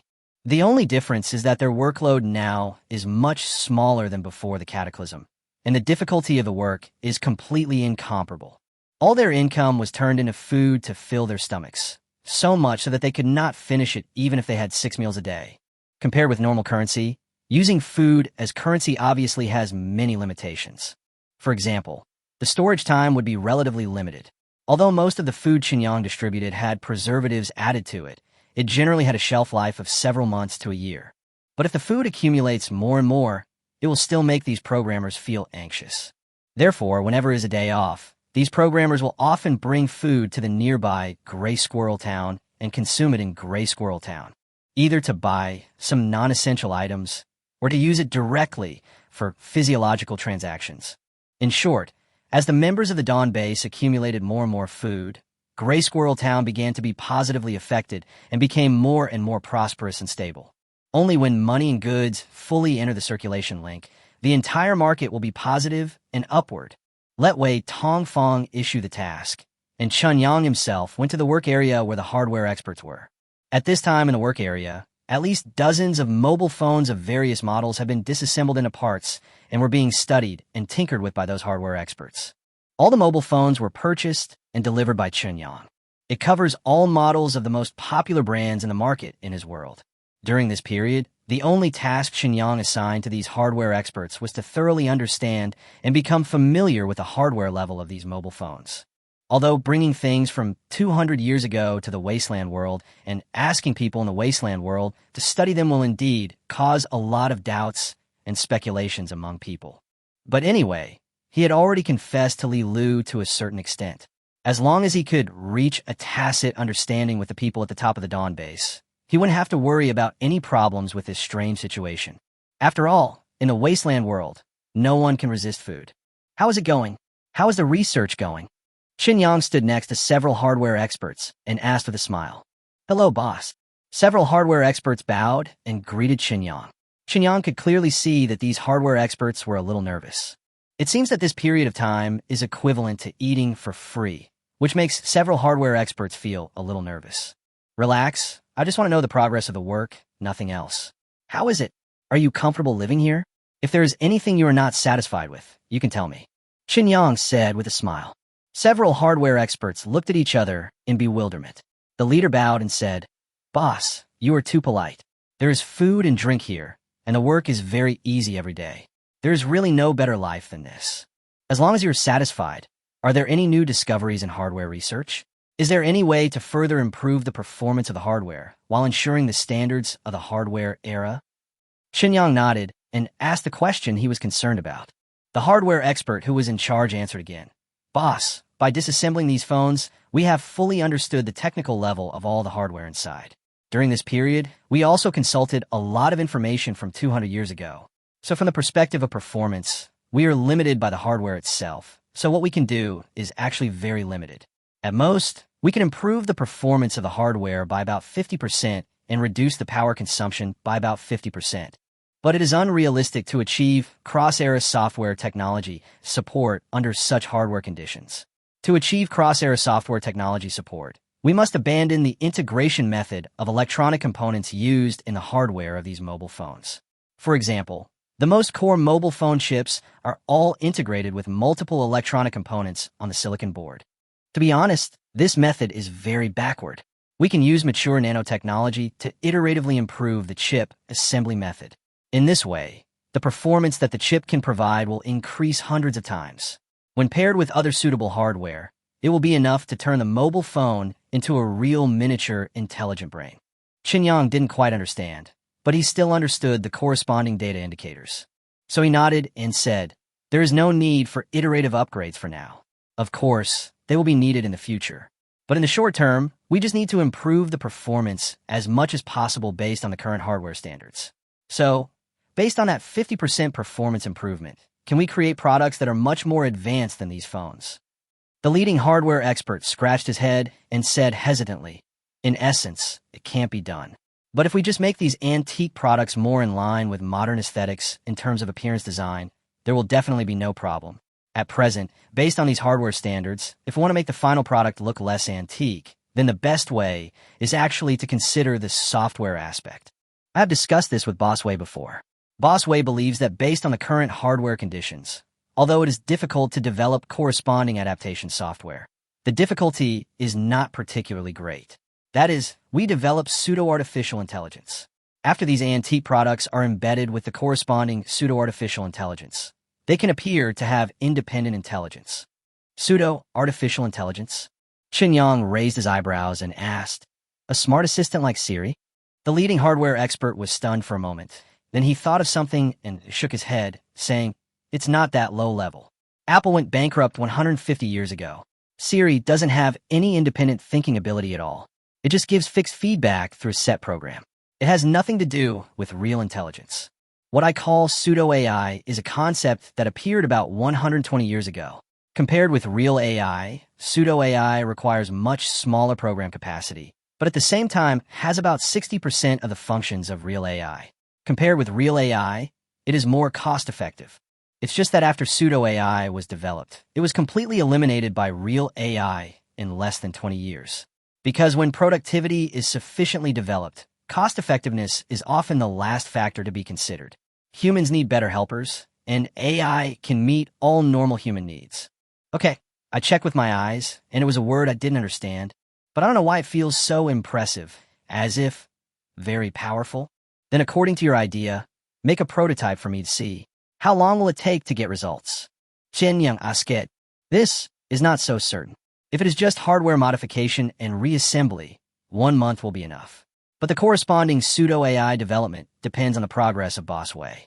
The leading hardware expert said cautiously. Okay, I'll urge Uncle Wei. Just do your job well and don't worry about anything else. Yes, boss. Chapter 141 Expansion Resolution. At the same time, in a medium-sized settlement not far from the Dawn base, A meeting that brings together all the senior personnel of the entire medium-sized settlement is underway. There were 6 participants in total, forming a 6-member council that truly held the ruling power in this medium-sized settlement. Except for the 7th level enhanced person who is in the lead, the other 5 people have a 6th level enhancement level. Although it is only a medium-sized settlement, the scale of its rule, with more than 30,000 people within its sphere of influence, is enough to ensure that the top rulers no longer lack food sources. Therefore, as for the level of enhancement, it will of course be as high as possible, and I will never deliberately control my own enhancement opportunities because of food issues. But even so, there is still only one 7th level enhanced person in the entire settlement. There is no way. Strengthening potions above level 5 are strategic resources. Although the Doctors Association is selling them to the outside world, the quantity available for sale is limited, and you can't buy them whenever you want. Moreover, the high radiation environment of the wasteland world means that many people simply do not have the potential to undergo higher level enhancements. Among these 5 6th level enhanced people, 4 of them have reached the limit of their enhancement potential. If you all have no objections, then this matter is settled. According to the latest census, there are already more than 37,500 survivors in our settlement. Every day, refugees from the wilderness come to our settlement in groups of 2 or 3 and stay there permanently. This has caused the population of our settlement to increase rapidly. The current existing block area has become very crowded and cannot meet the needs of all the survivors at all. The 7th level enhanced person who was in the lead, leaning back in a main seat, spoke in a somewhat lazy voice. "Boss, if we follow your idea, we have to march into the city and at least clear out 2 new blocks to expand the settlement's sphere of influence. In this process, I'm afraid we will have to face thousands of zombies and alien species. Zombies are easy to deal with. Ordinary survivors with guns can deal with them. But some alien species are very troublesome, and we will inevitably suffer casualties." A middle-aged man, sitting at the lower left-hand position of the 7th level enhanced man, spoke hesitantly. "What's wrong with casualties? People die every moment in the wasteland. Isn't it normal to have casualties? I know what you're thinking. It is not easy to train an armed force that completely obeys your orders. You have also invested a lot, so you don't want your forces to suffer any losses." The 7th level enhanced man sneered and continued. "But if the settlement cannot have a larger space for development, your power will always be limited to a certain range. Expanding the settlement's sphere of influence and gathering more survivors will benefit everyone. Even if there's a loss of strength during the expansion, it can be made up for once the expansion is complete. The 5 of you have gathered more than 100 private soldiers, and the most have gathered more than 300 private soldiers. The private army you have cultivated together should be more than 1,200, right? I only have 600 guards under my command. The combined strength of your 5 private forces is more than twice the number of my guards. What do you want to do? Rebellion." After hearing what the 7th level enhanced person who was in the lead said, the remaining 5 people lowered their heads one after another, not daring to look at the leader. But the expressions on their faces were different, and no one knew what they were thinking. In short, I have already made the decision on this matter. There is no room for negotiation. I called you together for a meeting today just to inform you of this decision. I will select 200 people from my own guards, and you will select 400 people in the same proportion. Together, we will form a team of 600 people. In the next month, you will complete the cleanup of 2 blocks. How to distribute the 400 people you have selected is up to you 5 to decide. I will not interfere. The only requirement is that when the official operation begins tomorrow, there must be 400 people assembled. Do not use the temporarily recruited survivors to make up the number, unless you want to face my wrath. Once the 2 blocks are cleared, the number of survivors that our settlement can accommodate should reach more than 60,000. At that time, the power that everyone can control will be multiplied. This is good for everyone. Whoever lags behind at this time will be our common enemy. I think you should have noticed that the zombies and alien species in the blocks next to our forces seem to be getting stronger recently. If zombies and alien species are really getting stronger and evolving over time, then we can't stop improving. Otherwise, sooner or later we will become food for those zombies and alien species. If you don't want to be eaten, then try your best to eat them. If you don't want to die in a confused state, then make yourself as strong as possible."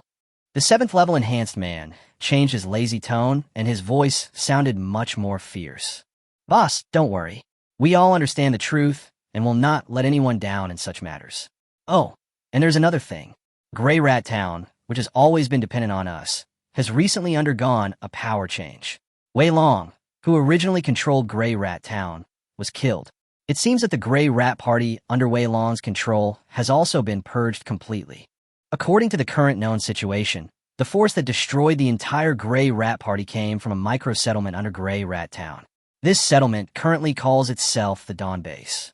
After destroying the Gray Rat Party, it gained control over Gray Rat Town and the micro-settlements under Gray Rat Town. Should we take Gray Rat Town back? The middle-aged man who was in the attack position leaned forward and asked, "The Gray Rat Pack? Aren't those the wings you cultivated outside?" The 7th level enhanced human spoke casually. The middle-aged man shuddered, and his face turned pale in an instant.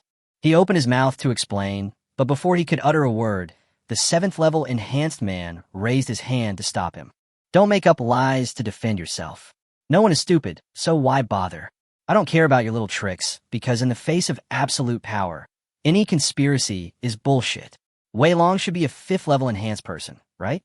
It is impossible for someone in a micro-settlement to wipe out Wei Long and the Gray Squirrel Gang. There must be other forces involved, but our location is extremely remote and no real power would be interested in us. So the biggest possibility is that it is an independent strongman who wandered from the wilderness. Send 2 people to test it. If Gray Mouse Town is still willing to submit to us and pay tribute every month according to the established standards, then we don't need to pay any attention to it. It doesn't matter to us who rules Gray Squirrel Town, as long as Gray Squirrel Town is still under our jurisdiction. The most important thing right now is to clean up the new block. Other things must give way to this. Don't get the point wrong." The 7th level enhanced person said in a deep voice. "Yes, boss, I'll arrange it in a moment." Well, of course, if the new ruler of Gray Mouse Town is unwilling to accept our jurisdiction, then we will still have to take action against Gray Mouse Town. There is no need for 2 voices to appear in this remote and barren land. The 7th level enhanced person said in a cold tone. Clear. Chapter 142, Putian Medicine. At this time, Qinyang had already arrived at He Jianyan's laboratory. This laboratory is very close to Qinyang's villa. The area is neither too big nor too small, and was built completely according to He Jianyan's requirements. At the same time, the laboratory is specially equipped with a warehouse for storing various medicinal raw materials. The medicinal materials that Qinyang purchased from the pharmacy before are stored here. How is it, Dr. He? Are there any results? Looking at the various test tubes and mixing bottles placed in a somewhat messy manner in the laboratory, Qinyang browsed curiously and asked, "Very good. I have classified and experimented on the herbs you brought back. Judging from the results so far, they can all be used. These herbs are not contaminated by any radiation, and their effects are much better than those found in the Doctors Association." He Jianyan said with a smile on his face. From his expression, it can be seen that he was very satisfied with the medicinal materials provided by Qinyang. "That's good. I have a lot of these herbs, and I can guarantee you a sufficient supply. You can do whatever experiments you want, but as I said before, the results need to be shared with us." Qinyang nodded and said, "Don't worry. From the moment you were able to bring so many medicinal herbs, I was certain that cooperating with you was absolutely a very correct decision. We don't have any conflict of interest. We both get what we need. This kind of cooperation can definitely continue for a long time." He Jianyan said with a smile. "I hope so, but people always change over time, and no one can predict what will happen in the future. As long as there is no unpleasantness in the process of cooperation, it will be fine." Qinyang said rather conservatively. "There is no way. Strictly speaking, the current cooperation between Shuguang Base and He Jianyan is not a particularly equal relationship. One reason is that He Jianyan himself has a 9th order enhancement level, which is far beyond the current level of the Dawn Base. The other reason is that He Jianyan himself belongs to the Medical Association. There is no comparability between the Dawn Base and the Medical Association. Of course, as time goes by, the Dawn Base will become stronger and stronger, and this cooperation will naturally become more equal. Of course not. I'm only serious about my research. I'm usually easy to get along with. You'll be sure of this as we get to know each other better. By the way, there's one more thing I need to discuss with you. I want to set up a hunting team in the Dawn Base to help me capture some zombies and alien species." He Jianyan changed the subject and mentioned another need of his. "Hunting team? Capturing zombies and aliens? Why? Qinyang asked with a frown. Of course, they're used for research. Zombies and alien species have all kinds of magical cells and viruses. These things, combined with medicinal materials, can produce endless changes. Moreover, zombies and alien species are constantly mutating. Monitoring the extent of their changes has practical significance. He Jianian said this, and threw a small box to Qinyang. Qinyang took it and found that there was a potion inside. The potion I provided to your little lover before was only up to level 6, because I only had potions up to level 6 at the time. These few days, with the herbs you provided, I successfully prepared a level 7 strengthening potion, so I'll consider it as a deposit to you. We don't need too many people on the hunting team.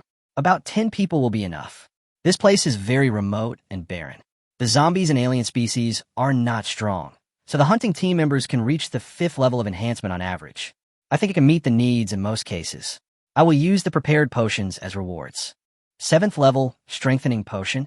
Qinyang put the box into his pocket and asked, what is the highest level of potion you can mix? Can you mix evolution potion? The Doctors Association has 5 levels of doctors, the highest being S level, followed by A, B, C, and D. Doctors of levels B, C, and D can only prepare strengthening potions, and starting from level A, doctors have the ability to prepare evolutionary potions. I am a B-level doctor, but I am a demoted B-level doctor. Before I was demoted, I was an A-level doctor, so I can prepare evolutionary potions as long as there are enough raw materials. He Jianian spoke. Okay, I'll talk to Xiaolu and ask her to pick out 10 people to form the hunting team you need. But you have to provide the potions for the hunting team. After all, the potions that the base can inject into everyone now are only level 4. It doesn't meet your level 5 requirement. Qinyang nodded and agreed. No problem, but I hope that after Li Lu has chosen the candidate, I can make the final confirmation. I will prepare a test potion to test the candidate's physical talent and the highest level of enhancement that can be achieved. Level 5 is the enhancement level that meets basic needs. If there is a need later, we may need to conduct higher levels of enhancement. He Jianian applied. Of course you can. In addition, we still need to continue to prepare high-level strengthening potions. At least for Xiaolu, Uncle Wei, and the others, I need their strengthening levels to be raised to the limit that their bodies can bear. There are not many people in the base at present, so the management structure is relatively simple, but this situation will not last forever. So the management level still needs to become prominent enough as soon as possible to facilitate the formation of vertical management of the entire base in a short period of time. Qinyang spoke. That probably requires more medicinal materials. What you gave me now is far from enough.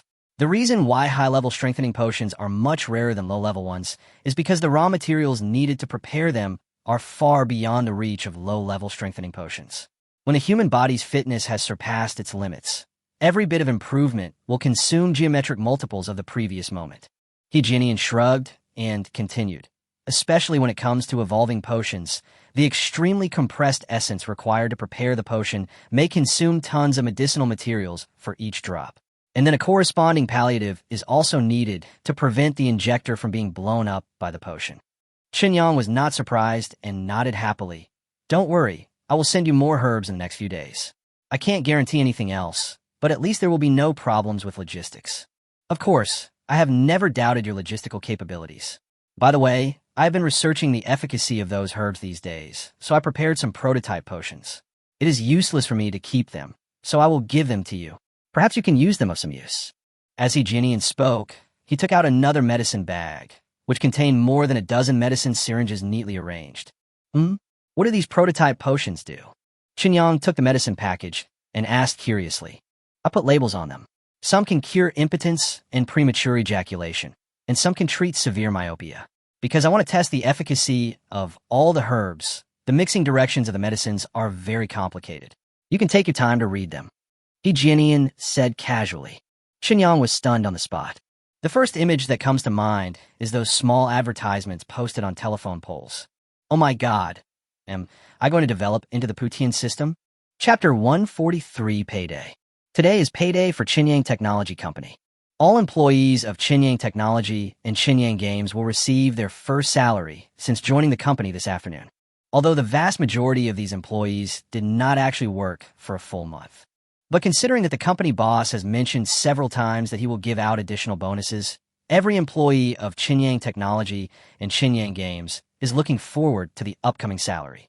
Since the company was short-staffed and had no dedicated finance department at the beginning, Zhou Dandan really did not have the time to apply for special salary cards. Therefore, the employee salary cards counted by Chinyang Technology were all bank cards that the employees already owned. This results in employee salaries being deposited into a variety of banks, which are completely inconsistent. On the first payday, there will naturally be differences in the time it takes for the money to arrive. Towards the end of the afternoon, the first batch of employees began to receive their wages. Seeing the reminder text messages sent by the bank on their mobile phones, these employees screamed in surprise. The money they received was simply too much, even more than the best-case scenario they had expected. However, there are explicit confidentiality regulations regarding the payment of salaries. Although no one can avoid asking each other about their salaries in private, at least no one will openly discuss their salary in public. Therefore, after the screams, these employees were just delighted, and then, in an obviously extremely happy mood, they began to discuss where to have a meal after get off work to celebrate. Such performance made those employees whose salaries had not yet been received even more anxious. Xiaomi at the front desk was one of those who couldn't wait any longer. Unfortunately, her bank account was with a small bank because this bank would give many discounts for bank cards, which resulted in her salary being credited to her account late. It was not until the end of the get-off workday that the bank notification text message she had been waiting for finally arrived on her mobile phone. Xiaomi was stunned when he saw the text message indicating that more than 27,000 yuan in salary had arrived in his account. How come there are so many? There are no professional skill requirements for a position like the front desk clerk. As long as the girl is good-looking and has a gentle personality, she can do the job. Therefore, the salary has never been high. Xiaomi clearly remembered that the work contract she signed with Chinyang Technology clearly stated that her salary was 7,500 yuan. Under normal circumstances, after deducting 5 social insurances and 1 housing fund and a very small amount of tax, the total income should be less than 6,000 yuan. Even with this salary, it is much higher than the maximum income of 3 or 4,000 yuan for the front desk staff in other companies. Moreover, she had only been employed for less than a month. It was impossible for her to be paid the full amount, even if it was a normal salary of 7,500 yuan. How did she get more than 27,000 yuan? After being stunned for nearly half a minute, Xiaomi came to his senses and hurriedly sat down at his front desk computer, opened the chat software, found the company's finance department, and asked about his salary. She suspected that her salary was paid by mistake. This must be the salary of some leader being transferred to his own card. As a result, as soon as the inquiry message was sent, the finance department responded immediately. The only reply was an electronic copy of her pay slip and a paragraph that looked obviously copy-pasted. For any colleagues who have any questions about salary, please check the salary slip directly. Salary payment is imported by computer, and there will be no errors. Xiaomi was stunned again. He subconsciously clicked on the pay slip and looked at the number of more than 24,000 in the bonus column. He felt a little dizzy and uncontrollably. It's actually my own income, so most of it was bonus income. And looking at the income in the salary column, even though she didn't work a full month in the first month, the company still paid her a full month's salary? Are there additional transportation subsidies and housing subsidies? What kind of magical company is this?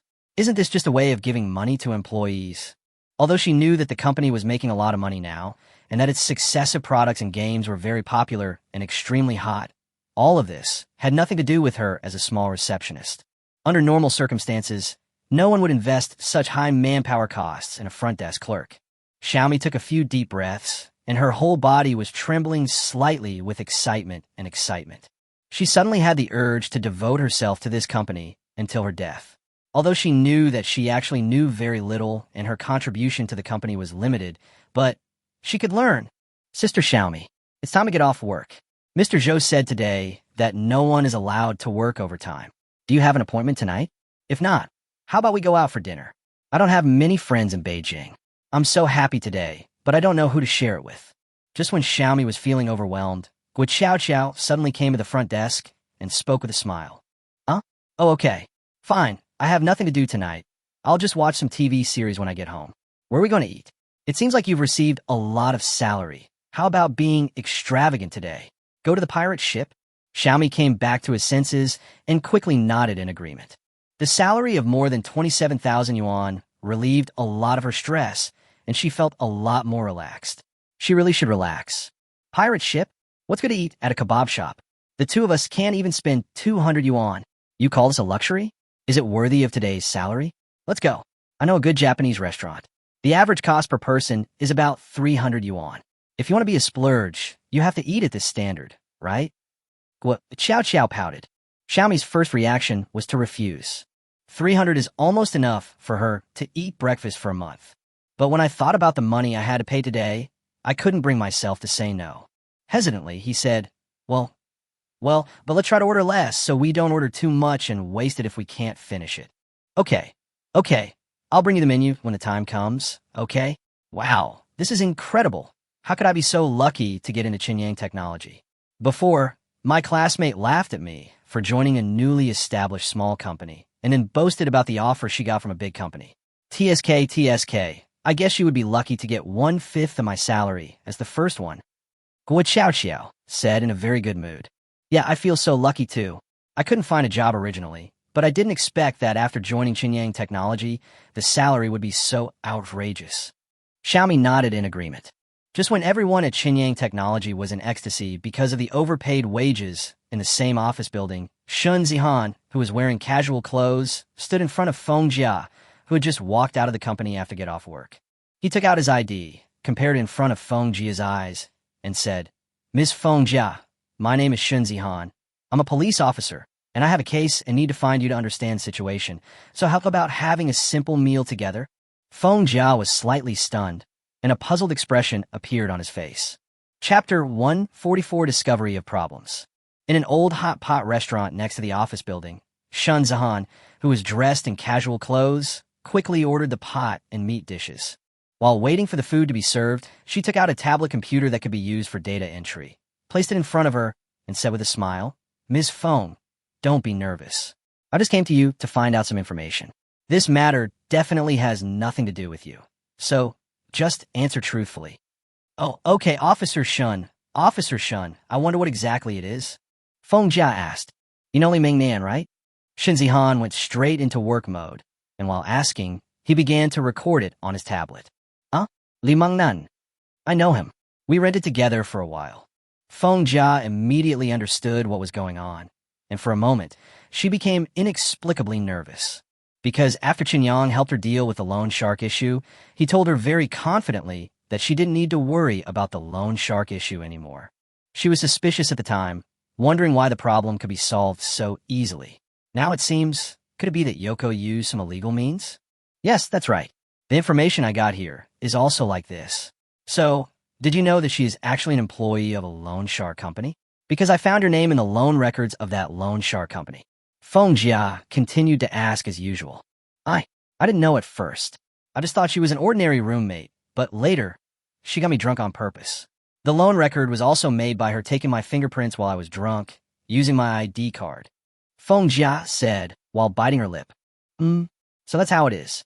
That means your loan record at that loan shark company was actually fished by their employees. Shun Zihan continued to ask without any surprise. Feng Jia nodded. Why didn't you call the police? I haven't seen any relevant information in the filing. If someone took out a loan at high interest rates using this kind of phishing method, calling the police would have definitely dealt with it. Shun Zihan asked with a frown. I called the police, but the person who answered the call didn't file a case for me. They said it was a normal economic dispute. Unless the interest of the loan shark exceeded the legal limit, they could intervene and waive the interest amount that exceeded the legal limit. But the actual loan amount and the interest allowed by the law still need to be repaid. This doesn't make sense to me. Feng Jia told the truth. Shun Zihan immediately frowned her beautiful eyebrows and said, Isn't this a typical example of an action? How can you be so perfunctory? It's simply outrageous. I don't really understand either, but since they said so, I can only listen. Feng Jia said, pursing her lips. I'm really sorry, this is not your fault.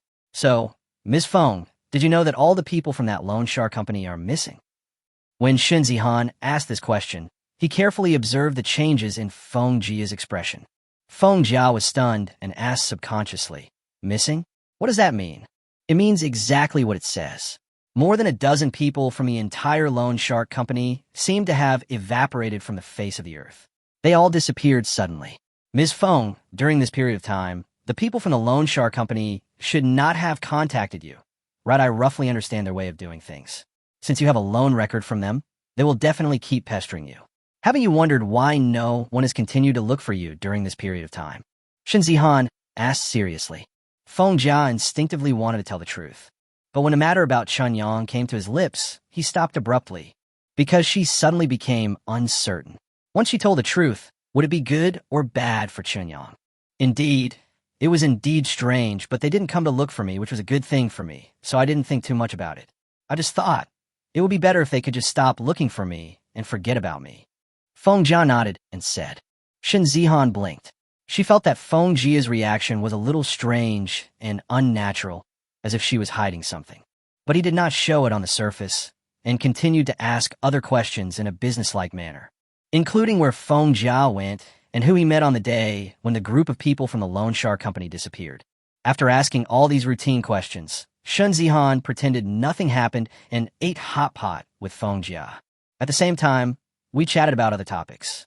The meal took nearly an hour, and since neither of them drank any alcohol, it naturally couldn't have taken them long. Shen Zihan paid the bill, thanked Feng Jia, took the tablet, and left the hot pot restaurant first. Not long after walking out and getting on the police car parked on the side of the road, Shen Zihan took out his cell phone and dialed a number. After the call was connected, Shen Zihan frowned and said, Captain Wang, I want to retrieve the surveillance footage from the day when the loan sharks disappeared near the Muse bar on Dishing Street. Find a young girl named Feng Jia. After confirming her identity, retrieve all of her whereabouts that day, and then see who she came into contact with that day. What's wrong, Xiao Shun? Any new discoveries? Captain Wang's voice came from the phone. It's not certain yet. We have to count all her whereabouts and find out who she has contacted before we can make a judgment. I just had dinner with this Feng Jia. She is one of the loan officers that the loan shark company has counted. Unlike other loan officers I have contacted before, her reaction is a little abnormal. Shen Zihan said. Abnormal? In what way? It's just, after learning that all the people in the loan shark company were missing, the loan officers I met before all relaxed instantly and were relieved. It seemed that they were about to raise their glasses to celebrate on the spot. But Feng Jia was a little hesitant, as if she was hiding something, so I suspected she might know something. But there is no evidence or clues in this case. We have no reason to investigate the suspect directly, and I don't want to alert the enemy before I make a real judgment. That's why I hope to determine his whereabouts through surveillance and start the investigation from Feng Jia's side. I have a feeling that there will be gains. Shen Zihan said very affirmatively. Sure, Xiao Shun. You've just started working on the front line, and you already have the intuition for handling cases? Okay, I got it. I'll ask my colleagues in the technical department to work overtime tonight to sort out the things you need. You can go directly to the technical department to get them when you go to work tomorrow. Thank you, Captain Wang. Chapter 145. Give him a trick in his own way. In an elegant Japanese restaurant within the third ring road of Beijing, Chun Yang and Zhou Dandan sat opposite each other. There were many kinds of food in front of the two of them, but each portion was very small. This Japanese restaurant is famous for its fresh ingredients, so the prices are naturally quite expensive. You can eat some eel rice or order 2 bowls of bone soup ramen for around 300 yuan per person. If you order high-end ingredients, the average price per person will rise sharply. For example, on the table of Chun Yang and Zhou Dandan, there is a plate of bluefin tuna sashimi placed in the middle. Since it is made from the best fat part of the belly of the bluefin tuna, the price of this plate of bluefin tuna sashimi alone is more than 30,000 yuan. Chun Yang was very interested in this price because before this, he had never had the opportunity to access similar top-quality ingredients. Unfortunately, due to his huge increase in appetite, this top-grade food that pursues extreme taste, nutrition, and swallowing enjoyment is actually not suitable for him, mainly because it is too wasteful. So, will this feature be launched tomorrow? Are you sure that as long as this feature is installed, all advertisements for 365 technology products can be blocked? After listening to Chun Yang's brief introduction to the functions of the new product, Zhou Dandan asked while eating her favorite sashimi. That's right. We won't be launching quietly this time. We need to do some publicity before launching, but there are a few things to keep in mind. First, don't mention any information related to the 365 company. Although the function is only effective for the products of the 365 company, the publicity must be subtle enough to let everyone understand what we mean, but the words we use cannot give anyone a handle on us. Second, the promotional content focuses on the user's pain points, that is, the troubles caused by the advertisement itself to the user's experience of using the product. Let the users who see the promotion believe that as long as we turn on this function, then they will not be affected by the advertisement when using any products of 365 company. In addition, we also have additional functions to restrict 365's bundled software, as well as a one-click powerful removal and uninstallation function. As long as the user is willing, then using this function, it is easy to completely remove any 365 software and related rogue products from the computer. There will no longer be a situation where the software is uninstalled but reinstalled inexplicably on the computer a few days later. Qinyang said with a smile. How cruel! 365 Company launched a radical attack on us, and we will directly fight back with corresponding means. If we succeed, the reputation of our Qinyang technology will surely be well known. By then, all domestic internet companies will pay attention to us. Zhou Dandan also laughed. It's only a matter of time. As our products become more and more popular and the games make more money, they will inevitably attract more attention. Any company that can eventually achieve greatness must grow through constant struggle. We are not afraid of any competition, whether it is fair or unfair. As long as there are enemies, we will destroy them. Qinyang raised his wine glass towards Zhou Dandan and spoke. Zhou Dandan raised her glass and clinked it with his, and they both drank the sake in their glasses. Sake is a low-alcohol wine with a light taste. Its alcohol content is almost the same as red wine, but it does not have any stimulating feeling when drinking, so it goes down the throat easily. This makes it very easy to get drunk after drinking sake. After all, the body's reaction will not be as drastic as drinking strong liquor, which often leads people to misjudge their alcohol tolerance. For example, now, Qinyang and Zhou Dandan have been eating for about an hour, and each of them has drunk almost 2 pots of sake. This amount of alcohol certainly had no effect on Qinyang, but Zhou Dandan had a limited alcohol tolerance. After drinking 2 bottles of wine, she didn't feel anything at first, but now as the alcohol gradually took effect, Zhou Dandan looked dazed. After the promotion, should we rely on our 2 games to achieve early user coverage for this idiot cleaning function? Zhou Dandan asked somewhat slurredly. Yes, the unknown world can cover a large number of mobile phone users. The sorrow of troubled times can cover a large number of computer users. Together with other free software, we can make this function an embedded function of Computer Guardian and Mobile Manager, and at the same time it can also exist independently. The market erosion of full cleaning will definitely be extremely powerful. After all, this is also a real free software. Qinyang nodded. Okay, I'll remember that. I'll arrange for someone to do this tomorrow morning after work. Let's just stop here for today, shall we?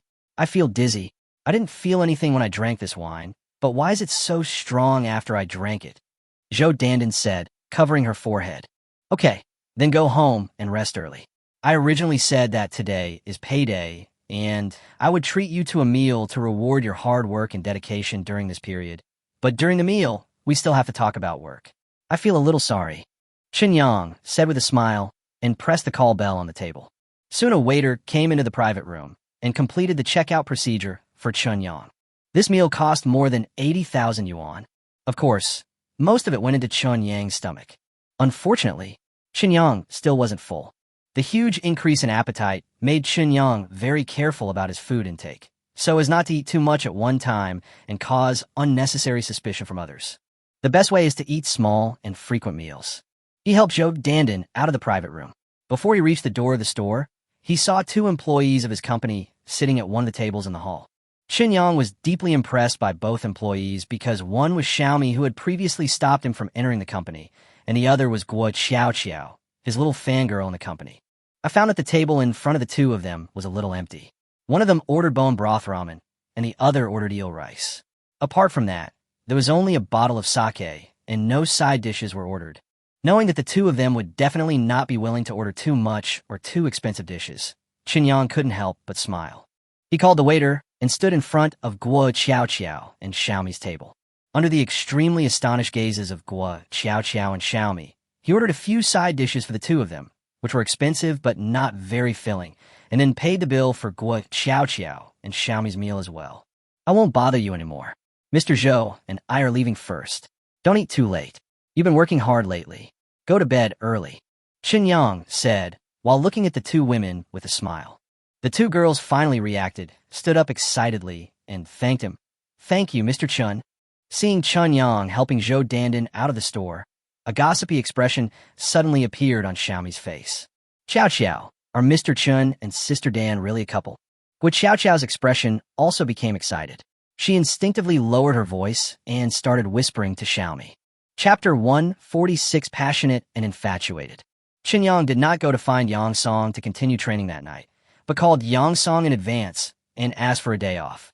Because Zhou Dandan drank more than expected, Qin Yang was worried about Zhou Dandan staying at home alone in this state. Facts have proved that Qin Yang's judgment was correct. Zhou Dandan was still drunk and looked dizzy in the Japanese restaurant.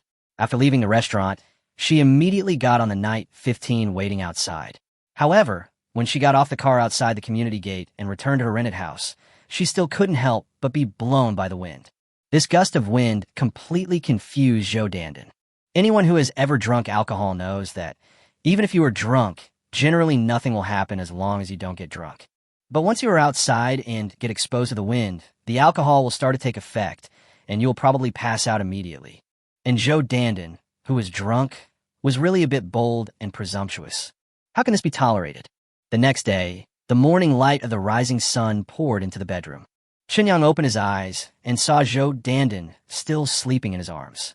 For a moment, I felt a little emotional. Zhou Dandan and Shuya's personalities are actually completely different. Shuya seems friendly and enthusiastic, but in fact, she is a little distant. Especially when it comes to the opposite sex. Unless the person is really pleasing to her, Shuya will not give the other person any chance, even if it is just a friendship. Because in Shuya's opinion, there is no pure friendship between men and women. As long as they become friends, no matter how long or short the time is, men will always have more thoughts about their female friends. Of course, in most cases, this wish cannot be realized unless the girl is too fat or too ugly. Zhou Dandan is different. Zhou Dandan has a gentle personality and often seems a bit naive, making her relatively easy to be moved. Once girls fall in love, they are often more desperate and more willing to sacrifice than boys. With these thoughts in her mind, Zhou Dandan opened her sleepy eyes. Zhou Dandan raised her head slightly and looked at Qin Yang, who had a half-smile on his face, and her cheeks suddenly turned red. You, don't look at me like that. I was impulsive at the time because I was drunk. Don't misunderstand me. Zhou Dandan said, while biting her lip. Do you believe what you said? Qin Yang asked with a smile. Believe it or not, you and Sister Shuya have a special relationship, right? Zhou Dandan asked, lowering her head slightly. I don't want to lie to you. It's really, really unusual. Qin Yang coughed dryly and said somewhat awkwardly. That's it. Let's just treat what happened yesterday as a misunderstanding. We can still be friends in the future, okay? Zhou Dandan lowered her head even lower. Actually, Xiaoyan and I are not in a boyfriend-girlfriend relationship. Qin Yang scratched his head and said embarrassedly. Zhou Dandan was stunned for a moment, then raised her head again to look at Qin Yang's face that was so close to her, and asked in confusion, What do you mean? What I mean is, although my relationship with Xiaoya is similar to yours now, we're not in a relationship. It's just pure, I guess it can't be described as pure. Qin Yang couldn't help but cover his face. He really felt that saying this was too shameless. Zhou Dandan understood what Qin Yang wanted to say, and a speechless expression appeared on her face. The way he looked at Qin Yang was as if he was looking at a beast. The two of them suddenly fell into an awkward silence. After a long while, Zhou Dandan suddenly burst into laughter. He reached out and patted Qin Yang on the body and whispered, Scumbag. This is not called a scumbag. This is called a man like Duan Zhengchun. Although he is passionate, he is also infatuated. Chapter 147. It's time to start working out. I don't know if it's affected by the strengthening potion. After his physical fitness surpassed the limits of the human body, Chun Yang's demands in certain aspects, such as his appetite, increased greatly. This resulted in the normal state being unable to meet Chun Yang's normal needs. As a result, Zhou Dandan completely lost all her strength overnight. Don't go to the company today. Rest at home. I'll go to the company to arrange the things we talked about yesterday. Looking at your condition, even if I carry you to the company, you won't be able to work at all. Qinyang quickly finished washing up, put on his clothes, and returned to Zhou Danden's bedroom. He looked at the beauty on the bed and said with a smile. After taking a break for more than 10 minutes, Zhou Danden finally came back to her senses from her completely empty state. Hearing what Qinyang said, he couldn't help but snorted in grievance. He said, I really owe you this. I usually have to help you with so many company matters, and now I have to sleep with you. When Sister Shuya comes back, I will definitely tell her that you are exploiting your employees. Shinbei Opi.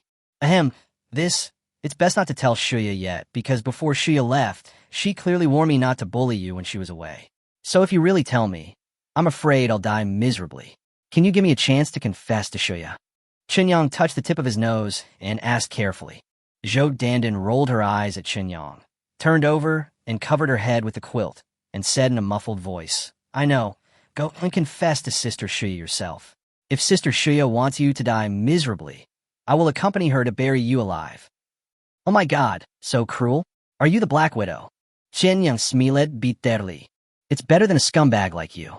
Hurry up and go to the company. You just know how to torment me. You don't even know what time it is. You have been tormenting me since dawn and almost killed me. I don't know how Sister Shuya can stand it. You will be late if you go now. If you delay any longer, you can go directly to the company for lunch. Zhou Danden said unhappily. Because Shuya's physical strength is actually better than yours. So, I'm afraid you should exercise regularly in the future. Otherwise, your endurance is simply not enough to satisfy me. Qinyang said with a smile, leaned over, lifted the quilt, kissed Zhou Danden on the forehead, then turned and left the bedroom. Listening to the sound of the door opening and closing, Zhou Danden blushed slightly, but her thoughts became a little distracted, and she murmured, It seems I really need to get a gym membership. When Qinyang arrived outside the community gate, Night 15 had been waiting for a long time. After entering the spacious carriage, Qinyang thought for a while, took out his mobile phone, and called Chu Xian, asking Chu Xian to help him find a better house in Beijing. He also clearly told Chu Xian that he would have to pay for the house himself, and Chu Xian only needed to help him choose the best residential area. After all, buying a house is like buying a home for yourself. If Chu Xian paid for it, it would feel weird. Chu Xian understood Qinyang's thoughts very well, so she didn't say much and just agreed with a smile. Because he spent a long time on Zhou Danden, he even spent the morning rush hour there. Night 15 had a very smooth journey and did not encounter any congestion, so Qinyang arrived at the company quickly. Instead of going to Qinyang Games, he came directly to Qinyang Technology, greeted Xiaomi at the front desk, and then summoned all the staff of Qinyang Technology. In a brief meeting, all the instructions that had been discussed with Zhou Danden yesterday were given. The day after payday, all employees are still immersed in the excitement of high bonuses, and their willingness and initiative to work are terrifyingly high. So much so that after Qinyang assigned the task, in less than an hour, these employees of Qinyang Technology completed all their tasks according to their division of labor. Qinyang was stunned by the high work efficiency. Wow, Mr. Chun, it's really easy to use. I just downloaded all the products of 365 Technology and tried the new function. As soon as I turned on the function, the products of 365 Technology immediately became pure green products. There were no ads at all, and there were no extra pop-ups. The rogue software that was recommended to be installed also disappeared. It's amazing. Guo Qiao covered her chest with her hands and spoke to Qinyang with watery eyes. What are the other test results? Can our product be installed and used together with 365 Technology's product? Is there any problem with the uninstall function? Qinyang asked with a smile. Everything is perfect. 365 Technology's exclusive technology is completely ineffective, and the uninstall function is also very easy to use.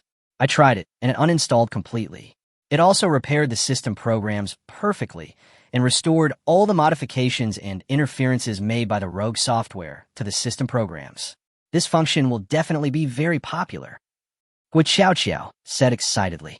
Other employees in the office area also nodded and expressed their agreement with Guo Qiao's statement. That's good. Let's wait for things to develop, do a good job of publicity, and teach the people at 365 Technology a lesson. Qinyang spoke. Yes, boss. The employees shouted with joy.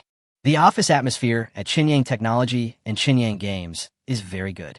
Zhou Dandan is an easy person to get along with, and all the employees of the company do not need to do any critical work. It merely plays a supporting role, so that these employees have almost no work pressure. Without pressure, of course each other's emotions will be more positive, and the work exchanges and communication between each other will be more kind and warm. Therefore, every day of work seems to be a pleasure for the employees of Qinyang Technology and Qinyang Games. Qinyang likes this kind of atmosphere very much.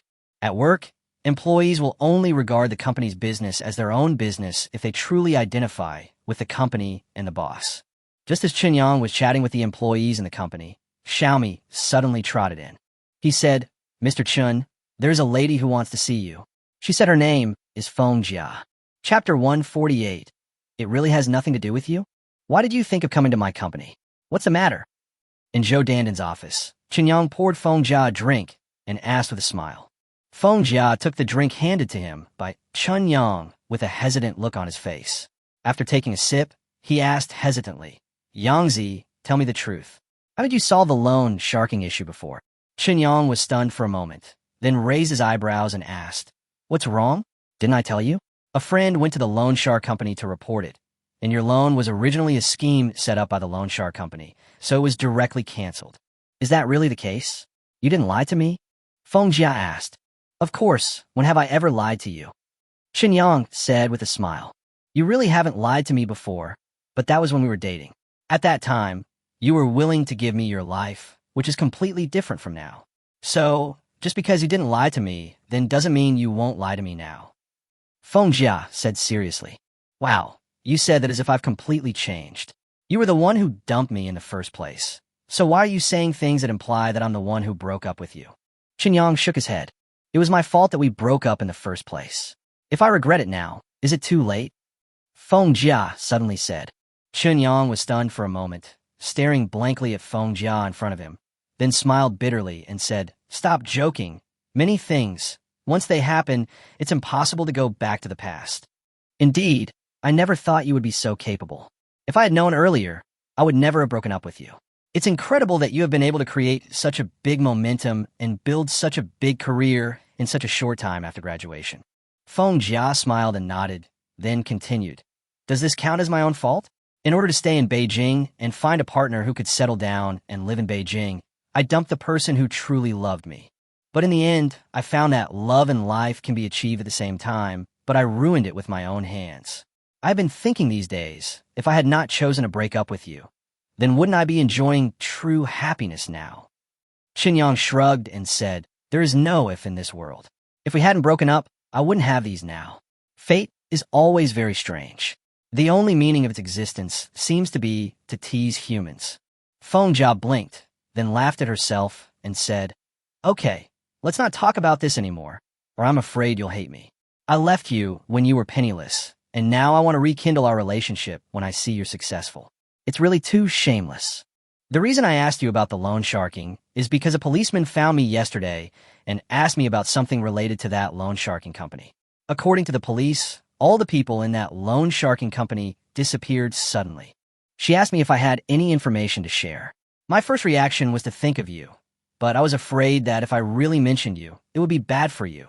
So I just said that I didn't know anything and I didn't know if I could keep it a secret." "Oh." Chun Yang raised his eyebrows slightly. "The police must have found Feng Jia because they had recovered the loan data of the loan shark company, and therefore conducted a carpet search of anyone who had financial dealings with the loan shark company. After all, in the absence of any clear clues, if you want to solve the case, you can only prioritize investigating the victim's social relationships. This is the normal process of investigating a case. If the police come to you to ask about related matters again, you just need to tell the truth. There is no need to hide anything. With the current surveillance system, concealing anything will probably only have a counterproductive effect. Because of the ubiquitous surveillance, it is easy to find clues." After thinking about it, Chun Yang spoke. He wasn't worried about the police finding him, because he was sure that he didn't leave any clues or evidence. Even if he aroused the police's suspicion, there was no reason to target him. The most crucial point is that the dozen or so people from the loan shark company are truly missing. The bodies have been thrown into the wasteland world, so of course they cannot be found in this world. In this case, no matter how many suspicious points the police discover, if the body is not found, the final investigation conclusion can only be missing. After all, according to the world's understanding and knowledge of science, it is absolutely impossible for a person to kill more than a dozen people in a place like a city and then deal with the bodies of more than a dozen people quietly. Even if it is just the body of one person, various traces will inevitably be left behind. No matter how you dismember or crush the body, there will always be some remains of the body. What's more, there are more than a dozen corpses. Therefore, this case does not pose any danger to him.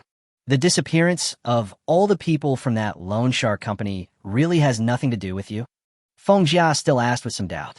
Of course it doesn't matter. What do you think it matters? More than a dozen people are missing, and the police can't find any trace of them. Do you think this is something I can do? Qin Yang said with a helpless smile. Of course you can't do this under normal circumstances, but you can't start a company like this and create so many popular products under normal circumstances. Feng Jia spread his hands and continued. What has happened to you recently is incredible enough. Now if you say you can do anything, I will believe it. You trust me so much, should I be touched? Qin Yang said with a wry smile. No, this is not trust.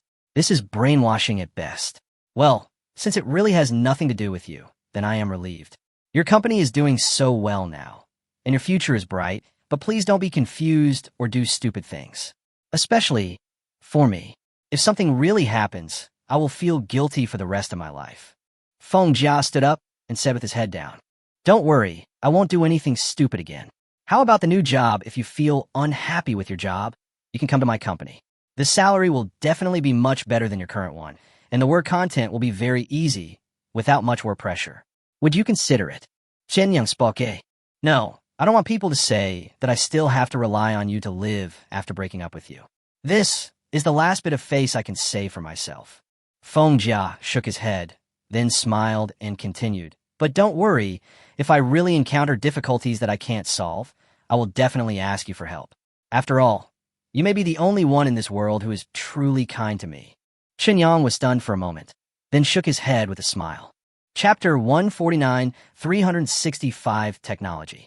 A few kilometers away from the office building, where Qin Yang Technology is located, in a high-end office building park within the second ring road of Beijing, the headquarters of the famous 365 Technology Company is located. Although its market value has reached hundreds of billions, making it a giant-level company, 365 Technology still does not have its own office building. The current headquarters is still rented, although it has rented several floors of an entire office building. There is no other way. Building a headquarters building of our own would require a massive amount of funds, and unless the company's entire scale reaches a certain level, building a building would simply be a waste. At least considering the size of 365 Technology, the number of their employees cannot support the capacity requirements of a single building. At the same time, although the market value of 365 Technology Company Limited is high, the cash flow that can actually be mobilized is relatively limited. Even if we take out a loan to build the headquarters building, we cannot raise enough funds. Because the high market value of 365 Technology Company mainly comes from the huge number of users of its software and its high market share in related fields. However, the monetization capabilities of these software are very limited. Even with its huge market share, 365 Technology cannot generate any exciting cash flow.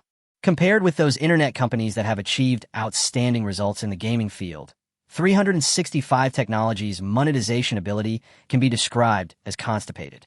It was almost time to get off work, but Zhou Hong, the boss of 365 Technology Company, was still staying in his office, which was quite rare. As one of the richest people in China with a net worth of 40 billion, Zhou Hong, 50 years old this year, actually rarely works in the company. On weekdays, he basically remains elusive because with his net worth, he has too many personal matters to deal with. In particular, Zhou Hong himself has considerable ambitions. He has never been content with being just a rich tycoon. He also hopes to gain higher recognition in his personal social status. Therefore, personal affairs are of course more important than company business. But recently, the situation is a little different. The emergence of a new company gave him a strong sense of crisis. In the field where his company has an absolute dominant position, the new company actually developed a product that is far better than his company's core software.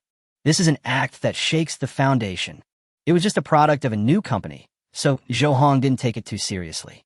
After all, in recent years, there are too many internet technology companies that want to get a piece of the pie in 365 technologies areas of strength. But no company has ever truly succeeded. Even Penguin, which can be called a corporate empire, has not posed a real threat to 365 technology in this field. How can a new company without any background possibly make 365 technology nervous? However, when Zhou Hong personally downloaded the products of this new company and tried them out, these ideas immediately changed.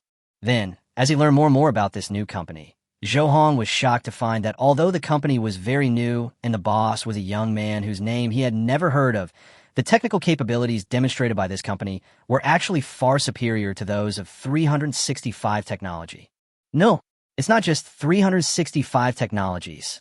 If we analyze the games released by this company clearly, then with the technology presented in the games, no other internet technology company in the whole country can compare with it. Maybe, not even abroad? Zhou Hong is not sure. Ever since he began to shift his focus towards social status, he has rarely focused on the technical field, to the extent that even now, when it comes to many technical matters, he doesn't know as much as the company's technical director. Of course, no matter how outdated the technology is, his business intuition is still there. So he knows very well that he must ban the software made by this new company as soon as possible. Otherwise, once this software grows and has enough users, it will deal a devastating blow to his company's core products. So, recently, Zhou Hong comes to the company to work almost every day. He knows very well that the company is his foundation. The life goals he wants to achieve must also be based on the company's performance. Once a company encounters a crisis, it will lose all its competitiveness. Fortunately, the response was timely. Not long after the new company's product was launched on the market, it directly adopted a ruthless, exclusive approach to deal with it. Given the size of 365 technology, this approach is enough to crush competitors in their areas of strength. Oh, it's really frustrating. Why do these weird things always happen? Zhou Hong rubbed his temples. Although he was complaining, he was actually very satisfied with his cautious response in recent times. It is absolutely the right thing to do to strangle your opponent in the cradle while he is still in his infancy. After this busy period, I must give myself a long vacation. It would be great if I could acquire Qinyang Technology. With the technical level shown by that company, if I complete the acquisition of Qinyang Technology and then take over the technical personnel of Qinyang Technology and then rely on my user scale and channels, it will definitely take off. Zhou Hong suddenly muttered to himself. As he spoke, his eyes sparkled, because he thought it was a great idea. Of course, the prerequisite is that Qinyang Technology Company agrees to be acquired. Although it seems like there's little hope, why not find someone to ask? What if it works? At present, except for games, I can block all other products of Qinyang Technology Company. This can also be used as a bargaining chip for negotiation and acquisition. I can leave a considerable number of shares to the boss of Qinyang Technology as long as I can guarantee that I have controlling stake. This condition is still attractive. Zhou Hong continued to ponder to himself. Just as he felt that this idea was increasingly feasible, someone suddenly knocked hard on the office door. Zhou Hong was interrupted from his deep thoughts. He said in a dissatisfied voice, "Come in." The door of the office was pushed open, and a middle-aged man wearing glasses rushed in. He said to Zhou Hong with a panicked look on his face, "Chairman, something happened. Qinyang Technology Company has launched a counterattack against us." Chapter 150, I want to meet him. Qinyang Technology launched a counterattack against us? Why should we panic? Since we have adopted an exclusive technology blockade against them, they certainly can't just sit there and wait for death. It would be really strange if Qinyang Technology had no reaction to this. Zhou Hong frowned and continued. We expected that Qinyang Technology would retaliate. At best, it is just like us back then, putting itself in the position of a weak party and claiming that the two companies' software can run together. Besides that, what else can Qinyang Technology do? It can't use exclusive technology, right? If that were the case, with Qinyang Technology's current size, it would kill itself first, without us having to do anything. Users really hate the feeling of having no choice. Seeing Zhou Hong's indifferent attitude, the middle-aged man with glasses couldn't help but smile bitterly. He said, "Chairman, you should download the latest product feature of Qinyang Technology before making a judgment. They launched a new product feature at noon today, and changed their previous attitude of indifference to these products. They have carried out a very strong promotion for this new product feature. At present, the other party's publicity and promotion costs are extremely high. However, judging from the money-making ability of their two games, their cash flow is very healthy and abundant, and this level of publicity and promotion investment will not cause any burden on their cash flow. But there is no doubt that such a level of publicity and promotion is enough to present their product functions to the vast number of users in a very short time. The middle-aged man's attitude finally attracted Zhou Hong's attention. Without saying anything more, he used the computer in front of him to open the official website of Qinyang Technology and then entered the product page. Sure enough, I saw the banner prompting the launch of new features, as well as the corresponding function demonstration and explanation video. After reading it, Zhou Hong felt dizzy. Good God, this is like stabbing a knife directly into the heart of 365 technology. I downloaded the latest feature in a panic and found that it can be downloaded and used as a small program separately, or it can be opened directly as an embedded program in Qinyang Computer Guardian. Immediately afterwards, Zhou Hong began to experiment with this latest feature. In just 5 minutes, Zhou Hong looked as pale as death, because this mini program with the latest features is extremely powerful. His 365 security guard and a series of other products are completely useless when facing this mini program. As long as this mini program is turned on, the display of advertisements for all products of his company will be blocked. At the same time, the computer will not be affected in any way. This is going to kill him. Without advertising revenue, 365 Technologies' overall revenue would definitely suffer a devastating blow. Although in recent years, 365 Technology has gradually shifted the focus of its revenue to government and enterprise security business, the orders from this area are currently not sufficient to support 365 Technologies' operating costs. What's more, if Qinyang Technology achieves an overwhelming victory over 365 Technology in this head-on technological war, why would the government and enterprises believe that 365 Technology can provide truly effective security business guarantees? Chairman, what should we do? I have tried this new feature, and it is indeed very powerful. I have also arranged for our technical staff to do emergency overtime public relations, but the feedback from our technical staff is that the programming language of this new feature is a programming language they have never seen before. Just like the other software of the other party, the programming language seems to be something completely new and completely different from the current mainstream programming languages. Therefore, if we want to crack it on the technical level, our technicians have no way at all, because we have no idea what the logic of the other party's programming language is. The middle-aged man said with a heavy face, "What about going directly to court to file a lawsuit on the grounds of illegal competition?" Zhou Hong's instinctive reaction immediately shifted to off-board tactics. It's useless. Chairman, although the other party is obviously targeting our company, they've been very careful not to mention this in all their publicity. Their publicity reason is to provide users with a clean and safe internet environment so that users can enjoy the absolutely green internet again. The middle-aged man shook his head. Our exclusive technology is completely ineffective against Qinyang Technology's products? Zhou Hong asked through gritted teeth. Yes, it has no effect at all. Even the high-risk reminder function that our software should normally provide will fail when facing Qinyang Technology software. The key is our technicians have no idea how they did it, because this reminder function is obviously just the program logic inside our software.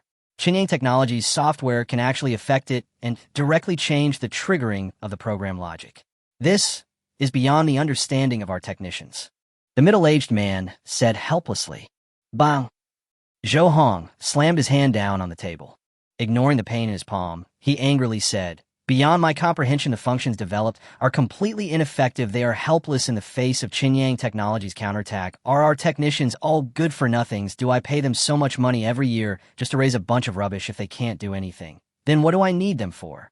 Chairman, this can't be blamed on those technologies. After all, Qinyang Technology's products use a programming language that has never been seen before. We don't know who developed this language. Before we conduct systematic analysis and study, our technicians will be helpless with a completely unfamiliar language. The middle-aged man said something fair. Bullshit. They're paid a high salary, so they must be responsible for solving the issues they are responsible for. At a loss if there is no way, then find a way. If you can't understand the new programming language, then go and study it. Instead of making excuses for me here. Listen, tell them. I will give them 1 month. If they can't solve these technical problems within 1 month, then all of them should get out. And they must take the initiative to hand in their resignation. Don't even think about getting a dime of severance pay from me. Zhou Hong said angrily. Well, then do we need to do anything else to deal with it? The middle-aged man asked hesitantly. Zhou Hong's chest rose and fell violently for a while, and then he gritted his teeth and said, help me make an appointment with the boss of Qinyang Technology. I want to meet with him alone to talk. Yes, Chairman. Chapter 151, the investigation has been done. Qinyang didn't stay in the company for too long. After assigning the tasks and providing the products to the corresponding employees, Qinyang originally wanted to help handle Danden's work next week. After all, Zhou Danden was exhausted last night and this morning. She needs to rest for at least a whole day before coming back to work tomorrow. She is now the person in charge of the actual operations of the company. She has to deal with a lot of company affairs every day. If she delays for a day, she will probably have to work overtime until late at night to catch up on the missed work. So Qinyang was still thinking about whether to reduce some of Zhou Danden's burden. However, less than half an hour after getting Zhou Danden's job, Qinyang felt overwhelmed. The various documents that needed to be signed and read made him feel a little irritated. Then I simply gave up the original idea. As for the consequences of Zhou Danden having to work overtime, Qinyang was thinking about compensating her as much as possible in terms of salary. After all, she is my woman, so I can't treat her unfairly. After having a general understanding of the content of these tasks, and confirming that they were all administrative work and did not involve any development strategy, Qinyang sneaked out of the company. He planned to go back and see if Zhou Danden had rested. If I have a good rest, I will trouble Zhou Danden again. After all, they had just started having sex not long ago, and they were at the stage where their interest was strongest. At this time, Zhou Danden was completely conquered. In fact, it would make it easier for Zhou Danden to accept the presence of other girls in the future, because Qinyang felt that his current state actually showed signs of being a little amorous. It would be difficult for Shuya and Zhou Danden to satisfy him and stop him from having affairs with other women. Qinyang had questioned himself before.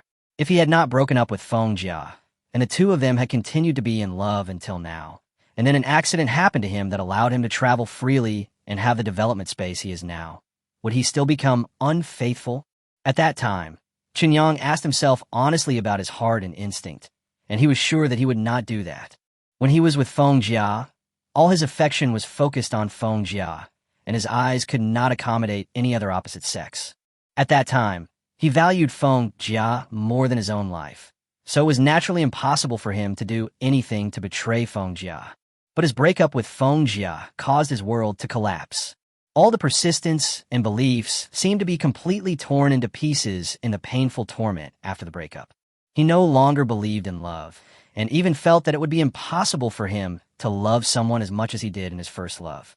After a slow process of settling down and accumulating, I have finally let go of that relationship completely. However, my thoughts and the way I behave have changed after all, and I can never go back to the past. Because he discovered that the world was huge and he was too naive in the past. I had just walked out of the office building and was about to head towards the ground parking lot when I saw a beautiful woman with a heroic temperament coming towards me.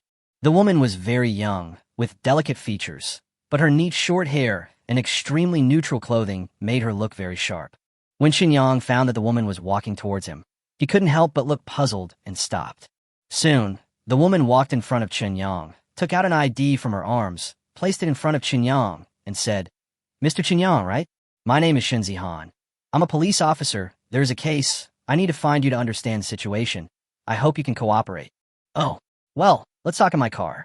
I'm going home soon, so I can answer your questions on the way back. If the questions aren't too many, I'll be home by the time I finish answering them. And then I'll have my driver take you to where you want to go. How about that? Qinyang spoke. No problem. We can do whatever you think is convenient. Shen Zihan agreed very readily. However, when Shen Zihan followed Qinyang and came to Night XV's car, he still couldn't help but be stunned. It has to be said that the domineering body of a Night 15 has great appeal to people with a straightforward personality. After getting on the bus and sitting in the spacious compartment, he watched Qinyang take out a bottle of iced juice drink from the wine cabinet and put on the table in front of him. Shinzihan couldn't help but exclaimed, "What a nice car. This car is very expensive, right?" "It seems to be quite expensive, but it was given to me by a friend, so whether it is expensive or not, it has nothing to do with me," Qinyang said with a smile. Mr. Qinyang's friends are really generous. They could give a luxury car like this to you just for free. Shinzihan looked surprised. "Officer Shun, does this question have anything to do with the case you need me to know about?" Qinyang asked. Shinzihan was stunned for a moment and quickly apologized. "I'm sorry, Mr. Qinyang. This is the first time I've seen a car like this, so I got a little carried away. Then let's get started. Miss Fengjia, you should know each other, right? From what I've learned, you are college classmates." Of course, she was not only my college classmate, she was also my first love. But we broke up in my senior year. Qinyang told the truth. "I see. You and Miss Fengjia went to a bar together, right? At that time, Miss Fengjia actually owed a loan shark. Did you know about this?" Shinzihan continued to ask. "I know, because that night after we came out of the bar, I took Jijia home. At the entrance of the village in the city where she rented, she was stopped by several loan sharks." Qinyang still had no intention of hiding anything. "Oh, you encounter a loan shark. So, did anything happen in between?" Shinzihan immediately focused his attention. "I don't know what you mean. Those debt collectors asked Jijia to pay back the money, but Jijia definitely couldn't afford it. After I learned the amount, I planned to help Jijia pay it back. However, usury itself is definitely illegal, so I only planned to pay back the principal and normal interest. Those debt collectors couldn't make the decision, so they said they had to go back and discuss with the boss before deciding whether to agree to this repayment method." Qinyang leaned back in the leather chair and started to tell lies naturally. But these words were reasonable, so Shinzihan didn't notice any problems.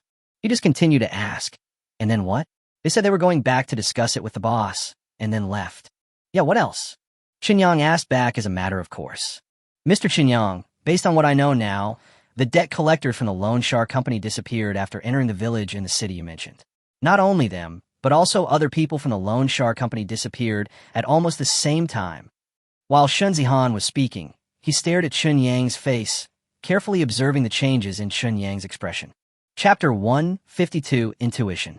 Qinyang was naturally stunned for a moment, touched the tip of his nose, and said, "Missing? I don't know what the situation is. Is the case you mentioned related to this?"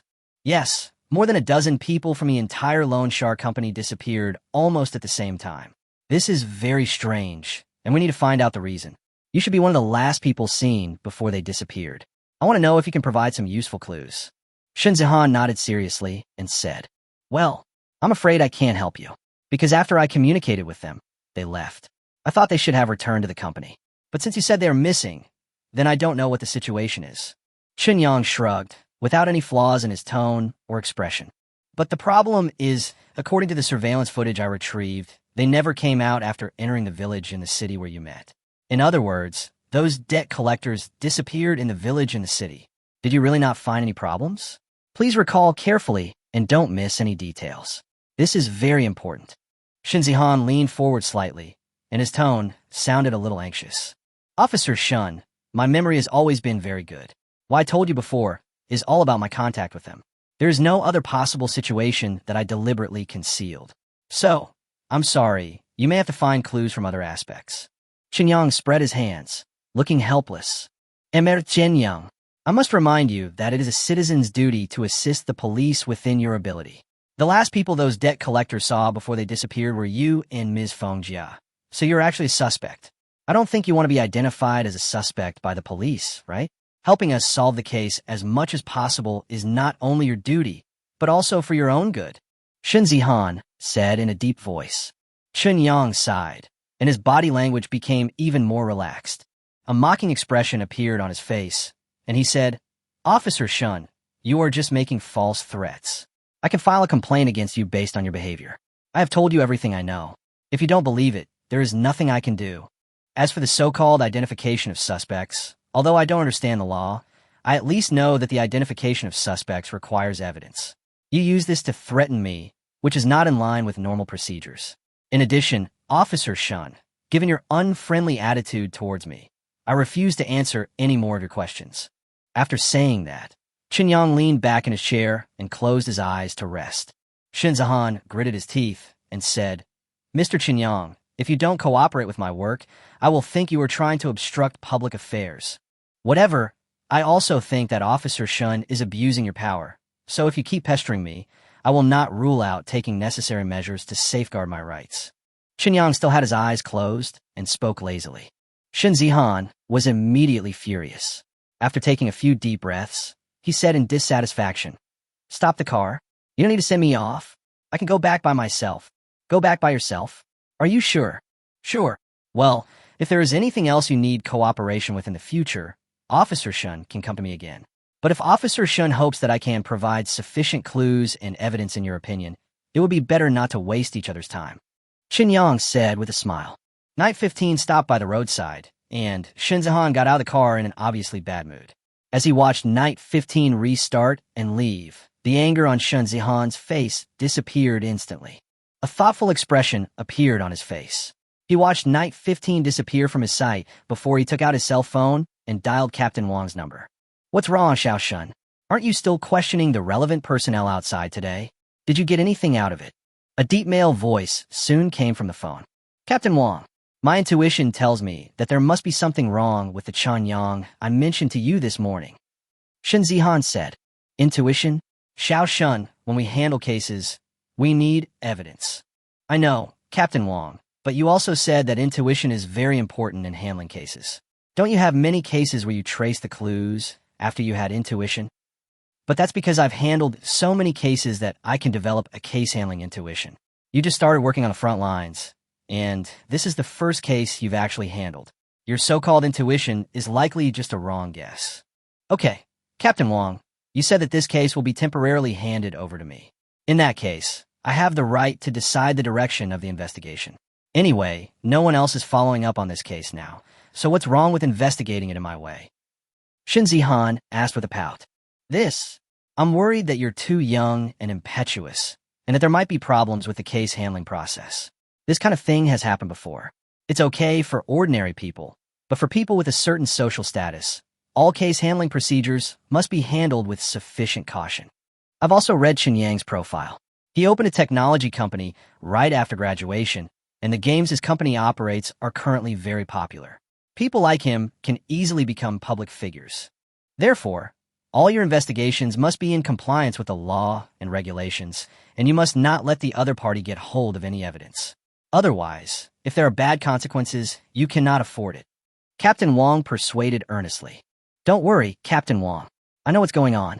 And as you said, he's the boss of the company, and the company's current development momentum is very good. He must have a lot of concerns. I plan to conduct a comprehensive investigation on him secretly to see if I can find anything unusual about him. More than a dozen people suddenly disappeared. This is definitely not something that one person can do. As long as it is really related to him, then I believe that there must be his accomplices who are trying to contact him. He will always reveal a flaw." Shen Zihan said confidently. "Xiao Shun, you can conduct a secret investigation on him, but you cannot use any resources from the Bureau for this investigation. At the same time, the so-called wiretapping and monitoring of his movements will not be approved or supported by the Bureau, so you'd better not do it." Captain Wang warned in a deep voice. "Okay, I know. Anyway, I just want to tell you that my intuition tells me that there must be something wrong with this Chunyang." Shen Zihan said very affirmatively. After hanging up the phone, looking at the direction where Night 15 disappeared, Shen Zihan crossed her arms cutely, bared her little tiger teeth, and encouraged herself. "Chunyang, I'm keeping an eye on you." Chapter 153, The Tax Collectors Are Here. It was almost noon when we returned to the rented house. Chunyang originally planned to have lunch with Zhou Dandan, but when he got home, he found that Zhou Dandan was still sleeping soundly in bed. He slept so soundly and deeply that he even snored slightly. Scratching his head, Chunyang realized that he was still kind to women. He gave up the idea of waking up Zhou Dandan and tossing her around again. He looked in the refrigerator and found nothing delicious, so he simply went back to the bedroom and headed to the wasteland world. The sky suddenly changed from bright sunshine to gloomy. Chunyang came out of the hut that was specially built for him to travel through time, looked up at the dome that seemed to be always covered with dark clouds, and his heart was touched for a moment. People in a wasteland world live under such colors every day, and it is impossible not to feel depressed. Coupled with the extremely heavy pressure of survival, They have to face the difficult situation of barely being able to fill their stomachs every day. The threats of zombies and alien species are everywhere around them, and their own kind are even more dangerous than zombies and alien species.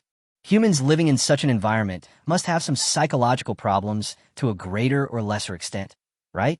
While I was thinking, I suddenly heard the sound of quarreling. Chun Yang subconsciously turned his head and found that the sound of quarreling came from the direction of the city gate of the inner city of the base. He took a strange step forward, and before he had gone too far, he saw who the two parties who were arguing were.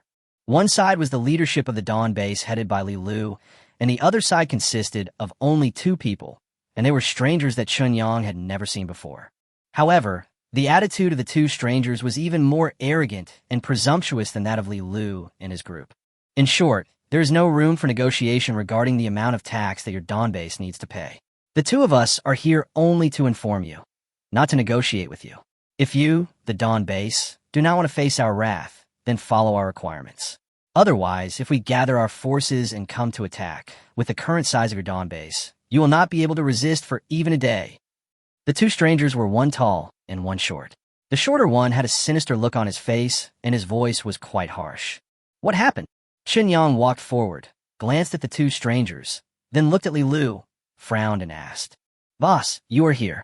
These two people are the specialists sent by the Bullet Shell Company to inform us to pay taxes." When Li Lu saw Chun Yang, the expression on her face obviously relaxed a lot. She walked up to Chun Yang, put her arm around his arm, and started talking. Bullet Shell Company? Chun Yang had a face full of question marks. It's the medium-sized settlement about 30 kilometers away. Many forces in the wasteland, once they have a certain scale, will regard themselves as companies. Li Lu began to explain. I see. What's the situation with notifying us to pay taxes? Chun Yang nodded suddenly and continued to ask. Li Lu sighed and explained the matter to Chun Yang in a concise manner. It turns out that this tax should have been paid by Gray Squirrel Town. Within the Bullet Shell Company's sphere of influence, other settlements must be subject to the control of the Bullet Shell Company. Although this control is extremely loose, the Bullet Shell Company will hardly interfere with the settlements within its sphere of influence and allow the settlements within its sphere of influence to have a high degree of autonomy. But the taxes that need to be paid cannot be reduced at all.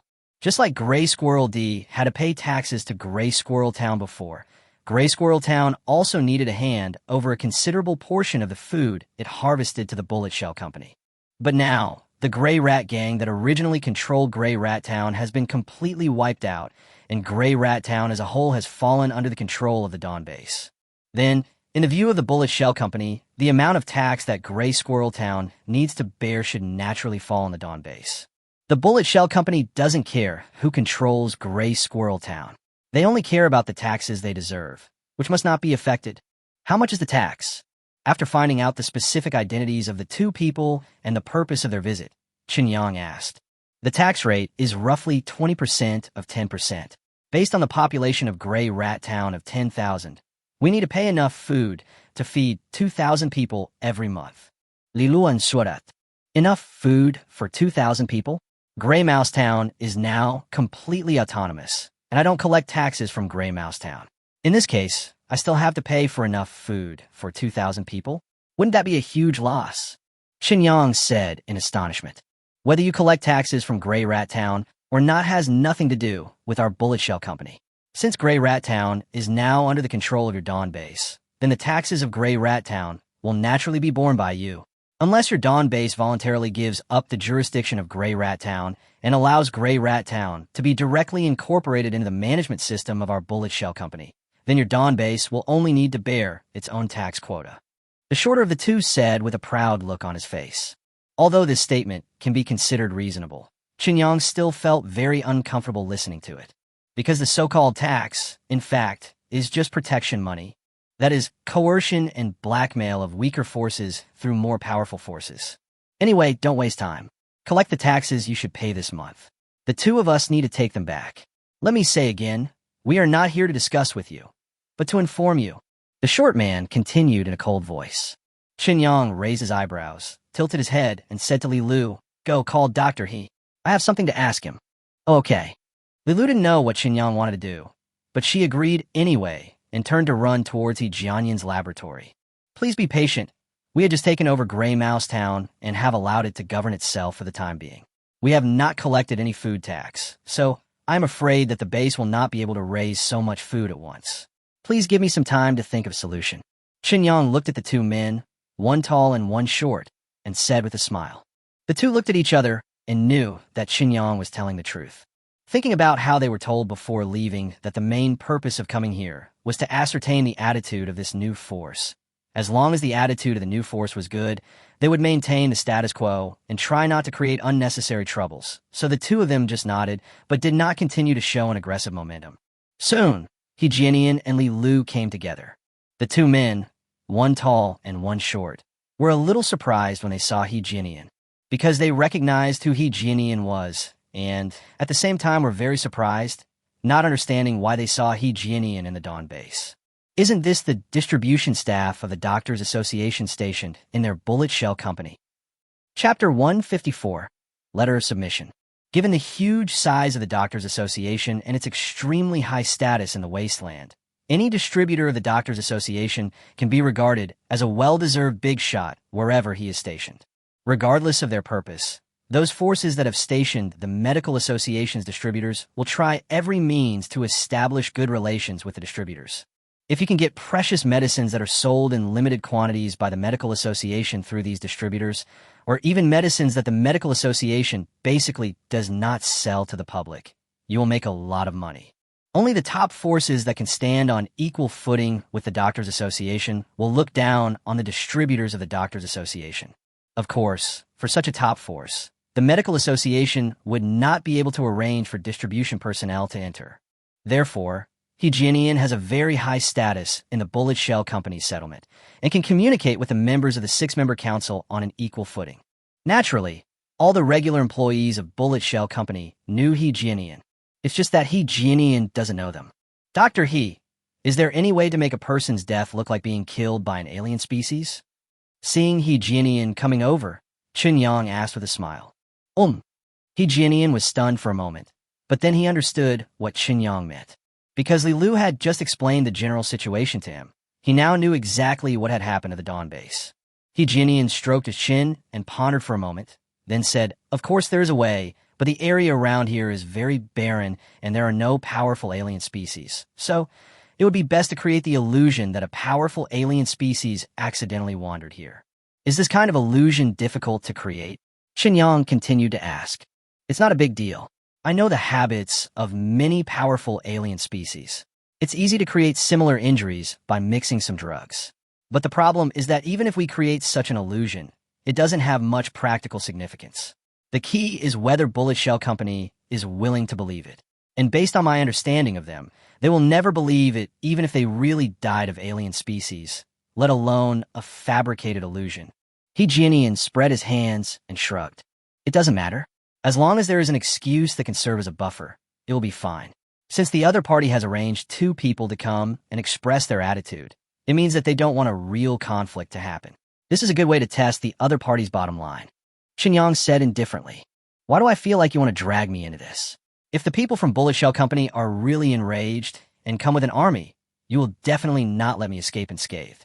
After all, in a conflict of this level, a 9th level enhanced person is enough to overturn the situation." He Jianian said while rubbing his temple. "Hey, Dr. He, don't think that people are so complicated. But the situation you described is not unacceptable. Since we are partners, we must share honor and disgrace. What's wrong with using a real conflict to deepen the relationship between us?" Qinyang said with a smile. He Jianian shook his head helplessly and said, "If it was at the beginning of our cooperation, I would definitely feel bad. But now, you have proved that you can provide me with sufficient medicinal materials, which makes me reluctant to terminate the cooperation. That's the best. It's best if everyone is well. So, how about letting Dr. He handle this?" Qinyang asked tentatively. "Well, you were already dissatisfied when I didn't show any reaction when facing the Gray Squirrel Gang.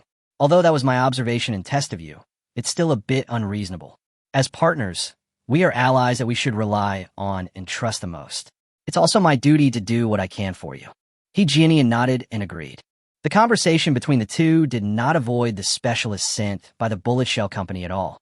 So much so that the two commissioners, one tall and one short, felt that something was wrong the more they listened. When they noticed He Jianian turn around and walk towards them, both of them showed panic on their faces. Instinctively, I felt uneasy. The short commissioner stammered, Doctor, we didn't know. We didn't know that this Dawn base was related to you. If we knew, maybe we could reduce the tax amount? Why don't we go back and report the situation here to the higher-ups? No, I roughly know what you have been busy with recently. The population of your settlement has been growing continuously, and the current settlement area can no longer meet the needs of all the survivors. So according to my understanding of you, you must start preparing to gather forces to open up other urban ruins in order to clear out more safe areas to accommodate the increasing number of survivors. He Jianian shook his head and continued. So the Dawn base is not the most urgent problem for you to deal with right now. Even if you are left here, as long as there's a reasonable reason, there's a high possibility that you will not take action against the Dawn base immediately. Am I right? After He Jianian described the company's current situation in detail, the two specialists became even more panicked. They are not stupid, so they can naturally hear that He Jianian and the Dawn base are trying to kill them. Dr. He, we're just following orders. This has nothing to do with us. Can you please let us go back? We promise, we will not. We will not report the situation here back. The short commissioner lost his arrogance and pleaded with a pale face. I'm afraid that won't work. My boss seems very kind, but his way of doing things is actually a bit extreme. He hopes that I can express my sincerity in cooperation through this method. And I also think that this method can bring my boss and I closer together, so I can only apologize. After all, I have always lived in the settlement of Bullet Shell Company. If I don't do it thoroughly, I will not be able to convince my boss that there is no overly close connection between me and Bullet Shell Company. I believe he can understand my difficulties. For the sake of a pleasant cooperation between me and my boss, please go to hell. I am sorry. He Jianian bowed towards the two commissioners, and the next second he suddenly made a move and strangled the two commissioners' necks. Chapter 155, Powerful Alien. Qinyang knew that He Jianian was talking to him. However, he did have similar concerns, so he readily accepted He Jianian's explanation. There was no way. Before he came to the wasteland world, He Jianian had been stationed in that medium-sized settlement. Although he was demoted and exiled by the medical association, even with his demoted status, he was still a top figure in that medium-sized settlement. There must be some unclear relationship between him and the ruling power of that medium-sized settlement, the so-called Bullet Shell Company. If He Jianian did not express his attitude, Qinyang would naturally suspect that He Jianian also had his own interests in the Bullet Shell Company. If this is true, there is no way to guarantee which side He Jianian will stand on after the conflict between the Dawn base and the Bullet Shell Company. Since He Jianian can choose to cooperate with the Shuguang base, who knows whether there was a cooperative relationship between He Jianian and the Bullet Shell Company before the Shuguang base appeared. If he wanted to continue his research, which had been refuted by the medical association, he would need a lot of resources. It is obviously impossible for him to obtain such resources by relying solely on his own strength. Logically and emotionally, the relationship between He Jianian and Bullet Shell Company would not be too simple. But now He Jianian has expressed his stance publicly and killed two specialists of the Bullet Shell Company with his own hands, which is tantamount to a pledge of allegiance. Even if He Jianian really has a close relationship with the Bullet Shell Company, the current actions show that He Jianian has made a choice. Between the Bullet Shell Company and the Dawn base, He Jianian chose the latter without hesitation. So for Qinyang, there is no need to worry about the relationship between He Jianian and Bullet Shell Company. What kind of alien injury are you planning to disguise? Seeing He Jianian picking up the bodies of the two and walking towards the laboratory, Qinyang followed behind He Jianian and asked, "This is the area near Hangzhou before the cataclysm. The settlement of the Bullet Shell Company, not far away, is actually the edge of Hangzhou. Before the cataclysm, the area around here was basically filled with reinforced concrete buildings, forming one of the largest urban clusters in the world. Therefore, after the cataclysm, although there are many zombies here, there are not many different species." He Jianian looked back at Qinyang and continued, "Apart from the gray rats that can be seen everywhere, the most numerous alien species in this area should be scavenger dogs. Unlike zombie dogs, scavenger dogs usually form a group of more than a dozen. In each group, the largest scavenger dog is the leader. I plan to disguise the bodies of these two people to look like they were bitten to death by the scavenger dog leader. When Qinyang heard He Jianian mention alien species, he immediately became interested. In fact, he is full of curiosity and thirst for knowledge about many things in the wasteland world, because I have never seen it before. But Qinyang's interest in zombies is really limited. The truth is that in the world he lives in, various zombie games and zombie movies have made it so that there are no secrets left about this kind of thing. Although the zombies in his world are all fabricated, the various enjoyments of zombies in it basically cover all possible directions.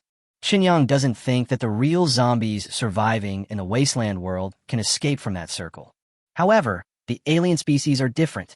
What would it be like to be killed by the leader of the scavenger dogs? Qinyang asket. The fangs of scavenger dogs contain a strong venom that is even more corrosive than sulfuric acid. Therefore, if a person is bitten to death by a scavenger dog, the body will be corroded beyond recognition in a short period of time. A normal scavenger dog is about the size of a cheetah before the cataclysm, and the leader of the scavenger dogs is generally the size of a tiger before the cataclysm. So just pay attention to the size of the wounds on the body. He Jianian explained in detail. So scary? Then, what level of enhanced humans can scavenger dogs roughly be compared to? They're equivalent to enhanced humans, right? It should not be at the level of evolved humans, right? Qinyang continued to ask curiously. An ordinary scavenger dog is about the same as a level 3 enhanced human, and the combat power of the scavenger dog leader is basically comparable to that of a level 4 enhanced human. The most powerful scavenger dog should be able to fight against a level 5 enhanced human. However, this kind of strength analogy is meaningless because humans never fight against alien species with bare hands.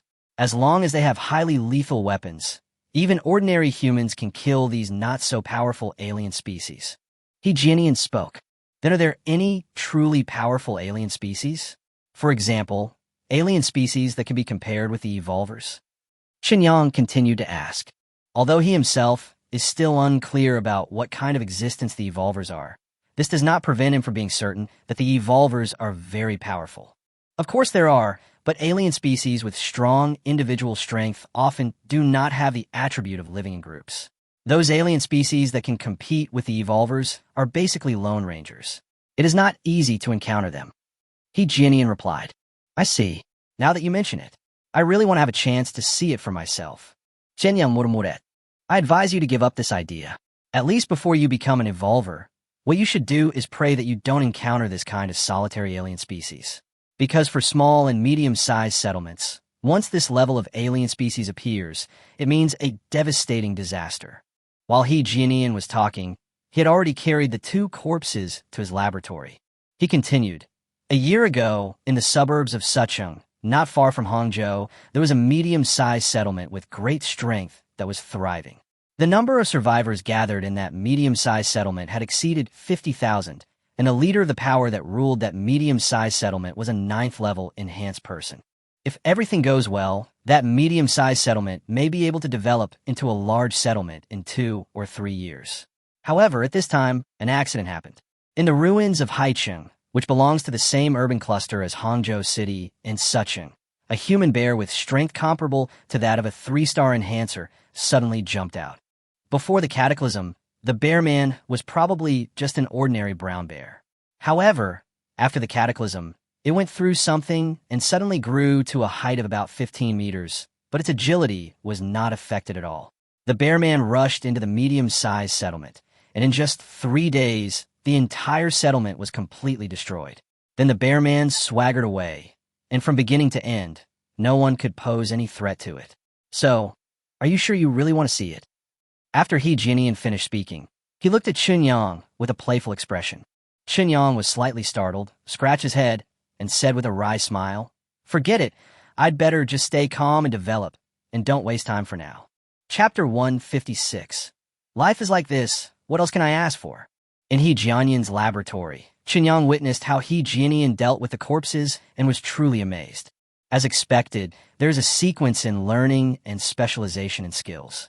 He Jianian, an A-level doctor, is indeed very capable. After He Jianian's treatment, the 2 corpses were unrecognizable and did not look like they had been killed by humans. The holes caused by corrosion on the body and the messy appearance of the corpse definitely showed that it had been torn apart by a wild beast. I will dump the 2 bodies on the road leading from that medium-sized settlement to our dawn base, and leave some fake traces of scavenger dogs passing by. In this way, when the time comes and Bullet Shell Company finds that the 2 of them have not returned, they will definitely arrange personnel to investigate the situation. Gray rats don't eat rotten corpses. The bodies of the 2 should be easily found by the investigators of the Bullet Shell Company. However, I can't make any judgment on how the Bullet Shell Company will react in the future. After dealing with the corpse, He Jianian said to Chunyang, "We will have to fight sooner or later. Anyway, I can't really pay taxes to the Bullet Shell Company, so let's fight. Only by growing and developing in the struggle can the Dawn base become stronger and more united." Now, there are more than 200 4th level enhanced people in the base. Although the number is not too large, at least at the level of 4th level enhanced humans, Bullet Shell Company is definitely not as good as the base, right? There are enough weapons in the inventory. With the physical fitness of 4th level enhanced humans, it must not be difficult to master the use of these weapons skillfully. As for the high-level enhanced people of the Bullet Shell Company, you can completely deal with them. So in my opinion, we are capable of fighting. Of course, if the Bullet Shell Company does not attack the base for the time being, that would be a better result. With every additional day, the base will become stronger. Chunyang said with a smile. He is now able to calmly face any miserable-looking corpse and is not disturbed by any bloody scene. I have to say that the adaptability enhanced by the strengthening potion is truly amazing. You are the boss, and you have the final say over the entire Dawn base. I have no objection, of course. But in small and medium-sized settlements, it's okay for you to act boldly. But if you come into contact with a large settlement in the future, you'd better be cautious before you have enough strength to support it. In large settlements, there are basically evolvers. And in the current world, only evolvers can fight against evolvers. Therefore, as long as there are no evolvers in the Dawn base, we must be extremely careful when facing any force that may be related to evolvers. Do you understand? He Jianian spoke up to remind him. I understand. Don't worry. I'm not a stubborn person. I'll be timid when I need to be. Chen Yang nodded. Then I'll take the body to set up the scene. By the way, I've rewritten the demand for medicinal materials. Since you just casually brought so many before, I assume that there is no limit on the supply of medicinal materials. So this request has extremely exaggerated quantities for some medicinal materials. It would be best if you can get them. If you can't get them, just try to get as many as possible. He Jianian carried the 2 processed bodies and handed a piece of paper filled with requirements to Chunyang. Chunyang just took a quick glance at it, without looking at it carefully, and put it in his arms. Anyway, the medicinal herbs that He Jianian needs are not valuable things in his own world. No matter how big the demand is, how big can it be? When the time comes, just go to the medicinal material wholesale market and buy them all at once. It won't cost much at all. Accompanying He Jianian out of the laboratory, Chunyang felt an inexplicable sense of accomplishment as he looked at the entire inner city of the base, which had been almost completed. The inner city of the base is mainly used by the former members of Gray Squirrel D. If the Dawn base continues to recruit core members in the future, they will also be arranged in the inner city. Outside the inner city, there's an outer city covering a larger area. That outer city will be used by ordinary members of the Dawn base. Of course, there are no ordinary members in the current Dawn base. Watching He Jianian leave the base, Chunyang found Li Lu again, and without saying a word, took Li Lu back to his villa. I originally wanted to bother Zhou Dandan again at noon. But Zhou Dandan seemed to have overdrawn her physical strength, so much so that she was still sleeping soundly at noon. Chunyang still has the quality of being gentle and considerate to women, so he naturally would not wake Zhou Dandan up from her deep sleep. In this way, the responsibility of meeting his physiological needs will have to fall on Li Lu. The villa is located in the center of the Dawn base. It has 3 floors in total, and the facilities inside are full of sci-fi atmosphere. Wei Tongfang personally led a team to develop the corresponding software for support, but the overall development progress has not yet been completed, and the artificial intelligence running in the villa is still in a semi-finished state. According to Wei Tongfang's idea, the artificial intelligence butler that will eventually be realized should be able to fully control the entire villa. As the owner of the villa, Chunyang has the highest authority in the villa. At the same time, all matters in the villa can be handled perfectly by the artificial intelligence butler. From small tasks like cleaning, washing clothes, and cooking to big tasks like laying out the facilities in the villa, The artificial intelligence butler can complete all tasks by itself. In order to make Chun Yang live comfortably enough, the resources consumed in building this villa are basically equivalent to the total amount of other resources consumed in building the entire inner city. All members of the Dawn base who participated in the construction took this extremely special treatment for granted. Their boss should enjoy this kind of difference. After taking a comfortable hot bath with Li Lu, Chun Yang came to the large bedroom on the top floor, lying on an extremely soft bed, listening to the lyrical music played by the smart housekeeper and enjoying the service from Li Lu. Chun Yang felt that life was like this. What else could he ask for?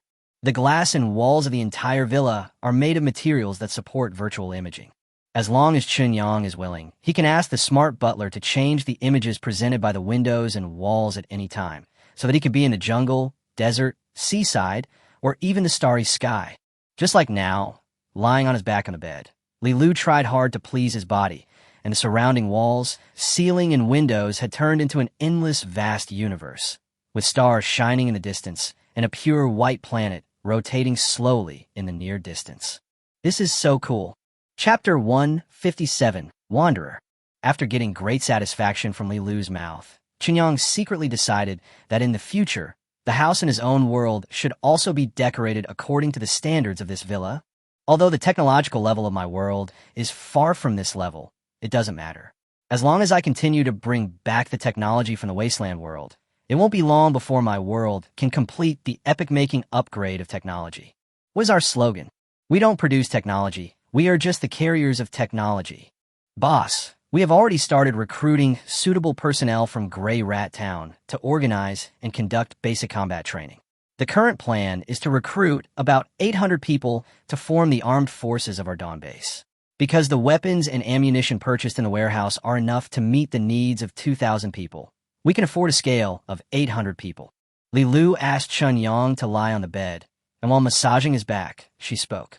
Well, you can do whatever you want. Our base has already taken shape, and we will continue to expand the construction of the outer city. The current manpower is definitely not enough. Chun Yang closed his eyes, enjoying Li Lu's technique, which was a little awkward but gentle enough, and spoke. Yes, that's what I think. After selecting the right people, we need to keep observing them during their training. If they're the kind of people who are trying to take advantage of others, they will definitely be eliminated from the team. As for those who are qualified, we will arm them and inject them with low-level strengthening drugs. What we are considering now is that all the regular soldiers affiliated with our Dawn base will be injected with second-level strengthening drugs. Whether the strengthening level will continue to be upgraded in the future will depend on the development of the base. Li Lu continued. Sure, don't worry about the food problem. For the time being, you don't need to think about how to get food on your own. I can take care of it all by myself, and it won't cause too much trouble. The only focus of our Dawn base at the moment is how to develop ourselves as quickly as possible. At least we have to have the power to gain a foothold in the entire wasteland world before we can think about the source of food. Do you understand? Chun Yang opened his mouth and gave an admonition. Understand, boss. If your food supply wasn't very stable, we wouldn't dare to take such a big step. If we develop under normal circumstances, it will take at least 5 or 6 years for our Dawn base to reach the scale of a medium-sized settlement. This is the best expectation under the premise that everything goes well.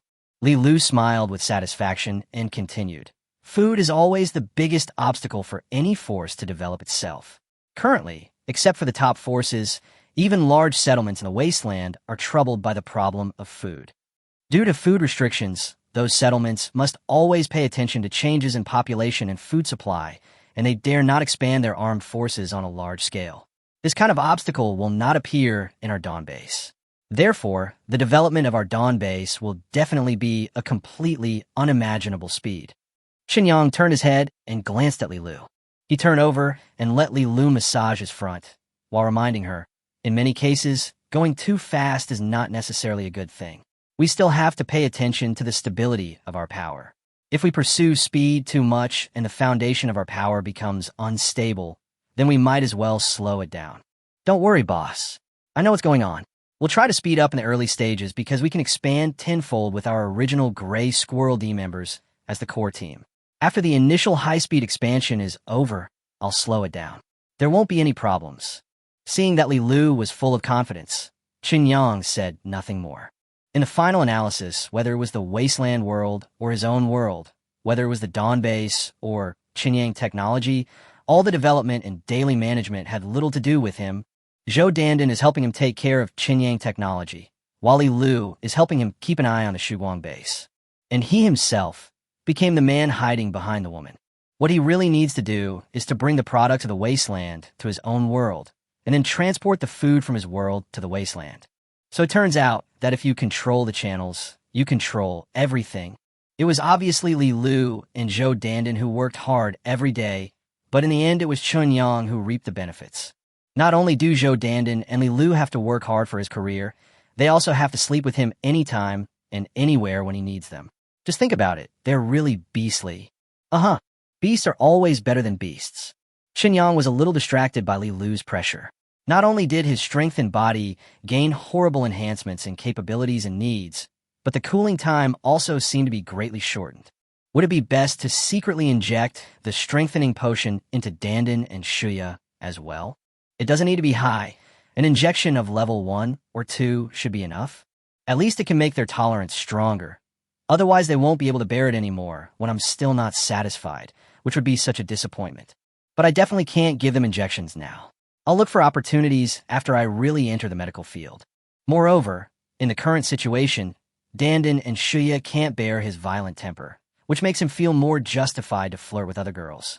If we consider the problem from this perspective, there is really no need to rush to improve Dandan and Shuya's physical fitness. What a beast indeed. It is said that men change when they have money. The ancients were right. Just as Chun Yang was daydreaming, Li Lu's communicator suddenly rang. This communicator is something Wei Tongfang recently developed. A simple signal station was built in the Dawn base, which can ensure communication signals within a radius of tens of kilometers centered on the Dawn base. The person holding the communicator can set the corresponding signal band and communicate and exchange in real time within this range. It is somewhat similar to the military walkie-talkie in Chun Yang's world. For people in the wasteland world, it can indeed be considered a very ancient technology. However, the outbreak of the cataclysm caused the skill trees of the entire world to be seriously biased, and the technologies in many fields were directly destroyed. Therefore, for the wastelanders, in some areas, they really had to resort to the clumsy method of drilling wood to make fire. Boss, there's a survivor who wandered from the wilderness and fainted outside our base. Do you want to go take a look? After listening to what was said in the communicator, Li Lu looked at Chun Yang and asked, Wandering survivors? What's so interesting? The survivor was wearing the uniform of the Red Army. Let's go take a look together. Chapter 158, Basic Configuration of the Red Army. Although the time spent traveling back and forth in the wasteland world is quite long, Chun Yang's understanding of the entire wasteland is still very limited. However, no matter how limited it was, he now knew very clearly that the Red Army and the Medical Association were both the top forces in this wasteland. In a sense, the Red Army is even more terrifying than the Medical Association, because the Red Army is a force of war. All its core members are real soldiers. The rule over the occupied areas and spheres of influence is also completely armed and high pressure. Compared to the very gentle external image of the Medical Association, the Red Army is simply synonymous with blood and killing. If any force accidentally provokes the Red Army, or if any corresponding huge interests are coveted by the Red Army, the only consequence will be bloodshed. So when he suddenly heard a survivor in the Red Legion uniform wandering towards him from the wilderness, Chun Yang's first reaction was to become nervous. If the current Dawn base is targeted by the Red Legion, then the result is obvious. The entire Dawn base will be reduced to ashes. There is no second possibility at all. But considering the size of the Dawn base, how could it possibly catch the attention of the Red Legion? With such questions in mind, Chun Yang and Li Lu rushed to the outside of the base as quickly as possible. Then Chun Yang saw a man who looked to be about 30 years old, with an untidy beard, fainting on the ground. The man was surrounded by several members of the Dawn base. Jinian finished dealing with the two bodies and traces at the scene, and just returned to the outside of the base. After leaning over to check the man's physical condition, Jinian looked at Chun Yang and said, "He is hungry, extremely tired, and has serious injuries inside. His condition is very bad, and he is on the verge of death. If he is not intervened and treated immediately, he may not survive tonight." Qinyang frowned and asked, "Why would the Red Army appear outside our base? Is it possible that our base has been targeted by the Red Army?" This question stunned He Jianian. After a few seconds, He Jianian came back to his senses and a strange expression appeared on his face. Hesitantly, he said, "Boss, do you have any misunderstandings about our Dawn base? Not to mention the current Dawn base. Even if the Dawn base is expanded 100 times, it is impossible to attract the attention of the Red Army. The gap between us is like heaven and earth. How could the Red Army pay attention to us? An elephant will not care about what an ant is doing." Qinyang couldn't help but open his mouth. Only then did he realize that he was just too worried. Given the status and power of the Crimson Army, it is impossible for them to look down upon the Dawn base. Ahem. Then why did this Red Army member come to our place? Could he have gotten lost? After coughing twice to cover up his embarrassment, Qinyang repeated the previous question again. "I'm not sure. I'll have to wait until we rescue him and hear his own explanation. Of course, the premise is that you, the boss, decide to save him. If you don't save him, it's best to dispose of his body. Although the Red Army is unlikely to look down on the Dawn base, if they find out that one of their people died near us, it's not impossible that they'll be in a bad mood and wipe us out completely." He Jianian shrugged and spoke. Rescue him, can he be saved? After all, he's not dead yet. I feel uncomfortable just watching him die like this." Qinyang touched the tip of his nose and spoke. Although he can accept blood and killing calmly, the values he developed in that world still make him have a minimum respect for life. It should be possible to save him, but it depends on the specific situation. Since you have decided to save him, please have someone carry him to my laboratory.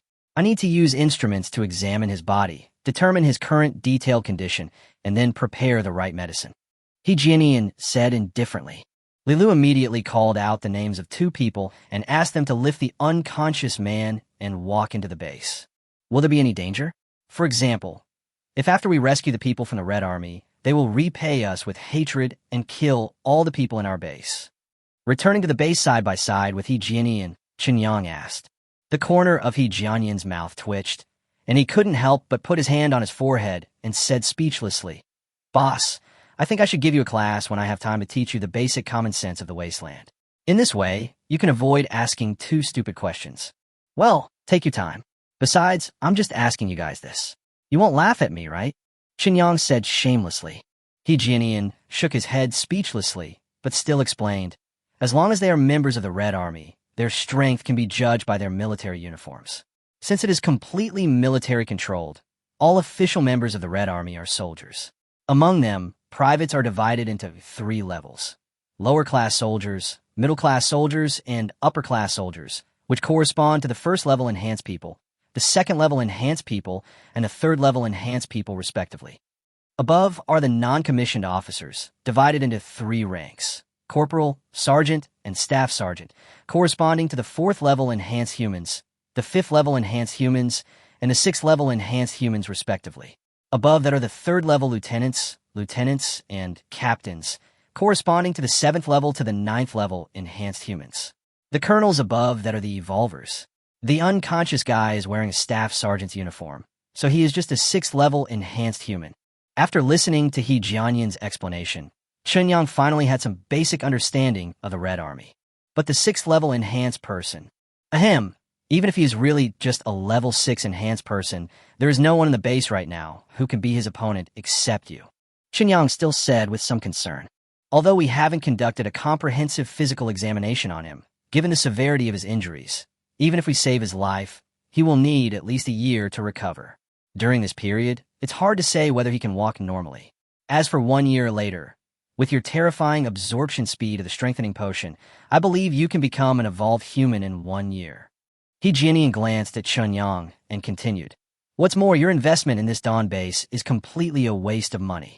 1 year from now, I estimate that even ordinary grassroots managers in the Dawn base will reach the level of enhanced humans above level 6, right?" Qinyang finally felt relieved. There is no way. If you're developing in a sneaky way, it is easy to be killed by someone who jumps over the tower. So it certainly won't hurt to be a little more cautious. Chapter 159, A Nobleman. Since He Jianian was certain that this non-commissioned officer of the Red Army could not pose any threat to the Dawn base, Qinyang did not think any more about it. After saying a few more words to Li Lu, he returned to his own world. Zhou Dandan was watching TV in the living room. Wearing pajamas and looking lazy, she looks quite attractive. As Qin Yang walked out of the bedroom, Zhou Dandan was stunned for a moment, and a vigilant expression immediately appeared on her face. With his arms covering his chest, he said in a strong resistance, "Don't even think about it tonight. I have to go to work tomorrow, anyway. So if you can't help it, go find any woman you want, but don't come to me." Qin Yang was a bit amused by the enemy's appearance. He shook his head and asked, "What's wrong with taking a day off comfortably? It's not bad, but it's such a waste of life. When I opened my eyes, it was already afternoon. My body is still weak, and I don't have any strength. I don't want to do anything. I just ate something and watched TV until now. If I live like this every day, I will be useless in no time." Zhou Dandan said through gritting her teeth. "All right, since you're so pitiful, I cannot touch you at night. But you can't let me touch you in the future just because of this reason, right? Isn't that too unfair to me?" Qin Yang walked up to Zhou Dandan with a smile and said with a playful look on his face. Zhou Dandan showed a hesitant expression on her face. After struggling to think for a while, she tentatively said, "How about I accompany you once a month? Anyway, you have already won Sister Shuya, right? After filming this drama, Sister Shuya will have time, right? You can go and torment Sister Shuya, okay? You can't bear my torment, but can Shuya? You're only responsible for 1 day a month, and Shuya is responsible for the rest. Can she bear it?" Qin Yang teased with a smile. "What should I do? I still have to take care of all the company's affairs. You are such a hands-off boss. I have to deal with almost everything. How can I have the time to fool around with you every day? I don't care. It's just 1 day. No more. If Sister Shuya can't stand it, you can find someone else. Isn't it just what you want to be able to flirt openly?" Zhou Dandan pouted and said angrily, Okay, you have the final say, okay? By the way, I'm planning to buy a house soon, so let's move there together when the time comes, right? Although this neighborhood is not bad, parking is really inconvenient." Qin Yang raised his hands in surrender. "You buy a house. Why should I move in with you? Who am I to you?" Zhou Dandan asked, rolling her eyes. "Ahem, we're roommates, so of course we have to live in the same room. Shuya will definitely be willing to move in. I'd be worried if I really left you here all alone." Qin Yang said shamelessly, "Huh, roommate? What kind of roommate relationship is like this? I have to sleep with you while being exploited by you? Are you worried about me? You obviously think that moving in together will make it easier for you to continue bullying me. Don't you feel guilty?" Zhou Dandan said unhappily. "That's true. I'm not such a beast. I really care about you. Come on, it's settled. When Shuya finishes filming this drama, we'll go look at houses together. We'll have to buy one only when both of you like it, and then we'll move in together." Qin Yang had a flattering smile on his face. Zhou Dandan did not refuse again, but pushed Qin Yang away, asking him not to block her from watching TV. After dealing with Zhou Dandan, Qin Yang couldn't help but breathe a sigh of relief. As for Shuya, she was actually easier to negotiate with than Zhou Dandan on this point. Looking at the time, it was almost time for the daily training agreed with Yang Song, so Qin Yang bent down and kissed Zhou Dandan on the cheek, then left the house in a happy mood. The strengthening potion greatly improved his physical fitness and learning ability. No matter how difficult the combat skills Yang Song taught him were, he could almost master them within just a few minutes. Therefore, his training progress was extremely rapid, far exceeding Yang Song's expectations. He estimated that in just a few days, his entire training plan would be completed. Sitting in the carriage of Night 15 and on the way to Yang Song's Sanda training class, Qin Yang took out his mobile phone and browsed the official forum of Qinyang Technology. Currently, with the hot sales of Qinyang Technology and Qinyang Games products, the official forum of Qinyang Technology has also become more and more popular. Every day, millions of people discuss various things in this official forum. The vast majority of the content, naturally, revolves around the products of Qinyang Technology and Qinyang Games. Basically, there were all kinds of praise and compliments filling the screen, which made Qin Yang blush a little. After all, to put it bluntly, those two games are just the leading technology of the wasteland world, combined with plagiarized game content. Essentially speaking, it really doesn't deserve the player's unconditional praise. I carefully read the discussion content of the two games. Regarding the game, The Unknown World, the players have already recovered from the initial shock. After getting used to the technical capabilities presented by the game, various places in the country seem to have subtly accepted the existence of holographic images. When it comes to adapting to new things, China is absolutely unrivaled and unique in the world. For example, online shopping, sharing economy, and electronic payment. These internet ideas quickly became popular across the country in a very short time after they appeared in China, and then completely changed the Chinese people's lifestyles and living habits. It has to be said, it is truly a miracle. At least a dozen years ago, who could have imagined that the person who truly eliminated thieves was not the officials or the police, but Jack Ma? After adapting to holographic images, the unknown world began to enter a period of sluggish development. Although it is still the top cash cow of Qinyang technology, its daily cash flow is still decreasing further. It seems it's time to develop a second online game and launch it into the market, setting off a new round of money-making frenzy. As for Sorrow of Troubled Times, it is still in a stable sales period, with domestic sales exceeding 15 million copies. At the same time, players from abroad also began to come into contact with this game and were quickly attracted by the completely free world presented by the game. There are a large number of hardcore gamers abroad, and the game setting of The Sorrow of the Warring States is an unprecedented fully free mode, which obviously has a natural appeal to these hardcore gamers. In addition, the quality of the game is unmatched in the current world, and the price is too low in the eyes of foreign players. The combination of several factors has caused this game to spread rapidly among overseas player circles. The hype about The Sorrow of Troubled Times on the forum has even taken on a cult flavor. Well, I am truly a noble person, a pure person, a person who has escaped from vulgar tastes. After reading the praises of the two games and the entire company on the forum, Chun Yang thought leisurely. Chapter 1, 60 World Class Fighter. Today's sauna training class is quite lively. After Qin Yang got out of the car, he saw that the parking spaces outside the training class were completely filled with various vehicles.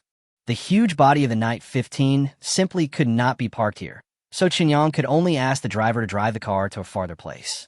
After entering the training class, I found that the number of people in the training ground was at least twice as much as usual. Yang Song was standing on the ring in the middle of the training ground, doing warm-up exercises.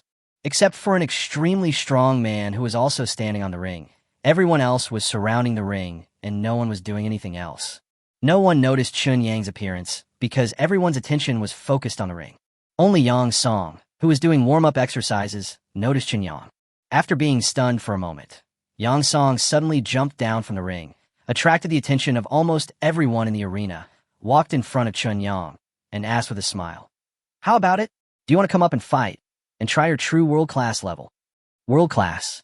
What do you mean? Chun Yang was stunned and subconsciously turned his head to look at the extremely strong man on the ring. Coincidentally, the muscular man was also looking at him at the same time. Obviously, Yang Song's actions made the man quite curious. "Did you see the guy on the ring?"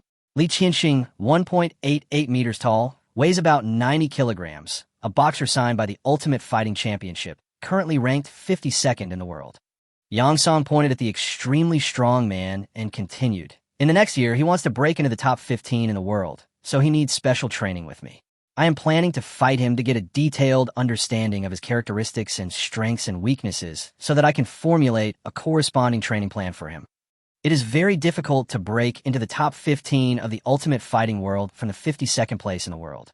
He must ensure that he wins 4 official matches in a row in the next Ultimate Fighting tournament to achieve his goal. So in the next year, he will probably come to my place often." This time, Qin Yang took a closer look at the world-class fighter named Li Qianxing. Judging from his physical appearance alone, Li Qianxing does possess extremely powerful talents. That solid body of muscles cannot be developed simply through fitness training. And it's ranked 52nd in the world. Even though it doesn't sound high, it's a world ranking after all. Qin Yang had also heard of the Ultimate Fighting Championship, which is currently the highest level fighting competition in the world. All professional fighters who are able to be signed by the Ultimate Fighting Championship are at the world's top level. So even if he is only ranked 52nd, just being signed by the Ultimate Fighting Championship is enough to prove Li Qianxing's strength. Thinking of this, Chun Yang's interest suddenly became keen. He had only been practicing with Yang Song before and had never fought with other people. Therefore, Chun Yang was not actually very clear about his current level of strength. A 5th level enhanced body is nothing in the wasteland world. However, in this world that belongs to him now, he must be the most powerful individual in the world. Combined with the fighting skills and killing techniques learned during this period, although the combat experience is obviously insufficient, the actual combat effectiveness that can be demonstrated should have reached the world's top level, right? At least in his sparring with Yang Song, he was already able to achieve an evenly matched exchange of blows without a clear winner. This was achieved without Yang Song giving any slack. At such a time, a world-class fighter suddenly came along, and having the opportunity to fight with him to verify his own level was indeed a rare opportunity. Is he willing to give it a try? According to what you said, he is world-class. I am just a fighting enthusiast, so I'm a bit far from his status, right? Chen Yang asked with a smile. A fighting enthusiast? You? TSK. If you're just a fighting enthusiast, then there are no professionals in the world. Don't worry. If you want to try it with him, I'll talk to him. You've improved so fast, and I actually want to see what the result will be if you fight with a professional world-class fighting master. Yang Song patted Chen Yang on the shoulder, then turned around and went back to the ring to communicate with Li Tianxing and Li Tianxing's coach. After talking for a while, Li Tianxing looked stunned and turned to look at Chen Yang again, but there was no curiosity in his eyes, only contempt and displeasure. Obviously, Li Tianxing had no interest in Yang Song's suggestion. However, Yang Song has the final say over this training class. Li Tianxing would bring his coach here, which must mean he recognizes Yang Song's level. At the moment, it is equivalent to asking Yang Song for a favor. Therefore, no matter how uninterested he was in Yang Song's proposal, he finally nodded and agreed. But when Chen Yang changed into his fighting shorts and walked onto the ring shirtless, the onlookers couldn't help but burst into laughter. Because Chen Yang has been training alone with Yang Song, and the training process has been kept basically confidential, the other people in the training class have very limited understanding of Chen Yang. Only those who witnessed the initial fight between Chen Yang and Yang Song had a general impression of Chen Yang. Seeing Chen Yang replacing Yang Song on the stage and showing an attitude as if he was ready to fight with Li Tianxing, the onlookers certainly found it incredible. In the sport of mixed martial arts, the gap between professional and amateur is even greater than in other sports. After all, in other sports, when amateurs challenge professionals, at most they will be badly beaten. But mixed martial arts, that could potentially result in death. The power of a professional fighter's fists and the intensity of his leg attacks are definitely not something an amateur can withstand. Without special training in resisting blows, if a professional fighter punches you in the chest, your heart may stop and you may die on the spot. What's more, he is a top master like Li Tianxing who is recognized by the Ultimate Fighting Championship. Boy, you look pretty good, but if you think that fitness is the same as fighting, that's really stupid. Hurry up, my time is precious. I don't have time to play house with you. If it weren't for Coach Yang, you would never have the chance to stand on the same stage with me in your life. Looking at Chen Yang standing on the stage, Li Tianxing said with an unhappy look on his face. Chapter sto anin shizdesitko. Chen Yang understood Li Tianxing's dissatisfaction. After all, Li Tianxing didn't know who he was and had no idea about him. So in Li Tianxing's view, this ring match between him and others was of course like a clown show and meaningless. However, Li Tianxing's attitude will definitely change fundamentally in a very short time. If things go wrong, this world-class fighter might even have his entire worldview destroyed and start to doubt his life. Wearing protective fighting gloves, Chen Yang did not respond to Li Tianxing's contemptuous attitude. In the ring, the best way to counterattack is always to knock your opponent down, not to resort to verbal confrontation. Come on, let me see what is truly world-class. Chen Yang assumed a fighting stance and gestured towards Li Tianxing. Li Tianxing snorted, without even making any defensive moves, and walked towards Chen Yang in a very loose manner. At the same time, he threw a swinging punch that looked quite soft and weak at Chen Yang. On the one hand, he didn't take Chen Yang seriously, and, on the other hand, he was afraid of something going wrong. Facing an amateur opponent, if he put all his effort into it, he might kill the opponent with just one punch, so of course he had to deal with it. However, Chen Yang dodged this punch easily, and the next second, Chen Yang's fist was in front of him at lightning speed. With a sound of breaking wind, it suddenly stopped less than a few centimeters in front of his eyes. Li Tianxing clearly felt the wind from the fist. After a moment of being stunned, an expression of disbelief and shock appeared on his face. Because he found out, he didn't see Chen Yang's fist clearly. An amateur, how can his fist be so fast? You'd better be serious. Otherwise, if I knock you down with one punch, Wouldn't it be a huge loss of face if the news gets out? Qin Yang retracted his fist and spoke calmly. Li Qianxing also restrained his original contemptuous attitude, slowly got into a fighting stance, and when he looked at Qin Yang, an extremely cautious emotion emerged in his eyes. A person who punches so fast that he can't even see clearly can't be an amateur. Moreover, even a professional boxer has to reach the top level to be able to do this. So Qin Yang only threw one punch, and Li Qianxing raised him to the level of an equally matched opponent. I apologize for my attitude just now. Li Qianxing finished speaking word by word, and suddenly took the initiative to attack Qin Yang.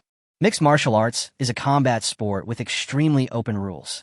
The match uses split-finger gloves, and the rules allow both standing strikes and ground fighting. Players are allowed to use a variety of techniques, including boxing, Brazilian Jiu-Jitsu, Muay Thai, wrestling, Wing Chun, Taekwondo, Karate, Judo, Sanda, Jeet Kune Do, etc. It is known as the decathlon in combat sports. The Ultimate Fighting Championship is the world's largest, highest level, and most influential mixed martial arts competition. Apart from not allowing attacks on vital parts, mixed martial arts basically has no other rules and clauses, so mixed martial arts is often referred to as unrestricted fighting. It is conceivable how powerful Li Qianxing's combat ability is, as he can reach world-class level in this kind of fighting. Therefore, after Li Qianxing became completely serious, the fight between the two finally became a win-win situation. Although Li Qianxing is currently ranked only 52nd in the world, his goal is to break into the top 15 in the next year. It is obvious that Li Qianxing is in his rising period in the field of mixed martial arts, and the ranking cannot fully measure his level. Qin Yang has a stronger body than Li Qianxing. The body after the 5th stage of strengthening has slightly exceeded the limits of the human body. Unlike the 4th order state where he had just broken through the limits of the human body, it is no exaggeration to say that Qin Yang now possesses the most powerful body in the world. So even though Li Qianxing was obviously stronger than Qin Yang in combat experience and actual application of fighting skills, Qin Yang still had the upper hand in the battle between the two. Facing Li Qianxing's attack, Qin Yang can dodge selectively. If resisting certain punches and kicks can cause greater damage to Li Qianxing, then Qin Yang will choose to resist without hesitation. The body, which exceeded the limits of the human body, showed terrifying resistance to Li Qianxing's attack. This kind of flesh-and-flesh confrontation seemed to make the blood boil in the people around. It's so beautiful. I never thought that a nobody could fight the famous Li Qianxing on equal terms, and it seemed that he even had the upper hand. This is simply a miracle. Li Qianxing was also affected by the feeling of horror. According to his current level and status in the fighting world, it is impossible for him not to have heard of or seen a person who can fight on equal terms with him or even gradually suppress him. But such an incredible thing happened so vividly before his eyes. Mixed martial arts is extremely physically demanding. If a fighter does not take any rest, 2 or 3 minutes of continuous fighting may empty his stamina bar. If you fall into a disadvantageous situation in battle, your physical energy consumption will increase exponentially. As a result, the fight had not lasted for less than 2 minutes when Li Qianxing was already panting and felt that his body could not keep up. As a result, Qin Yang formed a sharp contrast with him. When he felt that his physical strength was being lost and his technical and tactical movements were obviously deformed, Qin Yang became more and more courageous. Not only did he fight more vigorously, but even the strength of his fists and legs seemed to be getting stronger. Of course, this was Li Qianxing's illusion. There was no change in Qin Yang's punching and leg strength. It's just that he is getting weaker and weaker, causing his ability to withstand blows to decline visibly. So the force that he could withstand before, now he can hardly bear it. The more he fought, the more desperate he became. When Li Qianxing watched Qin Yang punch him in the face, he felt dizzy and fell to the ground. Although his brain was still conscious, his body was out of control, and he was unable to stand up from the ground. The ring match finally ended with Li Qianxing being knocked out on the spot. The people watching couldn't even believe their eyes.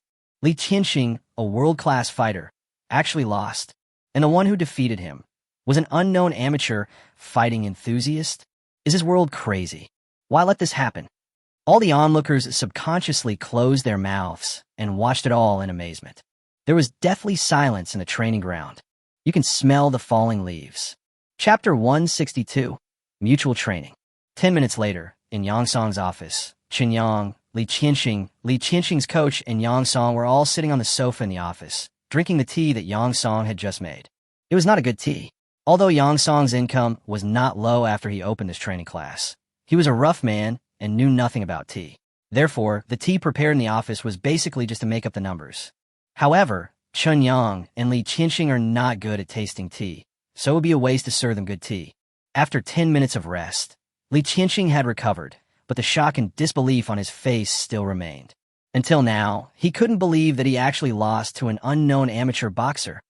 As for the training ground outside the office, those who witnessed the entire battle process were discussing it loudly with great interest.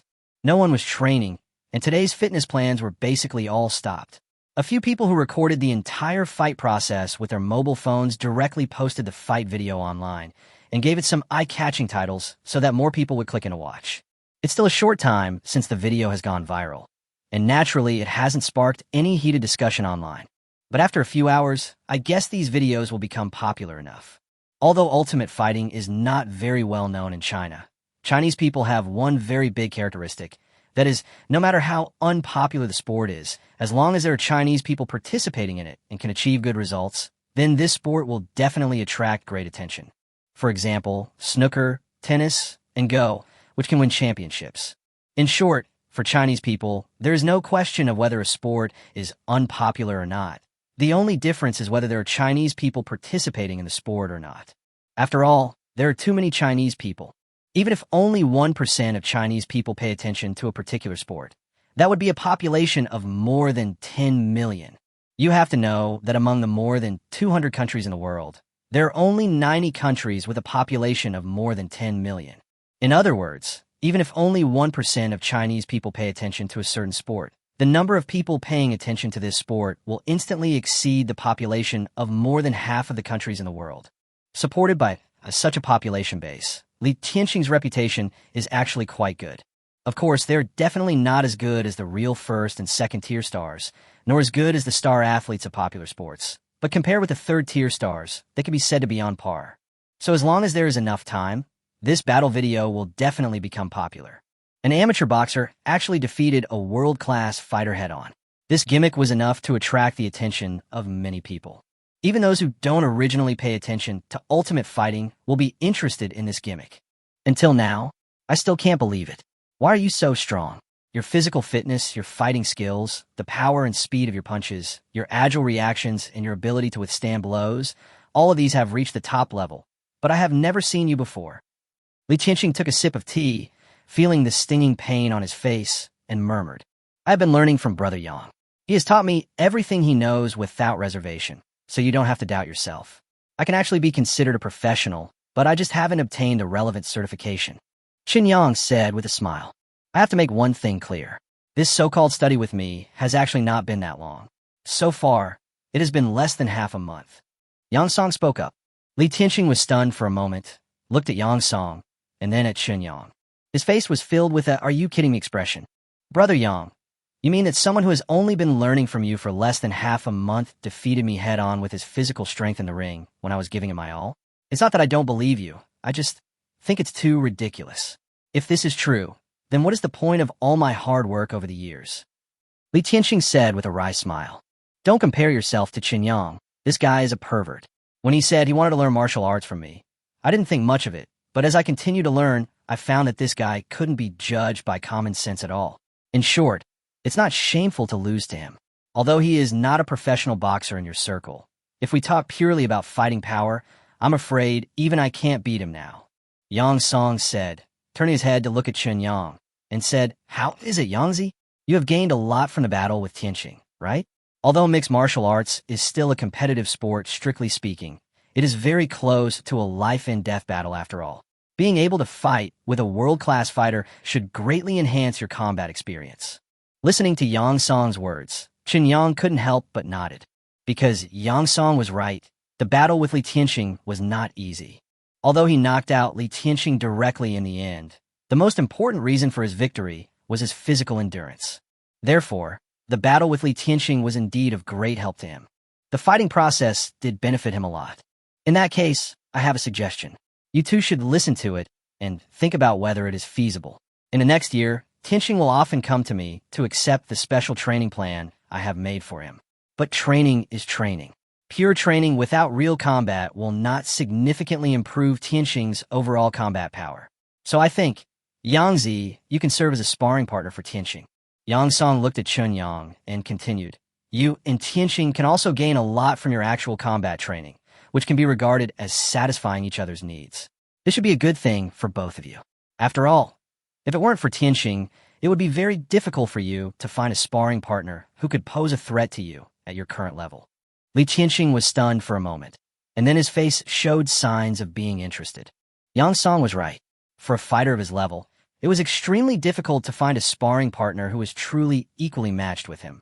The main reason why he came to Yang Song for training was actually to hope that Yang Song could take on the role of a sparring partner. But now it seems that this sudden appearance of Chun Yang is obviously a better choice. I have no objection, but it's best to make an appointment in advance when it comes. I'm usually busy during the day. Chen Yang spoke. No problem.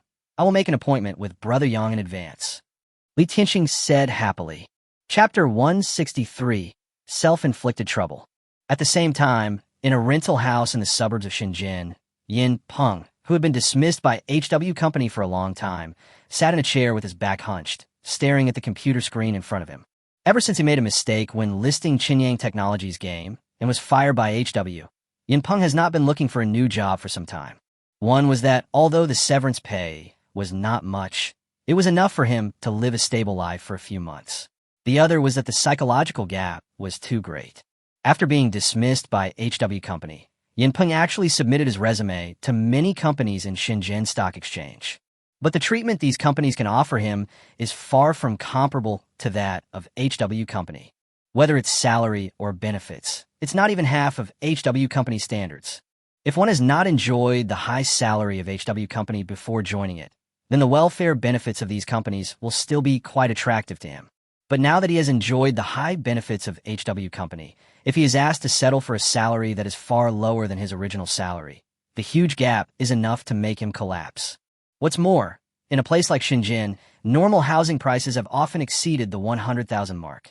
If you don't have a high income like that of HW Company, how can you really settle down in Shenzhen? So Yin Peng's heart was filled with hatred. Most of this hatred fell on Chinyang Technology. In Yin Peng's opinion, if it were not for Chinyang Technology, he would definitely still be an employee of HW, still earning a high salary and doing a relatively easy and lucrative job. It was Chinyang Technology that ruined his career and might even ruin his future. As for the cause of the whole incident, he didn't even think seriously about the fact that he was the one who violated the rules first. Human beings always like to shirk responsibility. Once a negative problem occurs, they will put all the blame on other people. This is almost everyone's instinct to seek profit and avoid harm. Humph. Chinyang Technology. I will never let you off easily. You ruined my job. You made me a laughingstock among my friends. You must pay for this. Yin Peng stared at the screen in front of him. Since the lights in the rental house were off, only the light from the screen was reflected on his face, making his expression look extremely hideous. His idea was simple. He wanted to attack Chinyang Technology's server through the internet, causing a large amount of data to be damaged on Chinyang Technology's server, thereby causing losses to Chinyang Technology. To put it bluntly, he was just using hacker methods to avenge himself. Yin Peng knew that his ability was limited. If he wanted to rely solely on his own strength and use hacking techniques to attack Chinyang Technology, it would be nothing but a pipe dream. Therefore, during this period of time, he had been hiding in the rental house and making preparations. When he was hungry or thirsty, he just ordered takeout. He basically never went out and always just wandered around various hidden hacker forums, looking for like-minded people. The so-called like-minded people are naturally the hackers who want to attack Chinyang Technology like him. Yin Peng knew that such people must exist, and as the unknown world became more and more popular, there would be more and more such people. The popularity of a game means that the living space of other games is being squeezed. The higher the turnover of a game, the more it means that the turnover of other games is gradually decreasing. Therefore, the unknown world suddenly became the most popular mobile game, naturally eroding the interests of other game companies. Under such circumstances, there will definitely be many people who want to resort to some shady means. No matter what industry, as long as the interests are huge enough, The corresponding competition cannot be kept within the scope of absolute rationality and legality. The same is true in the gaming industry, especially the big companies that really occupy the largest market share. Facing the sudden rise of Qinyang technology, they will definitely post corresponding bounty tasks on the hacker forum. Sure enough, Yin Peng didn't spend much time in some hidden hacker forums before he found the bounty task he wanted. Then, together with other hackers who were interested in this bounty mission, we began to make relevant preparations for this mission and determine the moment for unified action, which was tonight. Everything is done in secret, and the hackers have unique ways of connecting and communicating with each other, and they hardly reveal their identities to each other. According to their plan, the cyber attack on Qinyang Technology tonight should cause Qinyang Technology and Qinyang Games to fall into a complete network paralysis. The unknown world will also suffer large-scale data damage and loss, coupled with other means of attack. If everything goes well, Qinyang Technology will inevitably suffer enormous losses tonight. Once the data is damaged and the server is continuously attacked, the unknown world may even be forced to shut down. As long as the server closure lasts for a long time, this game will be ruined. Thinking of this, an expression of fanatical excitement appeared on Yin Peng's face. He felt that the day of revenge was today. Qinyang Technology, accept the judgment from justice. Tonight, I will let you experience what despair is. Yin Peng's body began to tremble slightly with excitement. While muttering to himself, he started attacking with the computer. This was the time they had agreed upon for their joint attack.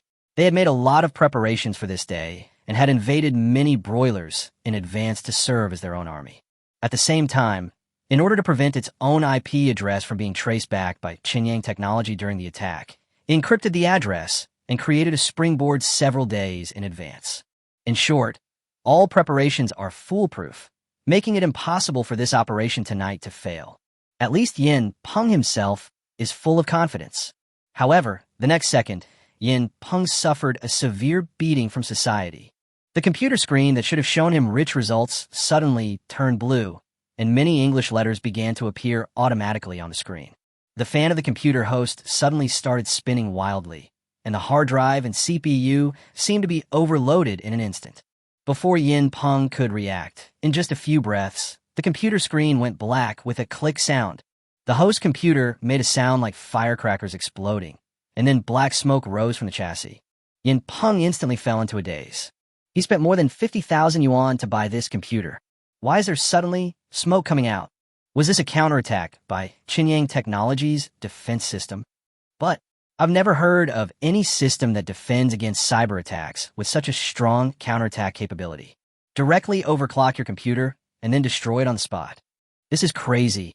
Wouldn't this make his already difficult financial situation even worse? Yin Peng felt like crying, but had no tears. He sat in the rental house like a fool. Chapter 164, Let's Meet Then. It was around 11 o'clock in the evening when Chun Yang returned to his rented house. Zhou Dandan was still curled up on the sofa in her pajamas, watching the soap opera, but her eyelids were obviously drooping and she had entered a drowsy state, half asleep and half awake. As Chun Yang came back from opening the door, Zhou Dandan pulled herself together and continued to curl up on the sofa, saying weakly, "The company just sent me a message that hackers launched another cyber attack on us tonight. But just like the previous times, all the cyber attacks were blocked by the firewall. Is there anyone else coming to attack? Didn't the previous failures teach them enough lessons? Anyone with a normal brain should know that the gap in technical strength between us is as huge as a chasm, right?" Chun Yang was stunned for a moment. A look of surprise appeared on his face. "I didn't expect hackers to be so stubborn. You really won't turn back even if you hit the wall? What kind of hacker is so stupid? After several attacks, can't they see how big the gap in technology is? If that's the case, then don't be a hacker. With this IQ, you can basically say goodbye to computers, right?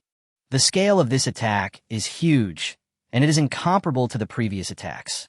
According to the feedback from the firewall, the number of people involved in the attack has reached about 120 people, which is completely different from the previous attacks, where only a few people formed a group to carry out the attack. So this attack should be truly organized and planned. I'm afraid there must be a financial sponsor behind it.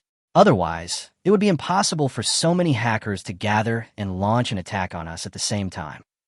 But even such a large-scale network attack was still blocked by our firewall, and it was blocked very easily. The overall utilization rate of the firewall did not even exceed 1%. Judging from this performance, there is no situation in the world that can break through our company's firewall. Zhou Dandan said while yawning.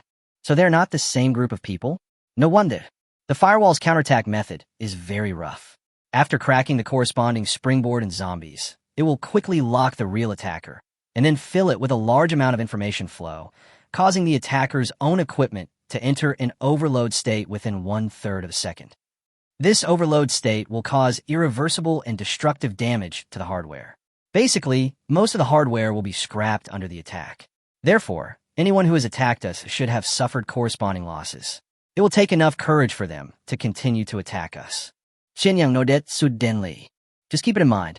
After I received the news from the company, I thought I would tell you when you came back, but you came back so late that I almost fell asleep. If the scale of this attack wasn't so huge, I wouldn't bother to care. Zhou Dandan shook her head and continued, I've put water in the toothbrush holder for you, and I've squeezed out the toothpaste. Remember to brush your teeth before going to bed. I won't wait for you. I'm too sleepy. I'm going back to my room to sleep. After saying that, Zhou Dandan stretched and stood up shakily from the sofa.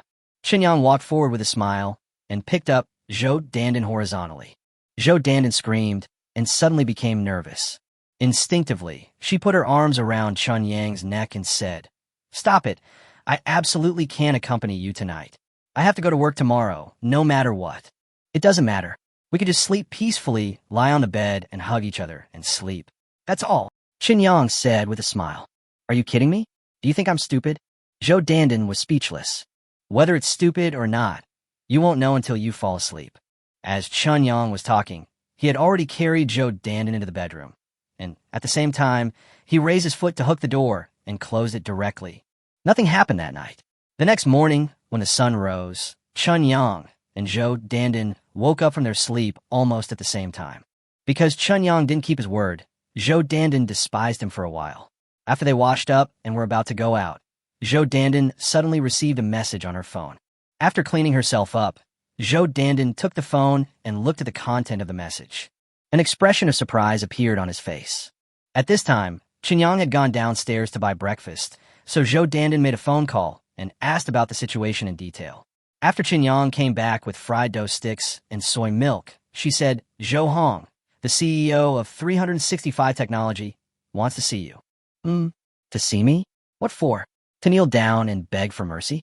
To cede land and pay compensation? Xinyang Asked Jaswali. I'm not sure. The other party just sent a request for a meeting, hoping to arrange a place to have a proper talk. But he didn't say what he wanted to discuss specifically. Zhou Dandan shook her head. Is it bad not to see you?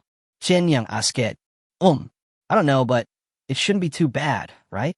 Although we are in a competitive situation now, the other party is considered a big boss in the industry after all. Zhou Dandan said uncertainly. Okay, let's meet him and let him choose the place. Let's not think about it anymore. Xinyang shrugged and said indifferently. Okay, I'll notify them right away. Chapter 165, A Happy Consensus. 365 Technology responded quickly, and after confirming the meeting place, we set the time for the afternoon.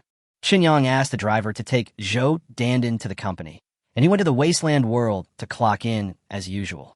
The non-commissioned officer of the Red Army was still in a coma. However, according to He Jinian, the treatment of the sergeant was very successful, so he will be in a coma for 2 to 3 days at most and will definitely regain consciousness. Of course, even with perfect treatment, it still takes time to fully recover from an injury that is too serious. And because this sergeant himself is a strengthened human, the effectiveness of pure healing potions like healing potions on him will be greatly reduced. Because the human body is greatly strengthened. This kind of enhancement, while making the enhanced person have a stronger body, also makes it more difficult to recover once the body is injured. Although the speed and effect of self-healing will far exceed that of ordinary people, if the injury is serious enough to exceed the limit of self-healing ability, then in order to heal the enhanced person, it is necessary to prepare medicines with more exaggerated effects. This kind of medicine cannot be used by ordinary people. After all, when the efficacy is too exaggerated, it also places extremely high demands on the body's load capacity. If an ordinary person uses it, the only consequence is that his body will be blown up by the medicine. However, such medicines are absolutely controlled within the medical association. Although He Jianian was able to mix it, the amount of raw materials needed to mix the corresponding medicine was so huge that it was enough to make people doubt their lives. At least in He Jianian's opinion, it is totally not worth wasting such money on an outsider. Qinyang agreed with this very much. So after successfully treating the sergeant of the Red Army, the entire Dawn base reached a consensus, which was to let the sergeant recover slowly on his own over time. Even if this time is extended to about a year, what does it have to do with him? Once the sergeant regains consciousness, he can leave on his own. The Dawn base was willing to provide him with humanitarian treatment, which was an act of great kindness in the wasteland world. Of course, if the other party is unwilling to leave before his injuries are healed, the Dawn base will not drive him away. With the current food reserves at the base, feeding one more mouth would not cause any extra burden at all. However, if the non-commissioned officer of the Red Army really intends to stay for a while, he certainly can't eat for free. There are a large number of different jobs on base, and there's always something suitable for the NCO to do. The bodies of the 2 Bullet Shell Company specialists should have been found by the people arranged by the Bullet Shell Company to look for them, because He Jianian went to check later and found that the 2 bodies had disappeared from the place he arranged. There were obvious signs at the scene of other people passing by and moving the body. It is impossible that anyone other than the people from Bullet Shell Company would be interested in the 2 bodies. The good news is that so far, Bullet Shell Company has not taken any response to the 2 bodies. It could be that the disguise of He Jianian's body was effective, or it could be that the Bullet Shell Company was mostly occupied by more important matters at hand and was unable to spare the time to deal with the Dawn base for the time being. Whatever the reason, it doesn't matter. What's more important is that the Dawn base can get more time to develop. For the current Dawn base, nothing is more important than time. With every passing minute and second, the Dawn base is becoming stronger. The unlimited supplies provided by Qinyang are the biggest trump card of the Dawn base. With the support of such massive amounts of materials, the speed at which the Dawn base developed was so fast that it was completely unscientific. After being urged by He Jianian about the matter of the medicinal herbs, Qinyang went to be intimate with Li Lu for a while, and then returned to his own world. Seeing that there was plenty of time, he simply got in the car and headed to the medicinal materials wholesale market. The Beijing medicinal materials wholesale market is far away from the urban area and is close to the border of Hebei province. Even if the rider drove at 15 horsepower, it took nearly 2 hours to reach the destination. The scale of the entire wholesale market is not small, and the categories of medicinal materials are very complete. Basically, all Chinese herbal medicines can be found here, at least more than 4,000 kinds, which can fully meet Qinyang's needs. According to the requirements put forward by He Jianian, Qinyang was not too picky and did not bargain. He chose a wholesaler that he looked more pleasing to the eye and placed the order directly with the other party. This is a truly big deal. Qinyang is now wealthy and does not want to waste time bargaining just to save tens or hundreds of thousands of dollars. As for the price offered by the wholesaler, he thought it was not too excessive and agreed to it without hesitation. No matter how expensive it is definitely much cheaper than the price in the pharmacy. For such a large quantity purchase, any wholesaler who is a little bit honest will take the initiative to give a more fair price, because Qinyang said very clearly that this is not a one-time deal. After this purchase, if the transaction is pleasant, long-term cooperation can be formed later. For wholesalers, it would certainly be a good thing if they could have one more large customer who can provide stable supply. The man was in love, and the woman was willing, so a simple acquisition contract was easily reached. Because the quantity Qinyang wanted was so large, even though this wholesaler was strong, he still had insufficient reserves of some medicinal materials and needed some time to adjust the supply. So Qinyang paid the deposit on the spot, agreed on the delivery location with the wholesaler, exchanged a few brief words with the wholesaler, and then left in his car. Considering that purchasing medicinal materials would be something that would need to be done frequently in the future, Qinyang planned to find a remote place in the suburbs of Beijing and rent a warehouse. Operate it like the warehouse in Wanghai City. When the time comes, first transfer the purchased medicinal materials to the warehouse, and then transport them from the warehouse to the wasteland world. Although this approach is more troublesome and involves an extra procedure, it is undoubtedly safer. Everything involving the wasteland world needs to be treated with extreme caution. After finishing all this, the time was almost up. Qinyang half lay in the carriage of Night 15 and took a nap, preparing for the upcoming meeting with the legendary chairman of 365 Technology Company. The main reason is that it takes too long on the road.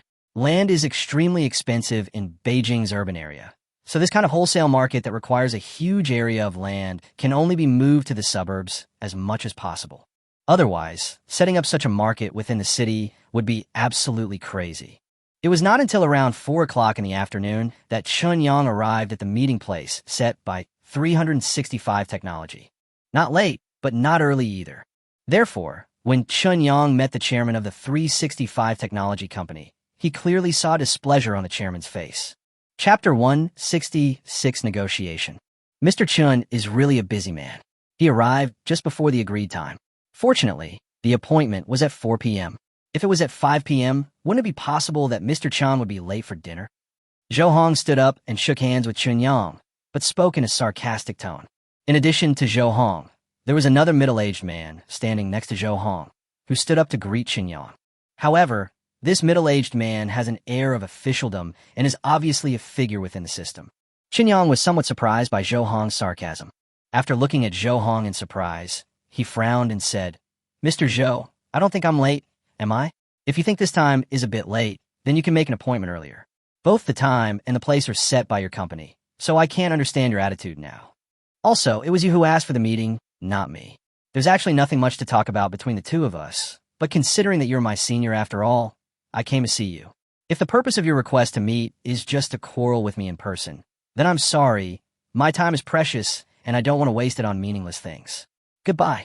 After saying that, Chun Yang nodded at the middle-aged man, turned around, and was about to leave. Zhou Hong was stunned. He never expected Chun Yang's temper to be so sharp. The key point is that Chun Yang Technology's counterattack has begun to have a relatively obvious impact on 365 Technology's products in the past 2 days. Under such circumstances, isn't it normal for him to complain and satirize the other party in person? In terms of the time of entering the industry, he is definitely a senior. In terms of current wealth and influence, he is far superior to the other party. Why does the other party dare not give him face like this? Seeing that Chun Yang was really about to leave, Zhou Hong got anxious and hurried forward a few steps to block Chun Yang. He said helplessly, "Boss Chun has a really bad temper. I have been in a bad mood these past 2 days, and I am just complaining to you. Is that not okay?" Chun Yang raised his eyebrows and sneered. "Boss Zhou, I know why you are upset, but we are all adults now, and commercial competition is inevitable. Why didn't you feel upset when you took the exclusive approach to my product before? Could it be that because you made your product earlier, you don't allow others to make it? Or are you, Mr. Zhou, so noble that no one can touch or talk about you? As long as it is an area that you, Mr. Zhou, are involved in, others must stay away from it? Even if they face your active attack, they can only passively take the beating, and no counterattack is allowed? There is no such logic in this world, right?" Zhou Hong opened his mouth, but was speechless for a moment. He could only sigh, stretched out his hand, and gestured towards the sofa, and said, "Okay, I apologize for my attitude just now. Is that okay? Now that you are here, sit down and talk. In order to meet you today, I even specially hired someone to do the mediation. Even if you don't give me face, you have to give others face, right?" Zhou Hong pulled Chun Yang back to the sofa where they were sitting before. Then he took the initiative to speak. "Come, Mr. Chun, let me introduce you. This is Cui Jinghui, the inspector of the cultural department. Cui Sun, this is Chun Yang, the boss of Chun Yang Technology. The currently very popular mobile game, Unknown World, is produced by Chun Yang Technology." The middle-aged man nodded proudly towards Chun Yang, but did not take the initiative to shake hands with Chun Yang. It seemed that Chun Yang's action of turning around and leaving just now made the inspector quite unhappy. The place chosen by 365 Technology for the meeting and discussion is a private cafe. At this time, there were no other customers in the cafe except Zhou Hong, Chun Yang, and the inspector named Cui Jinghui. It seems that the whole place was booked by 365 Technology. As the three of them sat down, the waiter at the cafe brought 3 cups of coffee and then turned back to the counter. Chun Yang remained silent, because he didn't quite understand why Zhou Hong wanted to meet with him and talk, and why he also invited an inspector at the same time. What does the commercial competition between Chun Yang Technology and 365 Technology have to do with the Ministry of Culture? However, just as this doubt emerged in his mind, another thought arose at the same time. Because Chun Yang suddenly thought that the online game was directly managed by the other party. Could it be that This inspector appears here because Zhou Hong wants to put pressure on him. The speculation didn't last too long, because after taking a sip of coffee, Zhou Hong took the initiative to speak. Mr. Chun, I asked you to meet today mainly to reach some private consensus with you. I previously treated your company's products exclusively, which was indeed a bit radical on my part. So after thinking it over again and again, I think the exclusive treatment can be revoked. Having said this, Zhou Hong paused, obviously waiting for Chun Yang to respond. However, Chun Yang just picked up the coffee cup and did not respond to his statement. Zhou Hong was instantly in trouble. I could only continue awkwardly. Mr. Chun, I think there may be some misunderstandings between our two companies. So after we cancel the exclusive treatment, can your company also remove the products targeting our 365 technology? Competition between companies is very normal, but this kind of competition should be maintained within a relatively reasonable range. What do you think? Chun Yang took a sip of coffee and put the cup back on the table. He crossed his fingers and folded them in front of him, then smiled and said, Boss Zhou, do you think I'm a 3-year-old kid? Don't you think it's ridiculous to say this? It was you, 365 Technology, who started the war and took the initiative to use exclusive means against us. It's a pity that your technical capabilities are too poor and the so-called exclusive means didn't work at all. As for me, I don't like to suffer losses. If someone respects me 1 foot, I will respect him 10 feet. If someone attacks me with an axe, I will fight back with a sword. Your company has initiated a war, so I must fight back. As a result, you find that your methods are ineffective against me, and my methods are enough to cause huge losses to your company. Therefore, you want to stop the war. As if nothing happened, how can such a good thing happen in this world? Let's take a step back and say that if the exclusive method is effective for my company, would you still use the revocation of the exclusive as a negotiation condition like you are doing now? Isn't it a bit naive to ask me to make concessions with a condition that is completely ineffective for me? You can start a war and end it whenever you want. Why? Mr. Zhou, I can tell you very clearly that you should put aside your fantasies. You can start a war, but I have the final say on when this war will end. Chapter 167, Threat. Chun Yang's attitude was so tough that Zhou Hong's breath was stuck in his throat, and it was difficult for him to express himself. The middle-aged man with an air of authority showed an unhappy look on his face and said in a deep voice, Young man, you should know when to stop when you are ahead. Mr. Zhou is willing to come and talk to you in person, which is already a great honor for you, and is enough to show his sincerity. Why is he so aggressive? Chun Yang was confused for a moment when he heard the inspector named Shui Jinghui lecturing him in a condescending tone. After looking at the middle-aged man, Chun Yang said rather impolitely, What does this have to do with you? Is Zhou Hong willing to talk to me to give me face? Ridiculous. I don't need him to give me this face. Since it's a business competition, let's just use our own methods. You came here to beg for mercy on your knees, but you still have to be so cautious? Who gave you this habit? You beg for mercy just like that. I can't even agree to cede land or pay compensation, let alone this so-called reconciliation. Do you think I'm an idiot? Such a straightforward statement made the middle-aged man's face stiffen, and then he looked angry. The middle-aged man felt that he was being looked down upon. He could not help but slam the table in front of him and said coldly, Chun Yang, watch your attitude. Be careful of your mouth. Isn't it that Chun Yang Technology relies on a popular online game to have the confidence it has now? Don't forget which department is in charge of online games. If I want to block the approval of your game, I have plenty of ways to do it. Really? Hearing the middle-aged man's threatening words, Chun Yang confirmed his previous guess. No wonder Zhou Hong wanted to bring this person along to participate in today's meeting. It seems that he hopes to use the other party's identity to put pressure on himself. If it was before he met Chu Xin, Zhou Hong's actions would indeed have been quite intimidating. After all, it is very easy to find fault with online games. A game can be asked to make rectifications for any reason. If the situation is serious, the game can even be directly removed from the shelves for adjustments and reapproval. As long as the approval requirements are not met, you will not be released. I understand. It seems that Mr. Zhou came to me today for a so-called interview without ever considering using business means to solve business problems. Just like when you found out that my product was far better than yours, your first reaction was not to modify the product's functions and use it to compete with me. Instead, you relied on your own size advantage to deal with me in an exclusive way. Chun Yang shook his head and continued in disappointment. After finding out that exclusivity didn't work, you still didn't want to fight me in an open and above-board battle. All your responses were tricks, which really makes me feel sick. Zhou Hong, you are no longer the Don Quixote who declared war on the penguins. Now you smell like decay all over your body. After saying that, Qin Yang stood up, not bothering to look at Cui Jinghui, and walked straight out of the cafe. Being ignored by Chun Yang, Cui Jinghui felt deeply insulted. His face turned red with anger, and he said hatefully, "Do you think I dare not do anything to your game? Young man, you will pay the price for your arrogance today. Tomorrow at the latest, I will remove the game you rely on for a living directly from the shelves. It's your freedom if you can really do it. Also, Mr. Zhou, don't look for me again in the future. I won't waste your time. I came here today because I thought if you really begged for mercy and ceded land and paid compensation, then it would be okay to let you go. After all, I won't force someone to death unless it's absolutely necessary." Qin Yang paused, turned his head and looked at Zhou Hong again, then continued, "But your behavior is really disgusting. It is an insult to entrepreneurs for people like you to continue to be called so-called entrepreneurs. It is better to eliminate you from this circle as soon as possible." After saying that, Qin Yang ignored the two of them and walked out of the cafe. How ridiculous! How ridiculous! How dare Qin Yang be so arrogant?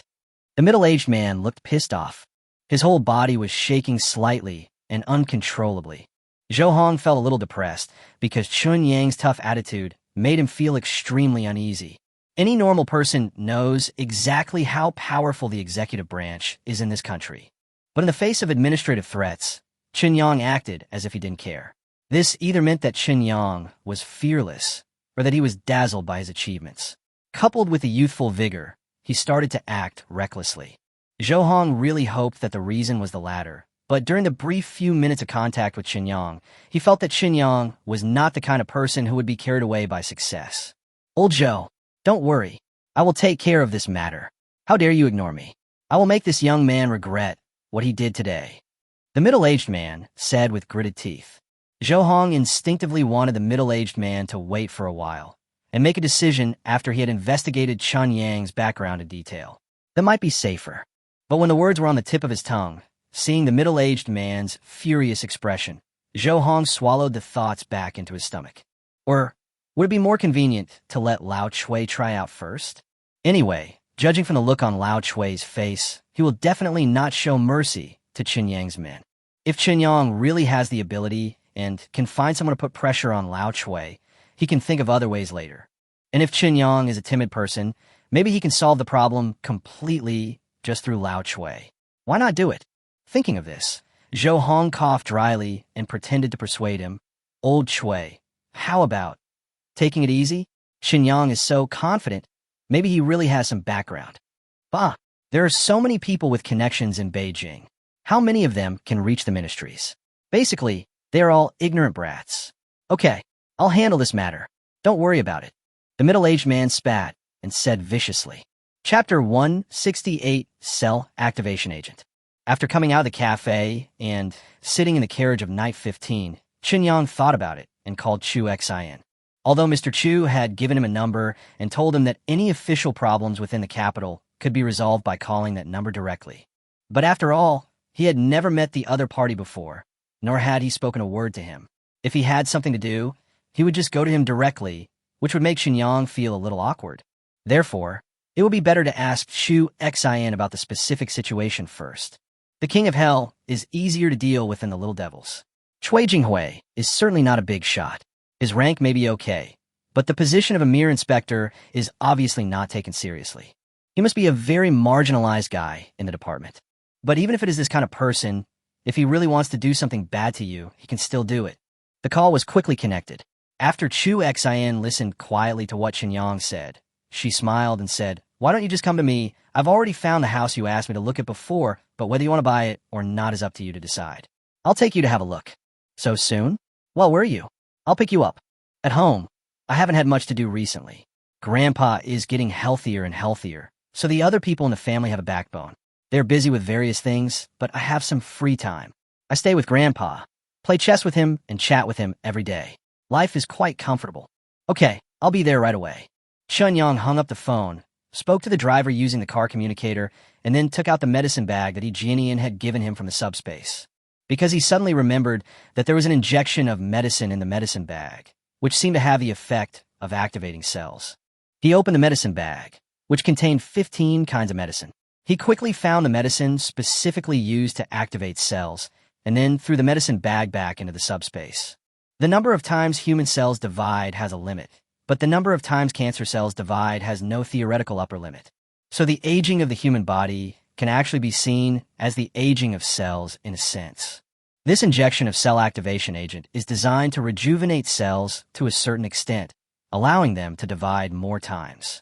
According to the simple description on the medicine label, this injection of medicine can make a person about 20 years younger at most. The only drawback is that the potion cannot be effective repeatedly.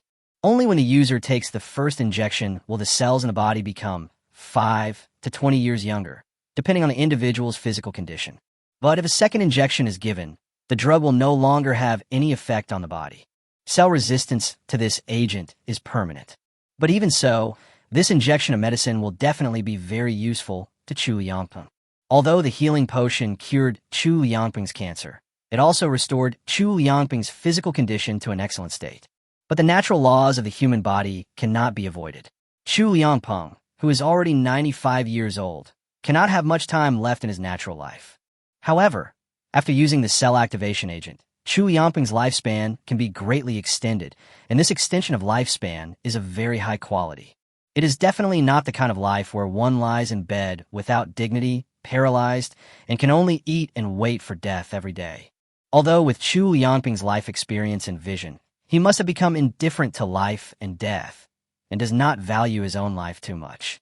However, being able to live a few more years, or even more than 10 years, and see how this land can develop is still a fatal attraction for Chu Liangpeng.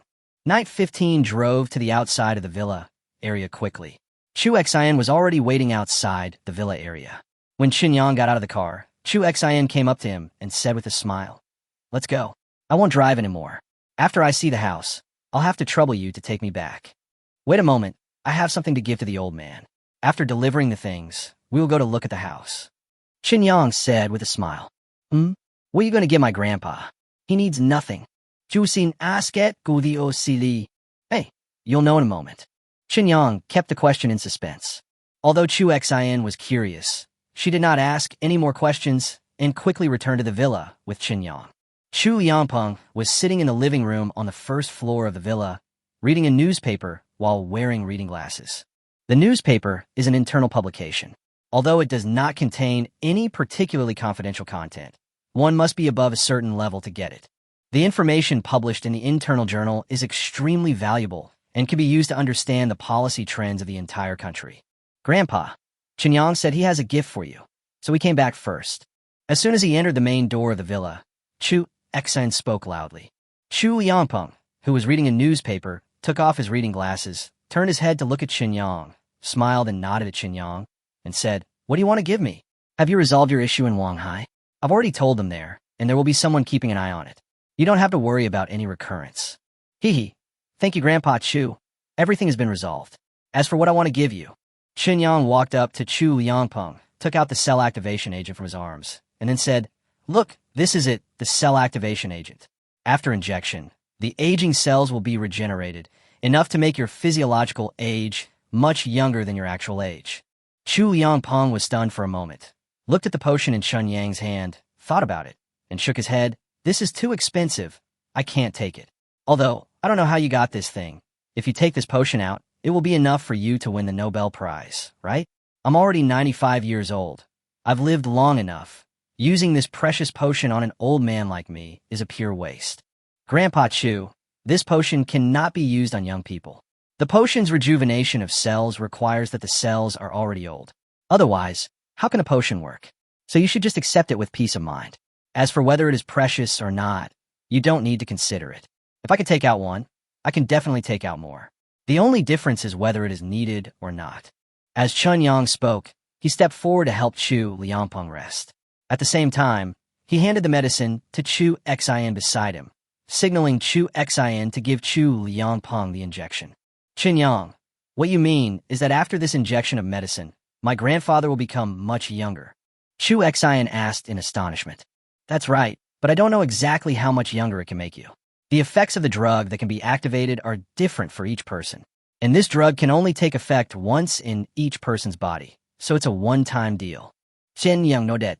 That sounds amazing, Grandpa. Go ahead and use it. Don't you want to live a few more years and see our country become #1 in the world? Chu Xian persuaded with shining eyes. Chu Yangpong hesitated for a moment before nodding. Chapter 169, More Relationships. The injection process was very quick. Although Chu Xian was not skilled, she was not unfamiliar with it.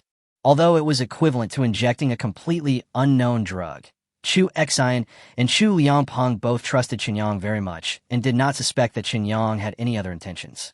After all, if Qinyang really had other intentions, he would not have provided Chu Liangpeng with the medicine that could cure cancer before. Okay, Grandpa, I'm going to go look at houses with Qinyang. If you have anything, just call me directly. Seeing that his grandfather was in good condition after the injection, Chu Xian spoke. Well, go ahead. This potion is really magical. After the injection, I felt like my body was getting hotter and stronger. I wonder how long it will take for the potion to be absorbed completely. Chu Liangpeng had an expression of admiration on his face. I don't know the details. The absorption time depends on one's physical condition. Grandpa Chu, I won't bother you anymore. Please continue reading the newspaper. Qinyang said with a smile. Okay, let's go, young man. Have some fun outside instead of staying with an old man like me all day. If you play too late at night, go to a hotel. I go to bed early. Don't come back and wake me up. Chu Liangpeng spoke. Qinyang couldn't help but choke, and Chu Xian's face also showed an embarrassed expression. After glaring at her grandfather unhappily, Chu Xian grabbed Qinyang's hand and pulled him out of the villa. My grandfather is like this now. After recovering from his illness, he has become more and more like an old naughty boy. In the past, he was very careful about his dignity as an elder in front of us younger generations. But now, he teases me every day and wishes he could marry me off tomorrow. Don't take it to heart. On the way out of the villa area, Chu Xian rolled her eyes and said, Hee, actually I don't mind staying in a hotel with you at night, so I really want to take it to heart. Qinyang said jokingly, You are so beautiful. What, living with two beautiful girls is not enough for you? The drama that one of your lovers is filming will be finished in about a month, right? When the drama is broadcast on TV and officially starts airing, your lover will surely become a big star. By then, you will have a famous star as your lover. Isn't this enough to make you settle down? Chu Xian gave Qinyang a sidelong glance, which actually caught Qinyang off guard. Qinyang's face suddenly froze, and he instinctively wanted to deny it. But the bottom line as a human being is still there. The relationship between him and Shu Yi can indeed be classified as that of lovers. So even if he denies it, Chu Xian will definitely sneer at him. After all, if there's really no connection, why did he give Shu Ya's grandfather the healing potion just because she joined the crew? Although the relationship between Shu Ya and I had not really started when I gave Elder Chu the healing potion, no one would believe it if I told them. Ahem, men always eat what's in the bowl and look at what's in the pot, right? Touching the tip of his nose, Qinyang said awkwardly. To put it bluntly, you are just a scumbag. Stop making excuses for yourself. Chu Xian snorted coldly and entered Knight XV's carriage while speaking. As for the matter you just mentioned, just call the number my grandfather gave you. Don't worry about whether it's too small or whether it would be too much trouble to call this number for every detail. Many times, relationships can only be truly accumulated through frequent visits. You have to keep asking him for help so that you can become truly familiar with each other and have a truly close relationship. Don't be afraid of owing favors to others. My grandfather's relationship with you is there. He wants to repay this favor to my grandfather by helping you. With the things you can get involved in now, even if you ask him for help 365 days a year, he still can't repay my grandfather's favor. So if you call him, he will only be happy and will never be impatient because the matter is too small. Sitting in the car, Chu Xian took out a bottle of drink from the wine cabinet and spoke at the same time. Is that so? Okay, I'll call you after I see the house. By the way, whose phone number is this one your grandfather gave me? It can solve all the problems in the capital. It must be something extraordinary, right? Jianyang Asket. He is indeed extraordinary. He is the deputy of the Jing City government, but he is very young, just in his early 40s. And the head of the Jing City government is about to reach the age limit. and he will definitely have to retire this term. If nothing unexpected happens, he will step up and cross the most difficult threshold. At that time, his age will become a huge advantage. If everything goes well, he may be able to compete for the highest position in the future. Zhu Xin spoke. Qinyang was immediately shocked. Wow, this is a real big shot. No wonder he is said to be able to resolve any issues in the capital city. The influence of a person of this status cannot even be judged by his current position. Although his current position is already high enough, such a big shot. Asking him to handle such a small matter as mine. Even if you told me that this is a good thing, why do I still feel a little awkward? Qinyang coughed twice and said with a wry smile, because you put yourself in a lower social class than him. If you truly believe that he is your equal, you won't have this awkward feeling. Purely friends help each other, so why would they care about the size of the matter? Okay, calm down. No matter how big a person is, can he be bigger than my grandfather? My grandfather was willing to personally go and greet him for you. His attitude was so clear that he completely treated you as his closest junior. You know, even for our own family, my grandfather has never been so polite. So, I guess he is looking forward to you calling him now. Qinyang thought about it carefully, and then had to admit that what Chu Xian said made sense. However, his sensitivity in this regard is basically zero. I grew up in an ordinary family and have always been a good student, so naturally I have no chance to come into contact with similar people or things.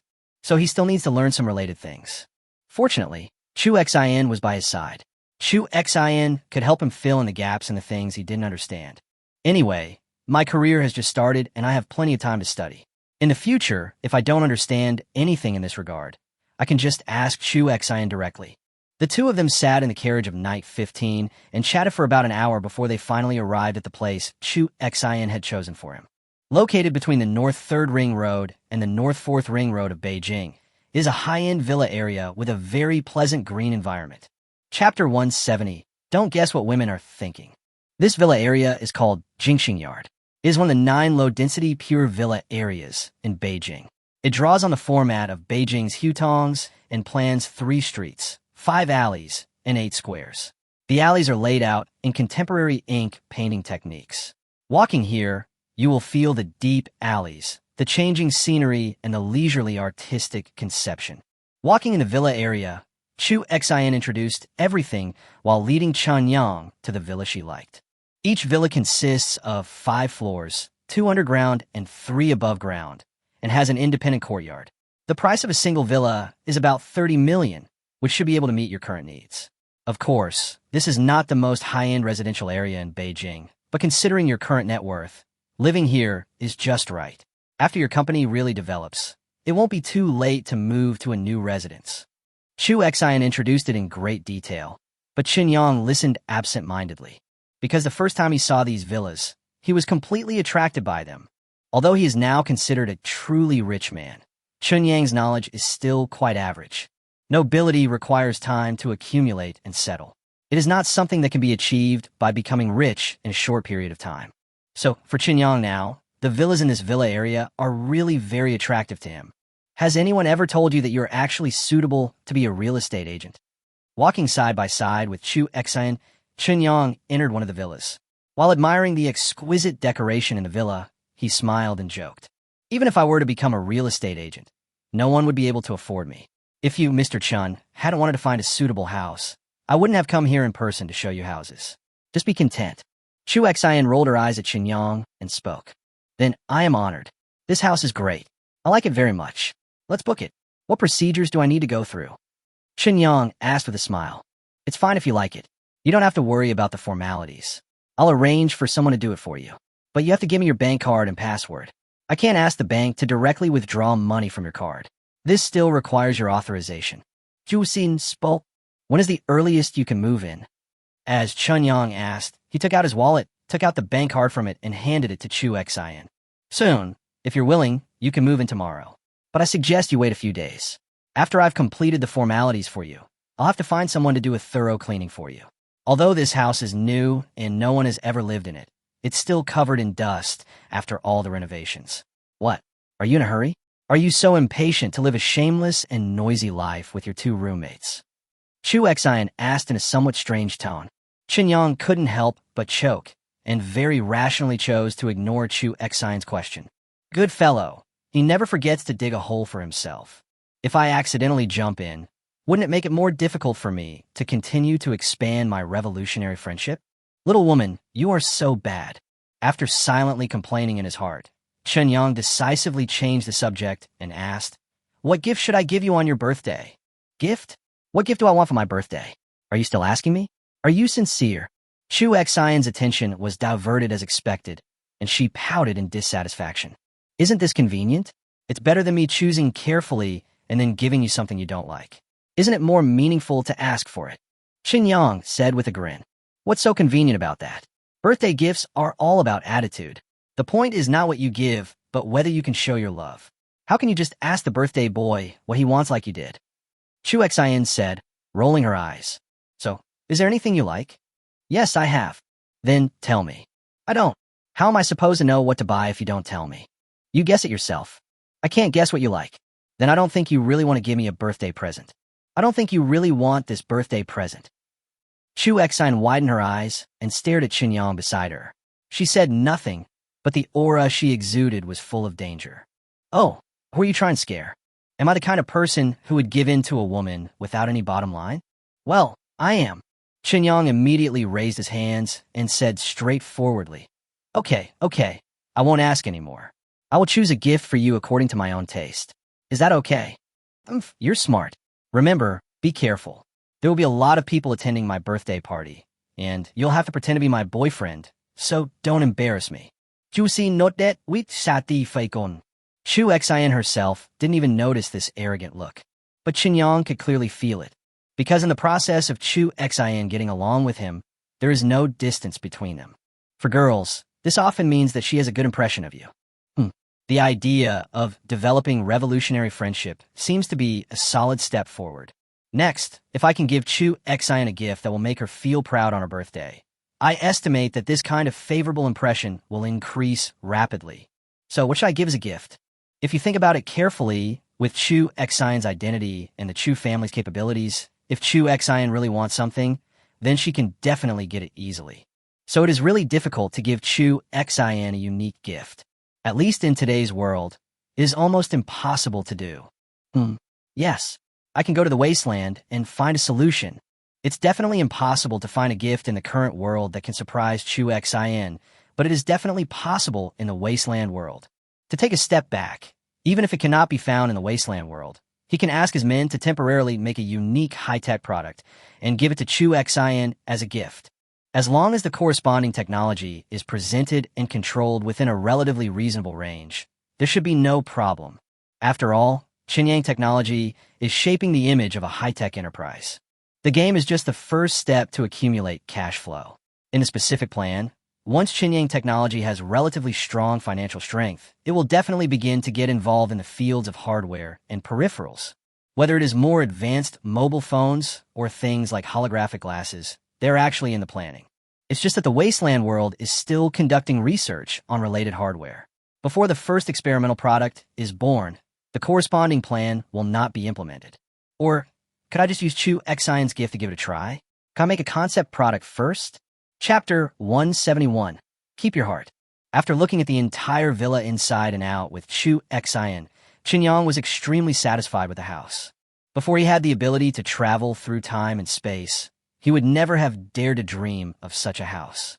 For ordinary people, even if their life goes smoothly and everything they want comes true, they can't afford such a house. The price of 30 million. Even if you make it to the upper-class white-collar workers with an annual salary of 1 million, you'll have to save for 30 years without eating or drinking to have a chance to take a peek. In life, how many 30 years are there? So there is no doubt that such houses in China can only belong to those who are financially independent. Chen Yang remembered that he had read some reports and statistics, which provided corresponding definitions of financial freedom standards in various parts of the country. For example, in a place like Beijing, the standard for financial freedom is that you have to have a net worth of 290 million. Well, that's really not much at all. Bullshit. That's too much, okay. The people in a country with a net worth of over 200 million, can they have tens of thousands at most? The so-called financial freedom is destined to be the exclusive domain of a small group of people at the top of the pyramid and has nothing to do with ordinary people. But now, with the ability to travel through time and space, Chunyang completed the class leap in a very short time. It has to be said that for Chunyang, this whole process was also a huge shock. During this period, while he was working hard to plan the future development of the company and the base, he was also constantly adapting to this change. He must keep his mind calm, even though it is very difficult. Fortunately, he has done well so far, and the drastic changes in a short period of time have not turned him into a different person. Staying true to yourself is easier said than done. Therefore, Chunyang was quite satisfied with his performance. As a human being, we cannot be a slave to money and power. No matter whether it is wealth that rivals a country or power that dominates the world, it is ultimately just a tool in people's hands. After coming out of the villa, Chunyang didn't find anything wrong with it. Seeing that Chunyang couldn't wait to move in, Chu Xian took Chunyang's bank card and asked Chunyang's car to take her home directly so that she could complete the house purchase and transfer procedures immediately. I also have to contact a housekeeping company to clean the villa thoroughly inside and out. At the same time, all kinds of daily necessities in the villa must be prepared so that Chunyang can move in with just his luggage without having to buy anything else. It takes about 3 days to go through the entire process. Chunyang knew that it would be difficult to shorten this time, so he naturally would not make any excessive demands. However, after sending Chu Xian back home, Chunyang suddenly realized that he had promised Zhou Dandan before that he would take Zhou Dandan and Shuya to look at houses together and decide whether to buy after the two women were satisfied. As a result, the decision was made in advance without even letting Zhou Dandan and Shuya review it. Isn't this making themselves uncomfortable? Well, don't panic. Take some medicine. At that time, I could just say that I wanted to give them a surprise and use this excuse to cover up the embarrassment of forgetting to take them to see the house. Should I be able to get away with it, right? Chunyang was a little uncertain, but as things had come to this point, there was no other way except to fool around. Sighing, Chunyang took out a cell phone and dialed the number Chu Liangpeng had given him before. At the same time, in the office of the second-in-command of the Beijing municipal government, Cheng Jian had just finished a meeting and was sitting in the office chair. He took out a bottle of Luwei Dihuang pills and took a few pills with tea. Although he was just over 40 years old, he had climbed to the position of the second-in-command of the Beijing municipal government and was definitely a young and promising person within the system. Compared with other officials of the same level, Cheng Jian is indeed a little too young. But he knows his own business. Since entering the system, the accumulated high-intensity work over the past 20 years has indeed overdrawn his body. 2 years ago, he felt that he was unable to cope with even the normal life of a husband. What's more, his wife was 8 years younger than him and was at the age of being as vigorous as a wolf. Although he understood that his wife was busy with work and did not ask for money frequently, Cheng Jian would always feel inexplicably guilty when he saw his wife's unconcealed resentment every time he returned home. As the saying goes, if you can't even clean your own house, how can you clean the world? He couldn't even satisfy the wife at home. No matter how hard he tried in his career, he always felt that something was missing. Unfortunately, this kind of physical overdraft cannot be cured by any medicine, and one can only try to supplement the body with food and medicine. But since he became the second-in-command of the Beijing municipal government, his workload has increased a lot compared to before. The heavy burden of government affairs weighs on his shoulders, making him feel like a wound-up spring every day. This state of being unable to rest makes the effects of dietary and medicinal supplements very limited. In addition, in recent times, the top leader of the city government has reached age and has been confirmed to retire after the change of term. Mr. Chu, who had been supporting him behind the scenes, miraculously recovered from the late stage of cancer and, in a very rare move, took the initiative to support him. There was basically a consensus within the company that he should take over the position. Therefore, if nothing unexpected happens, in a year at most, he will be able to completely take charge of the Beijing city government and cross the most important threshold in his official career. Once he succeeds, his age will become his biggest advantage, and the world before his eyes will suddenly become vast and open. After all, the rank of the capital is half a level higher than that of the provinces. At the age of just over 40, one can become the head of the capital city government. Throughout the country, among the officials of the same level, no one will be younger than him. In this case, he will only be busier than before, and all kinds of burdens will be shifted onto his shoulders, so that through these jobs, his abilities can be observed to see whether he is really capable of a higher position. If he can accomplish his tasks relatively satisfactorily, then the position of the top leader of the Beijing municipal government may very well be just the starting point of his official career. But in this way, his performance in other aspects became even worse. There is no way loyalty and filial piety have always been difficult to achieve, although this word is not very appropriate, but this is roughly what it means. Sighing, Cheng Jian put down his teacup and was about to take a few minutes break before continuing his unfinished work, but at this moment his personal cell phone suddenly rang. After being stunned for a moment, he took the mobile phone out of his pocket. After seeing the number and notes displayed on it clearly, Cheng Jian was startled and jumped up from his seat. The Chunyang that Mr. Chu had repeatedly told him about finally called him. Chapter 172. Don't be polite, we are one. After calming himself down and trying to calm himself down, Cheng Jian pressed the answer button and said, "Hello, Chunyang, this is Cheng Jian." Hello, Cheng. I'm really sorry for taking the liberty of calling you." Chunyang's voice sounded extremely humble when it came out of the mobile phone microphone.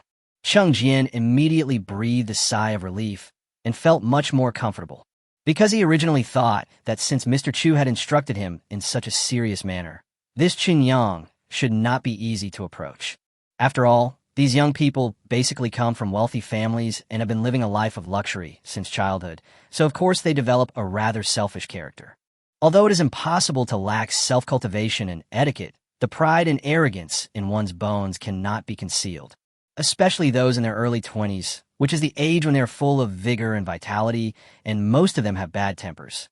However, he did not expect that this Chunyang seemed completely different from what he had expected. At least the tone coming from the phone sounded like that of a young man without the slightest hint of arrogance. Don't be so polite. If you are too polite, it will seem strange. You are Mr. Chu's junior, and I was also promoted by Mr. Chu. We are all family, so if you have any problems, just come to me directly. Mr. Chu mentioned you to me personally before, and asked me to try my best to provide you with convenience and help within the scope of my authority and without violating the principles. Since then, I have been waiting for your call, but I didn't expect that you would call me after such a long time." Cheng Jian said with a smile. "Ahem, I was really embarrassed before, and I didn't know what to say, so I never called you after I got your number. But I encountered something today.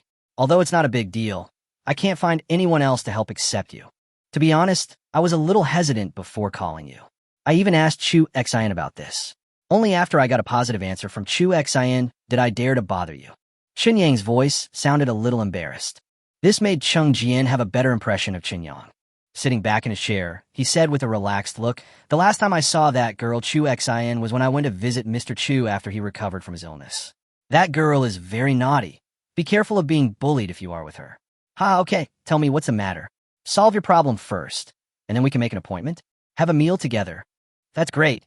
I'll make the arrangements when the time comes, as long as you're free, Uncle Cheng. I was originally thinking about asking you out to chat, but I was afraid that you'd be so busy that you might not be able to spare the time. After all, someone in your position must have a full schedule every day, and if I don't make an appointment in advance, I'm afraid it would be difficult for you. Chunyang's tone was still very respectful. There was no offense towards Cheng Jian at all because of his relationship with Chu Liangpeng. In this country where officialdom is the most important thing, the status of rich people will never be as good as that of powerful people. What's more, he is a high-ranking official like Cheng Jian. Not to mention that Chunyang technology is just starting out now. Even if the scale of Chunyang technology expand 100 times, it will still have to keep a low profile when facing a senior official like Cheng Jian. I told you not to be so distant. Of course, there's a schedule, but many schedules are adjustable. If we have something to do, we can of course make time at any time. If you have any questions in the future, just call me directly. If you want to meet and chat, you can also come to my office directly, or we can arrange a place to go out and chat. No problem. As I said, don't be shy." Cheng Jian said with a smile. Chunyang quickly agreed, and then told Zhou Hong and Shui Jinghui everything that happened during his previous meeting. After hearing this, Cheng Jian frowned and said, "How can Zhou Hong be so ignorant? In business matters, he doesn't think about solving the problem by improving his own competitiveness, but resorts to these crooked means." That's what I told him too. Maybe in his opinion, This method is simpler. After all, improving technical skills is very time-consuming and labor-intensive, and it takes time to see results. When a person starts to get used to quick success, it's basically impossible to get him to change back to being down-to-earth. Chunyang's voice sounded helpless from the microphone. Okay, I get it. Don't worry about this matter. I'll take care of it. After Cheng Jian finished speaking, he chatted with Chunyang for a few more words to get closer to each other, and then hung up the phone. Putting the phone back in his pocket, Cheng Jian sat in the chair and thought for a while, then picked up the landline on the table and dialed a number. Although he is the second in command of the Beijing municipal government, he has no affiliation with central ministries, such as the Ministry of Culture. Therefore, if one wants to interfere in the affairs inside, one must find someone with good connections inside to do it on his behalf. After finishing the call quickly, Cheng Jian thought for a while, then stood up and called his secretary, asking her to call the driver and prepare to go directly to the Ministry of Culture. The secretary was stunned by such a sudden decision, and then he carefully reminded her, "Boss, you have a brief investment exchange meeting in 10 minutes, and you have an appointment with the Public Security Bureau to report to you in an hour. If you go to the Ministry of Culture now, I'm afraid you'll have to reschedule or cancel these two schedules. I won't go to the investment exchange meeting. I was only there to act as a mascot. As for the Public Security Department, well, I should be able to find time tomorrow morning. Let's change it to tomorrow morning." After thinking about it, Cheng Jian adjusted the corresponding arrangements without any hesitation. The secretary naturally had no objection and immediately made corrections according to Cheng Jian's request. The corresponding notification work was completed quickly, and the secretary accompanied Cheng Jian to get on the special car waiting in the city hall. They arrived at the office of the Ministry of Culture without any obstruction. Cheng Jian walked in alone without his secretary. Compared to the popular ministries, the Ministry of Culture was actually quite deserted. Cheng Jian walked to the office of the director whom he had called before with familiarity, knocked on the door, and without waiting for a response, he pushed the door open and walked in. The director, who was sitting in the office handling official business, looked up with dissatisfaction. After seeing clearly that the person who walked in without permission was actually Cheng Jian, he was visibly stunned. Then he came to his senses, stood up, and greeted him. "Why did you come here in person? Is it because of what you just talked about on the phone? It's not that serious, is it? Why not? If I don't come here in person to watch over you, I'm afraid you won't take it seriously," Cheng Jian said as a matter of course. The director was speechless and shook his head, saying, "I was just thinking about finishing the work at hand first, and then doing the thing you asked me to do, but you just came over like this. Well, let's talk about other work later. I'll take you over and take care of the matter." Chapter 173, The Thoughts of a Villain. When Shui Jinghui returned to the ministry, he still looked angry and upset. Chunyang's attitude of completely disrespecting him made him feel greatly humiliated and despised. So he vowed to teach Chunyang a lesson, and let Chunyang know that even though he was just an inspector, he must be given enough respect. Otherwise, people like them may not be able to help you much, but it will be too easy for them to ruin your plans. It's no wonder that he attaches so much importance to face. For people like them, face is basically the only thing they can hold on to. Although it seems that the rank of deputy director is not low when it comes to external affairs, at least if it is placed at the local level, it is on par with the deputy county level. But the problem is, this is the capital. It is very likely that the gatekeeper of a ministry can be promoted to the deputy director level. This is mainly because the levels of various units in the capital are too high. The administrative departments under the ministries are already equivalent to the prefecture-level cities. The various offices under the administrative department are naturally equivalent to the county-level administrative units at the county level. If some departments can be set up in the office, township and department-level cadres can be placed in them. But if the office itself has a small workload and a small scope of responsibility, then it is very likely that the office is the lowest-level work unit. Shui Jinghui, the deputy division-level inspector, came from this. So the levels may sound good, but in reality they are not at all. He doesn't have much power and often has to do all the work himself. The only benefit is that I can enjoy the treatment of a deputy director. But in a place like Beijing, after all the subsidies are paid, the income is only a mere 9,000 yuan a month. What can I do? The deputy director who holds real power certainly doesn't care about this salary. Even if you don't violate the principles and there is no corruption or bribery, just operating the business under normal circumstances is enough to live a rich life. but he has no real power. He could only rely on this pitiful salary to live and support his family, and occasionally get some extra money. For example, if he accompanies Zhou Hong from 365 Technology out today, he will be able to get a generous reward. This money was not deposited into his account, nor passed through his hands. It was directly deposited into the company run by his wife's brother. In name, 365 Technology purchased a batch of office supplies through his wife's brother's company. It's just that the purchase price is far higher than the market price. There is nothing illegal about the whole process. It is a voluntary market behavior where you buy and I sell, and it will not receive any extra attention. Therefore, Cui Jingwei feels at ease taking such money. But no matter how at ease you feel, you still have to help others do what they should do. If he can't even handle such a small matter, then there will definitely be fewer and fewer people willing to come to him in the future. How can he improve his life through this insignificant little right? Humph, you're so young. You've opened a company, and you've made a hit game, but you don't know how high the sky is or how deep the earth is. I must get your game off the shelves. How dare you ignore me? If I can't deal with you, how can I, Cui Jinghui, survive in the future? Muttering to himself angrily, Cui Jinghui had already returned to the office. As an inspector, he certainly does not have an independent office and shares an office space with several other people in the office. Except for a fresh graduate who just passed the exam to get in, everyone else in the office is basically a deputy division-level inspector like him. They were either arranged in after retirement or transferred to civilian jobs, or they were too old to have much room for advancement, and they couldn't continue to occupy the position and affect the promotion of the people behind them, so they were transferred in. In short, inspectors like them are almost all in similar situations. If a person is not loved by his grandma and uncle and can no longer feel a sense of existence in the areas directly under his control, wouldn't that be too miserable? Xiaolu, there's a very popular mobile game recently called Unknown World. I remember you played it, right? Cui Jinghui shouted to the fresh graduate who had just passed the entrance exam. As for the other people in the office, he told them not to move. They're all inspectors, just with different levels, but there is no difference in their powers. Although they don't know each other well, the fact that he can only be an inspector is enough to prove that none of them has any support or background. Therefore, the inspectors could hardly order each other around. As a result, they could only order the only newly recruited graduate into the department around. Huh? Yes, Brother Cui, what's wrong?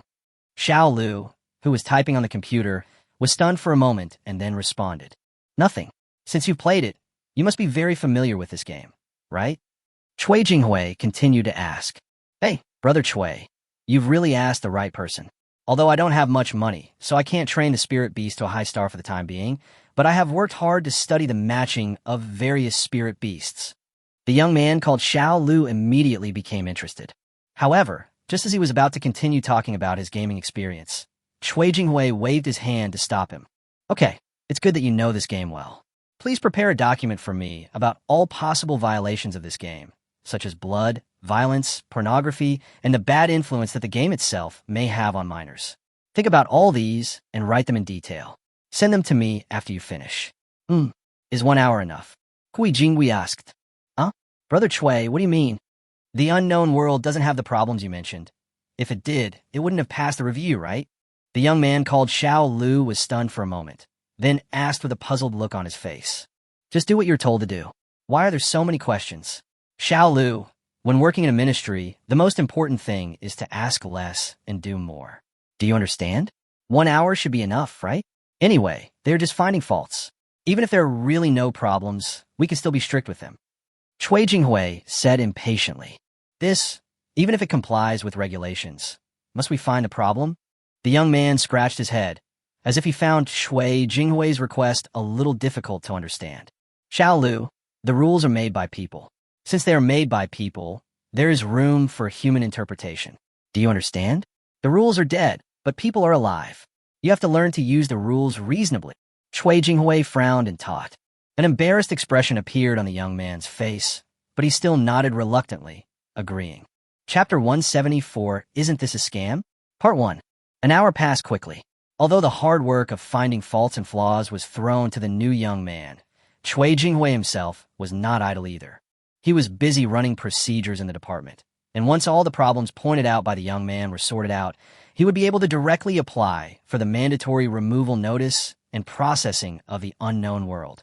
Although he had acted very tough when facing Qinyang before, as if he had the power of life and death over the game. But that's not the case at all. Even if it is the superior who directly manages the online game, there's still many procedures to go through if they want to characterize a game and issue a processing notice. Especially for games that have passed the initial listing review and started formal operation, it is much more troublesome to deal with than those games that have not yet passed the review. If Qinyang hadn't completely disregarded his face and made him feel humiliated, he might not have bothered to go through all this trouble. If he can make money safely and solve problems, who would be willing to take risks and cause trouble? Well, it's all Qinyang's fault for not being sensible. He was pushed into a situation with no way out. The formalities have basically been completed. Although the processes are extremely complicated, Cui Jinghui is an internal staff member after all, so it is relatively convenient to handle. The young man finally finished writing what Cui Jinghui asked him to do. He looked at the document sent to his computer, opened it, and took a look at the contents. Cui Jinghui nodded with satisfaction. Then we immediately started issuing rectification and temporary removal notices. After finishing all this, Cui Jinghui sat in a chair with a smug look on his face, thinking with contempt how Qinyang would react after finding out about this. He didn't know much about Qinyang technology, and most of the information he learned came from Zhou Hong. But he was at least clear about one thing. That is, 95% of Qinyang Technology's current revenue came from the game, The Unknown World. Such an exaggerated, unhealthy proportion means that Qinyang Technology's ability to resist risks is extremely poor. As long as there is a problem with the game, The Unknown World, Qinyang Technology will face a devastating disaster. Thinking of this, a smile appeared on Cui Jinghui's face involuntarily. Qinyang, I told you, I will make you regret it. Just as Cui Jinghui was sitting leisurely in the chair, imagining how Qinyang would confess his guilt and apologize to him, Cheng Jian walked into the office accompanied by the director. At this time, Cui Jinghui was still sitting with his legs crossed. When he found his director coming in, he was startled and quickly stood up from his chair. Other people in the office had similar reactions. Although they are indifferent in their current position as inspectors, and, generally speaking, no one will cause trouble for them as long as they don't make big mistakes, they still have to do their best to save face when facing their immediate superiors. Everyone else go and do your work. Cui Jinghui, I have something to ask you. The director waved his hand and spoke. Cui Jinghui's heart skipped a beat, and he instinctively began to guess what his director wanted to talk to him about. This person who appeared side by side with the director. Why does he look so familiar? Cui Jinghui was stunned for a moment, but then he suddenly realized who Cheng Jian was. This upstart who was on the rise. Why would he come here? Cui Jinghui's mind was full of question marks. Cui Jinghui, I still have a lot of things to do. You should have recognized Mayor Cheng. He will be even busier than me. So let's get straight to the point and get things done as soon as possible. The director spoke in a deep voice. Yes, he said. Cui Jinghui quickly corrected his attitude and responded respectfully. Did you meet young man named Qinyang today? Is that young man the boss of Qinyang Technology? The director continued to ask. Cui Jinghui's eyes widened instantly, and he instinctively felt something was wrong. He gritted his teeth and admitted, Yes, director, Zhou Hong from 365 Technology had some misunderstandings with Qinyang, so he asked me to come along, hoping to resolve this misunderstanding. Okay, I'm too lazy to care about those bullshit things. I just want to tell you one thing. Qinyang Technology is not something you can touch. Put away all those little tricks of yours. If you want to find faults on purpose and cause trouble for Qinyang Technology, don't blame me for not reminding you. If you don't do things cleanly, you will definitely get yourself into trouble. The director frowned and spoke bluntly. Cui Jinghui's face turned pale, and he didn't know how to respond for a moment. Don't think that no one else knows about your affairs. I'm just too lazy to care about you. Your brother-in-law set up a company and used your connections to do business with some online game companies, buying low and selling high. Do you think this is a legitimate business transaction? Let me tell you, if the disciplinary inspection department really wants to investigate, they will find the truth. The reason why I didn't care about you is because you at least had some sense and didn't go too far. Besides, life in Beijing is not easy. You are really living too poorly with just the welfare benefits. As long as you have such a way to make extra money, I will turn a blind eye as long as it is not excessive. The director snorted and continued, But if you get carried away by this and think that you can do things without anyone noticing, then you are too stupid. These methods you use are what many people have used. You're taking advantage of the situation, but still don't know how to be low-key. Do you want to get yourself into trouble? Director, that Xinyang, what's his relationship with me? Cui Jinghui was frightened by the director's words and asked in a panic. He's a nephew of mine who is very close to me, but he is a low-key person and will not publicize it to others. Cheng Jian suddenly said expressionlessly. Cui Jinghui felt his eyes go dark, and his breathing seemed to stop all of a sudden. Chapter 175, Isn't This a Scam? Part 2. Xinyang is actually Cheng Jian's nephew. What can I find justice in this? You have such powerful uncles. Why don't you just say it? If you had said it directly, who would be stupid enough to cause trouble for you? Isn't this a scam? Cui Jinghui's heart was filled with feelings of grievance. Although making a living in the capital, keeping a low profile is a basic code of conduct. But there is a limit to being low-key. At least you should let people know about your background, right? Director, Mayor Cheng, I didn't know before. If I had known that Xinyang had such a relationship, I would never have caused trouble for him. Cui Jinghui explained with a pale face. He even wants to die now. I thought he was just another young man who became arrogant after achieving some success, but I never expected that Xinyang actually had a prominent background. Cui Jinghui, your idea is very problematic. Xinyang and I have a relationship, so you don't dare to cause trouble for him. Does that mean that if Xinyang and I have no relationship, you would still cause trouble for him? Who gave you such a right? Who allowed you to act so recklessly? Cheng Jian turned his head with a cold face and looked at the director beside him, and then said, You act unfairly. Manage matters within your authority based on your own preferences instead of rules. Is this the style of your administrative department? Although I can't control you, what I saw and heard today really opened my eyes. The director was immediately startled. I was thinking, how could the personal behavior of this inspector suddenly be escalated to the level of the entire administrative department? These inspectors are more experienced than each other and have no ambition to make progress. They just slack off all day long. But within the system, if a person has the desire to make progress, you can still control him. But if a person has no desires or demands, then even if you are his superior, there's actually nothing you can do to deal with him. After all, the system doesn't allow you to fire people at will, and the power of personnel management is not in your hands. In this situation, how could you, Cheng Jian, not be clear about it? Even though he is the director, there are many things he can't do anything about. With this thought in his mind, the director subconsciously glanced at Cheng Jian. The director noticed that Cheng Jian winked at him. After a moment of hesitation, he immediately understood what Cheng Jian meant. Cheng Jian is just taking advantage of the situation. Do you want to make it appear that you were forced to kill because of the pressure from Cheng Jian?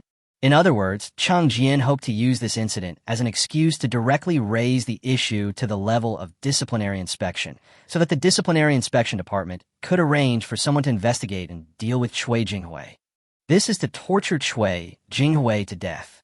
It seems that what Cheng Jian said just now, that Xinyang is a very close nephew, is absolutely not an exaggeration. Otherwise, there would be no need for Cheng Jian to do this. Cui Jinghui, it's just bad luck for you. The director sighed and said helplessly, Mayor Cheng, calm down. I will definitely give you an explanation for this matter. Cui Jinghui's behavior is personal and has nothing to do with our administration department. He disregarded the rules and regulations of the administration department for his own selfish reasons. I will submit it to the Disciplinary Inspection Commission and let them investigate to see if there is any power for money transaction behind this. If there is, our administration department will never tolerate it. Hearing his director's statement, Cui Jinghui became terrified. He couldn't catch his breath and suddenly fainted on the spot. The young man who was asked by Cui Jinghui to find fault with the unknown world just now also panicked on the spot. Without caring whether the situation was appropriate, he quickly ran forward and told his director what had happened before. Hearing that Cui Jinghui had actually started to attack Xinyang Technology, the director's face turned black on the spot. He slammed the table hard and shouted angrily, Nonsense! Are you trying to make us the focus? Creating problems when there are none? Is this the attitude to do things? Take back the notice immediately. If anyone dares to assign you such a task again in the future, come to me immediately to explain. Do you hear me? Yes, I heard, director. I. I will withdraw the notice right away. The young man shuddered and quickly agreed. Watching the young man jogging back to his workstation, Chung Jian couldn't help but shook his head. He said, "Your department is getting more and more chaotic. The people below dare to make decisions on their own. Sometimes, ruling by doing nothing is not necessarily a good thing, especially for those who basically no longer have any ambitions to make progress. They're the most likely to cause problems. You still need to keep an eye on them. Otherwise, if a big mess really breaks out, the impression that you're not strict with your subordinates will be enough to ruin your political career." Yeah, I was just thinking about not getting into trouble before, but that made these guys feel safe and secure. This incident is a lesson for me. Fortunately, you came in time and let me know in advance, so I can make up for it and correct my mistakes. Otherwise, if this incident really fermented, I don't know how worried I would be. The director frowned and continued. This Chui Jinghui is unlucky. He caused such a mess. We should just kill him like a chicken to leave a deep impression on others. This is totally unreasonable. Okay, then you go ahead and do your work. I won't keep you here any longer. When we have time, we could get together in private. After Chung Jian finished speaking, he left the Ministry of Culture accompanied by the director. After sending Chung Jian away, the director's face immediately became extremely ugly, and he began to arrange the follow-up investigation of Chui Jinghui and report on related issues without hesitation. In fact, Chui Jinghui was able to be sent to a ministry as an inspector and even be promoted to the rank of deputy director, even though he had no background or connections, and this was only relative. To be able to have such treatment, even if it is just to put you in this position for retirement, there must be someone working hard behind the scenes. However, the matter had come to this point, and Chung Jian not only personally inquired about it, but even came here in person. His attitude had been expressed very clearly. Faced with the pressure from Chung Jian, Chui Jinghui had indeed violated the rules first, so the background behind Chui Jinghui was not enough. Maybe I can take this opportunity to rectify the atmosphere in the company? After thinking about it, the director suddenly felt that this might indeed be an opportunity. At this time, Chung Jian was sitting in his private car on the way back to the Beijing city government and called Chen Yang. On the phone, he told Chen Yang about the punishment Chui Jinghui would receive, but the topic did not dwell on it. After just mentioning it briefly, he started chatting with Chen Yang. It has to be said that to be able to sit in such a high position at the age of just over 40, Chung Jian is absolutely the best choice in terms of both personal ability and interpersonal relationships. The two of them hung up the phone after they had clearly agreed on a time for a private dinner. Chapter 176, Ants on the Hot Pot. I had a rare dinner with Zhou Dandan at home in the evening. During the meal, Zhou Dandan chatted and mentioned something that she found very strange. That is, the company suddenly received a notice from the higher-level authorities in the afternoon. It is said that the unknown world is filled with a large amount of pornographic and violent elements, which does not meet the corresponding management requirements. Therefore, the game needs to be removed from the shelves immediately for rectification and can only be put back on the shelves after all illegal content has been corrected.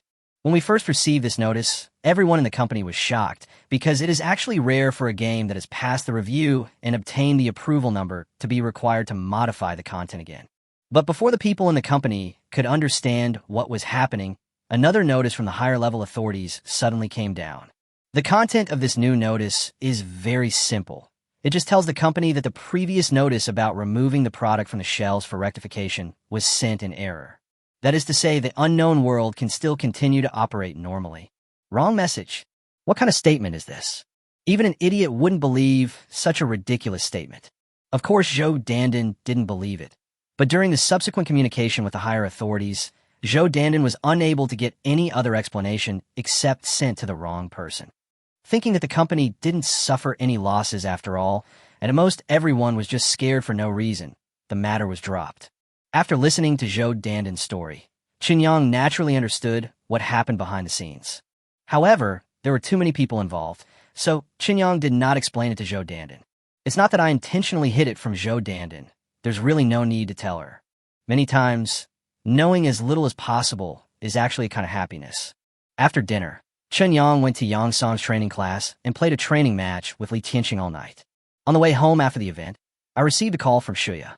During the call, Shuya told Chen Yang a lot of interesting things about the crew and at the same time acted very coquettishly with Qinyang. After getting Qinyang's promise to visit the set again within a week, Shuya finally gave up and ended her long phone call with Qinyang. After returning home, he took a comfortable shower with Zhou Dandan's help and then went to bed. Of course, in a place like Beijing, for many people, 12 o'clock at night may just be the beginning of the day. Some people are used to going out at night. Whether it's a bar or a nightclub, they have to go there during this time period to really enjoy the atmosphere. But another part of people suffer from insomnia due to mental stress, which makes it impossible for many people to maintain normal physiological rest time. For example, Zhou Hong is like this. While Chun Yang was enjoying the physical and mental satisfaction brought to him by the land of tenderness, Zhou Hong was pacing back and forth in his home, extremely anxious. Cui Jingwei called him in the afternoon. He didn't say much on the phone and only told him 2 pieces of news. But these 2 pieces of news made Zhou Hong feel like he was struck by a bolt from the blue. The first piece of news is that Chun Yang is not an ordinary person without any background. He has a close relationship with the second-in-command of the Jing City government. The second-in-command of the Jing City government personally admitted that they are extremely close nephews.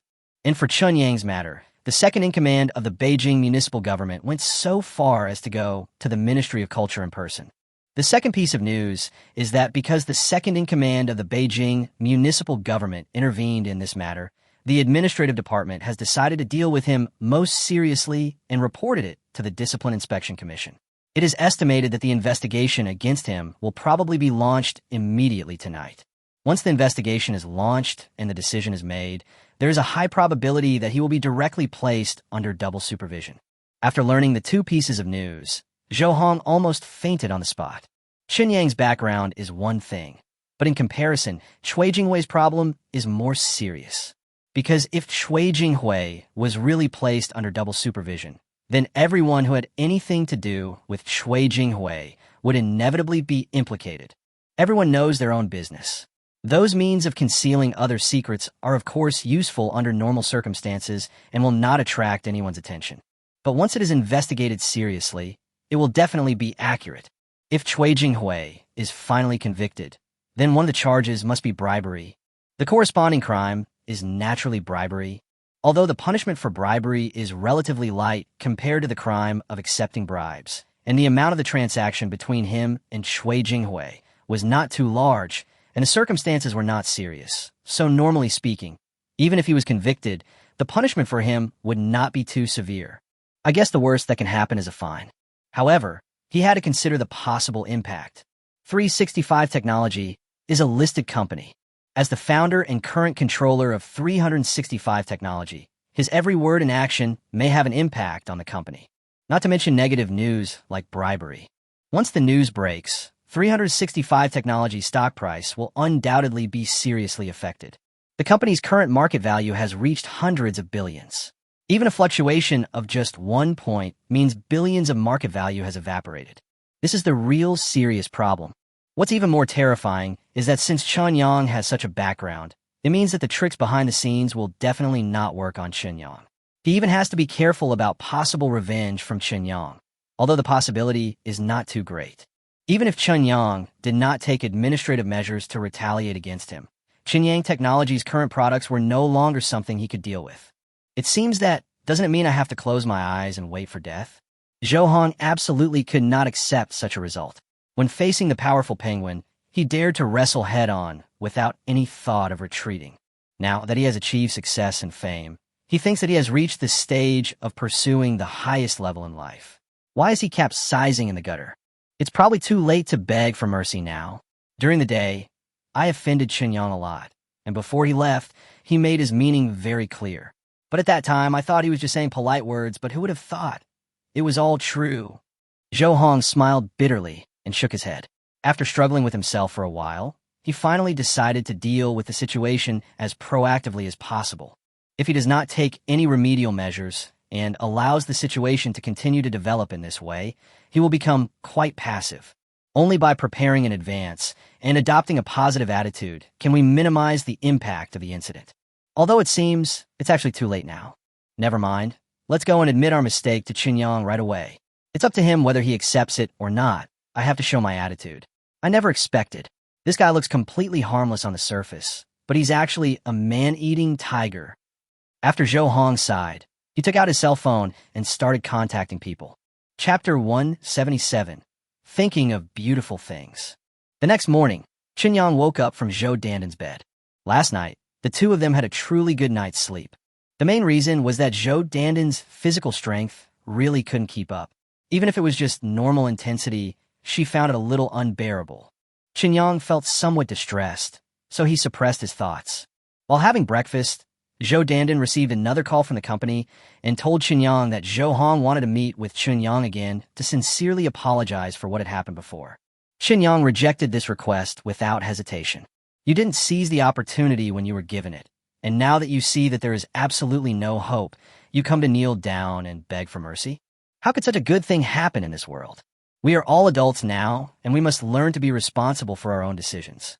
After sending Zhou Danden to the company, Qinyang did not stay in the company for long. He returned home directly and then went to the wasteland world. The inner city of the Dawn base has been basically completed and looks very integrated. Although the sky was still gloomy and depressing, the inner city of the Dawn base was very clean. The road surface paved entirely with graphene materials has greatly enhanced strength, and ordinary missiles cannot cause any damage to such a road surface. All the former members of Gray Squirrel D have their own houses in the inner city, and the workers hired from Gray Squirrel Town have begun to carry out some construction work in the outer city. At the same time, the armed personnel recruited from Gray Rat Town were also arranged in the outer city area for military training. Without permission, these people are not allowed to enter the inner city. Cleanliness and tidiness can make people feel relaxed and happy under any circumstances, even if the atmosphere in the wasteland world is very depressing. It was morning now, and there were not many people in the inner city. Most of the original members of Gray Squirrel D were in the outer city, undergoing military training with the recruited armed personnel. Compared with those recruited armed personnel, their only advantage is the strengthening opportunity provided by Qinyang, but in terms of military literacy, there is no difference between them and those recruited people. Of course, the strengthened bodies have learning abilities far exceeding those of ordinary people, so during the military training process, these former members of Gray Rat D will definitely master various military skills much faster than those recruited armed personnel. The person currently responsible for their military training is Li Lu. Although Li Lu herself could not be said to be very professional, she was the only one in Gray Mouse D who had actually been exposed to formal military skills. Therefore, it should be no problem to provide these people with initial basic skills training. Thinking about these things, an idea suddenly emerged in Qinyang's mind. Didn't you rescue a non-commissioned officer of the Red Army before? This guy must be a real soldier, right? Anyway, according to He Jianyan's estimation, it would take at least a year for him to fully recover from his injuries. Then during this year, we might as well let the officer of the Red Army come to help the Dawn base train armed personnel. As long as I pay more, I think the officer of the Red Army will not disagree, right? While thinking this, he went straight to He Jianyan's laboratory.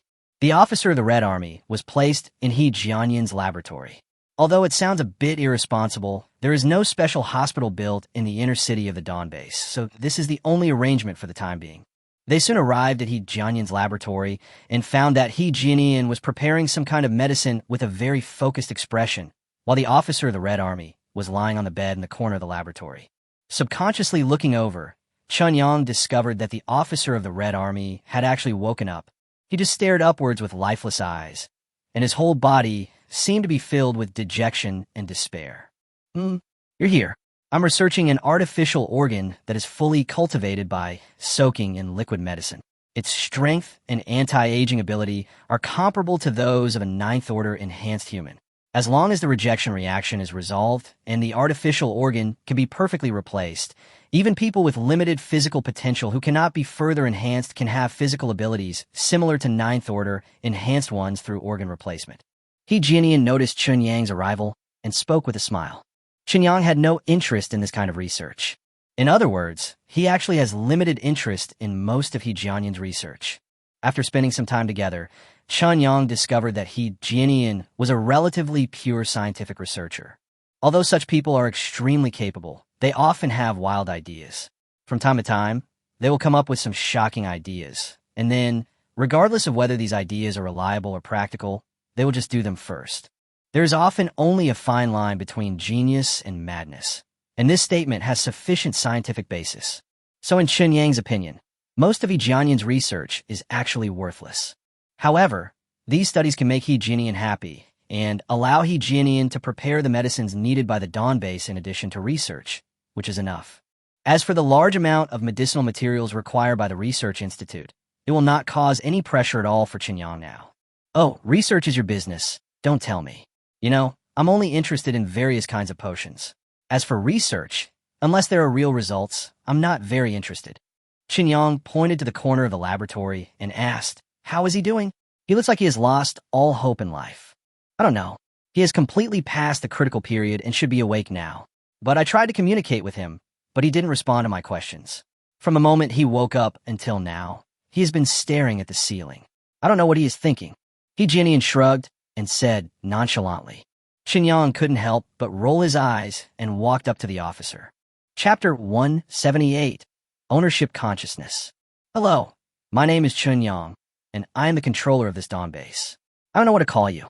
Standing beside the bed where the officer was lying, Chen Yang asked. However, just as He Jianyan said, the officer of the Red Army did not respond to his inquiries. His eyes were fixed straight in front of him, without even blinking. Chen Yang couldn't help scratching his head and frowning. "If you can hear what I said, you'd better give me a response. No matter what, I saved your life after all. I should have some basic attitude toward my savior, right? Let me die. Don't save me. Throw me out. Let the aliens eat me." The officer finally spoke, but his voice sounded extremely hoarse, and the words he said made Chen Yang a little dumbfounded. What happened to you? Life is so precious. It's better not to give up easily unless it's absolutely necessary." Chen Yang scratched his head and subconsciously slowed down his tone. When facing a person who is determined to die, it is best not to provoke him too much. "I am from the Red Army. You should know the Red Army style of doing things. If you don't kill me, if I return to the army, I will bring people here and kill you all." The officer said this in an unusually calm tone, as if he was simply stating a fact. Chen Yang raised his eyebrows when he heard this, and for a moment, he really had the urge to kill the officer in front of him. But this thought flashed through his mind only for a moment, because although the officer's words were very serious, Chen Yang did not sense any real hostility from him. This is a person who has lost all hope. He just simply wanted to die. Such a judgment appeared in Chen Yang's mind. You don't have to be like this. If you're not afraid of death, why should you be afraid of living? The food reserves in our Dawn base are still good. It won't be a problem to feed you one more mouth." Chen Yang smiled bitterly and spoke helplessly. The officer, who had been looking as pale as death, finally showed a look of surprise on his face. The officer tilted his head slightly and glanced at Chen Yang before saying, "You don't look like a wastelander." "Ahem, I just still maintain the proper respect for life." Chen Yang coughed twice and spoke. "So you don't look like a wastelander. In my opinion, no wastelander would respect life." The officer said calmly, "It's up to you to interpret it however you want. Anyway, since I saved you, I can't let you die casually. You're seriously injured now and need a rest. I don't know what you have been through to the point where you have lost the desire to live, but I think, no matter how much you want to die now, you have to give yourself a chance. Rest first, and when your injuries are healed, you can consider the next step. If you still don't want to continue living after your injuries are fully healed, I won't stop you." Chen Yang shrugged and said with a seemingly relaxed tone. The officer fell silent again. After a long while, just when Chen Yang thought the officer no longer wanted to talk to him, he suddenly said, "Thank you. You're welcome. What's your name? Can you tell me that?" Chen Yang asked with a smile. "Name? My name is Chao Xingzhou." The officer hesitated, but still answered. "Gao Xingdu. Well, then we know each other. Since you don't want to talk more, I won't bother you anymore. Have a good rest. If you want to eat anything, just tell Dr. He. As long as it's available in the base, we can prepare it for you." After Chen Yang finished speaking, he turned around and returned to He Jianyan's side. He discovered that He Jianyan didn't pay any attention to the conversation between him and the officer, but instead put all his energy into his research. Chen Yang couldn't help but sigh, reached out, and patted He Jianyan on the shoulder, waking He Jianyan up from his focused research. After giving him a few brief instructions, he left He Jianyan's laboratory. That officer of the Red Army obviously had a story, otherwise it was impossible for a person to be so hopeless. But Chen Yang had no curiosity about other people's stories, so he would just leave it as it was. It was just another mouth to feed, and it really had no impact on the Dawn base. After all, if such a person who has lost all hope and has no desire to live can be pulled back from the brink of death and given up the will to live again, then he will most likely be completely devoted to his savior. If an officer who once belonged to the Red Army could be persuaded to join the base, it would definitely be a very powerful addition to the entire Dawn base. As for the probability that this officer will choose to return to the Red Army after fully recovering from his injuries, at least in Xinyang's opinion, the possibility is very small. Because the other party didn't know what had happened to him, his mind was full of thoughts of wanting to die. If he really still wanted to return to the Red Army, he shouldn't be so desperate. As the controller of the Dawn base, Xinyang now has a strong sense of ownership. He will try to do everything that can improve the overall strength of the Dawn base, without going to the outer city to disturbingly lose training. After leaving He Jianyan's laboratory, Xinyang went directly to Wei Tongfang's office building and then found Wei Tongfang, who was busy in front of the intelligent computer, looking at the various waterfall-like data streams constantly switching on the virtual screen displayed by the intelligent brain. Xinyang couldn't help but feel dizzy. This state of being completely incomprehensible can easily make him doubt his own IQ. When Wei Tongfang was working, he was obviously not as focused as He Jianyan.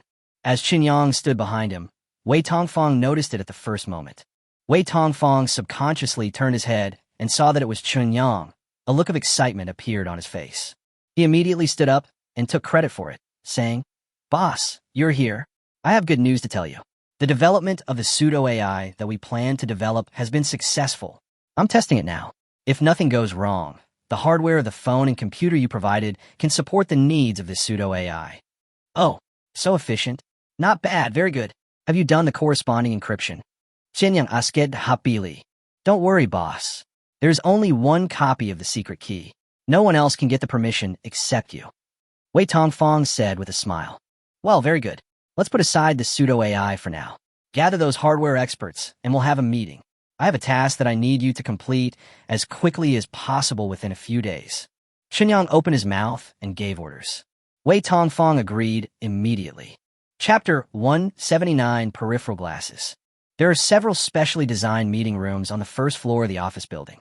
Since there were not many people who needed to attend the meeting, Xinyang chose a small meeting room that could only accommodate about 10 people and sat comfortably in the main seat. Wei Tongfang and several other hardware experts sat on the left and right sides of Xinyang. "I know you're all very busy, so I won't exchange pleasantries with you. Let's get straight to the point. Uncle Wei just told me that the pseudo-AI program has been developed. Next, I want to make a pair of glasses. I wonder if your research on hardware can support it," Xinyang said bluntly. Several hardware experts looked at each other, bewildered for a moment. The hardware expert in the lead asked, "Boss, can you be more specific? What kind of glasses are they? What functions do they need?" "The appearance should be designed to be fashionable, beautiful, elegant, and generous. The lenses should be decorative flat lenses, and no prescription is required. But the glasses should fully play the role of a life assistant. The glasses can support the phone's call function and can directly present virtual images similar to naked eye 3D on the lenses, but only the person wearing the glasses can see it." Xinyang explained his previous thoughts in detail. And the glasses should be able to support direct visual presentation of mobile phone apps.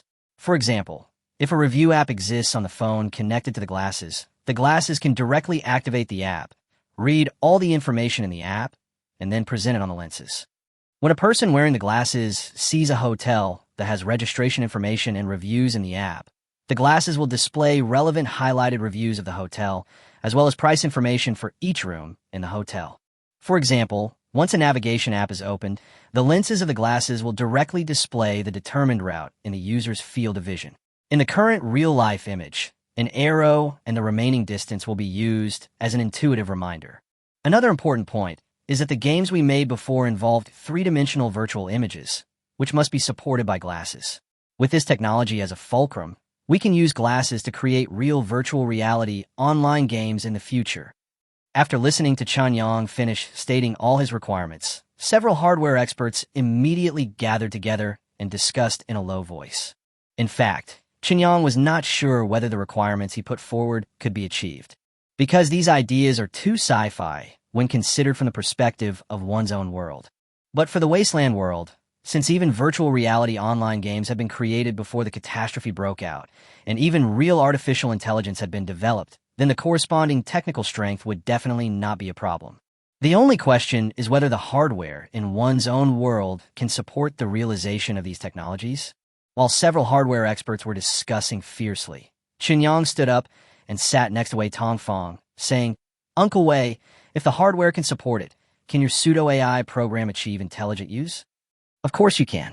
With eye tracking technology and artificial intelligence programs, you can achieve simple mouse-like control and locking functions just by slightly shifting your line of sight. Even if you don't want to control it yourself, you can issue commands to the artificial intelligence through voice, and then the artificial intelligence will complete the corresponding operations. Wei Tongfang nodded and said, "Even if the app itself doesn't support this kind of presentation, can it still be achieved through artificial intelligence?" Qinyang continued to ask. Yes, the most critical point in the development of this pseudo-AI is not the interactive capability, but the pseudo-autonomous creative capability. Even if those apps do not support our hardware devices, as long as the corresponding connection is made, the pseudo-AI on board will scan and reorganize the code of the app in a very short time, allowing the app to appear in a state that fully meets our requirements in our hardware devices. Wei Tongfang answered very affirmatively.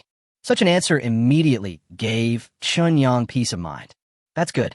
In this way, as long as there are no problems with the hardware, these glasses can be manufactured. Qinyang nodded with satisfaction. It's definitely not difficult to make, but, boss, the glasses you mentioned, in my opinion, are actually of very low technical content. If you really want to make a virtual reality game, you can't achieve the best effect with just glasses as a peripheral. Even if you make it, the graininess of the picture will be more obvious, and it will definitely not be able to really reach the level of being indistinguishable from the real thing, because the volume of the glasses is so small, no matter how much you upgrade the hardware, there's a fixed limit to its existence. Wei Tongfang said with a little hesitation. Take it step by step. Products need to be upgraded gradually. Just think of it as walking the path of technological progress that you have walked over the past hundreds of years again. It's just that this repetition will greatly shorten the time. Qinyang said with a smile. That okay, I get it. Wei Tongfang did not raise any further questions. Anyway, his job is just to tell his boss the facts, and it is the boss's job to make the specific decision. Since the boss thinks this is a good idea, let's do it this way. There's one more thing. I need you to make another online game soon. Time is tight, so there is no need to develop a new game. Just use the previous standalone game as a template and develop an online version. The main selling point can be set in the absolutely free life in the arena. I don't understand technology. Will this approach have extremely high requirements for the core algorithm? Qinyang asked about another thing. You mean a truly free and open sandbox game, right? All the actions of the players in the game will have an impact on the game world, leading to unknown changes in the game. As long as the players are creative and talented enough, they can even replace Li Shimin and become the ruler of the new dynasty. Wei Tongfang asked back. Yes, the effect I hope to achieve is that every player in this game seems to have a real new life. And this life develops completely according to his own preferences, without being restricted by the game itself at all. Qinyang nodded. I see. This approach does place extremely high demands on the core algorithm, because every action of the player will have an impact on the game, leading to a butterfly effect. With massive data flows, if you want the game to run normally, you should be able to do it with pseudo-artificial intelligence. However, I need to conduct actual tests before I can draw a conclusion. Give me about a week, and I'll give you an answer. Wei Tongfang thought and spoke. No problem. I'll wait for your good news. Qinyang patted Wei Tongfang's shoulder with a smile. Chapter 180, 1 week appointment. In fact, Qinyang had different ideas at the beginning about getting involved in this kind of cutting-edge hardware products. In his world, he is currently at the forefront of the mobile phone wave, so it seems that starting with mobile phones would be a better entry point. But after thinking about it carefully, Qinyang gave up the idea. This is because the production and manufacturing of mobile phones involves too many links. Although the design and the corresponding overall structure and even the materials can all be done in the wasteland world, I believe that the hardware experts in the wasteland world will definitely be able to come up with a sufficiently satisfactory masterpiece. After all, if you lack innovation ability, you can replace it with copying ability. It was 200 years ahead of its own world.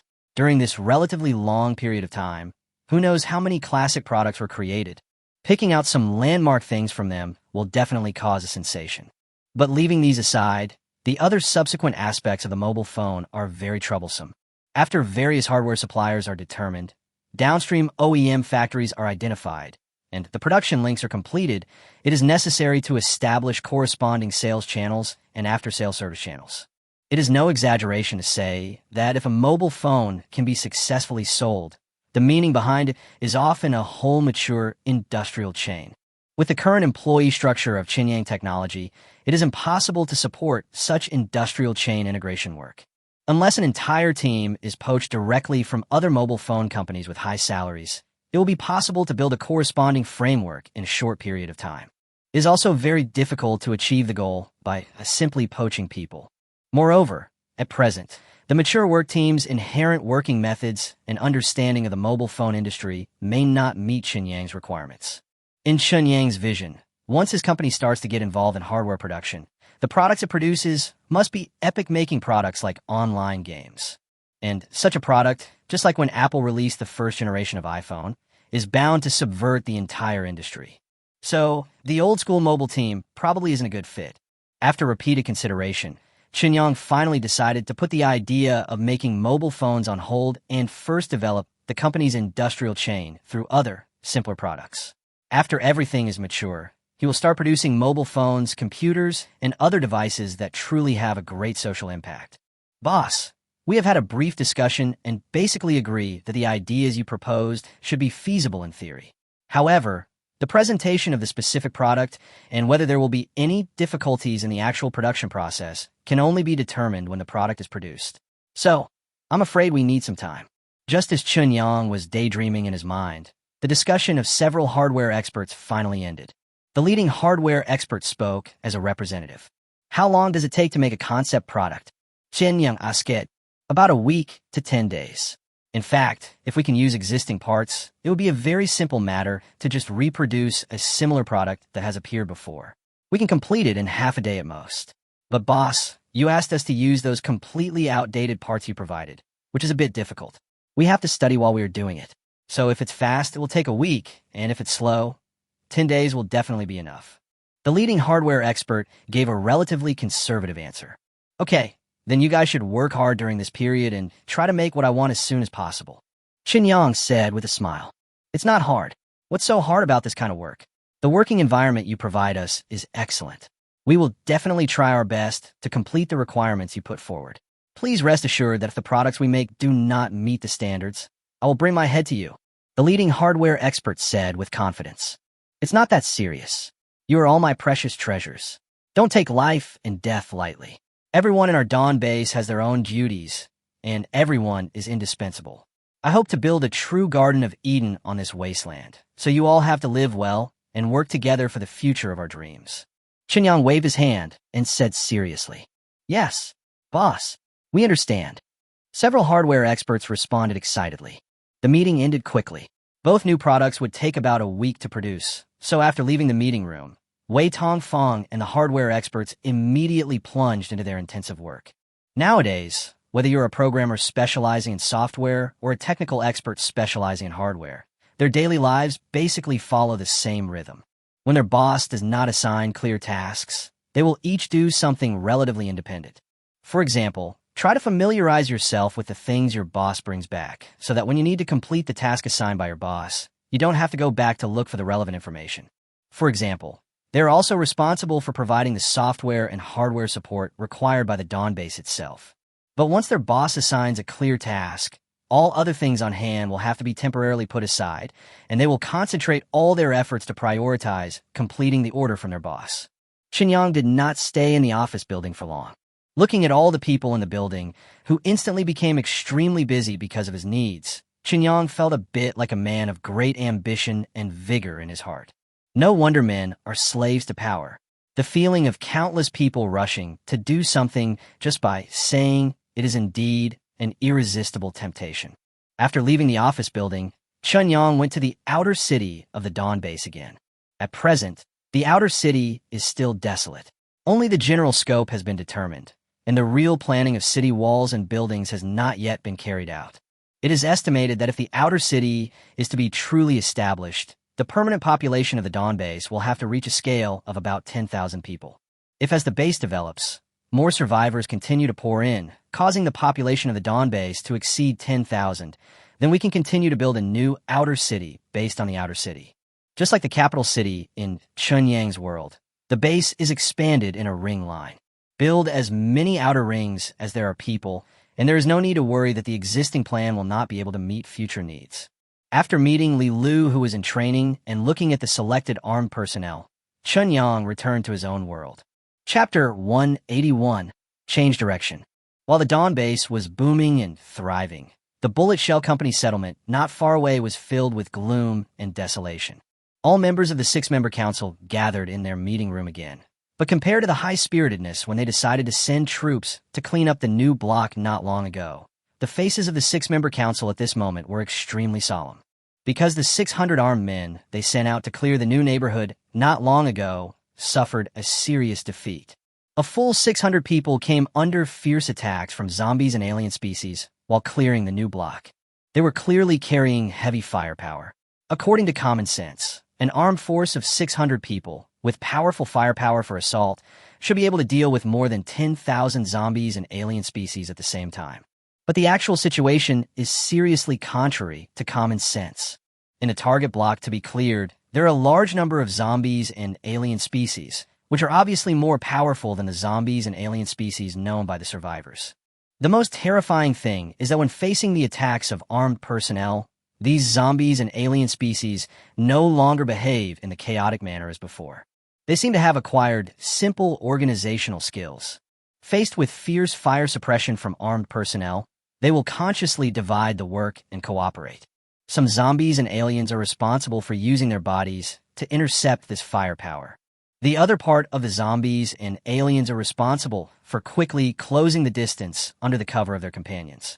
Once the distance is shortened, it will be difficult for the armed personnel to fight against the swarming zombies and alien species. As a result, less than a quarter of the originally planned block clearing had been completed, and nearly half of the 600 armed personnel had been lost. The other half who managed to survive were completely frightened and fled back to the Bullet Shell Company's settlement, abandoning their weapons, and never dared to step into the new neighborhood again. Boss, we suffered too much loss this time, not only in personnel, but also in weapons and equipment. Most importantly, despite the heavy losses, we didn't gain much. The scene of our people running back like they were fleeing was seen by all the survivors in the settlement, causing people in the settlement to be uneasy. This is really a loss of both the wife and the army. One of the 6 members of the council said with a wry smile. The atmosphere in the entire conference room was extremely depressing, and before this person spoke, silence had lasted for more than 10 minutes. So this person's words, apart from complaining, also thawed the atmosphere in the meeting room.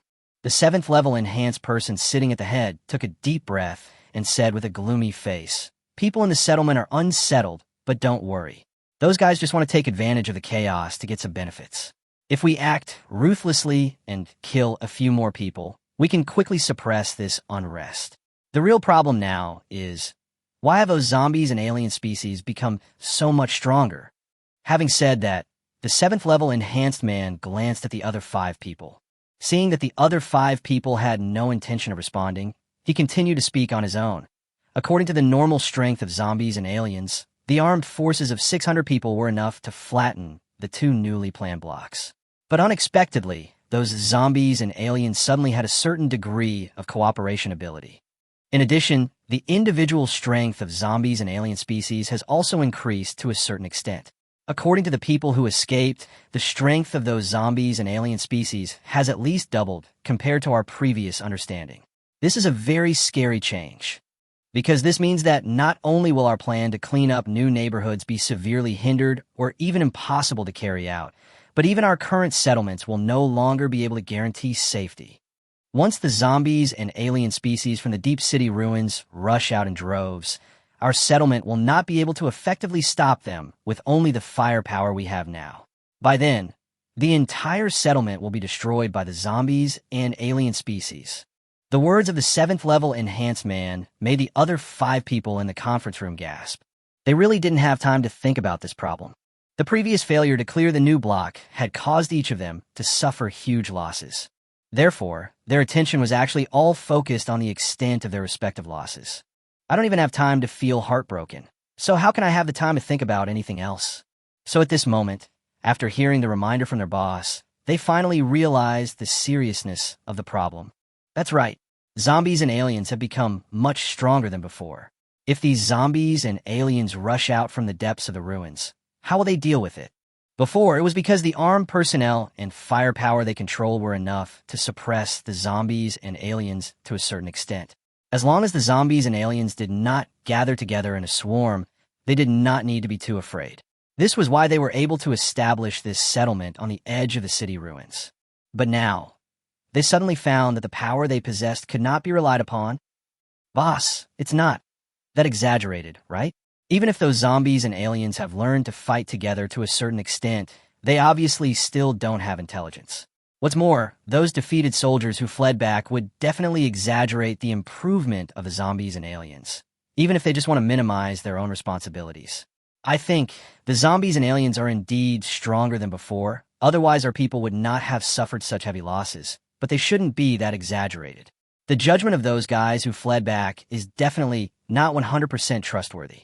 The middle-aged man among the six swallowed and spoke with a slightly difficult tone. There is no point in deceiving ourselves. We must consider the worst of everything, instead of paralyzing ourselves with lucky thoughts. Because this is a wasteland. A wrong judgment may lead to our death without a burial place. The 7th level enhanced man tapped the table with his fingers and continued, so, I'm afraid we have to make a difficult decision. That is, we have to give up the plan to clear the new block. After all, we can't afford such a loss again.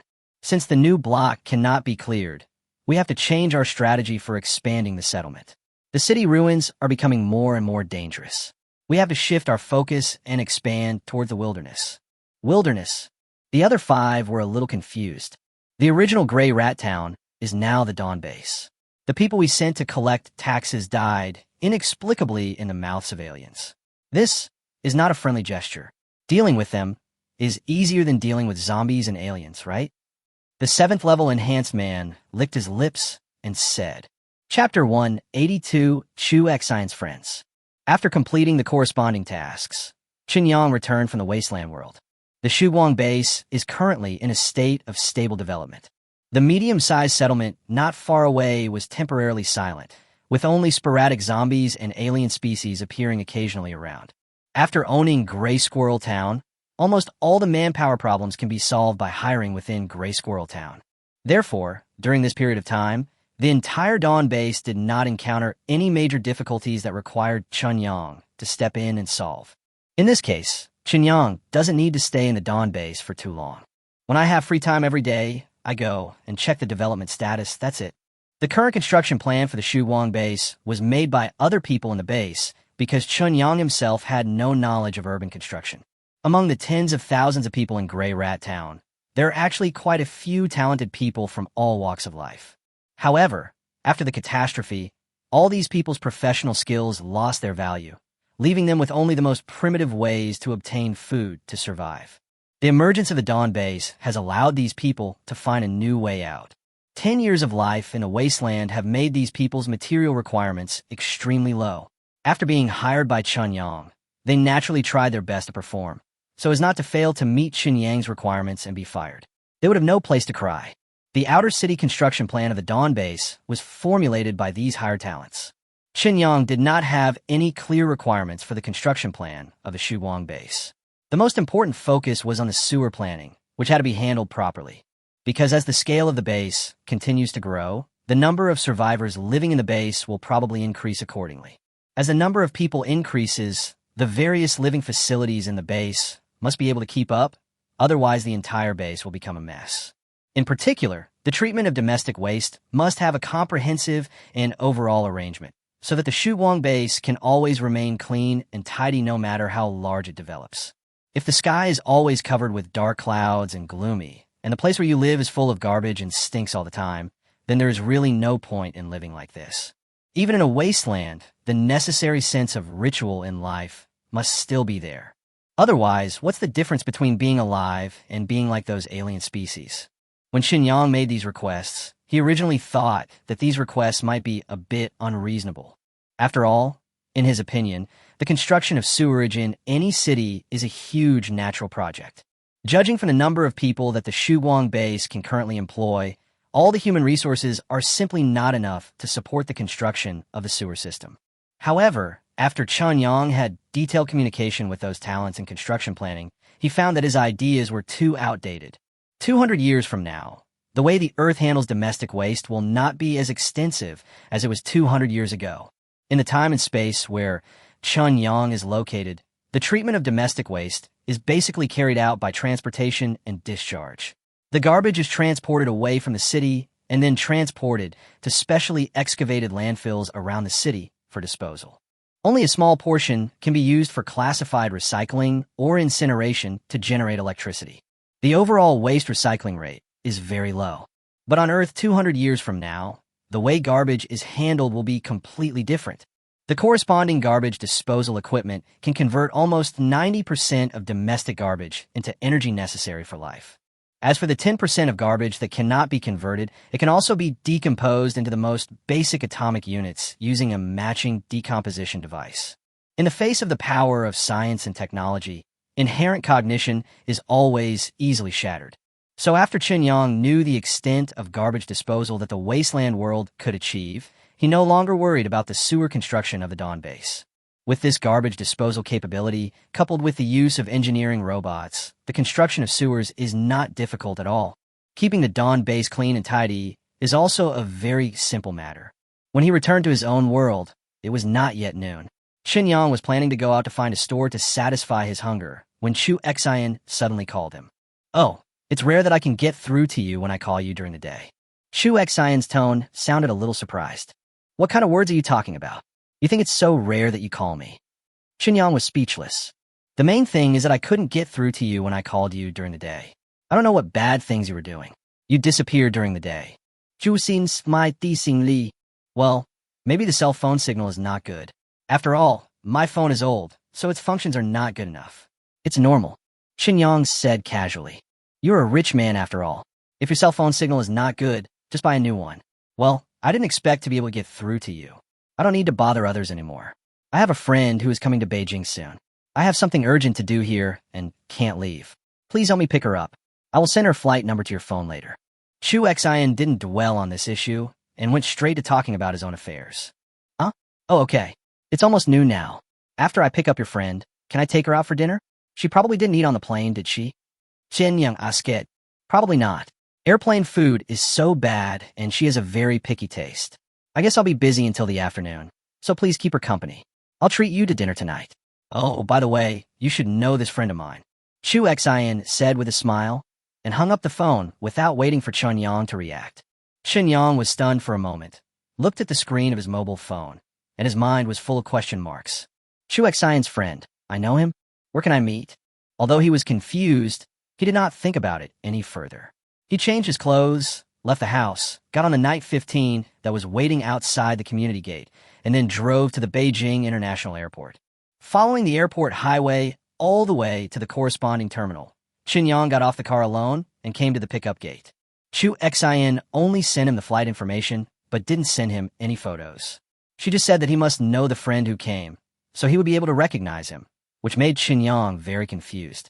As the flight landing information was displayed on the LCD screen, Chen Yang waited at the airport gate in a daze. After a while, passengers of the relevant flights began to walk out of the airport entrance, and Chen Yang couldn't help feeling a little nervous. But then, a recognizable figure actually appeared in his sight. It was the attending physician named Han, who had treated his grandfather in Wanghai City before. "Doctoran." Could it be? You were Chu Xian's friend?" Chen Yang walked forward with a look of surprise and asked with uncertainty. "Chapter 183, Doctoran."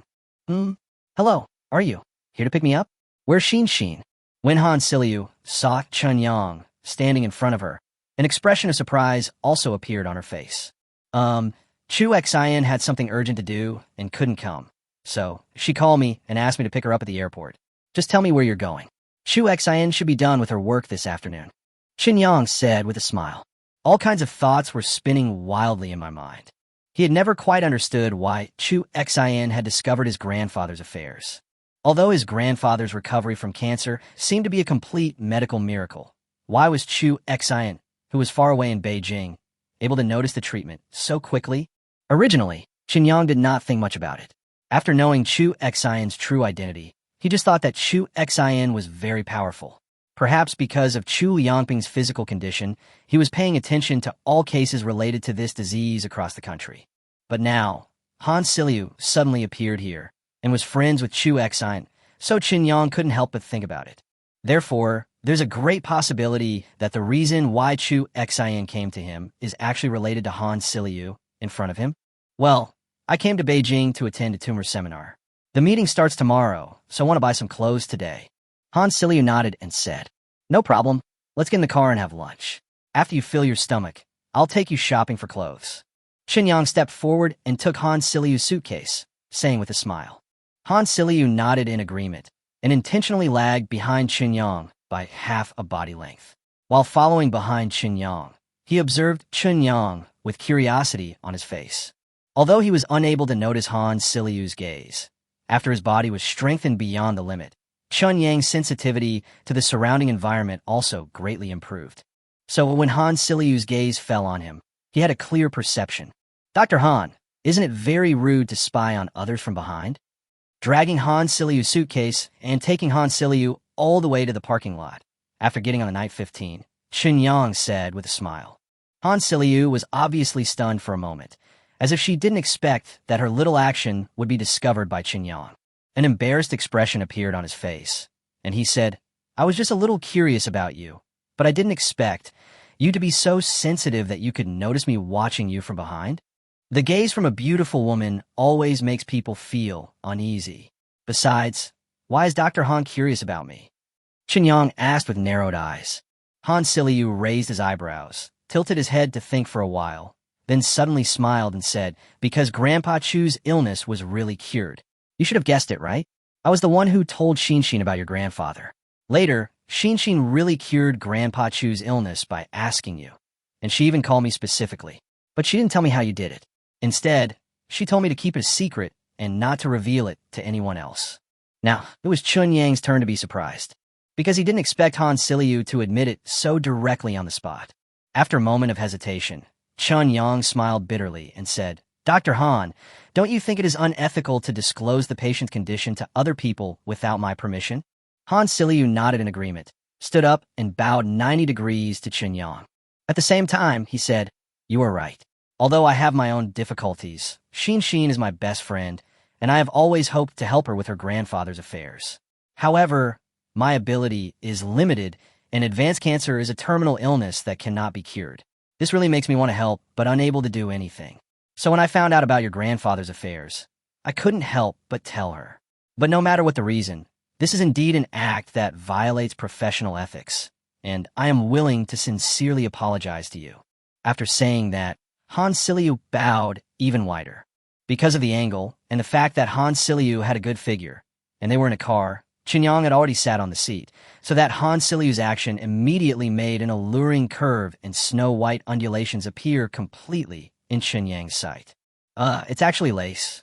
Dr. Han looks quite generous, decent, dignified, and beautiful, but is she actually quite bold and open inside? Qinyang calmed himself down, instinctively looked away, coughed dryly, and said, "Dr. Han, are exposed. I know, I did it on purpose. After all, I did something that violated professional ethics. If I want to gain the victim's forgiveness, I should always show enough sincerity. So, it is only right that I give you some benefits." Han Siliu straightened up, sat back in his chair, and spoke frankly. Such openness made Qinyang feel a little embarrassed.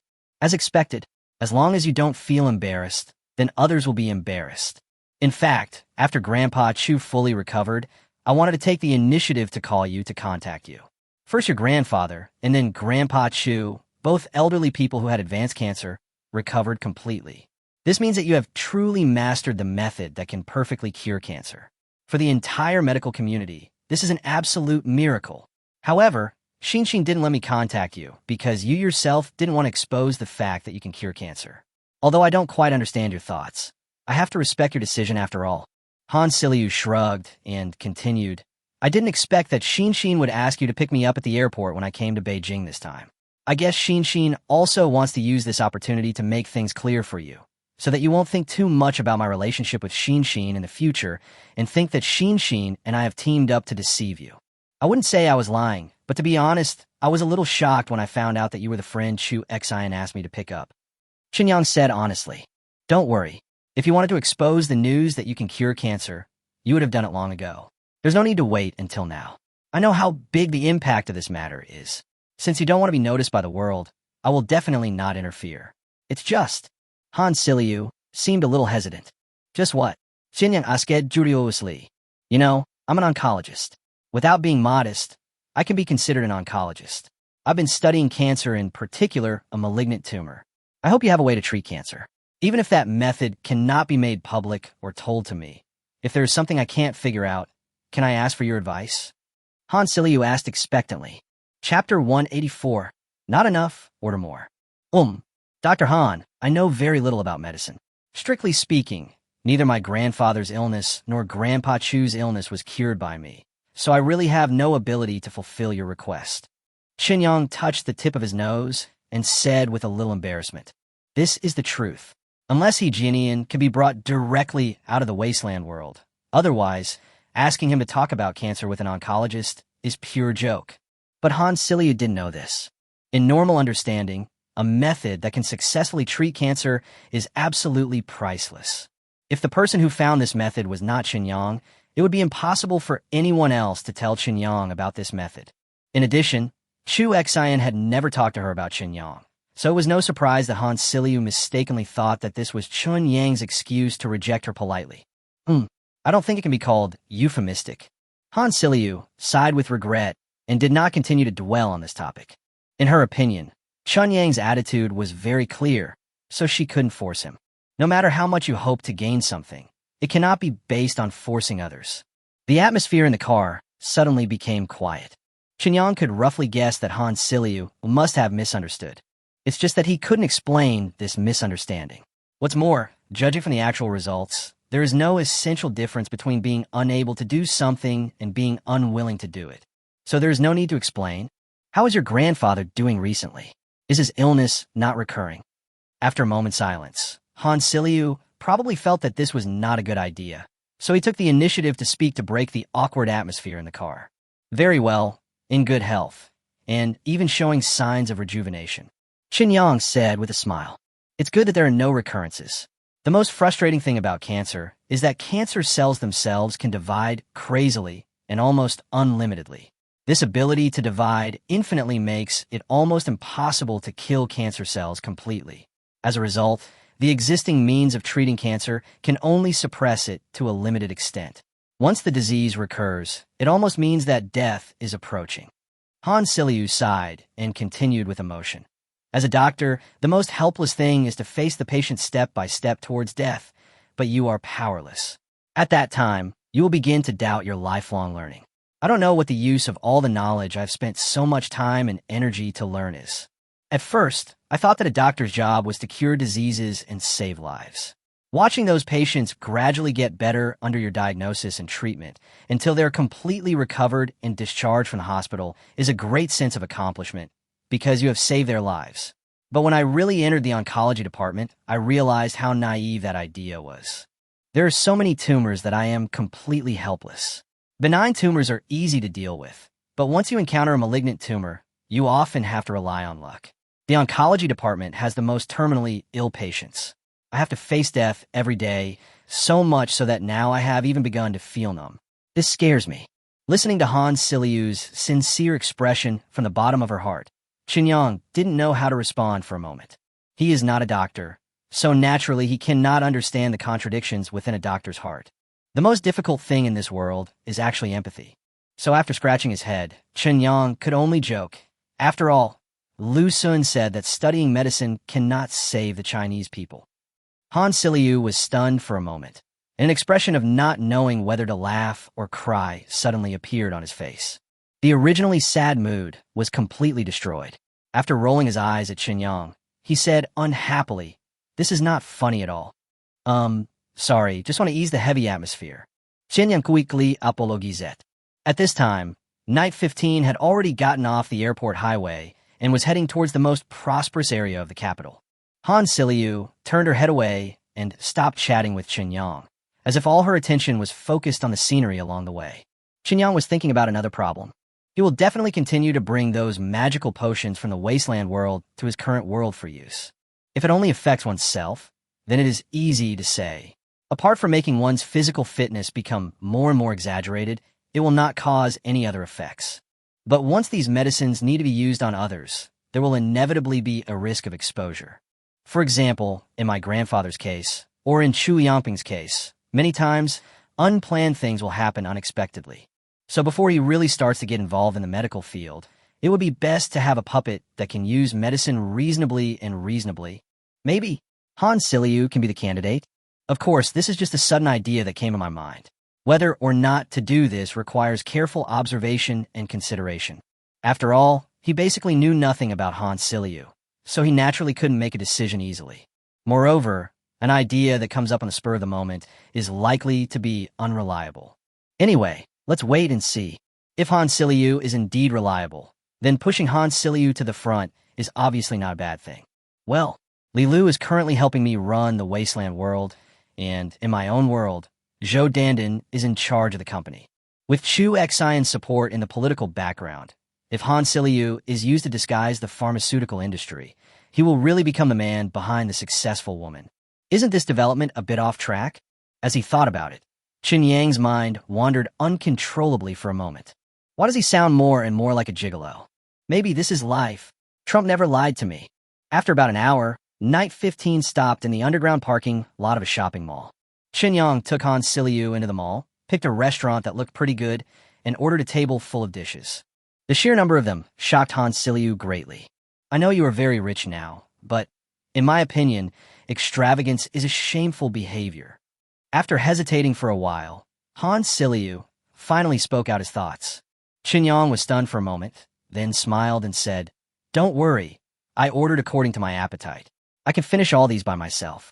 "You order more than 30 dishes. Can you finish them all by yourself?" Han Siliu said in astonishment. "Yeah, these may not be enough, but like you said, waste is shameful, so eat first, and order more if it's not enough." Qin Yang said as a matter of course. "Not enough. Order more." Han Siliu was a little dazed for a moment, thinking that maybe he had not learned all the Chinese language. Chapter 185 Big Eater. For the next hour, Han Siliu witnessed a live performance of how a glutton is made. Having grown up and lived for so many years, Han Siliu has never seen a person with such a big appetite. Even the big eating competitions she had seen, or the recently popular eating shows, were definitely not as exaggerated as this. The portions of dishes in this restaurant are not small. At least normally speaking, if 2 people order 3 dishes, it will definitely be enough. If there are 2 girls, they probably won't be able to finish all 3 dishes, unless they don't eat the staple food at all. As a result, Qin Yang not only ordered more than 30 dishes, but also ate them with rice. 1 bowl of rice can probably be paired with 1 dish. So those more than 30 bowls of rice alone would have to be several pots in total, right? Along with the more than 30 dishes, Han Siliu basically didn't eat anything during the whole process. She just stared at Qin Yang in amazement while he ate, because Qin Yang's appetite really broke her 3 views. In her scientific knowledge as a doctor, the human stomach cannot carry so much food, not to mention humans. Even elephants can't eat so much in one meal, right? With all kinds of thoughts emerging in her mind, Han Siliu subconsciously looked at Qin Yang's belly, but did not see even the slightest bulge on Qin Yang's tight shirt. So much food! Where did it go? Well, although I'm not completely full, eating about 60% to 70% full is enough. After all, if you eat too much, it's not good for your body, right? After finishing all the food on the table in no time, Qin Yang breathed a sigh of satisfaction and spoke with a smile. He knew that his current appetite was so abnormal that it was shocking.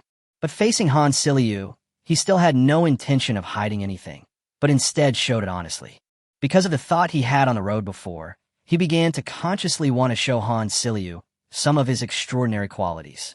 By the way, observe whether Han Siliu can accept this extraordinary thing. If you really intend to make Han Siliu the spokesperson for pharmaceuticals, then this process is essential. 60 or 70% full? You said you ate so much. and you're still only 60 or 70% full. Han Siliu's eyes widened, and he was completely stunned. This is at least enough for 20 to 30 people, but it all went into one person's stomach, and that person still said he was only 60 to 70 full. Is she crazy, or is this world crazy? Yeah, don't look at me like that. It makes me feel like a good-for-nothing. Qin Yang said with a smile. Aren't you? Han Siliu really wanted to ask this question in return, but her good upbringing prevented her from saying such impolite words. So he coughed dryly to cover up his slightly embarrassed look due to shock, and said against his will, Well, it's just that I have never seen someone who can eat so much before. Well, if you participate in some big eater competitions, I think you can easily win the championship, no matter what the competition is about eating. Forget it. The prize money for those eating contests is only tens of thousands of dollars at best. Do you think I need that much money now? Of course, if I could eat this much before graduation, I would definitely participate in the competition. Even if the consequence is that I will be watched like a clown on TV, it doesn't matter. So, a person's bottom line is often proportional to how much money he has.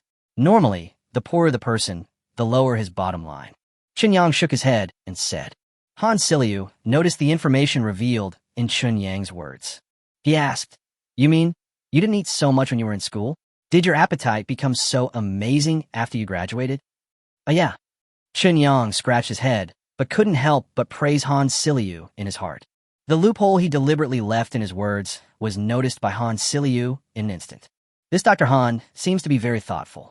But it is also true that as a doctor in a place like the oncology department, and having been awarded a professional title at such a young age, Han Siliu must have outstanding qualities in other aspects besides his medical skills. Otherwise, in the domestic environment where qualifications are more important than ability, it would be almost impossible for Han Siliu to achieve such achievements at his current age. Well, Qin Yang, I want to ask you for a favor. Of course, whether or not to help is up to you, but I personally really hope you can agree. Can you? Let me have a full-body checkup? Han Siliu pursed her lips and asked. Full-body checkup? Me? Qin Yang pointed at himself with a look of surprise on his face. Yes, I can assure you that the physical examination will be completely private, and the results will only be known to you and me. After the physical examination, I will not save any relevant data, so you don't need to worry about confidentiality. Han Siliu nodded seriously. Is it because I eat too much? Qin Yang raised his eyebrows and asked. It's just part of the reason. Your food intake has exceeded the limit of your stomach capacity, which means that your body's condition must be unusual. The reason why humans eat is to absorb the energy contained in the food to meet their own needs.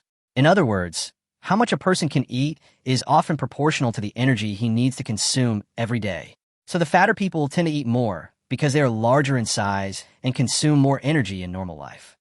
Han Siliu licked his lips and continued. You are obviously not obese. This only proves that your body has consumed more energy than ordinary people do to other reasons that I don't know. So I want to give you a comprehensive physical examination to see where the problem lies. The human body is very magical, and any special discovery may lead to a major breakthrough. Qin Yang couldn't help stroking his chin. This was a bit beyond his plan. He originally planned to attract Han Siliu's attention first, and then let Han Siliu slowly accept his rather special personality.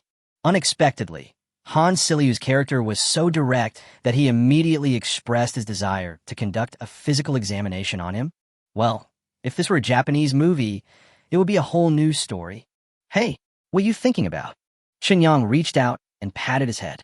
Under Han Siliu's strange gaze, he said solemnly, The physical examination is fine, as long as you can do what you say and definitely not disclose my physical examination results and corresponding data. I promise. Han Siliu was overjoyed and immediately nodded vigorously in agreement. Chapitre 186 Accident. Although the result was a little beyond the plan, it was still within the controllable range overall, so Qin Yang paid the bill with considerable satisfaction.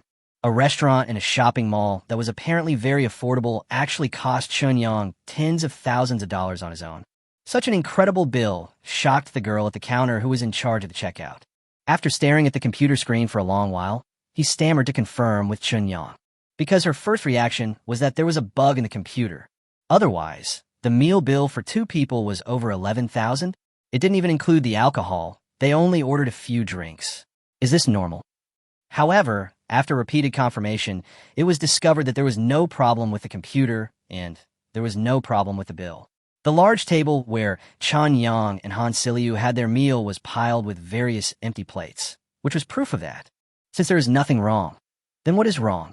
The checkout girl foolishly completed the payment procedures for Chan Yang, and she looked like she had a brain short circuit.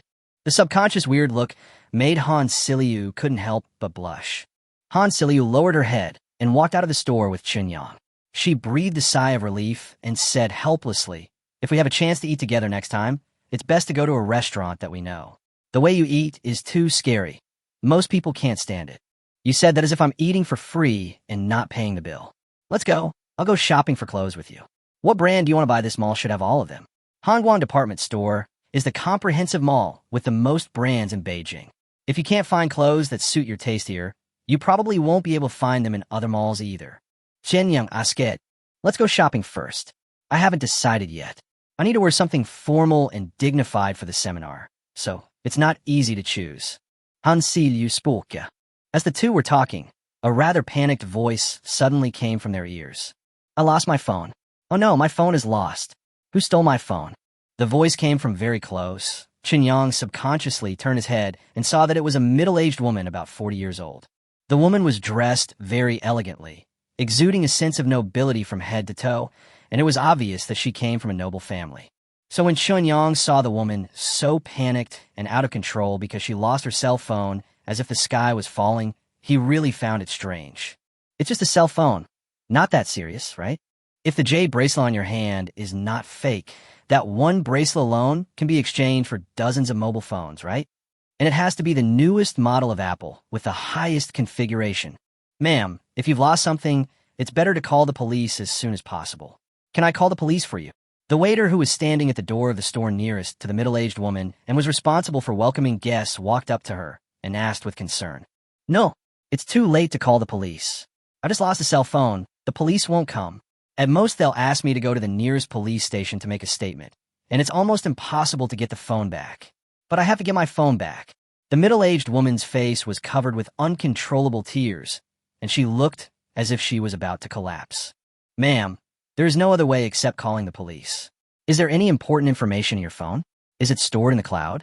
If so, you can retrieve the information through the cloud. The waiter said, with some embarrassment. No, there is no cloud storage. I was worried that cloud storage was not safe, so I never uploaded it. There are photos and videos of my deceased son in them. He left me when he was 6 years old. I can only rely on those photos and videos to remember him. I must get my phone back. Who stole my phone? Please give back to me. I will give you money. Any amount is fine. The middle-aged woman had only said a few words when she was already showing signs of collapse. Finally, he started shouting loudly and tears flowed down his face, completely unable to control his emotions. Qinyang finally understood why the middle-aged woman, who was obviously of noble appearance, attached so much importance to her mobile phone. It turns out that what matters is not the mobile phone, but the past recorded in it. Although people always have to learn to look forward, but in many cases, the memories of the past are often the real driving force that can support a person to keep going. Looking at the middle-aged woman's extremely painful appearance, Qinyang felt pity. He walked forward, reached out, and gently supported the middle-aged woman's arm to prevent the middle-aged woman, who looked already exhausted, from falling directly to the ground. Lady, please don't be anxious. Can you think back to when was the last time you used your mobile phone? Maybe I can help you. Qinyang Asket, the middle-aged woman, was in a state of confusion. Qinyang's sudden appearance made her feel like she had found her backbone. After being in a trance for a while, she immediately began to recall. In just a few seconds, the woman's eyes refocused. She grabbed Qinyang's arm and said nervously, Just now I paid the bill after eating and paid with my mobile phone. But when I came out of the store, I found that my phone was lost. Qinyang nodded, reached out, and gently patted the back of the middle-aged woman's hand to comfort her. Then he closed his eyes and carefully recalled the previous scene. The overall strengthening of his body also greatly strengthened his brain. Everything his eyes see, even if he doesn't deliberately remember it, will still be clearly imprinted in his mind. As long as you try to recall it consciously, you can basically remember it. The middle-aged woman was not far away from him, and the lost phone happened just now, so there was a high probability that he might be able to find some clues. Although I haven't paid attention to the middle-aged woman before, I should be able to gain something just by relying on the subconscious capture of the image with my eyes. Really? Just a moment after closing his eyes and falling into reminiscence, Chun-Yang found the problem. The middle-aged woman was having dinner in a shop next to the restaurant where Chun-Yang and Han Siliu were having dinner. Chun-Yang naturally had no memory of what happened in the restaurant, but when the middle-aged woman came out, Chun-Yang noticed a man who looked to be in his early 20s. Taking advantage of the opportunity of passing by the middle-aged woman, the man clearly stretched out 2 fingers and put them into the trouser pocket of the middle-aged woman. Then, taking advantage of the 2 people's movements in opposite directions, he took the middle-aged woman's cell phone out of her trouser pocket. Found it. Chun-Yang suddenly opened his eyes, and an excited expression appeared on his face. A short time has passed. The other party must still be in the mall. Chapter 187 Sunset Industry. Just as Chun-Yang was about to start looking for the young man in the mall, a somewhat familiar figure suddenly entered his sight from not far away. Shen Zihan, the policewoman who had approached him to learn about the situation before. Although he was dressed in casual clothes, Shen Zihan walked with a breeze and looked really heroic. After a few steps, he came to Chun-Yang's side. Shen Zihan nodded to Chun-Yang, then took out his ID from his pocket, showed it to the middle-aged woman, and said, "Madam, I am a policeman. Please tell me in detail what you know. Then we will go to the monitoring room of the mall and check the surveillance to see if we can find any clues." The middle-aged woman, who was originally looking at Chun-Yang with expectation, after confirming Shen Zihan's identity, transferred all her trust to Shen Zihan without hesitation. He thanked Chun-Yang in a hurry, then immediately grabbed Shen Zihan's arm and quickly told Shen Zihan everything he knew. Chun-Yang was actually not surprised by the sudden appearance of the policewoman, because ever since he last met the policewoman, he had been vaguely feeling that someone was secretly spying on him. It's just that the person who was spying on him was very careful, and even with his keen perception, he couldn't directly determine the specific location of the spy. It is obvious that the other party must have received special training. In addition, this kind of spying has not shown any hostility, and Chun-Yang is extremely confident in his skills. At least in a place like the country where guns are banned, he does not think that with his current enhancement level and combat ability, he will encounter any danger that he cannot handle. So he never paid any attention to this kind of snooping.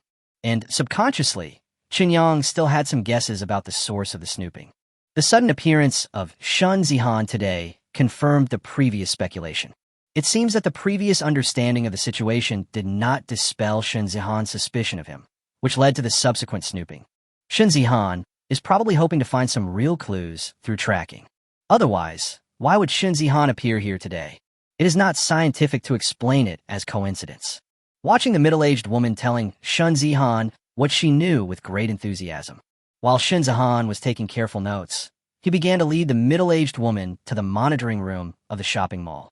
Chun-Yang did not follow, but instead patrolled around, carefully searching for the young man based on his memory's facial features. This shopping mall is an open space, and you can see far away at a glance. Hundreds of different faces were moving back and forth. For ordinary people, it is an impossible task to distinguish the person you're looking for among so many faces simply by relying on the naked eye. But Chun-Yang can do it. He screened the information quickly over and over again, his visual ability frantically capturing information while his brain made judgments in an instant. After quickly confirming that he did not see the young man, Chun-Yang immediately turned around and walked to other places in the mall. Chun-Yang was not very familiar with Hongguang department store, but there was a general structural diagram and corresponding guides on each floor. Through these floor plans, Chun-Yang can quickly form a three-dimensional concept in his mind and then analyze the optimal solution. Han Siliu followed Chun-Yang curiously, wanted to find out what Chun-Yang was going to do. Chun-Yang was seen taking the elevator quickly, constantly changing floors, and then running to different places on each floor, carefully observing the passersby. The stay at each location is very short, no more than 1 minute at most.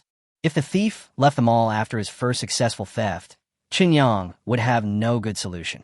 All we can do is wait for the police to be willing to go through the trouble of finding a needle in a haystack to identify and track down the thief. However, Chun-Yang judged that it was unlikely that the thief would choose to leave now. It was noon, the time when Hongguang department store was busiest. If I wanted to make a move, now was the best time. For thieves, if they don't take advantage of this time to generate income, they will definitely be punished by God.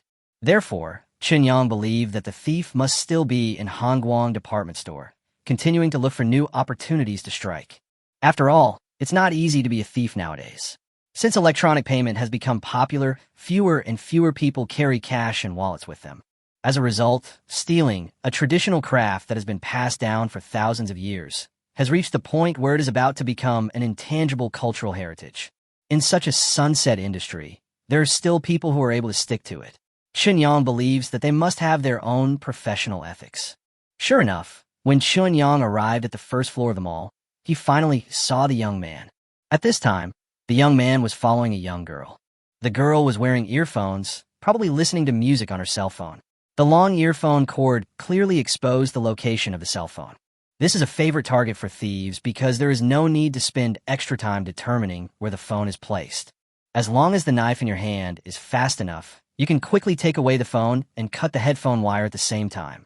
At the same time, for people who are listening to music, the sudden silence of the sound will not allow them to react immediately. This gap is enough for the thief to take advantage of the opportunity to slip away. Seeing the young man quietly stretch out his hand with a sharp blade between his fingers, Chunyang immediately walked forward. Just as the young man took out the girl's cell phone and cut the headphone wire, Chunyang grabbed the young man's wrist. The speed was so fast, and the footsteps were so light that the young man didn't notice it at all. The young man was startled when his wrist was suddenly grabbed. He instinctively wanted to wave his hand to break free, but Chunyang's hand was like an iron clamp, making it impossible for him to move at all. "Girl, your phone was stolen." Chunyang ignored the young man's attempt to break free and spoke loudly to the girl who had walked a few steps away. The girl had already noticed that her headphones were silent, and as she was wondering, she heard these words coming from behind. She turned around subconsciously and saw the young man behind her holding a mobile phone that looked very familiar to her. Who else could the pattern on that phone case be if not her idol? The girl screamed immediately and stepped forward to snatch her phone back. He looked through it nervously and made sure that there was nothing wrong with the phone. Only then did he feel relieved. After looking at the young man and Chunyang again, he quickly bowed to Chunyang to express his gratitude. The tone is sincere and comes from the heart. Chapter 188, I've captured the person. It's okay. It's just a matter of convenience. As long as the phone isn't broken, that's fine. Chunyang said indifferently. It's not broken. It's not broken. Thanks to you, otherwise I wouldn't even know that my phone was lost. The girl said embarrassedly. Be more careful next time. Although there are fewer thieves now, there are still some. Many things are not a matter of probability. Once you encounter one, it will be very frustrating. It is really unnecessary. Chunyang opened his mouth and gave a warning. Yes, I remember that. The girl agreed very obediently. Oh, by the way, he cut the wire of your headphones. Let him compensate you with a new one. Chunyang suddenly thought of the problem of the headphone wire and couldn't help but make a suggestion. Huh? No, it's okay. The girl was startled and waved her hands repeatedly. How can I not use them? Adults should be responsible for the consequences of their actions. He cut the cable of your headphones, so of course he has to give you a new pair. Doesn't Apple have wireless headphones? Just ask him to compensate you with a pair of wireless headphones. Has the price dropped recently? I remember that they can be bought for around 800 yuan. Chunyang turned his head and looked at the young man with some uncertainty. The young man couldn't help but look bitter. He was about to say something, but suddenly he screamed in pain from his wrist. Because Chunyang's hand holding his wrist added some strength, his wrist was immediately squeezed so hard that it made a sound of bones colliding. $800. You should pay compensation, right? Chunyang looked at the young man with a smile on his face and asked in a very gentle tone. Yes. I'll compensate you right now. Don't use too much force. Please don't use too much force. My wrist is going to break. The young man's legs became limp from being pinched, and he begged for mercy with a pale face. Chunyang then loosened his grip slightly and watched the young man take out his wallet from his trouser pocket. He then took out $800 bills from the wallet and handed them to the girl. The girl was obviously hesitant to accept it, but Chunyang took the money and stuffed it into her arms despite her resistance. Okay, I have to take him to see the other owner. You can continue shopping. Waving at the girl, Chunyang exerted a little force again, dragged the young man towards the elevator. Han Siliu, who had been following Chunyang curiously, walked up to Chun Yang with a look of amazement on his face. He took a look at the young man caught by Chun Yang and asked incredulously, "Is this the thief who stole that lady's phone?" "Yes. The method used is very sophisticated. To be honest, to be able to have such skills at such a young age, this kid must have worked hard and has a strong learning ability. Otherwise, it would be impossible to have such skills. But then again, if he used this perseverance and learning ability in other places, he would definitely be able to learn a skill. He has to do this kind of business with no capital. It's just that he thinks this method can make money faster." Chen Yang nodded. "It's really unbelievable. How can you be sure it's him? I mean, how can you find him accurately among so many people? You have been observing every floor of the mall, looking for someone, right? But you have been with me before. I'm sure I have never seen him." Han Siliu asked in great amazement. "You must have seen it, but you just didn't notice it. About 99% of the information we see every day will be forgotten by the brain, because the brain will automatically filter out the things it thinks are unimportant. And I can go over those things that the brain thinks are unimportant again in my mind." Chen Yang said very easily. Han Siliu opened his mouth slightly. As a doctor, she certainly understood the principles, but being able to actually do it was no different from being a monster. For a moment, Han Siliu became more and more interested in Chun Yang's physical condition. Because of what happened to Chun Yang, many unreasonable things appeared. In medicine, the more abnormal a situation is, the more valuable it is to study.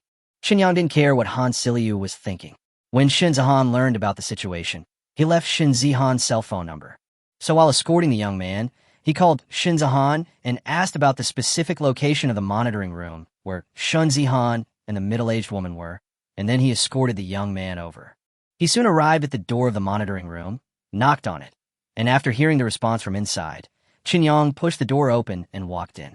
Seeing Shin Zihan in the monitoring room, he was accompanying the middle-aged woman, directing the security personnel in charge of the monitoring room, and constantly retrieving the corresponding surveillance videos.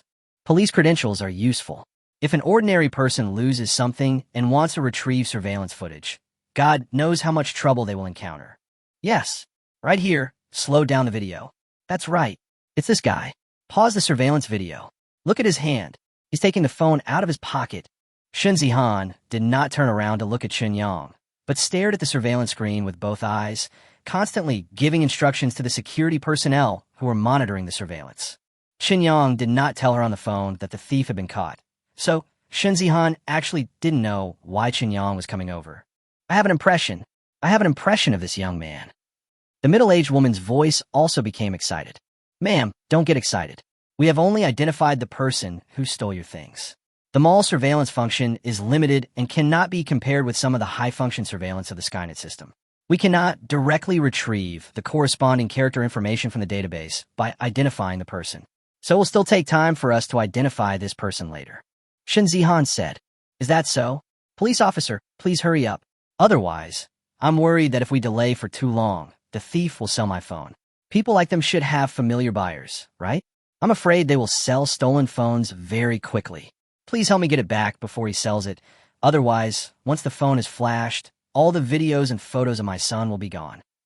The middle-aged woman grabbed Shin Zihan's arm again and said with a trembling voice, "Don't worry, this is my duty. I will definitely do my best to help you get your phone back." Shin Zihan nodded and said seriously.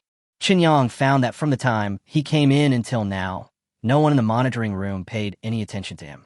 He scratched his head and could only cough loudly. This finally attracted the attention of Shin Zihan and the middle-aged woman.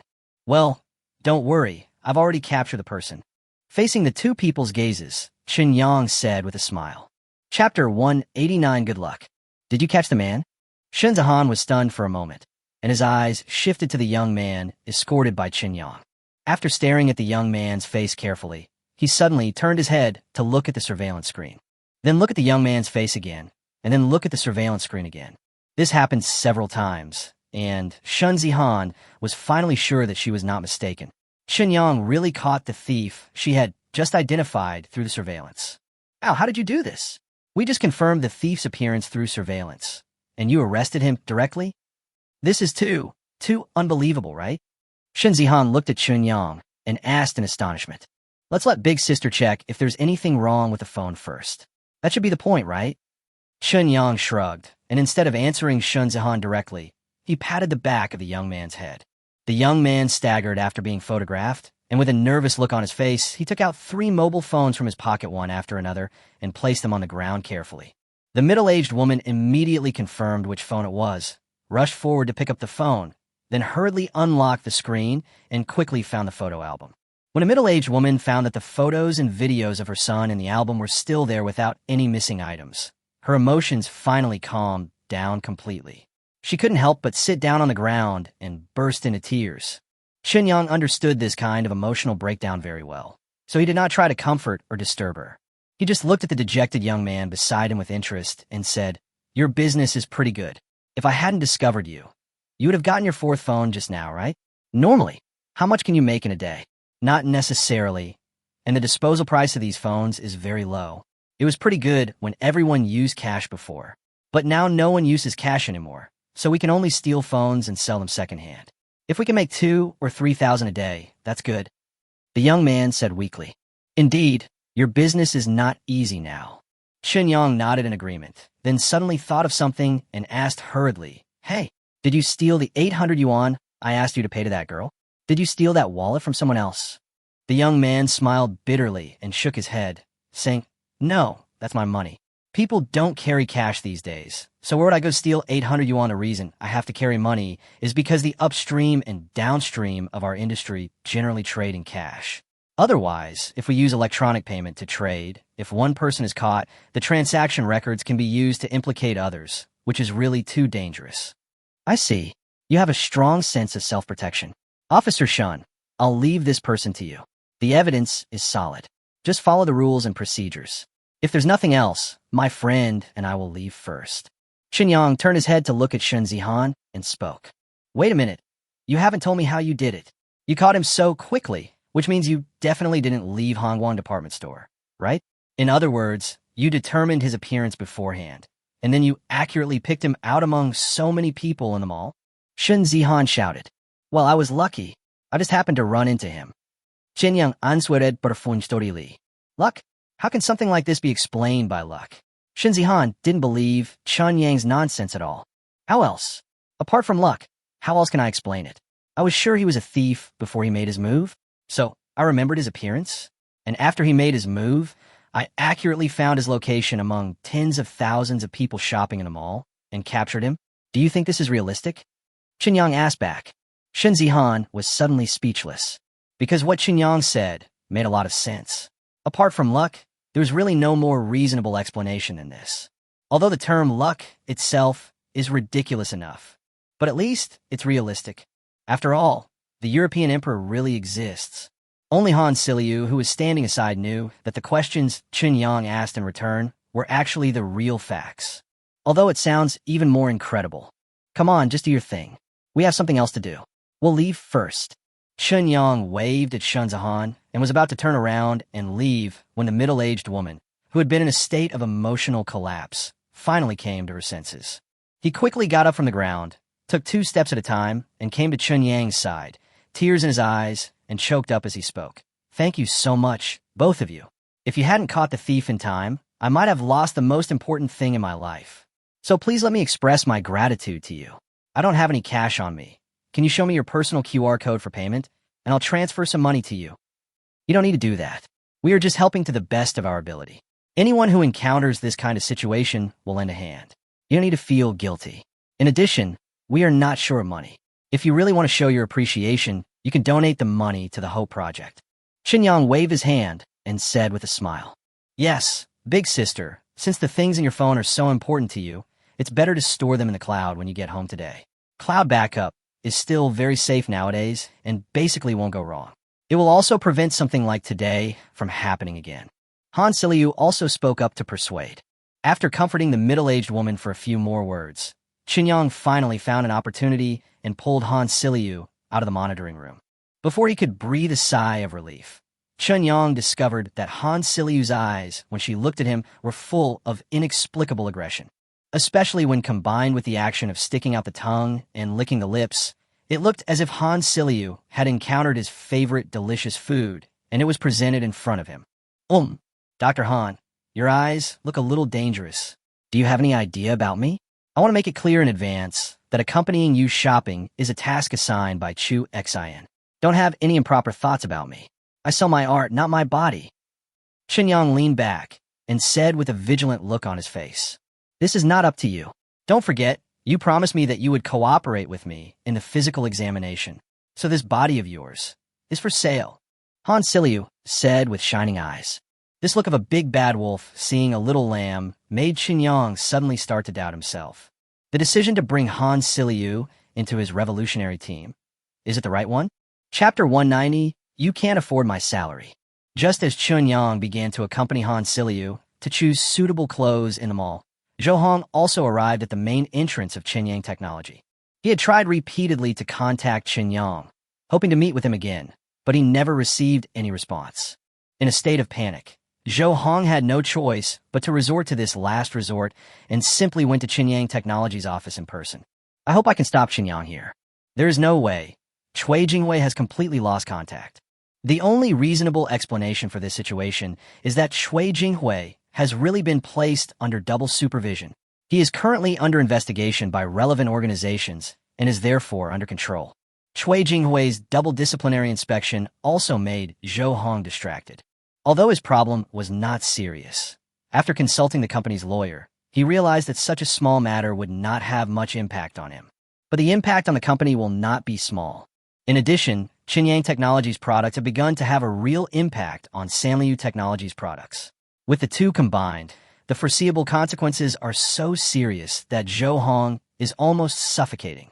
Especially in recent years, users who have been suffering from various rogue software finally have an absolutely green and foolproof uninstall software that can truly remove those rogue software from the computer without any trace of residue. The enthusiasm that has been generated by this is truly shocking. Zhou Hong knew that if he could not intervene effectively as soon as possible and allowed the situation to continue to develop in this way, the overall decline of 365 technology would likely quickly become out of control. If the situation gets out of control, he will have to bear the main responsibility for it. This was something he could not accept in any way. So he went to Qinyang Technology in person today and made all the mental preparations. As long as Qinyang was willing to give Sanliu Technology a hand, he would be willing to show his absolute sincerity. As long as the request is not too excessive, we can agree to it. After stepping into Qinyang Technology Company, Zhou Hong was about to walk into the office area, but was stopped by Xiaomi, who was standing at the front desk. Private company, no visitors allowed. Xiaomi stood in front of Zhou Hong with a smile on her face. Zhou Hong was stunned for a moment, then subconsciously pointed at himself and asked, "Don't you know me?" Xiaomi looked surprised, looked at Zhou Hong carefully, and shook his head. "I don't know him." The breath was stuck in his throat, and Zhou Hong's face turned dark in an instant. In recent years, Zhou Hong, who is no longer focusing on company affairs, has been working hard to shape himself into a well-known entrepreneur. So he participated in many talk shows and also went to some influential conferences as long as there was an opportunity to speak. Coupled with the fact that 365 technology itself has a market value of over 100 billion yuan, Zhou Hong's image creation is actually quite successful. In Zhou Hong's concept, as long as there is an internet circle, there should be no one who doesn't know him. As a result, a small receptionist at Qinyang Technology doesn't even know who he is. "I'm Zhou Hong, the chairman of 365 Technology. I want to see your boss, Qinyang." Taking a deep breath, Zhou Hong suppressed his unhappiness and spoke in a deep voice. 365 Technology? This sounds familiar. Is it the company that produced a lot of rogue software? You want to see our CEO, Chen. Do you have an appointment? Xiaomi asked with blinking eyes. Appointment? I need to make an appointment to see your boss. What a joke. Even if I go to see Ma, I don't even need an appointment. Zhou Hong said a little explosively. I don't know what Irma or not. I just know that if you want to see our CEO, Chen, you must make an appointment in advance. You can't see him without an appointment. Besides, our CEO, Chen, is not in the company. He won't come unless there is an appointment or something else going on. Xiaomi said with her hands on her waist. You, forget it. I won't bother with a receptionist like you. If your CEO, Chen, isn't here, then who is in the company? As long as he's in charge, it'll be fine. I'll go see him directly. Zhou Hong said bitterly. Mr. Zhou is in the company. He can make decisions on all matters. But I still say, do you have an appointment? If you don't have an appointment, You can't see Mr. Zhou. Xiaomi said as a matter of course. I'm Zhou Hong. Zhou Hong from 365 Technology. Call your CEO Zhou. Tell him that I, Zhou Hong, want to see him. Do you think he dares to make an appointment with me? Zhou Hong said through gritted teeth. You are Zhou Hong, not Mr. Zhou. Why should I help you make the call? You didn't make an appointment. And you have such an attitude. Do you think this is your company? It's really annoying. Get out of here, or I'll call the police. Xiaomi said, rolling her eyes. Zhou Hong felt that he could no longer suppress his anger. If Qin Yang stood in front of him and treated him like this, he could still endure it and even put on a smile. After all, I need help from others. But a small receptionist in Chen Yang's company could treat him like this, which really made him feel extremely humiliated. Girl, how about this? How much is your salary at Qin Yang Technology? I'll double it for you. How about you quit and come and work at my 365? As long as you help me call your CEO Zhou, my promise will be valid. Zhou Hong said in a deep voice. Salary doubled? Is that true? Can you at 365 Technology afford it? Xiaomi asked in astonishment. Zhou Hong was stunned by the question, and a helpless expression appeared on his face. He said, how much can a receptionist like you make at most? 6,000 a month is too much. Right, I'll double it to 12,000. Why can't you afford it? Sorry, my salary is not that low. Last month's salary, all added up, I earned nearly 30,000. So if you really want to double my salary, you have to prepare a monthly salary of 60,000. Oh, by the way, we at Qin Yang Technology pay 13 salary. If you add the year-end bonus, it will probably be around 16 salary. In other words, if you want to poach me, you have to offer an annual salary of 1 million. Xiaomi started calculating seriously. Zhou Hong was instantly struck with shock, his eyes becoming dull. $1 million salary? A receptionist? Are you crazy? No matter how rich he is, even if 365 Technology is worth hundreds of billions, it is impossible to spend $1 million a year to hire a receptionist. Isn't this sick? Do you, Qin Yang Technology, have a lot of money but nowhere to spend it? My goodness, a receptionist in your company can earn 400,000 or 500,000 a year. How much can a technician earn? It's not possible that every technician is offered a salary of 3 or 4 million, right? Is this opening a company or a charity? Chapter 191. It turns out that he is just a parasite. How about this coat? In a luxury store specializing in coats in the mall, Han Siliu held up a coat, tried it on herself, and asked Qin Yang for his opinion. Well, it's good. It's elegant and graceful. Qin Yang nodded. What about this one? Han Siliu changed into another coat and tried it on. Very good. The colorful feathered clothes are dazzling. Qin Yang continued to nod. Han Siliu's face darkened. She put both coats back into the hands of a shopping guide next to her and glared at Qin Yang with dissatisfaction. He said, when you accompany a girl to buy clothes, can you pay more attention? How can you satisfy a girl if you're always so perfunctory? Is it the same when you accompany your girlfriend out? I don't have a girlfriend, Qin Yang said with a smile. Han Siliu silently said a few words to herself not to be angry and asked the salesperson next to her to pack the 2 coats for her. Seeing Han Siliu pay the bill quickly and efficiently, Qin Yang acted as a very qualified human luggage cart. Holding the bag containing the coats, he asked curiously, do you make so much money as a doctor? These 2 coats cost more than 60,000 yuan in total. You didn't even blink when you paid the bill. Isn't that a bit exaggerated? Han Siliu glanced at Qin Yang and said, doctors are relatively well paid, but the money I spend on my coat has nothing to do with my salary. The salary the hospital gives me every month is not even enough for me to get a maintenance treatment. It's not about salary? Where does the money come from? Are you the doctor who takes kickbacks as rumored? You make money from pharmaceutical companies by prescribing drugs that are recommended by medical representatives? Qin Yang asked doubtfully. Han Siliu took a deep breath and asked with a smile, can I have money at home? Oh, it's not kickbacks. It turns out he's just living off his parents. Qin Yang suddenly realized. This time, Han Siliu's expression could no longer be maintained. He snorted coldly, turned around, and walked quickly towards the elevator. Qin Yang chuckled and hurriedly followed. He was intentionally trying to provoke Han Siliu to get angry. Since he was planning to bring Han Siliu into his revolutionary team, he had to test and observe Han Siliu as much as possible. The best way is undoubtedly to get closer to Han Siliu, at least to make Han Siliu truly regard him as a friend. If you want to achieve this, you can't be too polite when dealing with Han Siliu, because politeness means distance. Siliu, why are you here? Did you return to the capital? When did it happen? Why didn't you tell me in advance? I just took the elevator to the underground parking lot. As soon as the elevator door opened, one of the two men who appeared front row had a look of astonishment on his face and asked in surprise. The two men both looked good and seemed to be around 26 or 27 years old. Although it was hard to tell what brand their clothes were, they were obviously very valuable. After seeing the two men, Han Siliu showed an expression of disgust on his face. He had no intention of responding at all and turned sideways to walk past the two men. Siliu, don't be so cold. I know I did something wrong before, but I am sincere to you. You ran to Wanghai to hide from me after graduation. Why? We will get married sooner or later. Can you go against your family's wishes? The man who spoke first reached out and grabbed Han Siliu's arm and said in a very dissatisfied tone, "Let go, or I'll call the police." Han Siliu said expressionlessly, "Call the police?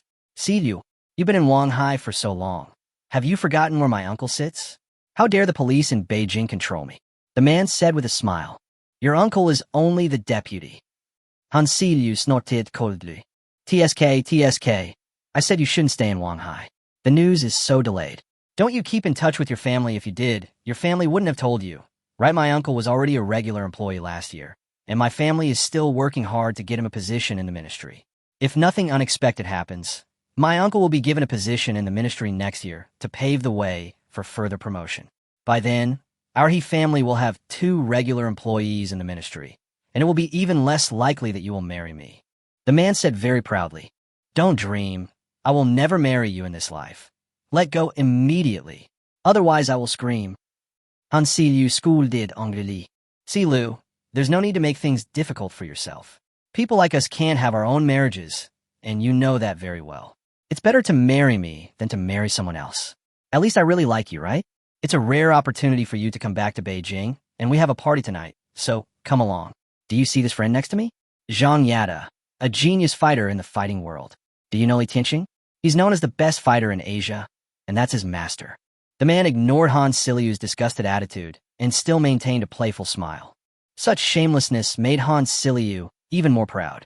Qinyang stepped forward at this time, stretched out his hand and grasped the man's wrist, and said, "Since Lu doesn't like being harassed by you, it's better to keep your distance and don't make things too embarrassing for each other. What do you think?" The reason why he didn't come up to rescue Han Siliu immediately was mainly because the man's state seemed to be very familiar with Han Siliu. Therefore, Qinyang thought that the man and Han Siliu were good friends. In this case, if he rashly intervened, it might cause some unnecessary misunderstandings. Unexpectedly, the actual situation was completely different from what he had guessed. The man and Han Siliu didn't know each other, but the relationship between them was obviously quite bad. At least Han Siliu had a very bad impression of men. That's why Qinyang came forward to intervene. After all, he promised Chu Xan that he would take good care of Han Siliu, and he also wanted to recruit Han Siliu into the group, so he had to act as the flower-guarding messenger. "Let go. Who do you think you are? How dare you touch me?" When Qinyang grabbed his wrist, the man frowned and scolded. His attitude towards Qinyang was far worse than his attitude toward Han Siliu. "I'm sorry, I'm Silu's friend, so I definitely can't just stand by and watch Silu being harassed." Qinyang smiled and exerted a little force on his hands. The man's face changed drastically in an instant. He let go of his hand, and his whole body twisted. "It hurts! It hurts! It hurts! Let go! Let me go! Do you know what you were doing? Zhang Yada, are you just standing there watching? Knock him down!" The man couldn't help but shout loudly. Chapter 192, Are You All Crazy? In fact, Qinyang did not use much strength.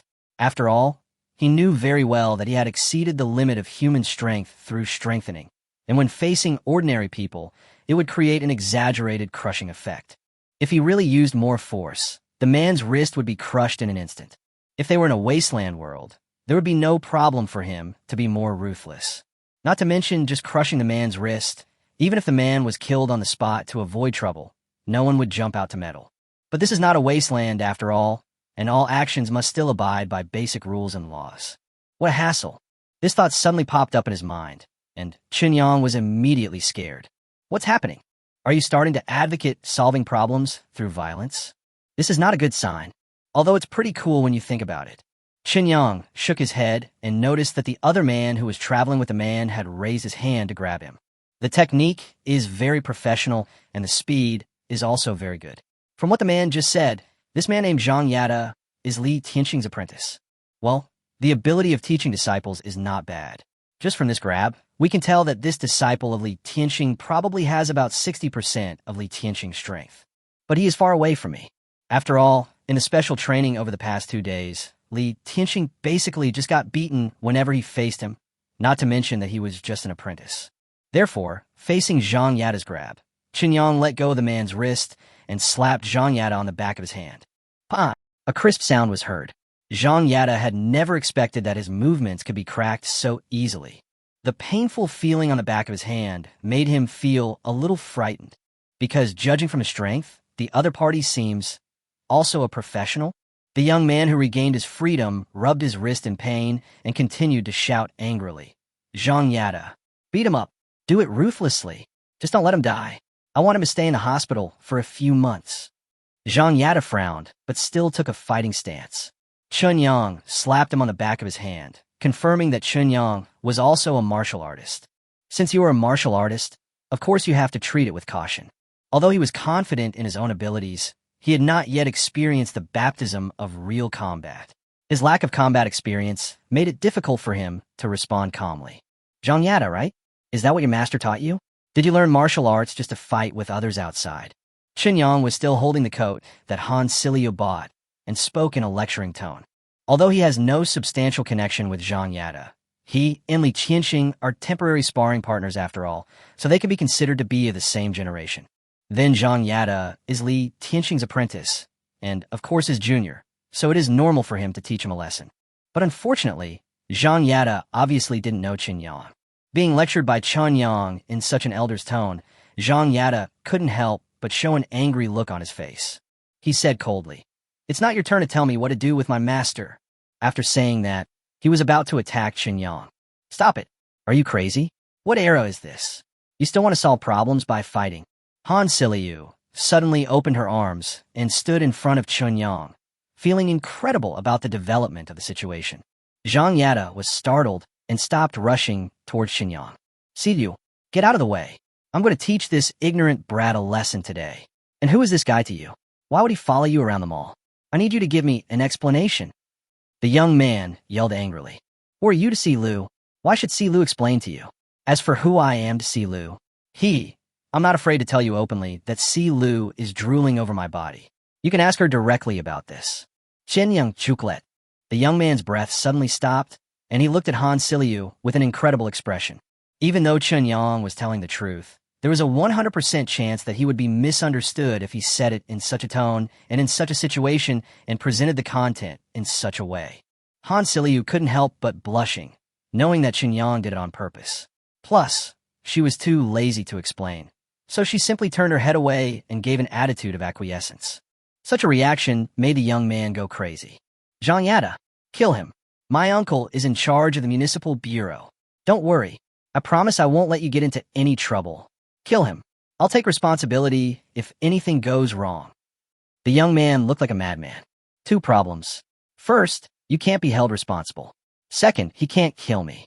As Yang spoke, he patted Han Silio gently and motioned Han Silio to stand aside. "How shameless. Who do you think you are? Zhang Yada, kill him. I'll take care of the follow-up issues. Don't you like that Maserati? I'll give you one too." The young man still had a crazy look on his face and turned to shout at Zhang Yada. Zhang Yada, who was originally hesitant, suddenly showed an interested look after hearing the words. Of course, he knew the young man's identity and background. Otherwise, he would not have hung out with the young man.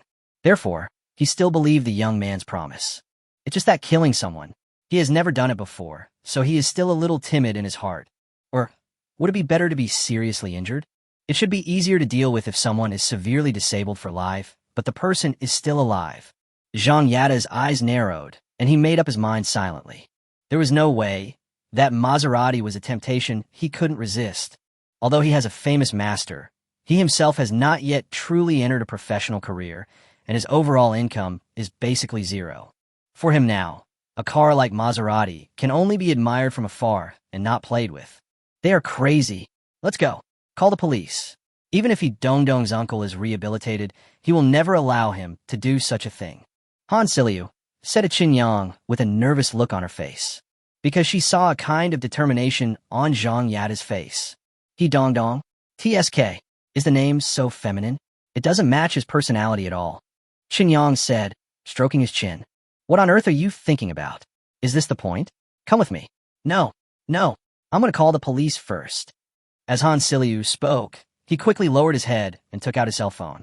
Just as he was about to call the police, he suddenly discovered that his phone had been taken away. The person who took her phone away was Qinyang. What are you going to do? Han Siliu couldn't help but widen his eyes. Have you forgotten that my body is special? You said before that a person's appetite is often proportional to the amount of energy he consumes. Why? Don't you want to see why a person with a standard body like mine needs to consume so much energy? Qinyang asked with a smile. Han Siliu was stunned for a moment and subconsciously gave up the move to snatch the phone. Chapter 193, Childhood Sweethearts. Qinyang gently pushed her shoulder and pushed her away from Qinyang. Han Siliu hesitated for a moment, but finally did not continue to stand in front of Qinyang, because Qinyang's words really touched her heart. From a medical point of view, there is a limit to human energy consumption. Therefore, the demand for food is often within a reasonable range. Compared with ordinary people, people who are very active will consume more energy, so they will need to eat larger amounts of food. For example, athletes who perform high-intensity exercises. In addition to competitions, these athletes also have to carry out daily training, and their daily energy consumption is extremely astonishing. Because of this, we often see that once athletes retire, they tend to gain weight rapidly within a short period of time. It became fatter as if it was inflated. This phenomenon occurs because we're used to eating a certain amount of food on a daily basis. However, once we are away from training and competition, the consumption does not meet the daily needs, and the accumulated energy will be converted into fat and accumulated in the human body. For example, people who are already obese consume much more energy than ordinary people. Being overweight will cause serious burden on the body. For a person of normal weight, walking for 5 minutes may not feel anything. But for people who are severely obese, a 5-minute walk is enough to make them breathless. This is the great consumption caused by being overweight. But no matter what, under normal circumstances, energy replenishment is always proportional to energy consumption. Qinyang is able to have such a healthy body and yet have an astonishing appetite that is completely beyond the normal range. The only explanation Han Siliu can think of is that Qinyang's body is stronger than ordinary people can imagine. Unless the unit cells are much stronger than ordinary people's cells, otherwise, Qinyang would not need such incredible energy replenishment. Although it sounds a bit like a science fiction movie, Han Siliu doesn't know what other theory he can use to explain what happened to Qinyang. So seeing that Qinyang was full of confidence, Han Siliu subconsciously followed Qinyang's arrangements. She really wanted to see with her own eyes how special Qinyang's body was. The next second, her eyes widened. As Zhang Yada rushed in front of Qinyang, Han Siliu felt a flash before his eyes. He didn't see clearly what happened. He only heard a solid muffled sound, and Zhang Yada flew backwards at a speed faster than he rushed over. What happened? Han Siliu kid confessed. His speed is barely acceptable, his strength is average, and he is impatient and has almost no combat experience. TSK, your master's ability to teach his disciples seems to be quite average. After Qinyang made a couple of irresponsible comments, he looked at Zhang Yada, who had been knocked to the ground by him and had no way to get up, and continued, "Go back and tell your master that the person who taught you a lesson today is called Qinyang. Also, remember to tell your master everything that happened today. It's best not to hide anything or misinterpret it, because I will also tell your master."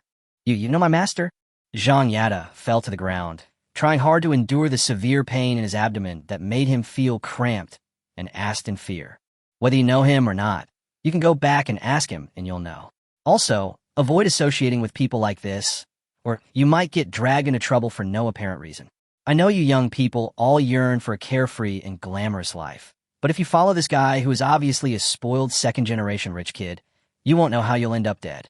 Qinyang waved his hand, gave a few more words of advice, then turned around and patted Han Siliu on the shoulder, indicating that it was okay to leave.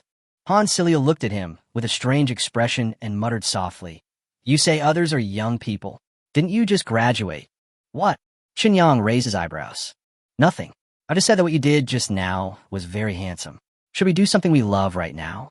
Because I am increasingly salivating over your body. Han Siliu said with a smile. Qinyang shudered subjon xioli. Because the way Han Siliu looked at him didn't have any ambiguous meaning at all. It was as if she was looking at a little white mouse. This time, the young man did not continue to go crazy. As Zhang Yada was kicked away by Chun Yang, the young man immediately woke up from his previous crazy state. He knows Zhang Yada's strength very well. Although he has not yet started his professional career, Zhang Yada's fighting ability is very strong. Under normal circumstances, 6 or 7 people cannot get close to him. But such a professional-level fighter was actually knocked down by the opponent. It seemed that he had no power to fight back at all. This fully proved that there was a huge gap in strength between Zhang Yada and his opponent. A wise man would not suffer a loss in front of him, so the young man certainly did not dare to continue shouting. After all, in this world, it's common for people to get angry. If someone is really pissed off and gets killed on impulse, where can he go to cry? Even if the other party must pay with his life afterwards, it would not be any compensation to him, and he could not come back to life. The young man's eyes widened slightly as he watched Qinyang and Han Siliu leave side by side and quickly get into an extremely domineering-looking SUV. This type of car is extremely rare. He roughly knows what it is, but he can't remember the name of the model for the moment. Even in the entire capital, there are only a few of them. So the young man tried hard to write down the license plate number at the first moment. As long as he remembers the license plate number, he can lock down the other party's identity later.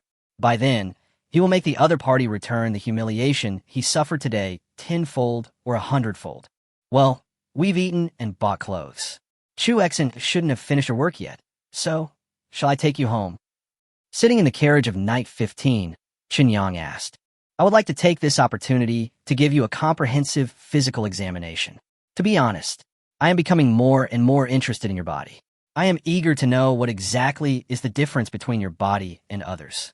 Han Siliu said seriously. I don't think we can find a medical examination room with sufficient confidentiality here.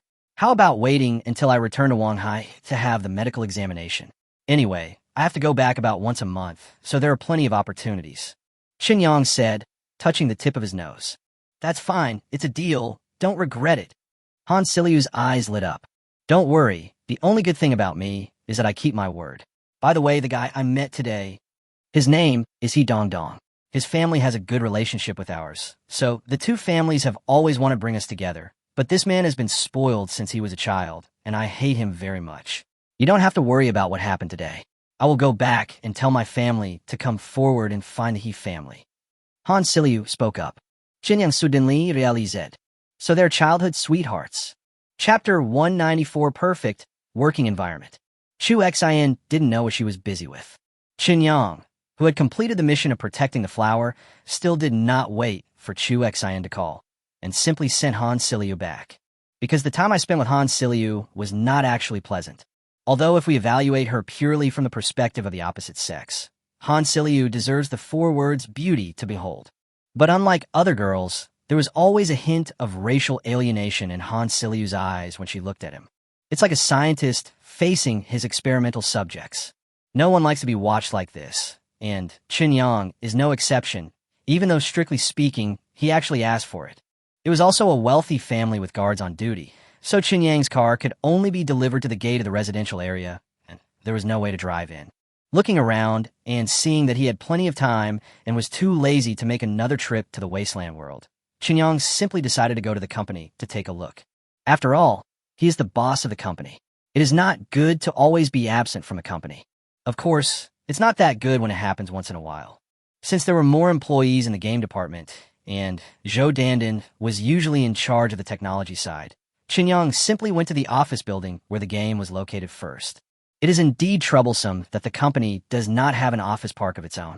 In fact, the plan to build an entire building to accommodate all employees has officially started. However, it is still in the early stages of launch and has not even entered the design bidding stage. This is mainly because Qinyang Technology's reputation is still not big enough, which makes the local government unwilling to provide too many welfare policies, so the corresponding plans can only be implemented slowly. Qinyang has no good solution for this situation for the time being, and he is not willing to put his warm face on other people's cold, but in the entire world today, he should be the only one who can roughly foresee what a bright future Qinyang technology will have. As Qinyang technology continues to develop and grow, it is normal for the company to eventually influence the direction of technological development on the entire planet. By that time, Qinyang technology will become a real giant and will definitely be sought after by any local government. Therefore, there is really no need to push forward the relevant plans at this time. Take your time. The company's development speed will definitely be very exaggerated, so we shouldn't have to wait too long. Besides, it takes some time to accumulate funds. Qinyang has no intention of using any financial means to obtain funds in advance, whether it is bank loans, private fundraising, or mortgaging assets and issuing funds. These practices are not within Qinyang's consideration, because there is no need. The revenue from the game is enough to provide a lot of cash flow. Now, Qinyang has made a lot of money just by playing the unknown world. When various other Helium Gold games are launched in the future, the amount of daily turnover he can get will be sky high, right? As for whether players will develop resentment and form a bad impression of Qinyang technology itself, the problem is very easy to solve. Just keep releasing free and useful software while selling those high-priced games. Or a conscientious game like The Sorrow of the Warring States can perfectly establish the company's image in the minds of players and users through these things.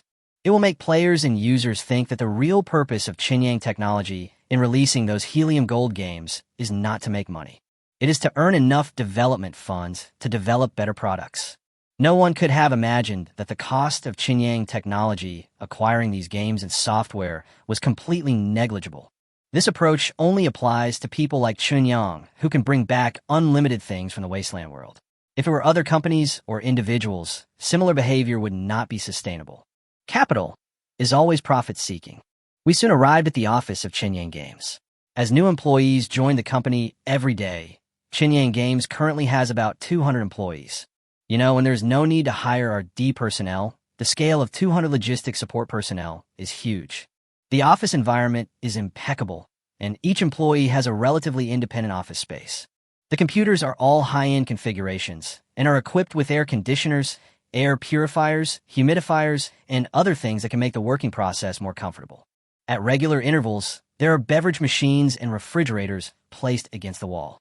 The beverage machines can provide mineral water, coffee, juice, cola, and more than a dozen other different drinks. The refrigerator is filled with fresh fruits and various snacks, and there is also a large amount of ice cream in the low-temperature box on the lower level. On the upper floor of the office area is a dedicated rest area. There is a staircase inside, and in the rest area, there are separate fitness areas, game areas, reading areas, and even a fully soundproof karaoke area. The fitness area can accommodate 30 people at the same time to perform various fitness programs, while the game area provides a variety of console games. There are a total of 10 TVs and 10 consoles of various types, allowing up to 20 people to play at the same time. The reading area is equipped with a long table specifically for reading, surrounded by dozens of tall bookcases, housing more than 100,000 books of various types. As for the karaoke area, there are 5 mini karaoke rooms that can be used by one person and 2 private rooms that can accommodate multiple people at the same time. As long as it is normal rest time, these facilities will be open to employees unconditionally. Even on Saturdays and Sundays, if employees want to come to the company for weekend entertainment, they can use these facilities at will as long as they swipe their employee cards. It is no exaggeration to say that although, strictly speaking, it is still in its infancy, Qinyang Games has achieved an excellent level in terms of employee care. At least all the employees who have joined the company have nothing to complain about this working environment. The sense of pride and identification with the company in my heart is almost overwhelming. What's more important is that the work content of Qinyang Games is absolutely stress-free and has no competition at all. I basically don't see any negative emotions from my colleagues every day, and there are no office struggles like those that exist in other companies. Everything is perfect. Even newly hired employees will start to feel that going to work is a very happy and joyful thing not long after they start working. This is completely different from the information about work they have been exposed to. It is conceivable that in this state, if Qinyang suddenly appeared in the office area, he would be greeted with a warm welcome. Chapter 195, Wu Guangxi's Gradually Transformed. Okay, you guys go about your business. I'm just here to take a look. Don't you need to work? Am I paying you such a high salary just to make you treat the boss like a monkey? After walking around the office area for a while, Chinyang found that all the employees were looking at him secretly. He couldn't help but laugh and cry. The employees responded with a smile, then turned their attention back to their work. It was because Chinyang came too seldomly, which made these employees curious about their boss. Even though he was secretly watched for a small part, Chinyang could clearly see the admiration and worship in the eyes of these employees, so he did not feel unhappy about being spied on by everyone. I just don't feel that comfortable. Yoko, why are you free to come here today? I thought you would stay in the technical department until the new game is developed. Wu Guangji came over and asked with a smile. Technical department? Where is the technical department in our company? Chinyang asked in astonishment. Huh? It's the developers. Aren't the developers in our company all working somewhere else? You haven't been in the company all the time, so don't you often go to the developer's place? An expression of astonishment also appeared on Wu Guangji's face. Oh, if you say so, there's nothing wrong with that. Chinyang stroked his chin and nodded in acknowledgement. I go to the wasteland world almost every day, which can be explained as going to check the development progress. All the developers are in the wasteland anyway, even though he himself is not that dedicated. Yes, when we talk about it, we all think it must be true. After all, we are only providing logistical support. Relatively speaking, it is definitely not as important as development. As the boss, you should pay more attention to development. As for logistical support, it is enough for Mr. Zhou to keep an eye on it. Wu Guangji said as a matter of course. Yes, that's right. Game and product development is the top priority of our company. If I don't keep an eye on the progress, I won't feel at ease. Chinyang admitted it as a matter of course. Hey, you're amazing. When we were in school, you were so slow and lazy no matter what you did. I didn't expect that after you graduated and started a company, you became a workaholic. It's true that everyone's success is achieved through hard work. Compared to you, I'm really a lazy fish. Wu Guangji said with great emotion. Workaholic? Me? Chinyang was a little confused. After blinking, he nodded again as a matter of course. That's true, but there's nothing I can do. Starting a business is always going to be hard. If you don't care about your own business, how can you expect others to care about it? That makes sense. Don't worry about things here. I got promoted a few days ago and am now a supervisor, so I will help you keep an eye on it. I guarantee that there won't be any major problems. Wu Guangji nodded with great admiration, then patted his chest vigorously and said, Huh, you got a promotion? Why? Isn't your job just to play games? Can I get you a promotion? Chinyang asked in surprise. Wu Guangji's face fell, and he said, Yangzi, don't look down on me. Not everyone can understand the game. While playing the game, I was looking for points that can be used to earn gold, and I also had to ensure that these points would not cause too much disgust among players, and try to minimize the impact of gold on the balance of the game. This is very difficult and requires extremely high game sensitivity. So don't worry, my promotion has absolutely nothing to do with you. It's purely because of my achievements. Chinyang Sudenli understood. Although the game keys and source codes cannot be handed over to support staff, in order to facilitate the adjustment of gameplay and the planning of various activities to stimulate consumption within the game, the corresponding GM authority can make certain adjustments to the game content. The reason why Wu Guangji's job content was directly defined as playing games and making Wu Guangji the official #1 supporter of the game, in addition to satisfying Wu Guangji's own preferences, was actually the biggest purpose. However, Chinyang never expected that his college roommate would be able to perform so well. He was promoted to the position of supervisor only not long after starting working. It seems like it can be cultivated well. That's right. Then work hard. As long as the company's performance gets better and better, your salary will definitely increase. Then, strive to achieve financial freedom. Chinyang asked with a smile. TSK, you are really becoming more and more like a qualified capitalist. You can even do technical work like drawing cakes with ease. Wu Guangji rolled his eyes and sneered at Chinyang's statement of financial freedom. Many years later, when Wu Guangji, now CEO of Chinyang Games, was interviewed by relevant media, he still remembered the conversation vividly. Of course, at this time, Wu Guangji did not know that he would become a leading figure in the gaming industry in the future. This is not just empty talk. Come on, I came here today mainly to take a look at your work environment and whether you have any other needs. If not, I will leave and not affect your work here anymore. Qinyang patted Wu Guangji on the shoulder and spoke. I don't have any other needs, but, Yoko, when we chat privately, everyone is full of curiosity about the working environment of our company's RD department. Wu Guangji lowered his voice and said, What is the working environment of the RD department? Qinyang was stunned. Yes, the working environment for us logistic support personnel is so good. In other people's words, it is just like being in heaven. How great must the working environment be for the company's most important RD personnel? It must be beyond our imagination, right? Wu Guangji looked excited.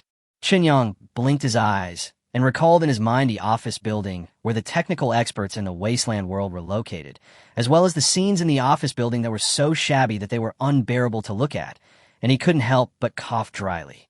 He nodded slightly awkwardly and said, Yes, their working environment is also very good. I knew it.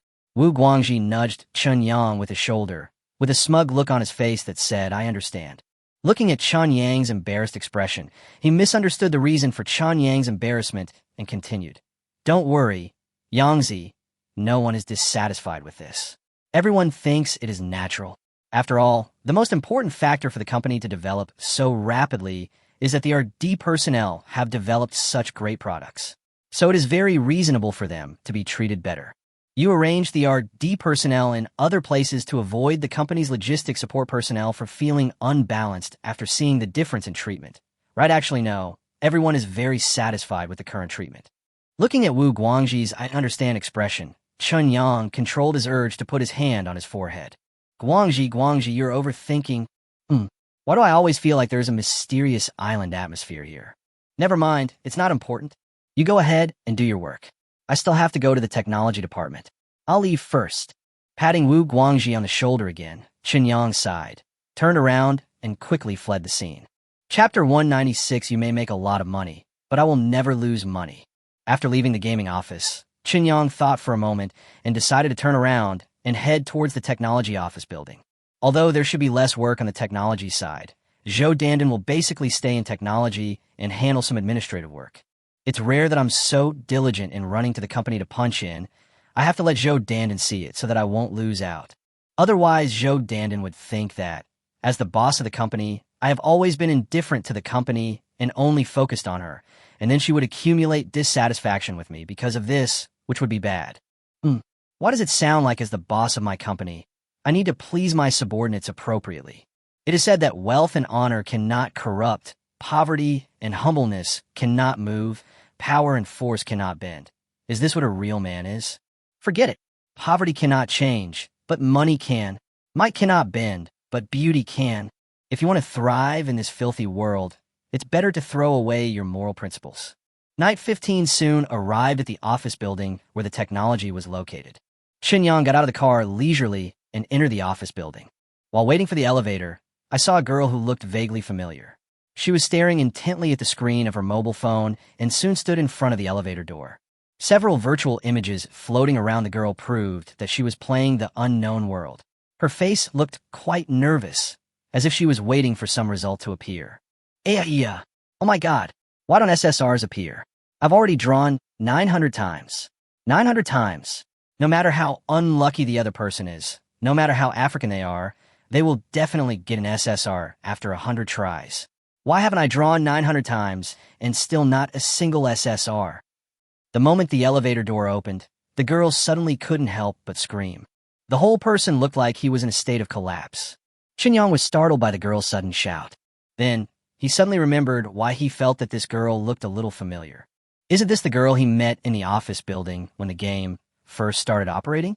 At that time, out of some kind of extension of his bad taste, he also asked the company's support staff to adjust the corresponding card drawing index in the girl's account. A normal player's account will produce an SSR after drawing 100 cards, but this girl's account will basically never produce an SSR. At the same time, as compensation, if this girl can persist in drawing card 1,000 times without getting any SSR, then this girl will be able to draw a UR card. The idea is beautiful, but the reality is cruel. This girl in front of me seems to be frustrated that she can't get an SSR card when she draws it. This is not good. After all, they are players of our own game. We still need to show them the proper humanistic care. Thinking of this, Qinyang coughed dryly and said, Girl, are you playing Unknown World? Yeah, what's wrong? The girl's tone was very bad, and she was obviously in an extremely bad mood. This reminded Chun Yang of the first time he met the girl and why he wanted to play a prank on her. Well, it seems that 1,000 times is still a little too little. It should be crazy and tens of thousands of times. Let you know what the evil of society is. Chun Yang thought angrily, but looking at the desperate look on the girl's face, he still felt a little guilty. After all, he was manipulating the normal course of the game, which was really shameless from the player's perspective. I just heard you say that you've drawn cards 900 times and haven't drawn an SSR yet. Chen Yang asked. Yes. What's wrong? Is it not possible? Do you have any opinion? The girl was as angry as if she had taken gunpowder. I don't have any opinion, but I just think you might be lucky. I heard that in the game Unknown World, if an account can draw cards for 1,000 consecutive times without getting an SSR card, then the first time they draw a card, the account will definitely get a UR card, and also get a title with excellent attribute bonuses. Qin Yang said with a smile. The girl, whose face originally looked as cold as the coldest days of winter, froze in an instant. After a moment of silence, he digested what Qin Yang said, and asked with a look of doubt on his face, "What you said, is it true?" Of course. I have a friend who works at Qin Yang Games and is responsible for formulating various hidden events in these games. He told me this himself. So if an SSR card doesn't appear after 900 tries, this is not a bad thing. Just hold on a little longer. When it reaches 1,000 tries, you will know whether what I said is true or not. While Chun Yang was speaking, he had already entered the elevator. He waved his hand at the girl and continued with a smile. Keep working hard. A journey of 100 miles begins with a single step. Never give up.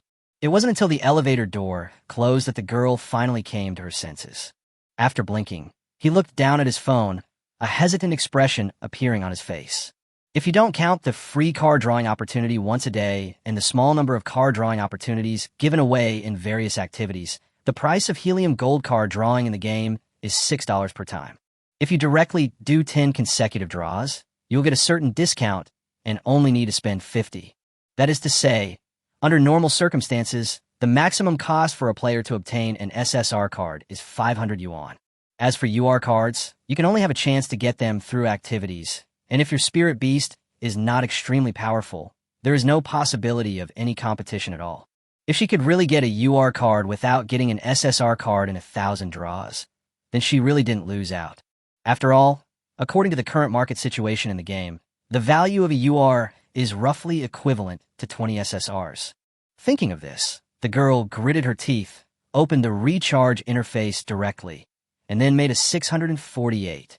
Then, she stood at the elevator door and quickly started drawing 10 times in a row. After 10 consecutive draws, no SSR cards were produced, but the girl was not as depressed as before. When it came to the last 10 draws of the 1,000 card draws, the girl began to show her nervousness again.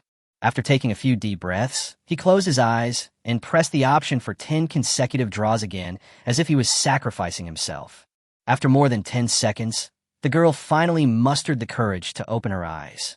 When she saw a golden UR card appear on the screen of her mobile phone, a strong sense of happiness and satisfaction instantly rushed to her head. The man didn't lie to her. I couldn't draw an SSR card in a row, but I'm really lucky. In addition to the UR card, she also received a rare title, African Chieftain.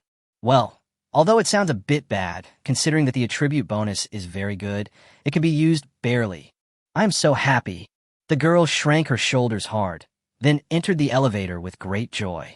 This is the ultimate secret of the game. You may make a lot of money, but I will never lose. Chapter 197, I'm not interested. At this time, Qin Yang had already arrived at the gate of Qin Yang Technology. As soon as I stepped in, I found Zhou Hong sitting on the sofa outside the front desk with his arms folded across his chest and an angry look on his face. Xiaomi stood nearby, also staring at Zhou Hong angrily, looking as if he was guarding a prisoner. What's going on? Why is Mr. Zhou sitting at the door of my company? Qin Yang asked with a strange look on his face. To Zhou Hong, this sound was like the sound of nature. Zhou Hong suddenly looked up and found that Qin Yang really appeared at the door, and he jumped up from the sofa. It was worth it that he waited so long. The previous negotiations with Xiaomi ended in failure. Xiaomi did not let him enter the company's office area, nor did it call him to inform him, but he could not just retreat like that. After all, he couldn't reach Chunyang by phone, and if he came to the company, he couldn't see Chunyang in person. Was he really going to watch the company slide into the abyss step by step? So in desperation, Zhou Hong could only choose the dumbest method, which was to sit inside the main entrance of Chunyang Technology and wait. As for breaking into Chunyang Technology's office area despite Xiaomi's obstruction, Zhou Hong still couldn't do it even at this point. That would be really embarrassing. Fortunately, he really waited for Chunyang to appear. Mr. Chun is really a busy person. It's not easy to see you. Zhou Hong spoke in a very unhappy tone. Even though he came here today to admit defeat and beg for mercy, he was blocked by Xiaomi and had to wait for such a long time. In addition, he was under tremendous pressure, so Zhou Hong was extremely anxious. Therefore, when he saw Chunyang appear, he couldn't hold back his displeasure for a moment. Listening to Zhou Hong's sarcastic tone, Chunyang raised his eyebrows, too lazy to give Zhou Hong a good face, and said directly, "Xiaomi, don't let this kind of person hang around in front of the company in the future. It will affect the company's image. If he comes again, just drive him away. If he refuses to leave, call the police. Is it not easy to see me? It is very easy for many people to see me.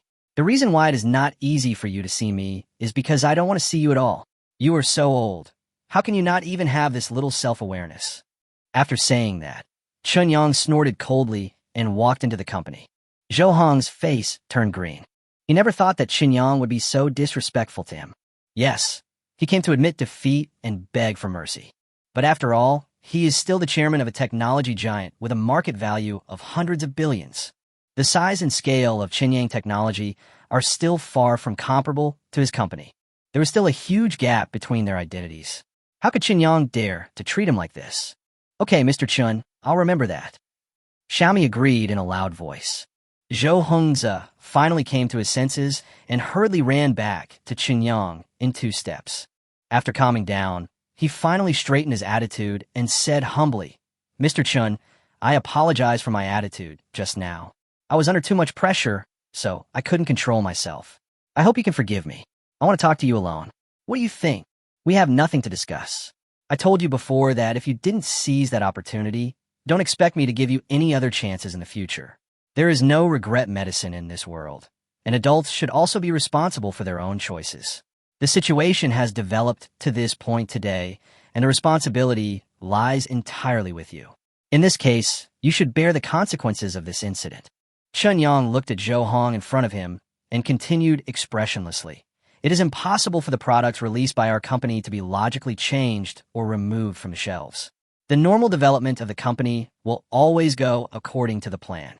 I don't know why you came here, because you should know very well that your face is worthless to me." Zhou Hong smiled bitterly and said, "Yes, I understand, so I came here with sincerity today. Before coming here, I communicated with the board of directors. All shareholders and myself can take out corresponding shares in equal proportions, allowing Chunyang Technology to invest and occupy 10% of the equity of 365 Technology. The price of the shares is only 60% of the current share price. What do you think of this condition? 10% of the equity?" For a moment, Chunyang's heart was really moved. No matter what, the market value of 365 Technology is there. If Chunyang Technology can own 10% of the shares of 365 Technology, the valuation of Chunyang Technology will definitely increase significantly. Moreover, the sale price of 60% of the stock price is equivalent to 365 Technology spending billions for nothing to make peace with Chunyang.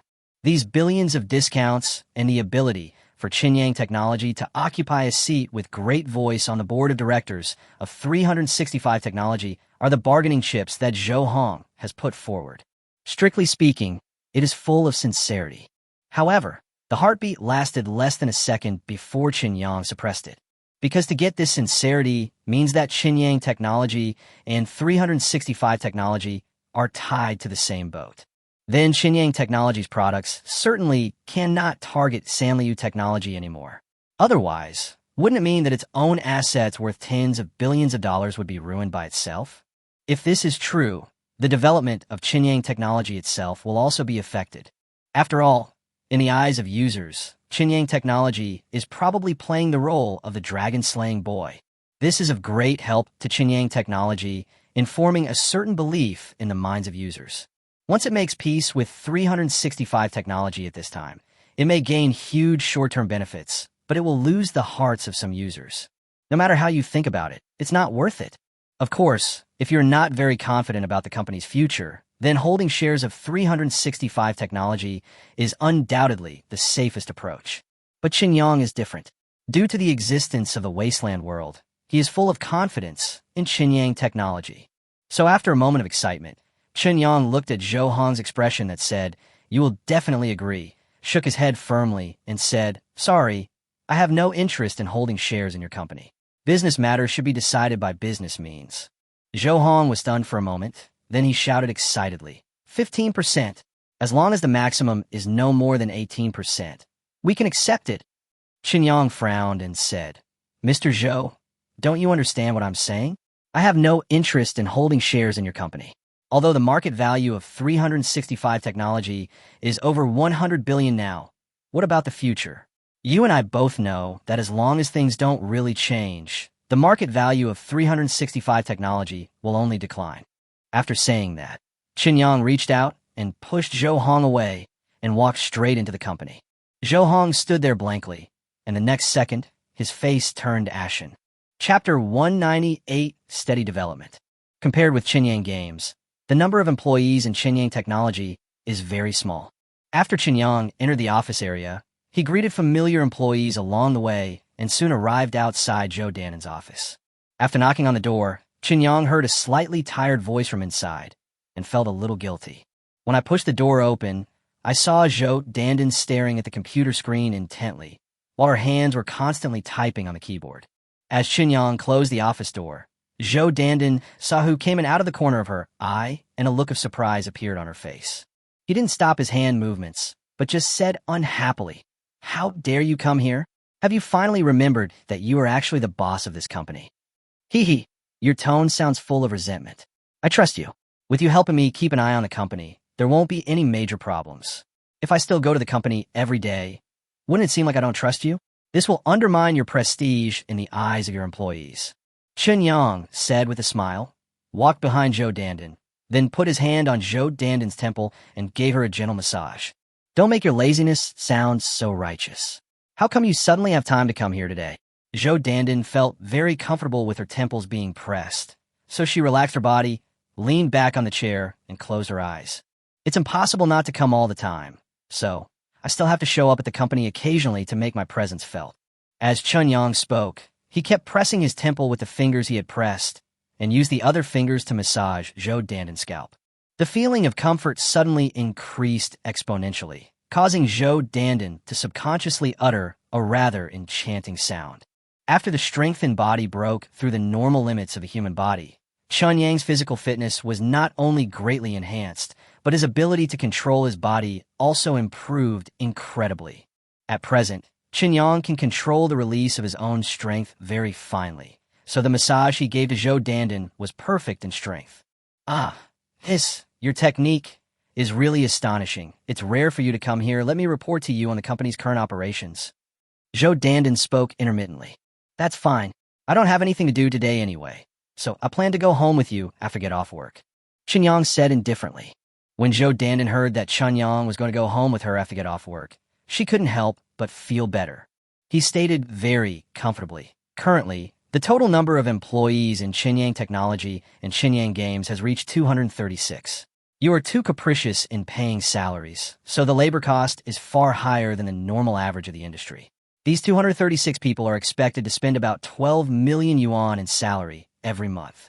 Rent, utilities, initial office supplies, and renovation expenses all added up to about 8 million. The main expense was the computer, because your requirements for computer configuration were outrageous. Of the 8 million, more than 5 million was spent on the computer. So the total expenditure of the company from its establishment to now has reached 20 million. To be honest, no other startup company can spend as much as we do. No boss of any startup company can squander as much as you do." Zhou Dandin's tone was very gentle, because she felt so comfortable being pressed by Qinyang. Even though her words were clearly complaints, they sounded full of tenderness and sweetness. "Hey, you can only spend what you earn. It's only 20 million, which is less than our daily recharge flow. Spending more money will make the employees happy and more identified with the company. This is a very cost-effective deal, Qinyang said indifferently. Zhou Dandan snorted and said, "It's your company anyway, your money. It's up to you how you want to spend it." Currently, the operation of Unknown World is stable, with a daily turnover of about 150 million. After deducting various channel fees, promotion fees, and public relations fees, the money that can actually enter our company's account is about 100 million per day. The overseas expansion plan has already been implemented. Due to the short time, the effect is not obvious for the time being. However, the growth rate of overseas users is encouraging. It is expected that in at most 1 month, the overseas market will be able to form a scale, and the company's daily turnover should be able to double by then. However, the profit margin will decline because the overseas channel costs are higher. The cumulative sales of the Sorrow of the Chaos just exceeded 20 million yesterday, because in the past week, the sales have increased instead of decreased. After market research, we found that a large number of buyers are our free software users, who bought the Sorrow of the Chaos specifically to show their support for us.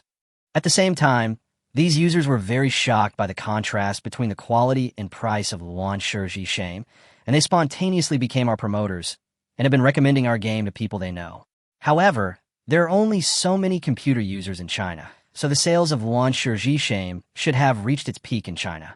The 20 million sales have contributed more than 700 million to our total sales. The overseas promotion of Luan Shiji Shame has also begun, and the response has been very good.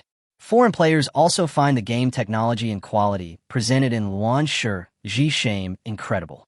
However, the cost of overseas promotion is very high, and it is expected that the sales of Luan Shiji Shame may be fully filled in by the promotion. Listening to Zhou Dandan's talk about the benefits and costs, Qinyang found that he didn't feel anything. That huge amount of money seemed to be just a simple number, and it was difficult to cause any ripples in his emotions. Well, that's good. Everything will go according to plan. Our products have absolute advantages and the strongest competitiveness, so normal promotion strategies are enough to ensure that the products will be a big hit. What about the free software? How is the user growth? Qinyang nodded and asked. It's growing very fast, with millions of new users added every day. According to the current growth curve and the overall size of the market, our number of users will reach half of 365 technologies in at most half a year. Zhou Dandan said with a little excitement. It's only half, not enough. We need to increase the promotion of free software. Our product is so excellent that other similar software is far inferior to ours. In this case, the only reason why users don't choose our software is that the promotion is not in place, resulting in users not knowing the existence of our software. Don't worry about the promotion funds. The R&D department has already made some new achievements. Our new game will be online in less than half a month. It is still an online game, so it can still attract a lot of money. These funds will become the driving force for the company's development. Qinyang said with narrowed eyes. Okay, I understand. I will focus on promoting free software in the future. Zhou Dandan nodded seriously. Well, we've almost finished talking about work. How about talking about something else? Chapter 199, Taking the Initiative to Invite. The rain stopped and the clouds dispersed. Zhou Dandan collapsed on the sofa in the office, feeling numb and weak all over. The sky outside the window was getting darker, and it looked like it would soon be completely dark. Considering that it was only afternoon when Qinyang arrived, Zhou Dandan couldn't help feeling angry. It took 2 or 3 hours. She didn't do any work at all. Although the process is really enjoyable and makes people addicted to it, I can't tolerate it affecting my work. As a career-oriented woman, how could she be so addicted to pleasure and forget her own business? Damn it. Although the so-called career was actually given by this bastard in front of me. Seeing Qinyang putting on her clothes with a smile, Zhou Dandan bit her lip and said angrily, "Don't bother me during work hours in the future. Isn't it enough for me to play with you at home?" Okay, I saw that you were working too hard, so I came here to comfort those who have made great contributions. Qinyang smiled and nodded. Zhou Dandan was completely helpless against his shameless behavior. After tidying up her messy hair, Zhou Dandan gritted her teeth and sat back in her office chair. The delayed work must be completed, otherwise it will only pile up. She wants to go back to her hometown this weekend. If she has to work overtime due to the accumulation of work and delays her plan to go back to her hometown to visit her parents, she will be so sad that she has no tears to cry. It's getting late. Why don't we do it tomorrow? Can't we go have dinner and go home directly? Seeing that Zhou Dandan looked like she was going to continue working, Qin Yang asked with a little surprise. Of course not. Do you think everyone is like you and can be a hands-off boss who doesn't care about anything? Zhou Dandan glared at Qin Yang and then said, By the way, I have to go back to my hometown this weekend, so if you are bored on the weekend, go find Sister Shuya. Back home? Why? Qin Yang asked curiously. My brother had a successful blind date not long ago and is getting engaged this weekend, so I have to go back to attend the engagement party. There are many rules in the countryside, so there's nothing I can do. Zhou Dandan explained casually. Although he said there was nothing he could do, looking at Zhou Dandan's expression, it was obvious that he really wanted to go back. Qin Yang understood this sentiment very well, so he nodded and said, Okay, I understand. Remember to get some travel expenses from the company and go back to your hometown to visit relatives on weekends. Just count it as overtime work. You don't have much money on hand now, right? I heard that the price of betrothal gifts in many rural areas is very exaggerated. You should bring more in case of emergency. Although Qinyang technology is developing very rapidly, up to now, it has only paid salary once. No matter how much Zhou Dandan's salary is increased, she will definitely not have much cash in her hands. That's why Qinyang said this. Zhou Dandan instinctively wanted to refuse, but when she looked up and saw Chun Yang's aggressive gaze, the words of refusal were stuck in her throat. After hesitating for a moment, she nodded and agreed with a sweet heart. Since I am as now, there is really no need to be too formal. Because Zhou Dandan was determined to work overtime to complete the work, Qinyang did not wait for Zhou Dandan to leave work together. When he was about to go to Yangsong Sana training class to continue his practical training with Li Tianxing, he unexpectedly received a call from Cheng Jian using his private number. Dinner party? Tonight? Are you free? Oh, okay, no problem for me. I'll book the place. I'll send the address to your phone after I've booked it. After chatting with Cheng Jian for a while, Qinyang hung up the phone in a daze. Although I had made an appointment with Cheng Jian before, we must have a meal together when we are free to thank Cheng Jian for his help in Shui Jinghui's matter. But considering Cheng Jian's identity and the resulting busy daily life, Qinyang didn't think that this dinner could be arranged in a short time. However, unexpectedly, Cheng Jian called me so soon. It seems that Mr. Chu's influence is even greater than I expected, but it's normal when you think about it. A hero born in that era, he experienced all the changes of the country in the past 70 years and has always been at the top of this kind of person. Only Mr. Chu is still alive, right? As the only remaining national treasure, his implicit influence is indeed immeasurable. Qin Yang muttered to himself, then unlocked his phone screen, dialed Xiao Junkie's number, booked a private room in Min Pavilion, and then called Li Tianxing. Tell Li Tianxing that he has something urgent to do today and cannot go to the sparring, so the originally agreed sparring time has to be postponed. After finishing all this, Qin Yang quickly left the company and prepared to wait in the private room of Min Pavilion. Cheng Jian's attitude was directed towards Mr. Chu. He couldn't really think that he was on an equal footing with Cheng Jian just because Cheng Jian treated him equally. At the very least, if he wants to establish a true friendship with Cheng Jian, he must continue to demonstrate sufficient value. Even if we put aside the influence of Mr. Chu, his value alone is enough for Cheng Jian to pay attention to him. To achieve this, there is no doubt that the development of the company is a crucial factor. Just as Chun Yang boarded the Night 15 and headed for Min Pavilion, Zhang Yada finally returned to Li Tianxing's own training room. Qin Yang just called to tell Li Tianxing that today's sparring was temporarily canceled, so Li Tianxing had to stay in the training room for regular training. Therefore, the training sounds in the entire training room seemed a bit dense and rough. Master! Zhang Yada entered the training room and greeted Li Tianxing, who was in training. The main reason for coming back so late was that Zhang Yada went to the hospital unexpectedly in the afternoon. Qin Yang's kick was very heavy, and he felt a dull pain. Fearing that he might have some hidden injuries, he went to the hospital for a checkup. Fortunately, it was nothing serious. The dull pain was just due to muscle contusion, and it would heal on its own after a few days of rest. However, hospitals in Beijing have always been one of the most popular places for business. Just a few routine examinations have made him go through so much trouble until now. Well, why are you back so late? I've told you so many times that you are now in your rising period. If you really want to go far in this industry, you must lay a solid foundation when you are young. If you are too fond of playing, you will not achieve anything even if you become a professional. Li Tianxing stopped training, frowned, and scolded. Yes, master, I understand. I met someone today, and he said he knew you.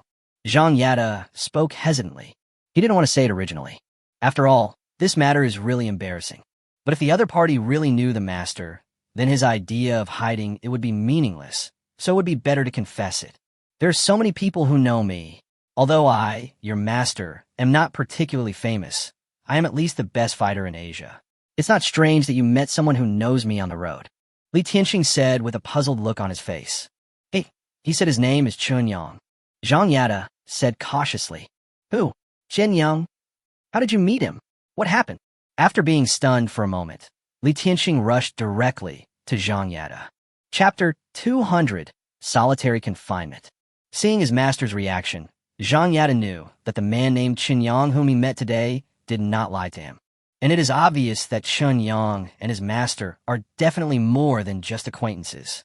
Thinking of this, Zhang Yada couldn't help but feel secretly fortunate. Fortunately, he did not take any chances. If he had concealed the matter and his master had known about it from Chen Yang, he would have definitely died a miserable death. His master's temper is extremely hot-tempered. Swallowing his saliva, Zhang Yada told Chen Yang everything that had happened before with great trepidation. I dare not hide anything, nor add any exaggeration. Since Zhang Yang really knew the master, any distortion of the facts on his part would only be asking for trouble. His master would not trust him 100% just because of the master-disciple relationship. As Zhang Yada finished telling the whole story, Li Tianxing opened his mouth uncontrollably. He stared blankly at the disciple in front of him, his eyelids twitching. You actually dare to fight with Chen Yang?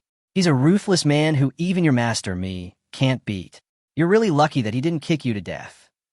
After a long pause, he finally digested all the information thoroughly, and Li Tianxing spoke with a wry smile. Master, you're not a match for Chen Yang? How is that possible? I think he is about the same age as me. Zhang Yada had an incredible expression on his face. Nothing is impossible. I want to be in the top 15 in the world within a year, so I've been doing special training with someone recently. The person who accompanies me in the special training is Chen Yang. Li Tianxing shook his head and continued. When we first fought, he was very strong, but I could still hold on and fight him.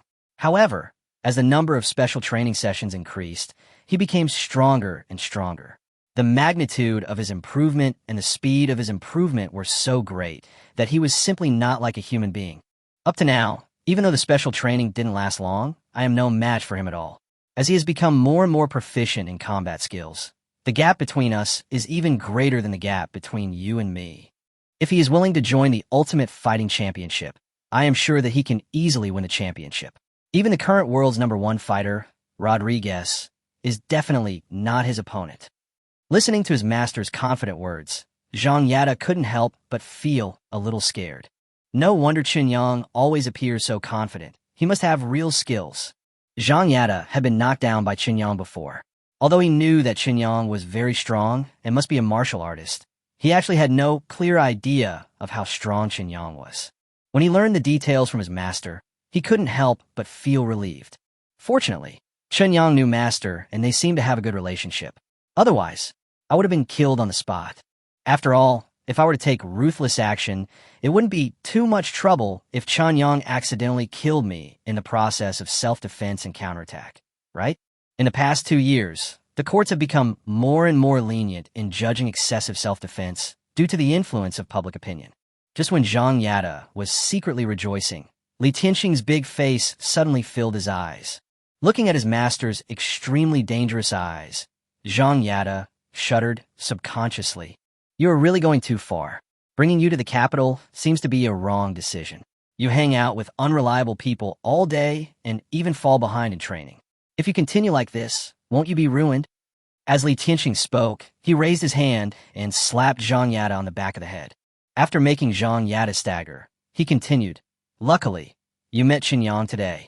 If you met any other ordinary person, would you really dare to kill someone? You are such a troublesome bastard. From today on, I'm going to put you in solitary confinement. You're not allowed to go anywhere.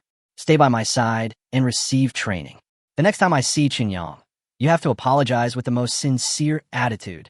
You're really becoming more and more lawless. If I let you go on like this, you'll really be ruined. Do you think you can get in touch with those second-generation disciples? They won't take you seriously at all. You're just using my name to make people curious about you. Zhang Yada, let me tell you, if you can't stand the life of confinement and daily training, then get out as soon as possible. And don't consider yourself my apprentice anymore. I can't afford to lose that person. If Uncle Zhang hadn't begged me, I wouldn't care whether you lived or died. Li Tianxing said in an extremely serious tone. Zhang Yada covered the back of his head and nodded aggrievedly. I understand, master. Don't worry, I will be obedient. That's better. At this time, Qinyang had already arrived outside the gate of Min Pavilion. After Night 15 parked the car and got out, he saw Xiao Junkie waiting in front of the main entrance of Min Pavilion. What's going on? I don't have the face to ask Boss Xiao to come out and greet me personally, right? Qinyang said with a smile. That's really wrong. You, Qinyang, have a much better reputation now than Xin. After all, I can't tell if my body will have other problems in the future. It will definitely not hurt to establish a good relationship with you in advance and prepare for a rainy day. Xiao Junkie said with a smile. I'm not a doctor. If you really have problems with your body again, it's better to go to the hospital. Qinyang rolled his eyes and said, the problems that can be solved by the hospital are not problems. The only thing that is worrying is some problems that the hospital cannot solve. At present, I don't know any other strange people or things except you, so I will definitely hold your big, thick legs tightly. Speaking of which, who are you going to have dinner with today? I have reserved several private rooms of different styles, and I don't know what kind you need, so you should choose it yourself. As Xiao Junkie spoke, she led Qinyang into the Min Pavilion. Cheng Jian, you should know who he is, right? I open a company, so there are always some official matters that need someone to take care of. So Mr. Chu gave me his phone number and asked me to contact him if I have anything. I asked him for a favor before, and tonight is a thank you. Qinyang told the truth. So it's him. He's very popular. Although he's not prominent at the moment, he has great influence. There's really no harm in making friends with him. Let's use the Fingyao room. It's very suitable for private gatherings with a small number of people like yours. Xiao Junkie suggested. No problem. Whatever you think is good. Qinyang smiled and nodded in agreement.